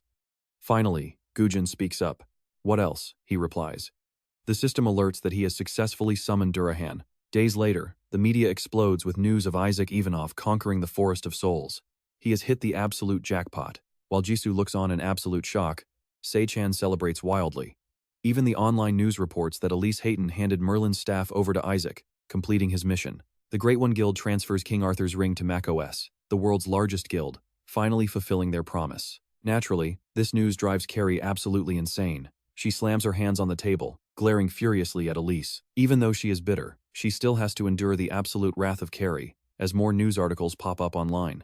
Isaac Ivanov sends a direct message of thanks to Park Yong-won. The incredible skill of Park Yong-won played the biggest role in conquering Durahan, with Isaac Ivanov mentioning only his name. Can the Phoenix Guild walk the exact same path as the macOS Guild? Park Yong-won has officially found the savior to rescue this world. Checking the latest news updates, Park Yong-won flashes a highly satisfied smile. He happily thinks to himself that everything Kim Woo-jin promised was true. His investment in Isaac Ivanov has totally paid off. He never expected those fools to think his guild is on the same level as the macOS guild. The more active Isaac Ivanov remains, the higher the stock prices for Park Yong-won and the Phoenix Guild will climb. The very next second, Secretary Kim speaks up. Director, the macOS guild is trying to reach us. That name immediately sparks his curiosity. Meanwhile, over at the airport, Kim Woo-jin has just landed and is pulling his suitcase outside. He calmly speaks to the other side of the call. I just arrived. So let's get moving with our next step. Is that item I asked you for ready yet? Turns out it is Sean on the line, and he says of course it is. Who do you think I am? But its durability is still pretty weak, so do not go pushing it too hard. Since we already threw out the bait, he should reach out soon. Kim Woo-jin slowly nods, but right then, Gina sighs and asks him if he ever gets tired. I know, right? They just finished one job, and he is already planning the next. Gina continues, since we are done, I am heading out because I am absolutely starving, and it is not like you will eat with me anyway. Hanging up his phone, Kim Woo-jin just calmly tells him to go ahead and get some rest. This incredibly casual attitude only makes Gina even more annoyed. Gina snaps back, are you even human? After working me to the bone, the least you could do is buy me some dinner. Like soothing a little kid, Kim Woo-jin gently tells him that he will treat him to a massive feast in a few days, letting him eat whatever he wants. This response totally catches Gina off guard, leaving him frozen as he asks, wait, to my heart's content? Can I really eat whatever I want? But as Kim Woo-jin's car starts driving away, Gina suddenly snaps out of it and screams, wait, when exactly is a few days? Treat me right now, Gina yells. Meanwhile, night falls over the city as the moon climbs high. Inside the meeting room, Shin-hye furiously shouts, what do you mean you are backing out now? Do you not understand how critical our current situation is? Conquering the 7th-floor dungeon cannot be delayed any longer. Right after, Noda Hajiro speaks up with a calm, steady voice. He counters well, this is an issue I cannot put off either. Do you have any idea how many of my disciples died because of that guy? Until I personally make Kim Woo-jin take his very last breath, there is absolutely zero chance of me cooperating with you. His stubborn attitude only makes Shin-hye even more furious. Park Yong-won has already joined hands with Isaac Ivanov to successfully conquer the Forest of the Dead. Because of that, the entire public eye is focused on them. Are you seriously going to ruin our grand plan over some petty personal grudge? Sacrifices are always bound to happen anyway, she says. Hearing this, Noda Hajiro narrows his eyes in absolute rage. A petty grudge, he asks. I think wasting our time worrying about some rookie who barely cleared the 3rd floor is what is truly petty. Isn't that right? In fact, I think you are severely overestimating this Isaac Ivanov guy. Sukahara Ken sitting nearby immediately speaks up in agreement. I agree, Sukahara Ken adds, focusing on someone so insignificant is just pathetic. Shin-hye keeps her composure, but she is absolutely cursing them internally. She silently fumes at these complete idiots who just do not understand how critical this issue actually is. Just because of one rogue player, Isaac Ivanov, the entire foundation of the macOS Guild is starting to shake, threatening their absolute reputation as humanity's saviors. And get this, the real issue here is his terrifying growth rate, which is just moving way too fast. It is exactly like Lee Se-jun back in the day. But just as Shin-hye is about to snap, Lee Se-jun slowly raises his hand to stop her. He calmly states, if you feel your disciples are your top priority, go ahead. But do not expect us to wait around forever. Shin-hye quickly tries to protest, but guild leader, with things at their mead, she quickly relents. I understand if that is your final decision, we will put the dungeon conquest on hold for now. Satisfied with the outcome, Noda Hajiro politely thanks him, while Sukahara Ken bids his farewells and cuts his communication link. With a brief goodbye, the two of them slowly fade from the screen, leaving the rest of the room in dead silence. In the blink of an eye, a smug voice echoes through the room, pointing out that the Salvation Guild's reputation is not what it used to be. This makes Shin-hye snap in annoyance. What? It turns out Johann Jobs is just trying to tease her. If that is not the case, then were those rumors just a bunch of exaggerations? The core elite members who used to be active across every level tier have completely vanished, while the remaining ones just run wild, completely ignoring their guild leader's orders.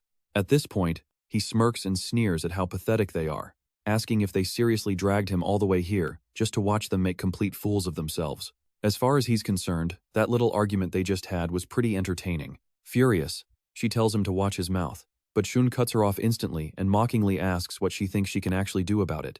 The moment those words leave his mouth, a dark, menacing aura erupts from him to threaten Johann.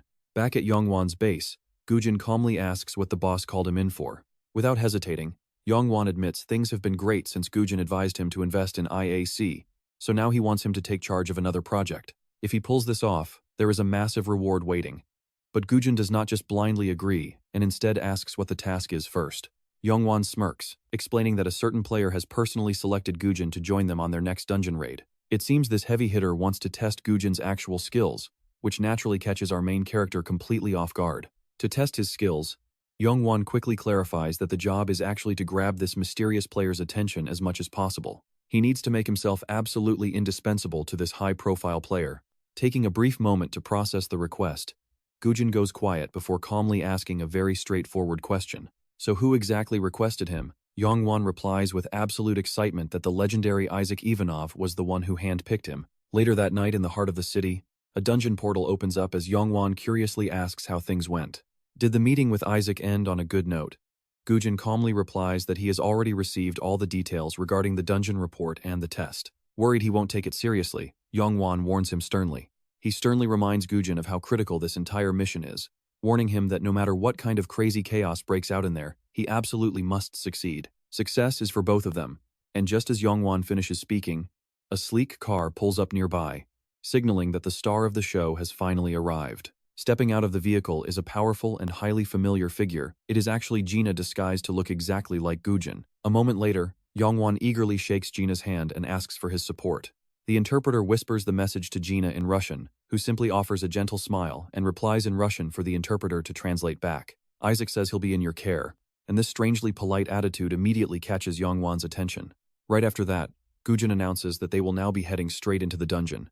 Watching their backs as Woo-jin and the disguised Gina walk away, Youngwon mutters that Isaac is quite different from what he expected, since he imagined a much more dignified figure. Once they step cleanly through the portal, they find themselves standing in a lush, green forest.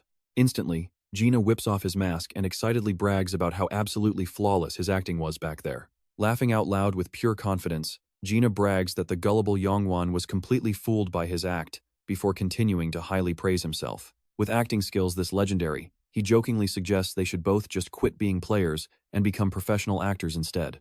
Not wanting to crush his dreams, Woo-jin simply thinks to himself that Gina did a good job, but he should definitely avoid using body doubles in the future. Flashing back to that night, Gina's panicked voice echoes through the shop as he asks if that monster is really showing up, since nobody mentioned this before. He lowers his voice to a nervous whisper, asking what they are supposed to do if Youngwon actually shows up there. Woo-jin whispers back that Youngwon is only showing up at the gate to greet them, while the actual dungeon raid will be handled by himself and Isaac. This response only confuses Gina even more, making him ask what that even means since Woo-jin is Isaac and Isaac is Woo-jin. Staying completely calm, Woo-jin reiterates that it is him and Isaac, pointing directly at Gina to signal that only the two of them will be entering. After thinking it over for a bit, Gina's eyes light up with sudden understanding as he realizes the plan. If that's the case, then Porkbelly won't cut it anymore and he demands beef, which Woo-jin immediately agrees to without hesitation. Can you believe how generous he's being? He tells Gina to order as much as he wants, which totally blows his mind. Gina warns him that he better keep his promise, and seeing his skepticism, Woo-jin firmly reassures him that he always keeps his word about treating others. Overjoyed, Gina immediately calls the waiter over, demanding that they bring him some high-quality beef as fast as humanly possible. After stuffing his face, a completely satisfied Gina happily flatters Woo-jin, saying it has been ages since he had such an amazing feast. He calls him the ultimate teammate, unlike a certain cheap boss, and promises to help him out whenever he needs a favor in the future.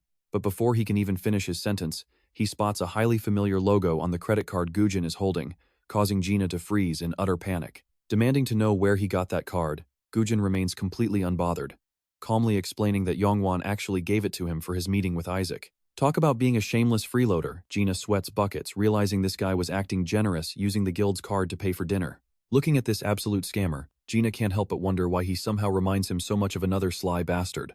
Gina is still trying to figure things out. Kim Woo-jin smirks and says he will be relying on his partner's help in the future. Back in the dungeon, the massacre begins. Kim Woo-jin's powerful skeleton army aggressively wipes out every single monster. Their bloodlust spikes. The skeleton soldiers easily clear the entire dungeon without Kim Woo-jin or Gina having to lift a finger. Kim Woo-jin levels up right in the middle of all those monster corpses. They walk around calmly, earning a pleased smile from the Messenger of Hell. The Messenger of Hell grants Kim Woo-jin a fraction of his authority, leaving Kim Woo-jin utterly amazed by his skeleton's overwhelming power. This is insane. Gina confesses that during the Durahan battle, he was just too busy to get a good look. Watching them now is terrifying. In the next moment, Kim Woo-jin quietly starts worrying. While this is the first time Kim Woo-jin can use his dark magic freely without hiding from others, He honestly never expected it to be this ridiculously strong. Even if Kim Goo-jin unleashes every single skill, he still has plenty of magic power left over. Letting all this magic power go to waste means Kim Goo-jin is failing to utilize his items to their absolute limits. Inside this dungeon, training is impossible.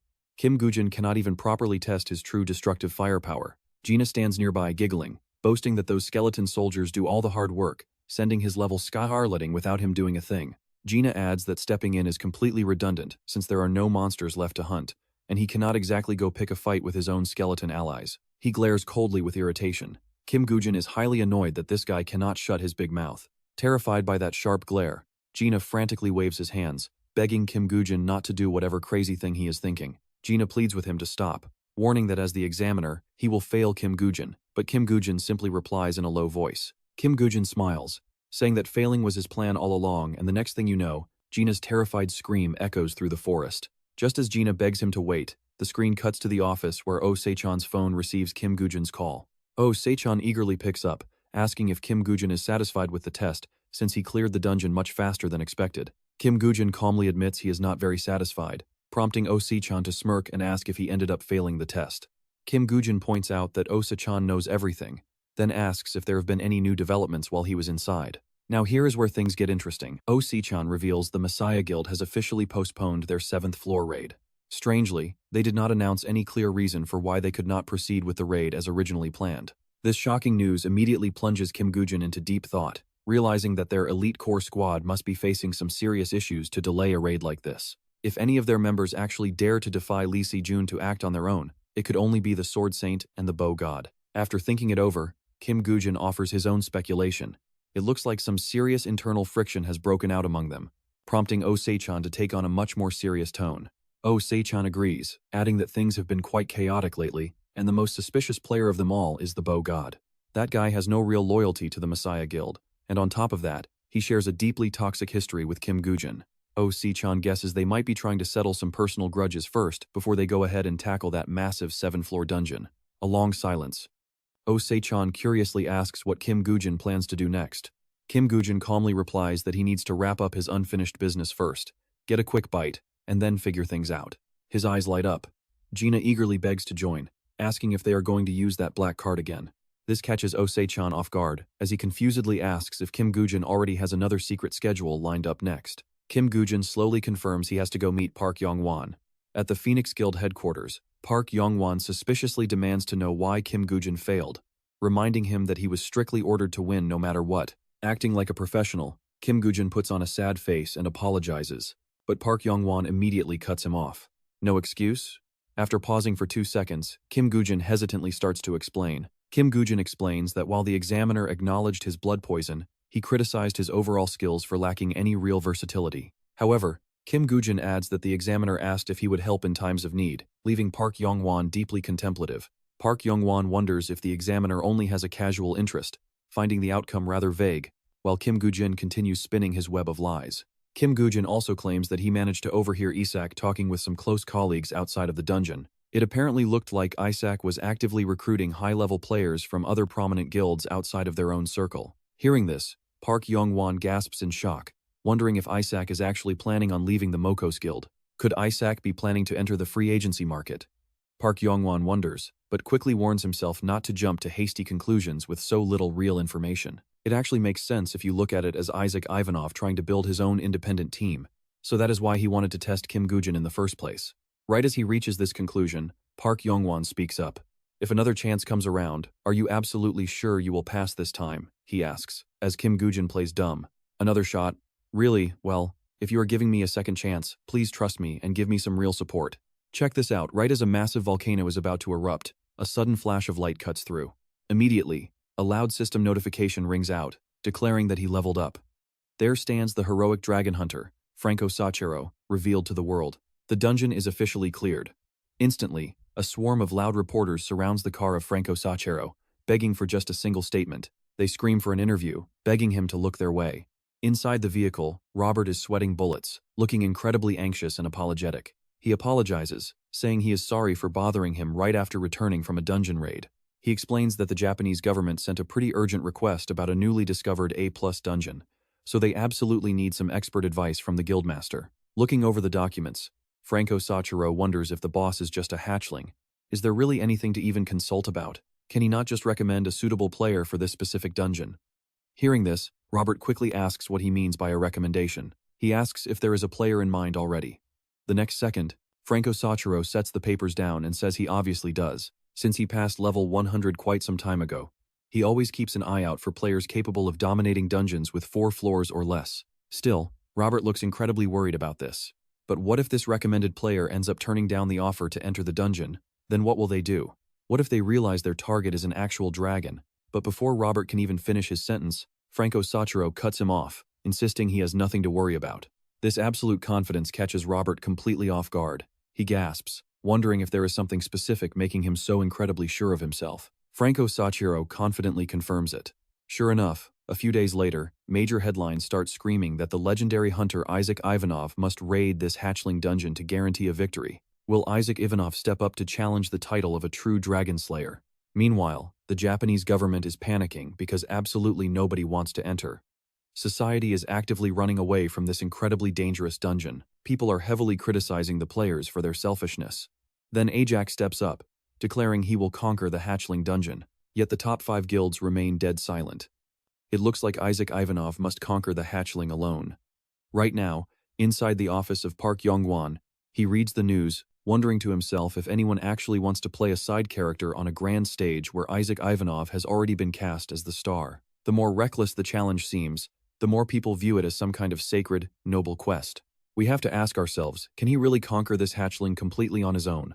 Park Yong-won smiles, thinking that Isaac Ivanov certainly knows how to bring back results that prove his massive investments are totally worth it. Suddenly, Secretary Kim steps in to announce that Kim Woo-jin has officially made contact. He says that thanks to the skill book they provided, he successfully passed the test of Isaac Ivanov. Hearing this, Park Yong-won smirks with pure satisfaction, praising his work. Right then, Park Yong-won remembers Kim Woo-jin pleading with him to trust him and grant him even more power to succeed. He promised to definitely succeed, so Park Yong-won slides a document across the table. He explains this was a reward for passing, but he is giving it as an advance. There is no next time, so you must pass right now, or he will be absolutely furious. Looking closely at the document, Kim Woo-jin is completely stunned. Unable to believe his eyes, Kim Woo-jin stammers. Shortly after, Park Yong-won calls Secretary Kim inside, ordering her to contact Isaac Ivanov and demand another evaluation. Secretary Kim asks what they should do if they refuse. He replies instantly, asking what else is there to do but make it happen. They will just have to bribe them. When she hesitantly asks what kind of bribe he is planning, Park Yong-won commands her without a single doubt to send over both the Fire Golem and Skull Mage skill books. After confirming the exact details, Secretary Kim acknowledges the order, noting that Isaac Ivanov and Kim Woo-jin will enter the hatchling dungeon together. Hearing this, Park Yong-won smiles, thoroughly pleased with the arrangement. He calls it perfect. But quickly, Park Yong-won falls into deep thought. Just looking at the rank, this is identical to a 3-floor A+ Dullahan dungeon. But even a small hatchling is still a dragon at the end of the day. Dragon raids are incredibly difficult, so it makes total sense why every other player is terrified of entering. Still, since this is just an immature young beast, their actual chances of clearing the dungeon are probably a bit higher. If Isaac Ivanov's team and his own bodyguard, Kim Woo-jin, conquer this together, it will be the most perfect outcome possible. Having finished his calculations, he instantly orders a new article to be published. Right on cue, major media outlets blast the sensational news to the public. The master of the Phoenix Guild, Park Yong-won, promises full, unlimited support for the upcoming dungeon challenge of Isaac Ivanov. Isaac's new teammate is from the Phoenix Guild, meaning Isaac Ivanov will be raiding alongside a brand new partner this time around. Back at the office, Se-jun is busy scrolling through his phone, reading the latest news. Looking at the articles, he thinks to himself that this guy Park Yong never misses a single opportunity to exploit everything. Even if Park Yong eventually realizes he got dragged by the nose, he won't be able to open his mouth and complain about losing out. Right after that, Se-jun speaks up. Secretary Lai. You delivered that item to Woo-jin, right? Secretary Lai answers calmly, yes, I already delivered it. I even had our team inspect the item for any defects, so by now, he should be using it inside that Japanese dungeon. Cut to the dungeon, where Woo-jin's face is getting pinched incredibly hard.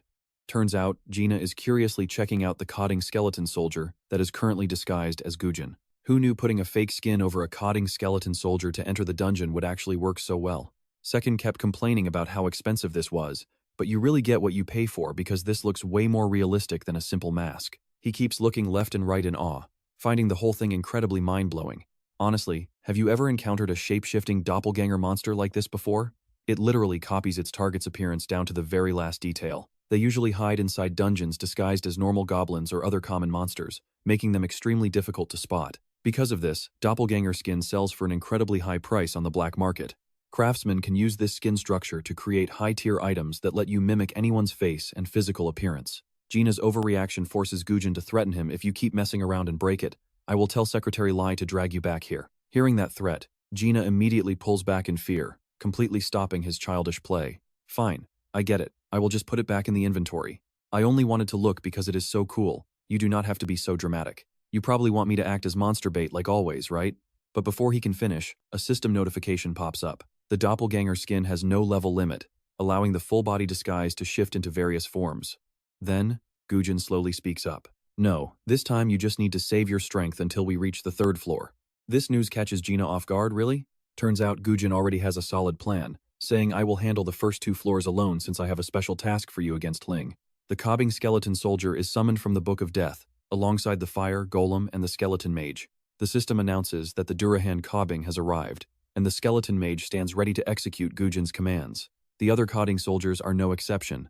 Suddenly, the system screen flashes again. You have equipped the Veng bracelet.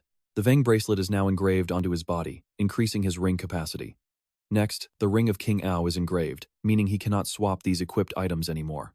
The Ring of Herculet is also engraved, and from this moment on, these items are locked to his character. His stats shoot up based on his achievements, boosting overall attack power by 10%, while raising physical stamina and magic by 150. Once everything is fully equipped, Woo-jin nods in approval, muttering to himself that it looks pretty decent. The terrifying sight makes Gina break into a cold sweat, prompting him to ask in confusion, what kind of trick are you planning now? Woo-jin remains completely unfazed as he answers, of course, we are clearing our way to the 3rd floor without wasting any time. Now check this out. Up on the 3rd floor, Gina is hiding behind a boulder, completely stunned by what Woo-jin is doing. Shaking with fear, Gina realizes this guy is a total beast who meant exactly what he said about handling everything alone. The moment Woo-jin stepped forward, he turned this entire area into a brutal war zone, making Gina actually feel bad for the poor dungeon monsters. Woo-jin is no longer just a solo player. He is literally a one-man guild backed by a terrifying undead army that does not fear death at all. Gina trembles as he recalls the terrifying sight of the cobbing soldiers and fire golems that Woo-jin summoned just moments ago. He concludes with a shudder that this guy's army truly does not know what fatigue even means. Shuddering in fear, Gina silently swears to himself that he will never anger this monster again, but his terrified, obvious staring quickly catches Woo-jin's attention. Woo-jin asks if he has something to say, questioning why he's staring, which causes Gina to immediately shake his head in denial. Gina stammers that it is nothing, claiming he just didn't fully understand the strategy for raiding Ling, causing Woo-jin to ask back in curiosity. What is so confusing? Woo-jin asks, noting that once the fight starts, Gina only needs to focus on attacking Ling's wings. Woo-jin reminds him that he will handle everything else, and Gina quickly nods, confirming that he remembers his main job is to stop Ling from escaping into the sky. This only puzzles Woo-jin further, prompting him to ask what exactly Gina is struggling to understand since he knows the plan. Gathering his courage, Gina finally asks for clarification. He asks what Woo-jin meant by telling him to save his strength and just hold onto Ling's back while the beast is still grounded, prompting Woo-jin to sigh. Pausing for 2 seconds, Woo-jin explains that when the boss's wings are folded, they are twice as tough to break compared to when they are fully spread open, making them difficult to target. To force it to spread its wings, we have to push it until it senses real danger. In that kind of chaos, we can't focus all our firepower on the wings, making him yell in absolute frustration. So your genius plan is for me to climb onto its back and just hang on until an opening appears? But before Gina can even finish complaining, Woo-jin quickly signals him to shut up because the hatchling just landed nearby, whipping up a massive tornado. Look at that! Just one wing flap and a nearby beast gets completely blown away by the shockwave. The hatchling suddenly snaps its jaws, tearing into that poor monster, leaving both Woo-jin and Gina dead silent as they watch. Suddenly, the monster glances over, as if it senses something, staring down curiously at the lifeless corpse on the ground, with its eyes flashing in deep suspicion. Then, the hatchling lets out a massive roar, forcing Woo-jin to silently respect its sharp instincts. This thing is pretty smart. Woo-jin realizes it already noticed someone messed with its nest, but it's too late as he immediately triggers his next move. The Hell Messenger's corpse explosion skill activates, sending massive boulders from the nearby mountain crashing down onto the hatchling one after another. The beast fights back, desperately dodging left and right, but a massive giant boulder still manages to smash directly into it. Even as the plan starts, Lai Jina keeps complaining fine. I get your point, but what if this massive lizard actually manages to take off? Without any hesitation, Woo-jin confidently fires back. I can easily shred its wing membranes once they are fully spread, so dragging this beast back down to the ground is entirely your job. Finally, the truth clicks for him. Wait a second. Doesn't that mean you want me to fall straight down with the monster? Wearing an incredibly smug, punchable face, Woo-jin drops the bomb. You're the only one I trust here, partner. Lai Jina screams out in pure rage, you have got to be kidding me. But while they bicker, the hatchling breaks free. The angry beast furiously charges right at the flame golem that Woo-jin summoned, while his loyal bone soldiers relentlessly slash away at the hatchling's giant wings. Meanwhile, Lai Jina grits his teeth in pure frustration. Why are these scales so damn hard? He hacks wildly at the membrane, begging it to pierce, but the hatchling shrugs it off and prepares to unleash some serious pain. It spews a torrent of raging fire to wipe out the bone soldiers, pushing Lai Jina to scream out in panic. He yells that the wings aren't the only problem here, but fearing his partner will ruin the plan, Woo-jin firmly shuts him down. Just focus on the wings and let me handle the rest. An instant later, Woo-jin activates the Hell Messenger's power of the Pharaoh skill to turn the tide. This allows him to sacrifice fallen monsters, letting Woo-jin summon his legendary Dullahan Bone Soldier directly onto the battlefield. System alerts flood in. He has equipped the protection of the sun along with the powerful aura of might. Instantly buffed with massive power, the Dullahan Bone Soldier charges forward, driving its blade deep into the hatchling's tail. The moment the blade bites, a system alert confirms the hatchling is poisoned, causing the thrashing beast to violently fling the summon away. Clinging to the wing, Lai Jina feels the creature's rising rage, his voice trembling violently as he struggles to keep his balance on the thrashing wing. Oh no! In the blink of an eye, Lai Jina goes flying straight to the hard ground below. Despite their endless bickering, Woo-jin shouts out in genuine worry. But before the echo even dies, Lai Jina springs back up like a lightning bolt. He launches himself straight back onto the hatchling's wing, driving his spear deep into the flesh while roaring in pure frustration. The strike hits home, sending the hatchling into such blinding agony that it instinctively takes off, soaring straight into the sky. Hanging midair, Lai Jina desperately grits his teeth to survive the ride, while Woo-jin seizes the moment to yell out instructions. Wake up, Lai Jina, you have to move now before this thing climbs any higher. Hearing this, he finally manages to scramble to his feet. Easy for you to say, try doing this at 10,000 feet. But as he screams, he realizes he has actually managed to rip the wing open. It actually worked. But before Lai Jina can even celebrate, he is in free fall, only to be crushed by the hatchling's massive falling tail. Wait, if we crash like this, I am going to get squashed. In a split second, they both hit the ground with an earth-shattering impact. Woo-jin watches the impact, his face a mix of pure triumph and utter disbelief. Without Lai Jina's crazy stunt, he never could have pulled this strategy off, but now the plan is already halfway to success. But through the thick clearing dust, two glowing yellow eyes cut through, showing the hatchling is already back up and breathing fire. As Woo-jin watches in shock, the furious beast unleashes attack after attack onto his flame golem. Gritting his teeth, Woo-jin reminds himself that even with a broken wing, a dragon is still a dragon, and he absolutely cannot afford to let his guard down until this thing is completely subdued. Wasting no time, he summons more bone soldiers, and they charge forward to hack relentlessly at the hatchling's tail. Without resting for a single second, they keep striking the exact same spot, as the mighty Dullahan Bone Soldier preps for battle. It powerfully drives its blade straight into the hatchling's tail. Its scales are rock hard, so the skeleton soldiers rush forward to support the Dullahan skeleton soldier, finally driving a sword straight into Hling. That wound immediately gets its attention. Furious, Hling whips its head around, mouth wide open, rapidly gathering massive energy to completely wipe out the skeleton soldiers. But then, the fire golem charges in right on time, pinning Hling's head down. Because it gathered so much energy but could not release it, the chaotic magic begins backfiring and spreading through its own body. Boom! Hling takes its own attack right in the face, exploding from the inside.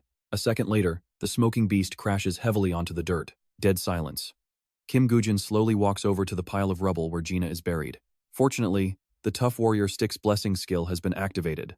The moment he gets close, he hears Jina's familiar voice shouting curses from underneath. God damn it all! Hearing Jina swearing, Kim Woo-jin smirks. He jokes, took you long enough. Do not tell me you actually passed out under there.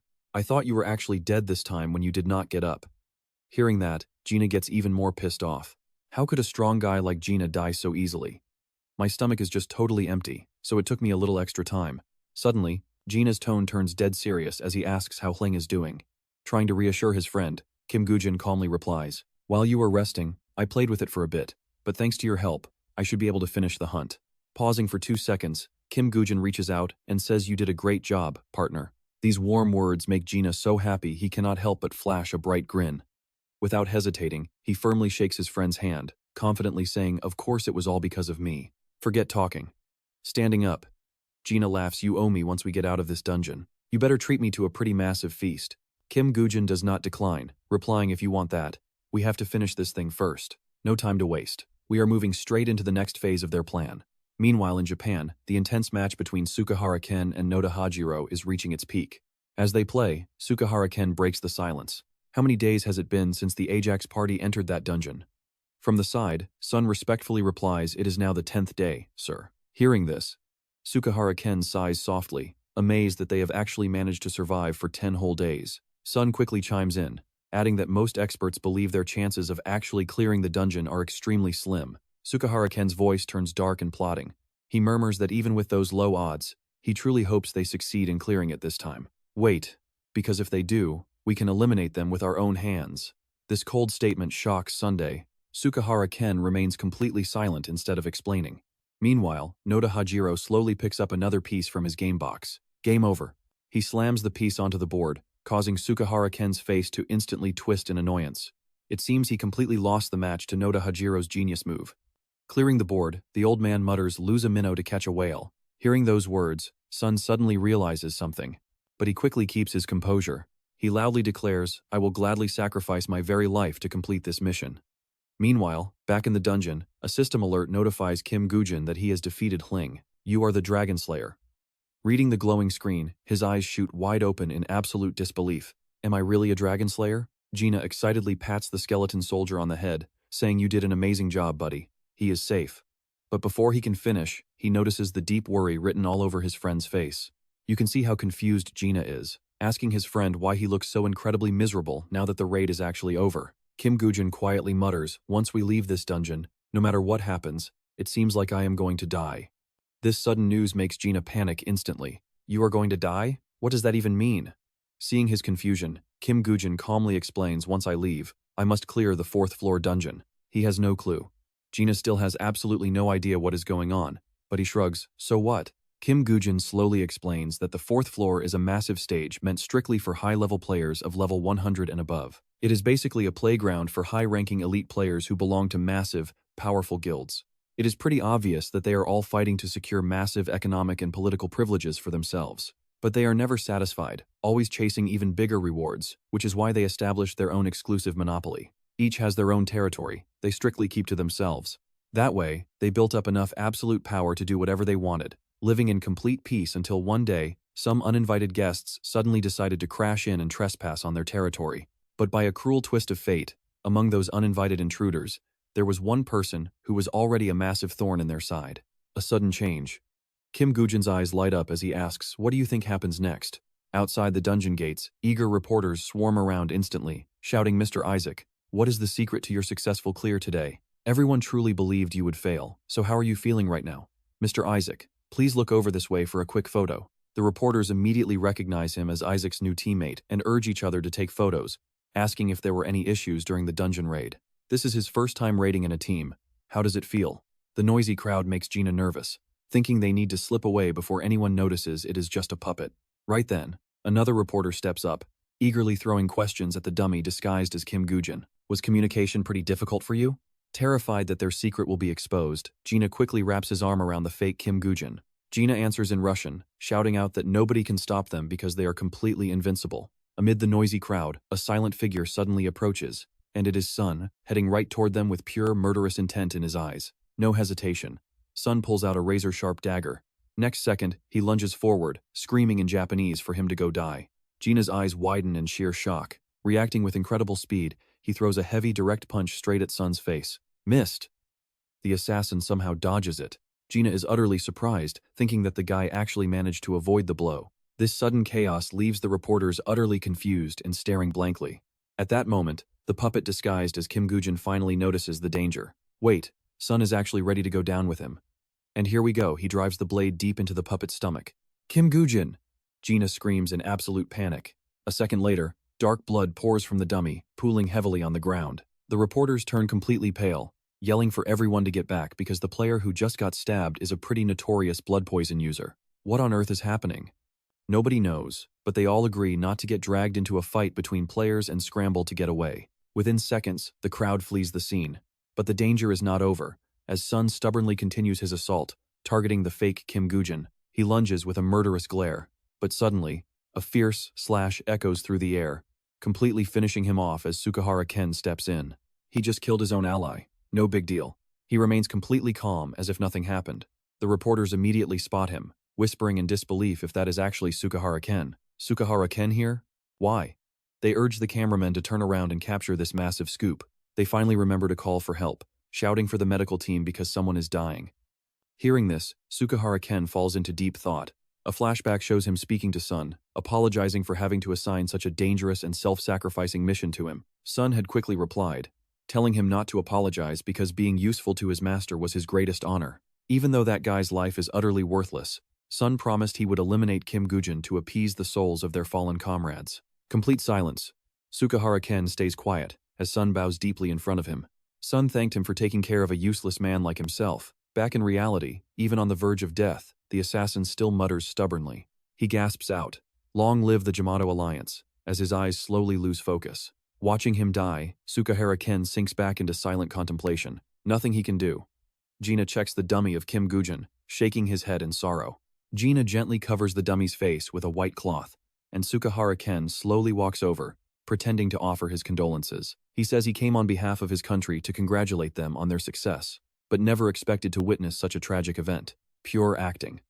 Kim Woo-jin glares at him with deep suspicion, but Sukahara Ken keeps playing his fake part, expressing regret. Soon after, the news headlines break, reporting that Phoenix Guild's Kim Woo-jin was tragically killed in a terrorist attack after conquering the Hling dungeon. Angry South Korean citizens are fiercely condemning the extremist assassin from Japan, questioning if it is right for players to target each other. Dead end. Uncovering the mastermind is pretty much impossible. Still, they declare Kim Woo-jin a true hero of Japan. Sukahara Ken publicly shares his grief, promising to hunt down every last member of that terrorist group. Expressing deep regret over Kim Woo-jin's tragic death, the Japanese government promises to grant free dungeon passes to Isaac's team. And look at this, you can feel the sheer fury as someone completely crumples up that newspaper. Right then, Secretary Kim's trembling voice breaks the tense silence. "Calm down?" Yongin snaps at Secretary Kim, roaring if he should really calm down. He demands to know how she expects him to stay quiet now. Sensing his explosive rage, she remains silent, not daring to utter another word. Gritting his teeth, he yells, asking if she knows how much he invested in Kim Woo-jin, furious that those bastards dared touch his property. Unable to control his rage, Yongin slams his fist onto the wooden table, splitting it clean in half, declaring that he does not care about any terrorists. Find them now. He vows to uncover the mastermind this very instant. On second thought, that is not enough. He orders her to drag those bastards right in front of him immediately. Meanwhile, at Sukahara Ken's base, he slowly expresses his deepest condolences for the loss of their teammate. At the same time, Gina is completely distracted by the delicious food on the table. Sukahara Ken sighs, claiming things would be different if only he arrived earlier. Meanwhile, Gina curiously turns his head to look over at Kim Woo-jin. Even so, Sukahara Ken keeps rambling on about how that tragedy could have been avoided. He replies in Russian, "It is fine. Nobody wanted this to happen." The translator quickly repeats his words to Sukahara Ken. He says death always follows players, so this kind of thing is completely normal. Hearing that, he flashes a totally fake smile. And here's where it gets tense. Sukahara Ken raises his glass and says they really get each other like true comrades. "I already prepared the absolute finest wine here, so please, drink as much as you like." He keeps spouting these incredibly cruel words, making Gina completely lose his mind. It is a tragedy that he died, but there is no reason for us living souls to stay all depressed. Am I right? He slams his hand on the table and curses in Russian. Then Gina stands right up. "This is sickening. I cannot listen to this anymore. Your own comrade went through hell with you, and now he is dead. Yet you say this?" He stomps out, cursing at how heartless and utterly filthy they all are. "There is no way I can share a meal with people like you. If Kim Woo-jin saw how you are acting, his soul would never rest in peace." Gina drops his voice, muttering, "Isaac, I never expected you to be like this. I completely misjudged you, so I am leaving first. You are on your own." He aggressively slams the door behind him to show just how furious he is. The translator for Sukahara Ken breaks into a cold sweat from the scare, but she quickly regains her composure and translates everything Gina just yelled. Finally, Kim Woo-jin speaks up. "Looks like our dinner has to end here. Thank you for the meal. And as for that dungeon you proposed, I will look into it in the most positive way possible." Sukahara Ken sighs in deep regret. I did not expect our talk to end like this. Such a shame. This is your first time conquering a 4-story dungeon, right? Do you really think you can conquer it completely alone without any of our help? He coldly replies, of course, I cannot clear it completely alone, which is why I hope you will prepare a proper gift to help change my teammate's mind. A bit later, Kim Woo-jin leaves the base of Sukahara-ken with the documents in hand.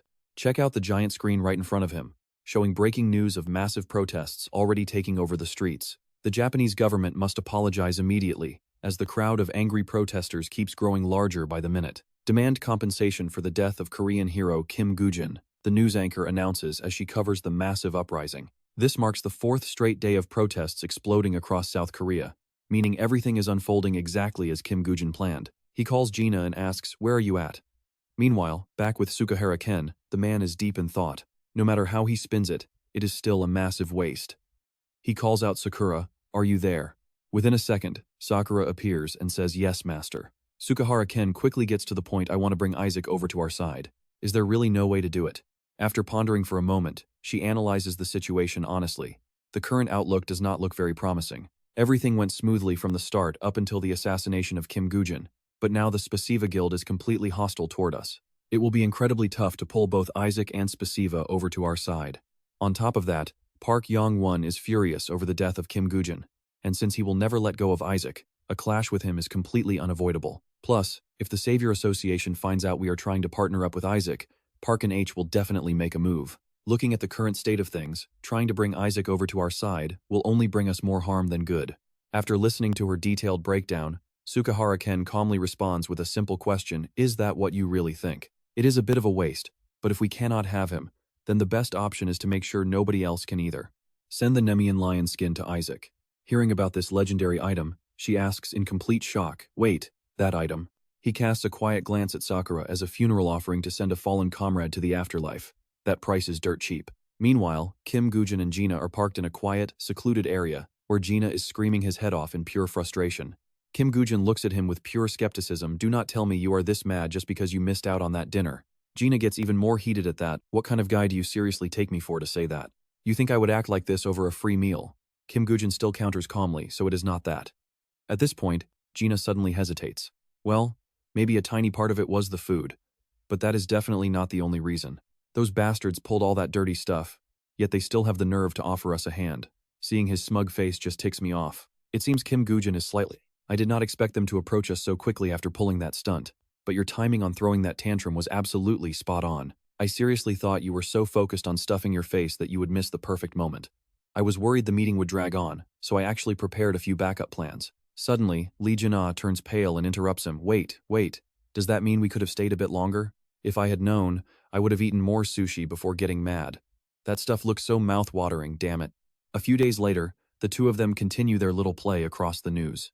Even though his comrade is dead, the hero continues his duty. Here is an exclusive interview with Isaac Ivanov. He says that despite having some issues with Spasiva, they will always be good teammates. Isaac Ivanov's team promises to clear the 4-floor A+ dungeon on Mount Fuji.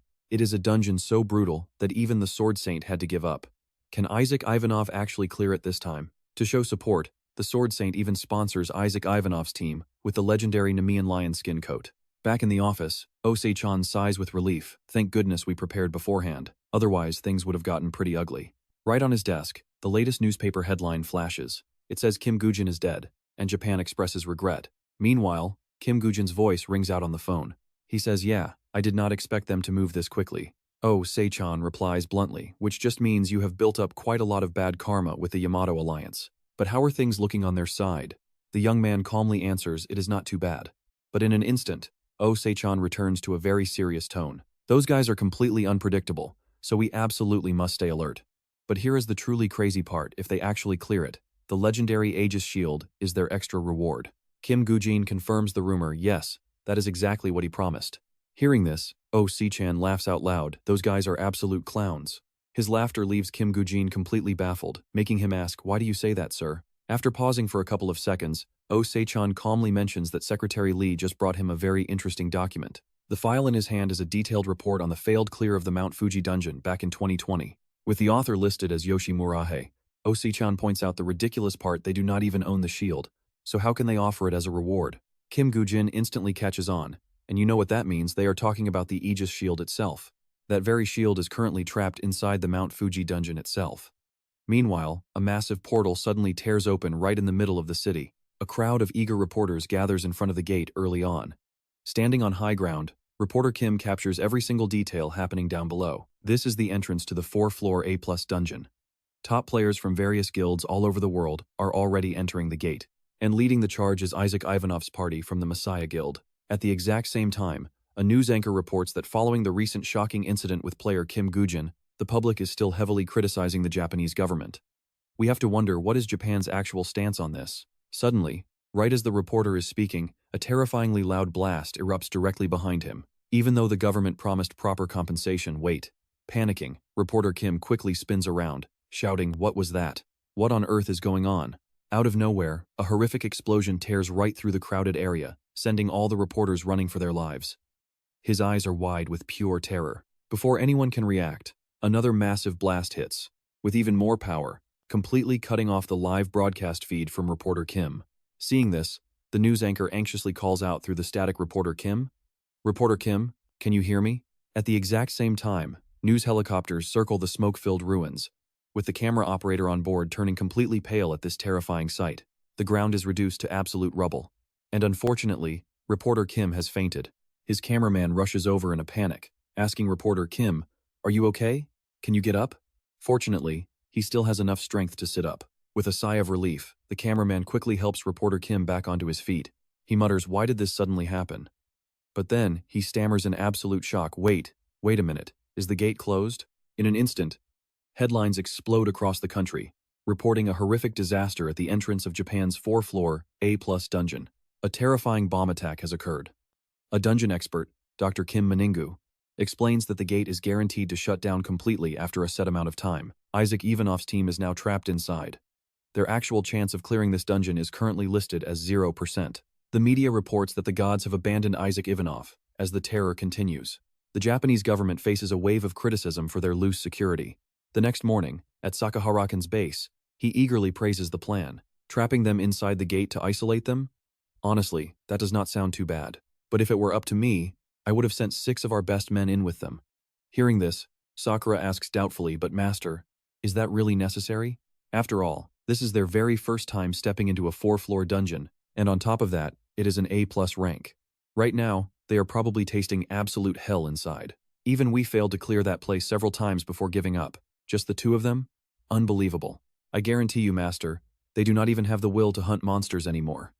Within seconds, the outdoor water pipes began to run. Sakura continues her thought, admitting she really never expected her own master to enjoy making this kind of joke. Not understanding her, Sukahara-ken raises his voice to ask if it is a joke, so Sakura quickly explains she means the Aegis shield. "You promised them that prize, but it is still sleeping deep inside the dungeon." He thinks, is he joking? Does he look like he is? His serious face shocks her. Is it not a joke? After a long silence, he slowly speaks, explaining that lately, more and more people are asking about the shield. It is a legendary item that plays a critical role in clearing dungeons. So if the truth leaks out that we actually failed despite having such an item in our hands, other players will become incredibly cautious about entering that dungeon. If those trying to conquer the dungeon prepare too thoroughly, will that not put us at a massive disadvantage? From now on, I will use the Aegis shield as a fake reward for anyone who wants to conquer the Hellhound dungeon. This fake news acts as both bait and a trap, meaning any fools who dare charge in to claim the prize will end up buried in that dungeon forever. Now watch. Inside the dungeon, Jina's voice echoes out. "I thought it was impossible, yet here we are. Just the 2 of us. Seriously, how did you know? Are you a psychic who can see the future?" Right then, Woo-jin answers that taking the 2 of them out in public would simply carry too many risks. Shocking. Hearing this, he literally screams out loud. "But how did you even know a bomb would go off right in front of the gate?" Woo-jin does not reply, slowly getting lost in his own thoughts. Memories of the past suddenly flash in Woo-jin's mind. Before he regressed, anyone who got in the way of the Salvation Society was directly eliminated inside dungeons. For powerful players who are too tough to face head-on, trapping and getting rid of them inside a dungeon is a pretty standard tactic. In fact, this underhanded bombing tactic was one of the many things the Sword Saint personally taught him back in the past. Woo-jin's strange silence leaves Jina feeling quite confused. "Are you even listening to me?" I asked how you knew. Not wanting Jina to find out about his past, Woo-jin snaps back with some advice. "Cut the nonsense. From this moment on, focus on hunting. If we want to take down 20,000 monsters, we have to hurry. Meanwhile, at a 5-story B+ rank dungeon in the monster forest, a notification confirms 10 consecutive days of survival. Reaching the 5th floor, Johann Jobs stomps hard on a monster he just defeated. He casually waves his hand, and in the blink of an eye, his subordinates move according to his orders. Next, Johann Jobs reaches his hand forward again. Seeing this, his 2 followers copy him, triggering a prompt stating they have summoned skeleton soldiers. The moment Johann Jobs casts his spell, a bright flash of light bursts out, enveloping the entire forest. Skeletons gather closely around him, a sight that seems to make Johann Jobs feel incredibly pleased. The system sounds off, announcing he has summoned the Book of Death. A glowing item appears, and in the next second, the book is resting in his hands. Satisfied, he grins. Meanwhile, down on the 3rd floor of the dungeon, Gina gets beaten flat. Gritting his teeth, he snaps. This beast is no joke. Right then, the bone dragon pokes its head out of his clothes, admitting this struggle is far tougher than it expected. It then casually asks if he knows why most players entering a 4-story dungeon usually get wiped out on the 3rd floor. I do not know, he screams, demanding to know what the dragon actually wants. Argue later. Right now, he has to deal with the massive monster in front of him. I really have no time for these stupid riddles. But get this, he slowly stands up to face the muscular minotaur, and without hesitation, Gina charges straight ahead. He lands several sharp slashes on the minotaur, sending the beast into a furious rage as its eyes turn completely blood red.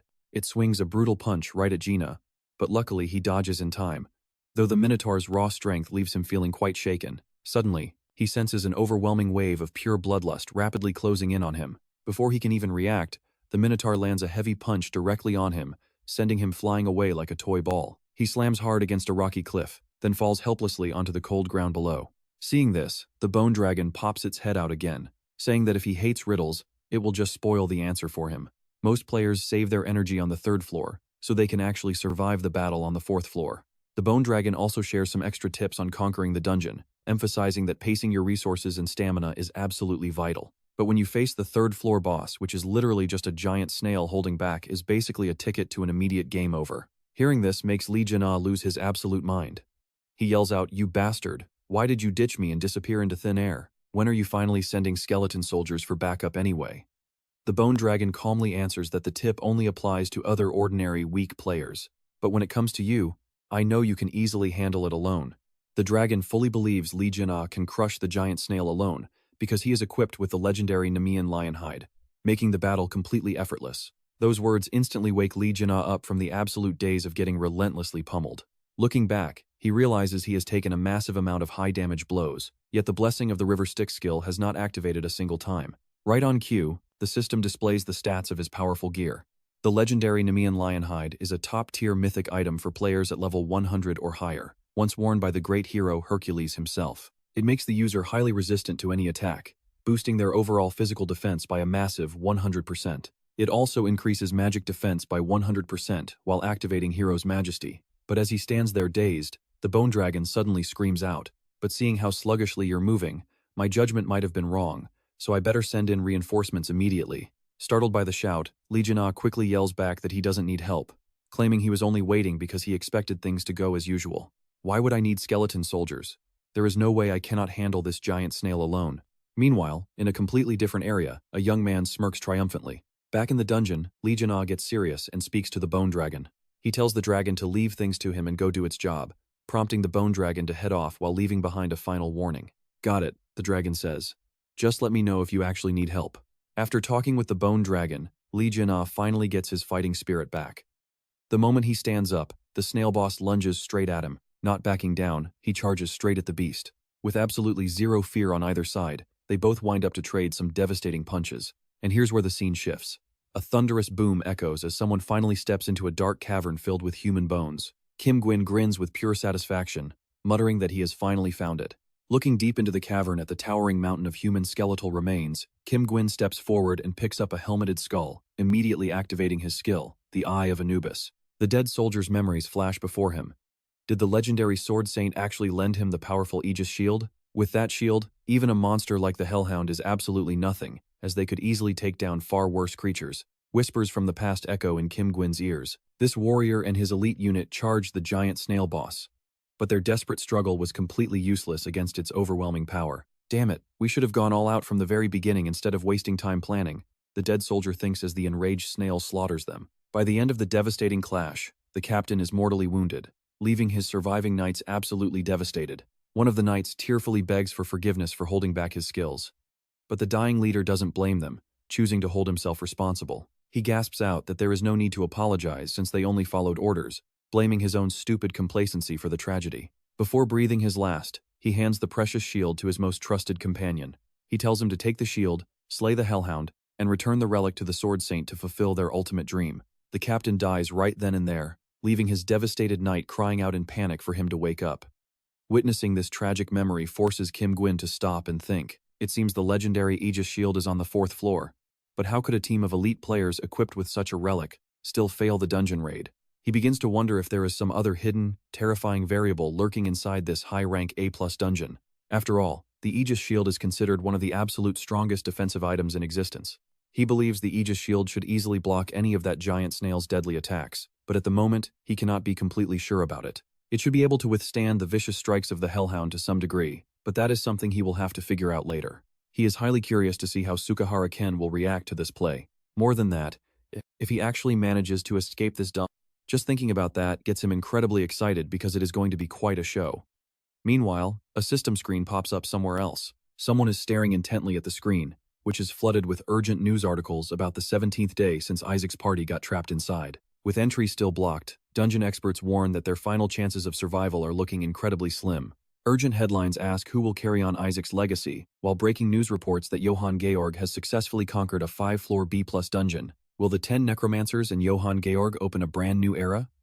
The Messiah Guild pledges full support to him, triggering tons of online comments. Those pirate scraper sites are literal trash. Wait, what is this? Isn't this guy just a fake Isaac? The real Isaac only cleared 4-floor dungeons, while Johann Georg cleared a 5-floor dungeon, so how is he a fake?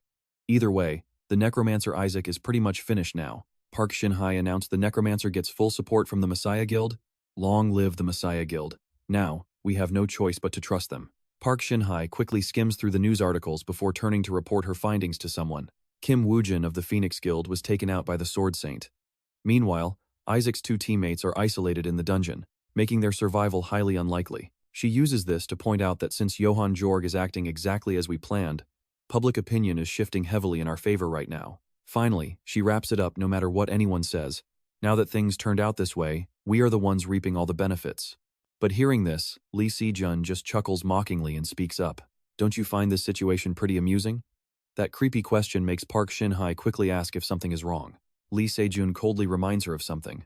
3 years have already flown by since the Soul Gate appeared, so surely you still remember what happened back then. He casually recalls how, back then, someone was desperately wishing for his death. At that time, that bastard was probably dead certain that I wouldn't leave the dungeon alive. The memory of Kim Woo-jin stubbornly doing whatever he wanted flashes through his mind, and he compares him to how Park Shin-hye is acting right now. Se-jun's voice continues in a slow, calm drawl, but as you know, I didn't die in that dungeon. He actually feels incredibly grateful to Kim Woo-jin because not only did he survive, but his position became completely rock solid. In a way, who I am today is all thanks to that bastard. Sometimes, I really think that. He gently taps his finger on his chair before coldly muttering, isn't it both pretty funny and something to be grateful for? Glancing toward the screen, he mutters about that guy Isaac, seemingly feeling some strange connection to Kim Woo-jin in his disguise. He says Isaac will end up just like him, as Park Shin-hye silently listens to Se-jun. He asks Park Shin-hye if she is thinking the same thing. Finally, he says if Isaac survives and returns, he wants to meet him, as a bright light suddenly shoots into the sky. Panting heavily from exhaustion, Lee Jin-ah gets a system notification that he defeated an orc and leveled up. Lying right next to him is the Minotaur's corpse, and just then, Kim Woo-jin appears with his skeletons, noting they finished pretty fast. He even mocks Lee Jin-ah, saying he brought the skeleton soldiers along just in case something went terribly wrong. But honestly, you clearly didn't need any help, since you still look completely fine. Absolutely infuriated, Lee Jin-ah snaps up. He yells out, do I really look fine to you right now? He asks where the bastard was hiding, accusing him of waiting until the fight ended to finally show his face. Ignoring the rant, Kim Woo-jin calmly fires back, asking if he actually thinks he is cowardly enough to pull that trick. Besides, he reminds him that he promised to send his skeleton soldiers the second things got a bit too heavy. Completely ignoring his friend's exhaustion, Kim Woo-jin casually declares that everything seems wrapped up now. Time to head to the 4th floor, Kim Woo-jin says, while the skeleton soldiers carry a yelling, totally uncooperative Lee Jin-ah away. Lee Jin-ah screams for help, complaining he spoiled the skeletons too much. while a smug Kim Woo-jin ignoring him commands the system to move. Just as they head to the 4th floor, check out this mysterious guy claiming everything is going to plan. Hearing this, Lee Ji-soo instantly catches the hidden meaning and asks if he's talking about the Hell House dungeon. The man sitting across from her calmly confirms that is indeed the case. Oh, Se-chan puts down his paper, chuckling that everyone thinks they are dead and public opinion is panicking. This makes Lee Ji-soo ask if the Hell House is really stronger than even the Hadeling. Oh, Se-chan pauses, explaining that dangerous is a much better word than strong, especially since this beast spews hellfire straight from its massive mouth. Get hit by that flame just once, and it will keep burning until you are reduced to absolute ashes. Because of this, players need some incredibly high-level gear just to stand a fighting chance against it. Specifically, they need rare legendary-grade armor that comes packed with absolute defense attributes. Without items of that caliber, basically no player in their right mind would dare to attempt a raid. On top of that, he reveals it has an overwhelming self-regeneration ability, making its balance of offense and defense almost perfect. Oh, Se-chan falls quiet, prompting a worried Lee Ji-soo to ask if Lee Jin-ah will be okay, but he tells her not to worry. He only cares about food on normal days, but when the battle starts, he fights with everything he's got. He is incredibly confident in Lee Jin-ah, claiming that there has never been such a thing as an easy dungeon. And honestly, we should probably believe they will pull it off too. In the end, he adds one final point. Lee Jin-ah isn't raiding alone because Kim Woo-jin is right there with him. There's no need to worry at all, and they'll both make it back safely just like always. Back inside the dungeon, a hand suddenly grabs the cliffside as Kim Woo-jin climbs up with the Aegis shield strapped to his back. Reaching the top, he's so exhausted, he just collapses onto the ground. Panting heavily, he complains that falling into this specific spot made finding it a massive pain in the neck. Suddenly, he feels pretty lucky that he has the skill to read other people's memories. Otherwise, he definitely would have gotten lost. Without the Anubis Eye, even if they cleared the dungeon, that shield would have been buried here forever. After all, it fell right into a crevice where the ground split in two. While he is half asleep, Lee Jin-ah's voice suddenly roars out, "Kim Woo-jin, you jerk! Get up and help me out already." Right then, a massive wolf leaps at Lee Jin-ah from behind. Of course, he totally expects this, spinning around to land a heavy punch while casually cursing out his friend at the same time. "I am running around like crazy here while you're just laying there stargazing. What's wrong with you?" On top of that, he demands to know why he always has to be the meat shield and the vanguard, asking why he's constantly forced into this ridiculous role. Kim Woo-jin just looks at him blankly and asks, "Wait, what role are you talking about?" That clueless attitude makes Lee Jin-ah's blood boil, and he screams out, "Are you freaking playing with me right now? Like you don't even know. You always choose the easy, cool-looking jobs for yourself while I get stuck with this. I have to do all the dangerous, dirty work." And right as he finishes saying that, he grabs another wolf by the throat. Then he yells out, "Even a tank has human rights, you know." He flings the wolf aside, emphasizing his point loud and clear. Lee Jin-ah snaps at Kim Woo-jin, "Do you think I don't feel pain when I get hurt? You've been slacking off since the 3rd floor, totally obsessed with finding that shield. Did you come here just to hunt for treasure, or what?" Kim Woo-jin is left completely speechless by this accusation, unable to find any words to reply. But as Lee Jin-ah is grumbling, a sudden blast of energy surges out of nowhere, forcing him to dodge.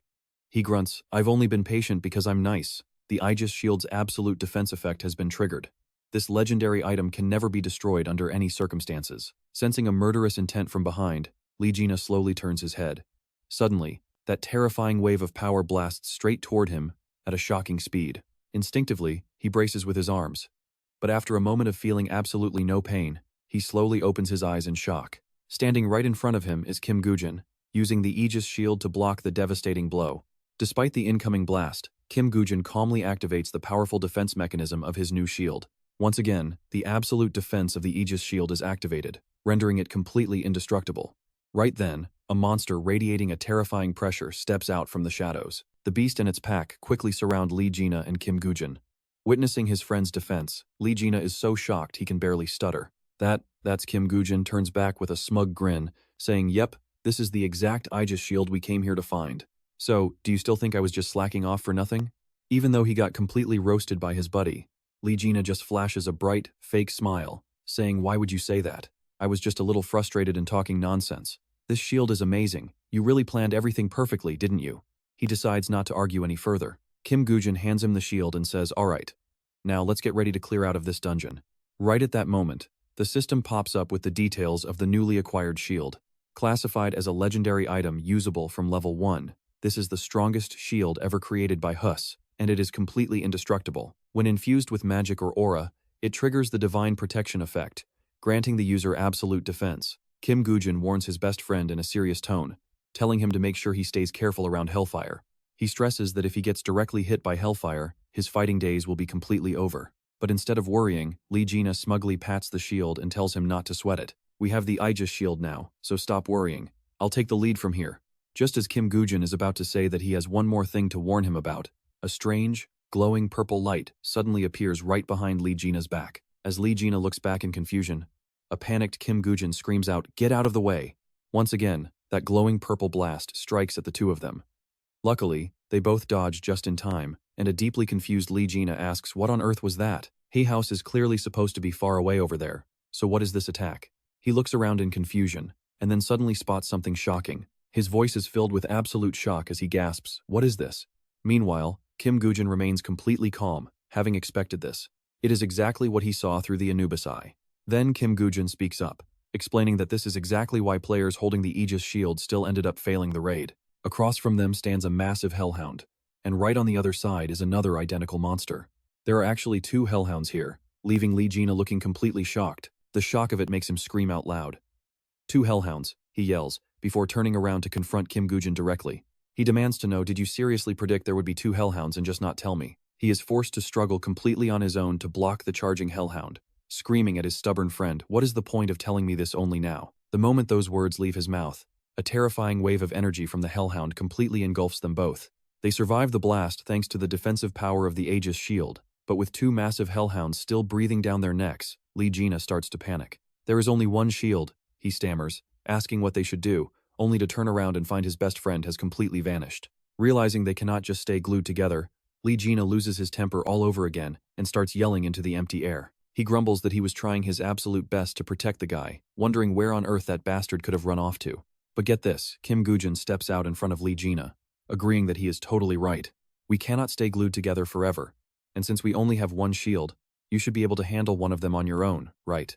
The logic makes sense, but Lee Jina is still deeply worried. "But what about the other monster?" he asks, right before Kim Goo-jin yells out to watch his back. Startled by the sudden shout, Lee Jina quickly glances over and raises his Aegis shield just in time to block a brutal, surprise attack. But the raw force of this hellhound is massive, pushing him back and making him grunt in pure pain from the impact. Seeing his partner in serious trouble, Kim Goo-jin screams his name, "Lee Jina!" But only the howling wind and swirling dust answer him. Through the thick haze, a battered Lee Jina collapses heavily to his knees, suddenly sensing that something is terribly wrong. It turns out his arm has been hit by the hellhound's deadly flames, sending him into a panic as he screams that he is burning alive. Right on cue, a system notification pops up, confirming that the inextinguishable black flames of hellfire have successfully hit their target. Terrified, Lee Jina desperately rolls on the dirt, screaming for help as he tries to put out the flames. He screams at his friend to stop staring and help him, but Kim Goo-jin urgently commands him to stop panicking and shed his armor immediately. Heeding the advice, Lee Jina quickly tears off his burning armor. Watching the hellfire melt the metal completely terrifies him. He nervously mumbles, "The real danger here is not even the heat, right?" Furious that its attack failed to put either of them down, the massive hellhound lets out an earth-shattering roar that echoes through the cavern. Hearing the command, dozens of lesser wolves instantly charge straight at the duo. But being his usual clueless self, Lee Jina is still struggling to understand what is even happening. He mutters in confusion, asking if something went wrong, while the bloodthirsty pack locks their glowing, murderous eyes directly onto them. A massive horde of nearly 100 bloodthirsty beasts now completely surrounds Lee Jina and Kim Goo-jin, sealing off any escape. Watching the horde sprint forward, Lee Jina grits his teeth, muttering that they have to fight while keeping a very close eye out for that hellfire. Without wasting another second, he swings his weapon and instantly puts down a couple of the charging beasts. But when he notices Kim Goo-jin walking away instead of helping him fight, Lee Jina shouts in frustration, asking what on earth he is planning and where he is going. Kim Goo-jin does not even bother answering, calmly slicing through every single monster that dares to cross his path. Suddenly, an old memory flashes, as looking at these beasts takes him right back to his past life. He remembers clearing an 8-story dungeon alongside the Savior team, where the final boss kept an entire pack of these vicious hellhounds as its loyal minions. No matter how insanely powerful that boss was, it ultimately fell before him, leaving behind a massive pile of dead beast carcasses that he carefully examined. Looking back, the dungeon floor was completely covered with their dead bodies after he cleared the entire place single-handedly, slaying every last creature. Back in the present, Kim Goo-jin smirks as he fights, casually counting the number of hellhounds he personally slaughtered in his past life, which was exactly 23. Meanwhile, back in the real world, the shocking news makes Yongwon freeze, demanding the truth with a pretty cold stare. Did you just say Kim Goo-jin is still alive? He snaps, as Secretary Kim quickly hands him a written letter, confirming that he sent this directly to them. Young-won does not hesitate for a second, tearing open the envelope to read it. His gaze turns incredibly sharp as his eyes scan across the shocking lines written inside. Because of constant death threats from dangerous Japanese terrorists, I had absolutely no other choice but to fake my own death to survive. When the time is right, I will return to the guild and report everything, but for now, I need some laundered cash to cross the border safely. Seeing the account number ending in 30, Young-won finally realizes the real reason Kim Goo-jin faked his own death. Folding the paper, Young-won suddenly lets out an amused chuckle, muttering that the crazy bastard is actually still breathing after all. It seems even dropping him in the deep ocean wouldn't be enough to kill him. He then instructs Secretary Kim to keep this strictly confidential and wire him the cash immediately. Secretary Kim is pretty confused by this order. She agrees, but then she worriedly presses him. This guy's actions are just way too suspicious. Even if his life is on the line, isn't it extremely weird that he still keeps everything secret from us? Do you really still trust this guy? Young-won doesn't answer right away, only smiling. Finally, he crushes the letter in his hand, declaring he has never trusted the guy. He is just a useful tool to help me reach my ambitions. His face is completely filled with schemes against Kim Goo-jin. Isn't it pretty lucky for us that the bastard is still alive? This is our chance to recoup all the money we invested. And the moment I achieve my goals, he will learn the exact price of trying to deceive me. Back to the battle, where the Hellhound is howling orders to its pack. Lee Jina is currently pretty shocked by Kim Goo-jin's fighting style. That bastard is seriously unreal. Kim Goo-jin's reckless play leaves him in complete disbelief. Does he really dare to charge and fight the Hellhounds without a single defensive weapon? I actually thought he was planning to just throw his life away. Watching how Kim Goo-jin moves leaves him stunned, but it turns out there is way more to it. Those smooth movements make him realize one thing. It is almost like the guy already predicted exactly how the Hellhounds would attack. Which really makes you wonder, isn't this supposed to be his very first time facing these monsters? He's incredibly curious about Kim Goo-jin's abilities. Just where on earth did he get that kind of power? Since overthinking gets him nowhere, he shifts his focus back to the fight. Besides, no matter how broken that hellfire is, you just have to avoid getting hit, right? As for Kim Goo-jin, after having his fun beating up the Hellwolves, his target now is the pack leader. Now, it's the only one left. It is a direct showdown between the Hellhound boss and Kim Goo-jin's squad. Suddenly, he drops his weapon and sighs, complaining that bone weapons melt pretty easily. Yet, despite his words, a victorious smile spreads across his face. But no worries. Suddenly, long, incredibly sharp spears begin erupting straight out of the ground. They sprout up like grass. Kim Goo-jin grabs one, declaring he has prepared everything. Right then, the system displays the item info, the Hatchling Bone Spear, a legendary rank weapon. It requires level 50 to use, adding 110 physical attack. This spear is crafted from hatchling bone. Though its attack power isn't high, its durability is absolutely mind-blowing. The Hellhound stares at its opponent, eyes filled with caution and pure bloodlust. Kim Goo-jin isn't scared at all. Instead, he scoffs, calling it pretty boring since all his preparations are complete. He points the spear at the beast, arrogantly telling it that they can now slowly enjoy their final moments. Right then, Lee Jina lunges forward, screaming at him to stop, and suddenly stands directly in front of him for some bizarre reason. Kim Goo-jin's face goes cold as he asks what the hell he is doing, while Lee Jina, panting, blurts out some confusing words. Screw that, I cannot just stand here. A real man has to step up. He confidently tells him to leave this last monster to him, forcing Kim Goo-jin to see him in a brand new light. He asks with a smirk if he can truly handle this fight, and Jina just confidently grins back. But then he hands the shield back, leaving Kim Goo-jin utterly confused as to why he won't take it. Lee Jina just grabs one of the bone spears. He loudly declares that if he ever feels like he is just a burden to others, and his fighting spirit is burning, it will make him feel incredibly frustrated. Saying this, Lee Jina suddenly remembers something from the past, specifically the painful day Ju returned covered in severe, bloody wounds. Back then, he and Se-jun were so panicked they rushed to support her.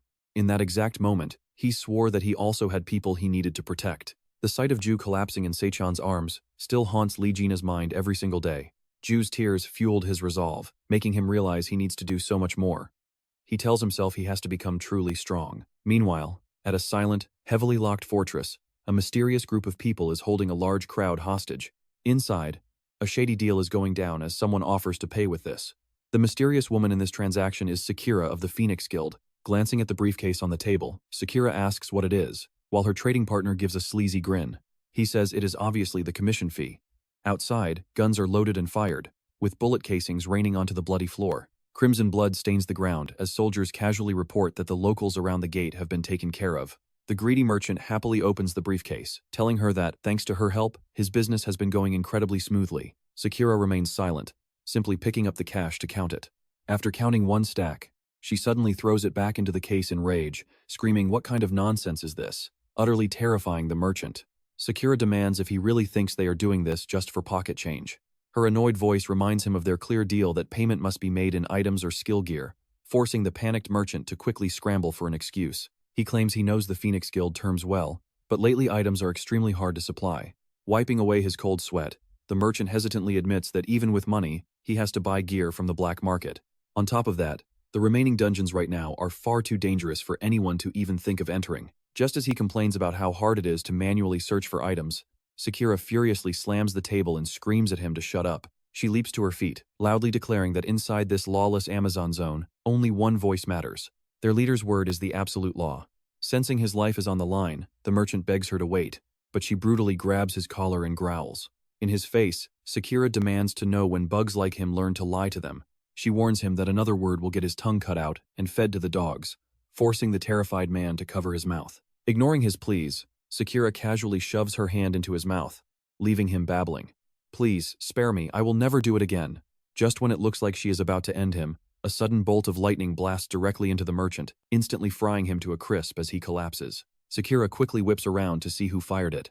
Standing at the doorway, Hilfrey coldly tells Sakura to stop wasting her time on such useless garbage, causing her to gasp in surprise. She gasps, realizing Hilfrey is the one who just killed him. Showing zero remorse for taking a human life, he mutters in disgust, asking why she even bothers talking to lowly bugs in the first place. Eyes wide in shock, she stammers as she stares at a glowing token on the wooden table. The Thunder Emperor, Hilfrey, sternly warns Sakura to keep things clean and simple. Meanwhile, Kim Gujin and his team have been locked in a brutal battle against the Hellhound from sunset until dawn. The beast looks pretty beaten up, while Legina lies completely exhausted on the ground before it. Suddenly, a system notification flashes and snaps his eyes open. The Blessing of the River Styx is now fully active. He springs up, raising his bone spear to strike. But a sudden hand blocks his spearhead, yet he does not fight back, only standing there panting heavily. It turns out Kim Gujin blocked the attack, warning Legina to snap out of it. "Hey, it is me, snap out of it." Recognizing his master, Legina sighs in relief and collapses to the ground, asking if Kim Gujin took down the remaining Hellhound while he was out cold. Without saying a single word, Kim Gujin simply points behind him, and Legina follows his gaze. There lies the dead Hellhound, as Kim Gujin calmly claims he only stood there and watched. He tells Legina that he defeated it entirely on his own, putting a proud smile on the summon's face. Get ready for tension, someone is tapping their desk impatiently, before Yongwon lets out a cold snort. He tells Kim Gujin that he keeps surprising him, angrily demanding why he dared to lie to him. Glaring daggers at him, Yongwon admits that he genuinely believed the young hunter had ended up dead.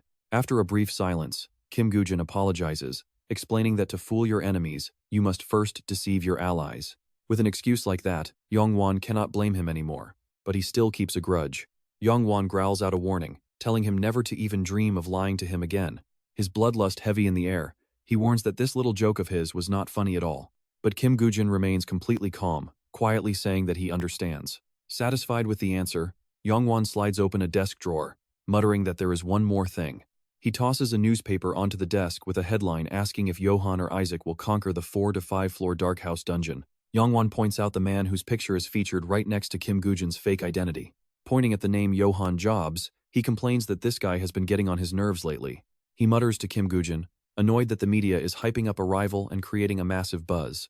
He orders that Isaac must remain the sole star shining bright, as he has no interest in sharing the spotlight. He demands to know if he needs to explain further, suddenly crushing the paper in rage. Find a way to egg Isaac on and make him more violent. Hearing this, Kim Gujin immediately asks for clarification. So you want Isaac to stand out more? Yong Onayan does not hesitate to confirm it exactly. We need to secure a profit that matches what we invested, right? Kim Gujin has no objections to his plan, but he has a condition. Got it. In that case, please release the Lightning Emperor. This condition shocks Yong Onayan so much that he gasps the Lightning Emperor. He immediately demands to know the reason. Why bring him up? Kim Gujin coldly replies, surely you want his item. What he refers to as the Lightning Emperor is actually a scroll with an overpowered skill witch summoning. To use this Shadow Messenger skill, you must be level 180 or higher. The devastating effect allows you to summon an immortal witch by sacrificing exactly 100 monsters. This rare item is currently owned by the Lightning Emperor. Meanwhile, in a secluded training ground, a warrior delivers a sharp slash that slices a straw dummy clean in half. half drops. Then, a calm, low voice breaks the silence, asking a quiet question. So Isaac requested the Ring of Solomon instead of the Shield of You. His disciple immediately bows in apology for no apparent reason. Yes, please forgive me, master. Sukahara Ken does not punish his disciple, feeling instead that there is no need. I originally compensated him with the Shield of Aegis, so paying him back with other items was bound to happen anyway. But wait, he suddenly grashes his teeth, admitting there is one thing that completely baffles him to this day. His intense, angry reaction startles Sakura. Sukahara Ken narrows his eyes and wonders out loud, how did that bastard even know we had the Ring of Solomon? Not me. Sakura immediately denies any involvement, swearing she is innocent. Sukahara Ken has no intention of doubting her, repeating that he would never suspect his own student. But this leaked information proves a rat has definitely slipped into their ranks. Hearing this, Sakura immediately volunteers to hunt down the traitor who leaked everything. That shameless rat has to go. We need to find the traitor and wipe them out along with that bastard Isaac. However, Sukahara Ken tells her to let it slide for now, leaving Sakura completely confused by his relaxed attitude. Wait, what? She asks in disbelief. Slowly sheathing his sword, he calmly explains with how fast they are leveling up, they are bound to cross paths eventually. She gasps. Sakura is completely shocked by his words. Sukahara Ken quickly clips his sword to his waist, then growls out his final command. Just keep waiting for now, his confident, metallic voice echoing with absolute authority. True victory only counts when I slice them to pieces with my own 2 hands. Back at the Thunderbird Guild, Sakura asks mockingly, a demon? No. Her highly provocative voice sneers a zombie is much more accurate. Kim Woo-jin snaps right back, a demon fits better, since operating in the shadows is way easier for me. Sakura scoffs, mocking him, so you faked your death just to take on the entire world? And all to clean up Isaac's messy aftermath? Kim Woo-jin plays along, cryptically replying, does any of that even matter? Figure it out yourself. This elusive attitude seriously irritates Sakura, who snaps, you bastard, give me a straight answer. Losing her temper, she slams her hand on the table and yells, check where you are before running your mouth. Then, she shifts to a cold threat, you already died once. So dying a second time right here won't be an issue, right? But look at Kim Woo-jin, he just smirks, cutting straight to the chase to save time. Stop bickering. I did not come to argue, so let us get down to business. Fuming, Sakura forces herself to hold back. What an obnoxious jerk, if only the commander had not ordered otherwise. Trying to regain her composure, she demands, spit it out. You have exactly 1 minute of my time. Kim Woo-jin casually states, I heard the Lightning Emperor only trades in items. Is that true? Sakura coldly snaps back with a brief yes. Kim Woo-jin remains completely unfazed. He slowly smiles, delivering his next words with a teasing grin. So, are humans also considered a tradable commodity? His bizarre question leaves Sakura completely bewildered. What on earth is this guy talking about? Meanwhile, he casually offers, if I sell Isaac to your Phoenix Guild, I wonder what I get. Sakura lets out a dry laugh, her teeth grashing. So you did not come here to negotiate on Isaac's behalf at all. You actually want to sell Isaac to us? Suddenly, she slams her foot onto the table and screams, I have had enough of you. Are you playing mind games with me, you psycho? Right then, an amused voice suddenly cuts in. How incredibly fascinating. Suddenly, Kim Woo-jin feels a chilling burst of bloodlust behind him. He spins around to find Hilfrey, already standing right there. Commander! Sakura gasps in sheer panic, while Hilfrey flashes a truly bloodthirsty grin. Can I buy him by the pound? Unfazed, Kim Woo-jin retorts, let us see if we can do that. But surely, you do not need an Isaac who is missing an arm or a leg, right? A suffocating silence falls over them. Hilfrey, deeply intrigued by Kim Woo-jin's proposal, demands to hear more. Your proposal is actually quite tempting, he says. So make it clearer. Deep inside the dungeon at night, 2 people sit leisurely by a warm campfire. Lee Gina hesitates, chewing on his food before asking a question. Hey, are you really going to do that? He asks. Kim Woo-jin just smiles, completely ignoring the question and acting like he does not know a thing. What the hell are you talking about? Lee Gina bluntly snaps back. You know exactly what I mean. We almost died in that 4-story dungeon. With a completely nonchalant look, Kim Woo-jin simply mutters, is that so? This indifferent attitude drives Lee Gina crazy, making him yell in frustration. What do you mean by that? He asks. Sure, I agreed to clear the 5th floor, but an A+ rank dungeon is just way too fast. Hearing this, Kim Woo-jin cannot help but tease him, asking if a guy like him is actually scared of a dungeon now. Just like always, Lee Gina gets absolutely steamed up, demanding to know why Kim Woo-jin is constantly provoking him like this. Do you really think I will keep falling for your traps? His voice echoes through the forest. Do I look like some idiot to you? Right then, Kim Woo-jin's face turns serious as he signals for silence. Someone is coming. Instantly, Lee Gina leaps to his feet on high alert. And honestly, you will not believe who is actually walking up to them. Standing in the shadows, she timidly calls out to say hello. Kim Goo-jin is actually pretty surprised when he sees her face. It is none other than Mien. I am Mien from the Messiah Guild, she says. And tomorrow we will be clearing this dungeon together. Suddenly, her voice drops to a tiny mutter, and her face blushes bright red. Actually, she stammers in embarrassment, confessing that she is actually a huge fan of his. Since we are raiding together, I wanted to come by and say hello first. Her sudden appearance leaves Kim Goo-jin a bit bewildered, but then he quickly puts the pieces together. Why did that bastard send Mien to this dungeon of all places? He recalls his past life on the day Mien died, when a devastated Jordan held her lifeless body and cried his eyes out. Back then, both Kay and Kim Goo-jin could only stand there in complete, heavy silence. It was a truly tragic scene. But snapping back to the present, Lee Jina is already laughing heartily, confidently introducing himself to Mien. It is a real pleasure to meet you, he says with a smug grin, wondering aloud if he should sign an autograph for his fan. Mien realizes he completely misunderstood and tries to explain, but he does not even listen, insisting she shouldn't make him look like a rude guy who ignores fans. Just as Lee Jina pulls out his pen, asking where exactly he should sign. Suddenly, Mien lets out a quick shout and rushes right past him, calling out an apology. She shoves her notebook right in front of Kim Goo-jin, loudly begging for Isaac to give her an autograph. Without any hesitation, Kim Goo-jin actually signs the book for Mien. Watching this play out, Lee Jina is so incredibly embarrassed that he snaps his pen in half. By the next morning, the massive dungeon gate finally opens. The Messiah Guild has arrived at the scene, closely followed by the Thunderbird Guild. Representing the Messiah Guild are Kim Goo-jin disguised as Isaac, along with his still heavily annoyed partner, Lee Jina. Flashback to the Phoenix Guild headquarters. Hill Frey slowly rolled 2 walnuts in his hand before speaking up, repeating that things were quite different from what the public believed. He bluntly asked if Kim Goo-jin was the one actually pulling the strings behind Isaac. Kim Goo-jin did not even try to hide it and admitted it was true, which made Sakura so furious she started screaming. She called it absolute madness and questioned if they should believe such nonsense. But Hill Frey raised a hand to stop her, before Kim Goo-jin got straight to the point. He said he heard that Hill Frey possessed a massive personal collection of rare items and skills. And here is where his brilliant trap is finally set, as Kim Goo-jin smirks and presents an incredibly lucrative deal. He offered to clear any dungeon of Hill Frey's choosing, pointing out that using Isaac would make entering and conquering even the most restricted gates extremely easy. He even gave Hill Frey some time to think it over. He told him to review the terms if they suited both sides, an arrogant attitude that made Sakura completely lose her temper at the sheer nerve of this bastard. But Hill Frey remained quite calm, asking with a hint of interest if there was some specific item Kim Goo-jin desperately wanted from him to suggest such conditions. He laughed and made it clear that while that was true, he would never make a losing deal.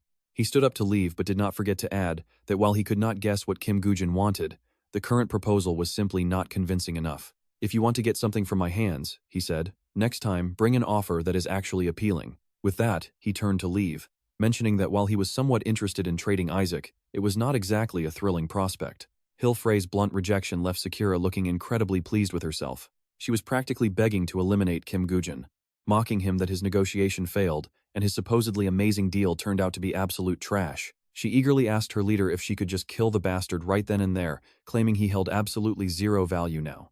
After a brief silence, Kim Goo-jin asked him directly if he was currently forming a special team for a raid. Kim Goo-jin asks if the giant one-eyed dungeon appeared in the Amazon, making Hill Frey freeze right in his tracks. Hill Frey blurted out a dry question. So what? Kim Goo-jin casually replied. I plan to send Isaac to clear that place. Naturally, Hill Frey did not believe him, scoffing that this was the most ridiculous joke he had ever heard in his life. He simply could not believe Isaac was capable of clearing a 5th-floor dungeon. Are you seriously saying he will clear that place for me? Isaac just finished a 4th-floor gate. Now he can tackle a 5th-floor dungeon, even an A+ rank one? Hill Frey's mocking laughter echoed loudly across the entire room. Sure, I have done plenty of crazy things at that tier, but are you not being way too confident? Kim Goo-jin glared back, irritated by his arrogance. Still, Hill Frey decided to give him a proper chance, saying if he actually succeeds, then they can continue their discussion. This sudden decision shocked Sakura, who immediately cried out, trying to stop her leader in disbelief. But Kim Goo-jin cut in, asking how much Isaac's body was actually worth. Hill Frey just smirked and gave a calm reply. You have it wrong. Isaac is not what I want to buy. From what you told me, buying you out would be much wiser. He proposed that Kim Goo-jin become his subordinate, telling him to work for him if he agreed. But it was just an offer, and he added a cautious warning. Naturally, I will have to test you first, since I am a highly suspicious person. He pulled out an item, declaring that the real high-stakes negotiations start right here. It was a paper detailing a vampire class. This legendary skill paper was for the Messenger of the Dark World class. Its effect allows the user to transform completely into a vampire, Now watch this back in the present. Kim Woo-jin, disguised as Isaac, steals his resolve to proceed with the plan. He announced his entry into the dungeon. On day 1 inside the giant one-eyed dungeon, his skeleton soldiers and Legina teamed up to corner Ngo-ngu. Dodging their coordinated attacks, Ngo-ngu demanded to know what he was planning to tell Park Yong-wan. Disguised as a skeleton soldier, Kim Woo-jin asked what he meant. Legina yelled back that everyone could see they were siding with the Thunder Emperor. If Park Yong-wan finds out, he will not stay quiet. You will watch your words, right? Kim Woo-jin calmly replied that he would not. I will tell Park Yong-wan the absolute truth. Hearing his response, Ngo-ngu froze in complete shock. What did you say? While he was distracted, Ngo-ngu threw a powerful punch, but Legina quickly dodged and launched a counterattack. I guess I will have to beat some sense into you. Boom, with one swift slash from Legina, it collapsed. The high-speed collision triggered a massive explosion, sending a giant cone of dust swirling across the barren desert wasteland. Thick smoke blinded Kim Woo-jin entirely. As the heavy dust cloud slowly cleared, a pair of legs stepped out, making Kim Woo-jin gasp in absolute shock. Legina walked over, smacked him on the head, and grumbled, asking if he really planned to confess he accepted the Thunder Emperor's offer. Are you out of your mind? Kim Woo-jin replied that they could not hide it from Park Yong-wan anyway, so telling the truth was best. Legina hit him again, yelling that the truth was pointless. Did he really think Park Yong-wan would just sit there and listen? He will hand us over to the Thunder Emperor. Stop talking nonsense. Do you not know how crazy that bastard's temper is? As the tension peaked, a figure stepped forward and spoke up, suggesting that he was misunderstanding something here. Kim Woo-jin continued, if we reveal our deal with the Thunder Emperor to Park Yong-wan, will he think we betrayed him? Or that we betrayed the Thunder Emperor instead? On day 23, inside the Minotaur Labyrinth's 4th floor, Jordan swung his sword forcefully to strike down the goblin before him. He gritted his teeth, cursing as the creature dodged. Jordan turned to ask Kay how things were looking on his end. Kay calmly replied it was the same there. Jordan glanced back, asking if Menon was still too far behind. She remained silent, focused on summoning a ball of fire in her hands, releasing a massive wave of blindingly bright energy. The goblins were instantly drawn to the bright light from Menon. Jordan warned Kay that the monsters were targeting her, calling for quick support. The goblin pack charged wildly toward her at a terrifying speed. Menon threw her head back as her power erupted. Just look at her eyes glowing intensely and crackling with sharp sparks of pure energy. With her magic bursting forth, an amplified torrent of swirling orange fire readied itself to incinerate everything, leaving thick white smoke in the air. Jordan exhaled deeply. Talk about a close call, we almost died. What is the deal with these black goblins anyway? He slung his weapon over his shoulder, stepping on a defeated goblin while muttering that high-level dungeons are definitely no joke. Until we reach the main hall in the labyrinth center, monsters will likely keep spawning. We should move through wider paths if we find them. If we keep getting ambushed in these narrow, walled-in corridors, we are going to be in deep trouble. Even our campsite needs a solid escape route. Before he could finish, Jordan spotted a goblin attempting a sneak attack, leaping straight at them. He screamed out Menon's name. Startled from behind, Menon followed Jordan's gaze and quickly turned her head. A goblin swings its blade, ready to slice down. Slash! The metallic stench of blood fills the air. Mizzen shuts her eyes, knowing she has no time to counter. When she still doesn't feel any pain, she slowly opens her eyes. Right at Mizzen's feet, a goblin lies dead, blood pooling all over the ground. Jordan rushes over, asking if Mizzen is all right. She nods and says yes. Suddenly, Jordan freezes, wondering to himself what that guy is even doing here.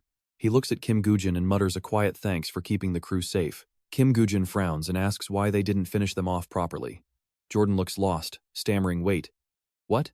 With a swift motion, Kim Woo-jin drives his sharp sword straight through the writhing goblin to confirm the kill, forcing the creature to grit its teeth in agonizing pain. Seeing its ally get slaughtered, another goblin starts crying. Suddenly, Jordan finally gets it. Were they just playing dead?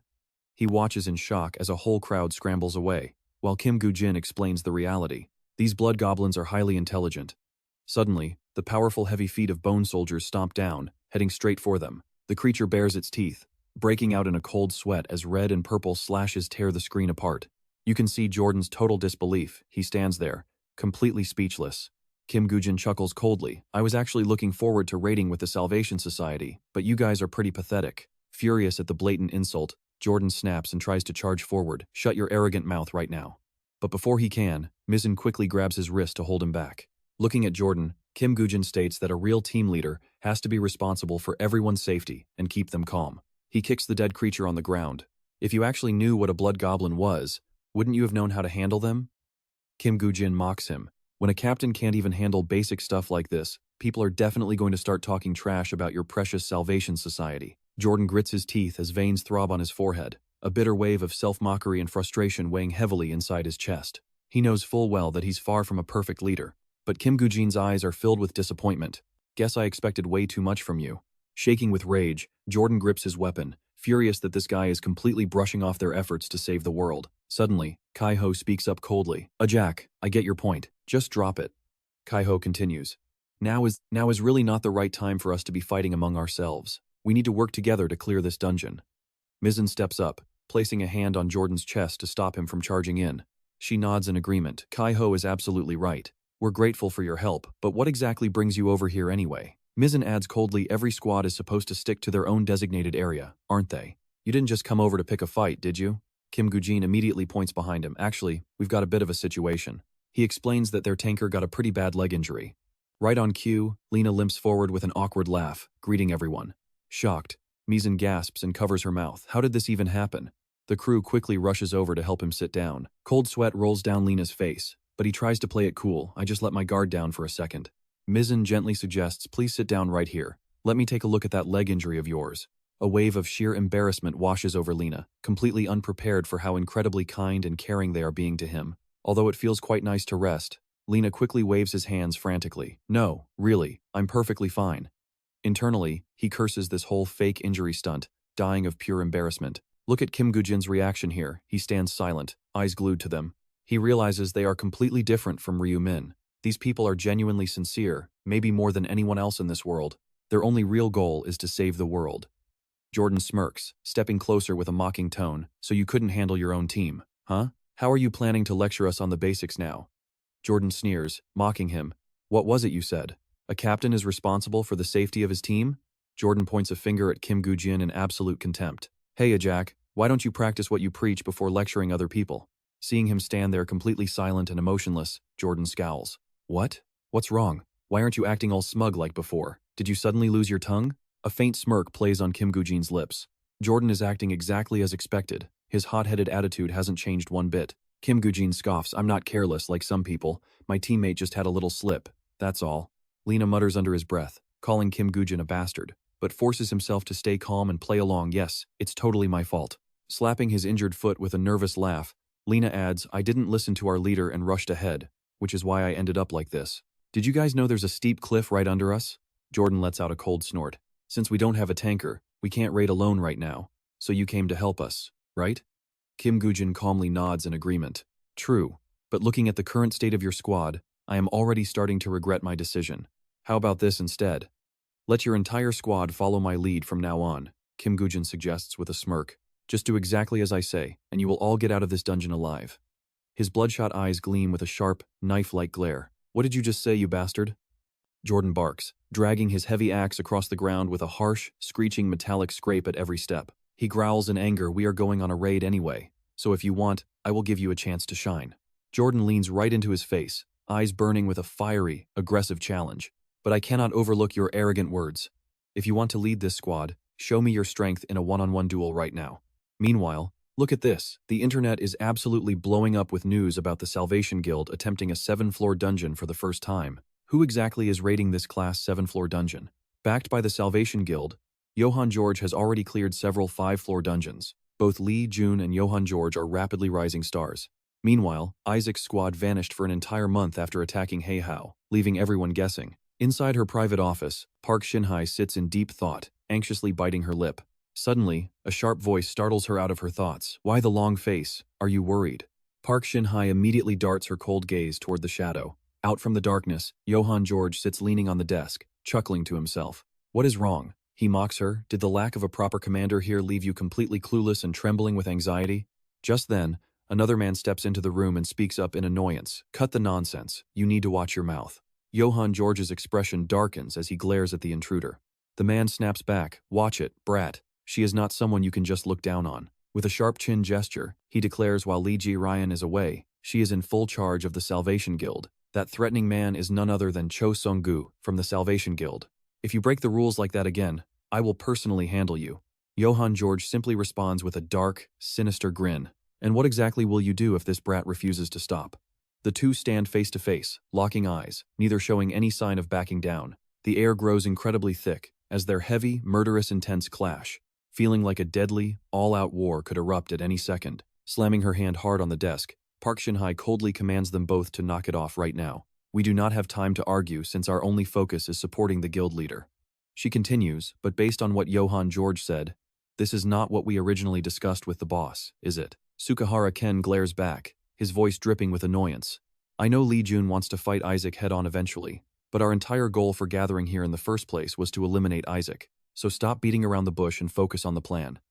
Is it really true that Isaac has entered that A+5 floor dungeon? Park Shin-hye quickly presses a button on her controller. I also thought it was just a wild rumor, but it turns out to be true. She explains that this critical intel came straight from a guild member currently in the Amazon, who personally watched Isaac step into that very dungeon. Curious, Sukahara Ken asks who exactly went into that dungeon with Isaac. Park Shin-hye replies that they do not share our goals, so we cannot trust them with any other duties since they are completely unreliable backstabbers. He shrugs.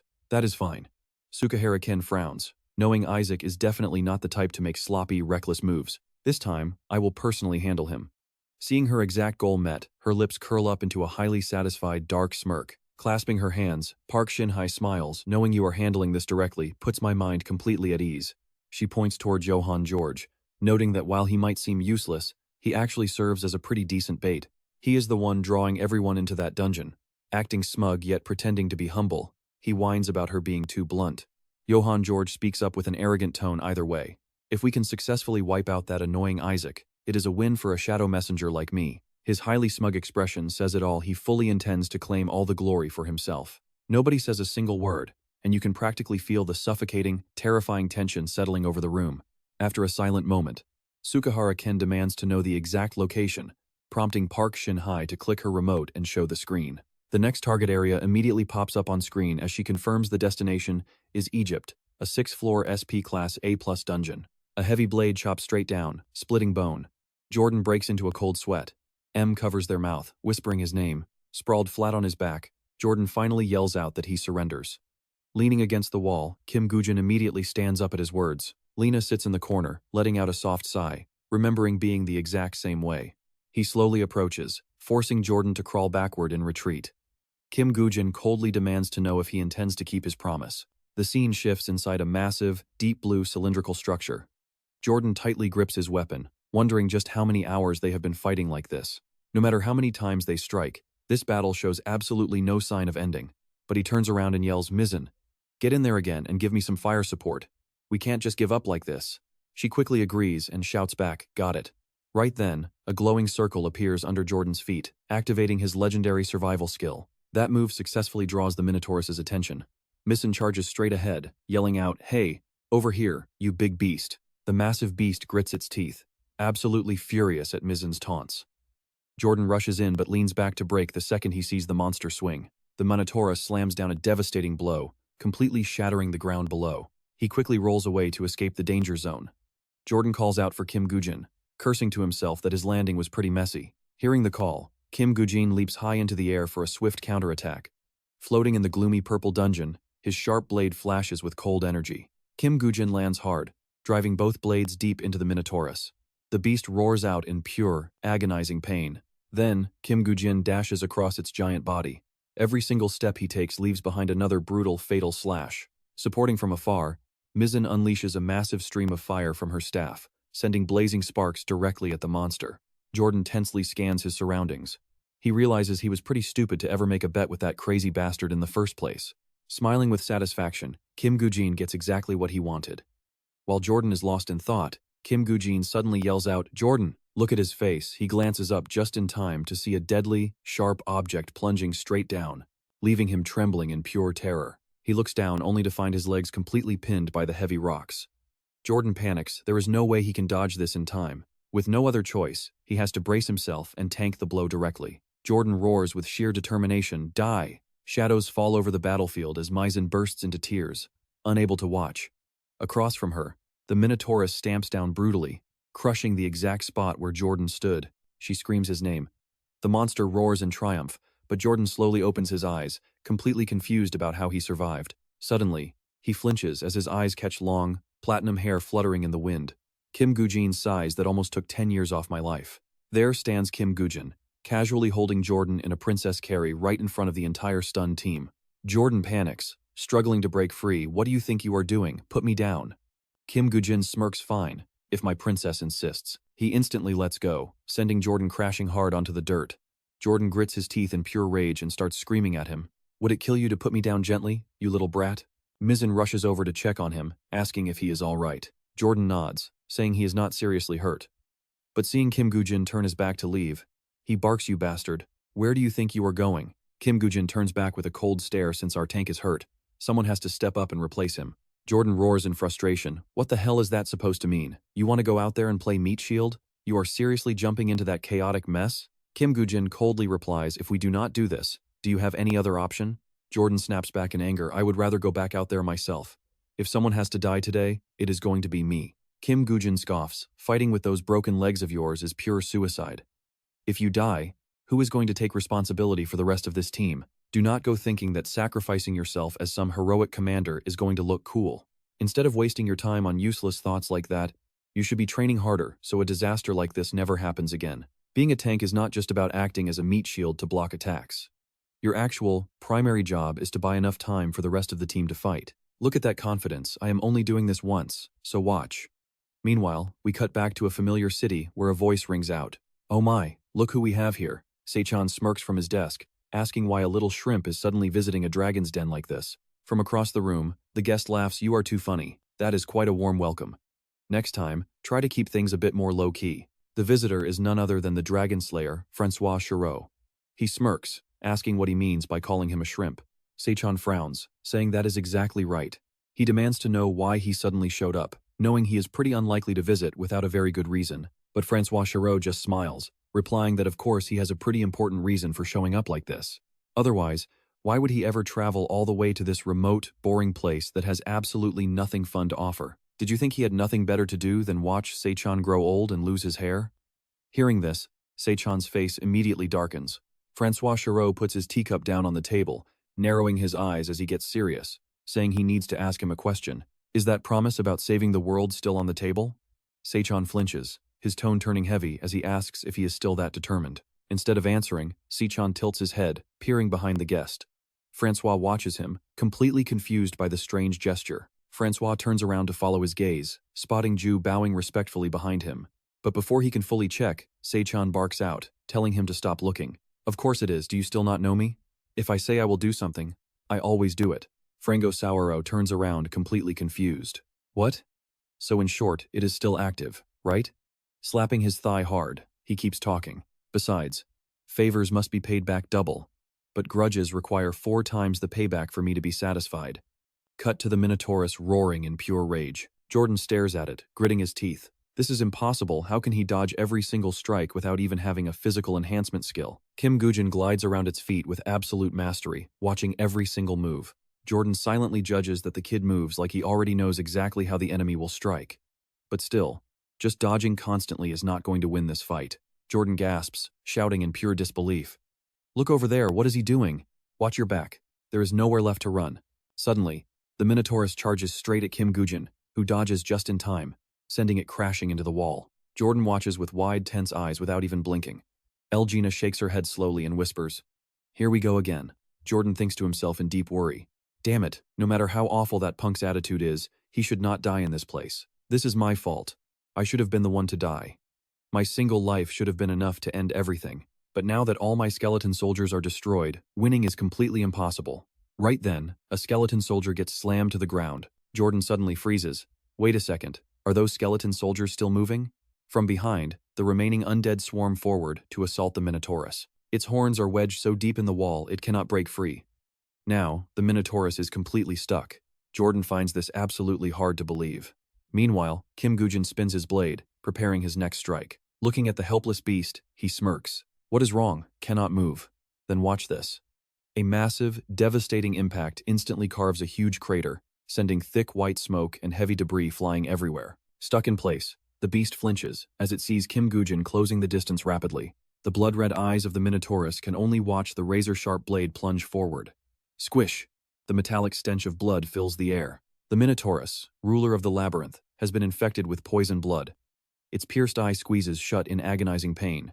Infuriated, The Minotaurus snorts thick, white steam from its nose. Driven by pure rage, it forcefully tears its entire body out of the wall. Kim Woo-jin looks at the beast, muttering that it still has plenty of energy left. He thought he would buy more time. It is pretty smart, so baiting it into the wall again will not work. Kim Woo-jin silently analyzes as its massive body begins to grow even larger. Going berserk, are we? This is actually perfect. An angry beast like this will only stare straight ahead. The Minotaurus stomps its foot and charges forward. Kim Woo-jin calculates that its next move will likely be putting all its strength into one single, devastating blow. Exactly as he expected, out of nowhere, a flying goblin slams its head right into the colossal beast. The skeleton soldiers drag dead goblins and hurl them with full force at the giant Minotaurus, continuously throwing bodies like a barrage of artillery. Check this out, the goblin corpses suddenly start glowing as they pelt the Minotaurus, making it scream in agony. Kim Woo-jin cannot help but laugh at the sight. The skill, Corpse Explosion of the Messenger of Death, is officially activated. The ultimate lethal blow is unleashed. A brilliant, golden energy creates an intense explosion of light, tearing everything apart at the point of impact. Jordan and his companions watch tensely without blinking. Suddenly, the giant body of the Minotaurus collapses, sending thick dust billowing into the air. Its massive body lies completely defeated on the cold ground. But the skeleton soldiers do not stop, savagely hacking away at the fallen monster. Every summon relentlessly attacks a different part of the beast, raining down endless strikes. Unbothered by the violence, Kim Woo-jin simply turns and walks away. Right now, everything is stained in a terrifying blood-red crimson. Total, absolute chaos. Clad in heavy steel armor, a skeleton soldier swings its twin blue energy scythes in rapid, endless slashes. In a dimly lit corner, a lazy-looking young man smirks, asking why they wanted only him to stay behind. Johan Jobs smiles mockingly at Shin-hye, wondering if she wants to go on a date with him. She narrows her eyes, looking at him with deep irritation. Trying to hide her intense annoyance at this absolute jerk, she asks how the favor she requested is going. Johan Jobs puts his hands behind his head, asking if she means that Ban Mung's sword. He replies with an incredibly smug attitude, telling her that someone else already snatched it under his nose. So sorry about that, okay? Shin-hye is so shocked she completely loses her voice, sinking deep into her thoughts, wondering who on earth that Ban Mung guy is. Does he mean someone else is targeting that sword besides us? Sung-gu speaks up, declaring that he absolutely cannot accept such a thing. He instantly pulls a dagger from his inventory and moves like lightning from Shin-hye's side to behind Johan Jobs. Johan Jobs slightly tilts his head to dodge, but in reality, Sung-gu has no intention of actually hurting him, only using the blade to threaten him. If I carve a hole into that handsome face of yours, a piece of trash, like you will finally learn some manners. Johan Jobs laughs, asking why he has to be so terrifying when they said he is their most important bait. Not showing a hint of fear, he gently pushes the knife tip away with his finger, asking if he expects to scare him with cheap toys like that. Sung-gu is pretty surprised by how insanely stubborn and fearless Johan Jobs is. He grits his teeth in absolute irritation. Meanwhile, Johann Georg is still laughing and mocking them. Did you guys honestly think you could reel in a massive target like Isaac Ivanov without my help? Sung-gu can't hold back his fury anymore.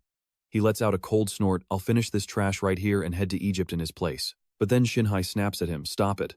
Her cold command makes him freeze in his tracks for about 2 seconds. Shin-hye knows he is right. As much as she hates it, she can't deny that Johann Georg's connection is key to drawing in Ajax and stirring up public opinion. There's clearly no bait quite like Johann Georg. Sung-gu is forbidden from attacking, forced to grit his teeth and swallow his boiling rage. Johann Georg laughs out loud at their frustration. See, I knew the boss understood things. Shin-hye just sighs, holding her head. Fine, just do your job as the bait. Meanwhile, on the 5th floor, a bright light flashes across the forest of giants. Several players step out of the dungeon's portal. The leader calls out to him, and Woo-jin, still in disguise, casts a sideways glance. The squad leader approaches him with a flatterer's smile. Your power really is as terrifying as the rumors say. Thanks to you, we barely had to lift a finger. Guess we'll part ways here. Have a safe journey back. Sensing an ulterior motive, Woo-jin asks, is there something else? The leader leans in and whispers nothing major, just making sure you haven't forgotten your little promise to the commander. Woo-jin drops his voice to reply, you mean handing over the rewards of this dungeon to your group, right? Standing nearby, Jin-ah watches them whisper back and forth, a look of pure jealousy written all over his face. The leader nods with a smile exactly, glad you have a good memory. And with that, the transaction is complete. With Jin-ah keeping watch, Woo-jin doesn't care who's staring. Meanwhile, Jordan is scowling, filled with bitter regret, until a gentle hand reaches out to grab his arm. Min asks him with concern, Jordan, are you all right? He forces a weak smile, desperately trying to look fine. He laughs it off, yeah, of course I'm fine. Ko pats his shoulder to comfort him, telling him not to dwell on the last fight. Right, Jordan. Min claps and smiles, agreeing with Ko. But then, she naively drops a truth bomb that stabs right through his fragile heart. She says Isaac is just way too strong, so this definitely isn't your fault. His face darkens in absolute embarrassment. Why did that actually hurt way worse? Shaking off his obsession with the loss, Jordan sighs, thank you, everyone. After finishing up with the squad leader, Woo-jin looks over at them, remembering the times he fought alongside those three. In his past life, surviving that exact nightmare trial took everything he had. Back then, the survival rate was barely 50%, leaving him with deep regrets. But this time, everyone walks out completely safe because he planned a perfect strategy to crush the threat with minimal damage. The flashback ends, but Woo-jin's brow remains heavily furrowed. And right on cue, boom! A massive explosion shakes the forest, sending a panicked flock of birds scattering. The leader flinches, scanning his surroundings. Jordan's group immediately draws their guard up, though Jinna doesn't seem surprised at all. In fact, Woo-jin looks like he was expecting this. Back in the real world, a mysterious guest sits in Se-chan's office. The guest sighs with a headache. Can we stop beating around the bush and get to the point? What is your actual reason for coming here? The man calmly sipping tea right in front of Se-chan is none other than the dragon hunter, Frank Sachiro. He gets straight to the point of his unannounced visit if you're actually serious about saving this doomed world of ours. Frank Sachiro sets his cup down on the table, then I have something to give you. He certainly has Se-chan's full attention now. What could it be? Without a word, Frank Sachiro reaches into his inventory and pulls out a stunning sword. Just look at Se-chan's face, he's totally stunned. And even Jisoo looks up to see what's going on. Frank Sachiro places the pitch-black blade with a golden hilt onto the table. Se-chan picks it up to inspect it, completely stunned to recognize the blind sword. Frank Sachiro nods, sharing his intel. Yes, this is the exact legendary artifact those zealots in the Messiah Guild are secretly hunting for. And if my instincts are correct, this is the one weapon that can actually put an end to Lee Se-jun. Se-chan's eyes light up as he inspects the blade. But then, a sudden realization hits him. Are you really just going to give this to me for free? Frank Sachiro gives him a speechless, deadpan look, completely lost for words. Later that night, aboard a private jet cruising through the sky, Se-chan sits looking solemnly out of the window. He turns to ask Jisoo if their guest has departed. She nods quietly, keeping her hands on the wheel, before suddenly breaking the silence to call out to him. Jisoo says, you don't have to keep staring at me like that, you know. Her sudden remark catches Se-chan completely off guard. The rearview mirror reflects his sheer panic as he stammers, what? I wasn't staring at you at all. Jisoo speaks up softly. I went ahead and asked him everything myself. She recalls her final conversation with Frank Sachiro right before he left. Jisoo brings her voice down to mention the day her father died. Se-chan asks urgently what happened, wondering if she finally uncovered the truth about that day. Jisoo twists the key to start the ignition. Breaking into a nervous sweat, Se-chan anxiously asks Secretary Lee, are you all right? Ji's answers with a simple no. She stares thoughtfully ahead, saying she is not doing okay at all, before pulling out of the parking spot as the scene cuts to the dungeon. Right now, the expedition team is heading into a massive cave. Jordan asks with irritation in his voice, look, why are we even here? Do you really think the Thunderbirds are going to let us slide if we keep doing this? He adds that, to raise their success rate, they need to work together. Just then, a rugged thug rushes over with news. The thug asks his captain what they should do since the other group is already ahead. Minang turns to Woo-jin, who is currently disguised as Isaac. Look, Isaac, we really need to start attacking like before. It is better for both of our sides to quickly clear out of this dungeon, right? Turning away, he coldly replies that Minang should stop playing these useless games. They should just split up and find a place to hide. Minang quickly snaps back, asking when he ever hid and accusing him of talking nonsense. Woo-jin glares at him and warns that these are not the kind of monsters they can easily look down on. If you want to save your pathetic life, just do as I say. Minang silently curses him, calling him a bastard, while the rugged thug turns back to ask, Captain, what is the plan now? Are we getting ready to fight? Minang grits his teeth, pointing out that just as Woo-jin said, they made it this far without losing a single member. If he can take down the two-headed Cyclops with his own hands, he thinks of Sakura, he can finally beat him and become the commander's top right-hand man. Minang smirks at the thought. He quickly orders everyone to gather up right now, declaring they are going to capture the two-headed Cyclops. Woo-jin stops and takes a quick look at their group. He then turns to tell Jordan and Men to keep an eye on the Thunderbirds while they prioritize things on this side. As Jordan flares up, Men has to step in, telling him to just calm down. Woo-jin asks Gina how the situation looks. Gina flashes a thumbs up and confidently boasts that it is obviously top tier. Suddenly, someone yells out for everyone to gear up for battle. The monsters are over there, as massive ants begin crawling out of the cave. Woo-jin commands them to execute the plan. Gina opens up his inventory with an excited shout. The system announces that the Ring of Solomon is equipped.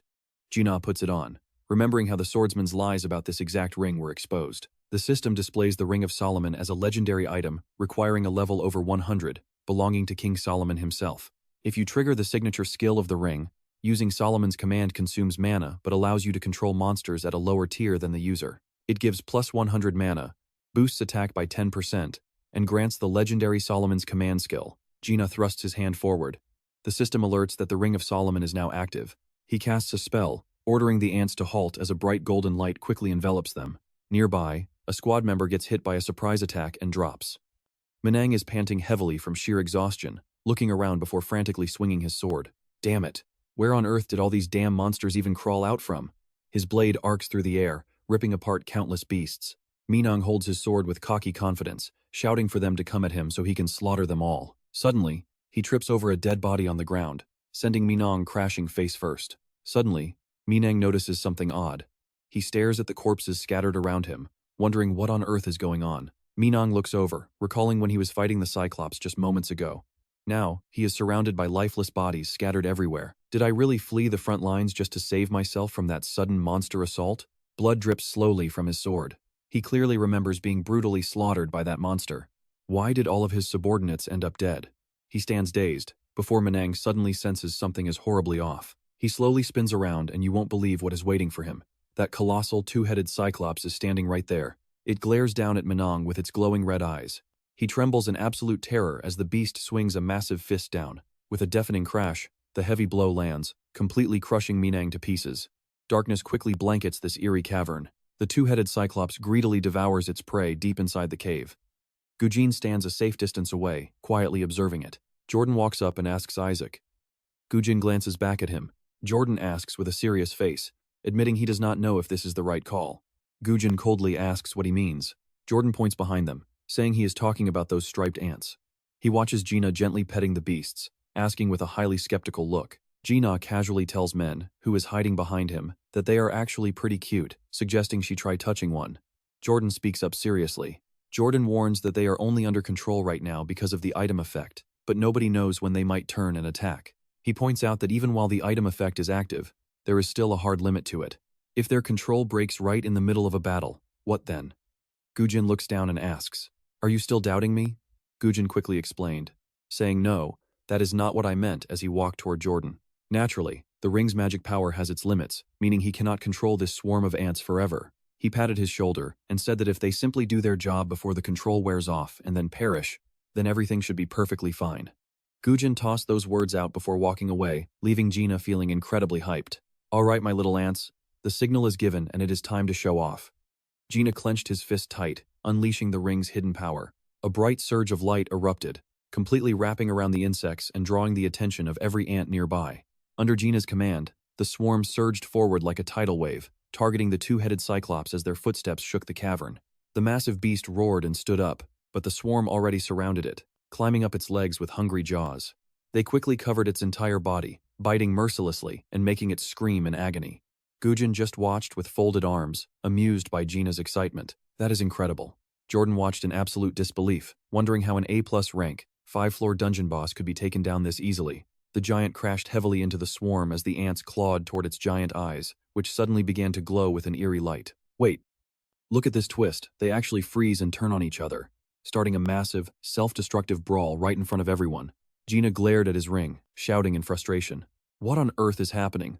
Why are they turning on each other like this? Did the ring's buff wear off already? The ants just continued their brutal civil war, ripping themselves to shreds. Rising back up, the giant crushed the remaining insects under its massive feet, stomping repeatedly. Woo-jin cast a glance sideways at Gina and spoke. Those two eyes are known as the evil eyes, and each possesses a unique power. The left eye unleashes a devastating confusion debuff, throwing targets into absolute chaos. Within seconds, the beast completely wiped out the entire ant army. Woo-jin continued, explaining that when enemies lose the ability to distinguish friend from foe, a reckless head-on charge leads straight to this disaster. Gina asked in panic, wondering what they should do next, since a mindless team assault would only get them all killed. Woo-jin smirked, admitting that normally, that would be true. Meanwhile, the monster bared its fangs and locked its gaze on their position. He pointed out the core issue, saying that cooldown time is the real key here. Jordan watched him, completely puzzled.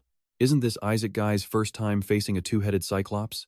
How on earth does he already know about the evil eyes and their exact cooldowns? Gina got excited, finally understanding the plan, and asking if it was time to jump down and wreck the beast. Jordan muttered to himself, surprised by how fast the guy caught on. Woo-jin drew his sharp blade, ready for action. He refused, stating he would go in alone first, since the right evil eye was still fully active. Jordan tried to stop him. Wait, if both eyes are magic, they need a proper strategy first. But Woo-jin had already charged ahead. Jordan yelled out to stop, but Gina told him not to worry. Gina spoke confidently, asking if Jordan still had not realized what kind of monster Woo-jin actually is. Watching Woo-jin sprint toward the beast with his sword, Gina added that he never acts recklessly without having a backup plan ready. He rapidly closed the distance as the giant glared down, targeting Woo-jin with its right eye. He grit his teeth, fighting the mental pressure. The system warning flashed, notifying him that he had entered the evil eye's sight, triggering a petrification debuff. Woo-jin's body slowly turned to stone, dragging his heavy legs to a crawl. He squeezed out a few more agonizing steps before freezing completely, left standing helpless before the towering titan. You know what that smirk means. This was his one shot, so he activated his ring.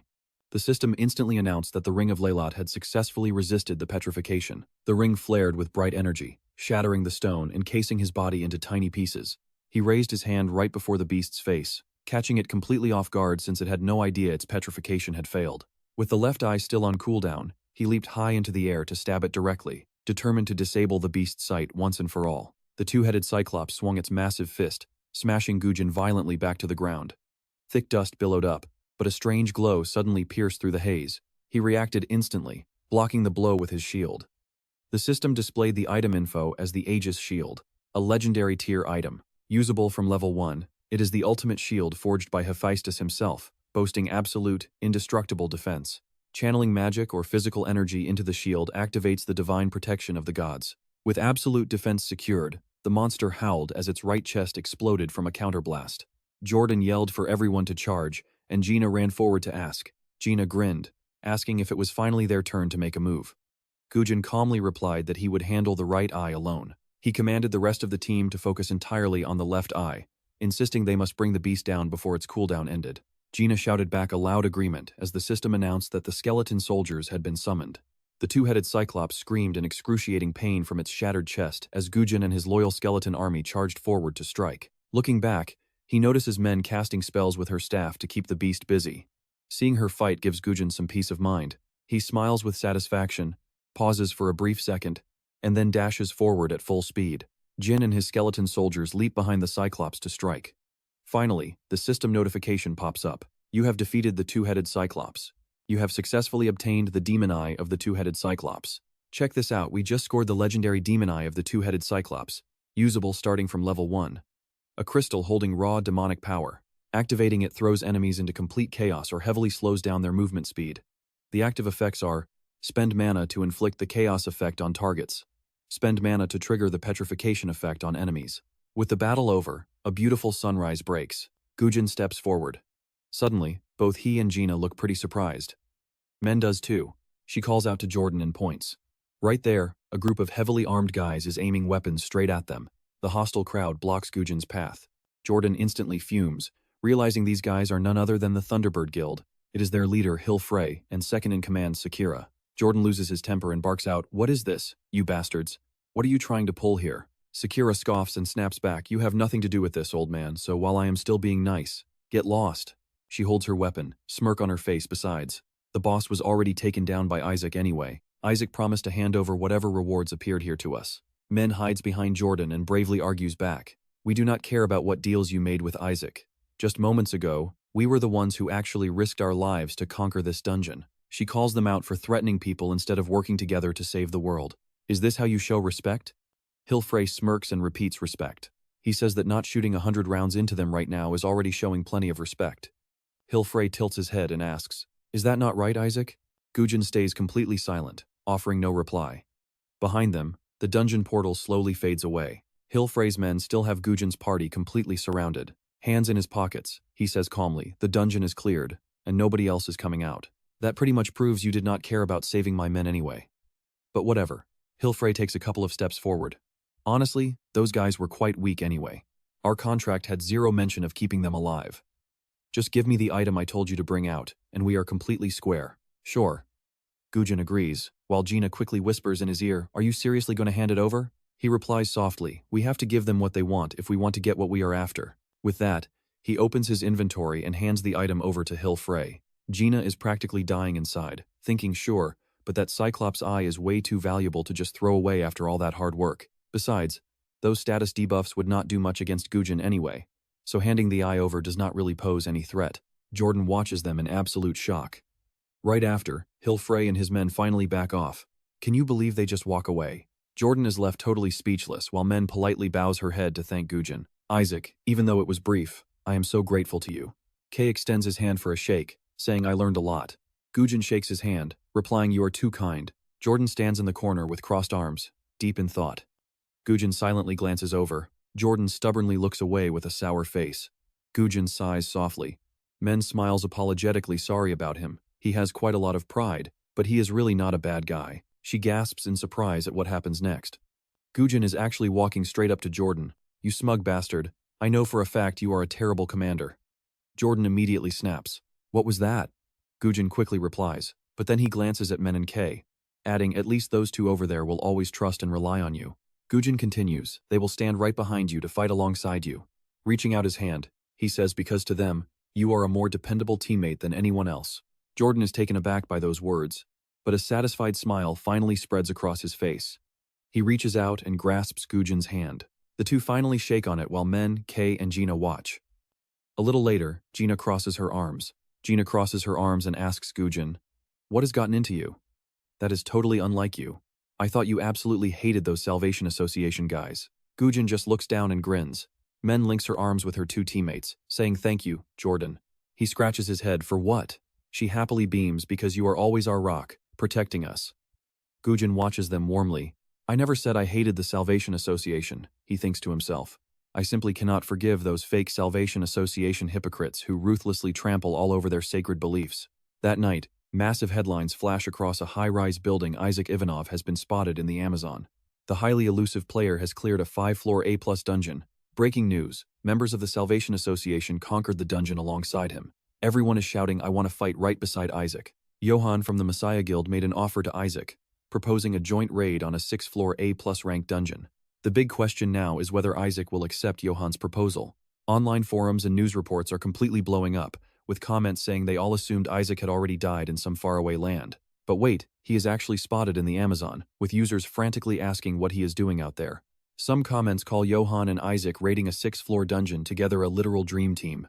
But others worry, questioning why they would suddenly tackle a 6-floor A+ dungeon when it is clearly suicide. While supporters call it a holy crusade to save humanity, the toxic haters argue that even if Isaac somehow resurrected, he is still doomed to perish. Users quickly hit back, telling everyone to watch their mouths since these two are true heroes, saving the entire world. Others just laugh it off, asking why everyone is so dead serious. But as keyboard warriors fight online, Ken mutters from the shadows that Isaac has finally returned. Hearing he came back from the Amazon sends a shockwave of fear through Shin-hye, but Ken cuts her off since they have actual critical matters to resolve. He demands to know why he was summoned again, looking completely annoyed. He warns her not to say their plans failed or start spewing some useless nonsense. But Shin-hye just flashes a smirk. "Of course, everything is still on track," she says, sliding open a locker. "I just want to completely eliminate any variables that might cause us to fail." Ken frowns as she tells him to call the Sword Saint, wanting him to make use of a special item. Shin-hye lays the powerful gear onto the table, presenting the Helm of Hades alongside the mythical shoes of Hermes. Now here is where it gets crazy. News breaks that Isaac and Johan are meeting at Egypt's 6th floor. Lazily tapping his fingers on his armrest, Yong-an notes that this highly interesting setup mirrors the exact moment Woo-jin first approached him back at the Messiah Guild. Yong-an continues, noting Woo-jin has dropped his disguise, and demands to know if his deal with Thunder went through successfully. Woo-jin confirms that plenty happened. Flashing back to the tense moment he handed over the mysterious eye to Hefrey. At that time, he had asked him, "I heard you never break your promises, so did you actually bring the item I requested?" Frey was highly impressed that even in a high-pressure situation like this, Woo-jin stood his ground without a shred of fear. Praising Woo-jin's incredible boldness, Hefrey hands him a special scroll, keeping his end of the bargain. And yes, it is a legendary skill scroll. The scroll details a summoning skill that requires the user to become the Emissary of the Dark World. Requiring level 180, it summons a powerful immortal wizard by sacrificing 100 monsters, which Frey warns is an incredibly restricted high-level item. He tells him to stay alive until then, while Woo-jin quietly whispers that he finally has everything he needs. Young-an leans back, asking Woo-jin if he also fell for all those sweet, manipulative words that guy threw around. "And why reveal all of this to me without hiding a single detail?" he asks. And Woo-jin looks down, replying, "Did you not tell me yourself?" A smirk crosses Young-an's face as Woo-jin continues, "You warned me to never try deceiving you again." Satisfied, Young-an praises him for finally understanding his warning, just as the heavy double doors of the room slide open. Lazily, Young-an asks Woo-jin if he now understands exactly what is expected of him from here on. Woo-jin promises to report every single detail about Thunder just as Secretary Kim walks in, confirming his duty and adding there is one more thing. Secretary Kim places a small box on the table, and Young-an commands Woo-jin to deliver it straight to Isaac.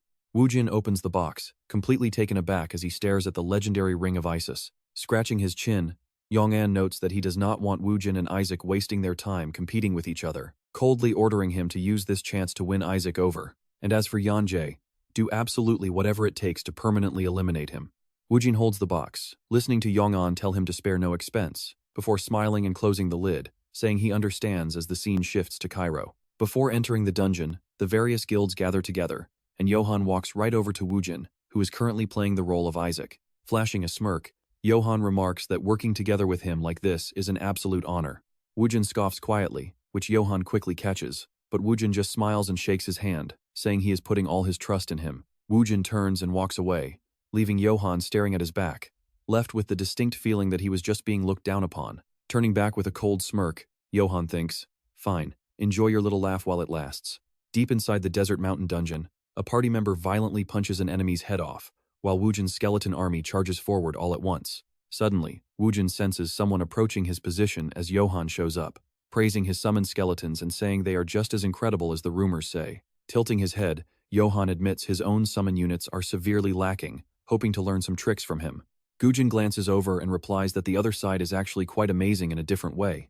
Johan George asks what he means, but Woo-jin closes his eyes and says it is not about his group. Looking at Johan George's army, he mockingly asks if they are just trying to overwhelm his team with sheer numbers. Johan George looks back at his own masked soldiers and asks if he is talking about these guys. He shows off a glowing ring on his finger, revealing that all of this is possible thanks to this very artifact, the Ring of Hades. Woo-jin is surprised, wondering if that is really the Ring of Hades, as Johan George smirks smugly. With this power, he can steal any skeleton army and make them his own. Woo-jin is shocked, wondering how such a broken item could even exist. This must be one of the secret treasures hidden by the Savior Society. Johan George speaks up, telling him not to worry. Grinning widely, he promises he will never lay a finger on Isaac's skeleton army, because the ones he wants are different. He looks at his followers and explains he will only take control of the skeletons summoned by his own subordinates, standing right behind him. Woo-jin knows attacking Yan brings zero benefits. None. Staring at the ring, Woo-jin frowns as he realizes that showing contempt is actually a massive threat to their power. Looking at his opponent, he calculates his next. Johan George is still terrifyingly bold. But wait, watch how fast the atmosphere changes when night falls and they light the campfire. Roasting meat over the flames, Johan George glances over and remarks how tragic it is that beings from the underworld cannot eat or drink. "Is that not true?" he asks. He takes a bite. Looking up at the ghosts floating in the air, he says he does not know exactly where they are, but they are clearly hovering nearby. He talks to the spirits, teasing that even if they stare at him like that, they cannot even give him a proper answer. Calling it a real shame, he wonders if they are starving and thirsty right now, before covering his face and giggling to himself. If he wants to catch that 6th floor boss, how will it go? No clue. He absolutely needs Isaac's power, which means he cannot kill him just yet. He decides to take things slow, but suddenly, half of his meat drops to the ground. Rolling his eyes, he asks if they are still there. Suddenly, a blurry ghost appears. By day 21 of the raid, with volcanoes erupting around them, the explorers finally reach the gate of the 5th floor Egyptian dungeon. Johan George smirks and notes that they only have one last floor left, having cleared the first 5 without any issues. He warns that this 6th floor will definitely be the most brutal of all. While Woo-jin secretly remembers Yan saying the exact same thing. Glancing around, he notes that even though this is an A+ rank dungeon, they have not suffered a single casualty yet. Since Johan George's soldiers are completely unharmed, the real threat must be waiting inside with the final boss on the 6th floor. Woo-jin looks over at his own squad and worries, because their true strength has also been completely exposed to everyone here. Under these circumstances, there is no way the enemy would send such weaklings to capture him, making Woo-jin realize they must be completely clueless. Thinking about Shin-hye, he assumes that Parun-hye has finally brought out their secret treasure. He then walks up to the massive front gate, places his hand on it, and slowly pushes it open. Johan George creeps up behind Woo-jin. But wait, our guy saw this coming from a mile away. Woo-jin throws the door open, decisively. Gina steps forward, only to instantly sink into the desert sand. Looking shocked, Gina asks if this is all just desert terrain, but Woo-jin tells him no, pointing toward a massive, dense jungle waiting right ahead of them. Johan George asks Isaac if they should head straight toward that dense jungle first. Glancing over, Woo-jin announces that before they move, he has a warning from this moment on. They are putting the boss hunt on hold indefinitely until they catch the assassin targeting them. This completely catches him off guard. He freezes. The assassin, he stutters. He nervously demands to know what Woo-jin actually means by that. But right then, his own skeleton soldiers suddenly go completely wild. They lunged forward to attack Woo-jin, but his own skeleton soldiers quickly intercept them to block the sudden charge. Looking up, Woo-jin remarks that things have turned out exactly as he suspected, before quickly slipping away while the skeleton armies are busy clashing. Gina screams, demanding to know if he is trying to escape, before having no choice but to sprint after Woo-jin as the enemies shout out in anger. Yelling that he is escaping, they try to catch him, while Johan George orders them to ignore Isaac and capture the golem and skeleton mage instead. He repeatedly yells out orders, demanding that they absolutely must subdue these special summoned creatures no matter what. Woo-jin realizes something. Johan George is incredibly clever. One of his skeletons easily slices through an enemy, knowing his summons can regenerate endlessly inside this dungeon. But the enemy forces quickly shift their focus to swarm the giant golem at the same time. However, special summons are a completely different story, a major problem. The skeleton knight is caught in a tight spot because summoning him is incredibly difficult, while his skeleton mage unleashes powerful magic to blow up the enemies. If it gets destroyed right here, or stolen by Johan using the power of Hades' ring, Woo-jin opens his inventory, knowing their losses would be completely unspeakable, and pulls out the book. Just like that, the system announces the summoning of the death book, and the mage's body turns to smoke. Johan realizes something is terribly wrong. He watches Woo-jin's soldiers dissolve, completely gone. He screams out that bastard is reverse summoning them. He is absolutely furious. Damn that bastard. Meanwhile, Woo-jin and Gina are running for their lives deep into the forest, as a subordinate asks if they should give chase. Johan snaps back at him in a fury. Are you crazy? Isaac is currently holding most of his troops. You plan to blindly run into the forest and do what in a situation like this? He gnashes his teeth in anger, damn it. How on earth did he find out about the assassins? Even if I absorb Isaac's entire skeleton army, this whole plan is already a complete mess. Deep in the forest, Woo-jin and Gina finally stop, catching their breath. Gina pantingly asks, "It looks like they stopped chasing us." Woo-jin quietly responds, "He is unlike any enemy I have faced until now. Johan is no fool." Gina then asks, "What is the move now? Do you have a plan?" Woo-jin smugly replies, "Of course I do. Watch this." He slides a ring onto his finger, and the system announces he has equipped the Ring of Osiris. The system continues, "It will be engraved onto Bango's bracelet. You cannot unequip this item in the future." The ring is then engraved into one slot, leaving 2 slots open. The system shows the info, Ring of Osiris, a legendary item usable from level 1 that channels the power of Osiris. Resurrection. It holds the ultimate power to resurrect the dead. It increases all attack power by 15%, boosts stats by 15%, and grants resurrection. Gina stares wide-eyed, pointing at the ring. "No way! Where did you even get this from?" Woo-jin rolls his eyes and answers from a very generous sponsor. He looks up at the sky and asks Gina, "Did you just say something so meaningful? Something that makes humans feel uneasy?" Woo-jin says, "You must be pretty used to falling by now, right?" Hearing this, Gina looks up at the sky too. "Falling?" Just then, a flock of healings flies right over their heads. Woo-jin says, "Because I went through it when I faced them." Gina fearfully points at his own face. "Wait, did I somehow do something wrong again or what?" Woo-jin stays silent. Gina shrinks back in terror and asks, "It cannot be that thing, right?" Woo-jin stares at the sky while Gina literally cries in fear. In the distance, on a towering mountain, the giant claws of a sphinx stomp down hard. It glares down at them as the hlings swarm the sky. Woo-jin approaches the shot-down wyvern lying on the ground. Gina stands nearby, thinking, what is this?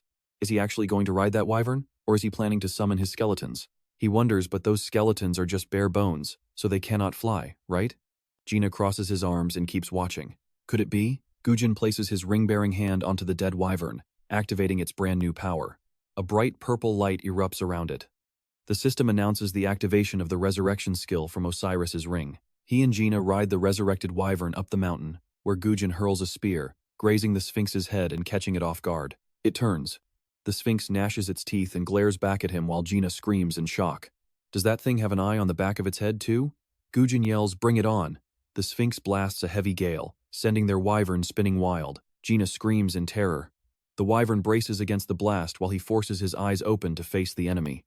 The Sphinx swoops in, aiming its claws to crush them. Gina grimaces and yells, "Damn it, how is this thing so incredibly fast? Too close." Its massive foot is closing in fast, and it is about to smash them. Woo-jin glances back and shouts, "Hold on tight, because the real ride starts now." He dives the wyvern straight down, dodging the Sphinx's deadly grasp and flying away. Gina screams at the top of his lungs, "Did you seriously tell me to get used to falling earlier just for this exact moment?" The Sphinx immediately gives chase. Woo-jin glances back, then darts his eyes to the left and spots something useful. Now check this out in the distance. Johan's campfire crackles as he looks up and spots something crazy in the sky. Johan stands up and walks toward the suspicious noise, his eyes suddenly widening in pure shock. He witnesses a wyvern being chased down by a massive Sphinx, and they are heading straight for his camp. What on earth is that? The Sphinx flies at full throttle, relentlessly chasing Woo-jin. Gina looks back, seeing its massive jaws open wide, and screams behind us, "Look behind us!" Suddenly, Woo-jin leaps back, grabs his collar, and drags Gina into a terrifying freefall straight from the sky. The Sphinx swoops in and bites the wyvern's neck. Gina screams, curses at Woo-jin, "You bastard." Johan is absolutely furious, damn it all. The wyvern and the Sphinx crash violently right into his campsite, kicking up a massive cloud of dust. Johan coughs heavily and glares to the side. The Sphinx, holding the wyvern in its jaws, stares directly at them. Frowning deeply, he realized that going in totally unprepared meant he had absolutely zero chance of defeating that boss monster. Meanwhile, Lee Gina ended up face-planting hard onto the dusty ground. Seeing this, Kim Woo-jin told Lee Gina to get up already, prompting the guy to climb up and curse him out. "You absolute jerk, if we were going to drop like that, you should have at least warned me first." Fuming, Lee Gina snapped that he deserved to know what was happening. He accused Kim Woo-jin of staying completely relaxed just because he had that shield. He remembered free-falling through the air back then, and how Kim Woo-jin had pulled out his shield just in time. Lee Gina whined that he was completely out of his mind to tag along. But Kim Woo-jin replied that he only pulled that stunt because he trusted his abilities. Then he simply said to move out. Lee Gina stood up, thinking to himself how frustratingly blunt Kim Woo-jin always was. Seeing Kim Woo-jin already walking off, Lee Gina shouted out, "Hey, where are you going? Wait up for me. Look at this." Over on Johan Job's side, the Sphinx is tearing through his entire undead army while he cowers behind a tree, completely helpless. The beast was on a completely different level than his minions. Finally, the Sphinx flew off, leaving Johan Jobs gritting his teeth in frustration. It felt like that monster had just saved his life. But walking back onto the battlefield, he saw that he had lost not only his summoned skeletons, but a few of his actual men too. With a grim expression, he called over his remaining, living subordinates. "Now that things have come to this, we have no other choice," Johan Jobs ordered. "We must take that bastard down right now." Suddenly, a silent phantom materialized right behind him. It began carving words into the dirt, and when Johan Jobs turned around, he read the message. The spirit asked what his plan even meant, and Johan Jobs calmly answered him.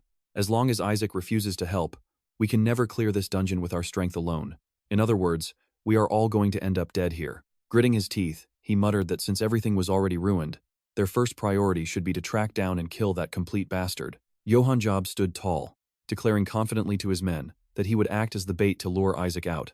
"Because once I am eliminated, Isaac will finally feel secure enough to return. He will not hesitate for long."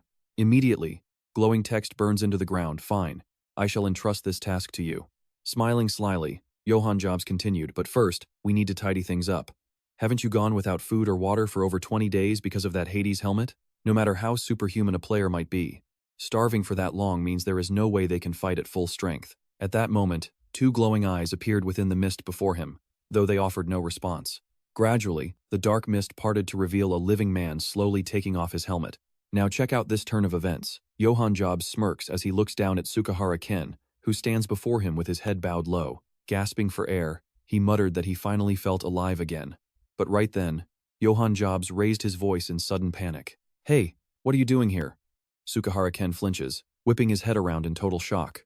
But in that split second, Johan Jobs dashes past and snatches the helmet right out of his hands. Realizing he had been tricked, Sukahara Ken unleashed a thick wave of killing intent, growling to ask what game he was playing. Meanwhile, Johan Jobs just smirked, casually tossing the helmet in his hands. Right at that moment, the sword Sukahara Ken was holding began to partially dissolve into nothingness. With a smug laugh, Johan Jobs mocked the idiot for falling for such a cheap trick, asking how Isaac could possibly be here anyway. At that signal, Johan Jobs stomps his foot hard. Sukahara Ken flinches, warily scanning his entire surroundings. He was now completely surrounded by an entire army of skeleton warriors, while Johann Jobs had vanished without a trace. In another part of the forest, someone gently snaps a wooden branch. Watching this, Lee Jina asks in confusion, "Why on earth have you been marking our path everywhere we go?" Hearing the question, Kim Gujin smiles and replies that some guests will be arriving soon, leaving Lee Jina even more bewildered. Guests? Every direction is crawling with monsters and enemies, so where is any guest coming from? But the moment he says that, Kim Gujin grins and mutters they are here. Lee Jina flinches, whipping his head around to look. Sure enough, a dark figure steps out from the shadows behind them. It is Johann Jobs, silently glaring at them with pure hostility. Without warning, Johann Jobs hurls the heavy iron helmet he just stole straight into the air. The helmet tumbles heavily across the ground, rolling forward until it stops right at the feet of Kim Gujin. Looking down, he calmly notes that it is the Helm of Hades. Hearing this, Johann Jobs looks quite surprised. "So you even know the item name," Johann Jobs remarks. "No wonder I kept wondering how you knew about the assassins beforehand." Clearly, information must have leaked from somewhere. Before he can even finish, Lee Jina shouts out in shock, "The Helm of Hades. Where did you ever hear about that?" Ignoring the outburst, Kim Gujin looks straight at Johann Jobs. "Why are you giving this to me?" He chuckles, stating that since they won, it is a reward for the victor. Meanwhile, Lee Jina picks up the helmet, his eyes shining as he murmurs that this thing is absolutely incredible. "Is this not a legendary grade item?" "That is right, this is Kini, a legendary item. Equipable from level 100, this is the Helmet of Hades, King of the Underworld. Whoever equips this becomes a being of the Underworld, allowed to conceal themselves with absolute perfection. It triggers absolute stealth upon equipping, but you cannot talk, eat, or drink while wearing it. Once you take it off, it cannot be used again for another 24 hours. After reading this, he stands there completely stunned. Wait, no eating or drinking at all? Now Johann Georg gives Kim Gujin a sly smile and says, "I will surrender, but you must guarantee my safety. Not just in here, but outside this dungeon as well." He does not reply right away, silently thinking it over instead. Just one brief clash with Spin, and he already knows he cannot win? This guy is pretty quick at reading the situation. Nothing in this world comes for free, and this opponent is definitely no pushover. Lee Jina does not overthink and asks, "Even if we decide to save your skin, what about your subordinates?" Hearing this, Johann Georg's eyes flash with absolute cold-blooded malice as he slowly replies, "Those guys. They do not have any sort of utility value left anyway. So before coming here, I disposed of them cleanly." He is talking about his skeleton soldiers, leaving not a single one behind. Lee Jina flinches, staring in total disbelief. He is about to rush forward and scream, "Are you insane?" But Kim Gujin stops him and addresses Johann Georg. "Sure, but there is one more condition. Hand over the Ring of Hades," he demands in an extremely firm tone. As expected, Johann Georg falls completely silent. He stands perfectly still, staring intently at the two of them. After a brief moment, Johann Georg lets out a sigh and slips a ring off his finger. He laughs savagely, whispering, "I really cannot beat you." Kim Gujin just silently stares back at Johann Georg, not saying a single word. The scene cuts to a different forest during the day, where a furious voice is echoing through the trees. Damn it. Sukahara Ken dashes rapidly through the woods, thinking about how he barely managed to escape Johann Georg's skeleton soldiers. And now, a massive monster wave is hitting. What a total mess. He always knew Johann Georg was going to be a huge problem. Suddenly, Sukahara Ken freezes in his tracks. His eyes catch sight of something straight ahead. Right in front of Sukahara Ken, two savage gorillas charge forward. Seeing them, he silently grunts, "They caught up already?" The beasts leap with terrifying speed, claws slashing through the empty air, but Sukahara Ken quickly maneuvers past them. With a few swift slashes of his sword, he easily drops both targets. Looking up, Sukahara Ken grits his teeth in frustration. No matter what, this is still a highly dangerous, 6th-floor, A+ rank dungeon. Just surviving here completely on his own is already a massive struggle, so escaping after killing the boss is out of the question. Right on cue, even more massive gorillas leap down around him. They bare their fangs with raw aggression, but Sukahara Ken is already poised below, ready to welcome them. Channeling explosive power into his heels, he leaps straight upward to strike first. If this is how it ends, he thinks, slicing another beast clean in half, there is simply no way he will accept dying all by himself. Sukahara Ken grits his teeth, absolutely not. He is fully determined to drag someone down into the grave with him. The scene shifts elsewhere in the forest, where a pretty bright yellow glow illuminates the trees as a sudden stream of water hits a trunk. Turns out, that is just Lee Jina casually relieving himself. He wonders why, out of the countless magical items in the world, not a single one can stop a guy from needing to take a bathroom break. Right at that moment, Lee Jina suddenly looks straight up as a shadow drops down. Sukahara Ken swoops in, lunging right toward him out of nowhere. Before Lee Jina can even react, the attacker unleashes two incredibly sharp sword strikes. Oh man, watch this. Lee Gina can only stare in absolute shock as something heavy drops onto the forest floor with a dull thud. Sukahara Ken stands with his sword, glaring forward as he whispers you. Meanwhile, in another clearing, Kim Gujin and Johann Georg sit opposite each other by a campfire. Suddenly, sensing some nearby trouble, he quickly springs to his feet and glares off into the dark woods. Without a second thought, Isaac bolts straight toward the disturbance. Johann Georg watches him leave and panicked, calling out Sir Isaac. Kim Gujin dashes rapidly through the trees, leaving the warmth of the campfire far behind. The scene shifts right back to Sukahara Ken and Lee Gina. The swordsman stands there, staring intently at the bizarre object he just sliced in half right in front of him. Right on cue, Isaac and Johann Georg arrive at the scene. Taking in the bizarre sight, the young man says absolutely nothing. Sukahara Ken is the first to break the silence, telling him, "You are far too late, Isaac." Behind them, Johann Georg gasps. He grits his teeth, thinking that the guy must have been chased relentlessly by monsters. He is certainly quite a tough survivor. Sukahara Ken speaks in a slow, menacing tone. "I saw this coming the moment you betrayed me, and now you have teamed up with this trash, Isaac." Johann Jobs does not answer him, only staring back with a fierce glare. Frowning as veins bulge on his forehead, Sukahara Ken growls that he cannot just abandon them and let the two of them die so easily. "With your tanker gone, there is absolutely no way you are leaving this dungeon alive on your own. Let me use this blade to send the rest of you on your final journey." With those words, Sukahara Ken immediately raises his sword into a combat stance. Seeing this, Kim Gujin scoffs with a smirk, muttering about his fancy swordplay. Beside him, Lena has absolutely no idea what her partner is planning to do next. Right then, a system notification pops up. "Summon the skeleton army." Loud metallic clashes echo repeatedly through the forest as Kim Gujin and Sukahara Ken trade incredibly fierce blows in a wild duel. Locked in a stalemate, Kim Gujin realizes his healing capacity has dropped. This guy is a true swordsman. Suddenly, Sukahara Ken darts his eyes to the side just as a giant skeleton soldier charges in, preparing to slam a heavy strike right between them. Sukahara Ken's right eye flashes as he quickly spins around, only to realize that Johann Jobs is hiding directly behind that giant skeleton soldier. It seems Johann Jobs is pulling the strings. Gripping his sword tight, Sukahara Ken rushes forward, roaring for him to get out of the way. With a loud roar, he swings his blade, slicing cleanly through the giant skeleton soldier. Cut in two, the monster collapses toward the distant skeletons. Johann Jobs gasps in shock, gritting his teeth hard at the sight. Johann Jobs never expected Sukahara Ken to be this powerful. That single slash unleashed a massive shockwave, splitting the forest path completely in half. Thick dust clouds fill the air, but the deafening noise has finally quieted down. Johann Jobs slowly opens his eyes and stammers in absolute disbelief. This monster has not eaten or drank anything for dozens of days. His physical condition should be at its absolute worst right now. Yet, while Johann Jobs stands there frozen, Sukahara Ken's figure suddenly blurs past, appearing right behind his back. Johann Jobs whips his head around in sheer panic. Another skeleton instantly leaps in to shield him, but it is brutally sliced to pieces in 2 clean strikes. Gritting his teeth, Johann Jobs panics, thinking this is insane. Standing over the bones, Sukahara Ken slowly sneers that cowards like them certainly cling to life. But suddenly, his movements freeze as he casts a sharp look down at the ground. With a look of sheer disgust, Sukahara Ken loudly scoffs and spits on the floor. As his nasty spit drips right onto the shattered skull of the skeleton below, Johann Jobs and his entire army suddenly spot the mysterious object sliced in half on the ground. It is actually the core of the human-faced turtle, a rare grade item usable by anyone at level 1 or above. Keeping this core of a 1,000-year-old human-faced turtle in your mouth grants unbelievable survival benefits.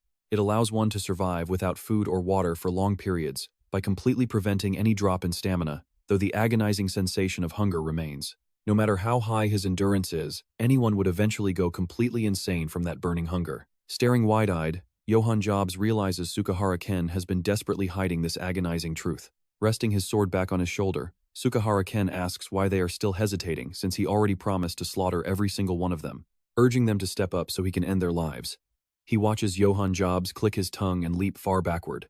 Johann Jobs ducks behind Kim Gujin, reasoning that there is no need for him to fight when Jack is on their side. Sukahara Ken just sneers, taunting them. "You guys didn't seriously think this fight would end so easily, did you?" He demands they face him in battle and fight like real men. Just then, Kim Gujin speaks up, mockingly asking if he is seriously talking big right now. Apologizing, Kim Gujin flatly declares that Sukahara Ken is the only one who will die here today. Completely unbothered by the threat, Sukahara Ken just chuckles, taunting them as desperate fools right before their deaths. Sukahara Ken cannot even finish his sentence before, wait for it, a blinding flash of light shears right through his arms. He freezes in sheer horror, his eyes darting down to his own limbs. His severed arms lay on the bloody ground, his fingers still tightly gripping the sword hilt. Sukahara Ken stands completely paralyzed, watching his own severed hands. Kim Woo-jin slowly finishes his sentence, emphasizing the words. Swaying and losing his balance, Sukahara Ken gasps in pure agony, forced to stand there helplessly and listen to him continue. He asks if Sukahara Ken has any allies left, as Lena slowly begins to revive. The swordsman screams in fury. He screams that this is impossible, but Lena cuts him off.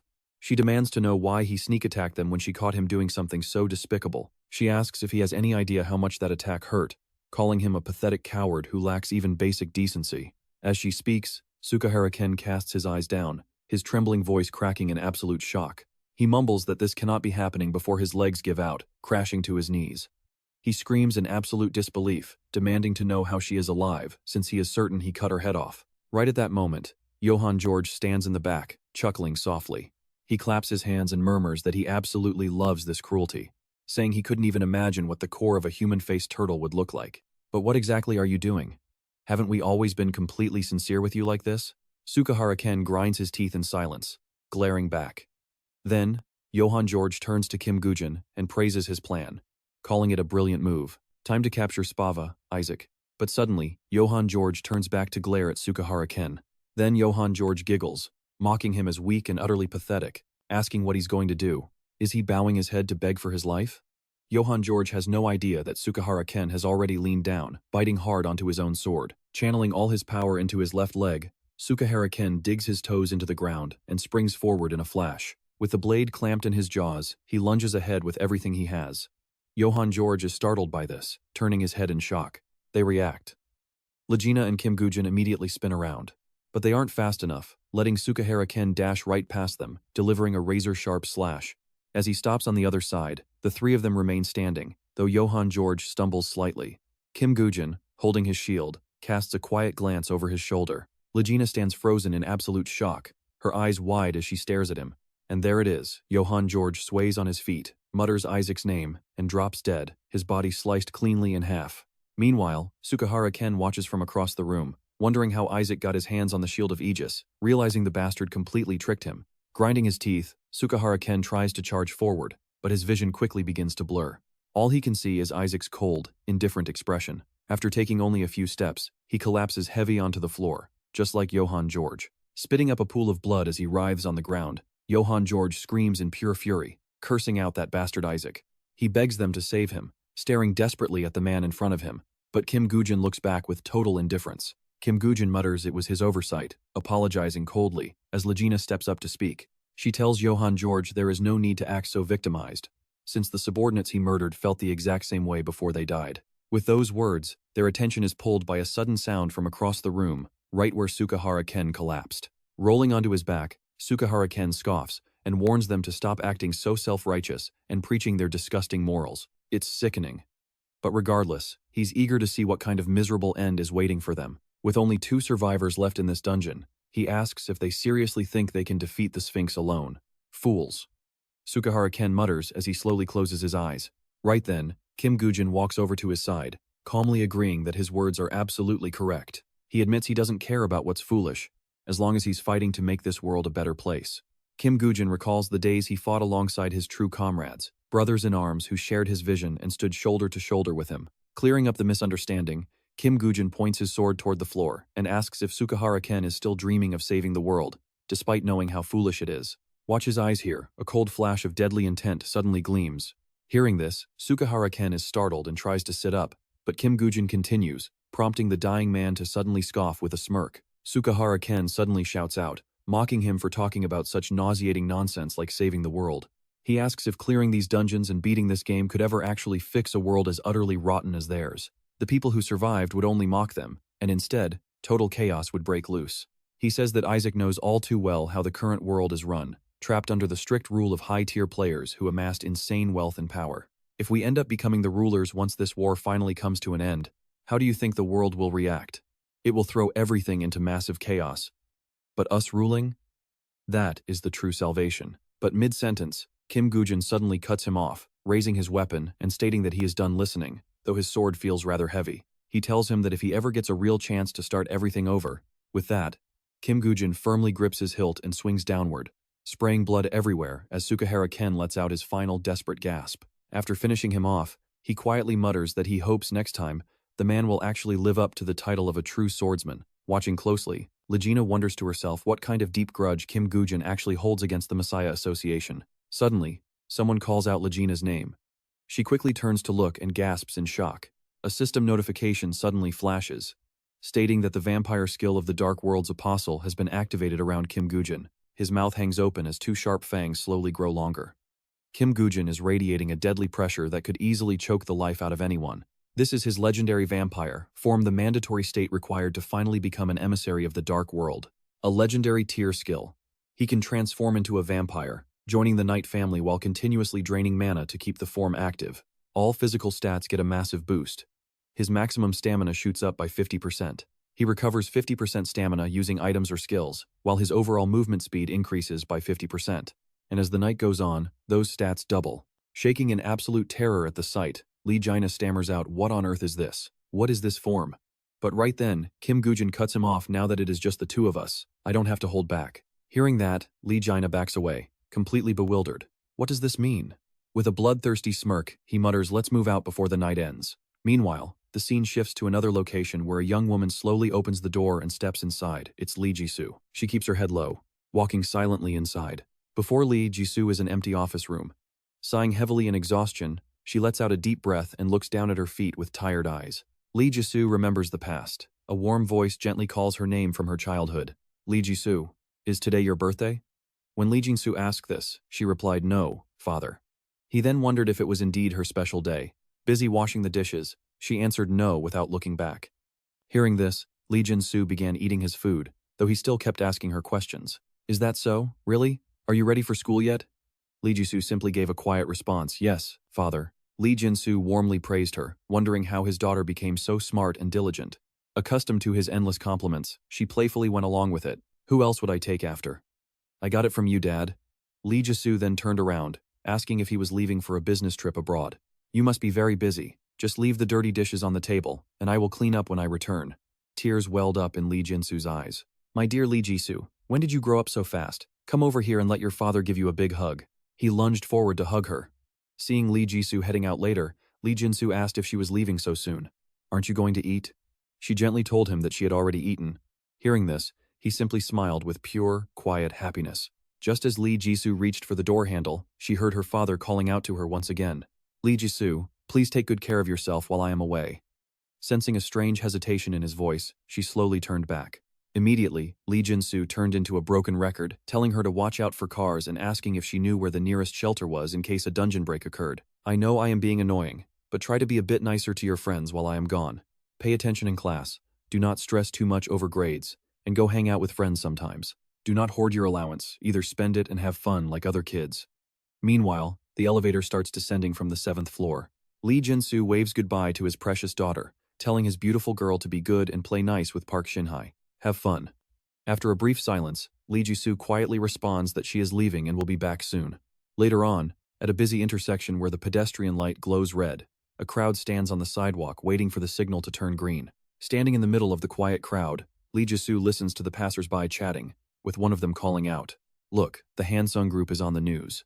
Another person replies, mentioning how they heard that their stock prices have been soaring lately. Hearing that name, she flinches in shock, her mind instantly racing the Hansung Group.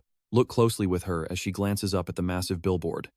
It is a live broadcast featuring that very same company. The Hansung Group has established itself as the leading institution for training top players to secure the nation's future. Completely glued to the screen, Lee Jisoo does not hear someone calling out to her, "Hey, Lee Jisoo." Startled by the louder shout, Lee Jisoo quickly turns around.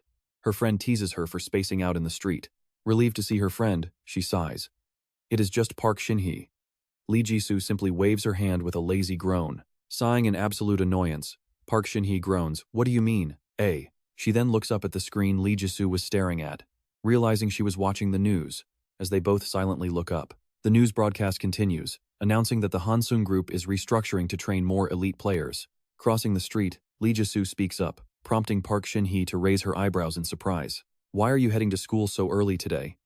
Her friend casually replies, "I am not going to school. I have recently awakened as a player." "But did you hear?" Lee Jisoo curiously asks, "Hear what?" Park Shin-hye slowly explains that a dungeon gate recently formed right in the basement of her nagging father's office building. You know, right? She nods, yeah. And then she continues, telling Park Shin-hye to keep this a complete secret. Apparently, a massive dungeon break is coming soon, and I am heading there right now.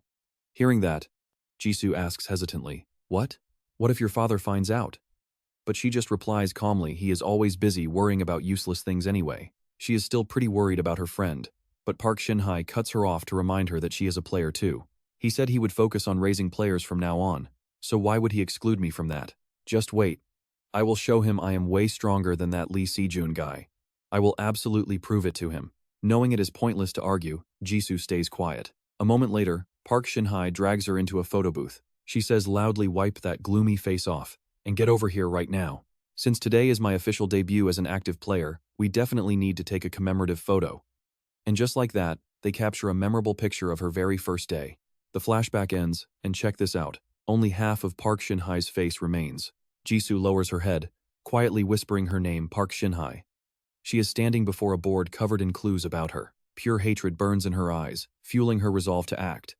Soon, the news channels are flooded with updates about the event. The Messiah Guild becomes the first to conquer a 7th-floor dungeon, making Se-jun the most influential player on the entire planet. With the 7th floor cleared, everyone is wondering when they will challenge the 8th floor next.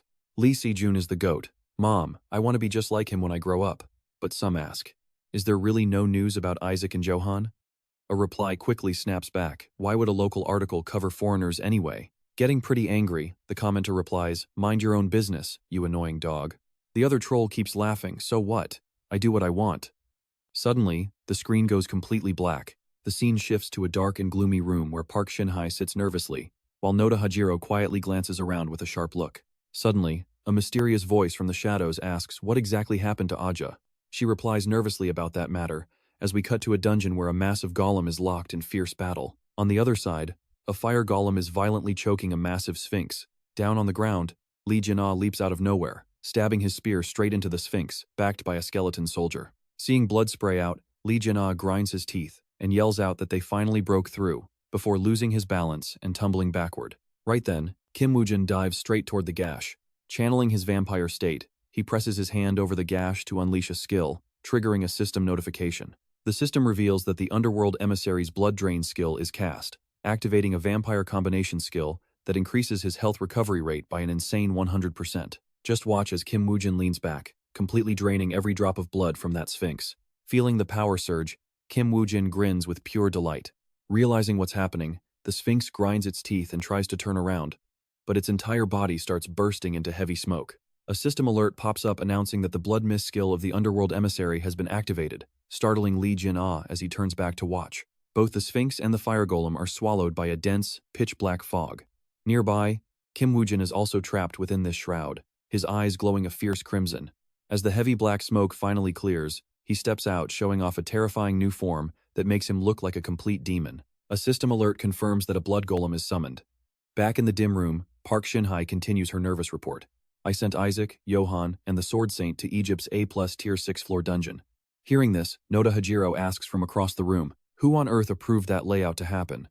Behind him, Sung-gu speaks up, asking the master archer to calm down and listen to their current situation first. But before he can finish, Noda Hajiro slams his hand onto the table. He warns him in a low, dangerous growl that he didn't ask him. Park Shin-hye quickly speaks up to reassure them both, claiming it was entirely her own decision.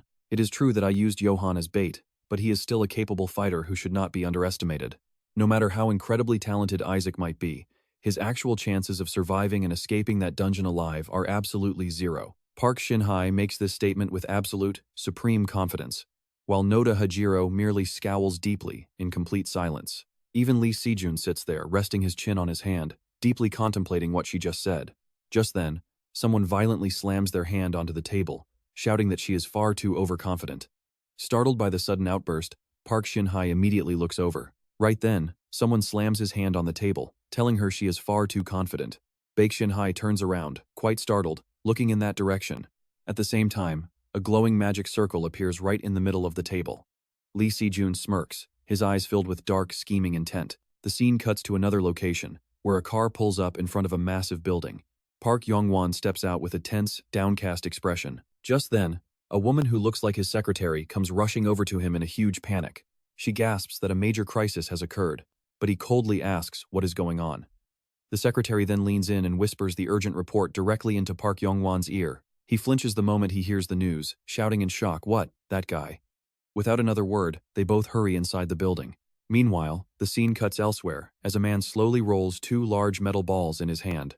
This is Frey, with Sakura standing silently right behind him. A second later, Park Yong-won and his secretary step into the office. Seeing them, Frey smirks deviously. Then, a system notification pops up: "You have successfully eliminated Sin." This message appears right over the spot where Johann Georg was just sliced clean in half. Suddenly, his severed head is lifted into the air. A blinding golden light begins fusing his two body parts back together. The brilliant energy radiates outward, illuminating the entire dark area. And just like that, the system announces the ultimate cheat code: the legendary Undead Return skill has just been activated. This unique rank skill, Undead Return, can only be used by players at level 50 or above. Those who died must pass the gaze of Charon, the ferryman, cross the river Styx, and journey back to the land of the living. This skill effect activates automatically when the holder dies during a dungeon raid. It fully cures all status ailments and physical anomalies affecting the body. Restoring health and mana to their absolute maximum, the skill denies you any dungeon clearance rewards. This is a single-use skill that completely vanishes forever after activation. Right on cue, the severed halves of Johann Georg's body fuse back together in a massive burst of light. Someone has brought him back to life. Instantly, Johann Georg's eyes ignite with a burning fire of hatred and raw determination. As he leans backward slightly, the surrounding air ripples like a sudden gust of wind. The dark dungeon forest at night hides deadly, silent battles. Golden sunlight washes over the horizon. Inside the room, Park Yong-won speaks in a slightly raspy tone, dripping with awkwardness. Dropping by out of nowhere to say things like this, it honestly catches me completely off guard. Frey leans forward, his probing voice cold but perfectly calculated. "Why? Do you need more time to think this over?" The moment those words hang in the air, a heavy silence falls over the room. Park Yong-won narrows his eyes, filled with deep suspicion. "You want me to raid a 7-story dungeon with you? Why on earth should I accept an invitation like that?" Frey rolls a stone in his hand, a sinister grin spreading across his face as he points out that Se-jun is running wild with his title as a 7-story dungeon raider. "Surely you do not want to see him keep that spotlight, right?" Park Yong-won's voice sharpens as he demands so. "You want to pool our forces?" He falls silent, his lips curling into a faint smirk that is either mocking or agreeing. "Well, if we split the forces, it means you will participate in the dungeon raid, and you and I will conquer them together in the future." Sitting opposite him, Park Yong-won raises an eyebrow as his voice drops with suspicion. "Join?" The other man just answers with an icy stare. "Exactly. Join." Visibly irritated, Park Yong-won claws a deep scratch straight across the wooden table. The room suddenly grows heavy as anger flashes in Park Yong-won's eyes, his harsh voice echoing loud. "Are you trying to provoke me right now? Right here in my own headquarters?" Frey simply nods. "That is exactly what I mean, Park Yong-won." A terrifying, heavy, dark aura slowly floods the entire room. Sakura shrinks back, absolutely terrified by the overwhelming pressure. She helplessly mutters in a mix of shock and fear. "This intense bloodlust is insane. I never expected him to lose his cool like this."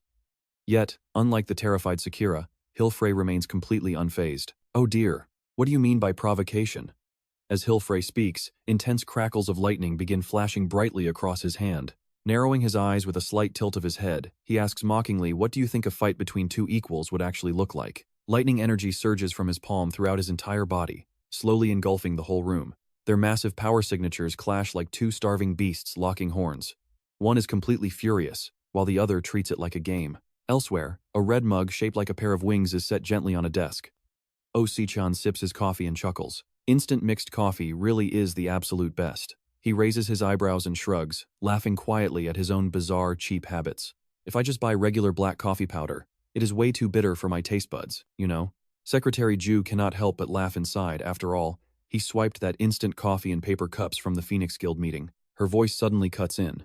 Secretary Ju addresses her boss with some shocking, highly classified intelligence. "Get ready for some major news. It looks like the Thunderbird Guild and Park Yong-won have officially made contact." Hearing this, Se-chan cannot hide his thrilled smirk. Finally, the massive war we have been waiting for is about to go down. He smiles, his eyes shining with pure excitement.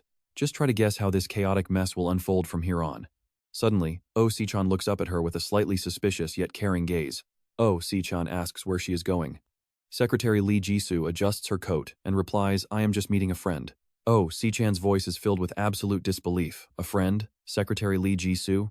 Lee Ji-soo tilts her head, completely unbothered by his dramatic reaction. Seeing this, Oh Se-chan quickly gets flustered. What is with that look? He asks, waving his hands in mock surrender to shoo her away. No, no, just go already, Oh Se-chan urges. She smiles softly, her eyes warming up as she steps out, promising to return soon. Oh Se-chan watches her disappear behind the door. He sighs heavily. Meeting a friend, my foot. And just like that, we are suddenly thrown into a dark, narrow back alley of Cairo's black market, where things are getting pretty damn shady under the flickering lights. Inside is a dimly lit drinking den, where three figures gradually emerge under the low ceiling lights. A man reaches out, his raspy voice cutting through the darkness as he slides something forward, telling them it is bound to come in pretty handy. I am not totally sure, but you better keep your promise, the man says. Johann Georg chuckles softly, a flash of regret in his eyes. At first, I actually thought you betrayed me, Johann Georg says, glancing over at the man beside him. Isaac, is that you? Kim Woo-jin sighs, looking out. A promise is a promise. Behind him, the memory of a sudden resurrection flashes on the screen. Back then, Johann Georg's face was pale with panic as he gasped for air. Suddenly, his gaze fell on a hat lying on the ground. Right underneath it was a note left behind by someone. Make sure to return this when you are finished using it. Johann Georg picked up the hat, a sinister smile creeping onto his face. If he left this behind, his voice drops as his brows furrow in deep thought. Does that mean you already knew I had a skill to come back from the dead? Honestly, I could never beat you, Isaac. Johann Georg asks, completely baffled. How on earth did you even figure that out? He replies to that with a bitter smirk. In reality, Kim Woo-jin had to kill Johann Georg twice because of that damn resurrection skill. Regret and deep anger mix in Johann Georg's eyes as he mutters to himself that Kim Woo-jin really should have just left him to rot in that dark dungeon. His voice rings out now. How I know that is none of your business, he says. Johann Georg's eyes gleam with a mix of crazy admiration that is so incredibly cool. Hearing Johann Georg's ridiculous praise, Kim Woo-jin immediately spits out his drink in shock. He leans forward, voice dripping with raw emotion as he confesses his hidden feelings despite the judging glares. No matter what happens, you are still the coolest, Isaac. That is my beloved brother, he says. Kim Woo-jin frowns in pure disbelief. Not a single person in this room is normal. Then his voice turns icy cold as he delivers a grim reminder. Because of this incident, you are officially a dead man now. You can literally feel the ice in his voice right here. So, from now on, do not do anything stupid and keep your head down.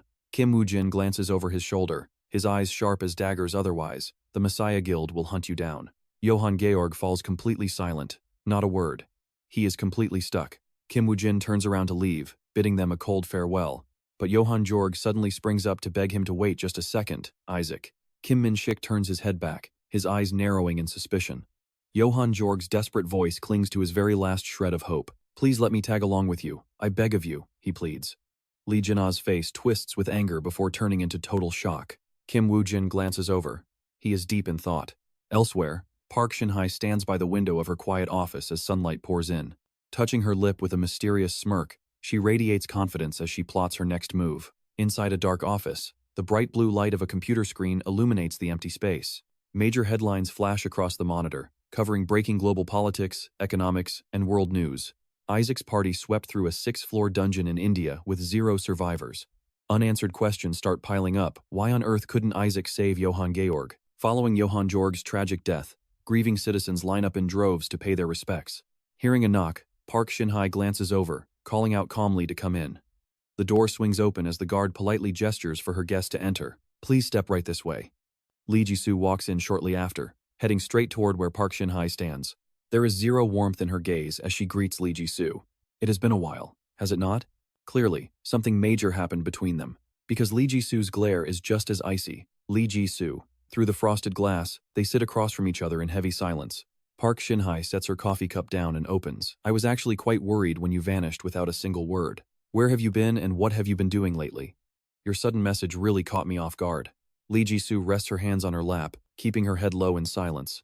After a moment, she speaks in a low voice. I have something to ask you. Park Shin-hye tilts her head. Ask me? Well, I suppose you definitely have quite a lot of questions for me. After all, it has been a pretty long time since we last met. But your coldness still hurts. You didn't even ask how I've been doing. Not even once. Aren't you being way too cold to your own friend? Even though we haven't seen each other in 3 whole years, you haven't changed a bit. Ji-soo suddenly cuts her off, saying my father. Hearing those 2 words, her entire body begins to shudder. She continues in a freezing cold voice, did you kill him? Park Shin-hye instantly remembers a man lying in a massive, spreading pool of blood, fallen to the ground, her entire body trembles in sheer terror. Park Shin-hye looks completely pale, cold sweat dripping as tears begin to well up in her eyes. A dark silhouette steps closer, catching Park Shin-hye's attention.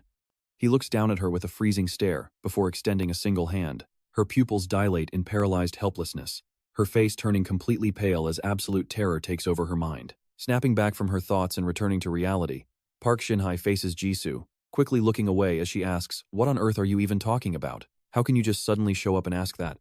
Your father died in a tragic dungeon accident. I don't even know what kind of rumors you've heard to ask me this, but Jisoo, I swear nothing like that ever happened. The rumors you heard are completely wrong." Clenching her fists, Jisoo drops a cold line, "You haven't changed a bit. You were always a terrible liar." Trying to stay as calm as possible, Park Shin-hye eyes the object sitting on the table and asks, "Excuse me?" A neat stack of documents lies right in front of her. The title reads, Hansung Group Dungeon Accident Victim List. Park Shin-hye picks it up and reads in silence. Jisoo continues, saying, "The real reason my father died, I know it wasn't because of some random monsters or an accidental dungeon explosion. I actually believed you'd have something to tell me." Seeing she is getting nowhere, she stands up and prepares to walk away. Jisoo says with deep disappointment, "Maybe I was wrong." Park Shin-hye bites her lip in a silent struggle as those footsteps fade into the distance. She bolts upright and yells out, "Wait, what are you even trying to say? You disappear for 3 whole years and then show up just to accuse me of murdering your father? What is wrong with you? Do you really trust some random papers over your own best friend? Because if you actually think I killed him, what are you going to do? Seek revenge? At this point, what can you possibly even do to me? Know your place. Do you even know who I am or what kind of status I have?" Jisoo doesn't turn around, simply replying, "I know exactly who you are. Park Shin-hye, the CEO of Hansung and Vice Guildmaster of the Messiah Guild." Jisoo turns back with a terrifying, deadly glare. And as for what she can do, we are about to find out. The scene shifts to a skyscraper enveloped in the cold night, where a warm yellow balcony light silhouettes a lone figure. Standing there quietly, staring out into the endless dark void, this mysterious stranger clenches their fist, thinking to themselves a final will. Inside a room, 2 clashing powerhouses, one flashing white like lightning, the other a deep blood-red, collide in a massive shockwave that sends vibrations through the air. That massive shockwave blasts outward, causing the entire skyscraper to tremble violently as a deafening explosion literally rips through the night sky. Right in the meeting room, Hilfrey raises his hands to step between them. "Stop this pointless fighting. We shouldn't waste any more of our valuable time. All I want is for the 2 of us to reach a clear agreement before we actually get to work." Park Yong-won remains silent. Hilfrey continues, "Right here, right now, write your final will." Park Yong-won lets out a cold snort and responds, "A final will? What kind of absolute nonsense is that?" Hilfrey smirks with total confidence. "Don't get me wrong, it's just a simple final will. You see, inside a deadly 7-floor dungeon, there is absolutely no guarantee we will survive. So we really should make some smart arrangements in advance for our own guild members. They'll panic if one of us gets killed inside that dungeon. So, if either of us dies, we should merge our forces into a single guild." Hearing this, Secretary Kim gasps out in panic. "What do you mean?" He explains, since the Messiah Guild is raiding a 7-floor dungeon, the whole world is going to revolve around them. But here is the thing, neither of them is in a position where they can just sit back and watch. But trying to conquer a 7-floor dungeon with the current strength we possess is basically just a suicide mission. Whether you like it or not, shouldn't we put our differences aside, pool our resources, and clear it together? So let's cast all the lies aside and be completely honest with each other. You see, I am a pretty greedy man. I have absolutely zero intention of sharing any of the fame or rewards once we clear this 7-floor dungeon. And honestly, aren't you and I the exact same kind of person? Knowing you are exactly the type of guy who would stab me in the back the second we set foot on the 7th floor, I decided to approach you myself. Well, am I wrong? So, what I am trying to say is that we really need to write our final wills before we enter that dungeon." After thinking it over, Park Yong-won lets out a sigh and walks inside, a dark red aura swirling heavily behind him. A sudden voice speaks up, startling Park Yong-won. "You seem to have a lot on your mind lately, don't you?" 2 legs charged with intense energy slowly step forward. Secretary Kim looks at Kim Woo-jin, thinking in disbelief. Wait, Park Yong-won couldn't even sense his presence? Park Yong-won asks coldly, "When did you get here?" Smirking, Kim Woo-jin replies, "I literally just arrived." Kim Woo-jin speaks up first, wondering why the older man has been so incredibly quiet lately. Park Yong-won simply replies, asking if he just got back from his trip to Egypt with Isaac. He answers him calmly, saying yes, that was a special mission he personally sent him on, right? Park Yong-won grunts, telling him to take this opportunity to persuade Ajax and make absolutely sure he handles that bastard Johan. Kim Woo-jin chuckles, admitting it is pretty tough to sit next to Isaac and try to convince him to eliminate Johan. He is extremely stubborn. Even inside the dungeons, getting that guy to listen is no easy task. Hearing that, he turns toward the railing, saying it is a good thing he managed to eliminate Johan anyway. Inside his head, Park Young-won is absolutely stunned. Did this guy really convince Ajax and clear a 6th-floor dungeon with him? Squeezing the railing with white knuckles, he finally speaks up. Glancing back at him, he asks if he did not tell him to keep things quiet so word would not spread. Park Young-won demands to know why Isaac has not made any statement to the media about Johan's death. Kim Woo-jin smiles and replies that he has no clue what Isaac is thinking honestly. Who can understand a genius like him? He adds that Isaac became a massive media star by clearing a 6th-floor dungeon in the fastest time ever right after awakening. And on top of all that, Isaac is definitely not his subordinate. Kim Woo-jin points out that he cannot force Isaac to do anything outside the dungeons, leaving Park Young-won to silently ponder his words. Well, the kid is not wrong.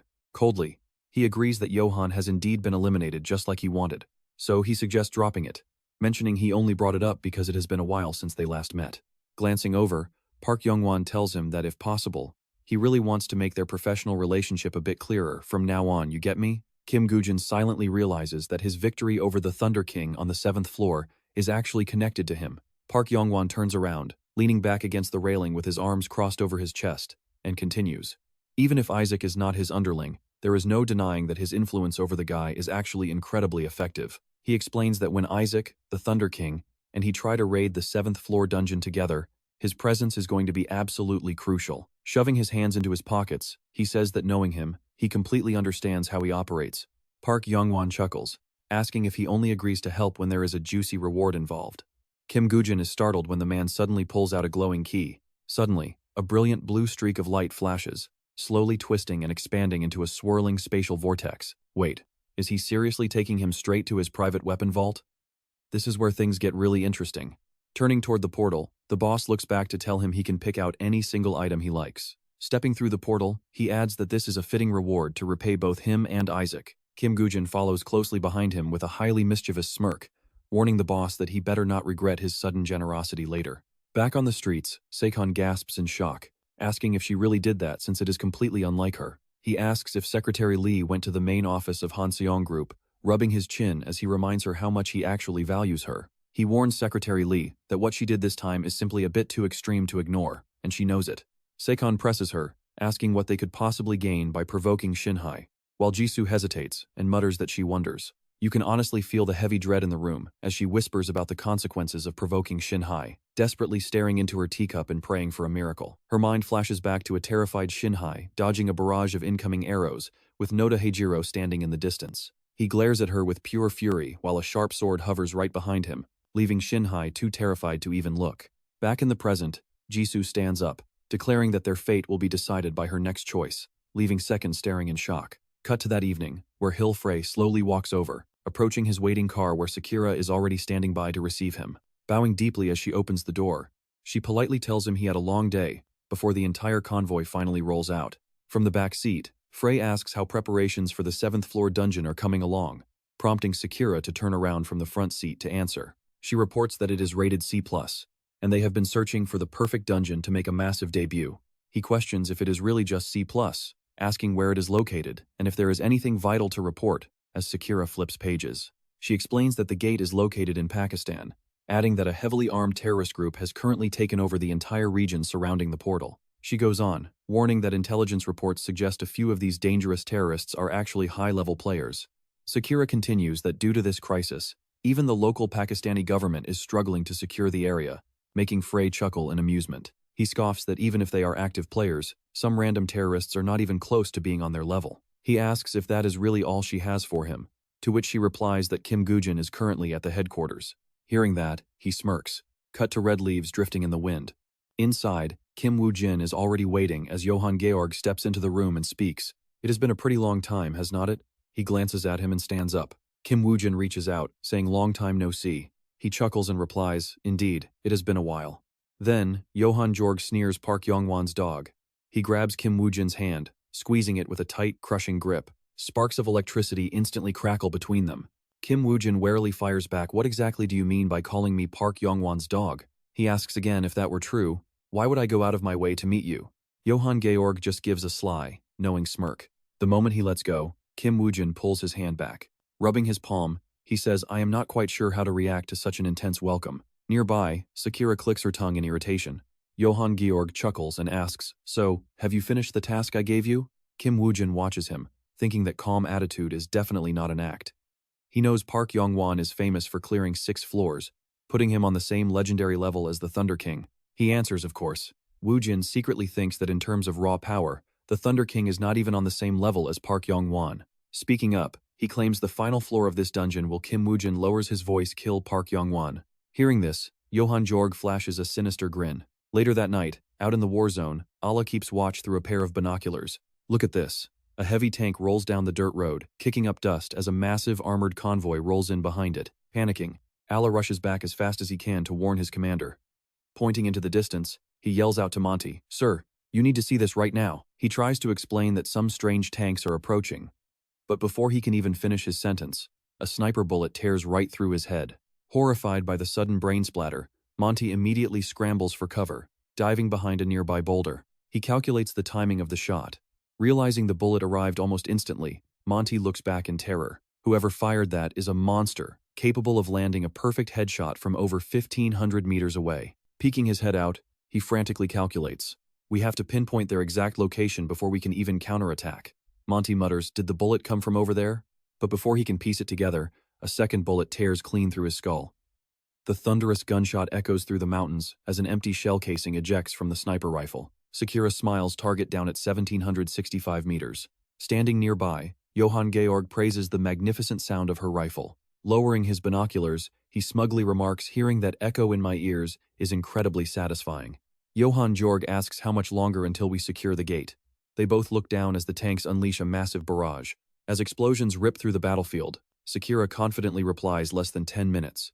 Meanwhile, Kim Woo-jin, Lena, and Park Yong-won are fully prepared for action.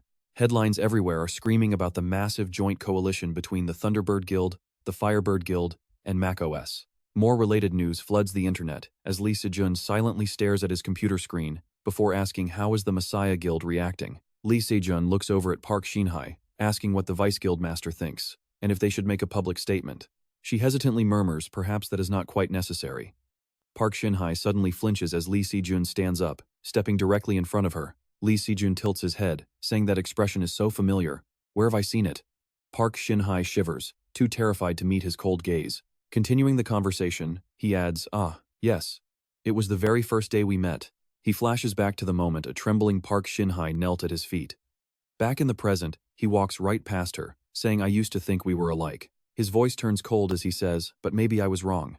He suddenly drops a heavy hand on her shoulder, sending a violent shiver down her spine. He whispers, enough dwelling on the past. What really matters is our future. Walking away, Se-jun notes that even though they should move forward, he has absolutely no intention of letting things slide in this particular case. Outside, the Hansung building is engulfed in roaring flames. Se-jun firmly declares this is a blatant act of terror by cowards who despise humanity's players. He casts a cold glance back, asking, "Right?" Park Shin-hye can only nod, her eyes completely filled with raw, paralyzing dread. Se-jun coldly turns on his heel and walks out. Even with him gone, Park Shin-hye grits her teeth, her body trembling uncontrollably. And back at the office, Se-chan is absolutely losing his mind, slamming files down and screaming, "Have these lunatics completely lost it?" She spins her chair around, asking what happened. Se-chan grumpily snaps, "Those bastards in the Messiah Guild finally decided to speak up." The front page displays Park Shin-hye's face alongside a massive headline. Every other news outlet is simultaneously flooding the press with matching stories. Slamming his hand down, Se-chan rants, "We cannot let this keep happening. How is the government even allowing this to go on? Do these lunatics honestly think they can just deploy the military against regular citizens whenever they feel like it?" He sighs in utter helplessness. Absolutely no one knows what those crazy fanatics in the Messiah Guild are actually plotting. Looking over at Ju, Se-chan warns that if this continues, their power will grow unchecked, dramatically clasping his hands together in a desperate plea. "Oh, Se-jun, please save this world." Ju is left completely speechless by his dramatic antics. She thinks to herself that she has probably heard this speech many times already. Suddenly, Se-chan calls out, "Am I right, Secretary Lee?" But then a phone suddenly rings, breaking his focus. Se-chan turns away. He runs over to answer it. "Hello?" On the other end, a voice says it has been a long time. Hearing that voice, Se-chan instantly yells, "Oh my god, who is this?" He continues, "Is this the famous Hunter Yong?" Franco Sachiro responds, "I am pretty busy, so I will make this quick. I just read the report. He asks about the dragon stomach fluid recently sent to Pakistan. Did you even search what it actually does before ordering it? Oh, Se-jun laughs cheerfully. Oh, that? Honestly, the client wanted it, so I just bought it, my friend. Franco Sachero stands frozen, completely speechless. He screams out, you do not even know what it does, yet you dare to give away such a treasure? You absolute lunatic. Oh, Se-jun rubs his ear and replies that the client insisted, while silently thinking the man has a mouth like a trash can. He adds that he will kill. Franco Sachero shivers slightly at that and asks, wait, who? Kill who? Hello? Suddenly, the phone call gets disconnected, displaying a message that connections fail in this area. Franco Sachero stares at his screen and curses. What the hell just happened? The scene cuts to the portal, where Kim Woo-jin, Lee Jina, and Johan George disguised as Isaac stand watching. Standing right before the gate? It is Park Yong-won and Hil Frey. Look closely. Park Yong-won cold shoulders Hil Frey, who just smiles back. Everyone here has their own secret schemes. A young courier suddenly walks up and asks if he is Isaac. Lee Jina and Johan George turn around in surprise. He says a delivery for you. Lee Jina is suspicious. A delivery? Kim Woo-jin waves his hand, telling Isaac to let him handle it. The courier quickly replies, you cannot do that. The actual recipient must sign and take the package. Kim Woo-jin frowns and growls, he is standing right next to me anyway. Terrified, the young man nervously hands it over, saying here you go. Lee Jina runs over as Kim Woo-jin quickly tears the box open. She asks, what on earth did you buy? He replies, dragon stomach fluid. Johan George freezes. Dragon stomach fluid? Lee Jina crosses her arms and scoffs. I ran over thinking it was something cool. Why the hell do you even need that? Johan George rubs his chin. Interesting. I think I have actually heard of this item somewhere before. Rumors say that dragon stomach fluid can let a user see through the seal of any hidden item. He continues, dragon, stomach fluid, and sealed items are both incredibly rare. I had only ever heard tales about it, but now I finally get to see it in person. Johan George starts teasing her. Gina, you know nothing, right? Kim Woo-jin silently notes that Johan clearly knows his stuff. Annoyed, Lee Jina snaps back, what? Who says I do not know? I know everything, okay? Johan George plays along, sure, whatever you say. Watching them bicker, Kim Woo-jin is completely speechless. Lee Jina turns to him. Partner, can we just leave this guy behind and go inside by ourselves? She speaks with pure irritation. He is a total monster who murdered his own crew with his bare hands. How on earth can we trust a guy like this in a dungeon? Johan George just chuckles and asks, why wouldn't he trust me? He rolls up his sleeve, exposing his contract. He boasts, do I not look trustworthy? Lee Jina looks away, a dead man walking. What could possibly bind a guy like him? I do not trust him, period. Kim Woo-jin remains completely silent. A soul contract? He remembers the exact moment Johan George begged him back then to let him tag along. Lee Jina was utterly shocked by his sudden plea, while Kim Woo-jin just stood there, keeping quiet. Lee Jina snapped, go where? Is this a vacation to you? Johan George cuts in, I do not know the details. He explains, but doesn't Isaac have a massive grudge against the association?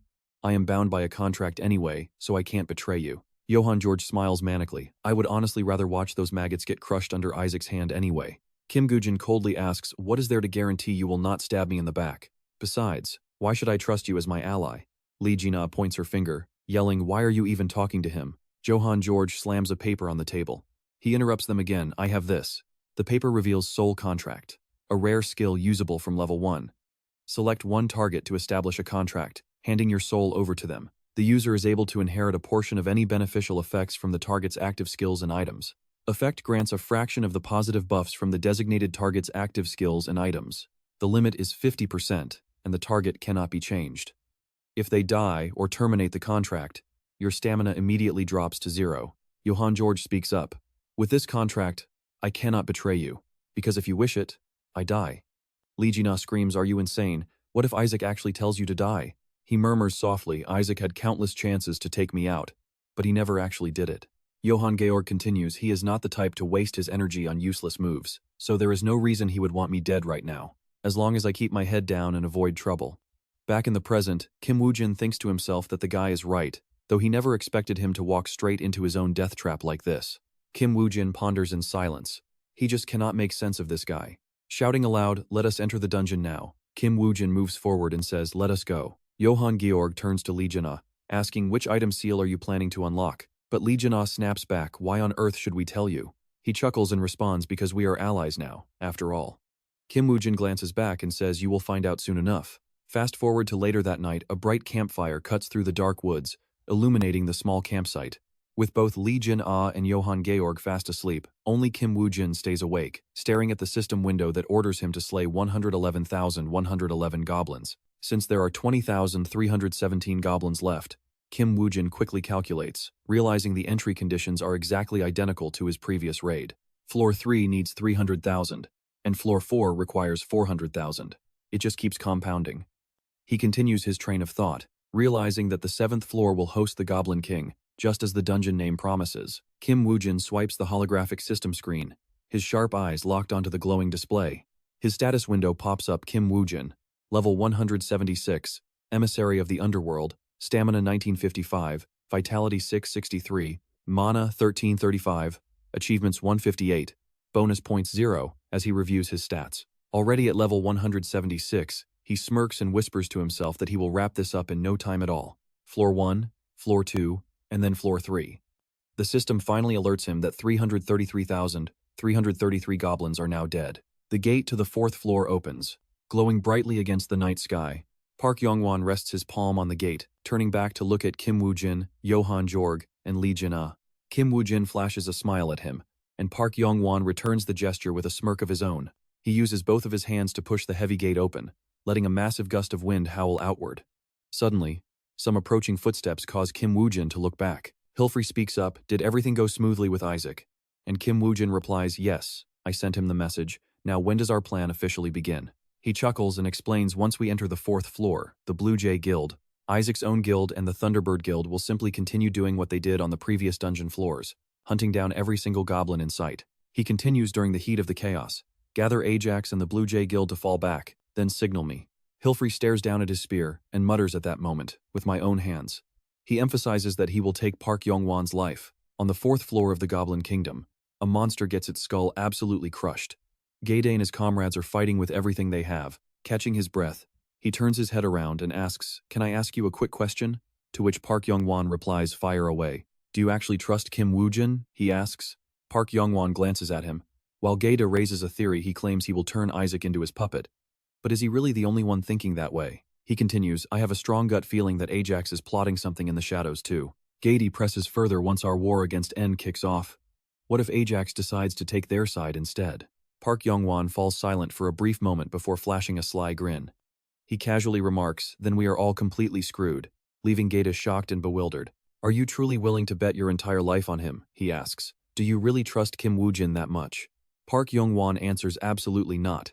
In my entire life, I have never trusted someone enough to leave my survival in their hands." Coldly turning his back, he states firmly, "I only believe in myself and my own flawless instincts."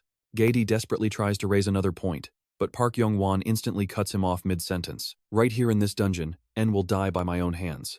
He chuckles and adds, "Then the Thunderbird Guild will finally belong to us, which is what matters most."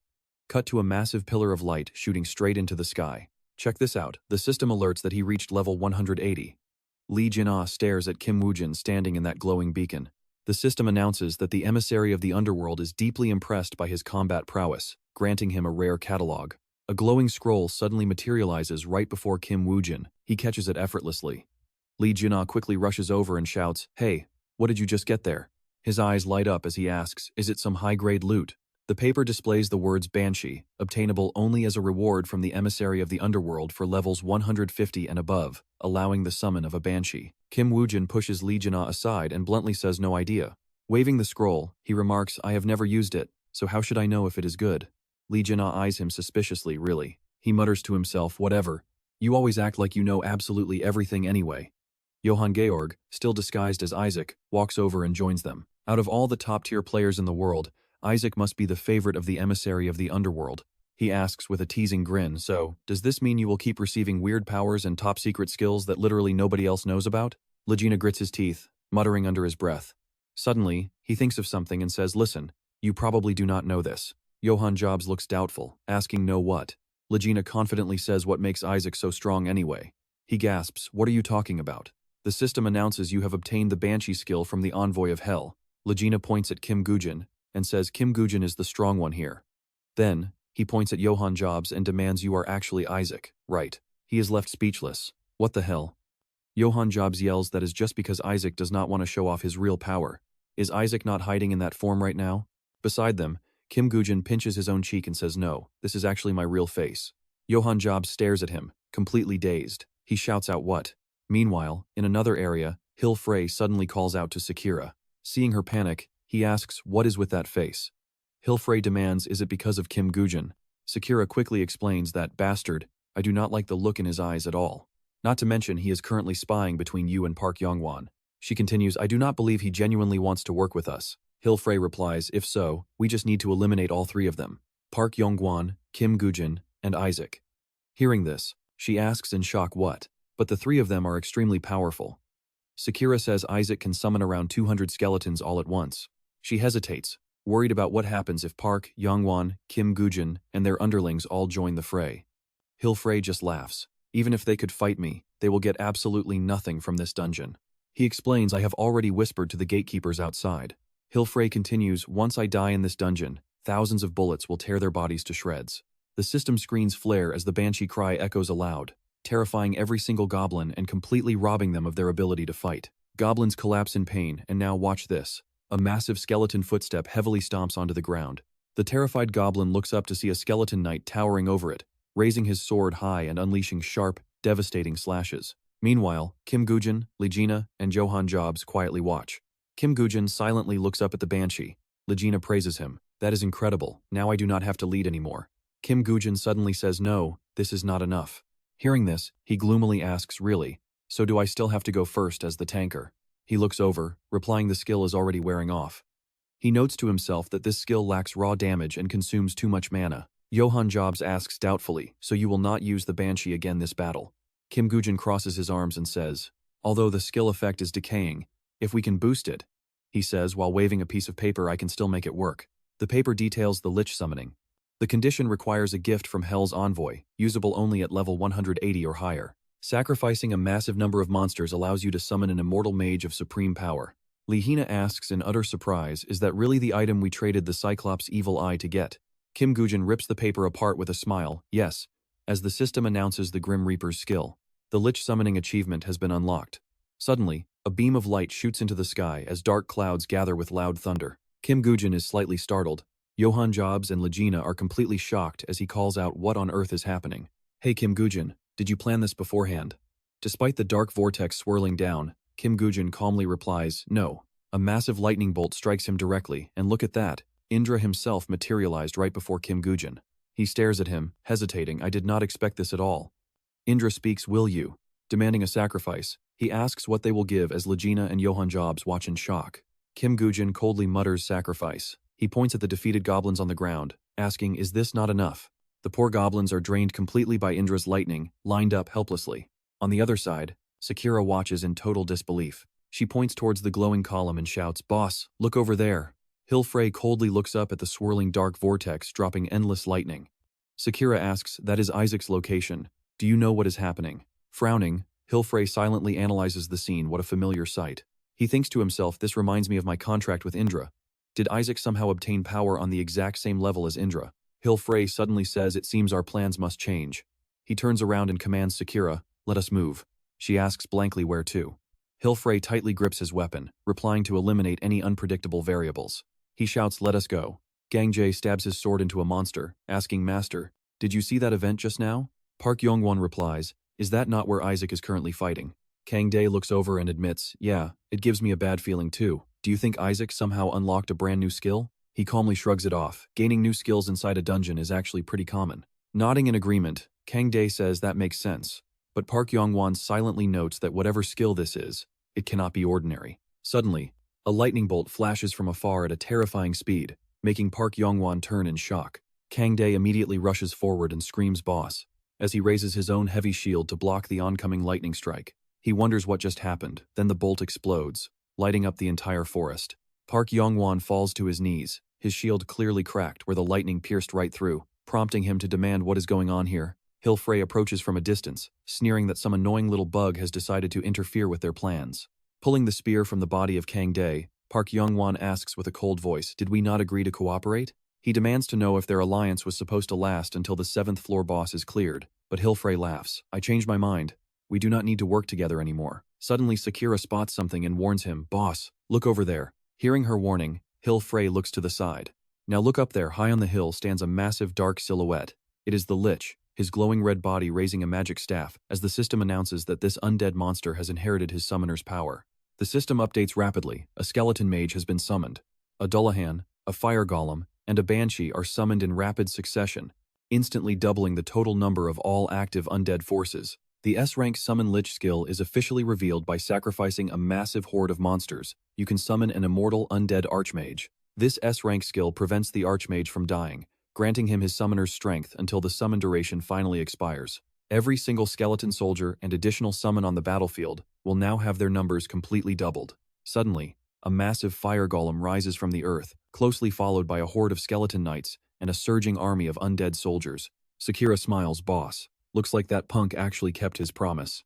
In stark contrast to her excitement, Hilfrey looks deeply troubled, silently realizing that something is terribly off here as the entire battlefield turns more intense than ever before. Meanwhile, the Lich and Johann Gorg watch from high above in his Isaac disguise. Right beneath Kim Gujin's eyes, a massive army gathers for war, while Hilfrey glares up to see the young hunter's confident smirk. He realizes that this Isaac is far better than expected, and at this rate, he has absolutely no reason to follow him or Park Young-won. It makes no sense why the kid hid his power when he wanted to fight in the first place.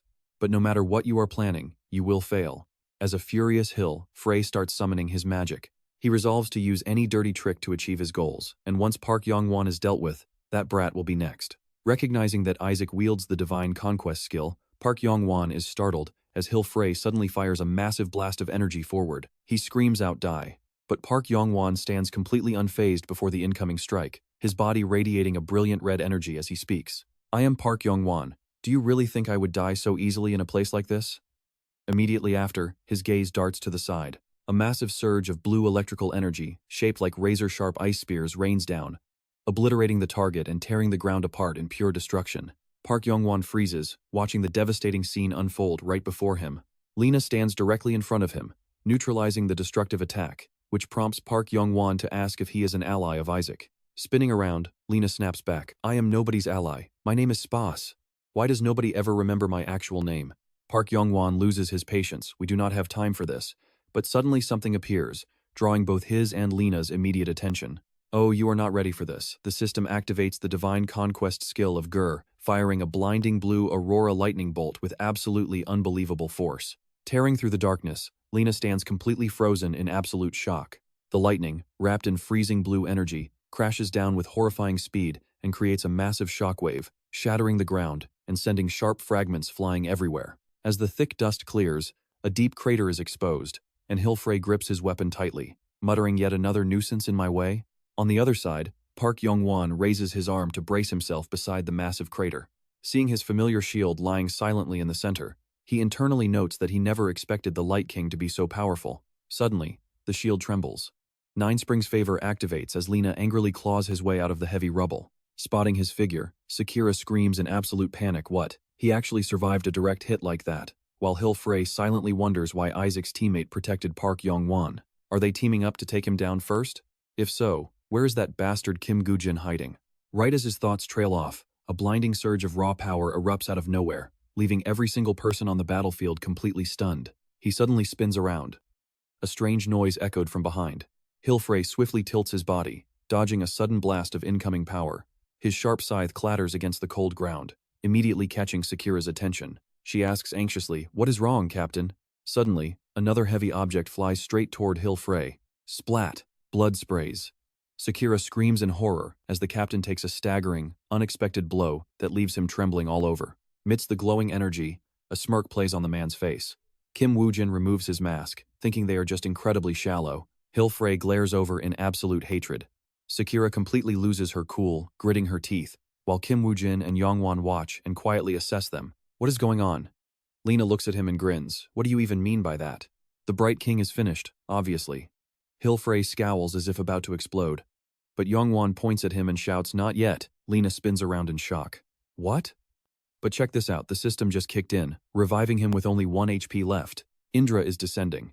This high-level descent grants enhanced lightning control through a divine contract with the legendary thunder god Indra himself. This high-tier effect is triggered whenever a devastating, life-threatening blow is dealt to the physical body of the host. Infuriated, the god Indra will descend to possess the host's body, and completely lay waste to everything in the surrounding area. An endless vortex swirls in the sky above, unleashing a colossal bolt of lightning that threatens to completely obliterate everything. Below, a figure gets violently blasted away under the immense pressure of the strike. Sakura cries out in sheer panic, "Captain!" A massive, glowing blue vortex of lightning suddenly erupts right before her eyes. Hilfrey's entire body is completely enveloped in a blinding, crackling aura of blue and white electrical energy, discharging massive bolts of lightning that showcase an insane release of raw speed and the ultimate magical damage. He roars in absolute fury, "You foolish humans, prepare to meet your doom." Kim Woo-jin grits his teeth, "Damn it, this won't be easy." Meanwhile, a terrified Lena trembles, wondering what kind of monster this is. Hilfrey sneers in contempt, "You half-breed insects." He thrusts out a hand crackling with violent currents of electricity. Hilfrey unleashes a lightning bolt, yelling, "Die, all of you." Complete chaos erupts as everyone desperately tries to block the blast or escape. Sensing the extreme urgency, Yongwon grumbles as he plans, realizing he has never dealt with anything like this before. Making a quick decision, he bellows out, "Everyone retreat. Keep your distance from that monster right now." Meanwhile, Hilfrey's subordinates cheer excitedly. "How dare those Phoenix garbage pick a fight with us? Captain, go ahead and wipe every single one of them out." Without warning, Hilfrey fires a lightning bolt directly at his own man. Sakura witnesses this and gasps in shock. Has he completely lost the ability to tell friend from foe? Hilfrey stands in the center, mindlessly attacking everyone. Disguised in the crowd, Johann Georg anxiously wonders, "Is my master all right? He must be around here." Hilfrey stands as a being of pure blue energy, wrapped in crackling, razor-sharp lightning ready to pierce through any defense. The surging magical energy condenses into a grotesque, monstrous head, wearing a horrifying, jagged-toothed grin. Kim Woo-jin mocks him with a cold smirk, "Why do you look so angry?" Without hesitation, he points across the field. Kim Woo-jin speaks in a low, chilling tone, "Isn't your real enemy standing right there?" Hilfrey freezes, looking completely bewildered and not understanding the implication. He speaks calmly, as if stating the most obvious fact, "Isn't he standing right over there?" Kim Woo-jin adds, "I was only following Isaac's orders." Up above, the disguised Johann Georg suddenly freezes, a look of complete confusion in his eyes. "Master, why on earth is he pointing at me?" Kim Woo-jin says coldly, "Stop venting your anger on innocent people. Go settle this with Isaac yourself." Hilfrey roars, "What the hell is this?" Hilfrey immediately leaps up, opening his mouth to blast a razor-sharp beam of magic at Kim Woo-jin, calling it absolute nonsense. The blinding beam streaks forward like lightning, yet Kim Woo-jin remains completely still. In that split second, a victorious smirk plays on his lips. And there it is. Everything is playing out exactly as he planned as Kim Woo-jin takes the devastating blast head-on. A thunderous explosion rips through the air, sending massive debris flying as thick clouds of dust billow upward. Lena's heart drops in sheer shock as she silently curses that idiot.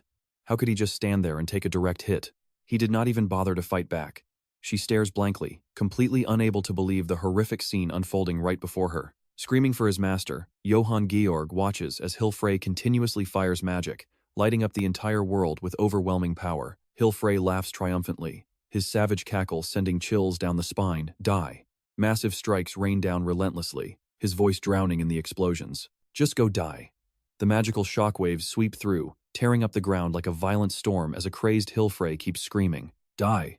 There is absolutely no resistance from his target. He simply stands still, letting the devastating tempest crash directly onto him. Kim Woo-jin makes no effort to defend himself, allowing his entire body to be completely swallowed by the chaotic storm of magic. Faced with that terrifying power, Sakura's face pales in absolute shock, praying in her heart that this brutal battle is finally coming to an end. Hilfrey slowly closes his mouth, cutting off his surging stream of magic as the heavy dust clears to reveal a shattered, cratered battlefield. He mockingly notes that things are finally quiet around here, but the sudden sight waiting in the clearing dust leaves Hilfrey completely stunned and speechless. Right then, the system blares a sudden notification: lightning energy has officially reached its absolute maximum threshold. Through the lingering, thick haze, blinding sparks of brilliant golden lightning suddenly begin erupting from every single direction. Another alert flashes: the thunder god's power is awakening. Standing tall amidst the swirling debris, Kim Woo-jin holds an object high, radiating a shockwave that physically warps the space around him. His face lights up with pure excitement, time to execute the plan. Recognizing the item, Lena flashes back to their previous conversation when she had angrily cornered him. She had suddenly lunged forward, grabbing his shirt and yelling, "Hey, Kim Woo-jin, we need to have a serious chat right now." Lena demanded to know why he always went ahead with his own plans without saying a single word, reminding him that they are teammates who should never treat each other like this. "Do you hear me?" she demanded, and he coldly replied, "What is your question?" She quickly covered her mouth to prevent Johann George from reading her lips, whispering, "What about that stomach acid or whatever it is from the yellow dragon? Where are you planning to use that and why couldn't you tell me beforehand?" Kim Goo-jin had just stared, thinking that Johann was driving her absolutely crazy. He had quickly pulled up his inventory, asking if she remembered the strange item he took from Park Yong-won's private armory. Lena was surprised, questioning what that useless old artifact he brought back could possibly have to do with anything. Kim Goo-jin pulled out a bottle of yellow liquid and quickly twisted the cap open, pouring it onto his newly acquired item without a single second of hesitation. Right after, a bright golden glow flashed before her amazed eyes, quickly erupting into a roaring pillar of light, as if some ancient, legendary power was finally being unleashed. Now we are talking. The system alerts suddenly ring out. The sealed power has officially awakened. You are now the master of Mia. Item rank is legendary, requiring level 111 or higher to wield. Physical attack is 600. This legendary weapon belonging to Thor, the Thunder God, channels powerful lightning, boosting all of your stats by 200 when equipped, increasing your damage output by 20%, and summoning thunder to reach peak charge. As Lena wonders if Kim Goo-jin had planned for this scenario all along, he firmly grips the legendary weapon in his hand, standing tall and completely prepared to strike back at any given second. Frey realizes that even though he doesn't recognize this strange hammer, it seems to be actively absorbing all of his magical attacks. He silently makes a final decision. Summoning a massive, sharp spear in midair, Frey immediately grabs hold of the weapon without showing a single moment of hesitation. Kim Goo-jin watches his opponent's moves in absolute silence, a look of mild irritation crossing his face. Infusing the spear with magic, he challenges Kim Goo-jin to survive this blow, immediately launching himself forward with intense, murderous intent burning brightly in his eyes. The fast attack catches Kim Goo-jin off guard, forcing him to quickly block with his hammer while silently admiring his opponent's incredible speed. He knows basic attacks are completely useless, instantly forcing a total strategy shift. The legendary Lightning King is on a whole different level, a terrifying reality, Kim Goo-jin realizes.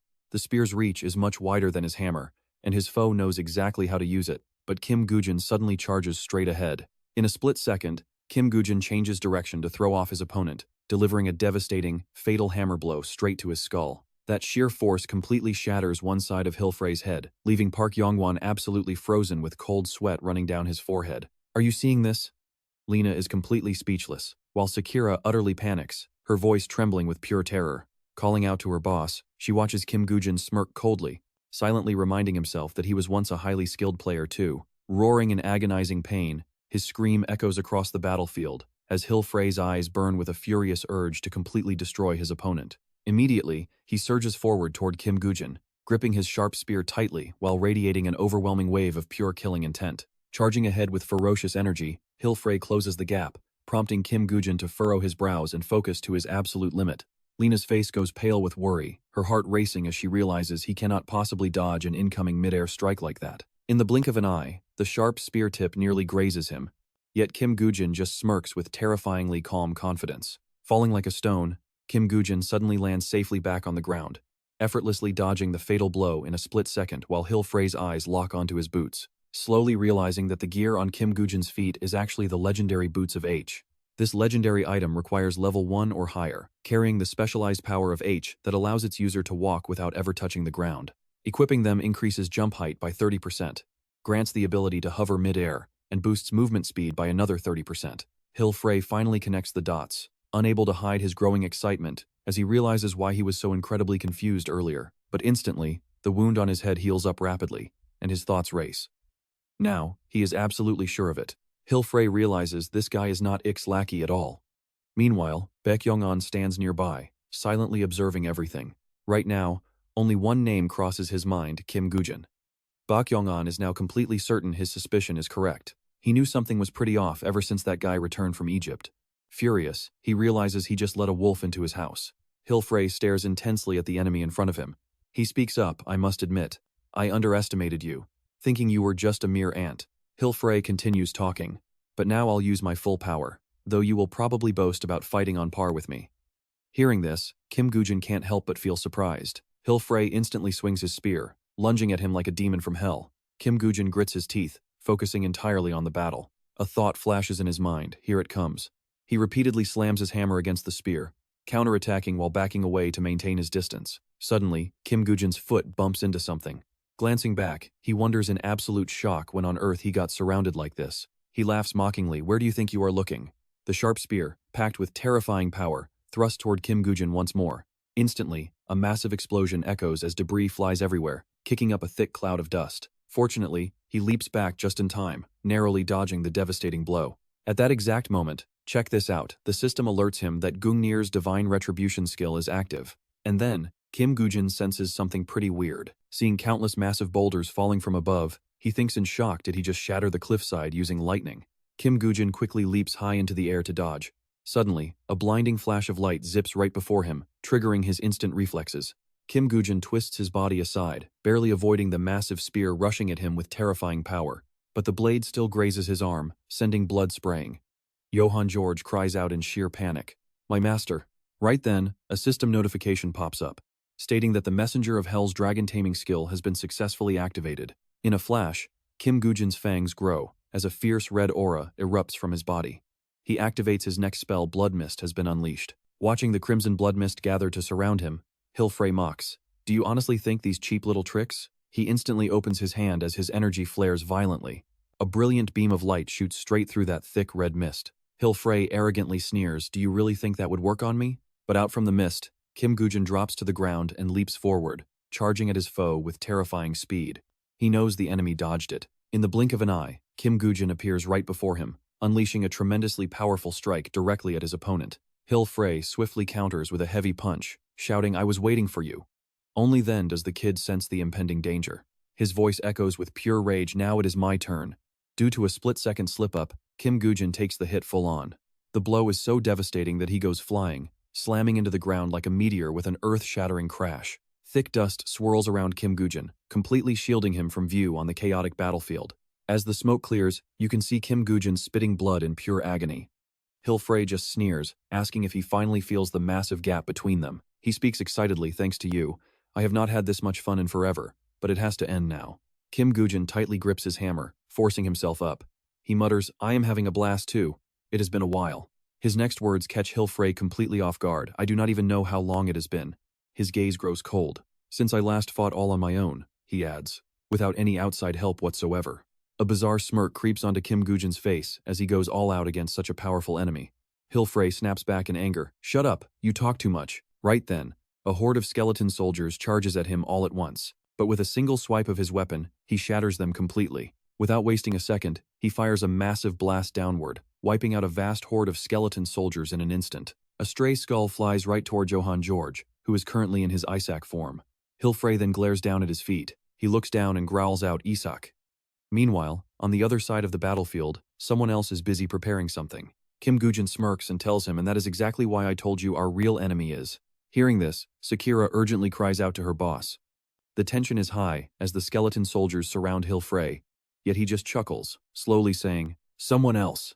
Suddenly, the entire skeleton army rushes in from all directions, swarming Hilfrey. Johann George watches from the sidelines, thinking that while his master is busy buying some time, he has made it here exactly as instructed, even if this skeleton army is not the one he summoned himself.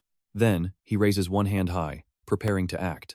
With a swift flick of his wrist, Johann J commands the countless glowing eyes behind him to advance. He figures this should be more than enough to end it.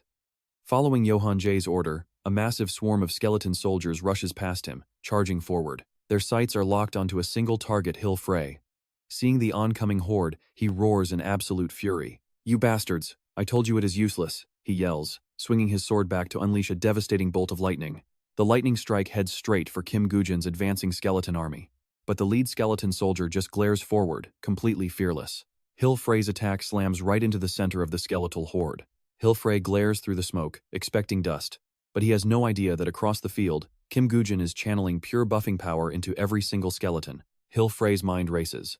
Since when could Kim Gujin empower these skeletons, making them charge forward with even greater aggression? Hilfrey growls, absolutely livid.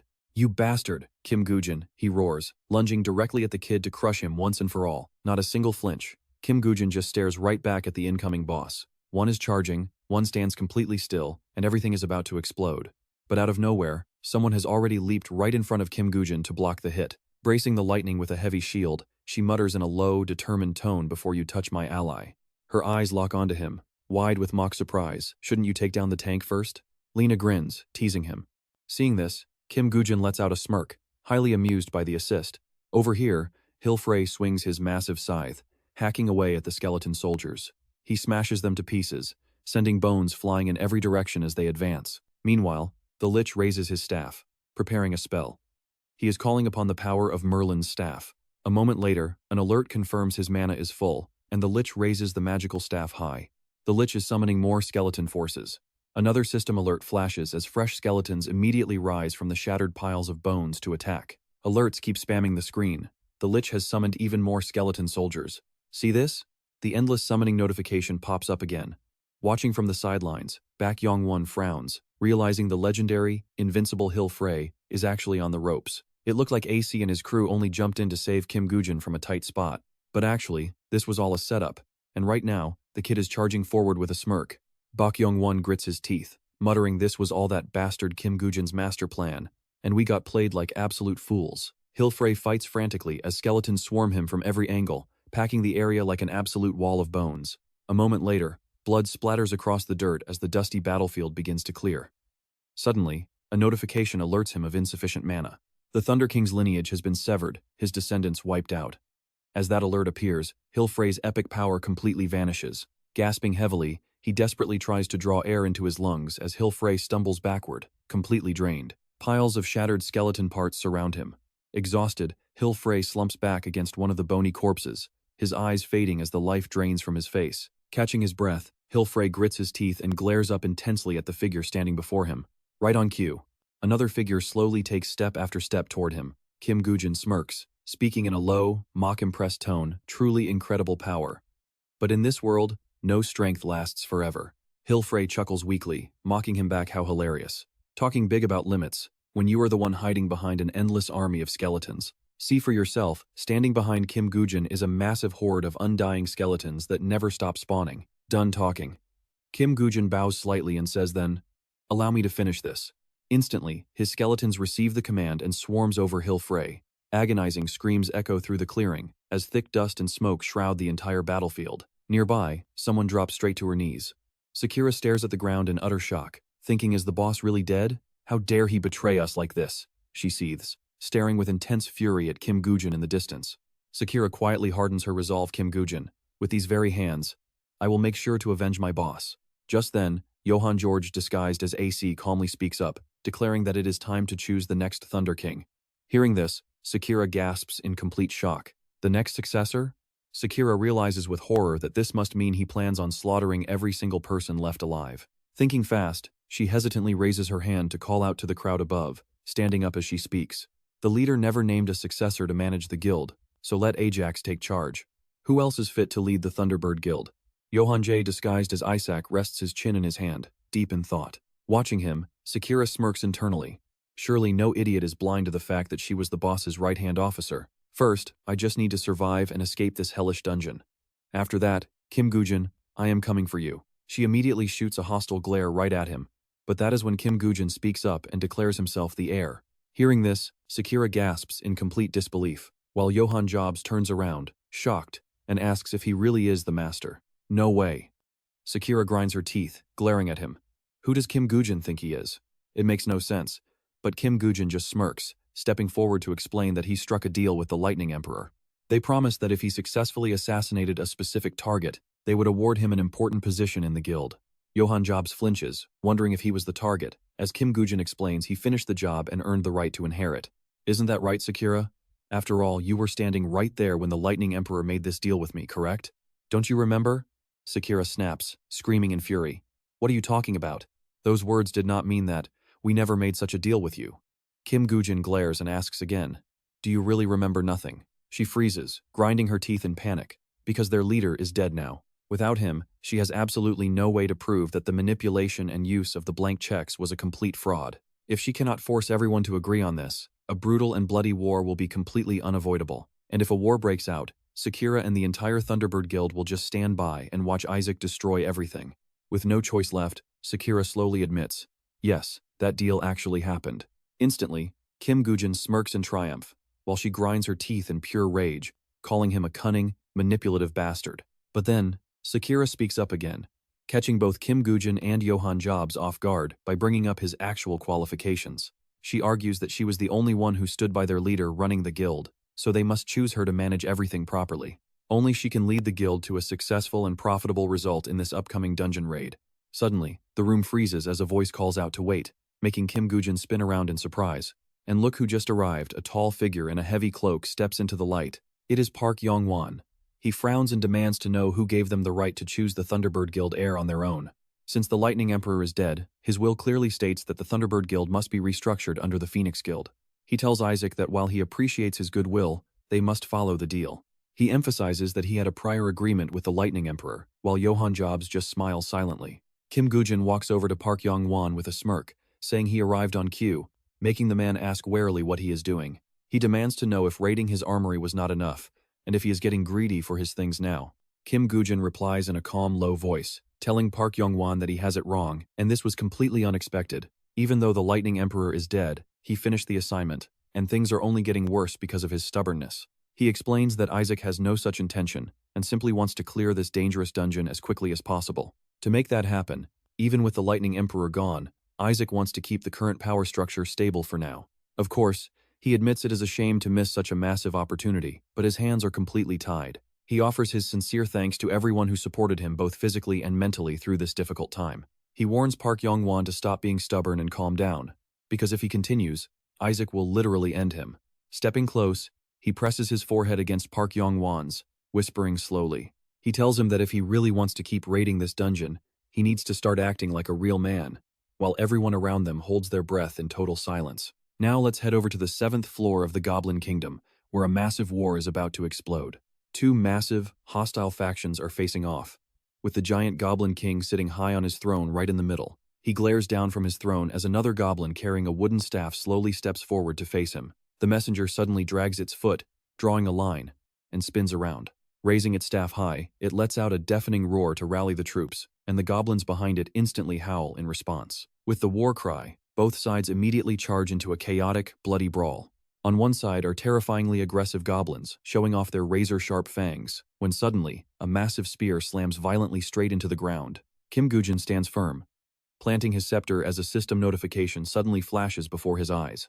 Odin's spear, Gungnir, and Thor's hammer, Mjolnir, are now resonating, boosting his Thunder God's power damage by 200%.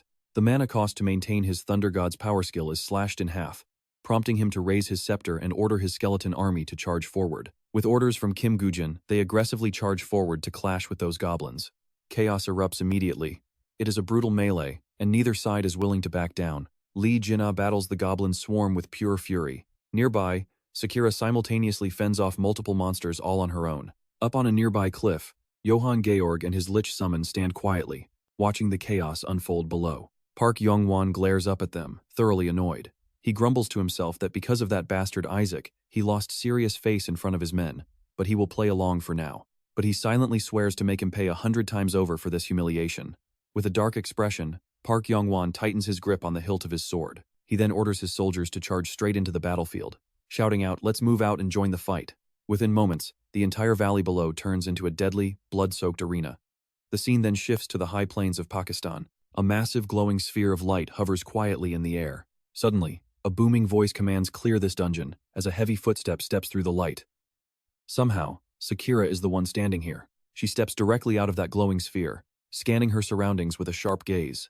Frowning deeply, Sakura stares forward in absolute silence. Just when you think this battle is already chaotic enough, another random hand and another foot suddenly emerge from that glowing portal. Moments later, a whole crowd of people begins pouring out of that very same portal. At the exact same time, a brilliant beam of light shoots straight up from the ground into the sky.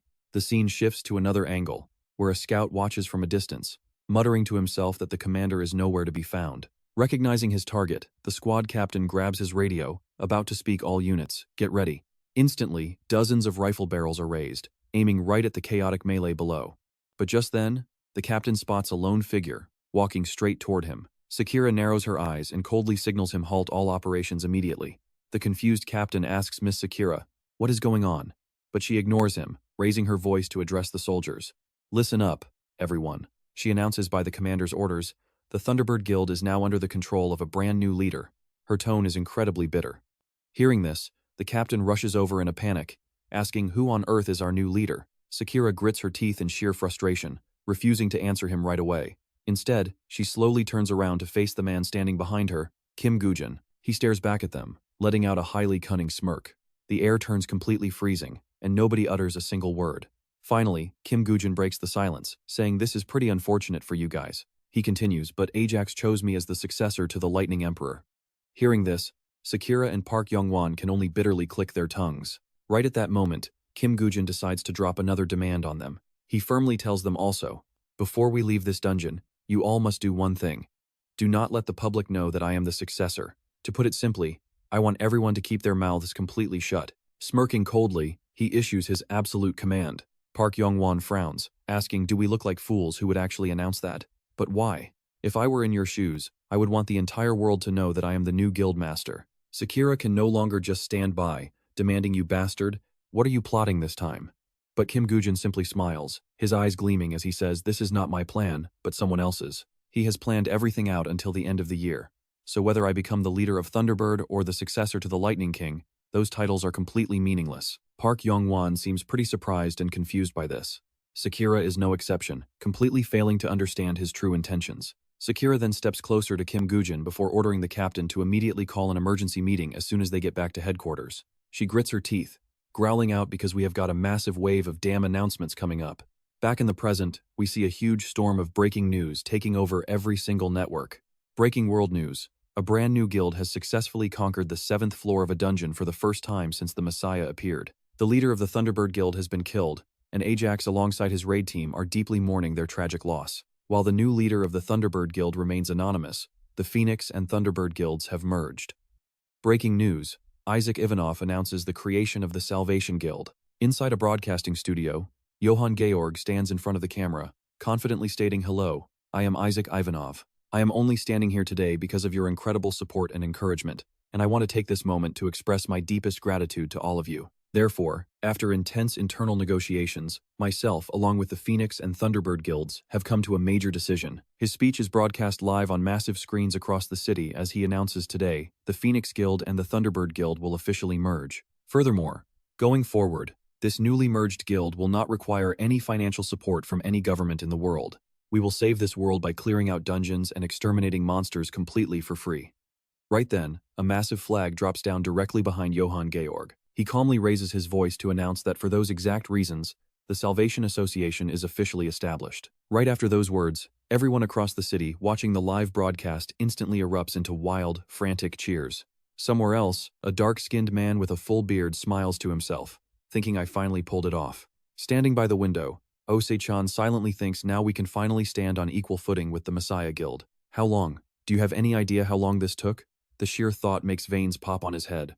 To get here, but before he can even finish, annoying background noises start ringing in Se-jun's ears, ticking him off. Whipping around, Se-jun snaps in irritation. Hey, if you were gonna eat those chips, shut up. Is this your house? He's yelling at Lee Jin-ah, who's munching on snacks in the back seat. Seeing him keep chewing, Se-jun points and barks. Eat cleanly, will you? Shoveling the last crumbs into his mouth, Lee Jin-ah retorts, come on bro. I'm a world hero who cleared the 7th floor now. Treat me wrong? If you do, I'm taking my heroic talents somewhere else. No chance. Se-jun just hurls a button at his head, yelling even louder, please, get lost already. Go ahead and tell the world you conquered the 7th floor. Who would believe you?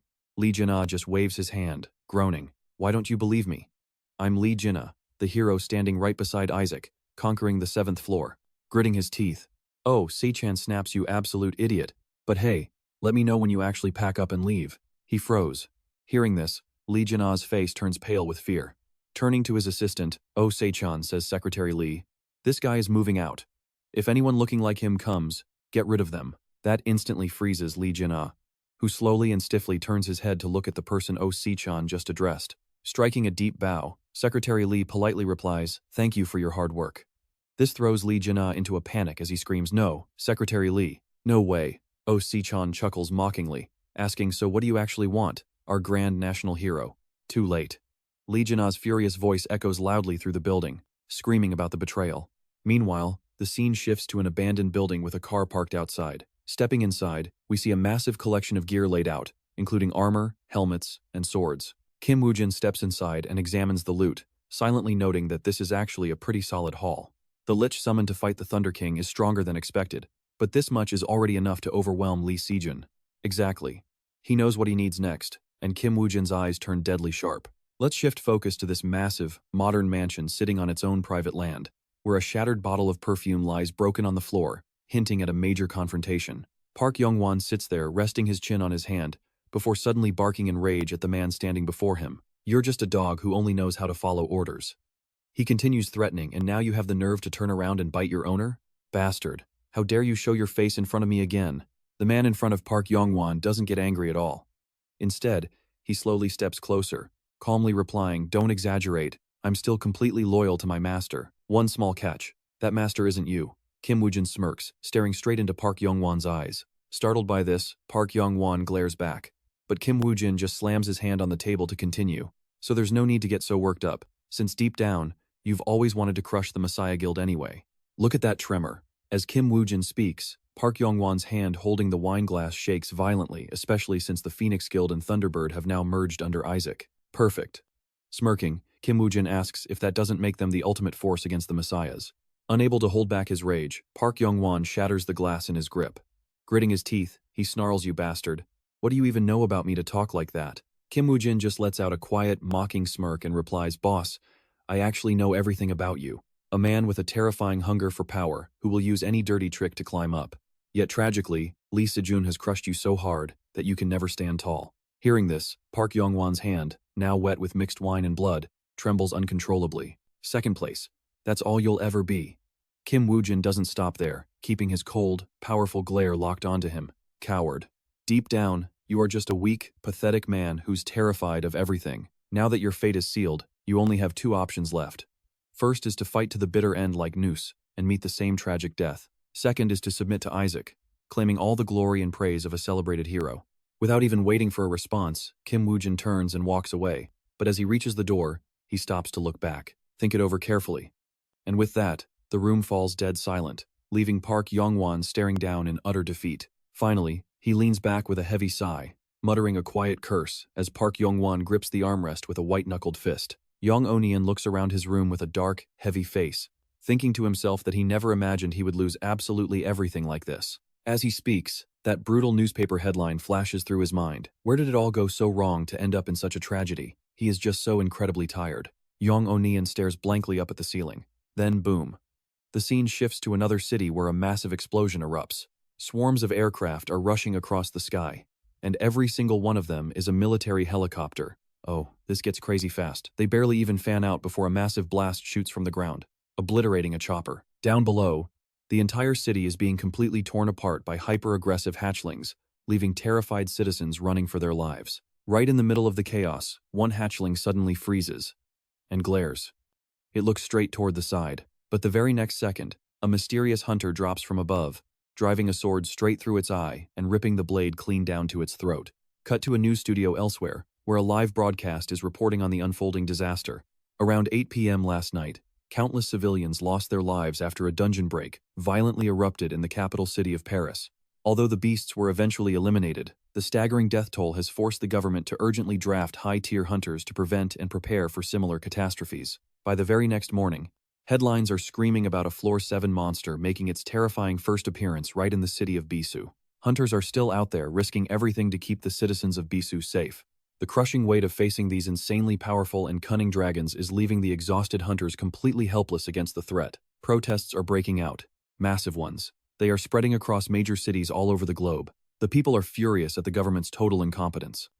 Back at his desk, Franco Sachiro holds his head, grinding his teeth in frustration. "This is such a headache," he groans, while his butler Robert sighs and agrees that things have gotten incredibly serious. Franco Sachiro grits his teeth, growling that things are not just a complete mess, but there are also some seriously bizarre and suspicious things happening behind the scenes that nobody can explain. Outside, furious protesters are marching with signs, demanding the immediate destruction of every single monster in the Northern Territory. Some get even angrier, shouting out, "Where on earth are the French hunters, and why are they hiding while civilians suffer?" Watching from his car window, Franco Sachiro sighs hard. He mutters to himself, "Do they really think we are just sitting on our hands? Nobody wanted this nightmare, and the administration is completely stressed out." Robert points out that the time is not yet right, but in a few days, it will be time to scout that Floor 7 dungeon. Franco Sachiro slowly looks back out the window, noting that they have no choice but to wait. But if they do absolutely nothing, the public's mounting anger is going to explode into something far worse than anything they can possibly imagine. Confused, Robert asks him, isn't this the perfect moment for you to step up and handle the crisis? Sure, it will be tough. Incredibly tough. But you are not planning to quit already, are you? A bit later, the car pulls up to a private residence, and Robert steps out to respectfully tell him to head inside while he waits there. Franco Sachiro offers a quick thank you and steps out, but his eyes suddenly catch something off in the distance. Secretary El Jisoo is already bowing deeply to greet him. Seeing this, Franco Sachiro smirks, thinking to himself that she is still just as dedicated and hardworking as ever. Walking over, she greets him warmly, asking if he has been doing well since they last crossed paths. Franco Sachiro politely replies that he is fine, thanking her for taking the trouble to travel such a long distance. But El Jisoo just nods coldly in response, prompting Franco Sachiro to step forward and lead the way inside. Once they finally sit down at their table, El Jisoo suddenly notices that the entire place is completely empty and asks if they are the only guests. But Franco Sachiro shrugs it off, explaining that he rented out the entire restaurant for some quiet time, leaving her utterly speechless. She stammers that he is too generous, but Franco Sachiro just chuckles, saying it is no big deal. And you won't believe what they hear next as they both spin around to find Gina absolutely inhaling his food, leaving the poor restaurant staff in total panic. Stunned, Franco Sachiro adjusts his glasses. Silence. He just stares at him in disbelief. Noticing the intense stare, Gina looks up and points a chicken leg straight at Franco Sachiro, shouting out, "What are you looking at, old man? Is this seriously the first time you have ever seen someone eat before?" Veins bulge on his forehead as Franco Sachiro growls back, "What did you just call me?" Pushing himself up from his chair, Franco Sachiro crosses his arms and loudly demands to know who Gina is and why he is pigging out in a completely reserved restaurant. By now, Gina is finished. Done. The chicken leg is gone. Gina confidently boasts that he is the legendary hunter who conquered the 7th floor. But before he can finish, El Jisoo quickly cuts in to say he is with her. She adds that this is his first time meeting him, prompting Franco Sachiro to ask if they are colleagues. But before she can answer, Gina screams in panic. Actually, that is not it. Hearing this, Francois Sachiro just scoffs and says you did the right thing with a rookie like this. Gain experience? Good. This leaves Jin-ae stunned, thinking, wait, a rookie? Right at this moment, Lee Jisoo turns and glares at Jin-ae, lowering her voice. Mr. Lin, could you please keep quiet so we can talk business? Hearing this is a massive psychological blow to him as he thinks, what is this? Seriously, even Secretary Lee Jisoo is doing this. After that, Francois Sachiro adjusts his glasses, staring at Jin-ae in silence. Meanwhile, Lee Jisoo clenches her fist, clearing her throat to get attention. Then she gets serious and says, I would like to discuss some matters with you. We have already reviewed the data and the proposals you sent over to our side. We added a few new terms, so please take a look. Francois Sachiro takes the document handed over by Lee Jisoo and silently begins reading through it. Meanwhile, she continues to put it simply, our condition for helping you raid the 7th floor dungeon in France is the Purple Moon skill. Hearing this, he hesitantly asks, so that is your condition? Lee Jisoo replies, we have considered it, and the Purple Moon skill is only a unique skill. Easy enough. This request shouldn't be too much of a challenge for your side. We have been searching for this skill for quite a long time. Francois Sachiro frowns, replying true. It is not a high-ranking skill, but she cuts in. Before he can even finish, she says, please listen, I am not done. Last time we met in North Korea, you gave me an item. Then she remembers the moment a long object was picked up in pure surprise. Total silence. Her face darkens. As she slowly recounts the story, our director said this. Our side will give you a discount equal to the value of that item. Francois Sachiro finally gets it, adjusting his glasses with a smirk. Yes, I understand. At least that guy still has a bit of a conscience. Now watch this. Someone wearing high heels steps inside the restaurant. She walks in and speaks loud. You two are quite hard-working, discussing business so early. Startled, both of them immediately turn around to look. It is indeed Shin-hye and her followers. Jin-ae stops eating and looks up. Shin-hye just glares back down at him with a pure, condescending look. Lee Jisoo looks up at her, her eyes showing clear, unyielding hostility without a shred of fear. With some standing and others sitting, the atmosphere becomes incredibly suffocating. Suddenly, Shin-hye laughs. Just a slow laugh before she begins to speak. So you are saying the Savior Guild should pause raiding the 7th floor dungeon in France? Are we seriously supposed to compete for this job with that useless trash? They must be that newly formed group, the Messiah Guild. I am truly speechless. What are you thinking, Mr. Dragon Hunter? You must be joking with us. After all, the French government is the one begging for our help. Francois Sachiro sits in silence as she babbles on. Shin-hye continues, you are completely in the wrong for making these changes on your own. You know exactly how bad things are in France. Sitting at the table behind them, Jin-ae clenches his teeth, unable to hold back any longer. Quiet down, lady. You are talking way too much. Useless trash? Who are you to say that? If you do not like it, then just back out. Leave raiding this 7th floor dungeon to our side. Getting called out so bluntly makes Shin-hye snap. Who is this kid daring to interrupt? But Jin-A quickly cuts her off. As far as I know, the Savior Guild has never even cleared a B-class 7th floor dungeon, have they? This new 7th floor dungeon in France is actually A-class. Neither the Savior Guild nor our team has any experience with this rank. But if our Messiah Guild conquers it successfully, Jin-A points directly at Shin-hye, then I will wait and see what you have to say. She scowls. What kind of absolute nonsense are you talking about? Right on cue, Lee Ji-soo suddenly stands up and calls out in a low tone, Shin-hye. Hearing this, she looks up. Lee Ji-soo coldly continues, I already warned your side. And check this out, her eyes flash with intense killing intent, as she says everything will be clear very soon. Just like that, Lee Ji-soo's eyes return to normal as if nothing happened, telling her just wait, we will meet again. She bows. Very politely to everyone, clearly making her move to leave.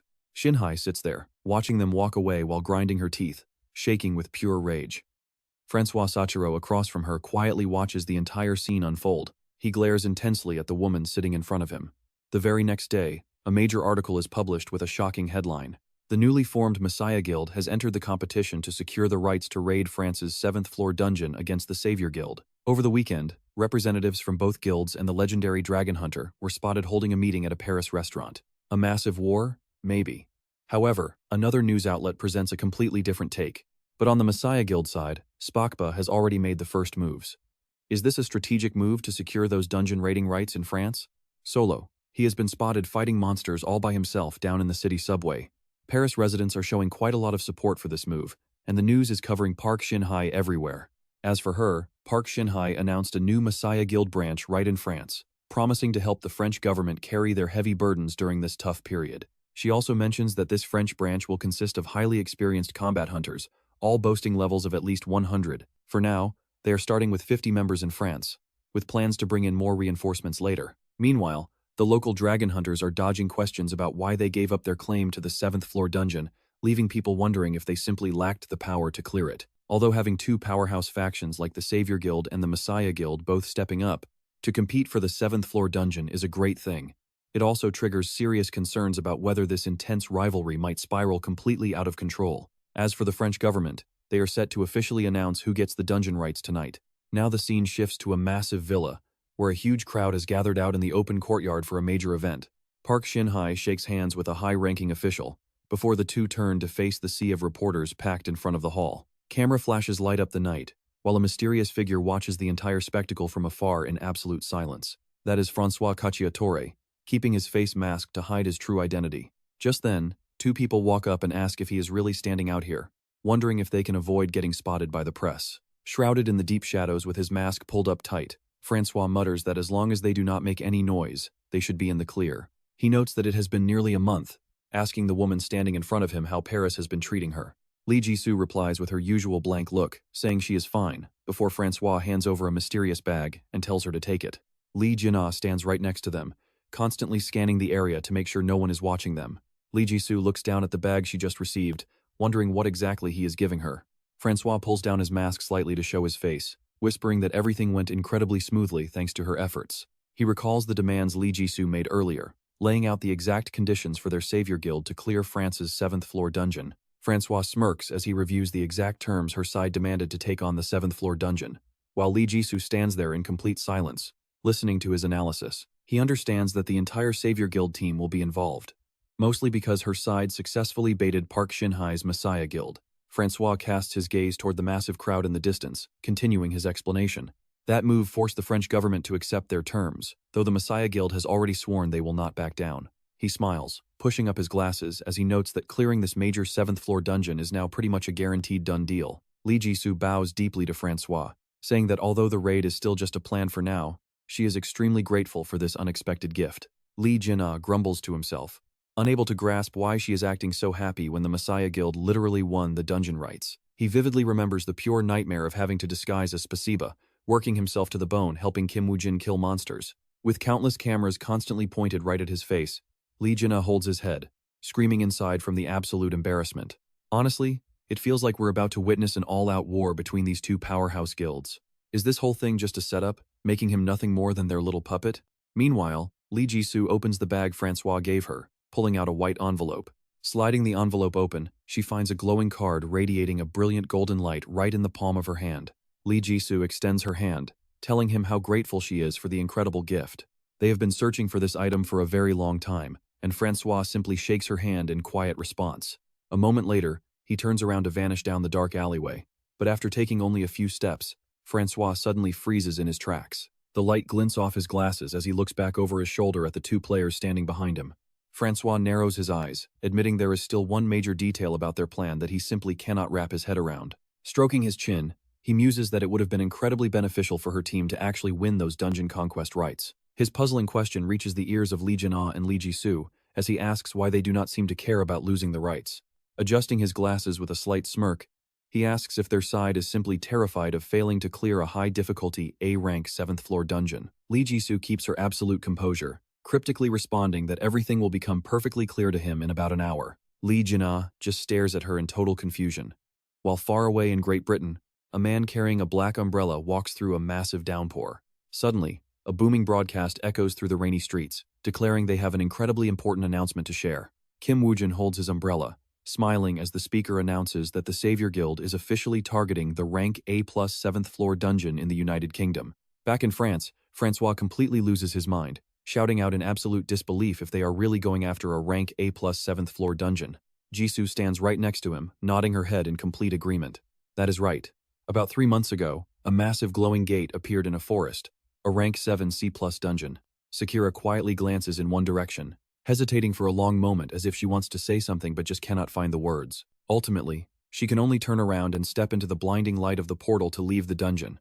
Once Sakura is gone, the only ones left in the dungeon are Leena, Ajak, and Kim Goo-jin, with the cold corpse of Hill Frey lying right at their feet. After what feels like forever, Kim Goo-jin tilts his head and nods to signal the remaining two. Receiving his signal, Johan Jae and Leena quickly turn around and step right into the white light. Now that he is completely alone, Kim Goo-jin shifts his gaze as a dark, hazy energy begins radiating outward.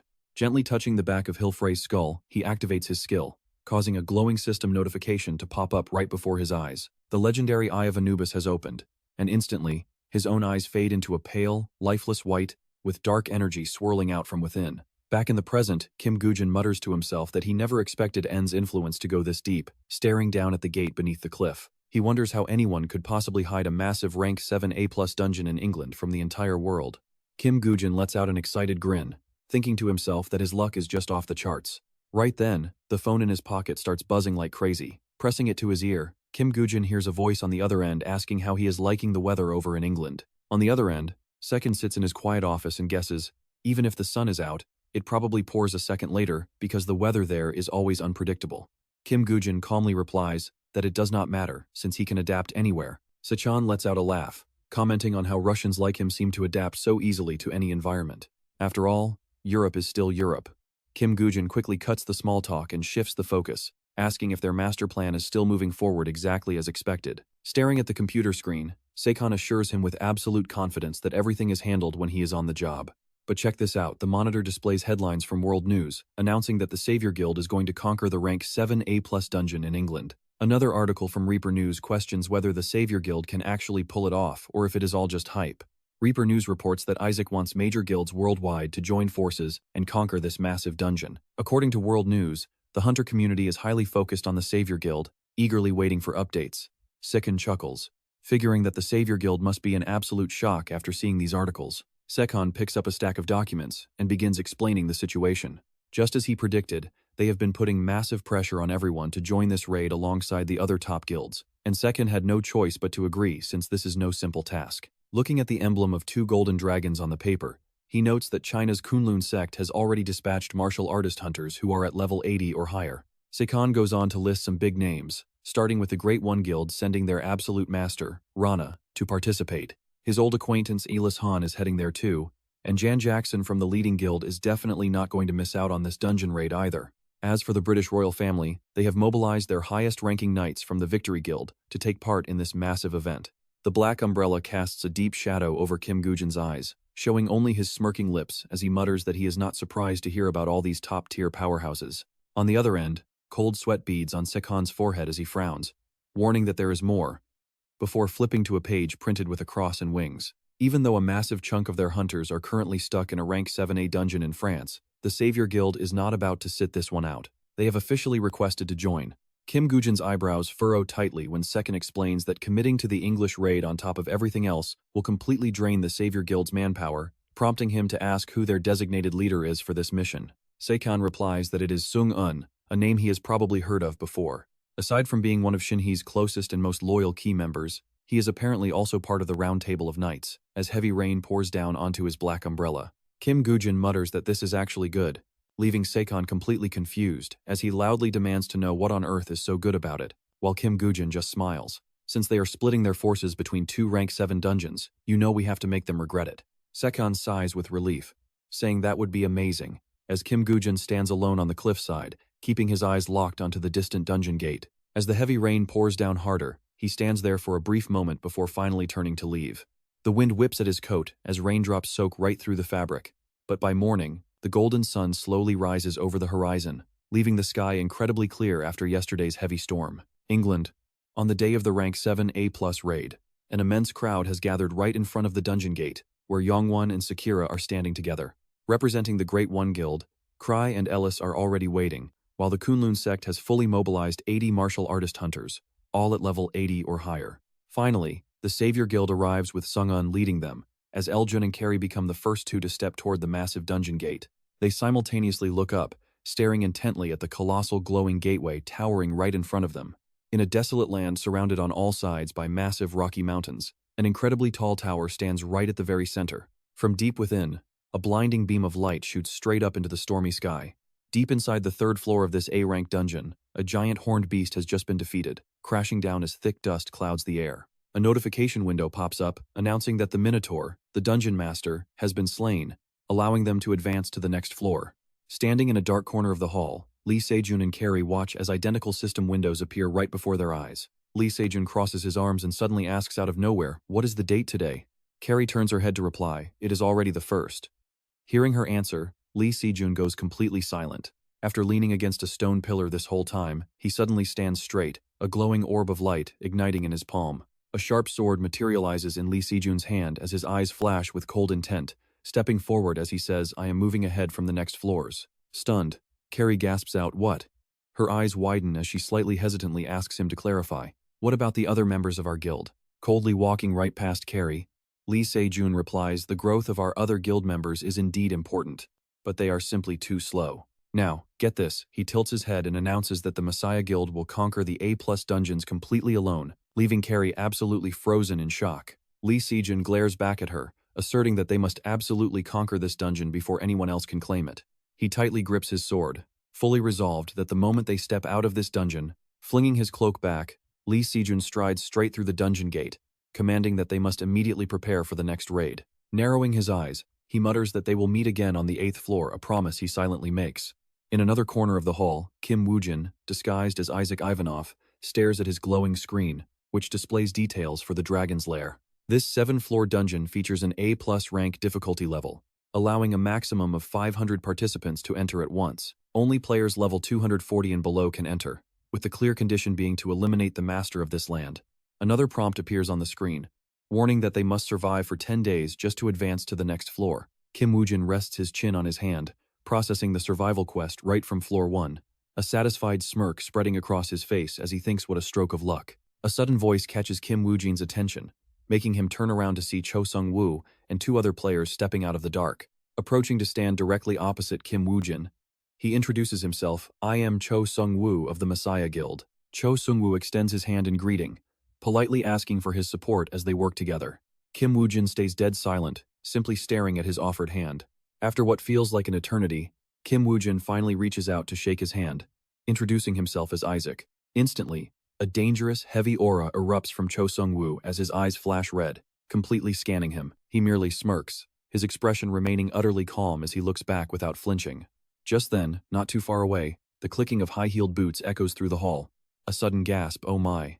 Carrie Rowana, the master of the Great One Guild, steps forward with 2 other players. Closing her eyes and crossing her arms in mock disappointment, she complains about being the only group left out. Carrie then gestures toward Ellis and Jay standing behind her, noting with a smirk that they seem to have some old acquaintances here. She flashes a pretty suspicious grin and asks a rather heavy question. "You guys probably met back at the Dullahan dungeon, didn't you?" Cold sweat breaks out on Jay's face as he turns away in silence.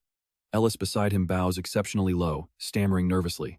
"Long time no see, Isaac?" Probing her with a scanning gaze, Kim Woo-jin instantly recognizes her as Ellis Heighton. Remembering how intensely they clashed during their very first meeting, he silently notes that she seems far more composed than before. Kim Woo-jin casually remarks that he finally remembers her, which explains why she looked so familiar. Noticing the tense expressions on both Ellis and Jay, he mockingly adds, "It is quite nice to see you again." Just as he finishes speaking, two more figures emerge, with the leader loudly chiming in, so this is where everyone is catching up. Wukong approaches alongside a burly man, smiling as he points out that they will be comrades facing life and death together. He folds his hands together in a polite greeting, suggesting they should all properly introduce themselves first. "It is an absolute pleasure to meet you all, and I would like to offer greetings on behalf of the Kunlun Guild." Peter follows close behind, raising his hand to introduce himself and offer greetings on behalf of the Victoria Guild, asking for their cooperation. Standing far off in the distance, Park Yong-won grits his teeth, muttering that they only got incredibly lucky. Bowing his head with a grimace, he wonders how things ended up like this, while Kim Woo-jin steps to the center and raises his arms to speak. Now that the representatives from all the major guilds are gathered in one place, he says to boost morale, "I propose a bet. What do you think?" Watching the feed, Se-jun looks completely blank, repeating those two words. "A bet." Kim Woo-jin points toward the sky, referring to the final boss waiting at the top. He begins to explain that because of the dragon, every single monster blocking their way to the top floor acts as its guardian. Kim Woo-jin continues his analysis, pointing out that unlike ordinary dungeon monsters, these guardians tend to pack together in groups. Looking around, he reminds them that different monster races will cooperate to hunt players down, which is especially brutal since the first floor is a survival quest. Cho Sung-woo folds his arms, scowling as he listens to Kim Woo-jin, realizing that there are going to be a ridiculous number of guardians. Losing his patience, he bluntly demands to know what kind of bet they are actually talking about here. Kim Woo-jin gives a mysterious smile, saying it is simple since he has pulled off something just like this before, making Ellis Heighton and Jay instantly snap their heads around. Since the very players who joined that last bet are standing in this room right now, he promises to keep the explanation short. Staring at Kim Woo-jin standing right in front of him, Cho Sung-woo silently repeats those two words in his head, "a bet." As Kim Woo-jin speaks, a rare item materializes in his hand as he declares that the guild with the most kills wins. Ellis Heighton stares with wide eyes, completely unable to believe what she is seeing.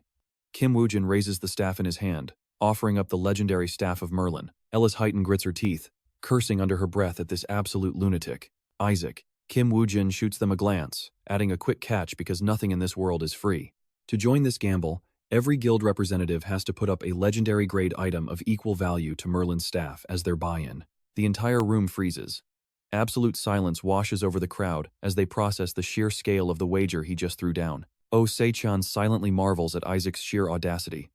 Meanwhile, Cho Sung-woo looks around, calculating that with his own Messiah Guild, there are 5 major groups here. He looks at Ellis Heighton. He remembers the secret treaty they signed to preserve their strength until they reach the top floor. He smirks, confident that if nothing unexpected goes sideways, their 5-guild alliance will easily sweep this whole bet. Wait for it before he can even finish that thought. A sharp voice suddenly cuts right through his calculations. "Sounds fun," a voice calls out. He looks up in shock. Carrie. Carrie steps forward as heavy, dark energy rolls off her shoulders. She declares that the staff Isaac is holding actually belonged to her Great One Guild from the very beginning. Ellis Heighton flinches at the oppressive pressure, stepping back as she nervously stares at her formidable guildmaster. Carrie's face twists into a menacing grin, her eyes glowing with power as she asks what he is doing. She glares at Kim Woo-jin, demanding to know if this is a deliberate provocation, but he just turns around with a completely calm and straight face. Not a chance. Han Guk-young watches the tension skyrocket from a distance, sweat dripping down his face as he wonders how things escalated so fast, while Se-jun beside him is also overwhelmed by Carrie's terrifying aura.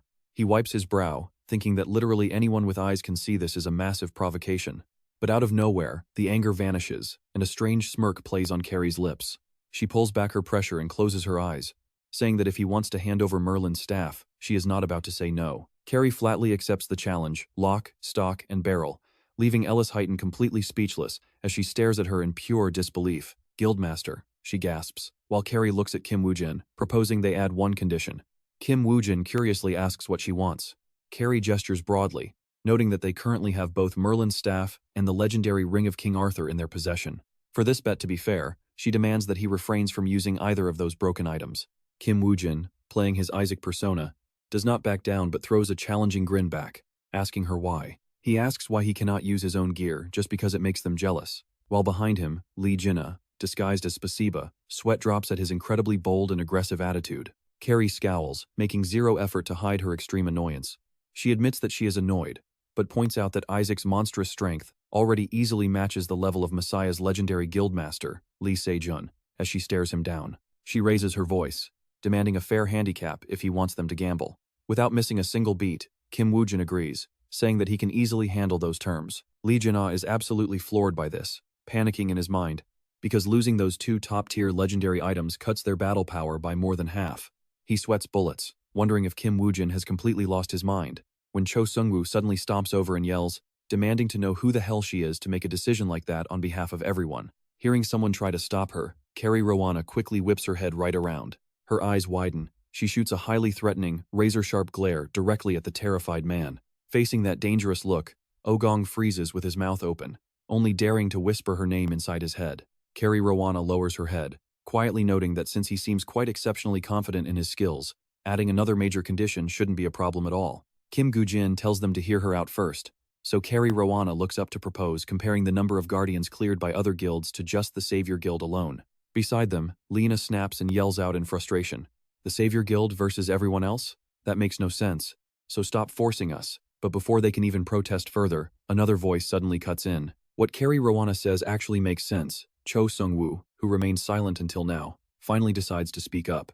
Wasn't Isaac Ivanov's original bet meant to push everyone to climb the dungeon floors as fast as possible anyway? He concludes that if that was indeed his goal, then Carrie Rowana's proposal makes total sense, even if it puts him at a very major disadvantage. Lena grits her teeth. She curses them all silently, wondering if they think she is stupid enough to accept this pathetic alliance. But watch this, Kim Goo-jin just smiles, casually throwing out a question that leaves Lena completely confused. Carrie Rowana's eyebrows knit together as she listens to Kim Goo-jin, whose calm warning also clearly reaches the ears of Cho Sung-woo and every other player. Even if I end up taking all of your legendary gear, a tense silence falls over Elis and Jay as they wait. As Kim Goo-jin continues speaking, Lena's entire body goes completely stiff, left utterly speechless by his cold confidence. Hearing this, both Ogong and Peter standing nearby are also left completely stunned. Kim Goo-jin places a single finger over his lips, quietly asking them if they have nothing left to say. Now, here's where things get really crazy elsewhere. Major news outlets explode with reports of a devastating terror attack on Hansung Group, forcing their board of directors to call an emergency meeting. On the 12th, Hansung Group urgently gathers its board of directors to stabilize their crashing stock prices. The executive director of Hansung Group also happens to be one of South Korea's top representative players. Park Shin-hye went missing to attack a high-level 7th-floor dungeon in France, sparking a massive global conversation about this legendary competition between the Savior Guild and the Messiah Guild. Darkness. Complete silence shrouds the entire empty office. In front of a brightly glowing computer screen, a mysterious figure sits quietly in her chair, moving the mouse and clicking through several top-secret files. Suddenly, the bright overhead lights click on in the room, startling Jisoo so badly that she quickly looks up to see Oh Se-chan standing right by the door. With his hand still resting on the light switch, he looks over to apologize, saying he didn't mean to startle her. Walking over to the desk, he asks why she is still working so late, as Jisoo stammers to find her words. After barely speaking a couple of words, she falls silent and lowers her head, leaving Oh Se-chan scratching his head in confusion over his secretary's behavior. He then shifts his gaze to look closely at the articles currently displayed on the computer monitor. That is when Oh Se-chan suddenly realizes, thinking that all the latest articles linking the Messiah Guild and Hansung Group are indeed because of Park Shin-hye. He tilts his head with a warm smile, proposing that since it's already late, they should pack up and go out for a nice dinner. Calling it a company dinner when it's just the two of them, he asks Jisoo what she wants to eat, leaving her blankly asking back what she wants to eat. Oh Se-chan confidently pats his own chest, promising that since it is her choice, he will happily spend big money today. Jisoo says nothing. She just stares intently at him with searching eyes as she studies his face for a long moment. Oh Se-chan breaks into a nervous sweat, asking why she is staring before Jisoo finally breaks the silence with a simple, "Fine." Once he gets her answer, Oh Se-chan lets out a very long sigh of relief as night falls, leaving the dark sky above completely pitch black. Down on the street corner next to a towering skyscraper, a cozy late-night food stall sits under a warm yellow tent. On their table sits a steaming hot pot of fish cake soup, flanked by a delicious plate of bright red spicy rice cakes that smell amazing. 2 bowls of golden noodles flank the sides, making Oh Se-chan's lips twitch slightly as he stares at the simple spread. Calling out to Secretary Lee, Jisoo quietly answers him, prompting Oh Se-chan to eagerly explain that she might have completely misunderstood his extraordinarily frugal lifestyle. He insists that he is actually incredibly wealthy, while Jisoo calmly sets down her wooden chopsticks onto the table before speaking. I know you are wealthy, director. She lowers her head to continue, mentioning both the immense betting money the director placed on their current dungeon raids, and the sponsor funds sitting in the account under Isaac's name that she manages. Her voice echoes softly inside the food stall, clarifying that she doesn't think he is obsessed with money, but simply wants to help him. Fixing her gaze intently on a single spot, she reminds him that they both share the exact same goal. Sitting on the opposite side of the table, Oh Se-chan silently stares at Jisoo. After who knows how long, he rubbed his chin, bringing up her father to Secretary Lee. Se-chan's next words made Ju's eyes widen in shock, raising deep questions about the mysterious dragon hunter. Did she hear all of it? Both of her hands, resting on her lap, clenched together with absolute force right now. Ju bowed her head in silence, and the entire room was suddenly swallowed by a heavy, stifling quiet. 4 years ago in Soon, at a towering skyscraper, the very top of the building displayed the name Hansung. Inside a spacious office, a man in a black suit stands right in front of the floor-to-ceiling window. Sunbeams stream in from the outside, creating an incredibly blinding glare. On the desk, a nameplate reads Hansung Group, CEO Lisu. Hearing a sudden knock at the door, the man tilts his head slightly and calls out to give them permission. Come on in. The heavy wooden door slides open. An office lady steps inside and calls him director. He keeps staring out the window, listening as she calmly delivers the message: the chairman wishes to see you. Once he hears everything the woman has to say, the man slowly turns around to face her. Inside a massive meeting room, a huge screen behind him displays the words Hansung in giant letters. One man stands with his head bowed in the corner. Meanwhile, 2 others sit on black leather chairs, flipping through the pages of some files in their hands. The white pages show a detailed chart along with figures tracking the declining stock value of the Hansung Group. An irritated voice echoes through the massive room. This is completely ridiculous. Cold sweat pours down Director Kim's face. He can only stand there and bow his head in silence. The boss snaps, "Look at this, Director Kim." He slams the thick files onto the table, screaming in absolute rage, "How many times must I tell you to block the press?" Terrified, Director Kim squeezes his eyes shut, trembling as he replies, "Yes, of course, Chairman." The chairman of Hansung Group, Baek Young-ho, glares up, shouting, "Then how on earth did the news still leak out like this?" The documents are filled with countless articles with major headlines about how awakened citizens with supernatural powers are gradually turning into active players. The latest research by Hansung Group points out a bizarre global phenomenon to the government.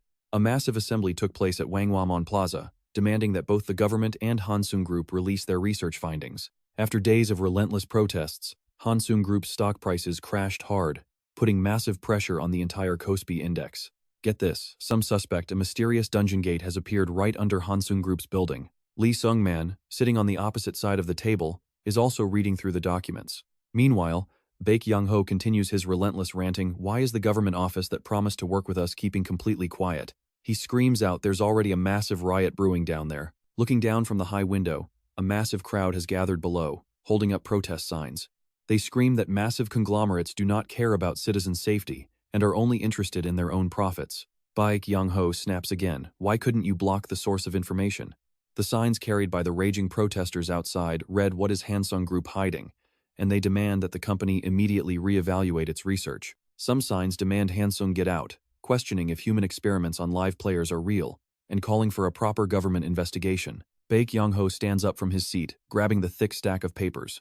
With this pile of bad press, he throws the papers hard right at Director Kim's face. "Do you think you even deserve to keep your job?" Lee Sung-man, who has been completely quiet until now, startledly looks up, turning his cold gaze right toward them. As paper sheets scatter through the air, fresh blood drips from Director Kim's nose.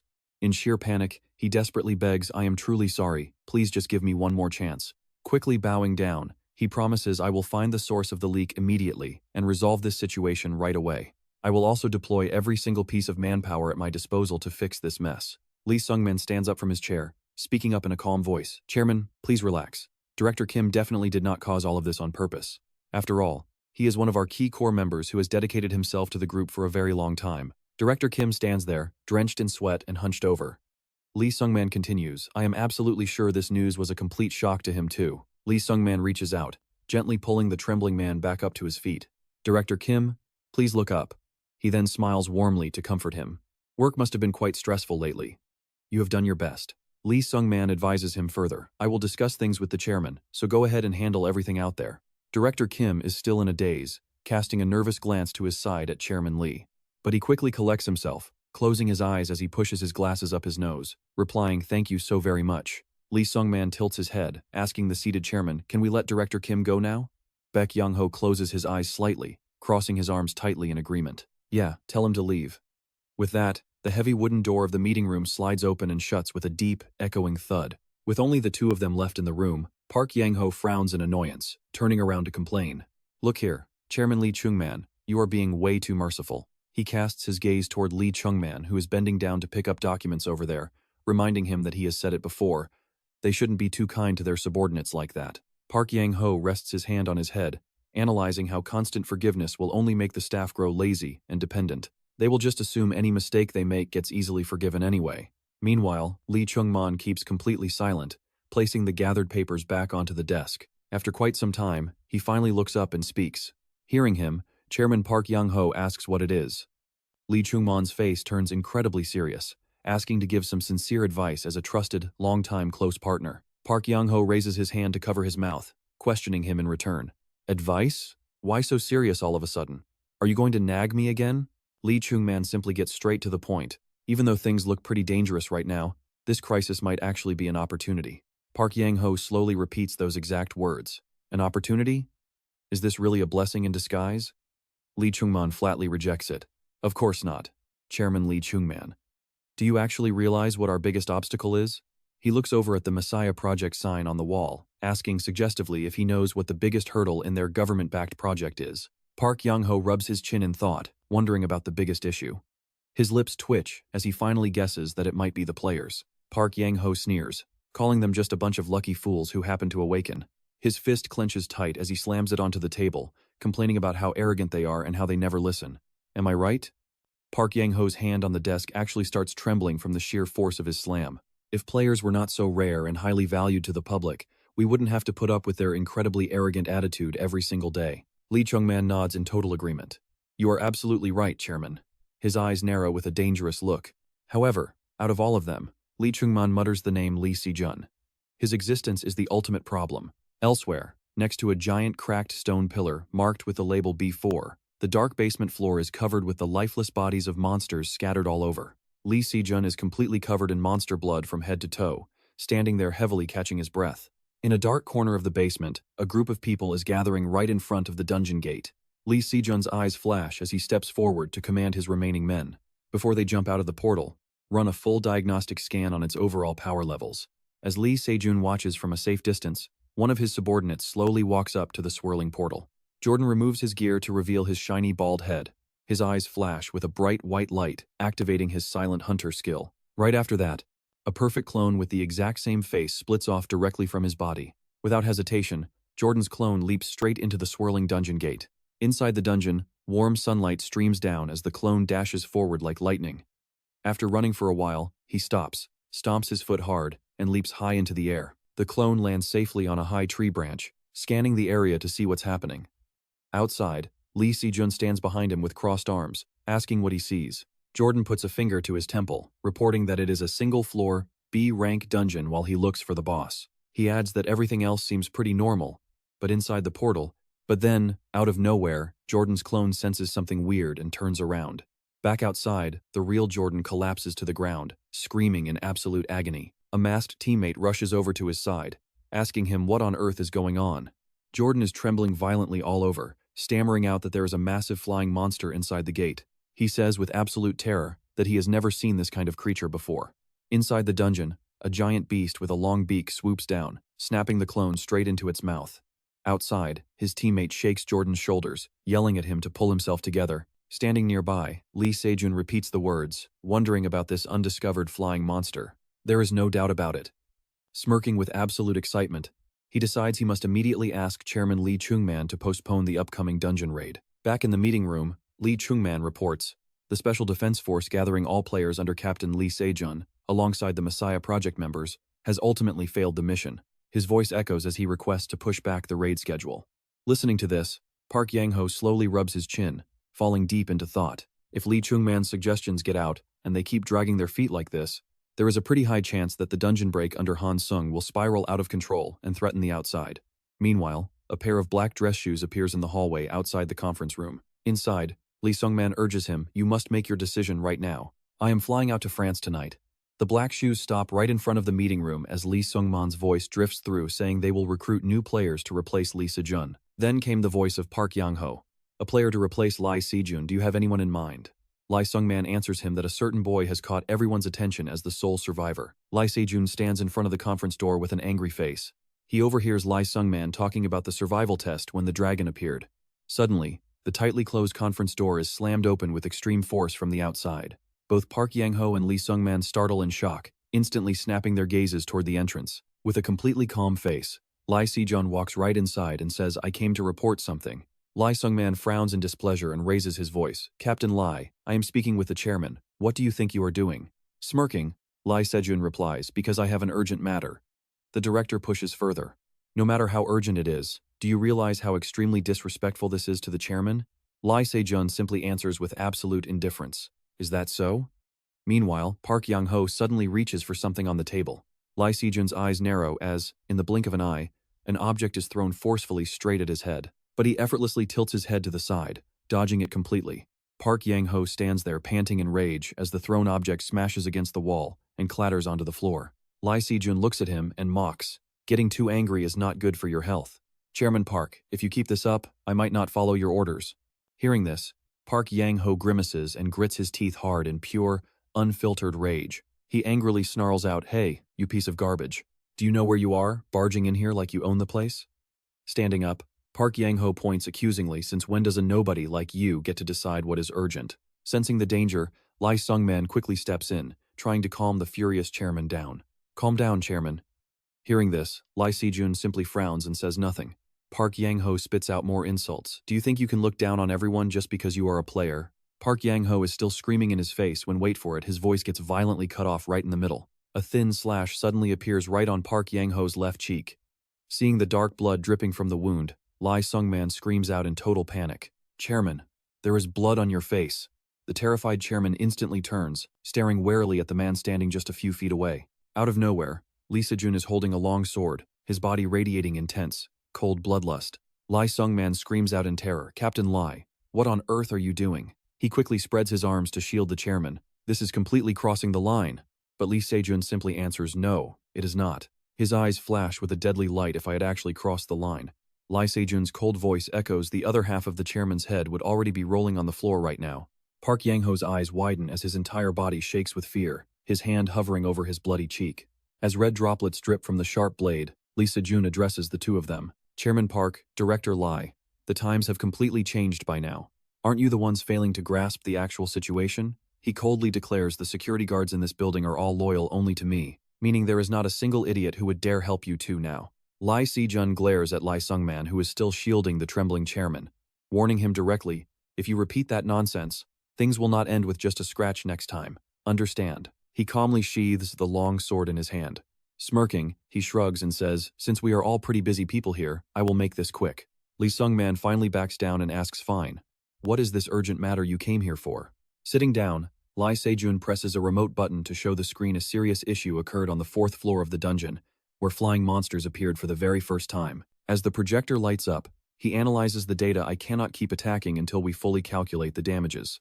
If we let those things fly past that gate, the consequences will be absolutely disastrous." He concludes that they must delay the raid to investigate these new beasts. Hearing this, Lee Sung-man's eyes widen in disbelief as he raises a question. "Captain Lee, you already pushed back the attack schedule a few weeks ago, and now you want to delay it even further. If we do not stabilize the dungeon, monsters will keep spilling out." He asks in frustration, "How much more time do you actually need?" Lee Se-jun simply smiles indifferently and replies, "I do not know. That is not up to me. I am finished speaking. So I will take my leave now." Meanwhile, outside the towering skyscraper of the Hansung Group, the blazing sun is shining down brightly from above. Park Shin-hye, dressed in a high school uniform, excitedly pulls the strap of her backpack on her shoulder. She cheerfully runs toward the revolving door to enter the building. Back inside the room, a hand resting on the table has started to tremble violently. Park Yong-won calls Director Lee, ordering him, "Make sure you proceed with our deal immediately." He asks further, "Is it indeed the flight tonight? Should we start preparing to leave?" Lee Chung-man solemnly guarantees his client, "I understand. I will absolutely complete this contract." Over here, a pair of feet in black shoes is rushing down the steps of the emergency exit. A hand belonging to Park Shin-hye tightly grips the handrail. She stops in her tracks, staring intently straight ahead. Park Shin-hye stands completely still for a moment before the door with the B4 marker written on the wall. Finally, she slowly reaches out her hand, wanting to grasp the doorknob. Elsewhere, as Lee Chung-man steps into the car, the person in the driver's seat asks, "Did the chairman agree?" Lee Chung-man gestures to him and says, "Head to Inoni Airport." Se-jun turns around, grinning widely. "Do not worry, I will get you there as fast as humanly possible." And here is where our peaceful high schooler gets dragged straight into the nightmare. As she turns the knob, the door is violently shoved open. Someone rushes in from the other side. Park Shin-hye gets knocked completely flat onto the ground by the sudden impact of the door. Sitting on the floor with her head down, she watches dozens of men in black uniforms urgently rushing upstairs. Only the man at the very back of the line notices her and asks, "A civilian?" He loudly alerts the leader at the front. "There is a civilian here." Stunned, the leader at the front calls back, "What, a civilian? Why on earth is a civilian down here?" Inside the empty meeting room, Park Yong-won sits completely alone. The sudden ring of an incoming call breaks the heavy silence. He pulls out his phone. The caller ID flashing on the screen shows the Special Security Force. Over in the stairwell, the leader urgently warns her, "Hey kid, I do not have time to explain, so if you want to live, get up and run right now." Park Shin-hye has absolutely no idea what is going on, asking in total confusion, "What is happening? Why so suddenly?" The man in the black uniform standing by the doorway reaches his hand out toward her. "Hurry. Stand up!" Suddenly, a terrifyingly wild roar echoes through the air. Park Shin-hye's eyes widen in sheer horror as her outstretched hand freezes completely mid-air. The man right in front of her is instantly crushed under a massive, heavy foot, blood splattering everywhere. Massive fingers then tightly grip the doorframe. Hunching over, the beast reveals its incredibly monstrous and terrifying face. Its razor-sharp teeth bared, drool drips continuously from its mouth. Glowing with a crimson light, the monster opens its jaws wide and lunges straight into the stairwell. Suddenly, a fierce strike flies in. Out of absolutely nowhere, dark red blood sprays everywhere. A small dagger is embedded right between the beast's eyes, slamming its entire body backward into the basement and against a stone pillar. Park Shin-hye is left completely frozen by the shock of what just happened. She slowly shifts her gaze, glancing to the side. The leader from before takes a few steps forward and addresses the newly arrived man as captain. With cold sweat dripping heavily down his face, the squad leader looks up at the stairs. Lee Se-jun stands completely calm above, locking his cool eyes directly onto her terrified gaze. Lee Se-jun coldly asks, "Who are you to be down here?" Hearing this, Park Shin-hye stutters, "Well, I. And you would not believe who steps out next." She instantly freezes, realizing it is the legendary Lee Se-jun slowly walking down those stairs. With every step Lee Se-jun takes, the arm of the bleeding man on the ground slowly begins to move. The wounded soldier quickly activates his indomitable skill, burning his mana to gradually restore his stamina. Watching this bizarre healing scene, Park Shin-hye is utterly shocked. "Wait, he is actually fine?" A moment later, Lee Se-jun gently pats the soldier's shoulder, warning him do not act so recklessly on emotion. Wiping the blood off his face, the soldier replies, "Yes, I am sorry." Lee Se-jun calmly turns around, telling them, "I am heading up first. Stay on guard down here." As soon as he spots the monsters approaching, Lee Se-jun sighs in annoyance. What a massive pain. "Come at me." In a split second, they aggressively charge him, but Lee Se-jun calmly and slowly draws his sword. He prepares to step up and fight. But suddenly, a massive fireball blazes directly past Lee Se-jun. Exploding with immense force, the fiery blast blocks the charging beasts. He casually casts a quick glance behind him. It turns out Park Shin-hye was the one who cast that fireball, struggling with everything she has to support Lee Se-jun. Panting heavily in exhaustion, her mana pool is completely drained now. Seeing this, one of the guards exclaims in pure surprise, "What is going on here?" The other guard immediately realizes, is she a rare mage class? Lee Se-jun calmly speaks up with some praise. Decent skill, but while his back is turned, a monster escapes the lingering flames of Park Shin-hye's attack. It aggressively lunges forward, aiming directly for Lee Se-jun. But with a single effortless slash, he cleaves the beast cleanly into two halves, simultaneously slicing a nearby water pipe and causing a leak. Water keeps spraying out from the broken hose, but it seems like it does absolutely nothing against the destructive power of that fireball. At long last, we finally see an actual expression on Se-jun's face. This is getting pretty interesting. Meanwhile, at the airport, Se-chan's excited voice rings out, "You're finally here." Sending off a quick text message, Jin-soo simply replies, "Yeah, everything's completely fine." Sitting inside the car, he warns him that it is a pretty long drive, so be careful on the road. Hearing that, Jin-soo quickly replies. He says, "All right, I got it, but if any urgent business gets delayed, please drop by my house when you have time to check on my daughter. Going so far away makes me pretty worried, and you already know her anyway." Se-chan immediately agrees, saying, "I understand." But the next second, as Jin-soo goes to add one more thing, an urgent news broadcast suddenly cuts him off. A massive fire of unknown origin has just broken out in the parking basement of the Hansung building in Seoul, and authorities have completely sealed off the area. Rumors are already spreading like wildfire, and you just know a dungeon gate is involved, leaving countless workers trapped inside with no way out. In an instant, Jinsu shouts at the top of his lungs, "Se-chan, turn the car around right now." Se-chan quickly responds, "Got it, turning back now." Faced with this sudden critical emergency, Jinsu's face completely fills with deep worry. Why did this have to happen at this exact moment? Meanwhile, back at the Hansung building, Chairman Yang Ho is hurriedly running toward his private helicopter. The second he climbs inside, his phone rings with an urgent call. Sounding pretty annoyed, Yang Ho picks it up, asking, "What do you want?"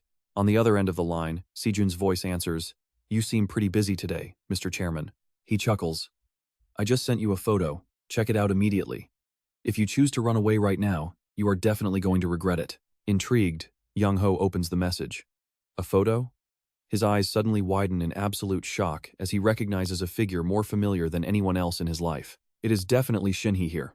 She is unleashing her magic to fight off Se-jun's squad. Yang Ho's hands tremble as he repeatedly zooms in on the image, wondering why on earth Shin-hye is in that burning building. Is his own daughter actually an awakened? Se-jun speaks up with absolute glee, saying, "At first, I didn't recognize her. But it turns out she is your precious daughter. She is a pretty talented mage, you know. Her power is on a completely different level compared to an ordinary human like you." Yang Ho completely loses it. "You bastard. Why is my daughter there? Why haven't you dragged her out of that burning building already?" Se-jun doesn't comply, merely laughing it off as he says, "The situation here is pretty complicated, and I have a lot on my plate." Right on cue, a ferocious monster steps straight out of the glowing dungeon portal. Pausing for a quick second, Se-jun continues to taunt the chairman. He says, "You have to see this yourself to truly understand, because I can't leave." Without a single second of hesitation, Yang Ho dashes out, barking loud orders. Yelling out, "Stay right there, I am coming," his helicopter pilot screams out in pure panic, "Chairman, where are you going?" As he runs, he suddenly spots an emergency cabinet on the wall. Yang Ho tears it open and grabs a heavy fire axe. Gritting his teeth, he mutters, "You absolute bastard, Se-jun."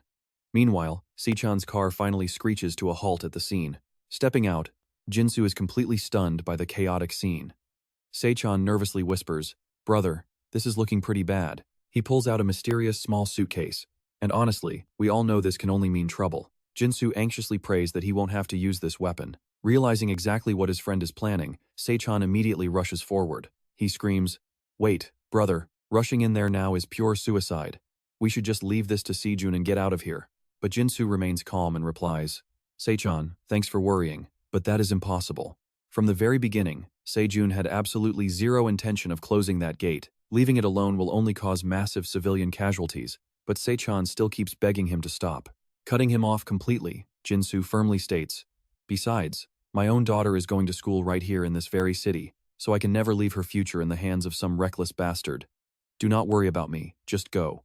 Hearing this, Se-chan grits his teeth and curses internally. "Damn it," he yells back, "Fine, I will go find some backup to help, so do not go doing anything crazy until I get back."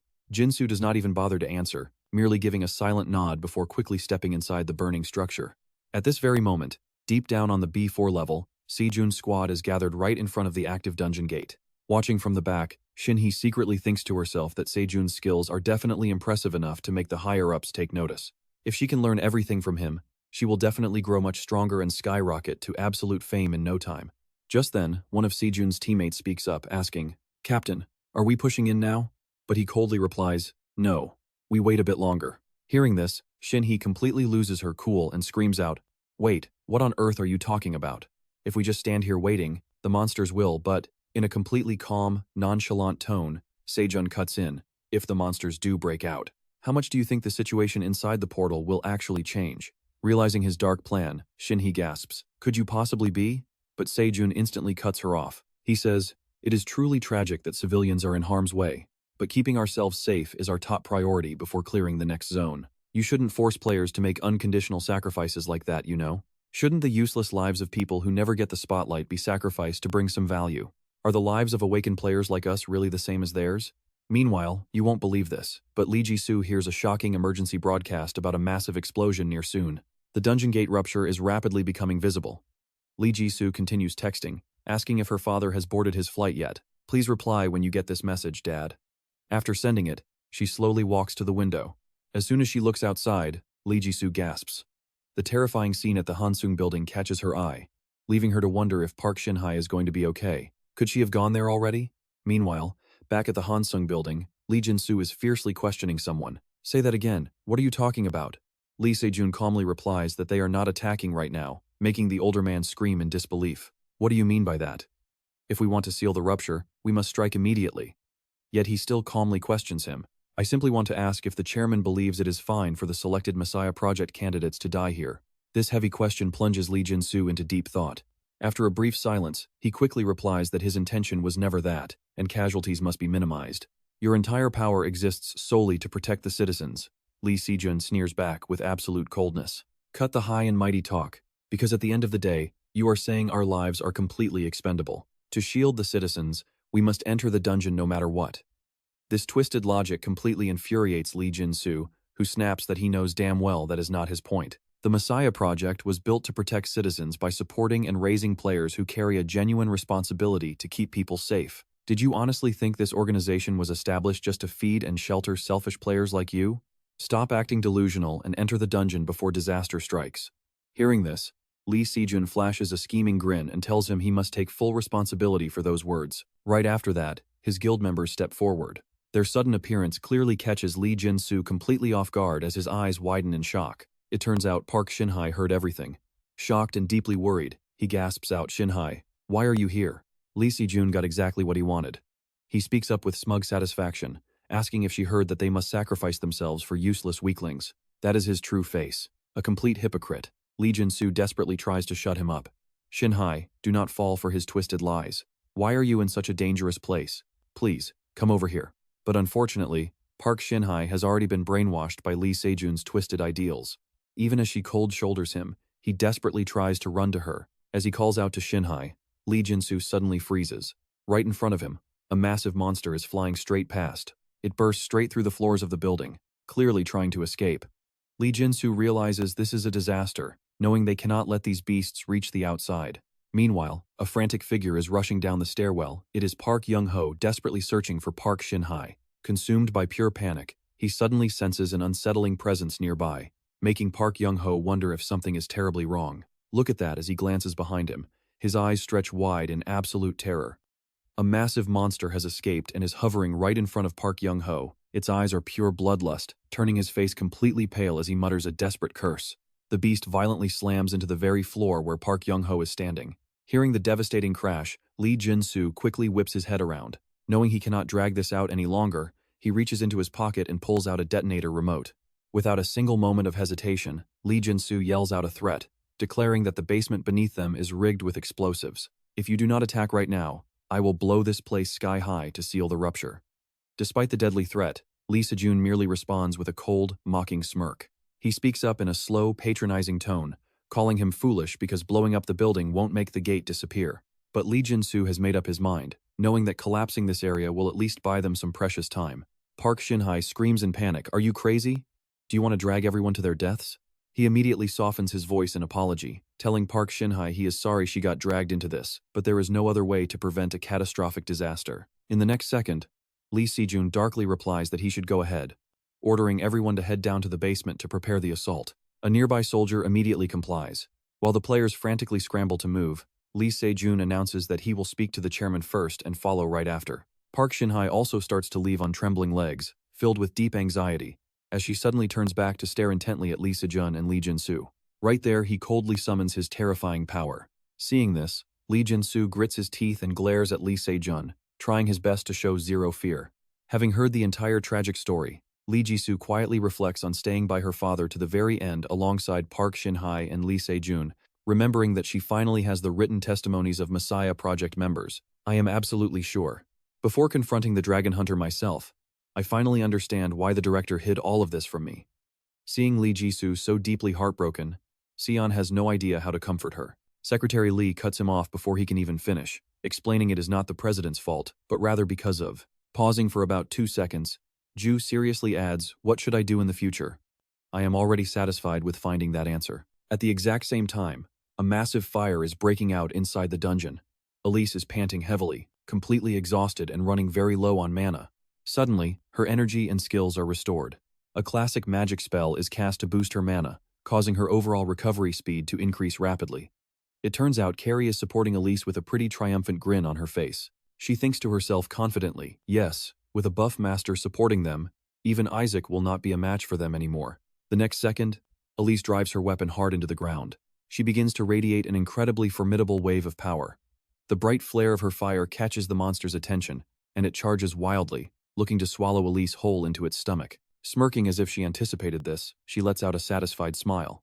And get this, the beast has absolutely no idea what is coming next. In an instant, the beast takes a heavy hammer blow, losing several teeth. It turns out Elise was only in charge of drawing its attention, leaving the offensive strikes to her trusty teammate Jason. Right after slaying the monster, he turns around to give a quick thumbs up. Elise does not hold back, continuing to channel her magic until she successfully casts the skill. Her roaring flames look ready to incinerate the entire forest. The loud noise catches Gina's attention. He speaks up urgently, asking what is going on and if he is playing a pet simulator. This bizarre question makes Woo-jin quite curious. Why would you say that? He asks. Gina does not hesitate, screaming in frustration that the skeleton bastard keeps leaving the final blows for just one guy, completely dragging down their hunt. Just look at these stats. We are the only ones falling behind. Following Gina's words, the leaderboard appears. Isaac once claimed we could take on all the remaining guilds on our own, and yet, after all that boasting, we are totally done for. The legendary gear is going to get snatched away while you are busy playing a pet simulator. I am asking why you keep feeding kills to that guy. I seriously should not have trusted you. This is so annoying. While Gina continues his angry rant, Woo-jin quietly tears the paper in his hand. The representative of the Underworld has finally unlocked the Death Knight skill. This sudden, bizarre action of his leaves Gina standing there completely stunned. Right after, the system displays the requirements for the representative of the Underworld.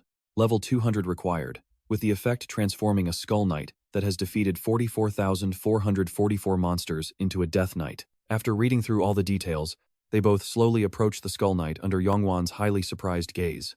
Woo-jin gently places his hand on its skull. The next second, a count of 44,457 appears above the Skull Knight. A prompt pops up on his screen, asking whether to summon the Death Knight, yes or no. Right after reading it, Woo-jin slowly cracks a highly satisfied smile. Yongwan stands nearby, his eyes wide as he frowns at the scene. The radiating aura grows incredibly intense, swirling high up into the air. Check this out, a blinding flash of light bursts in all directions, only to vanish completely in a split second. Gina stands down below, staring up into the sky in complete, absolute disbelief as a massive and heavily armored leg begins slowly descending from above. Dust and debris fly everywhere as he slowly steps down. This is the mighty Death Knight. Taking heavy, imposing strides toward the group, Gina looks at Woo-jin and speaks up, so that is what this was all about. He asks if his partner had a master plan all along, but Woo-jin stays silent. Suddenly, the Death Knight kneels on one knee in front of Woo-jin. Gina excitedly asks again, all right, so now we take this guy and start wiping everyone out, right? Right at that moment, another notification flashes summoning the messenger's book. The Death Knight remains kneeling, silently awaiting Woo-jin's command, but Woo-jin simply stores him away inside his weapon inventory. Just like that, the knight slowly fades away. Completely baffled, Gina demands to know what on earth he is doing, asking why he would store away a powerhouse they worked so hard to create. Were you not planning on using him to catch up with the other guilds? But Woo-jin just smirks, replying that he has already planned ahead and secured the top. Now, he tells him to focus on the mission here on the first floor. He adds that the bet will not be decided by the Death Knight, but by Gina himself. Hearing this, he looks totally blank, pointing a finger at himself. Me? Meanwhile, in another part of the dungeon, the goblins and gorillas suddenly sense something lurking in the shadows. They immediately turn right around, sprinting straight back. The entire pack of beasts retreats together, running in the opposite direction and disappearing deep into the dense forest. Jackson laughs maniacally at the sight, asking, looks like you beasts finally learned to fear my great power, huh? Go ahead, try and run. Just then, Elysian steps up, frowning and asking Jackson, do you notice anything weird going on? Seriously, how many times has this happened by now? Hearing that, he turns his head and says they probably know that no matter what, this body is pretty close to its limit. Alis Heaton quietly ponders the situation. Highly intelligent monsters usually run before being hunted, but what is happening right now feels completely different. Right then, a bright flash of light erupts in the middle of the forest. Lee Jin-ah stands there holding a bizarre object, groaning in frustration that it is happening again. Damn it. Flashback to months ago, deep inside the 6th floor of the Spins dungeon. Lee Jin-ah stands with his arms crossed, talking to someone. He asks if there is anything good here, after all their hard work. The other guy just tosses over a wrapped bundle, replying that he is not so sure. Lee Jin-ah grabs the item and looks at it, stunned. What is this? Why are the stats like this? It is the Death Music Box, a legendary grade item with no level limit that consumes the user's vitality to spread a deadly echoing sound over a massive area. The effect forces every single monster in the dungeon to target the user as their primary prey. Keep in mind, this effect only works on the user's current floor. After learning how the item works, Lee Jin-ah sighs in disappointment, asking the other guy why he would give him such a useless piece of junk. It eats your health and turns you into monster bait. What kind of sadist made this? Only an absolute idiot would ever use something this crazy. Remembering his own words, Lee Jin-ah grinds his teeth in anger at Kim Woo-jin, and honestly, you can't blame him for being furious here. Suddenly, another player approaches and speaks up, criticizing him for making another pointless, reckless bet. Apparently, it only makes their job harder, and no matter how brilliant Kim Woo-jin is, he can't change the final outcome now. Glaring intensely at Kim Woo-jin, he states that he has no idea what the guy is planning, but he is pulling out. He warns Kim Woo-jin not to drag Park Young-won into this garbage plan, because if he messes up and ruins his own reputation, their entire alliance will instantly fall apart. But Kim Woo-jin just scoffs, turning back to ask if that is really how he feels. He tells him to do whatever he wants, silently thinking that Park Young-won is about to lose his drive and the will to fight back. Something about those words triggers Park Young-won. He loses his mind, screaming at Kim Woo-jin to stop showing off at a time like this. With that, he charges straight ahead. At the same time, aggressive goblins swarm in from out of nowhere, colliding head-on with wild beasts charging out from the forest. Surrounded from all sides, a massive wave of beasts and goblins closes in. Park Young-won stares ahead in shock, wondering what on earth is happening. Where did this insane horde even come from? Suddenly, the scene shifts to another part of the forest, where a group is on the move. Walking behind Cho Sung-woo, Henry suddenly speaks up, asking why he is being so quiet since it is making everyone nervous. Cho Sung-woo glances back, deeply unsettled because a massive group of monsters just vanished into thin air. Just then, a scout yells out, pointing toward the guildmaster. Cho Sung-woo looks over in utter disbelief, wondering where so many of them came from. He wonders why they didn't notice his group, immediately leaping forward and shouting the command to pursue them. The group dashes at high speed through the dark, dense forest. Leading the charge, Cho Sung-woo flies forward, but check this out, his eyes suddenly widen as if he just saw a ghost. Right in front of Cho Sung-woo is a brutal, chaotic battle between wild beasts and goblins. He can only stare, wondering what is happening. Suddenly, a voice echoes from right behind him, recognizing the item as the Death Music Box from the black market. He confesses he once thought it was a useless item, never imagining some psychopath would actually deploy it like this. Watching the scene below, he remembers hearing that their target was a stubborn, obstinate loner. Supposedly, nobody would ever follow him. Yet here are his subordinates, literally willing to throw away their lives for him. These people are totally insane. Cryana grinds her teeth, glaring down at them. Activating a cursed item in an open area during a high-stakes survival mission on the 7th floor of an A+ rank dungeon is pure suicide. No sane player would try it. Thick smoke rises from the forest. Wiping sweat from his brow, Park Young-won complains about that madman Isaac dragging him along just for this stunt. Glancing back at the team, he mutters that he survived by the skin of his teeth.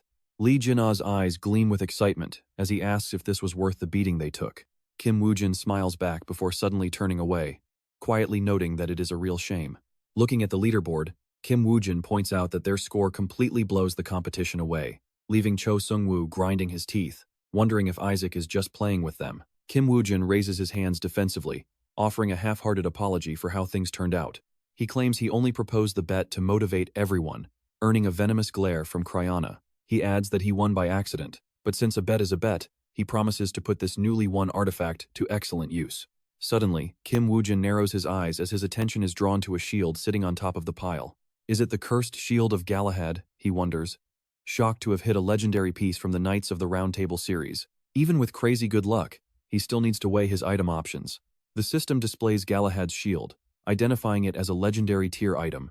The shield of the legendary Round Table Knight Galahad is famously known as a cursed relic that ruthlessly targets anyone who gets greedy for this sacred object, forcing them to suffer an absolutely tragic and horrific death. Its effect curses any enemy within 3 meters, draining 5% of their remaining stamina every single second. But the user is hit with the exact same curse. Kim Woo-jin figured this thing behaves way more like an offensive weapon than a defensive shield. The wielder suffers too. Suddenly, a voice cuts in telling him to hold on, and Kim Woo-jin glances back to see Oh-gong speaking with a pretty annoyed look. Saying this bet doesn't count, Kim Woo-jin slams the shield down and asks him it doesn't count? Is there a real problem? Oh-gong hesitates, but then raises his voice to complain that all the monsters they were supposed to hunt suddenly rush toward the Savior Guild. Gesturing toward the others, Ogong speaks up, pointing out that the Savior Guild faced the same disruption. And then Great One, Frontier, and Victory, did not every single guild get completely obstructed, he continues, arguing that under such unfair conditions, the bet cannot be considered valid. Kim Woo-jin calmly fires back, asking Ogong if pulling a massive monster wave directly to a tank is considered obstruction. He just used a standard item with a taunt effect, so is that really a problem? Waving his hand, he admits that sure, using a crazy item that affects the entire map does technically disrupt things a bit. Suddenly, lowering his voice, Kim Woo-jin directly presses Ogong with a crucial question, asking if any of the guilds gathered here could actually hope to survive the terrifying monster wave his item created. Smiling, Kim Woo-jin asks if anyone can, and his words instantly leave the guild members completely speechless. Seeing how incredibly tense they are, Kim Woo-jin claps his hands together, summoning a screen before them as he speaks. He apologizes quite sincerely, saying he had no idea he was cornering them so badly, and tells them they do not need to be so timid. And wait for it, screens pop up in front of everyone simultaneously as they stare wide-eyed at the sudden warning. With every single guardian cleared, the 10-day survival mission has been forcefully cut down to a mere 4 days. As the gateway to the next floor opens, players ask each other in shock how a survival mission could be forcefully ended. It is the first time in their entire lives seeing this, and they gossip excitedly, wondering if they really pulled off such an absolutely insane feat.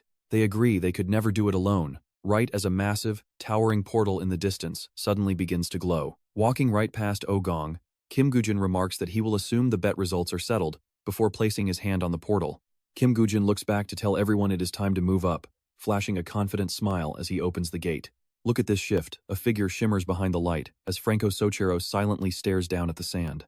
Scooping up a handful of sand, he lets it slip through his fingers into the wind, reflecting that this very place was once the largest wine-producing region in the world. Gazing out at the endless desert, he cannot help but lament. Seeing how utterly ruined it is now, Robert approaches to ask how long he intends to wait here, prompting a quiet reply from Franco Sochero. Wondering how long he must wait, he admits he is not quite sure, staring into the distance before adding that since he left the gate in front of that villain, all he can do is watch from afar. Franco Sochero turns to Robert, asking if it is not completely heartbreaking. Robert gently advises him not to worry, reminding him that he has already done his absolute best. He goes on to reassure him that his hard work in sending the key players of the Savior Guild in there will definitely show results soon. Robert hesitates, saying people will understand eventually, but Franco Sochero quickly cuts him off, stating that is not what he means. Clenching his fist, he admits he does not even understand his own heart anymore, recalling how a Korean man reached out wanting to meet him several years ago. If only he had sorted things out back then and traveled to Korea to meet him. He muses that perhaps the person entering that gateway right now, casting aside all of their grand dignity, would actually be him instead of Se-jun. He admits he is just having a foolish thought, concluding that in the end, he is no different from them, just another hypocrite pretending to be a good person. Robert stares at him in silence before suddenly speaking up with absolute certainty. Protesting that this is absolutely not true, he says that having stayed closest to him all these years, he understands his character very well. Robert firmly emphasizes that he is entirely different from those people, adding that whatever choices he makes in the future, and whatever they mean to him, the world will eventually prove them right. Franco Sochero says nothing in response, simply offering a quiet smile. Inside the United Kingdom A+ rank dungeon, Floor 7, they have already conquered floors 2, 3, 4, and 5 in a flash.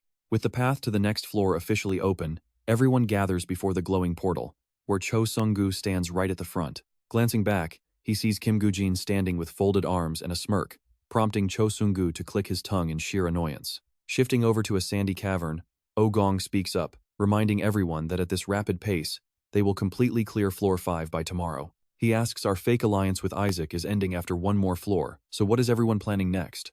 He asks doubtfully, once we reach the 7th floor, we are still teaming up to attack our target as planned, right? Carrie starts to speak but hesitates and shuts his mouth, while Cho Sung-gu rubs his chin, lost in deep thought. Jason and Ellis Han stay completely silent too, leaving Ogong to anxiously ask why nobody is saying anything. He grits his teeth in frustration, thinking he knew this would happen and calling them a bunch of cowards. Carrie speaks up, pointing out that against the Savior Guild, they stand absolutely no chance of winning on their own.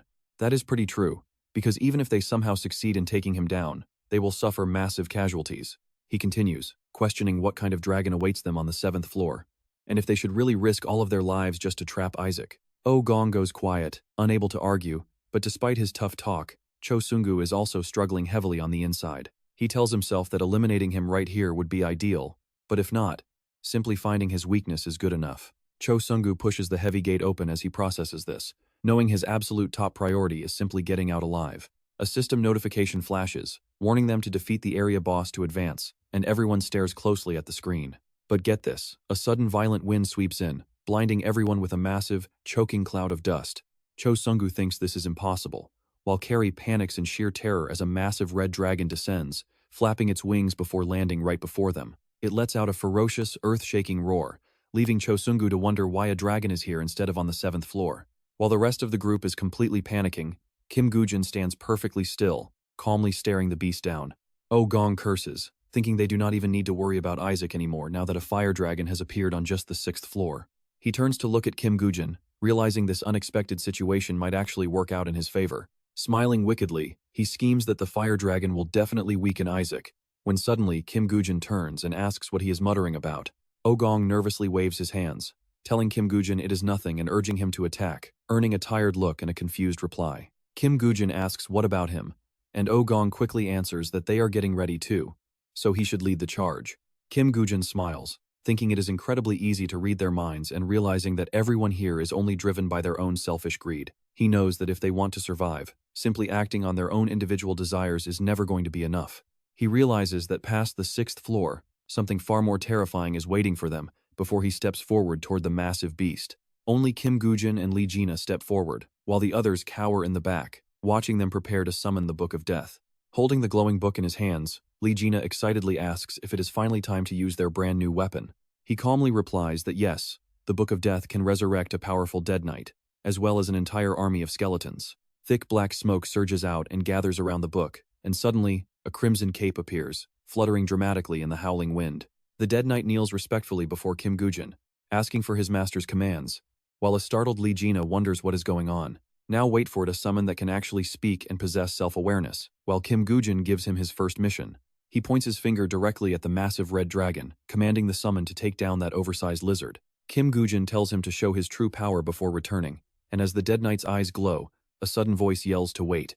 Kim Woo-jin turns around to see a lich materialize right before him, who demands to know what his own role in this fight should be. Kim Woo-jin calmly tells him to just watch for now, pointing at the dead knight and declaring that this is his solo stage. The dead knight stomps his foot down and snaps at the arrogant mage. He asks who the lich thinks he is to speak so disrespectfully to their master, prompting the furious lich to headbutt him in anger. The lich asks how a mere low-ranking knight dares to judge him, while Lee Jina watches and wonders what on earth they are doing. Kim Woo-jin rubs his chin, watching them bicker while thinking that although he certainly hoped for a high-tier summon drop, he never expected to get two unique entities like this. But he also feels a bit disappointed with the outcome. He wishes at least one of them had appeared in their base form as a standard skeleton knight instead. Suddenly, Lee Jina points and yells at Isaac, asking how long he plans to leave them like that, since the other guilds are already fighting. Across the battlefield, the massive red dragon roars furiously, kicking up dense plumes of smoke and dust beneath its heavy body. Carrie yells commands to pin the dragon down before it can take flight, as frost magic is cast to trap its massive legs. Massive wooden roots erupt from the ground to bind the dragon's body as the entire raid group coordinates their next assault. Ellis Han joins the fray, but soon has to back off to catch her breath, gasping heavily from absolute exhaustion. Suddenly, Day panics and yells at Elis to keep her guard up. She turns to look at him, completely unaware of the dragon's massive tail sweeping violently right beside her. By the time Ellis notices and looks back, the deadly tail is already right in front of her face. A massive crash rings out as thick dust explodes everywhere. Ellis Heaton squeezes her eyes shut in terror, but as she slowly opens them, her eyes widen in total shock at what lies ahead. Day blocks the impact with his shield, standing right in front of her. When Ellis asks what happened, he gasps that it was way too close. She peers up from the ground, seeing their allies scattered everywhere. Cry grits her teeth, wondering how things got this bad. Damn it, that did absolutely nothing, she curses. Activating her recovery skill, she unleashes her healing magic to cover everyone. With their stamina restored, the allies jump back onto their feet and charge the dragon. The beast stares in shock as members from different guilds leap forward, slashing at its massive body. Sharp, brutal sword strikes rain down heavily on the beast. But with one violent shake of its head, the dragon blasts the hunters back. Cho Sung-gu quickly lands, gritting his teeth while realizing his previous full power strike barely made a dent. A nearby hunter frantically asks if he is alright. Cho Sung-gu frowns, muttering that he is still in one piece for now. Suddenly, a massive torrent of fire erupts toward them. His eyes widen as the flames finally die down, leaving behind nothing but thick, black smoke drifting in the wind. From a safe distance, Ogong screams out, suggesting the Messiah Guild should pull back and regroup before they all die. Cho Sung-gu trembles, turning back to glare at him in absolute fury. "What do you mean retreat?" he roars. "How can you even talk about running away at a time like this?" Ogong argues there is no way to win like this, suggesting they launch small-scale attacks to find the fire dragon's weak point first. But Cho Sung-gu just growls back in frustration. "Cut the nonsense," he barks. "We need to focus all our attacks while the beast is still grounded. If it spreads its wings and takes to the sky, half of our forces will be left standing there with absolutely nothing to do." Ogong hesitates, but Cho Sung-gu suddenly thrusts his sword right in front of the man's face, cutting him off. He warns him that if he refuses to fight, he will personally execute him first. He tells him to ignore their guild rules for now, because they need to survive this nightmare before anything else. Ogong gently pushes the blade away, nervously telling him he gets it, but asks him to lower the weapon first. Internally, he curses the stubborn bastard for never listening to reason, but suddenly, Dead Knight sprints right past them from behind, leaving Ogong staring in absolute confusion. Dead Knight activates his deadly chains skill, slamming the heavy links hard against the ground. Grasping the chains firmly, he whips them forward. Cho Sung-gu and Ogong watch in pure amazement as Dead Knight unleashes the strike. The heavy chains fly straight forward, wrapping tightly around the dragon's neck. A strange orange glow starts pulsing down the links right from Dead Knight's hands. The moment the glow turns blood red, he violently yanks the chains back, tightening the bind around the dragon's neck. Look at that damage. The chains squeeze so hard that blood starts spraying. Ogong is just as shocked as we are, watching this beast struggle to breathe fire. Staring at Dead Knight, Ogong keeps questioning what is happening, wondering if this crazy guy is seriously planning to take on the dragon all by himself. Controlling a monster of that scale seems completely impossible. Suddenly, Cry spins around and screams at them to stop standing there in a daze. She orders everyone who has been healed to launch their attacks, and the hunters immediately fire a massive barrage of flames directly at the dragon. A massive explosion erupts right on its head. Cho Sung-gu yells that they need to charge too, but Ogong quickly tries to hold him back. He tells him to wait, hesitating for a split second before drawing his sword and charging forward anyway while cursing his terrible luck. Through the blinding black smoke up ahead, a sudden, blinding light flashes. The dragon unleashes a fiery blast that tears the smoke apart, rushing straight toward the hunters. Blazing fire sweeps across the entire battlefield, forcing Ogong to dodge in terror. Panic-stricken by the dragon's intense breath, he rolls away desperately to dodge the lethal flames. Ogong looks at the scorched battlefield left behind by the beast and mutters that continuing this mindless offensive is nothing short of pure suicide. Wait, he's on fire. Ogong screams in pain as his armor ignites. Meanwhile, the dragon keeps blasting waves of fire at the remaining hunters. As the beast narrows its eyes, Dead Knight suddenly leaps onto its giant head, holding onto his glowing chains. Dead Knight spins his blade and drives it straight into the dragon's face. The monster roars in agony as he flips backward, landing safely. Down below, Leena and Kim Gujin watch as Gujin mutters that it is going exactly as he expected. He plans to exploit the blind spot created by the injured eye to strike undetected. It is a calculated move to limit its vision before shredding its wings. Kim Gujin smirks wickedly, thinking to himself that this fighter is just as devious and ruthless as he is. Suddenly, the Lich calls out to his summoner, asking how much longer they have to watch while the undead army is eager to fight. Smiling, he responds that he was actually about to wrap up this little playtest anyway. It is time to put this giant lizard down. Lich and his dark army roar with terrifying power. Fast forward to the next morning, Leena collapses to one knee, leaning heavily on her sword for support, while Cho Sung-gu slumps beside her, completely exhausted. It is finally over, Leena pants, wiping sweat from her face as she sighs about how draining the entire battle was. The dragon is completely defeated, but all around it players are lying collapsed on the ground. Kim Gujin walks over and gently touches it, thinking that a fully grown dragon really cannot compare to Hling. Even with 5 major guilds going all out in their combined attack, is this seriously all the damage they managed to cause? Suddenly, Cho Sung-gu stomps his foot hard on the ground. Legina nervously wonders what those guys are doing here again. Cho Sung-gu speaks up there is a problem. Kim Gujin asks him back what kind of problem. He replies that on the 7th floor an even stronger monster is waiting. Cho Sung-gu adds hesitantly, but our side is already suffering massive losses. Kim Gujin gets serious. The man asks him with a deeply worried look, please send some Savior Guild members to help us reorganize our squads. If it is you, you can summon a skeleton army to make sure we still have enough fighting power. He puts his hand on his chin, deeply contemplating if they want to split the Savior Guild's forces on the 7th floor. Standing nearby, Legina also finds this weird, wondering what got into those Messiah Guild members. Suddenly, Kim Gujin lets out a smug smile, thinking this is getting pretty interesting. Kim Gujin agrees, saying he will send people over.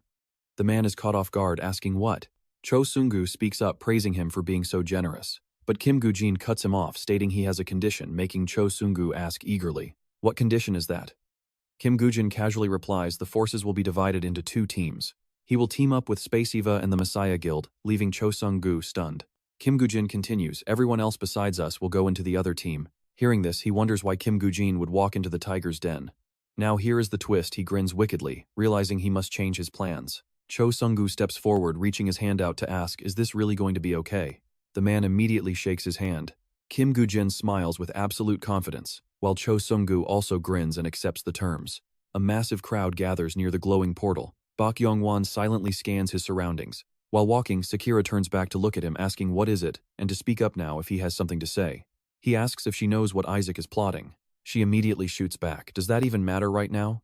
Sakura points forward, saying they have no idea what monsters will appear on the next floor, so why waste time worrying about what Isaac is thinking? Bak Yong-won replies with clear annoyance, "Why should we care? Are we seriously just going to blindly follow every command Isaac gives?" He demands to know if she is really going to obey him no matter what.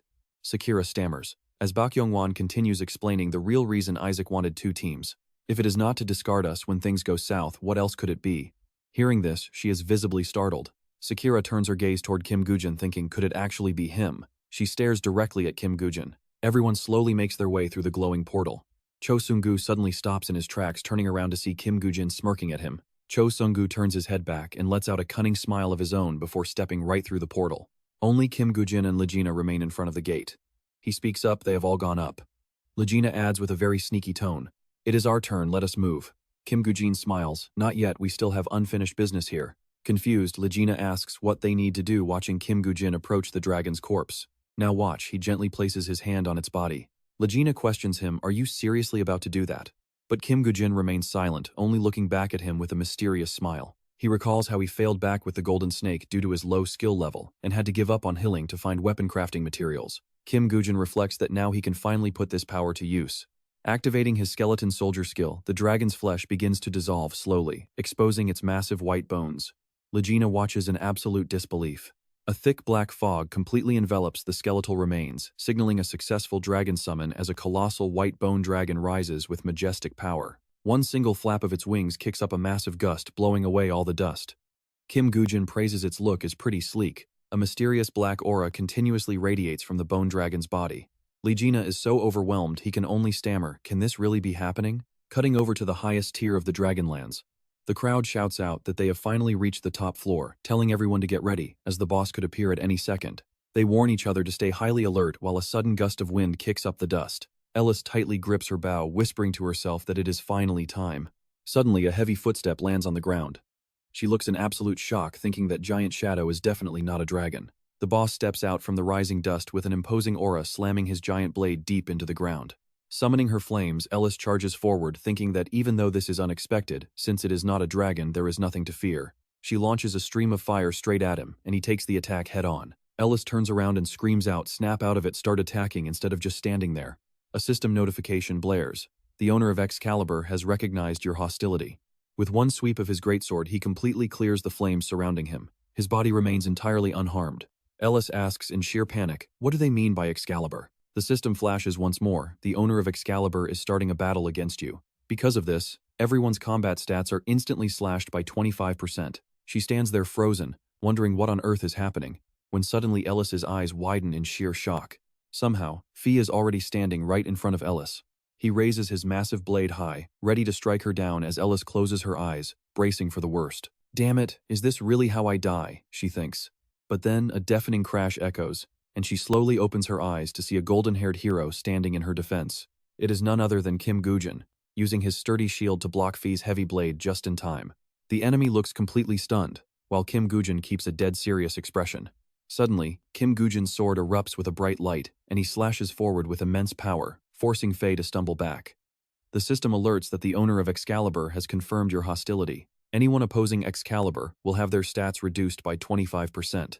Right then, the ring on Kim Gu-jin's finger suddenly vanishes into thin air. As he wonders about his missing ring, a system notification pops up. King Arthur's ring is beginning to resonate with Excalibur. Suddenly, the blade in Fee's hand vibrates violently as the stat reduction effect fails, leaving Kim Gu-jin to wonder if this is the power of Excalibur. Memories of his past life flood back. He calculates that according to his knowledge, This particular enemy shouldn't have appeared until much later in the timeline. Back then, the dragon hunter who used Banmung had barely survived multiple deadly clashes against the Dragon Knight, wielding Excalibur. Kim Gujin remembers how he eventually conquered that treacherous dungeon and claimed Excalibur for himself. Yet for some strange reason, Kim Gujin found himself completely unable to wield Excalibur back then. He looks down at his ring now, putting the pieces together. Now he finally understands the truth. Could King Arthur's legendary ring actually be the key to determining the true master of the mythical sword? Look at this setup. Back in reality, Fi stands proud with his majestic blade as he directly confronts Kim Gujin. Gritting his teeth in pure rage, the enemy leaps forward, charging directly at Kim Gujin. Fi swings his massive sword, but Kim Gujin raises his heavy shield to block. Repeating his earlier tactic, he retaliates with the sword in his other hand, sending Fi flying backward through the air. Startled, Fi spins around only to find the rest of the group leaping into the air. He raises his heavy blade above his head, blocking 3 incoming swords at once. An explosion erupts, forcing the 3 attackers to immediately leap back to safety. Cho Sung-gu mutters that this isn't as tough as he thought. Meanwhile, the system alerts that the owner of Excalibur has confirmed your hostility. In a flash, Fi charges forward, slashing through 2 fighters before immediately rushing straight toward Cho Sung-gu. He raises his weapon to block Fi's heavy blade, but the enemy's sheer force snaps his sword clean in half. The broken shards fly past as Cho Sung-gu stares in utter disbelief, watching the enemy raise his blade for a final strike. But once again, Kim Gujin steps in right on time. He uses his heavy shield to protect Cho Sung-gu, deflecting the attack and blowing Fei backward as the enemy slides across the ground, bracing with his sword. Kim Gujin calls out, "I will handle the defense, you focus on attacking."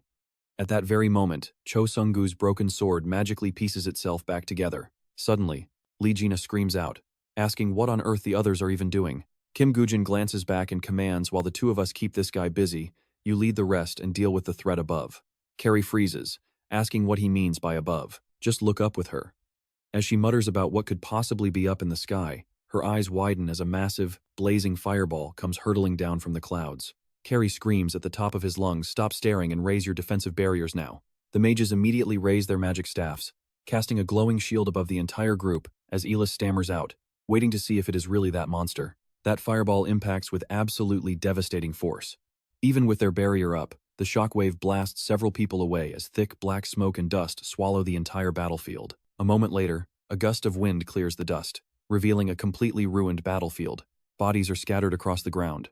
Elis struggles to sit up, coughing violently through the soot as her face suddenly pales with absolute terror. The massive silhouette of a dragon emerges from the smoke, letting out a roaring gale that instantly blows away the remaining dust and debris. A system alert flashes the dungeon boss, the Black Dragon, has appeared, and its toxic breath is draining everyone's health points over time. Kim Gujin and Cho Sung-gu stand side by side, staring at the beast.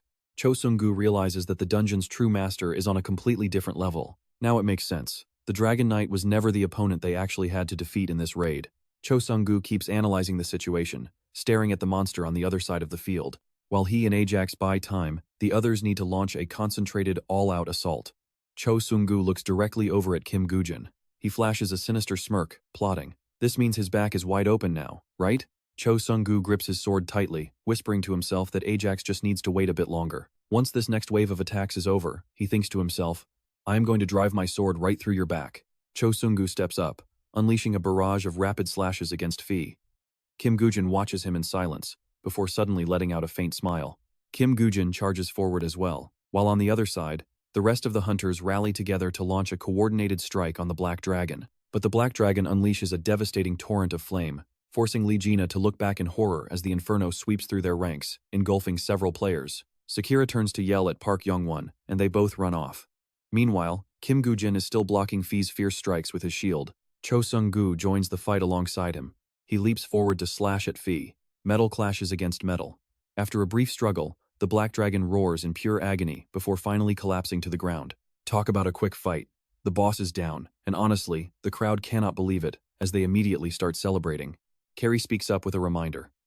Before leaving the dungeon, make sure everyone helps carry out the wounded. Looking around, Park Young-won estimates only half of them made it out alive.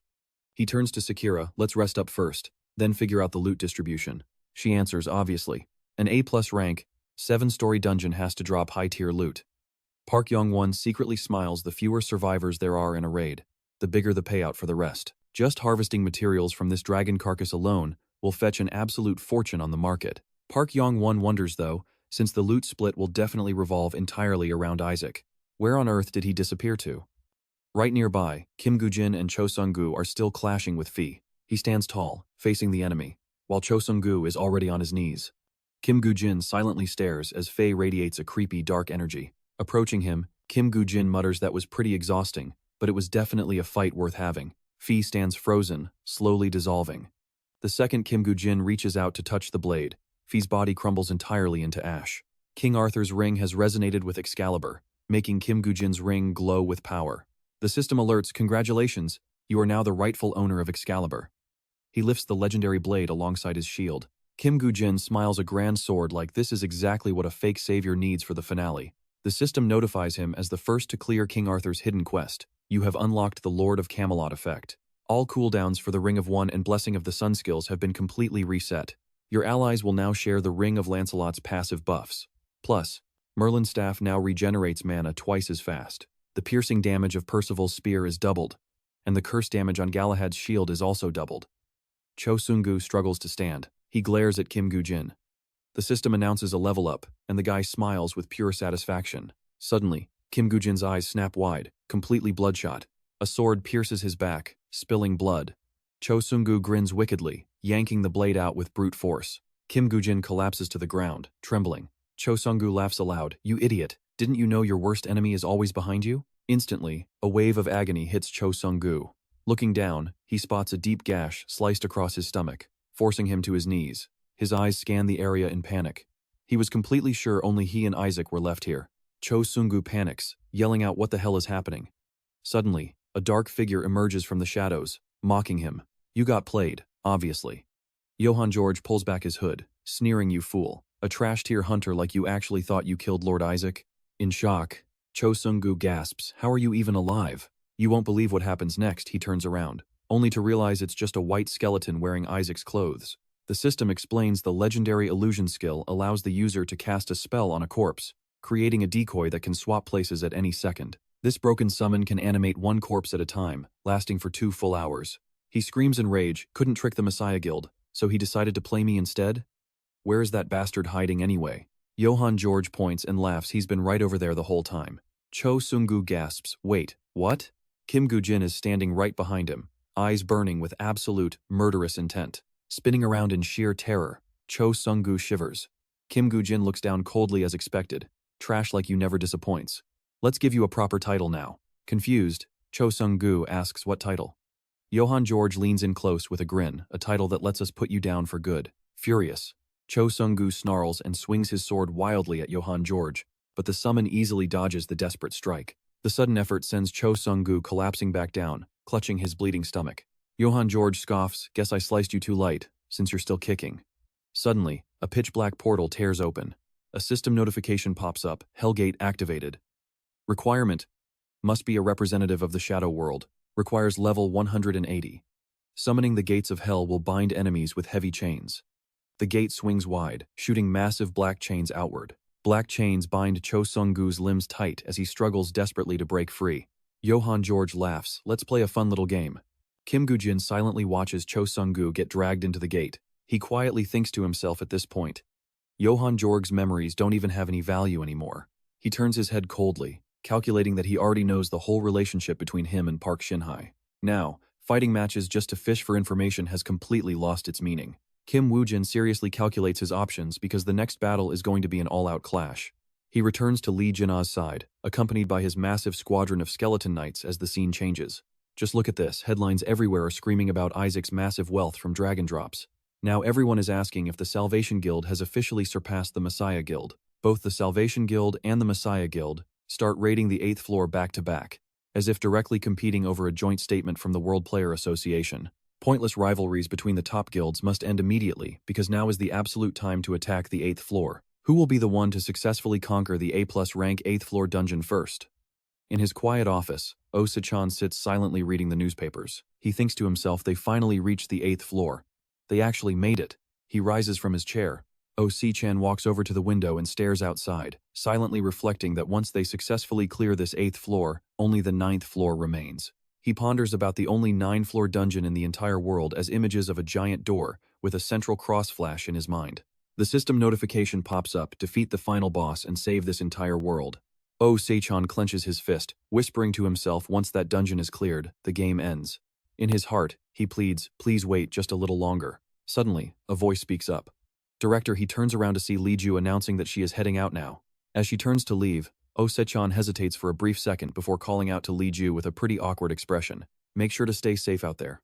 Oh Se-chan continues also. If things go well this time, we should all get dinner together. Lee Ju smiles warmly and replies, yes, of course we will.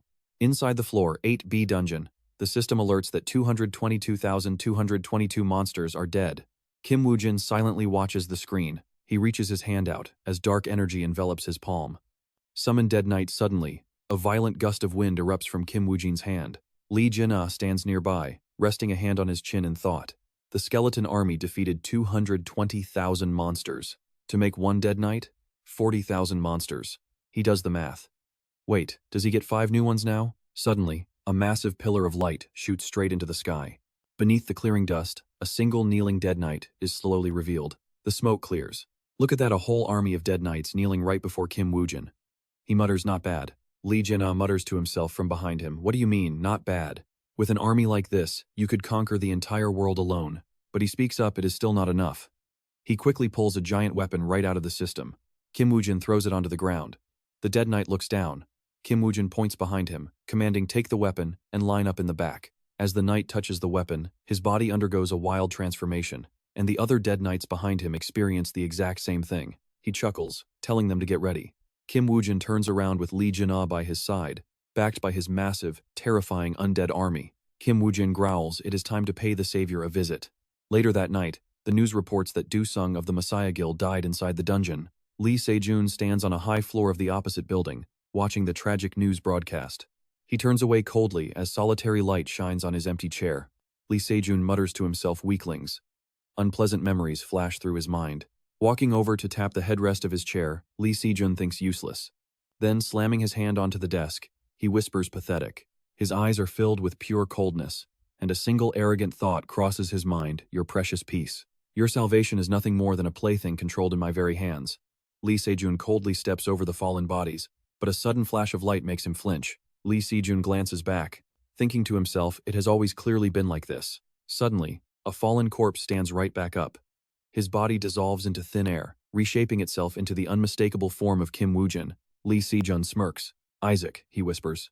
A bit later, he sits in absolute silence next to a glowing round table. Park Shin-hye walks in, accompanied by another guest. She speaks up, Master, everything has been fully prepared on our end. Lee Se-jun speaks up, thank you for coming. Noda Hajiro replies, I do not want to cooperate with you, but we must end this. Lee Se-jun responds, indeed. Park Shin-hye continues, besides, this operation is our final chance to restructure the world power dynamics. Park Shin-hye gestures, introducing her companion. Also, the Sword Saint's disciple, Sakura, wants to lend us her strength. Lee Se-jun stands up, saying thank you for joining us. Now, let us go. Heading to the 8th floor. Elsewhere, a news report flashes across the screen. The Messiah Guild and the Salvation Guild have officially formed an alliance. Everyone watches the broadcast intently.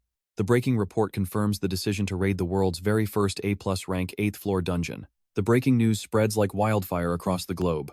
As the broadcast plays, citizens everywhere pray silently. Finally, the legendary heroes destined to save this world have gathered together in one place. The scene shifts. A massive portal of pure light blasts a violent wind across the entire landscape. An on-scene reporter broadcasts live, shouting that he is standing right outside the barricades of the 8th floor A+ dungeon. Crowds of emotional citizens are gathering, desperately praying for the heroes to return home safely. Another news reporter updates her broadcast as endless lines of people hold glowing candles in quiet prayer.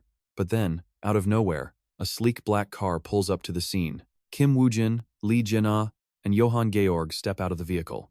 Slamming the doors, the three walk forward with cold expressions. Francois Colette adjusts his glasses, standing rigidly before the glowing portal. Beside him, Park Yong-won and Miyazaki Sakura wait silently in position. Kim Woo-jin, Lee Jin-ah, and Johann Georg slowly approach the portal, surrounded by a massive, shouting crowd. Suddenly, another figure steps out of an arriving car. Kim Woo-jin turns, quietly watching the approaching man with deep intensity. Facing Kim Woo-jin directly is none other than Lee Se-jun, flanked by Park Shin-hye and Noda Hajiro. The two rivals stare, locked in heavy silence. Finally, Lee Se-jun extends his hand. Kim Woo-jin looks down at it, then slowly reaches out to shake it. This historic moment is broadcast live to the entire world. And look at that, everyone watching is losing their absolute minds. Countless camera flashes illuminate the entrance of the 8th floor A+ dungeon. Kim Woo-jin quietly keeps his eyes locked onto Se-jun. Se-jun stares right back as the crowd murmurs. Johann Georg thinks to himself that they have finally reached the 8th floor A+ dungeon. Once they clear this floor, only the 9th remains. Johann Georg feels deeply honored to stand on this battlefield beside Master Se-jun. Standing right beside him, Jin-ah nudges him, whispering that he looks way too stiff and tense. Johann Georg ignores everything else, tearing up with emotion as he thinks about the absolute glory this brings to his clan. Startled by this, Jin-ah panics and asks why he is crying. Meanwhile, from a distance, Jin-ah silently watches Kim Woo-jin. He wonders if Kim Woo-jin is going to be all right. Suddenly, Francois Colette places a reassuring hand on his shoulder. Startled, Jin-ah quickly turns around. Francois Colette remarks that he looks incredibly tense right now. Francois tells him to relax his face before others think he is heading to his death. The Dragon Slayer, Jin-ah thinks, stuttering as he asks if he knows him. Francois Colette replies that he knows him very well, leaning in close and asking for his assistance. From a distance, Park Yong-won silently watches them.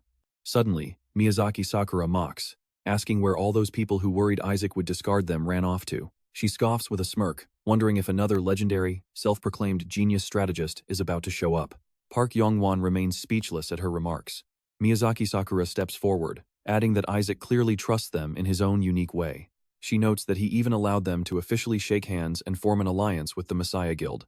Miyazaki Sakura points out he even brought them to such a critical battlefield. Park Yong-won quietly replies to her.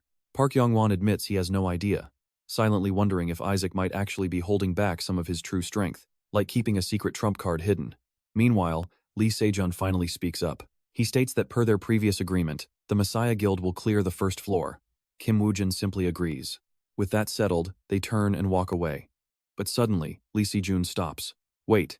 He says he forgot one detail about the guilds taking turns clearing the floors. Hearing this, Kim Woo-jin looks back. As he turns, Se-jun suddenly lunges forward, declaring that rotation is unnecessary, and brutally drives a spear straight through Kim Woo-jin. This is terrible. The system confirms he is hit by the Spear of Longinus, completely paralyzing him. Kim Woo-jin desperately grabs the spear blade as Se-jun snarls, dedicating this strike to his guild.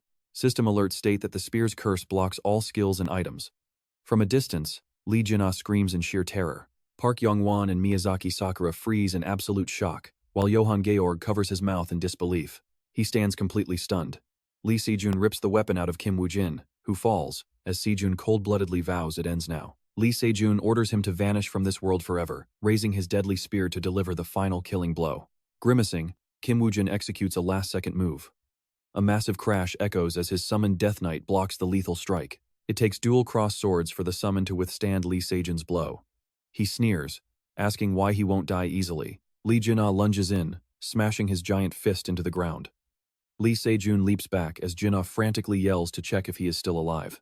But he only sees Kim Woo-jin collapsed on the ground, trembling with a broken piece of Se-jun's spear still lodged in his back. Jin-ah realizes it is the legendary spear.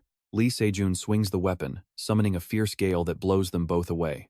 Sliding backward, he barely stops his momentum. Jin-ah is in complete disbelief that a single wind strike could carry such devastating power. Park Shin-hye suddenly calls out to the master. An explosion rips through the ground, trapping Kim Woo-jin in a massive sealing circle. She unleashes her sealing power, sending a massive pillar of light shooting straight up, leaving Leena watching on in pure worry. While Kim Woo-jin struggles, Park Shin-hye grins as the system announces the sudden activation of the Bifrost magic barrier. The system shows that Bifrost is a legendary grade skill, allowing players of level 150 or higher to link the human and divine realms. Evil creatures are completely barred from crossing this path, and while the skill is active, absolutely no one can enter from the outside. Anyone trapped inside cannot escape either, and this impenetrable barrier can hold them for a maximum of 6 days. Everyone stands completely frozen, stunned by the insane spectacle unfolding before them. Park Shin-hye turns to her mages, who immediately take the cue to rain down a volley of fiery magic missiles blasting straight toward Kim Woo-jin. Park Shin-hye sneers, thinking she won. But a sudden beam of light crashes down, completely vaporizing the fireballs and leaving her in shock. The light slams into the earth, whipping up a massive cloud of dust. Covering her face, Park Shin-hye widens her eyes to see what just landed. The dust clears, and you won't believe what's standing there, a massive spear stabbed deep into the ground, scattering her forces. A soldier runs up, asking if Vice Guild leader Park Shin-hye is all right, when heavy footsteps suddenly echo through the dust. She looks back in terror as Franco Zacharo pulls his spear right out of the ground. He says he anticipated this situation. But Franco Zacharo snarls, warning them that they have crossed the line and asking if they have woken up. Park Shin-hye cannot believe her eyes. Is the dragon hunter really siding with Isaac? She scoffs, asking who needs to wake up. Calling him a traitor to the Messiah Guild, she waves her hand, declaring that he is the one who needs to change. Her loyal goons immediately charge at her command. Smiling, Park Shin-hye notes that this resistance was completely within her calculations anyway. Franco Zacharo stands tall, ready to face the entire crowd. He grits his teeth and grips his spear with immense force. With a single, explosive thrust of his spear, Franco Zacharo blows Park Shin-hye's men away like kites with broken strings. Just as another wave attacks Franco Zacharo from behind, he looks down, shocked to find his feet completely frozen solid. He glares at Park Shin-hye, who wears a sinister grin, while her goons leap forward, screaming for him to die. An explosion rocks the area, sending debris flying. Enemy soldiers are sliced down one by one, collapsing into the dirt. Park Shin-hye gasps as the system confirms that the dragon hunter has activated his legendary dragon-scale defense skill. Franco Zacharo stares her down coldly. Meanwhile, chaos erupts elsewhere as Messiah Guild members begin ambushing Kim Woo-jin's allies. Heavy smoke fills the air as bodies are thrown dozens of meters away. The survivors are left completely dazed, whispering in fear. Menon turns to Jordan, frantically asking what on earth is going on. Jordan stammers that he has no idea. And honestly, we are just as confused as they are. Why would the master turn on Isaac? Dusong suddenly pushes himself out of the rubble, wiping dirt from his bruised face. Dusong turns around and screams at his allies, "What are you idiots standing around for? Can't you see we're under attack?" Jordan freezes in utter disbelief as the grim reality sets in, asking himself if they are actually being hunted down. On the other side, the enemy commands everyone to go all out, roaring that any player opposing the Messiah Guild will be completely eliminated. Terrified, Menon asks Jordan what they should do now. Kim Woo-jin's guildmates panic, wondering how this can happen. Another snaps, "Damn it, we have no choice but to fight." Jordan and Menon watch their comrades in sheer panic, feeling completely powerless as everyone around them starts charging into the fray. While Jordan stays silent, the inevitable clash finally explodes as both sides throw themselves into a brutal, all-out war. Park Young-won slams his sword into the dirt, utterly confused about what the hell is going on. Sakura warns him that the enemy is determined to wipe them out, as Messiah Guild soldiers completely surround them. Gang Tae-moo steps forward, mockingly asking why she thought she was safe from betrayal, since backstabbing is what trash like them do best. Park Young-won is left speechless by the insult, while Sakura seethes in rage but remains completely silent. The battle rages on with terrifying intensity, and after a grueling struggle, an exhausted Park Young-won finally reaches his limit. He crashes hard onto the ground, completely unconscious, while Sakura also collapses right beside him from sheer exhaustion. Gang Tae-moo walks over, amazed that they lasted this long against an entire army, quietly praising their sheer stubbornness. Raising his blade high with a cruel smirk, Gang Tae-moo decides it is finally time to eliminate them for good. But out of nowhere, a massive punch sends Gang Tae-moo flying, knocking him out cold as he rolls across the dirt. Lena growls, asking how these weaklings dare try to execute his subordinate, even if the guy is useless and disobedient. The others hear this and wonder how he could possibly be weak. Lena chimes in, "Even if he is not quite as handsome as me," he declares confidently while pointing at himself, "but still, he is a member of my guild." A Savior Guild member snaps back that arrogant bastard is all talk, tell him to step up and fight. In no time, Lena completely demolishes them. With a simple flick of his hand, he tosses a guy aside and mutters absolute trash. "Wrap this up," he mutters. The terrified thugs wonder how such a monster even exists. Lena glances toward Kim Woo-jin, thinking that they are completely out of time. But the moment he tries to move, the enemies rush in and surround him from all sides. Trapped in a tight circle, Lena wonders when this many bastards even gathered. He just chuckles and grins. "Fine by me, I was actually hoping for a crowd like this to show up." Charging forward, he says now this actually feels like a real fight. Lena throws a heavy punch, sending guy after guy flying through the air like ragdolls. Suddenly, Lena flinches. Watch this, a massive beam of light hits him right in the chest, knocking him flat on the ground. He struggles to look up at his attacker. Telling the others to back off, Noda Hajiro slowly approaches and stands directly over Lena. "Get up, you monster," he commands. Noda Hajiro knows he is not going down easily. Lena immediately slams his palm against the ground, using the momentum to spring up and throw a punch at Noda Hajiro. The old man effortlessly dodges, remarking, "If it is you." Noda Hajiro leaps back, drawing his bowstring, and instantly plants 2 arrows right into his back. Too late. By the time he turns, the damage is already done. Noda Hajiro says coldly this hunt is going to be pretty fun. Suddenly, the system alerts that the silent hunter skill, corpse bomb arrow, has successfully hit. The arrows on his back begin to glow. The arrow suddenly detonates, and the blast knocks him completely unconscious. Noda Hajiro draws another arrow, declaring we are not done yet. He fires, unleashing a raging pillar of fire straight at Lina, who is heavily wounded but still struggles to hold on. He barely manages to throw himself aside to dodge, gasping, "Oh man, that was pretty close." Noda Hajiro remarks, "I did not expect you to dodge at this range." He continues, "But then again, if that was enough to beat you, that guy would still be alive." Noda Hajiro then orders the subordinate standing behind him to finish him off. The grunts immediately charge at Lina, who curses to himself, "Damn it, there are way too many of them." With wide eyes, Lina grabs one of the thugs to use as a human shield, thinking to himself, "But still, Kid Kim Gujin and I have gotten through. No problem." Smiling, Lina remembers they have faced situations far worse than this before. Se-jun falls silent before asking how is the situation. Ma Ji-woong drops to one knee and replies, "I think everything will be settled very soon." He continues, "The vice guild leader is fighting the dragon hunter, while the bow god handles the men of Isaac." Ma Ji-woong adds on top of that, "Master, you have already cleared out the entire skeleton army of Isaac." He chuckles, "Once the barrier of the vice master is down and we confirm if Isaac is dead, it is completely over." Ma Ji-woong speaks with absolute confidence. Even if Isaac is still alive, he is basically powerless now. Se-jun hesitates, looking quite bored, and turns to walk away. Ma Ji-woong quickly calls out, "Guildmaster." He is ordered to go help the others. He bows, "Yes, I understand." He leaps away, leaving Se-jun grumbling to himself, "What a huge disappointment." He looks toward Kim Gujin, thinking, "I really thought you knew everything." Now we have to wonder, is this really the end of the line? Meanwhile, Lina spits up blood, his body completely pinned with arrows shot by Noda Hajiro. Lina groans, "Hey, that is quite enough." Pulling the arrows out, he growls, "These toothpicks cannot kill a savior like me."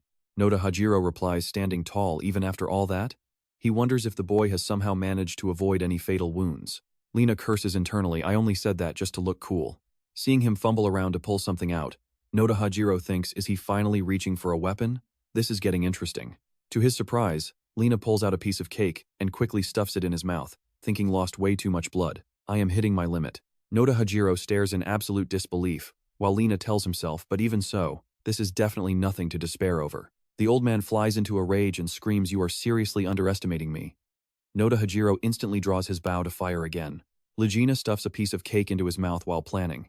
It is the moment the divine archer is completely unguarded. He stares intently as Noda Hajiro releases the arrow. His eyes widen. In his mind, Legina calculates that this exact second when the archer releases the arrow is his chance. Legina leaps forward, launching himself off the ground with explosive power. Noda Hajiro flinches, wondering why he is charging straight ahead instead of dodging. Legina charges forward, letting the arrow pierce his heart, yelling that if he cannot dodge the attack, he will face it. Legina swings a powerful fist and roars out to just let it hit him. The arrow suddenly glows as the system displays that the silent hunter skill has struck the explosive corpse arrow. The exploding arrow buries Legina in dust and smoke. Noda Hajiro sneers in pure contempt, "What an idiot." But as the smoke clears, Legina's hand appears, still clenched in a tight, determined fist. He charges forward to throw a heavy punch at Noda Hajiro, but Legina suddenly freezes, looking up in shock. His shaking hand tries to reach Noda Hajiro, but he just cannot move. A sharp cracking sound echoes as an invisible barrier shatters right in front of Legina. Sakura appears, holding a massive shield that blocked the attack to protect Noda Hajiro. Right then, the system alerts that the silent hunter skill, stealth, has now been cancelled. Legina wonders what is happening. With Sakura holding the shield in one hand and a sword in the other, her blade suddenly unleashes a surge of dark energy.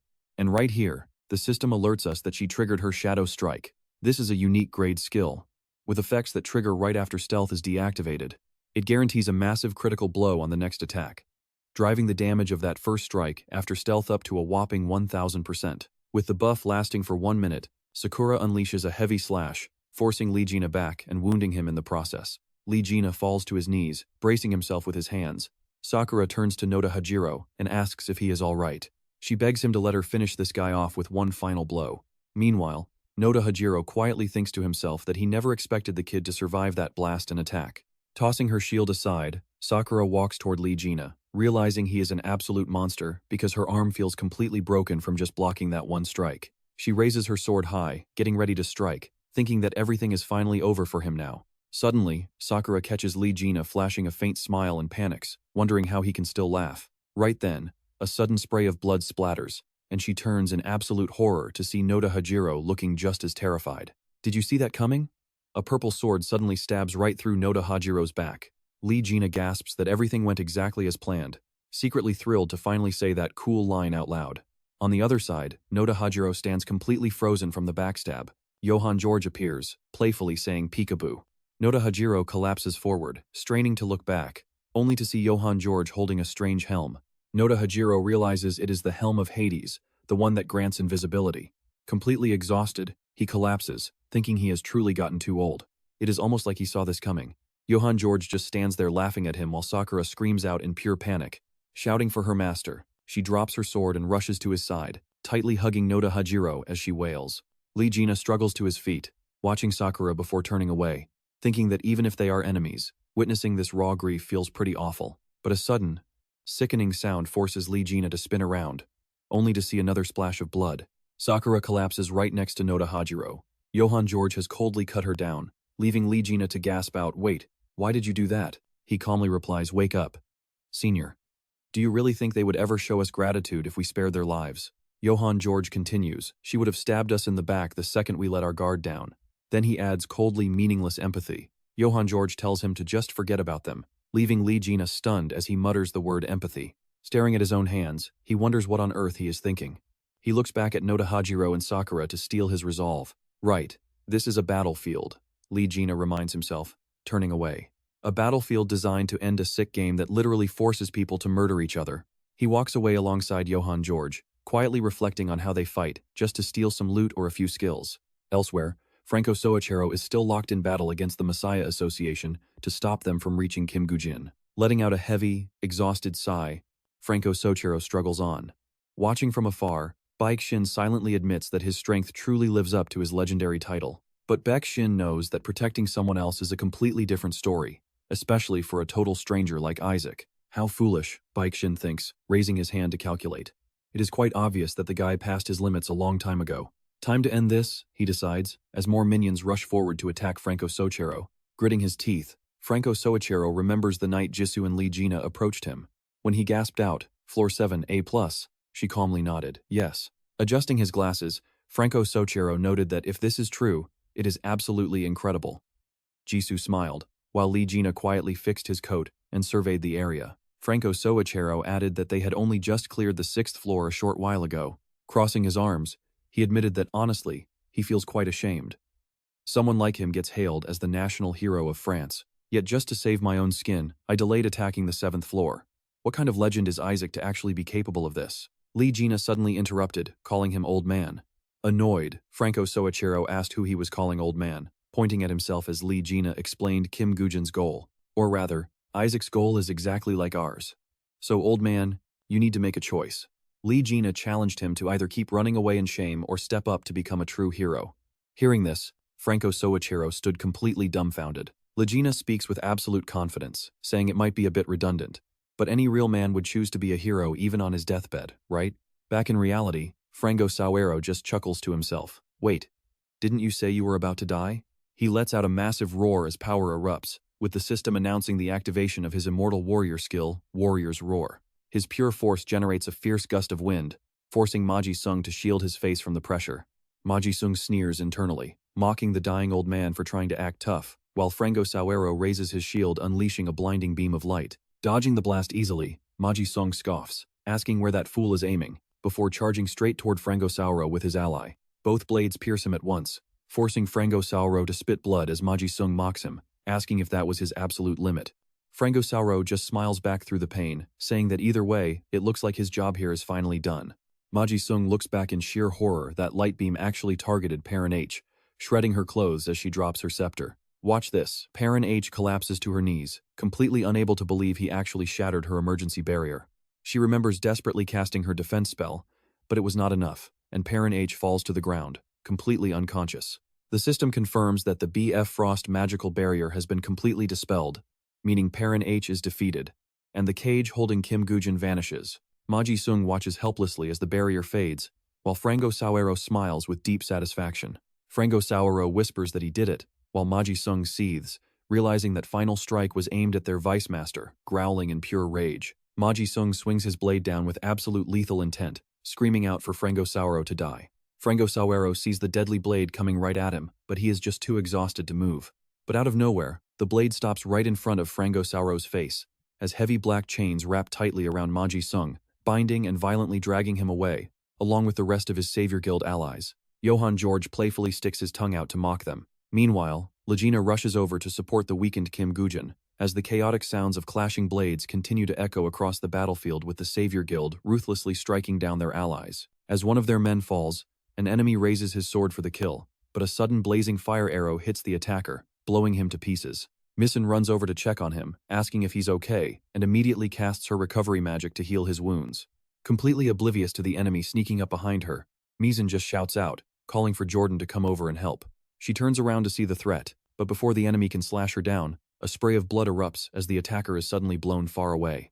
Misen gasps in relief, realizing Jordan arrived just in time to save her, as he checks to make sure she's not hurt from that close call. Their ally nearby scolds them, reminding the group that he warned them never to let their guard down in a place like this.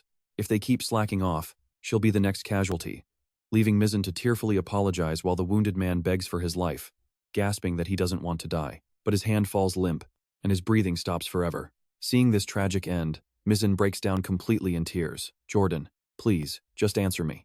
She asks through her tears why they have to point their blades at each other, as Jordan just watches in silence while she reminds him of their promise to cooperate. As scenes of betrayal flash before her, she questions why they are forced to constantly watch their backs and slaughter their own kind like animals. Why did it have to come to this? Jordan stammers, unable to answer, when a massive explosion suddenly rattles the battlefield. Jordan instinctively looks over and spots Perrine H taking a direct hit, shocked to see their powerful Vice Master actually get brought down. And you know what that means for our heroes, right? With her down, the barrier must be completely gone. Jordan looks over to find Kim Gujin being supported by Legina, who is staring down at the boy with deep worry in her eyes. Looking at Kim Gujin, she recalls their secret meeting in the parking lot where they first discussed the lethal Spear of Longinus. Kim Gujin had warned them that out of all the overpowered abilities Legion possesses, that relic spear is by far the most dangerous threat. Legina knows that going head-to-head against Lejun while he holds the Spear of Longinus is nothing short of a suicide mission, but Johann George just laughs it off, saying the solution is simple, as he can just slip on the Helm of Hades to turn invisible and quickly assassinate him. He adds that if things go sideways, he has plenty of dirty tricks up his sleeve to catch him off guard. Legina immediately agrees, thinking the plan actually sounds solid and might just give them a real shot at winning this desperate fight. But Kim Gujin instantly shuts them down, leaving both of his allies staring at him in complete shock. Kim Gujin explains that those underhanded tricks are completely useless against Lejun, since the man's eyes are almost identical to the legendary eyes of Anubis. It is a legendary grade skill, just like the eyes of Isis, the mother of all creation who oversees and governs all universal laws. A passive effect that easily filters out all impurities, illusions, and falsehoods. It keeps the mind completely clear through any illusion, forcing Kim Gujin to grit his teeth. Realizing they only have one desperate option left, Kim Gujin volunteers to be the bait. A shocked Johann Ching asks why, and Legina gasps in disbelief too. Our hero figures Lee Se-jun is a complete perfectionist who will strike with the Spear of Longinus the second he sees any opening. He explains that once they are sure they have neutralized him, Park Shin-hye will immediately erect a magical barrier to trap him inside. Kim Gujin adds that they will then wipe out the Rose Hunters and the Savior Guild, since they will be completely leaderless. He puts his hand on a surprised Legina's shoulder and tells him that he trusts him, and then we snap back to reality. Tears stream down Legina's face as he looks at the injured Kim Gujin. He mutters his name, imagining his leader's final words. He imagines Kim Gujin calling him a trusted comrade to whom he can entrust his life. Legina gets pretty excited. Did he really value him that much? Suddenly, Kim Gujin places a hand on Legina's shoulder, weakly whispering that he is incredibly sorry. An embarrassed Legina flusteredly tells him to stop being so weird, complaining about goosebumps, when Kim Gujin suddenly sinks his teeth deep into his neck. The system announces the vampire skill belonging to the representative of the Dark World is activated. He uses the Dark World representative's life drain skill to violently suck Legina's blood.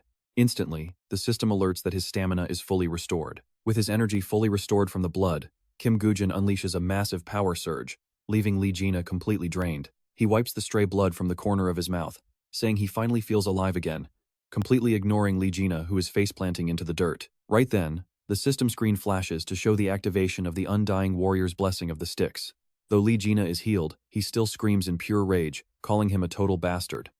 Kim Gujin just walks away laughing, saying he told him that he trusted him. Stepping in front of Frank Soichiro, Kim Gujin extends his hand and offers a word of thanks for all his help. With a warm smile, Frank Soichiro shakes his hand, casually replying that it was really nothing, and there is no need for thanks. Turning away coldly, Kim Goo-jin walks straight towards Lee Se-jun and asks if they should finally start their little game. Spotting him, Lee Se-jun grins and says that this is exactly how it should be. Internally, he reflects on how long he has waited to face his one and only true rival. He stares at him, silently telling Kim Goo-jin to make this fun for him. Summoning the Book of Death, Kim Goo-jin holds the dark grimoire, realizing there is absolutely no reason left to hide his strategy. He smiles, noting that since his regression, this is both the first and the last time. Suddenly, a massive gust of dark energy erupts from the book. Knowing he is going all out, Kim Goo-jin watches the expanding black mist spread everywhere, emitting a blindingly bright blue light in its wake. You can feel the tension as Lee Se-jun watches silently, with everyone else standing frozen in absolute awe. Out of the thick, billowing smoke, a colossal bone dragon majestically emerges with a deafening roar. Kim Goo-jin rides atop a massive wyvern, raising his glowing staff high. Dozens of other wyverns are also summoned alongside towering fire golems. A formidable army of skeleton knights charges forward in waves. Frank Sochero stands completely overwhelmed by Kim Goo-jin's sheer military force, as shockwaves through the crowd. Everyone realizes the infantry gap was already massive, but adding a literal dragon to the mix makes things utterly absurd. It is just completely ridiculous. As Kim Goo-jin raises his hand to signal, Lee Jina bellows to charge, sending Frank Sochero and the skeleton knights rushing forward. Overhead, the dragons fly into action as the fire golems stampede forward. Witnessing the sheer size of the Savior Guild's army, the Messiah Guild immediately loses all hope. One trembling member drops to his knees before Lee Se-jun, begging him for orders. Coldly glancing back, he swings his sword forward with devastating force. Instantly, Lee Se-jun's flying sword unleashes a massive shockwave, completely severing the arm of a giant fire golem. The stunned member is left utterly speechless, while the others quickly realize that as long as their guildmaster Lee Se-jun is here, they still have hope. Clutching their weapons tightly, they believe their Messiah Guild cannot lose. Lee Se-jun commands everyone to fight with every single ounce of strength they have left. He growls deeply, making it clear that this is his absolute command. The Messiah Guild members immediately roar in defiance, and both sides collide in a scene of pure, absolute chaos. Skeleton Knights violently swing their swords as Messiah Guild members rush forward to clash, sparking continuous small explosions across the front. Wyverns swarm the skies while the massive bone dragon rains down torrents of fire from above. Lee Se-jun slowly steps forward, a dark aura radiating off his body as he wears a sinister smirk. Suddenly, Lee Se-jun accelerates rapidly toward Kim Goo-jin, calling out the name Isaac. Kim Goo-jin silently watches him, preparing himself to face Lee Se-jun. Without warning, a Death Knight steps forward and blocks his path, growling that nobody is permitted to get any closer to his master. Frowning in absolute fury, Lee Se-jun unleashes a powerful sword strike, which the Death Knight immediately blocks with his heavy blade. In the blink of an eye, Lee Se-jun closes the distance, crouching low as he winds up for a visually stunning sword strike. However, his slash only cuts halfway into the Death Knight's blade instead of slicing completely through it. While Lee Se-jun silently grimaces in annoyance, another Death Knight suddenly swoops down from high above. Glancing up, Lee Se-jun spots him charging a devastating lightning hammer strike from the sky. A powerful, lightning-charged strike comes crashing straight down. Kim Goo-jin watches in silence. Lee Se-jun easily blocks the attack without flinching, leaving both of them shocked. Right at that moment, the other Death Knights rush in to help. Kim Goo-jin wonders if a coordinated team attack is really a good way to temporarily hold back a monster like Lee Se-jun. Looking at them now, the results seem pretty poor. He keeps calculating. If the Death Knights deploy all their forces here, the other areas won't hold out long. As Kim Goo-jin turns to leave, Johann George calls out, "Where are you going, sir?" Kim Goo-jin remains silent. Instantly, the system screen flashes a warning. You are the first player to complete the hidden quest of legendary King Arthur. Lancelot's ring blocks all negative effects. The Merlin Grimoire makes your magical power significantly stronger. The cooldowns for the chain skill of One in the Sun's Grace are completely reset. The blessing of Excalibur's champion has activated. The piercing power of Percival's spear is now completely doubled. The curse damage on Galahad's shield has doubled. The Ring of King Arthur makes the power of the Round Table much stronger. Set effect activated. The Lord of Camelot triggers the unique set effect of the Round Table Knight items. Look at that glow. Kim Goo-jin smiles as brilliant power erupts from his chest, while both rings radiate a magical energy. His sword absorbs this intense power, shining just as brightly. Under this immense pressure, the nearby Skeleton Knight is heavily affected. Two Death Knights shift their gazes over. Fully merged with this power, he stands ready, prepared to fight without any fear. Watching the Death Knights clash with Lee Se-jun, Kim Goo-jin calls out, "All of you, gather around me right now." One Death Knight raises a massive lightning hammer to strike. A gigantic bolt of electricity erupts, targeting Lee Se-jun directly. Instantly, Lee Se-jun slashes forward with his blade to block it, scowling with a highly confused look on his face. Lee Se-jun watches in silent irritation as the Death Knights gather around Kim Woo-jin. Slamming his sword hard into the ground, his expression twists into something pretty ugly. Kim Woo-jin notes that Lee Se-jun is truly impressive, easily handling 4 Death Knights quite effortlessly. Kneeling down, one Death Knight asks for orders. Kim Woo-jin points forward, telling them to split up and help their allies immediately. Bowing in response, they obey. Knowing exactly what to do, every single Death Knight quickly disperses from the battlefield. Gripping his sword tight, Lee Se-jun glares at him, asking if he actually plans to fight face to face. He speaks with a highly devious smirk. This is getting quite interesting, no matter how many legendary items you equip. Suddenly, a notification warns that the Protector of Pure Light is watching this duel with immense interest. Sneering in pure contempt, he warns that this arrogance will end up killing him. Kim Woo-jin just stares back coldly without saying a word. Another notification chimes, stating the representative of the Shadow World is also watching them intensely. Instantly, Lee Se-jun storms forward at blinding speed, unleashing a relentless barrage of sword strikes right at him. Their blades clash fiercely, screeching with metallic friction as Lee Se-jun laughs like he has already won the battle. Kim Woo-jin is struggling quite a bit to block his moves. Then, the system chimes Excalibur issues a challenge to the hostile target. All of the hostile target stats are immediately cut in half. Suddenly, Lee Se-jun senses something is wrong. A strange black aura erupts from his sword as Kim Woo-jin violently shoves him back. Lee Se-jun digs his heels in, dark energy swirling wildly around him. Suddenly, a massive cloud of thick dust completely blankets the entire battlefield. A system alert rings out, announcing the activation of the Helping Hand skill from the Protector of Pure Light. Charging forward as if he is literally flying, Lee Se-jun remains completely immune to all debuffs, fully restoring every single stat penalty caused by Excalibur's challenge. The system continuously announces the activation of the Savior's Blessing from the Protector of Pure Light. Kim Woo-jin just stands and watches as his status effect resistance skyrockets by 1000%. As the enemy lunges, he evades quickly.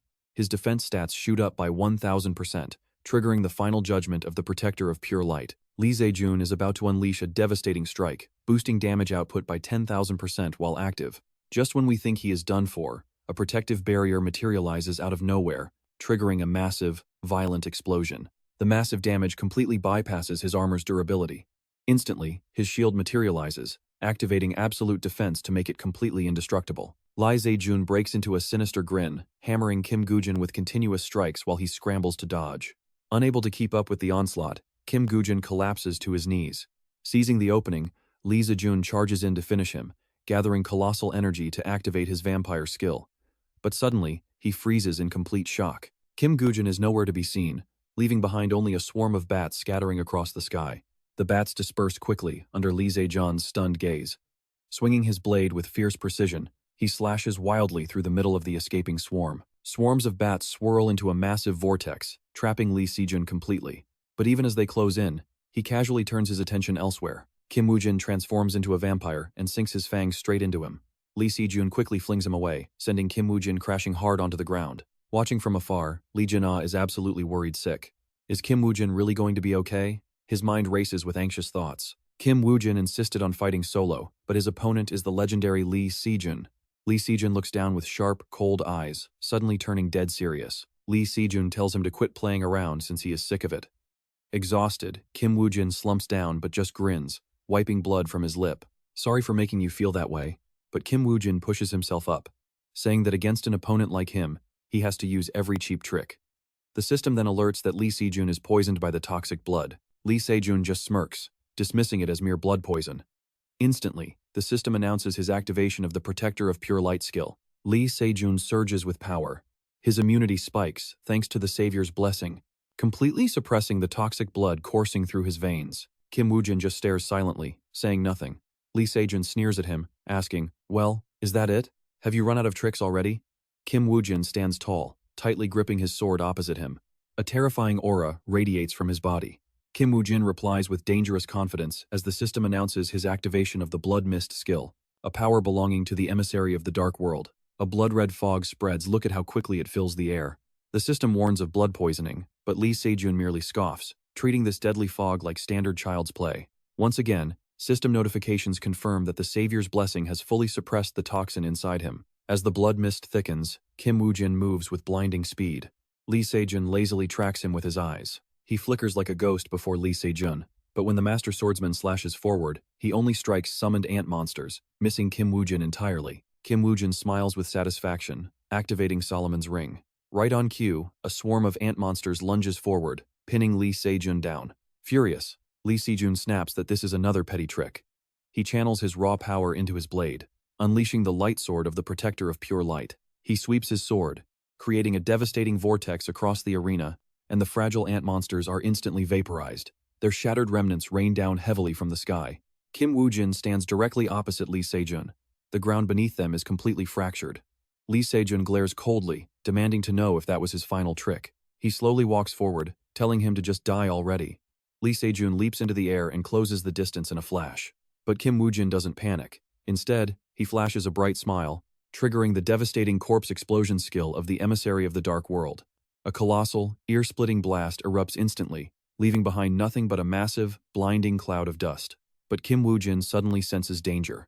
Charging straight through the thick dust cloud is an overwhelming, massive blast of pure energy. It slams directly into him, knocking him off balance. Fortunately, he manages to steady his feet.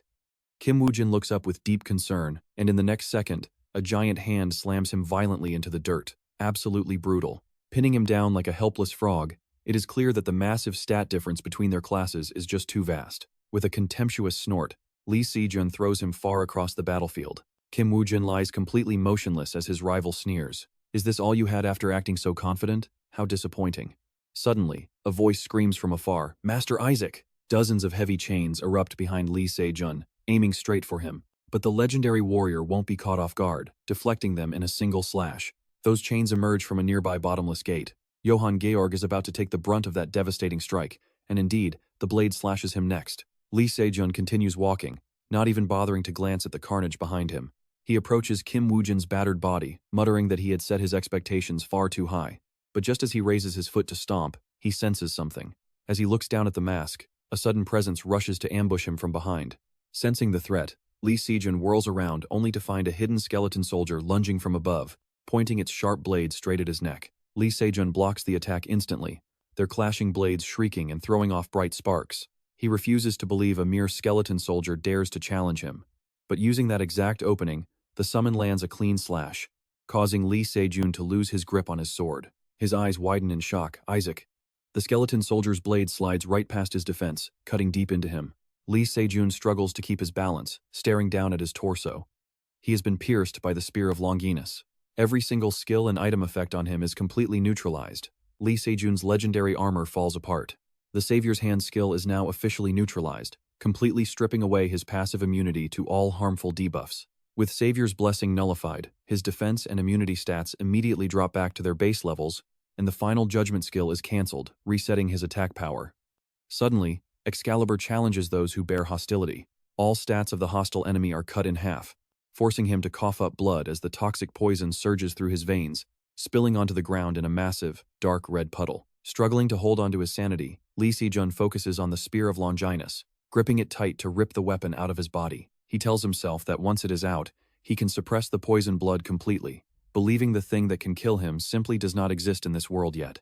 His eyes gleam as a status window screen pops up before him, showing his defense dropping to 842, his immunity slashed to 660, and his second-by-second health regeneration halved down to 701. Lee Se-jun lets out a satisfied smirk. He believes that no matter how hard this challenger debuff hits his stats, you and I both know no weapon on earth can pierce this defense. Slumping to his knees right in front of Kim Woo-jin, Lee Se-jun forces a smug laugh, asking if his opponent is frustrated by this sudden shock. He mocks him for wanting to deliver the final blow himself, reaching for his nearby sword but somehow losing his grip on the weapon. Kim Woo-jin quietly holds his mask before speaking up, explaining that he already anticipated this opening and made his preparations long ago. Lee Se-jun lunges forward with a lightning-fast strike, but as their powers collide, his legendary sword is sent flying, stabbing deeply into the solid dirt. His eyes dart over to the fallen weapon as a chilling realization suddenly washes over him. He realizes another legendary weapon has struck him, the legendary Balmung. Its deadly curse instantly slashes all of his defenses and immunities by 90%. And then boom! Lee Se-jun's eyes widen in horror as Kim Woo-jin delivers a brutal, fatal slash. Kim Woo-jin gazes coldly down at the lifeless body of his traitor. A system alert pops up. The Dark World sponsor is thoroughly pleased with this outcome. The guild members freeze in total shock, whispering that their grand leader, Master Lee Se-jun, is dead. Kim Woo-jin looks down as the system announces that he has activated his loud roar skill on everyone present. He demands in a low, chilling voice for everyone to drop their weapons, warning both the Messiah Guild and Savior Guild that he will never forgive those who keep treating each other as enemies. Too many lives have already been lost, but our path forward is finally clear and decided. They need to tend to the wounded and gather their forces, with Kim Woo-jin casting a cold glance toward Park Shin-hye receiving medical treatment. He declares that to conquer the 8th floor, their one and only target must be the monsters waiting for them in the dungeons ahead. A heavy battle axe clatters to the ground as Jordan speaks up admitting he wants to stop this useless fighting. "We did not enter this dungeon just to die." Another hunter speaks up, nodding in strong agreement. He openly questions why they are even killing each other in the first place, prompting swords, spears, and axes to clatter onto the ground as they all drop their weapons. High above them, a sharp, piercing sound suddenly tears through the vast blue sky. The glowing remnants of battle slowly drift away and fade, leaving behind a profound silence under the endless blue sky. Inside the 8th floor dungeon, Lena glances over at Isaac, asking if they can really trust the remaining members of the Messiah Guild to walk alongside them. Park Shin-hye is still breathing, and those elite royal guards are notoriously loyal to their fallen master, Se-jun. Kim Woo-jin smirks, pointing out that if those guards were truly that loyal, they would have fought to the death right then and there. But since they threw their weapons down so easily, that loyalty was clearly nothing more than a joke. Lena keeps pushing, arguing that while that might be true, trusting those traitors in the heat of battle is a whole different story. Kim Woo-jin calmly reassures him that it is fine. Gently patting one of his skeleton soldiers, he adds that he has fantastic colleagues and an undead army that will never betray him, finally giving Lena enough confidence to shout out and move forward. The voices fade away, leaving only absolute silence as the story jumps forward by about 2 months. A crowd of shouting reporters surrounds the exit, but one of them suddenly panics, asking where their great guild leader Se-jun is. Standing on stage before the crowd, Kim Woo-jin speaks coldly into the microphone, announcing that the great hero Se-jun has fallen inside the dungeon. He tells the crowd that the fallen hero left behind a final message, expressing his deep regret for failing to finish the task. Down in the crowd, emotional reporters are already wiping away tears as Kim Woo-jin promises to put a final end to this twisted game. He claims he swore to the late hero that they would band together with the Messiah Guild to destroy the 9th floor boss and close the book on this nightmare once and for all. Oh, Se-chan sits alone, watching the news broadcast unfold on his screen. Hearing the bold speech, he lets out a quiet smirk, thinking that this momentous day has finally arrived. As Kim Woo-jin's speech echoes in the background, Se-chan recalls a warmer, happier memory of his time spent with Lee Jin-ah. The broadcast continues as Kim Woo-jin boldly promises the world that they will achieve salvation and save humanity together. He vows to always remember Lee Se-jun's noble spirit, but internally, Kim Woo-jin sneers, telling the dead traitor to carry his fake savior title all the way to the grave. Everything that once went off track has finally been forced back into its proper place. A shadow looms behind Park Shin-hye as Lee Ji-soo suddenly calls out her name, asking in a freezing tone if she is finally ready to reveal the truth. At this rate, we might not make it, we just cannot do this. She panics, trembling in fear before collapsing to the ground. News broadcasts echo all over the city. Ijak is planning to raid the 9th floor in a week. Inside a diner, Legina screams out in pure frustration. Why are we eating black bean noodles right before such a massive event? What even is black bean noodles anyway? You should at least treat me to some beef. Kim Woo-jin frowns helplessly, telling him to just order quickly. Looking at the menu, he asks if Legina is paying. Look at that smug face, you just know Legina is about to make this guy pay. He waves his hand to order, silently swearing to eat until he absolutely bursts. He makes his decision, telling the waiter to bring out everything on the menu from here to here. Suddenly, a hand pulls out the chair next to him. Someone speaks up, saying the food is already ordered. Kim Woo-jin looks up in surprise. Legina chimed in as well. So it is him. Se-jun casually sits down next to them and starts a conversation. That look is making me a bit uncomfortable. Legina quickly defends himself, asking what is wrong with having a natural interest in shiny, bald things. After a moment, Se-jun lowers his voice, seriously asking if he has any plans for when the game finally ends. Plates of food are placed on the table. The waiter announces that the food is ready, while Se-jun continues, stating that all players will lose their powers. The waiter cuts in again, introducing the mixed vegetable dish. Se-jun loses a bit of patience but tries to keep sharing his thoughts. In the future, guilds will lose all their functions. Yet, the voice beside him keeps introducing the menu items. And here is the Yangjungpi with mustard sauce you ordered. Se-jun snaps in frustration, venting his annoyance, while Kim Woo-jin sitting opposite him smirked. I heard you started a business called Pandora. Are you saying you have already figured out a solution to the problems that will arise after the game ends? Se-jun nods, agreeing that after the game is over, most players will suddenly find themselves unemployed. That is why I built a new workplace for them to develop their skills instead of going astray, thereby keeping world peace. Legina, busy devouring his black bean noodles, chimes in, asking if that is what Pandora is. He thought Se-jun was just embezzling funds to run away. Smack! Se-jun bonks him hard on the head. He quickly composes his facial expression before continuing with his serious talk. I have already taken care of everything. Now, all you need to do is focus on raiding the 9th floor and coming back in one piece. Kim Woo-jin falls into deep thought before finally replying that they can finally see the end of this seemingly never-ending game. Se-jun agrees, admitting he has been thinking the same thing lately. There must be some transcendent being behind all of this, far beyond their comprehension. Maybe they are sitting somewhere up in the sky right now, watching everything we are doing down here. But when humans witness this, they will probably think that at this rate, they will never see the finale. If you were the one playing, and your character refused to listen and did not want to finish the game, what would you choose to do? Kim Woo-jin replies coldly and honestly, you either quit the game, or you delete the character and start over from scratch. Pleased with the answer, Se-jun laughs, agreeing that he thinks the exact same way. Legina just stares at him while eating, wondering what on earth he is talking about. Suddenly, Se-jun's phone buzzes with an incoming call. He looks at the screen and yells in a panic, crying out that he has an emergency call. Answering it, Se-jun stands up and walks to a corner, asking about the issue. Kim Woo-jin remains silent, then stands up and tells Legina that he is going to use the restroom for a minute. Se-jun glances back, watching Kim Woo-jin walk out of the diner. He smirks, heading in the opposite direction. As time slowly ticks by, a sudden realization hits. Legina gasps, wait, did those cheapskates really just ditch him with the bill? Oh, that is dirty. At some point, the human world began undergoing bizarre, abnormal changes.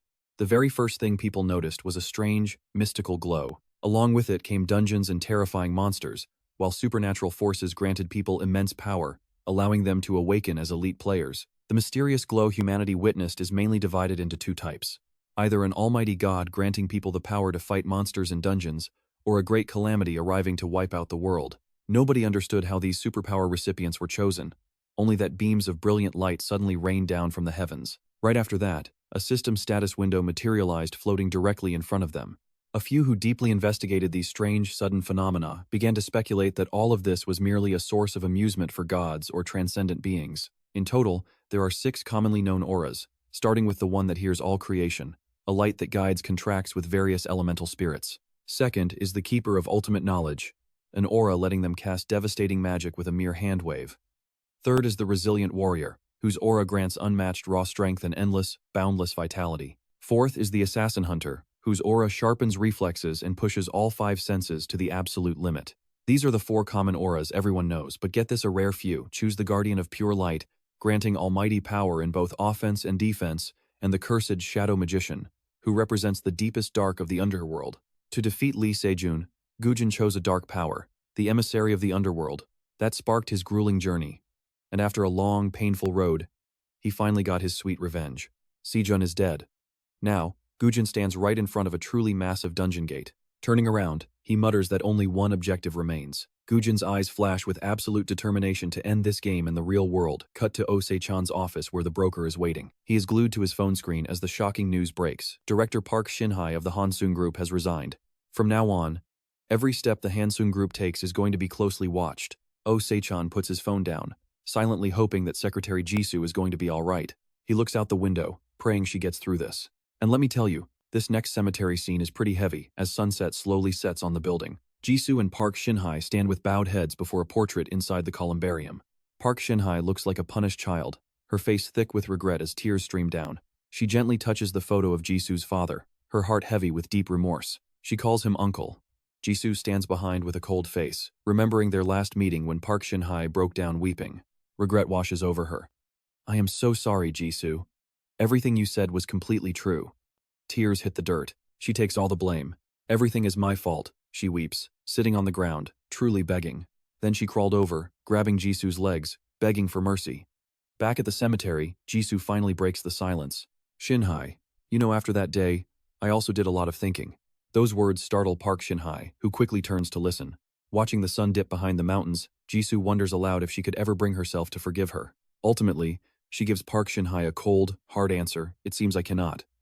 Park Shin-hye can only bow her head in silent acceptance of her own sins. She cannot force Jisoo to forgive her. Stepping forward, Jisoo says, I definitely will not forgive you. At least, not right now, Jisoo adds. Hearing those words, Park Shin-hye looks up, a sudden spark of hope igniting in her chest. She looks up, tears still clinging to her eyelashes. What? Jisoo simply responds by coldly sliding over a business card. If you are truly reflecting, show me with your actions instead of words. Park Shin-hye takes the card, completely lost and hesitant. What is this? It is Jisoo's business card, naming her as the chief executive officer of a company called Pandora. Jisoo is reluctantly offering her a spot at Pandora, an organization built specifically to handle the absolute chaos waiting to unfold once the game officially ends. Years ago, both of their fathers had actually joined forces to create the legendary Messiah project, and now, this newly founded Pandora actually shares those deep historical roots. Jisoo explains that it is the company inheriting the legacy left by both of their fathers. As Park Shin-hye stares in utter shock, Jisoo tells her if you still have people you care about, protect their future with your own hands. Their friendship was completely shattered. She speaks softly if you do this. Who knows? Maybe one day we can finally go back to the way we used to be. Hearing that, a single tear rolls down Park Shin-hye's cheek. She knows this is the ultimate lifeline her old friend is offering. Jisoo finished speaking, turning around to walk away. Think about it and call me, she says, leaving Park Shin-hye standing all alone in the cemetery, clutching the card tightly in her hands. She bites her lip and breaks down sobbing, weeping for her late regret and feeling completely unworthy of Jisoo's incredible mercy. Eventually, Park Shin-hye collapses to her knees, sobbing bitterly. Not long after, television broadcasts report that the world's greatest heroes are assembling to raid the final dungeon. Back at his office, Se-jun is anxious. You and I both know the tension is crazy. Raid day is finally here. The news anchor is absolutely blown away by the live scene. As high-level players from all corners of the globe gather before the colossal dungeon gate, we can only hope they will successfully clear this ultimate dungeon. This raid honors the final wish of Se-jun, the hero who tragically sacrificed himself in the 8th floor dungeon not long ago. And the hype is very real, because a massive barrier blocks the colossal gate, letting only true heroes cross the line. Legions of onlookers pack the perimeter, while news helicopters circle overhead. Meanwhile, inside a nearby vehicle, a leg is shaking nervously, shoe heels tapping frantically on the floor. John Jorg glances over, grinning as he asks, "Senior, are you nervous?" Lee Jin-ah, disguised as Spasiba, reacts like a startled cat, immediately snapping back nervous. Nervous? I have literally never known the meaning of that word since the day I was born. John Jorg just smirks, completely disbelieving. Seeing them bicker, Woo-jin, disguised as Isaac Ivanov, silently agrees with John Jorg. The tension is pretty overwhelming. His gaze drifts down to look at his own lap. Honestly, it is completely natural to feel that way. Because right now, Woo-jin's hand is shaking violently from a mix of raw excitement and nerves. This is the ultimate floor of the final dungeon. He clenches his fist, reminding himself that even a guy who died at this exact threshold feels anxious. The final step. He cannot help but wonder what kind of nightmare is waiting behind that colossal gate. Yet Woo-jin is not afraid at all. Somehow finding this ultimate challenge pretty thrilling and intensely exciting. With a metallic click, the car door swings open, and a trio dressed in perfectly tailored suits step out, adjusting their jackets before their leader steps forward. That man is the leader of this entire operation. It is Woo-jin, disguised as the public hero, Ajax. From a distance, Frango Soichiro smiles and waves, while the three-man squad of Jordan, Koo, and men stands ready. Even notoriously difficult fighters like Sakura and Yongwon accept Woo-jin as their leader this time. He quickly marches straight toward the dungeon gate. He turns to them with a grin and asks, "Shall we go?" They enter the gate wearing elegant suits, but as they step through to the other side, the heroes are already fully armed with armor and weapons. Inside is a massive, pitch-black cave, where the only source of light is the glowing portal. Gina glances around, extremely alert. Realizing something, he immediately spun around to look at Woo-jin in absolute shock. It was exactly as he had said. Just a short while ago, inside the 8th floor of Dungeon A, Gina and his skeleton army had barely managed to defeat the massive boss monster. Back then, he was gasping for air, drenched in sweat, yet he still pounded on his aching lower back, turning to complain to Woo-jin that his skeleton army would drop dead at this rate. But Woo-jin simply replied, "You did a good job." Sensing that Woo-jin seemed unhappy, Gina coughed awkwardly and admitted that he had also worked quite hard. Rolling his stiff shoulders, he wondered how exhausting the 9th floor would be if the 8th was already this bad, then asked if he knew anything about the next dungeon. Woo-jin dryly replied that he knew nothing. Feeling like he had asked a dumb question, Gina awkwardly scratched his head. Why did he even assume Woo-jin would know? Meanwhile, Woo-jin silently noted to himself that floors 1 to 8 had all been underground caves. Sharing his guess, he said they would likely face more connected caverns. And remembering a massive gate from his past life, he added, "And a huge gate." Woo-jin narrowed his eyes, silently admitting he had no idea what lay beyond that gate. Hearing those guesses, Gina frowned. asking what he meant by caves and a giant gate. Instead of answering, Woo-jin gave a mysterious smile. Shrugging, he said he just had a feeling. It was a pretty irritating attitude. Gina stood there dazed for a moment. What? By the time Gina reacted, Woo-jin had already walked off, leaving Gina to yell, "Where are you going? You definitely know something." Back in reality, the flashback ends as Woo-jin carefully scans their dark surroundings, examining the dark cave before him. It looks exactly like it did back then. Soon, he climbs up a tall rock. Standing high above, Woo-jin gathers everyone to start their meeting, telling them it is time to plan their next move. But the moment he mentions the first floor, a sharp system ping suddenly echoes in his ears. A bright red screen flashes a critical system error, showing the first floor clear conditions are forced. Now look at Woo-jin, he is absolutely stunned. He cannot believe it. A system error? But then, a massive flood of error alerts pops up, showing clear conditions for floors 2 and 3 are also forced. Then floor 4 is suddenly forced open, followed immediately by floor 5, and then floor 6 clears are forced as well. Clear conditions for floor 7 and floor 8 are instantly forced. Below him, the other players stand in absolute silence, staring blankly at the endless wall of alerts. Everyone looks totally lost, confused, and dazed. Nobody has any idea what they are supposed to do next. They all see the exact same error, sending a wave of panic through the crowd. Then, the final prompt arrives, floor 9 is unlocked. Young frowns deeply, asking what is going on, while even Johann George cannot help but question the strange situation. What is happening? Naturally, whenever they are clueless, they turn to Woo-jin. Gina quietly leans in to whisper, asking Woo-jin what this means, but Woo-jin is completely stumped too. This has never happened before, so how could he know? He simply replies that he does not know. Gina cannot believe his ears, thinking he must have misheard their strongest ally. Suddenly, a faint light begins to glow, slowly taking the shape of a massive white gate right in the middle of the crowd. No matter what is happening, Woo-jin decisively commands them to enter the 9th floor first. With a loud rumble, the massive gate fully forms, its flanking torches bursting into flames. Facing this weird gate, we watch as Woo-jin carefully plans his next move. He has never heard of a system error before. An eerie, freezing chill spills out from beneath the gate. As he wonders what lies inside, a sudden hand lands on his shoulder. Gina forces a grin and asks if he is actually nervous. Judging by his face, he definitely is. Even though Gina is sweating bullets from his own anxiety, he still tries to act tough, telling him not to fear and to let him handle it.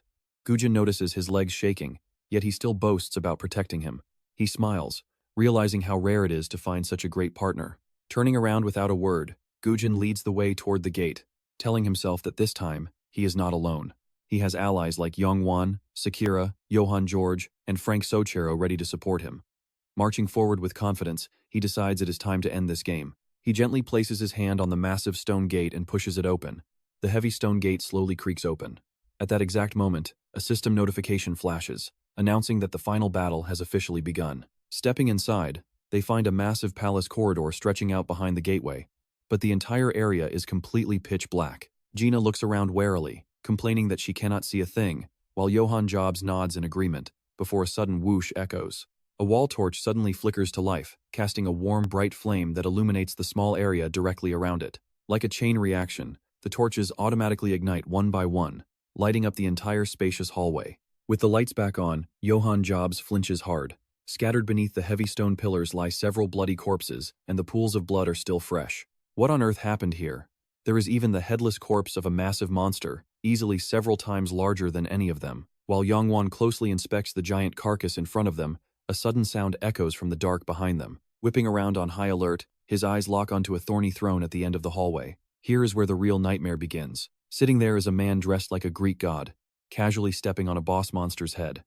He wears a mysterious smirk, his voice dripping with condescending disapproval. "You are quite late," he says. Woo-jin stays silent, glaring back with deep suspicion. The other players show clear panic on their faces, muttering in fear. Holding his twin swords tightly, Young-won grits his teeth. He curses inwardly, wondering what that monster is. But before Young-won can even swing his twin swords, an invisible wave of raw energy snaps both blades in half. This devastating, high-damage attack instantly rockets forward, barely brushing past Woo-jin's side. Luckily, he manages to dodge just in time. But looking over, Woo-jin's eyes widen in absolute horror. A single strike has completely pulverized the stone floor. Right after that, Woo-jin turns his head only to see Young-won already collapsed on the ground. Gina is hit next, completely dazed, while Franco Chiro and all the other survivors find themselves completely helpless against the God of Light's overwhelming power. Even after casually crippling almost everyone, he simply sighs, saying he thought a single strike would have easily finished the job. As the God of Light finishes speaking, Woo-jin's heavy footsteps echo through the hall. He is clearly furious now. "What are you?" he demands. With his words, his skeleton soldiers and golems rise to face the enemy. The God of Light smirks, calling it interesting. With a simple snap of his fingers, a massive, swirling vortex of magical energy begins condensing in midair. Woo-jin quickly focuses on this expanding stream of light, as Gina and Johan Jobs look up in absolute dread. The terrifying magical energy reflects perfectly off Francochiro's glasses as he watches in silent horror. In an instant, the God of Light's massive wave of energy swells to epic proportions. Seeing his chance, he lets out a highly satisfied smile. Without a second of hesitation, he unleashes that devastating magical blast, sending it crashing straight down onto everyone. Woo-jin barely manages to raise his shield to block the impact, but the force makes him cough up blood, realizing everyone is gone. Realizing all of his comrades have just been vaporized, Woo-jin falls to his knees, completely crushed by despair. Looking down coldly from his high throne, the God of Light sneers, calling him absolute trash who dared to play hero and ruin his fun. As Woo-jin glares back with pure hatred, the god adds that it cannot end this easily. "Isn't that right, Kim Woo-jin?" Hearing his real name, Woo-jin's heart stops, wondering how this entity could possibly know him. In a low, heavy voice, he demands to know what the creature actually is. Looking down on him, the God of Light replies that he has no reason to answer trash, mocking him with the hope that he will be more entertaining next time. With those cryptic words, he raises a hand to wave him off, leaving Woo-jin completely baffled by what next time even means. But before he can process the threat, an overwhelming gravity slams Woo-jin face first into the dirt. Panic grips his soul as he wonders if this is truly how he dies. In his final fading moments, he only sees the smug, arrogant silhouette of the deity, right before a cold system notification flashes that player Kim Woo-jin has died. Suddenly, his eyes snap open. He is alive, back at the game's start. Completely dazed, Woo-jin struggles to process what just happened. But pay close attention, because a massive twist is about to slap him in the face. Scanning his surroundings, everything is exactly the same as before. Like a cruel prankster, the God of Light speaks up with a mocking grin. "How does it feel to resurrect?" the god asks, mockingly pointing out that he should be quite used to it after his previous regression. Woo-jin instantly catches the key detail. Time regression. Yeah, everything is finally starting to make sense to him now. This entity possesses such overwhelming strength that even their elite party members were instantly obliterated without standing a chance. And then there was that system error from the very start, remembering how the interface suddenly glitched with a critical system error warning. Pausing for just a brief moment, Woo-jin sinks deeper into thought, realizing this god harbors an intense, clear hostility toward him. Everything about this entity is completely absurd. Without hesitating, Woo-jin smirks and decides to expose him, noting how different he is from the Halo guy. "Did my killing of Li Shun put you in a tight spot? Tell me, guardian of pure light." Just as he predicted, the God of Light's face bulges with furious veins, completely driven mad with rage. "A struggle? How could a mere human like you think you can challenge me? The absolute arrogance, though you really do get on my nerves. That is right. I am incredibly annoyed right now, so consider this me simply venting my anger." The second he finishes talking, Woo-jin is blown away, crashing repeatedly across the room like an out-of-control spinning top before coughing blood and dying. Watching him, the God of Light laughs, saying, "Just like how you humans step on bugs for fun, this is nothing but a silly game to us." Woo-jin is constantly dragged back to the starting point by the god's power, gasping for breath while wondering how many times he has died. As his memories drift back, his first painful death flashes by, and the second is no better. Then came his execution under that blinding sword of light. Endless scenes of his brutal deaths play out on repeat, as Woo-jin's fresh red blood stains the cold ground. And here is the painful part: the God of Light forces him to bleed all over again. Woo-jin winces in deep agony, but a realization strikes his mind. Who could have guessed a god would join the battle personally? But if that is the case, then his opponent is also right there. Suddenly, a massive noise echoes out as the God of Light demands his attention. Directly after, he sneers, "You seem pretty distracted. Do you actually think those pieces of trash can save you? Those 20-something weaklings who break at a single touch cannot help you. And the only way out of here is right through me." Saying this, the God of Light unleashes an overwhelming energy to completely dominate Woo-jin, violently forcing him down onto his knees. Dripping with pure contempt, the god commands him to bow, instantly forcing Woo-jin's hands onto the cold ground as he is pressed down. He is forced to bow so violently that the earth beneath his face shatters into a million tiny pieces. Even though he cannot control his own body, Woo-jin still forces himself to glare up with absolute fury.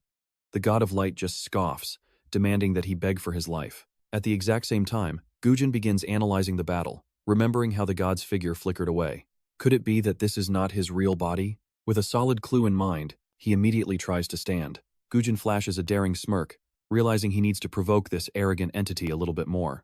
This strange reaction immediately catches the God of Light's eye, making him ask in confusion if the mortal has finally gone insane. Exactly as planned, Woo-jin fires back loudly, "Not at all. I just find this incredibly funny.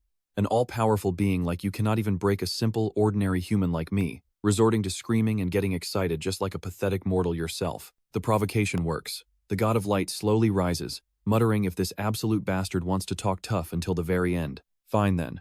Two glowing swords materialize before him, radiating an incredible flow of energy as the god delivers his brutal, final ultimatum. Begging is completely useless now, so let me grant you the exact same death you have tasted over and over.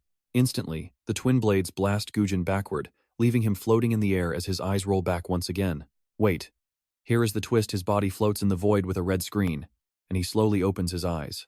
His gaze instantly locks onto something shocking floating right in front of him, recognizing that exact same red notification window from before. Player Kim Woo-jin has died, but a split second later, a new alert flashes: system error detected. Suddenly, the system screen shatters into a million pieces, and from the deep distance, Woo-jin spots a brilliant flash of light. He strains his eyes, determined not to miss a single detail, as the pitch-black void is suddenly engulfed by a whole galaxy. That blinding light rapidly condenses into a single point, and a moment later, the Goddess of Darkness finally appears. Right on cue, a loud system alert chimes: the representative of the Dark World has descended. She stays silent, quietly observing Woo-jin as if she expected this all along, while he immediately complains, "You took longer than I thought." Representative of Darkness. Caught off guard, the Goddess of Darkness asks, "You actually knew I would come here? Getting tossed around like a toy and you still have time to think?" Woo-jin smirks confidently with that maniac outside throwing a tantrum. "My sponsor could never just sit back and watch." Amused, the Goddess of Darkness chuckles, calling him quite interesting and truly fitting for someone she personally chose. Cutting straight to the chase, he turns serious. "All right, what can you do for me right now?" The second he asks, she reaches out without a single shred of hesitation, channeling her dark power directly into his heart. She speaks calmly, "Unfortunately, this is all I can manage for you right now." He got exactly what he wanted. This is plenty.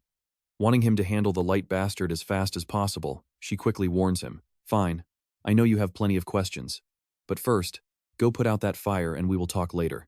Woo-jin nods in agreement. "Works for me." Meanwhile, back on the battlefield, the God of Light calmly watches Woo-jin perish once again. He aggressively snaps, calling his opponent absolute trash for such a ridiculous provocation.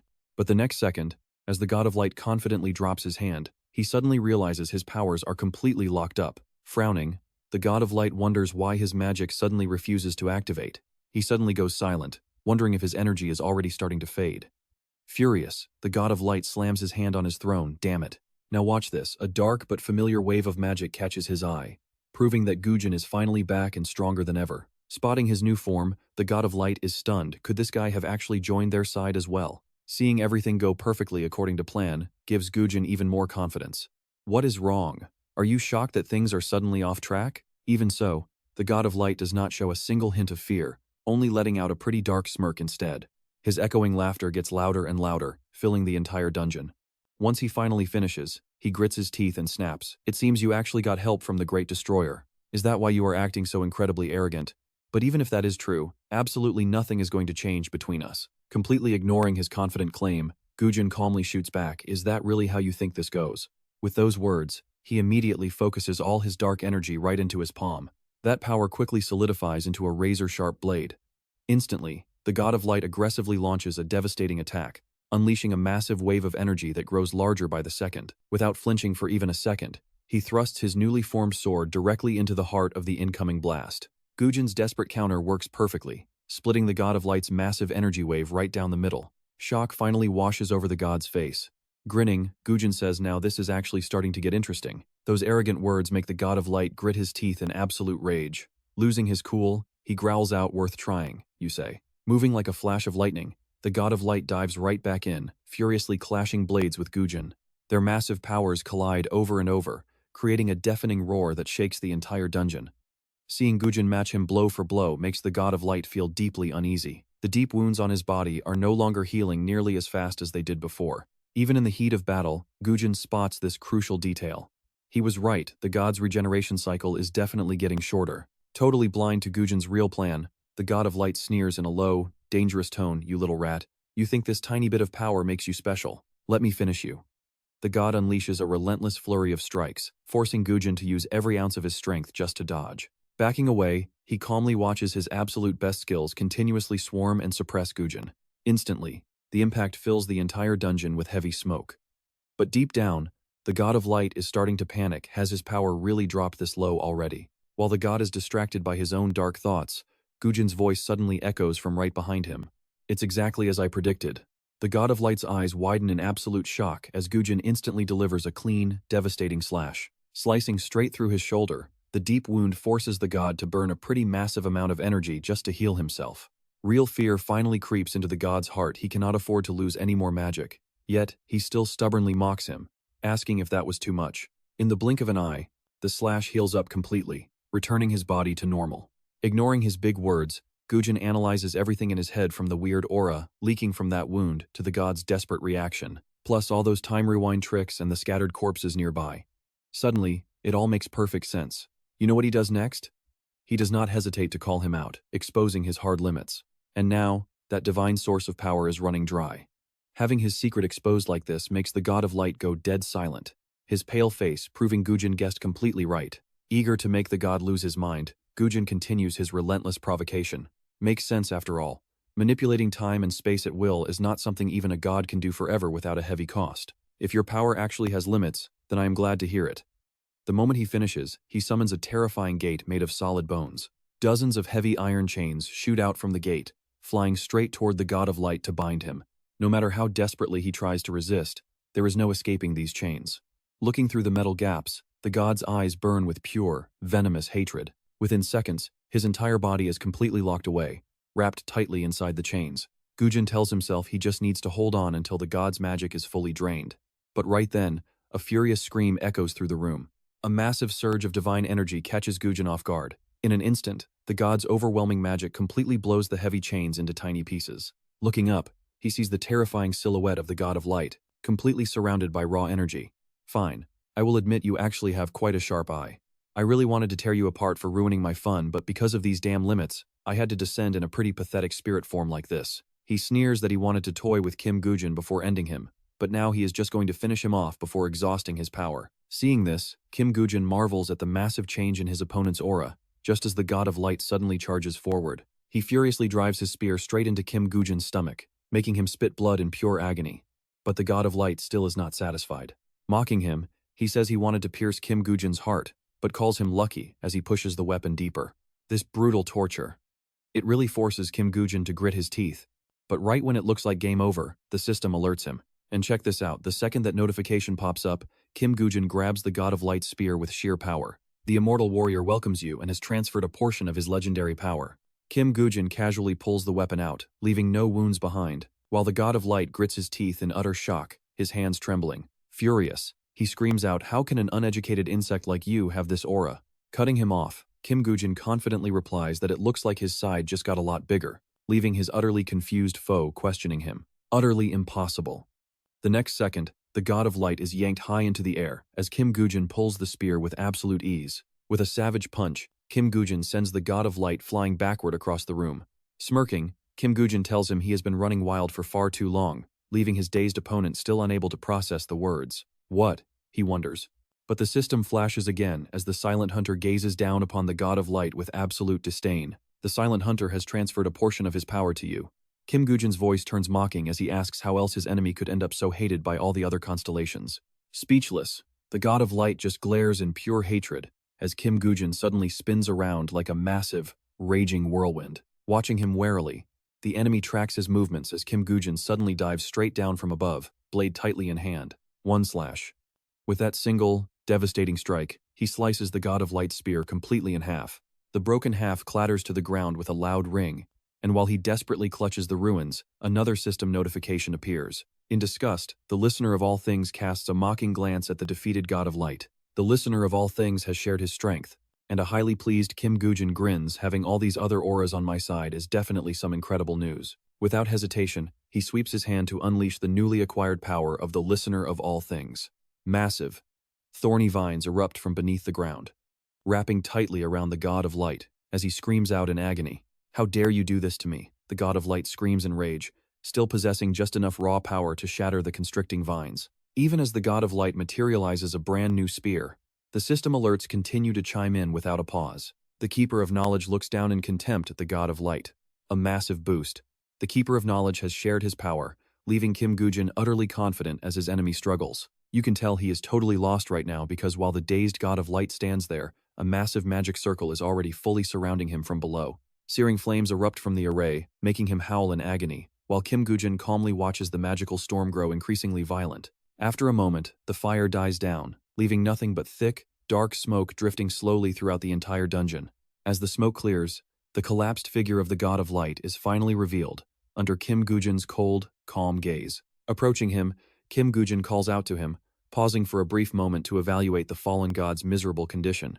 Next, Kim Woo-jin firmly grabs the God of Light by his hair and forcefully pulls his head up, telling him to snap out of it as the dazed deity groans. Not happening. Determined to pay back the pain inflicted on his allies, he delivers a deep slash across his chest.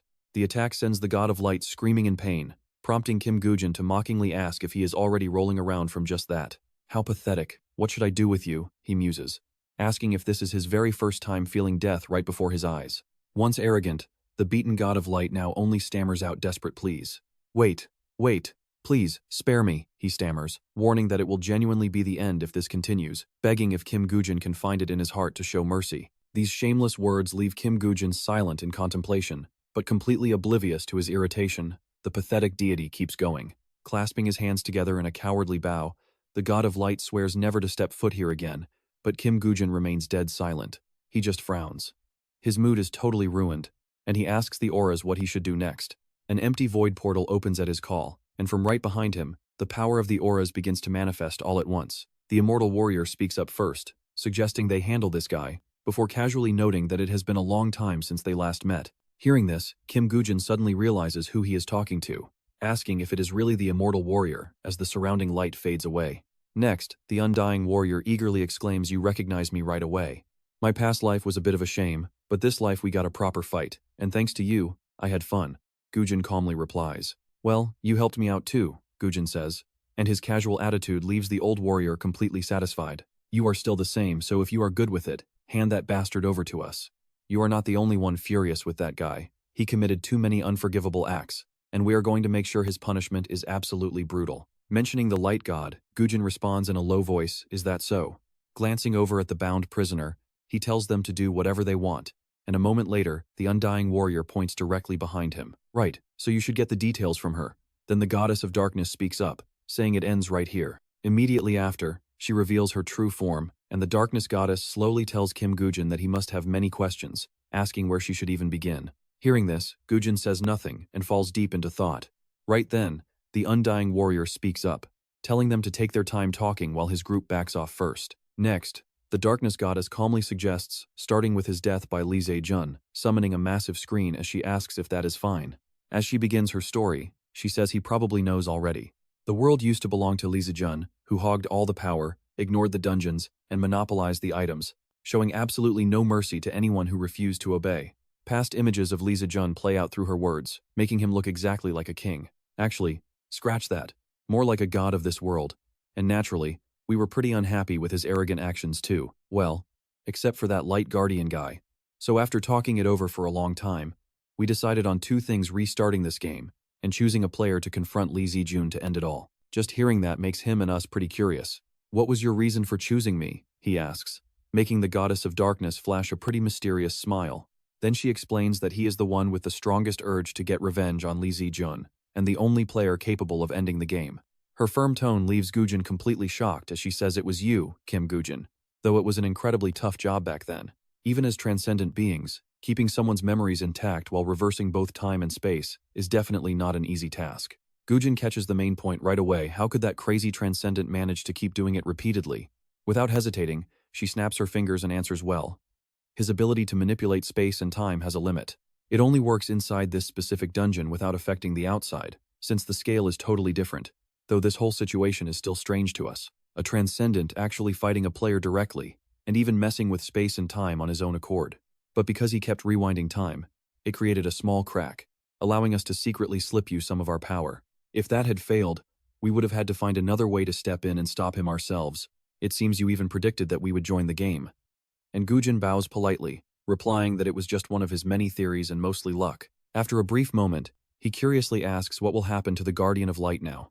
Pausing for a couple of seconds, the Darkness Goddess replies that they will strip his power and revoke his status as a transcendent. Look at that, Woo-jin stares down at the ground, realizing she has created an incredibly deep abyss right under the dungeon. Instantly, she adds that they plan to lock him inside this bottomless pit, asking what he thinks about it. Hearing that, Woo-jin says it sounds great, but asks how they plan to handle the world now that the game is over, making her chuckle. Handle it, she asks. We never planned on that. Is not it better to just let nature take its course for you guys? Returning things to how they were before we interfered should be fine, right? And he immediately scratches his head, complaining about their extreme laziness. Woo-jin's blunt remark does not make her angry at all. Instead, the Darkness Goddess just laughs, noting that transcendents always play around for fun without ever worrying about the ultimate consequences. But you do not need to worry. Humanity will find their own answers just like they always do. And he quietly asks if that is true before she suddenly gets serious. Woo-jin, let me ask you something. Will you regret losing all of your powers? This sudden question makes Woo-jin fall silent for a second, but he quickly answers with absolute certainty, how could I regret it? I already achieved my goal, plus I found trustworthy comrades in this lifetime. So what is there left to be sad about? Just as she expected, the Darkness Goddess offers a warm compliment. Right, that sounds exactly like you. I am off then. Is there anything else you want to say? And as she turns around, Woo-jin suddenly thanks them for all their help. Her face instantly shows sheer surprise at his sudden expression of gratitude, and without waiting for a reply, Woo-jin continues. Even if I am just a joke to you, without your sweet charity, taking my revenge would never have been this easy. Now that I am done speaking, since your work is finished, hurry up and get lost.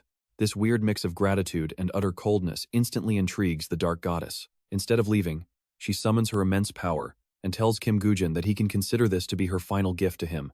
A stream of gentle magic from the Dark Goddess flows directly into his eyes, lighting up every dark corner of the entire dungeon. The moment she vanishes, glowing particles of magic rain down on the cold floor, seeping directly into the bodies of the fallen players who just died. In an instant, Woo-jin's dead teammates are brought back to life, leaving him completely stunned as he watches in disbelief. As everyone slowly sits up, Park Yong-won mutters in sheer confusion, what on earth is actually happening here?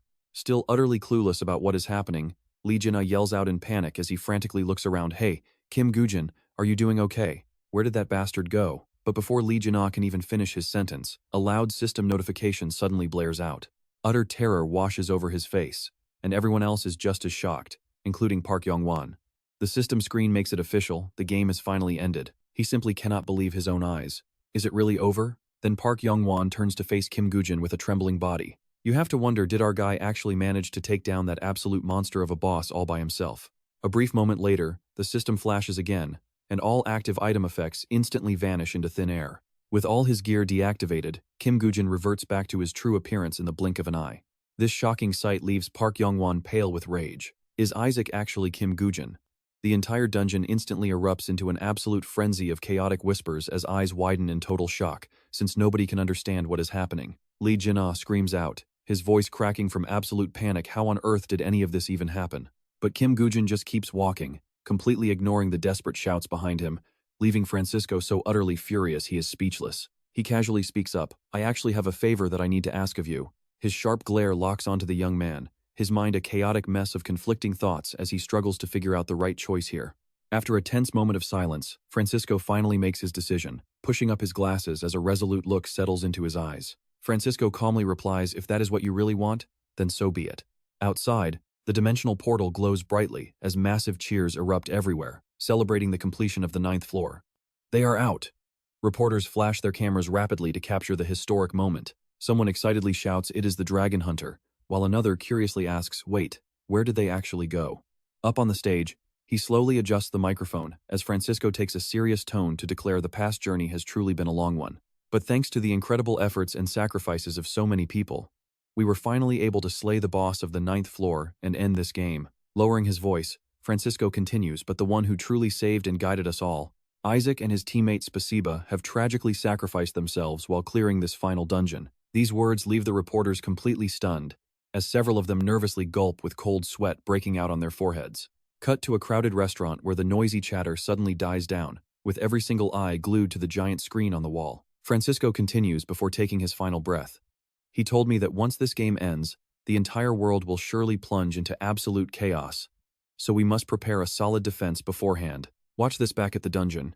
Francisco is still continuing his intense speech, announcing that the fallen hero had already chosen the perfect person to lead them. Right on cue, Oh Se-chan steps up to the podium and introduces himself. Hello everyone, I am Director Oh Se-chan, the leader of Pandora. He continues speaking, stating that they will do everything in their power to prepare for the global chaos that will follow the game's end. Hearing Oh Se-chan's perfect speech, Kim Woo-jin and Lee Jin-ah watch from a distance with highly satisfied smiles on their faces. He loudly declares that according to the final will of director Lee Se-jun of Hansung Group, who recently passed away in a tragic accident. Meanwhile, inside a silent room, a miserable Park Shin-hye is drinking alone when she suddenly hears her father's name announced on the TV screen. She blankly stares at the screen as Oh Se-chan announces that alongside the late chairman Park Jo-ho of Hansung Group, they founded this company. He solemnly promises the public that they will do everything possible to maintain world peace.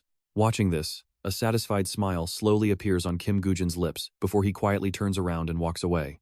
Cut to the Pandora headquarters 6 months later, where the warm sunlight falls onto the massive glass building, creating a strangely peaceful scene. Inside the busy lobby, as soon as the number 102 flashes on the screen, a man quickly rushes over to the main counter. He wipes away some cold sweat, desperately trying to keep his composure, but his extreme anxiety is still completely obvious, as the friendly receptionist smiles warmly. Sorry to keep you waiting so long. We have finally finished reviewing your application for the Player Employment Subsidy Program. She slides a card over to the anxious man, explaining that the funds should be deposited into his bank account sometime later today. He tightly squeezes the card in his hand, his eyes completely red with emotion. Is it really true? Did my ability vanish along with the dungeon? Lately, it has been incredibly hard, because I could not even find a job. The man suddenly stands straight up, bowing deeply with absolute respect. Thank you.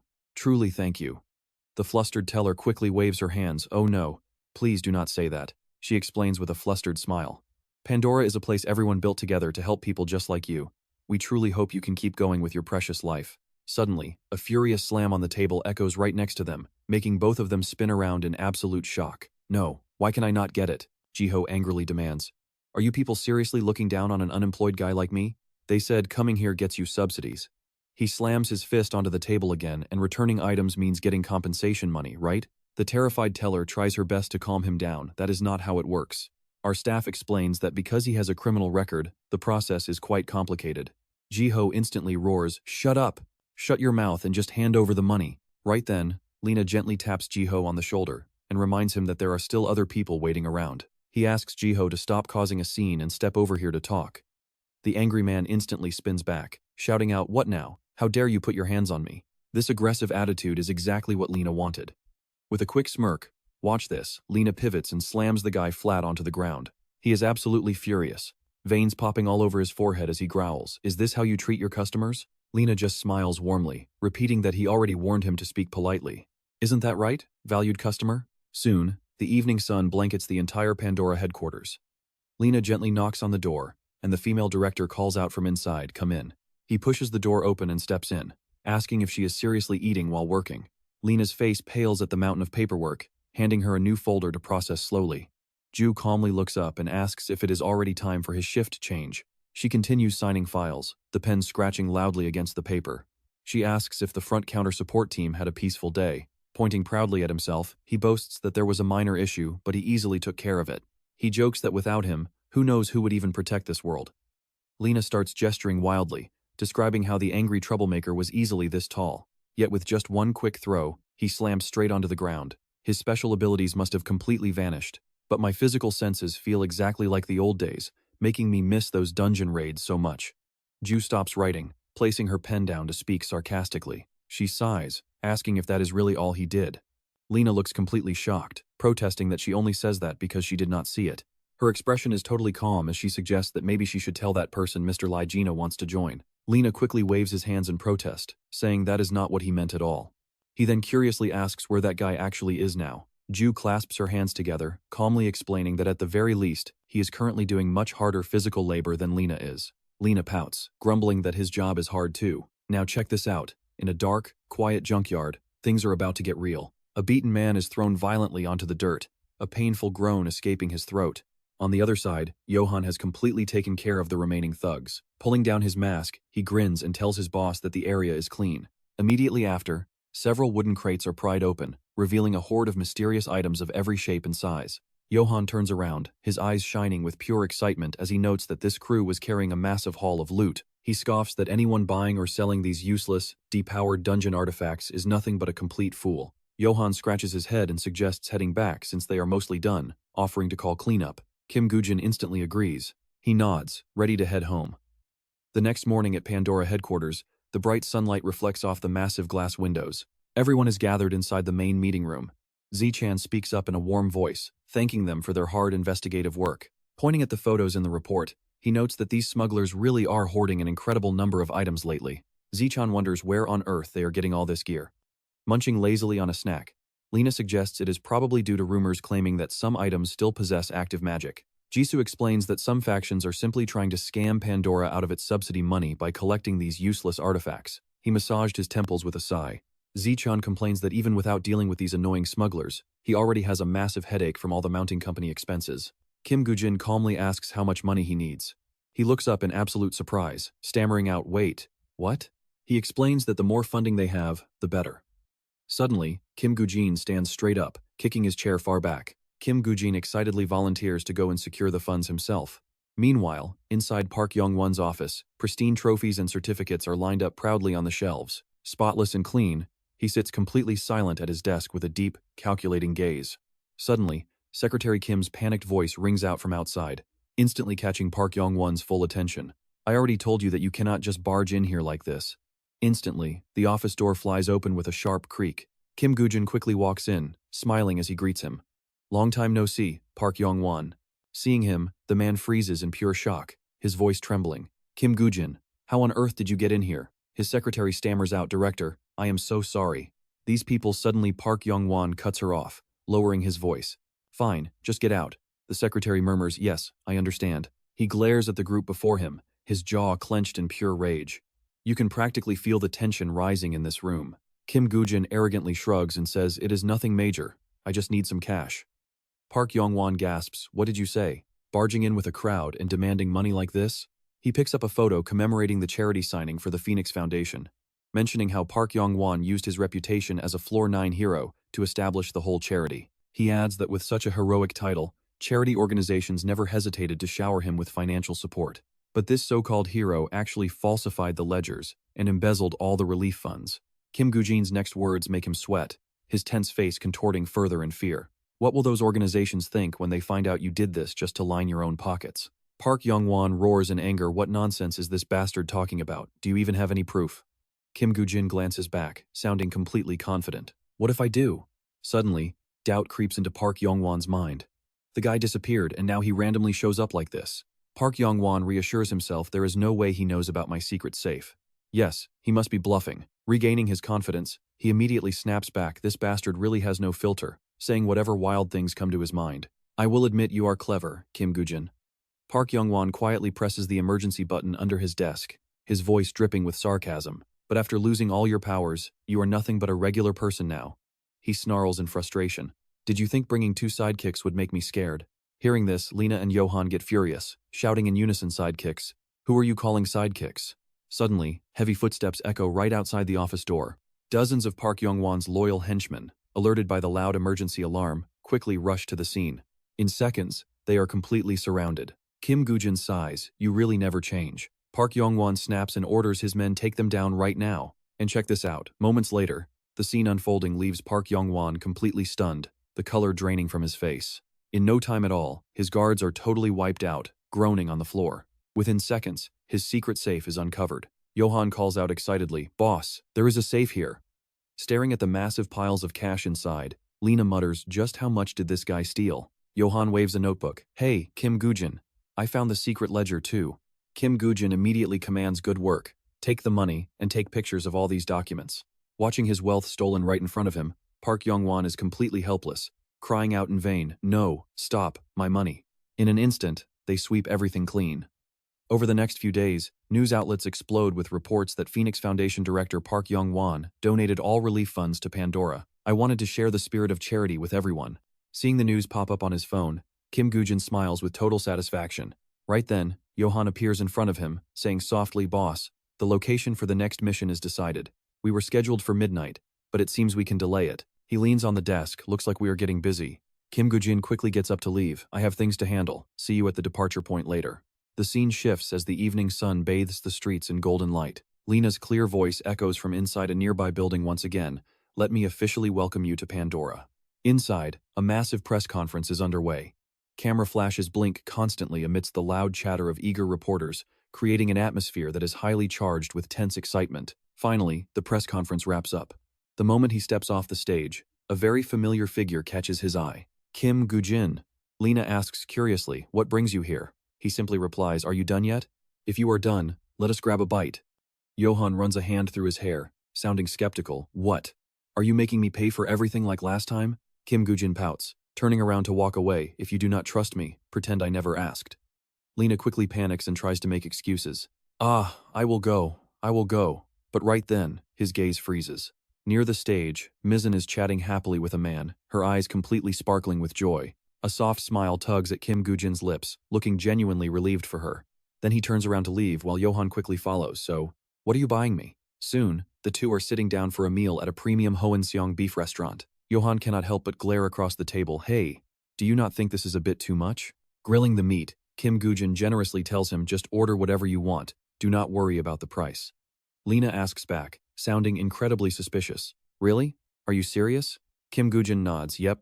In the blink of an eye, the massive plates of meat are completely polished off. Kim Woo-jin picks up his phone and stands up, saying he has to take a quick call and will be right back.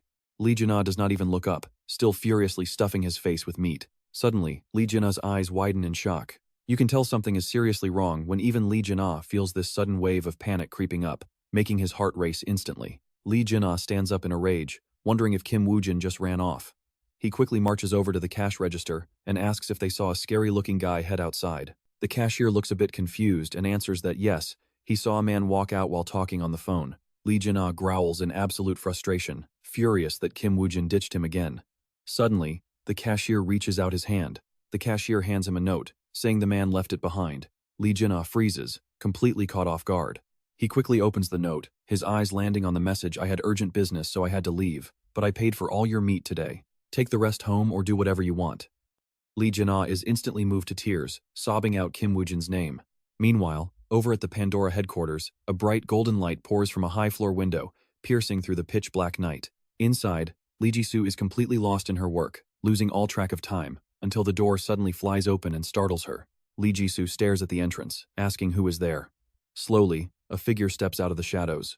It is Park Shin-hye, looking down as she softly says, "It has been a while." Park Shin-hye awkwardly asks if she is doing well, apologizing for dropping in completely unannounced like this when Lee Ji-soo is clearly so busy. She apologizes, nervously fidgeting with her fingers while avoiding Lee Ji-soo's gaze. She says that she is incredibly grateful for the offer, but she is still deeply worried about how everyone else will react. With a tense face, Park Shin-hye whispers, wondering if anyone can ever forgive her past mistakes. Hearing this, Lee Ji-soo stands up. She tells Park Shin-hye that admitting mistakes, truly repenting, and choosing the right path is a massive challenge for anyone in this world. But you have already taken that crucial first step. Lee Ji-soo places her hand over her heart, her voice filled with pure sincerity. Just seeing that attitude makes me willing to help, as long as she proves herself by helping others and showing true remorse. Lee Ji-soo slowly steps closer, reassuring her that eventually, the others will come to understand her true intentions as well. Gently taking her hand, Lee Ji-soo tells her that she understands. Park Shin-hye completely freezes, her eyes locking onto the hand holding her own. In that touch, tears of absolute relief stream down her cheeks as she whispers her thanks to Lee Ji-soo. The next morning, warm sunlight floods the Pandora headquarters. Inside the director's office, Oh Se-chan sits behind his massive desk, intensely scanning through a mountain of paperwork. Suddenly, the door bursts open. A loud, sudden noise echoes through the office, completely shattering the quiet atmosphere. Oh Se-chan immediately looks up, staring directly at the person entering. He asks Director Lee what is going on, and Lee Ji-soo calmly replies that she has someone to introduce to him. Right after, Park Shin-hye timidly steps forward with her head kept low. Seeing this unexpected guest, Oh Se-chan freezes, his eyes widening in total disbelief. She nervously brushes her bangs aside, introducing herself as Park Shin-hye and politely asking for his support. Oh Se-chan can barely manage a nod in response. Right after, Lee Ji-soo walks closer, dropping a thick stack of reports right onto his desk. She says these are the documents for this month. Oh Se-chan looks them over, noting she already finished them all. Without waiting, Lee Ji-soo spins around to leave, telling him to double-check and sign them by this afternoon. Oh, Se-chan is completely dumbfounded, wondering if they are just ignoring him. Seeing them walk off, he quickly calls out. Left alone, Oh Se-chan opens the folder and sighs. She is still as incredibly cold as she always was, but as he reads the report, his jaw drops and wait until you hear the raw, boiling rage in his voice. He demands that Lee Jin-ah be sent up to his office immediately. Moments later, the giant walks in, still chewing on sausages. Asking what is wrong, the heavy folder flies straight into his face without an ounce of mercy. Oh Se-chan screams, demanding to know who promised to work hard for their money. He points at the insane food bill, asking if he did this. He yells that spending 20 million won on food in a single month is insane. Lee Jin-ah just rubs his face and shrugs. Bending down to pick up the scattered papers, the giant casually mutters that working hard naturally makes a guy pretty hungry.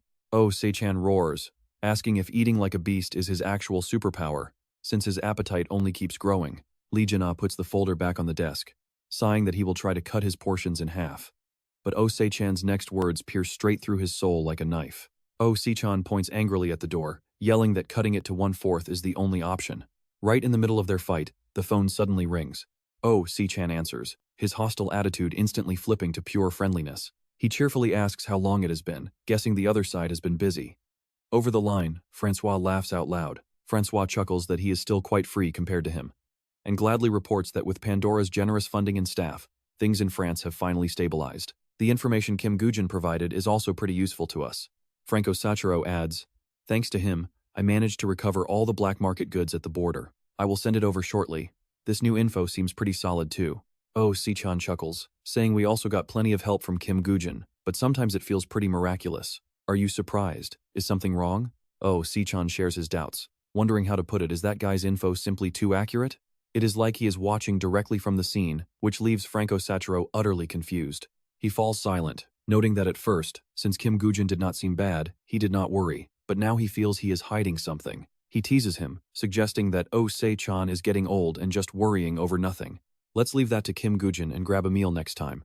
Hearing this, his eyes light up, asking if he is buying, making Franco Sachiro yell back, fine, I will buy, okay? You cheapskate, make sure to send my best regards to Kim Woo-jin. Oh, some Woo-jin will surely manage. But check this out, a helicopter is already roaring over the deep dark forest right now. The blades slice the silent air, only violent wind howls. Inside, Johann George asks curiously about what these guys did to deserve our help.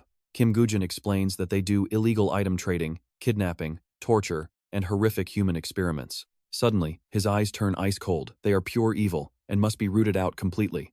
Soon, they arrive at the scene. Behind a huge tree, Kim Woo-jin whispers to Johann George, cover me. He agrees, and they immediately leap into action as Johann George unleashes a relentless, deafening barrage of gunfire. Caught completely off guard, the enemies cannot dodge in time and are immediately riddled with bullets, collapsing to the ground in sheer panic. The remaining thugs scramble behind wooden crates, firing back and cursing wildly, making the entire place a chaotic, dangerous war zone. Sensing the cold danger closing in from behind, one thug immediately spins around, his eyes wide with fear, but before he can react, a sharp, cold sound cuts through the air. In an instant, they are completely wiped out, left lying on the cold floor without any strength to resist. Prepare yourself, Kim Woo-jin kicks the door open, and the sight inside completely freezes him. Time freezes as he spots the captives shivering inside their metal cages. Nearby, others were brutally tortured, leaving a pile of bodies and blood that completely stains the floor. Kim Woo-jin drops his gun. He draws his knife with gritted teeth. No clean finish. Kim Woo-jin moves like a lightning flash, tearing through enemies and leaving them completely shocked. In a split second, they collapse. Blood sprays across the cold air. He steps over to a fallen enemy, grabbing the corpse with a cold, completely emotionless stare.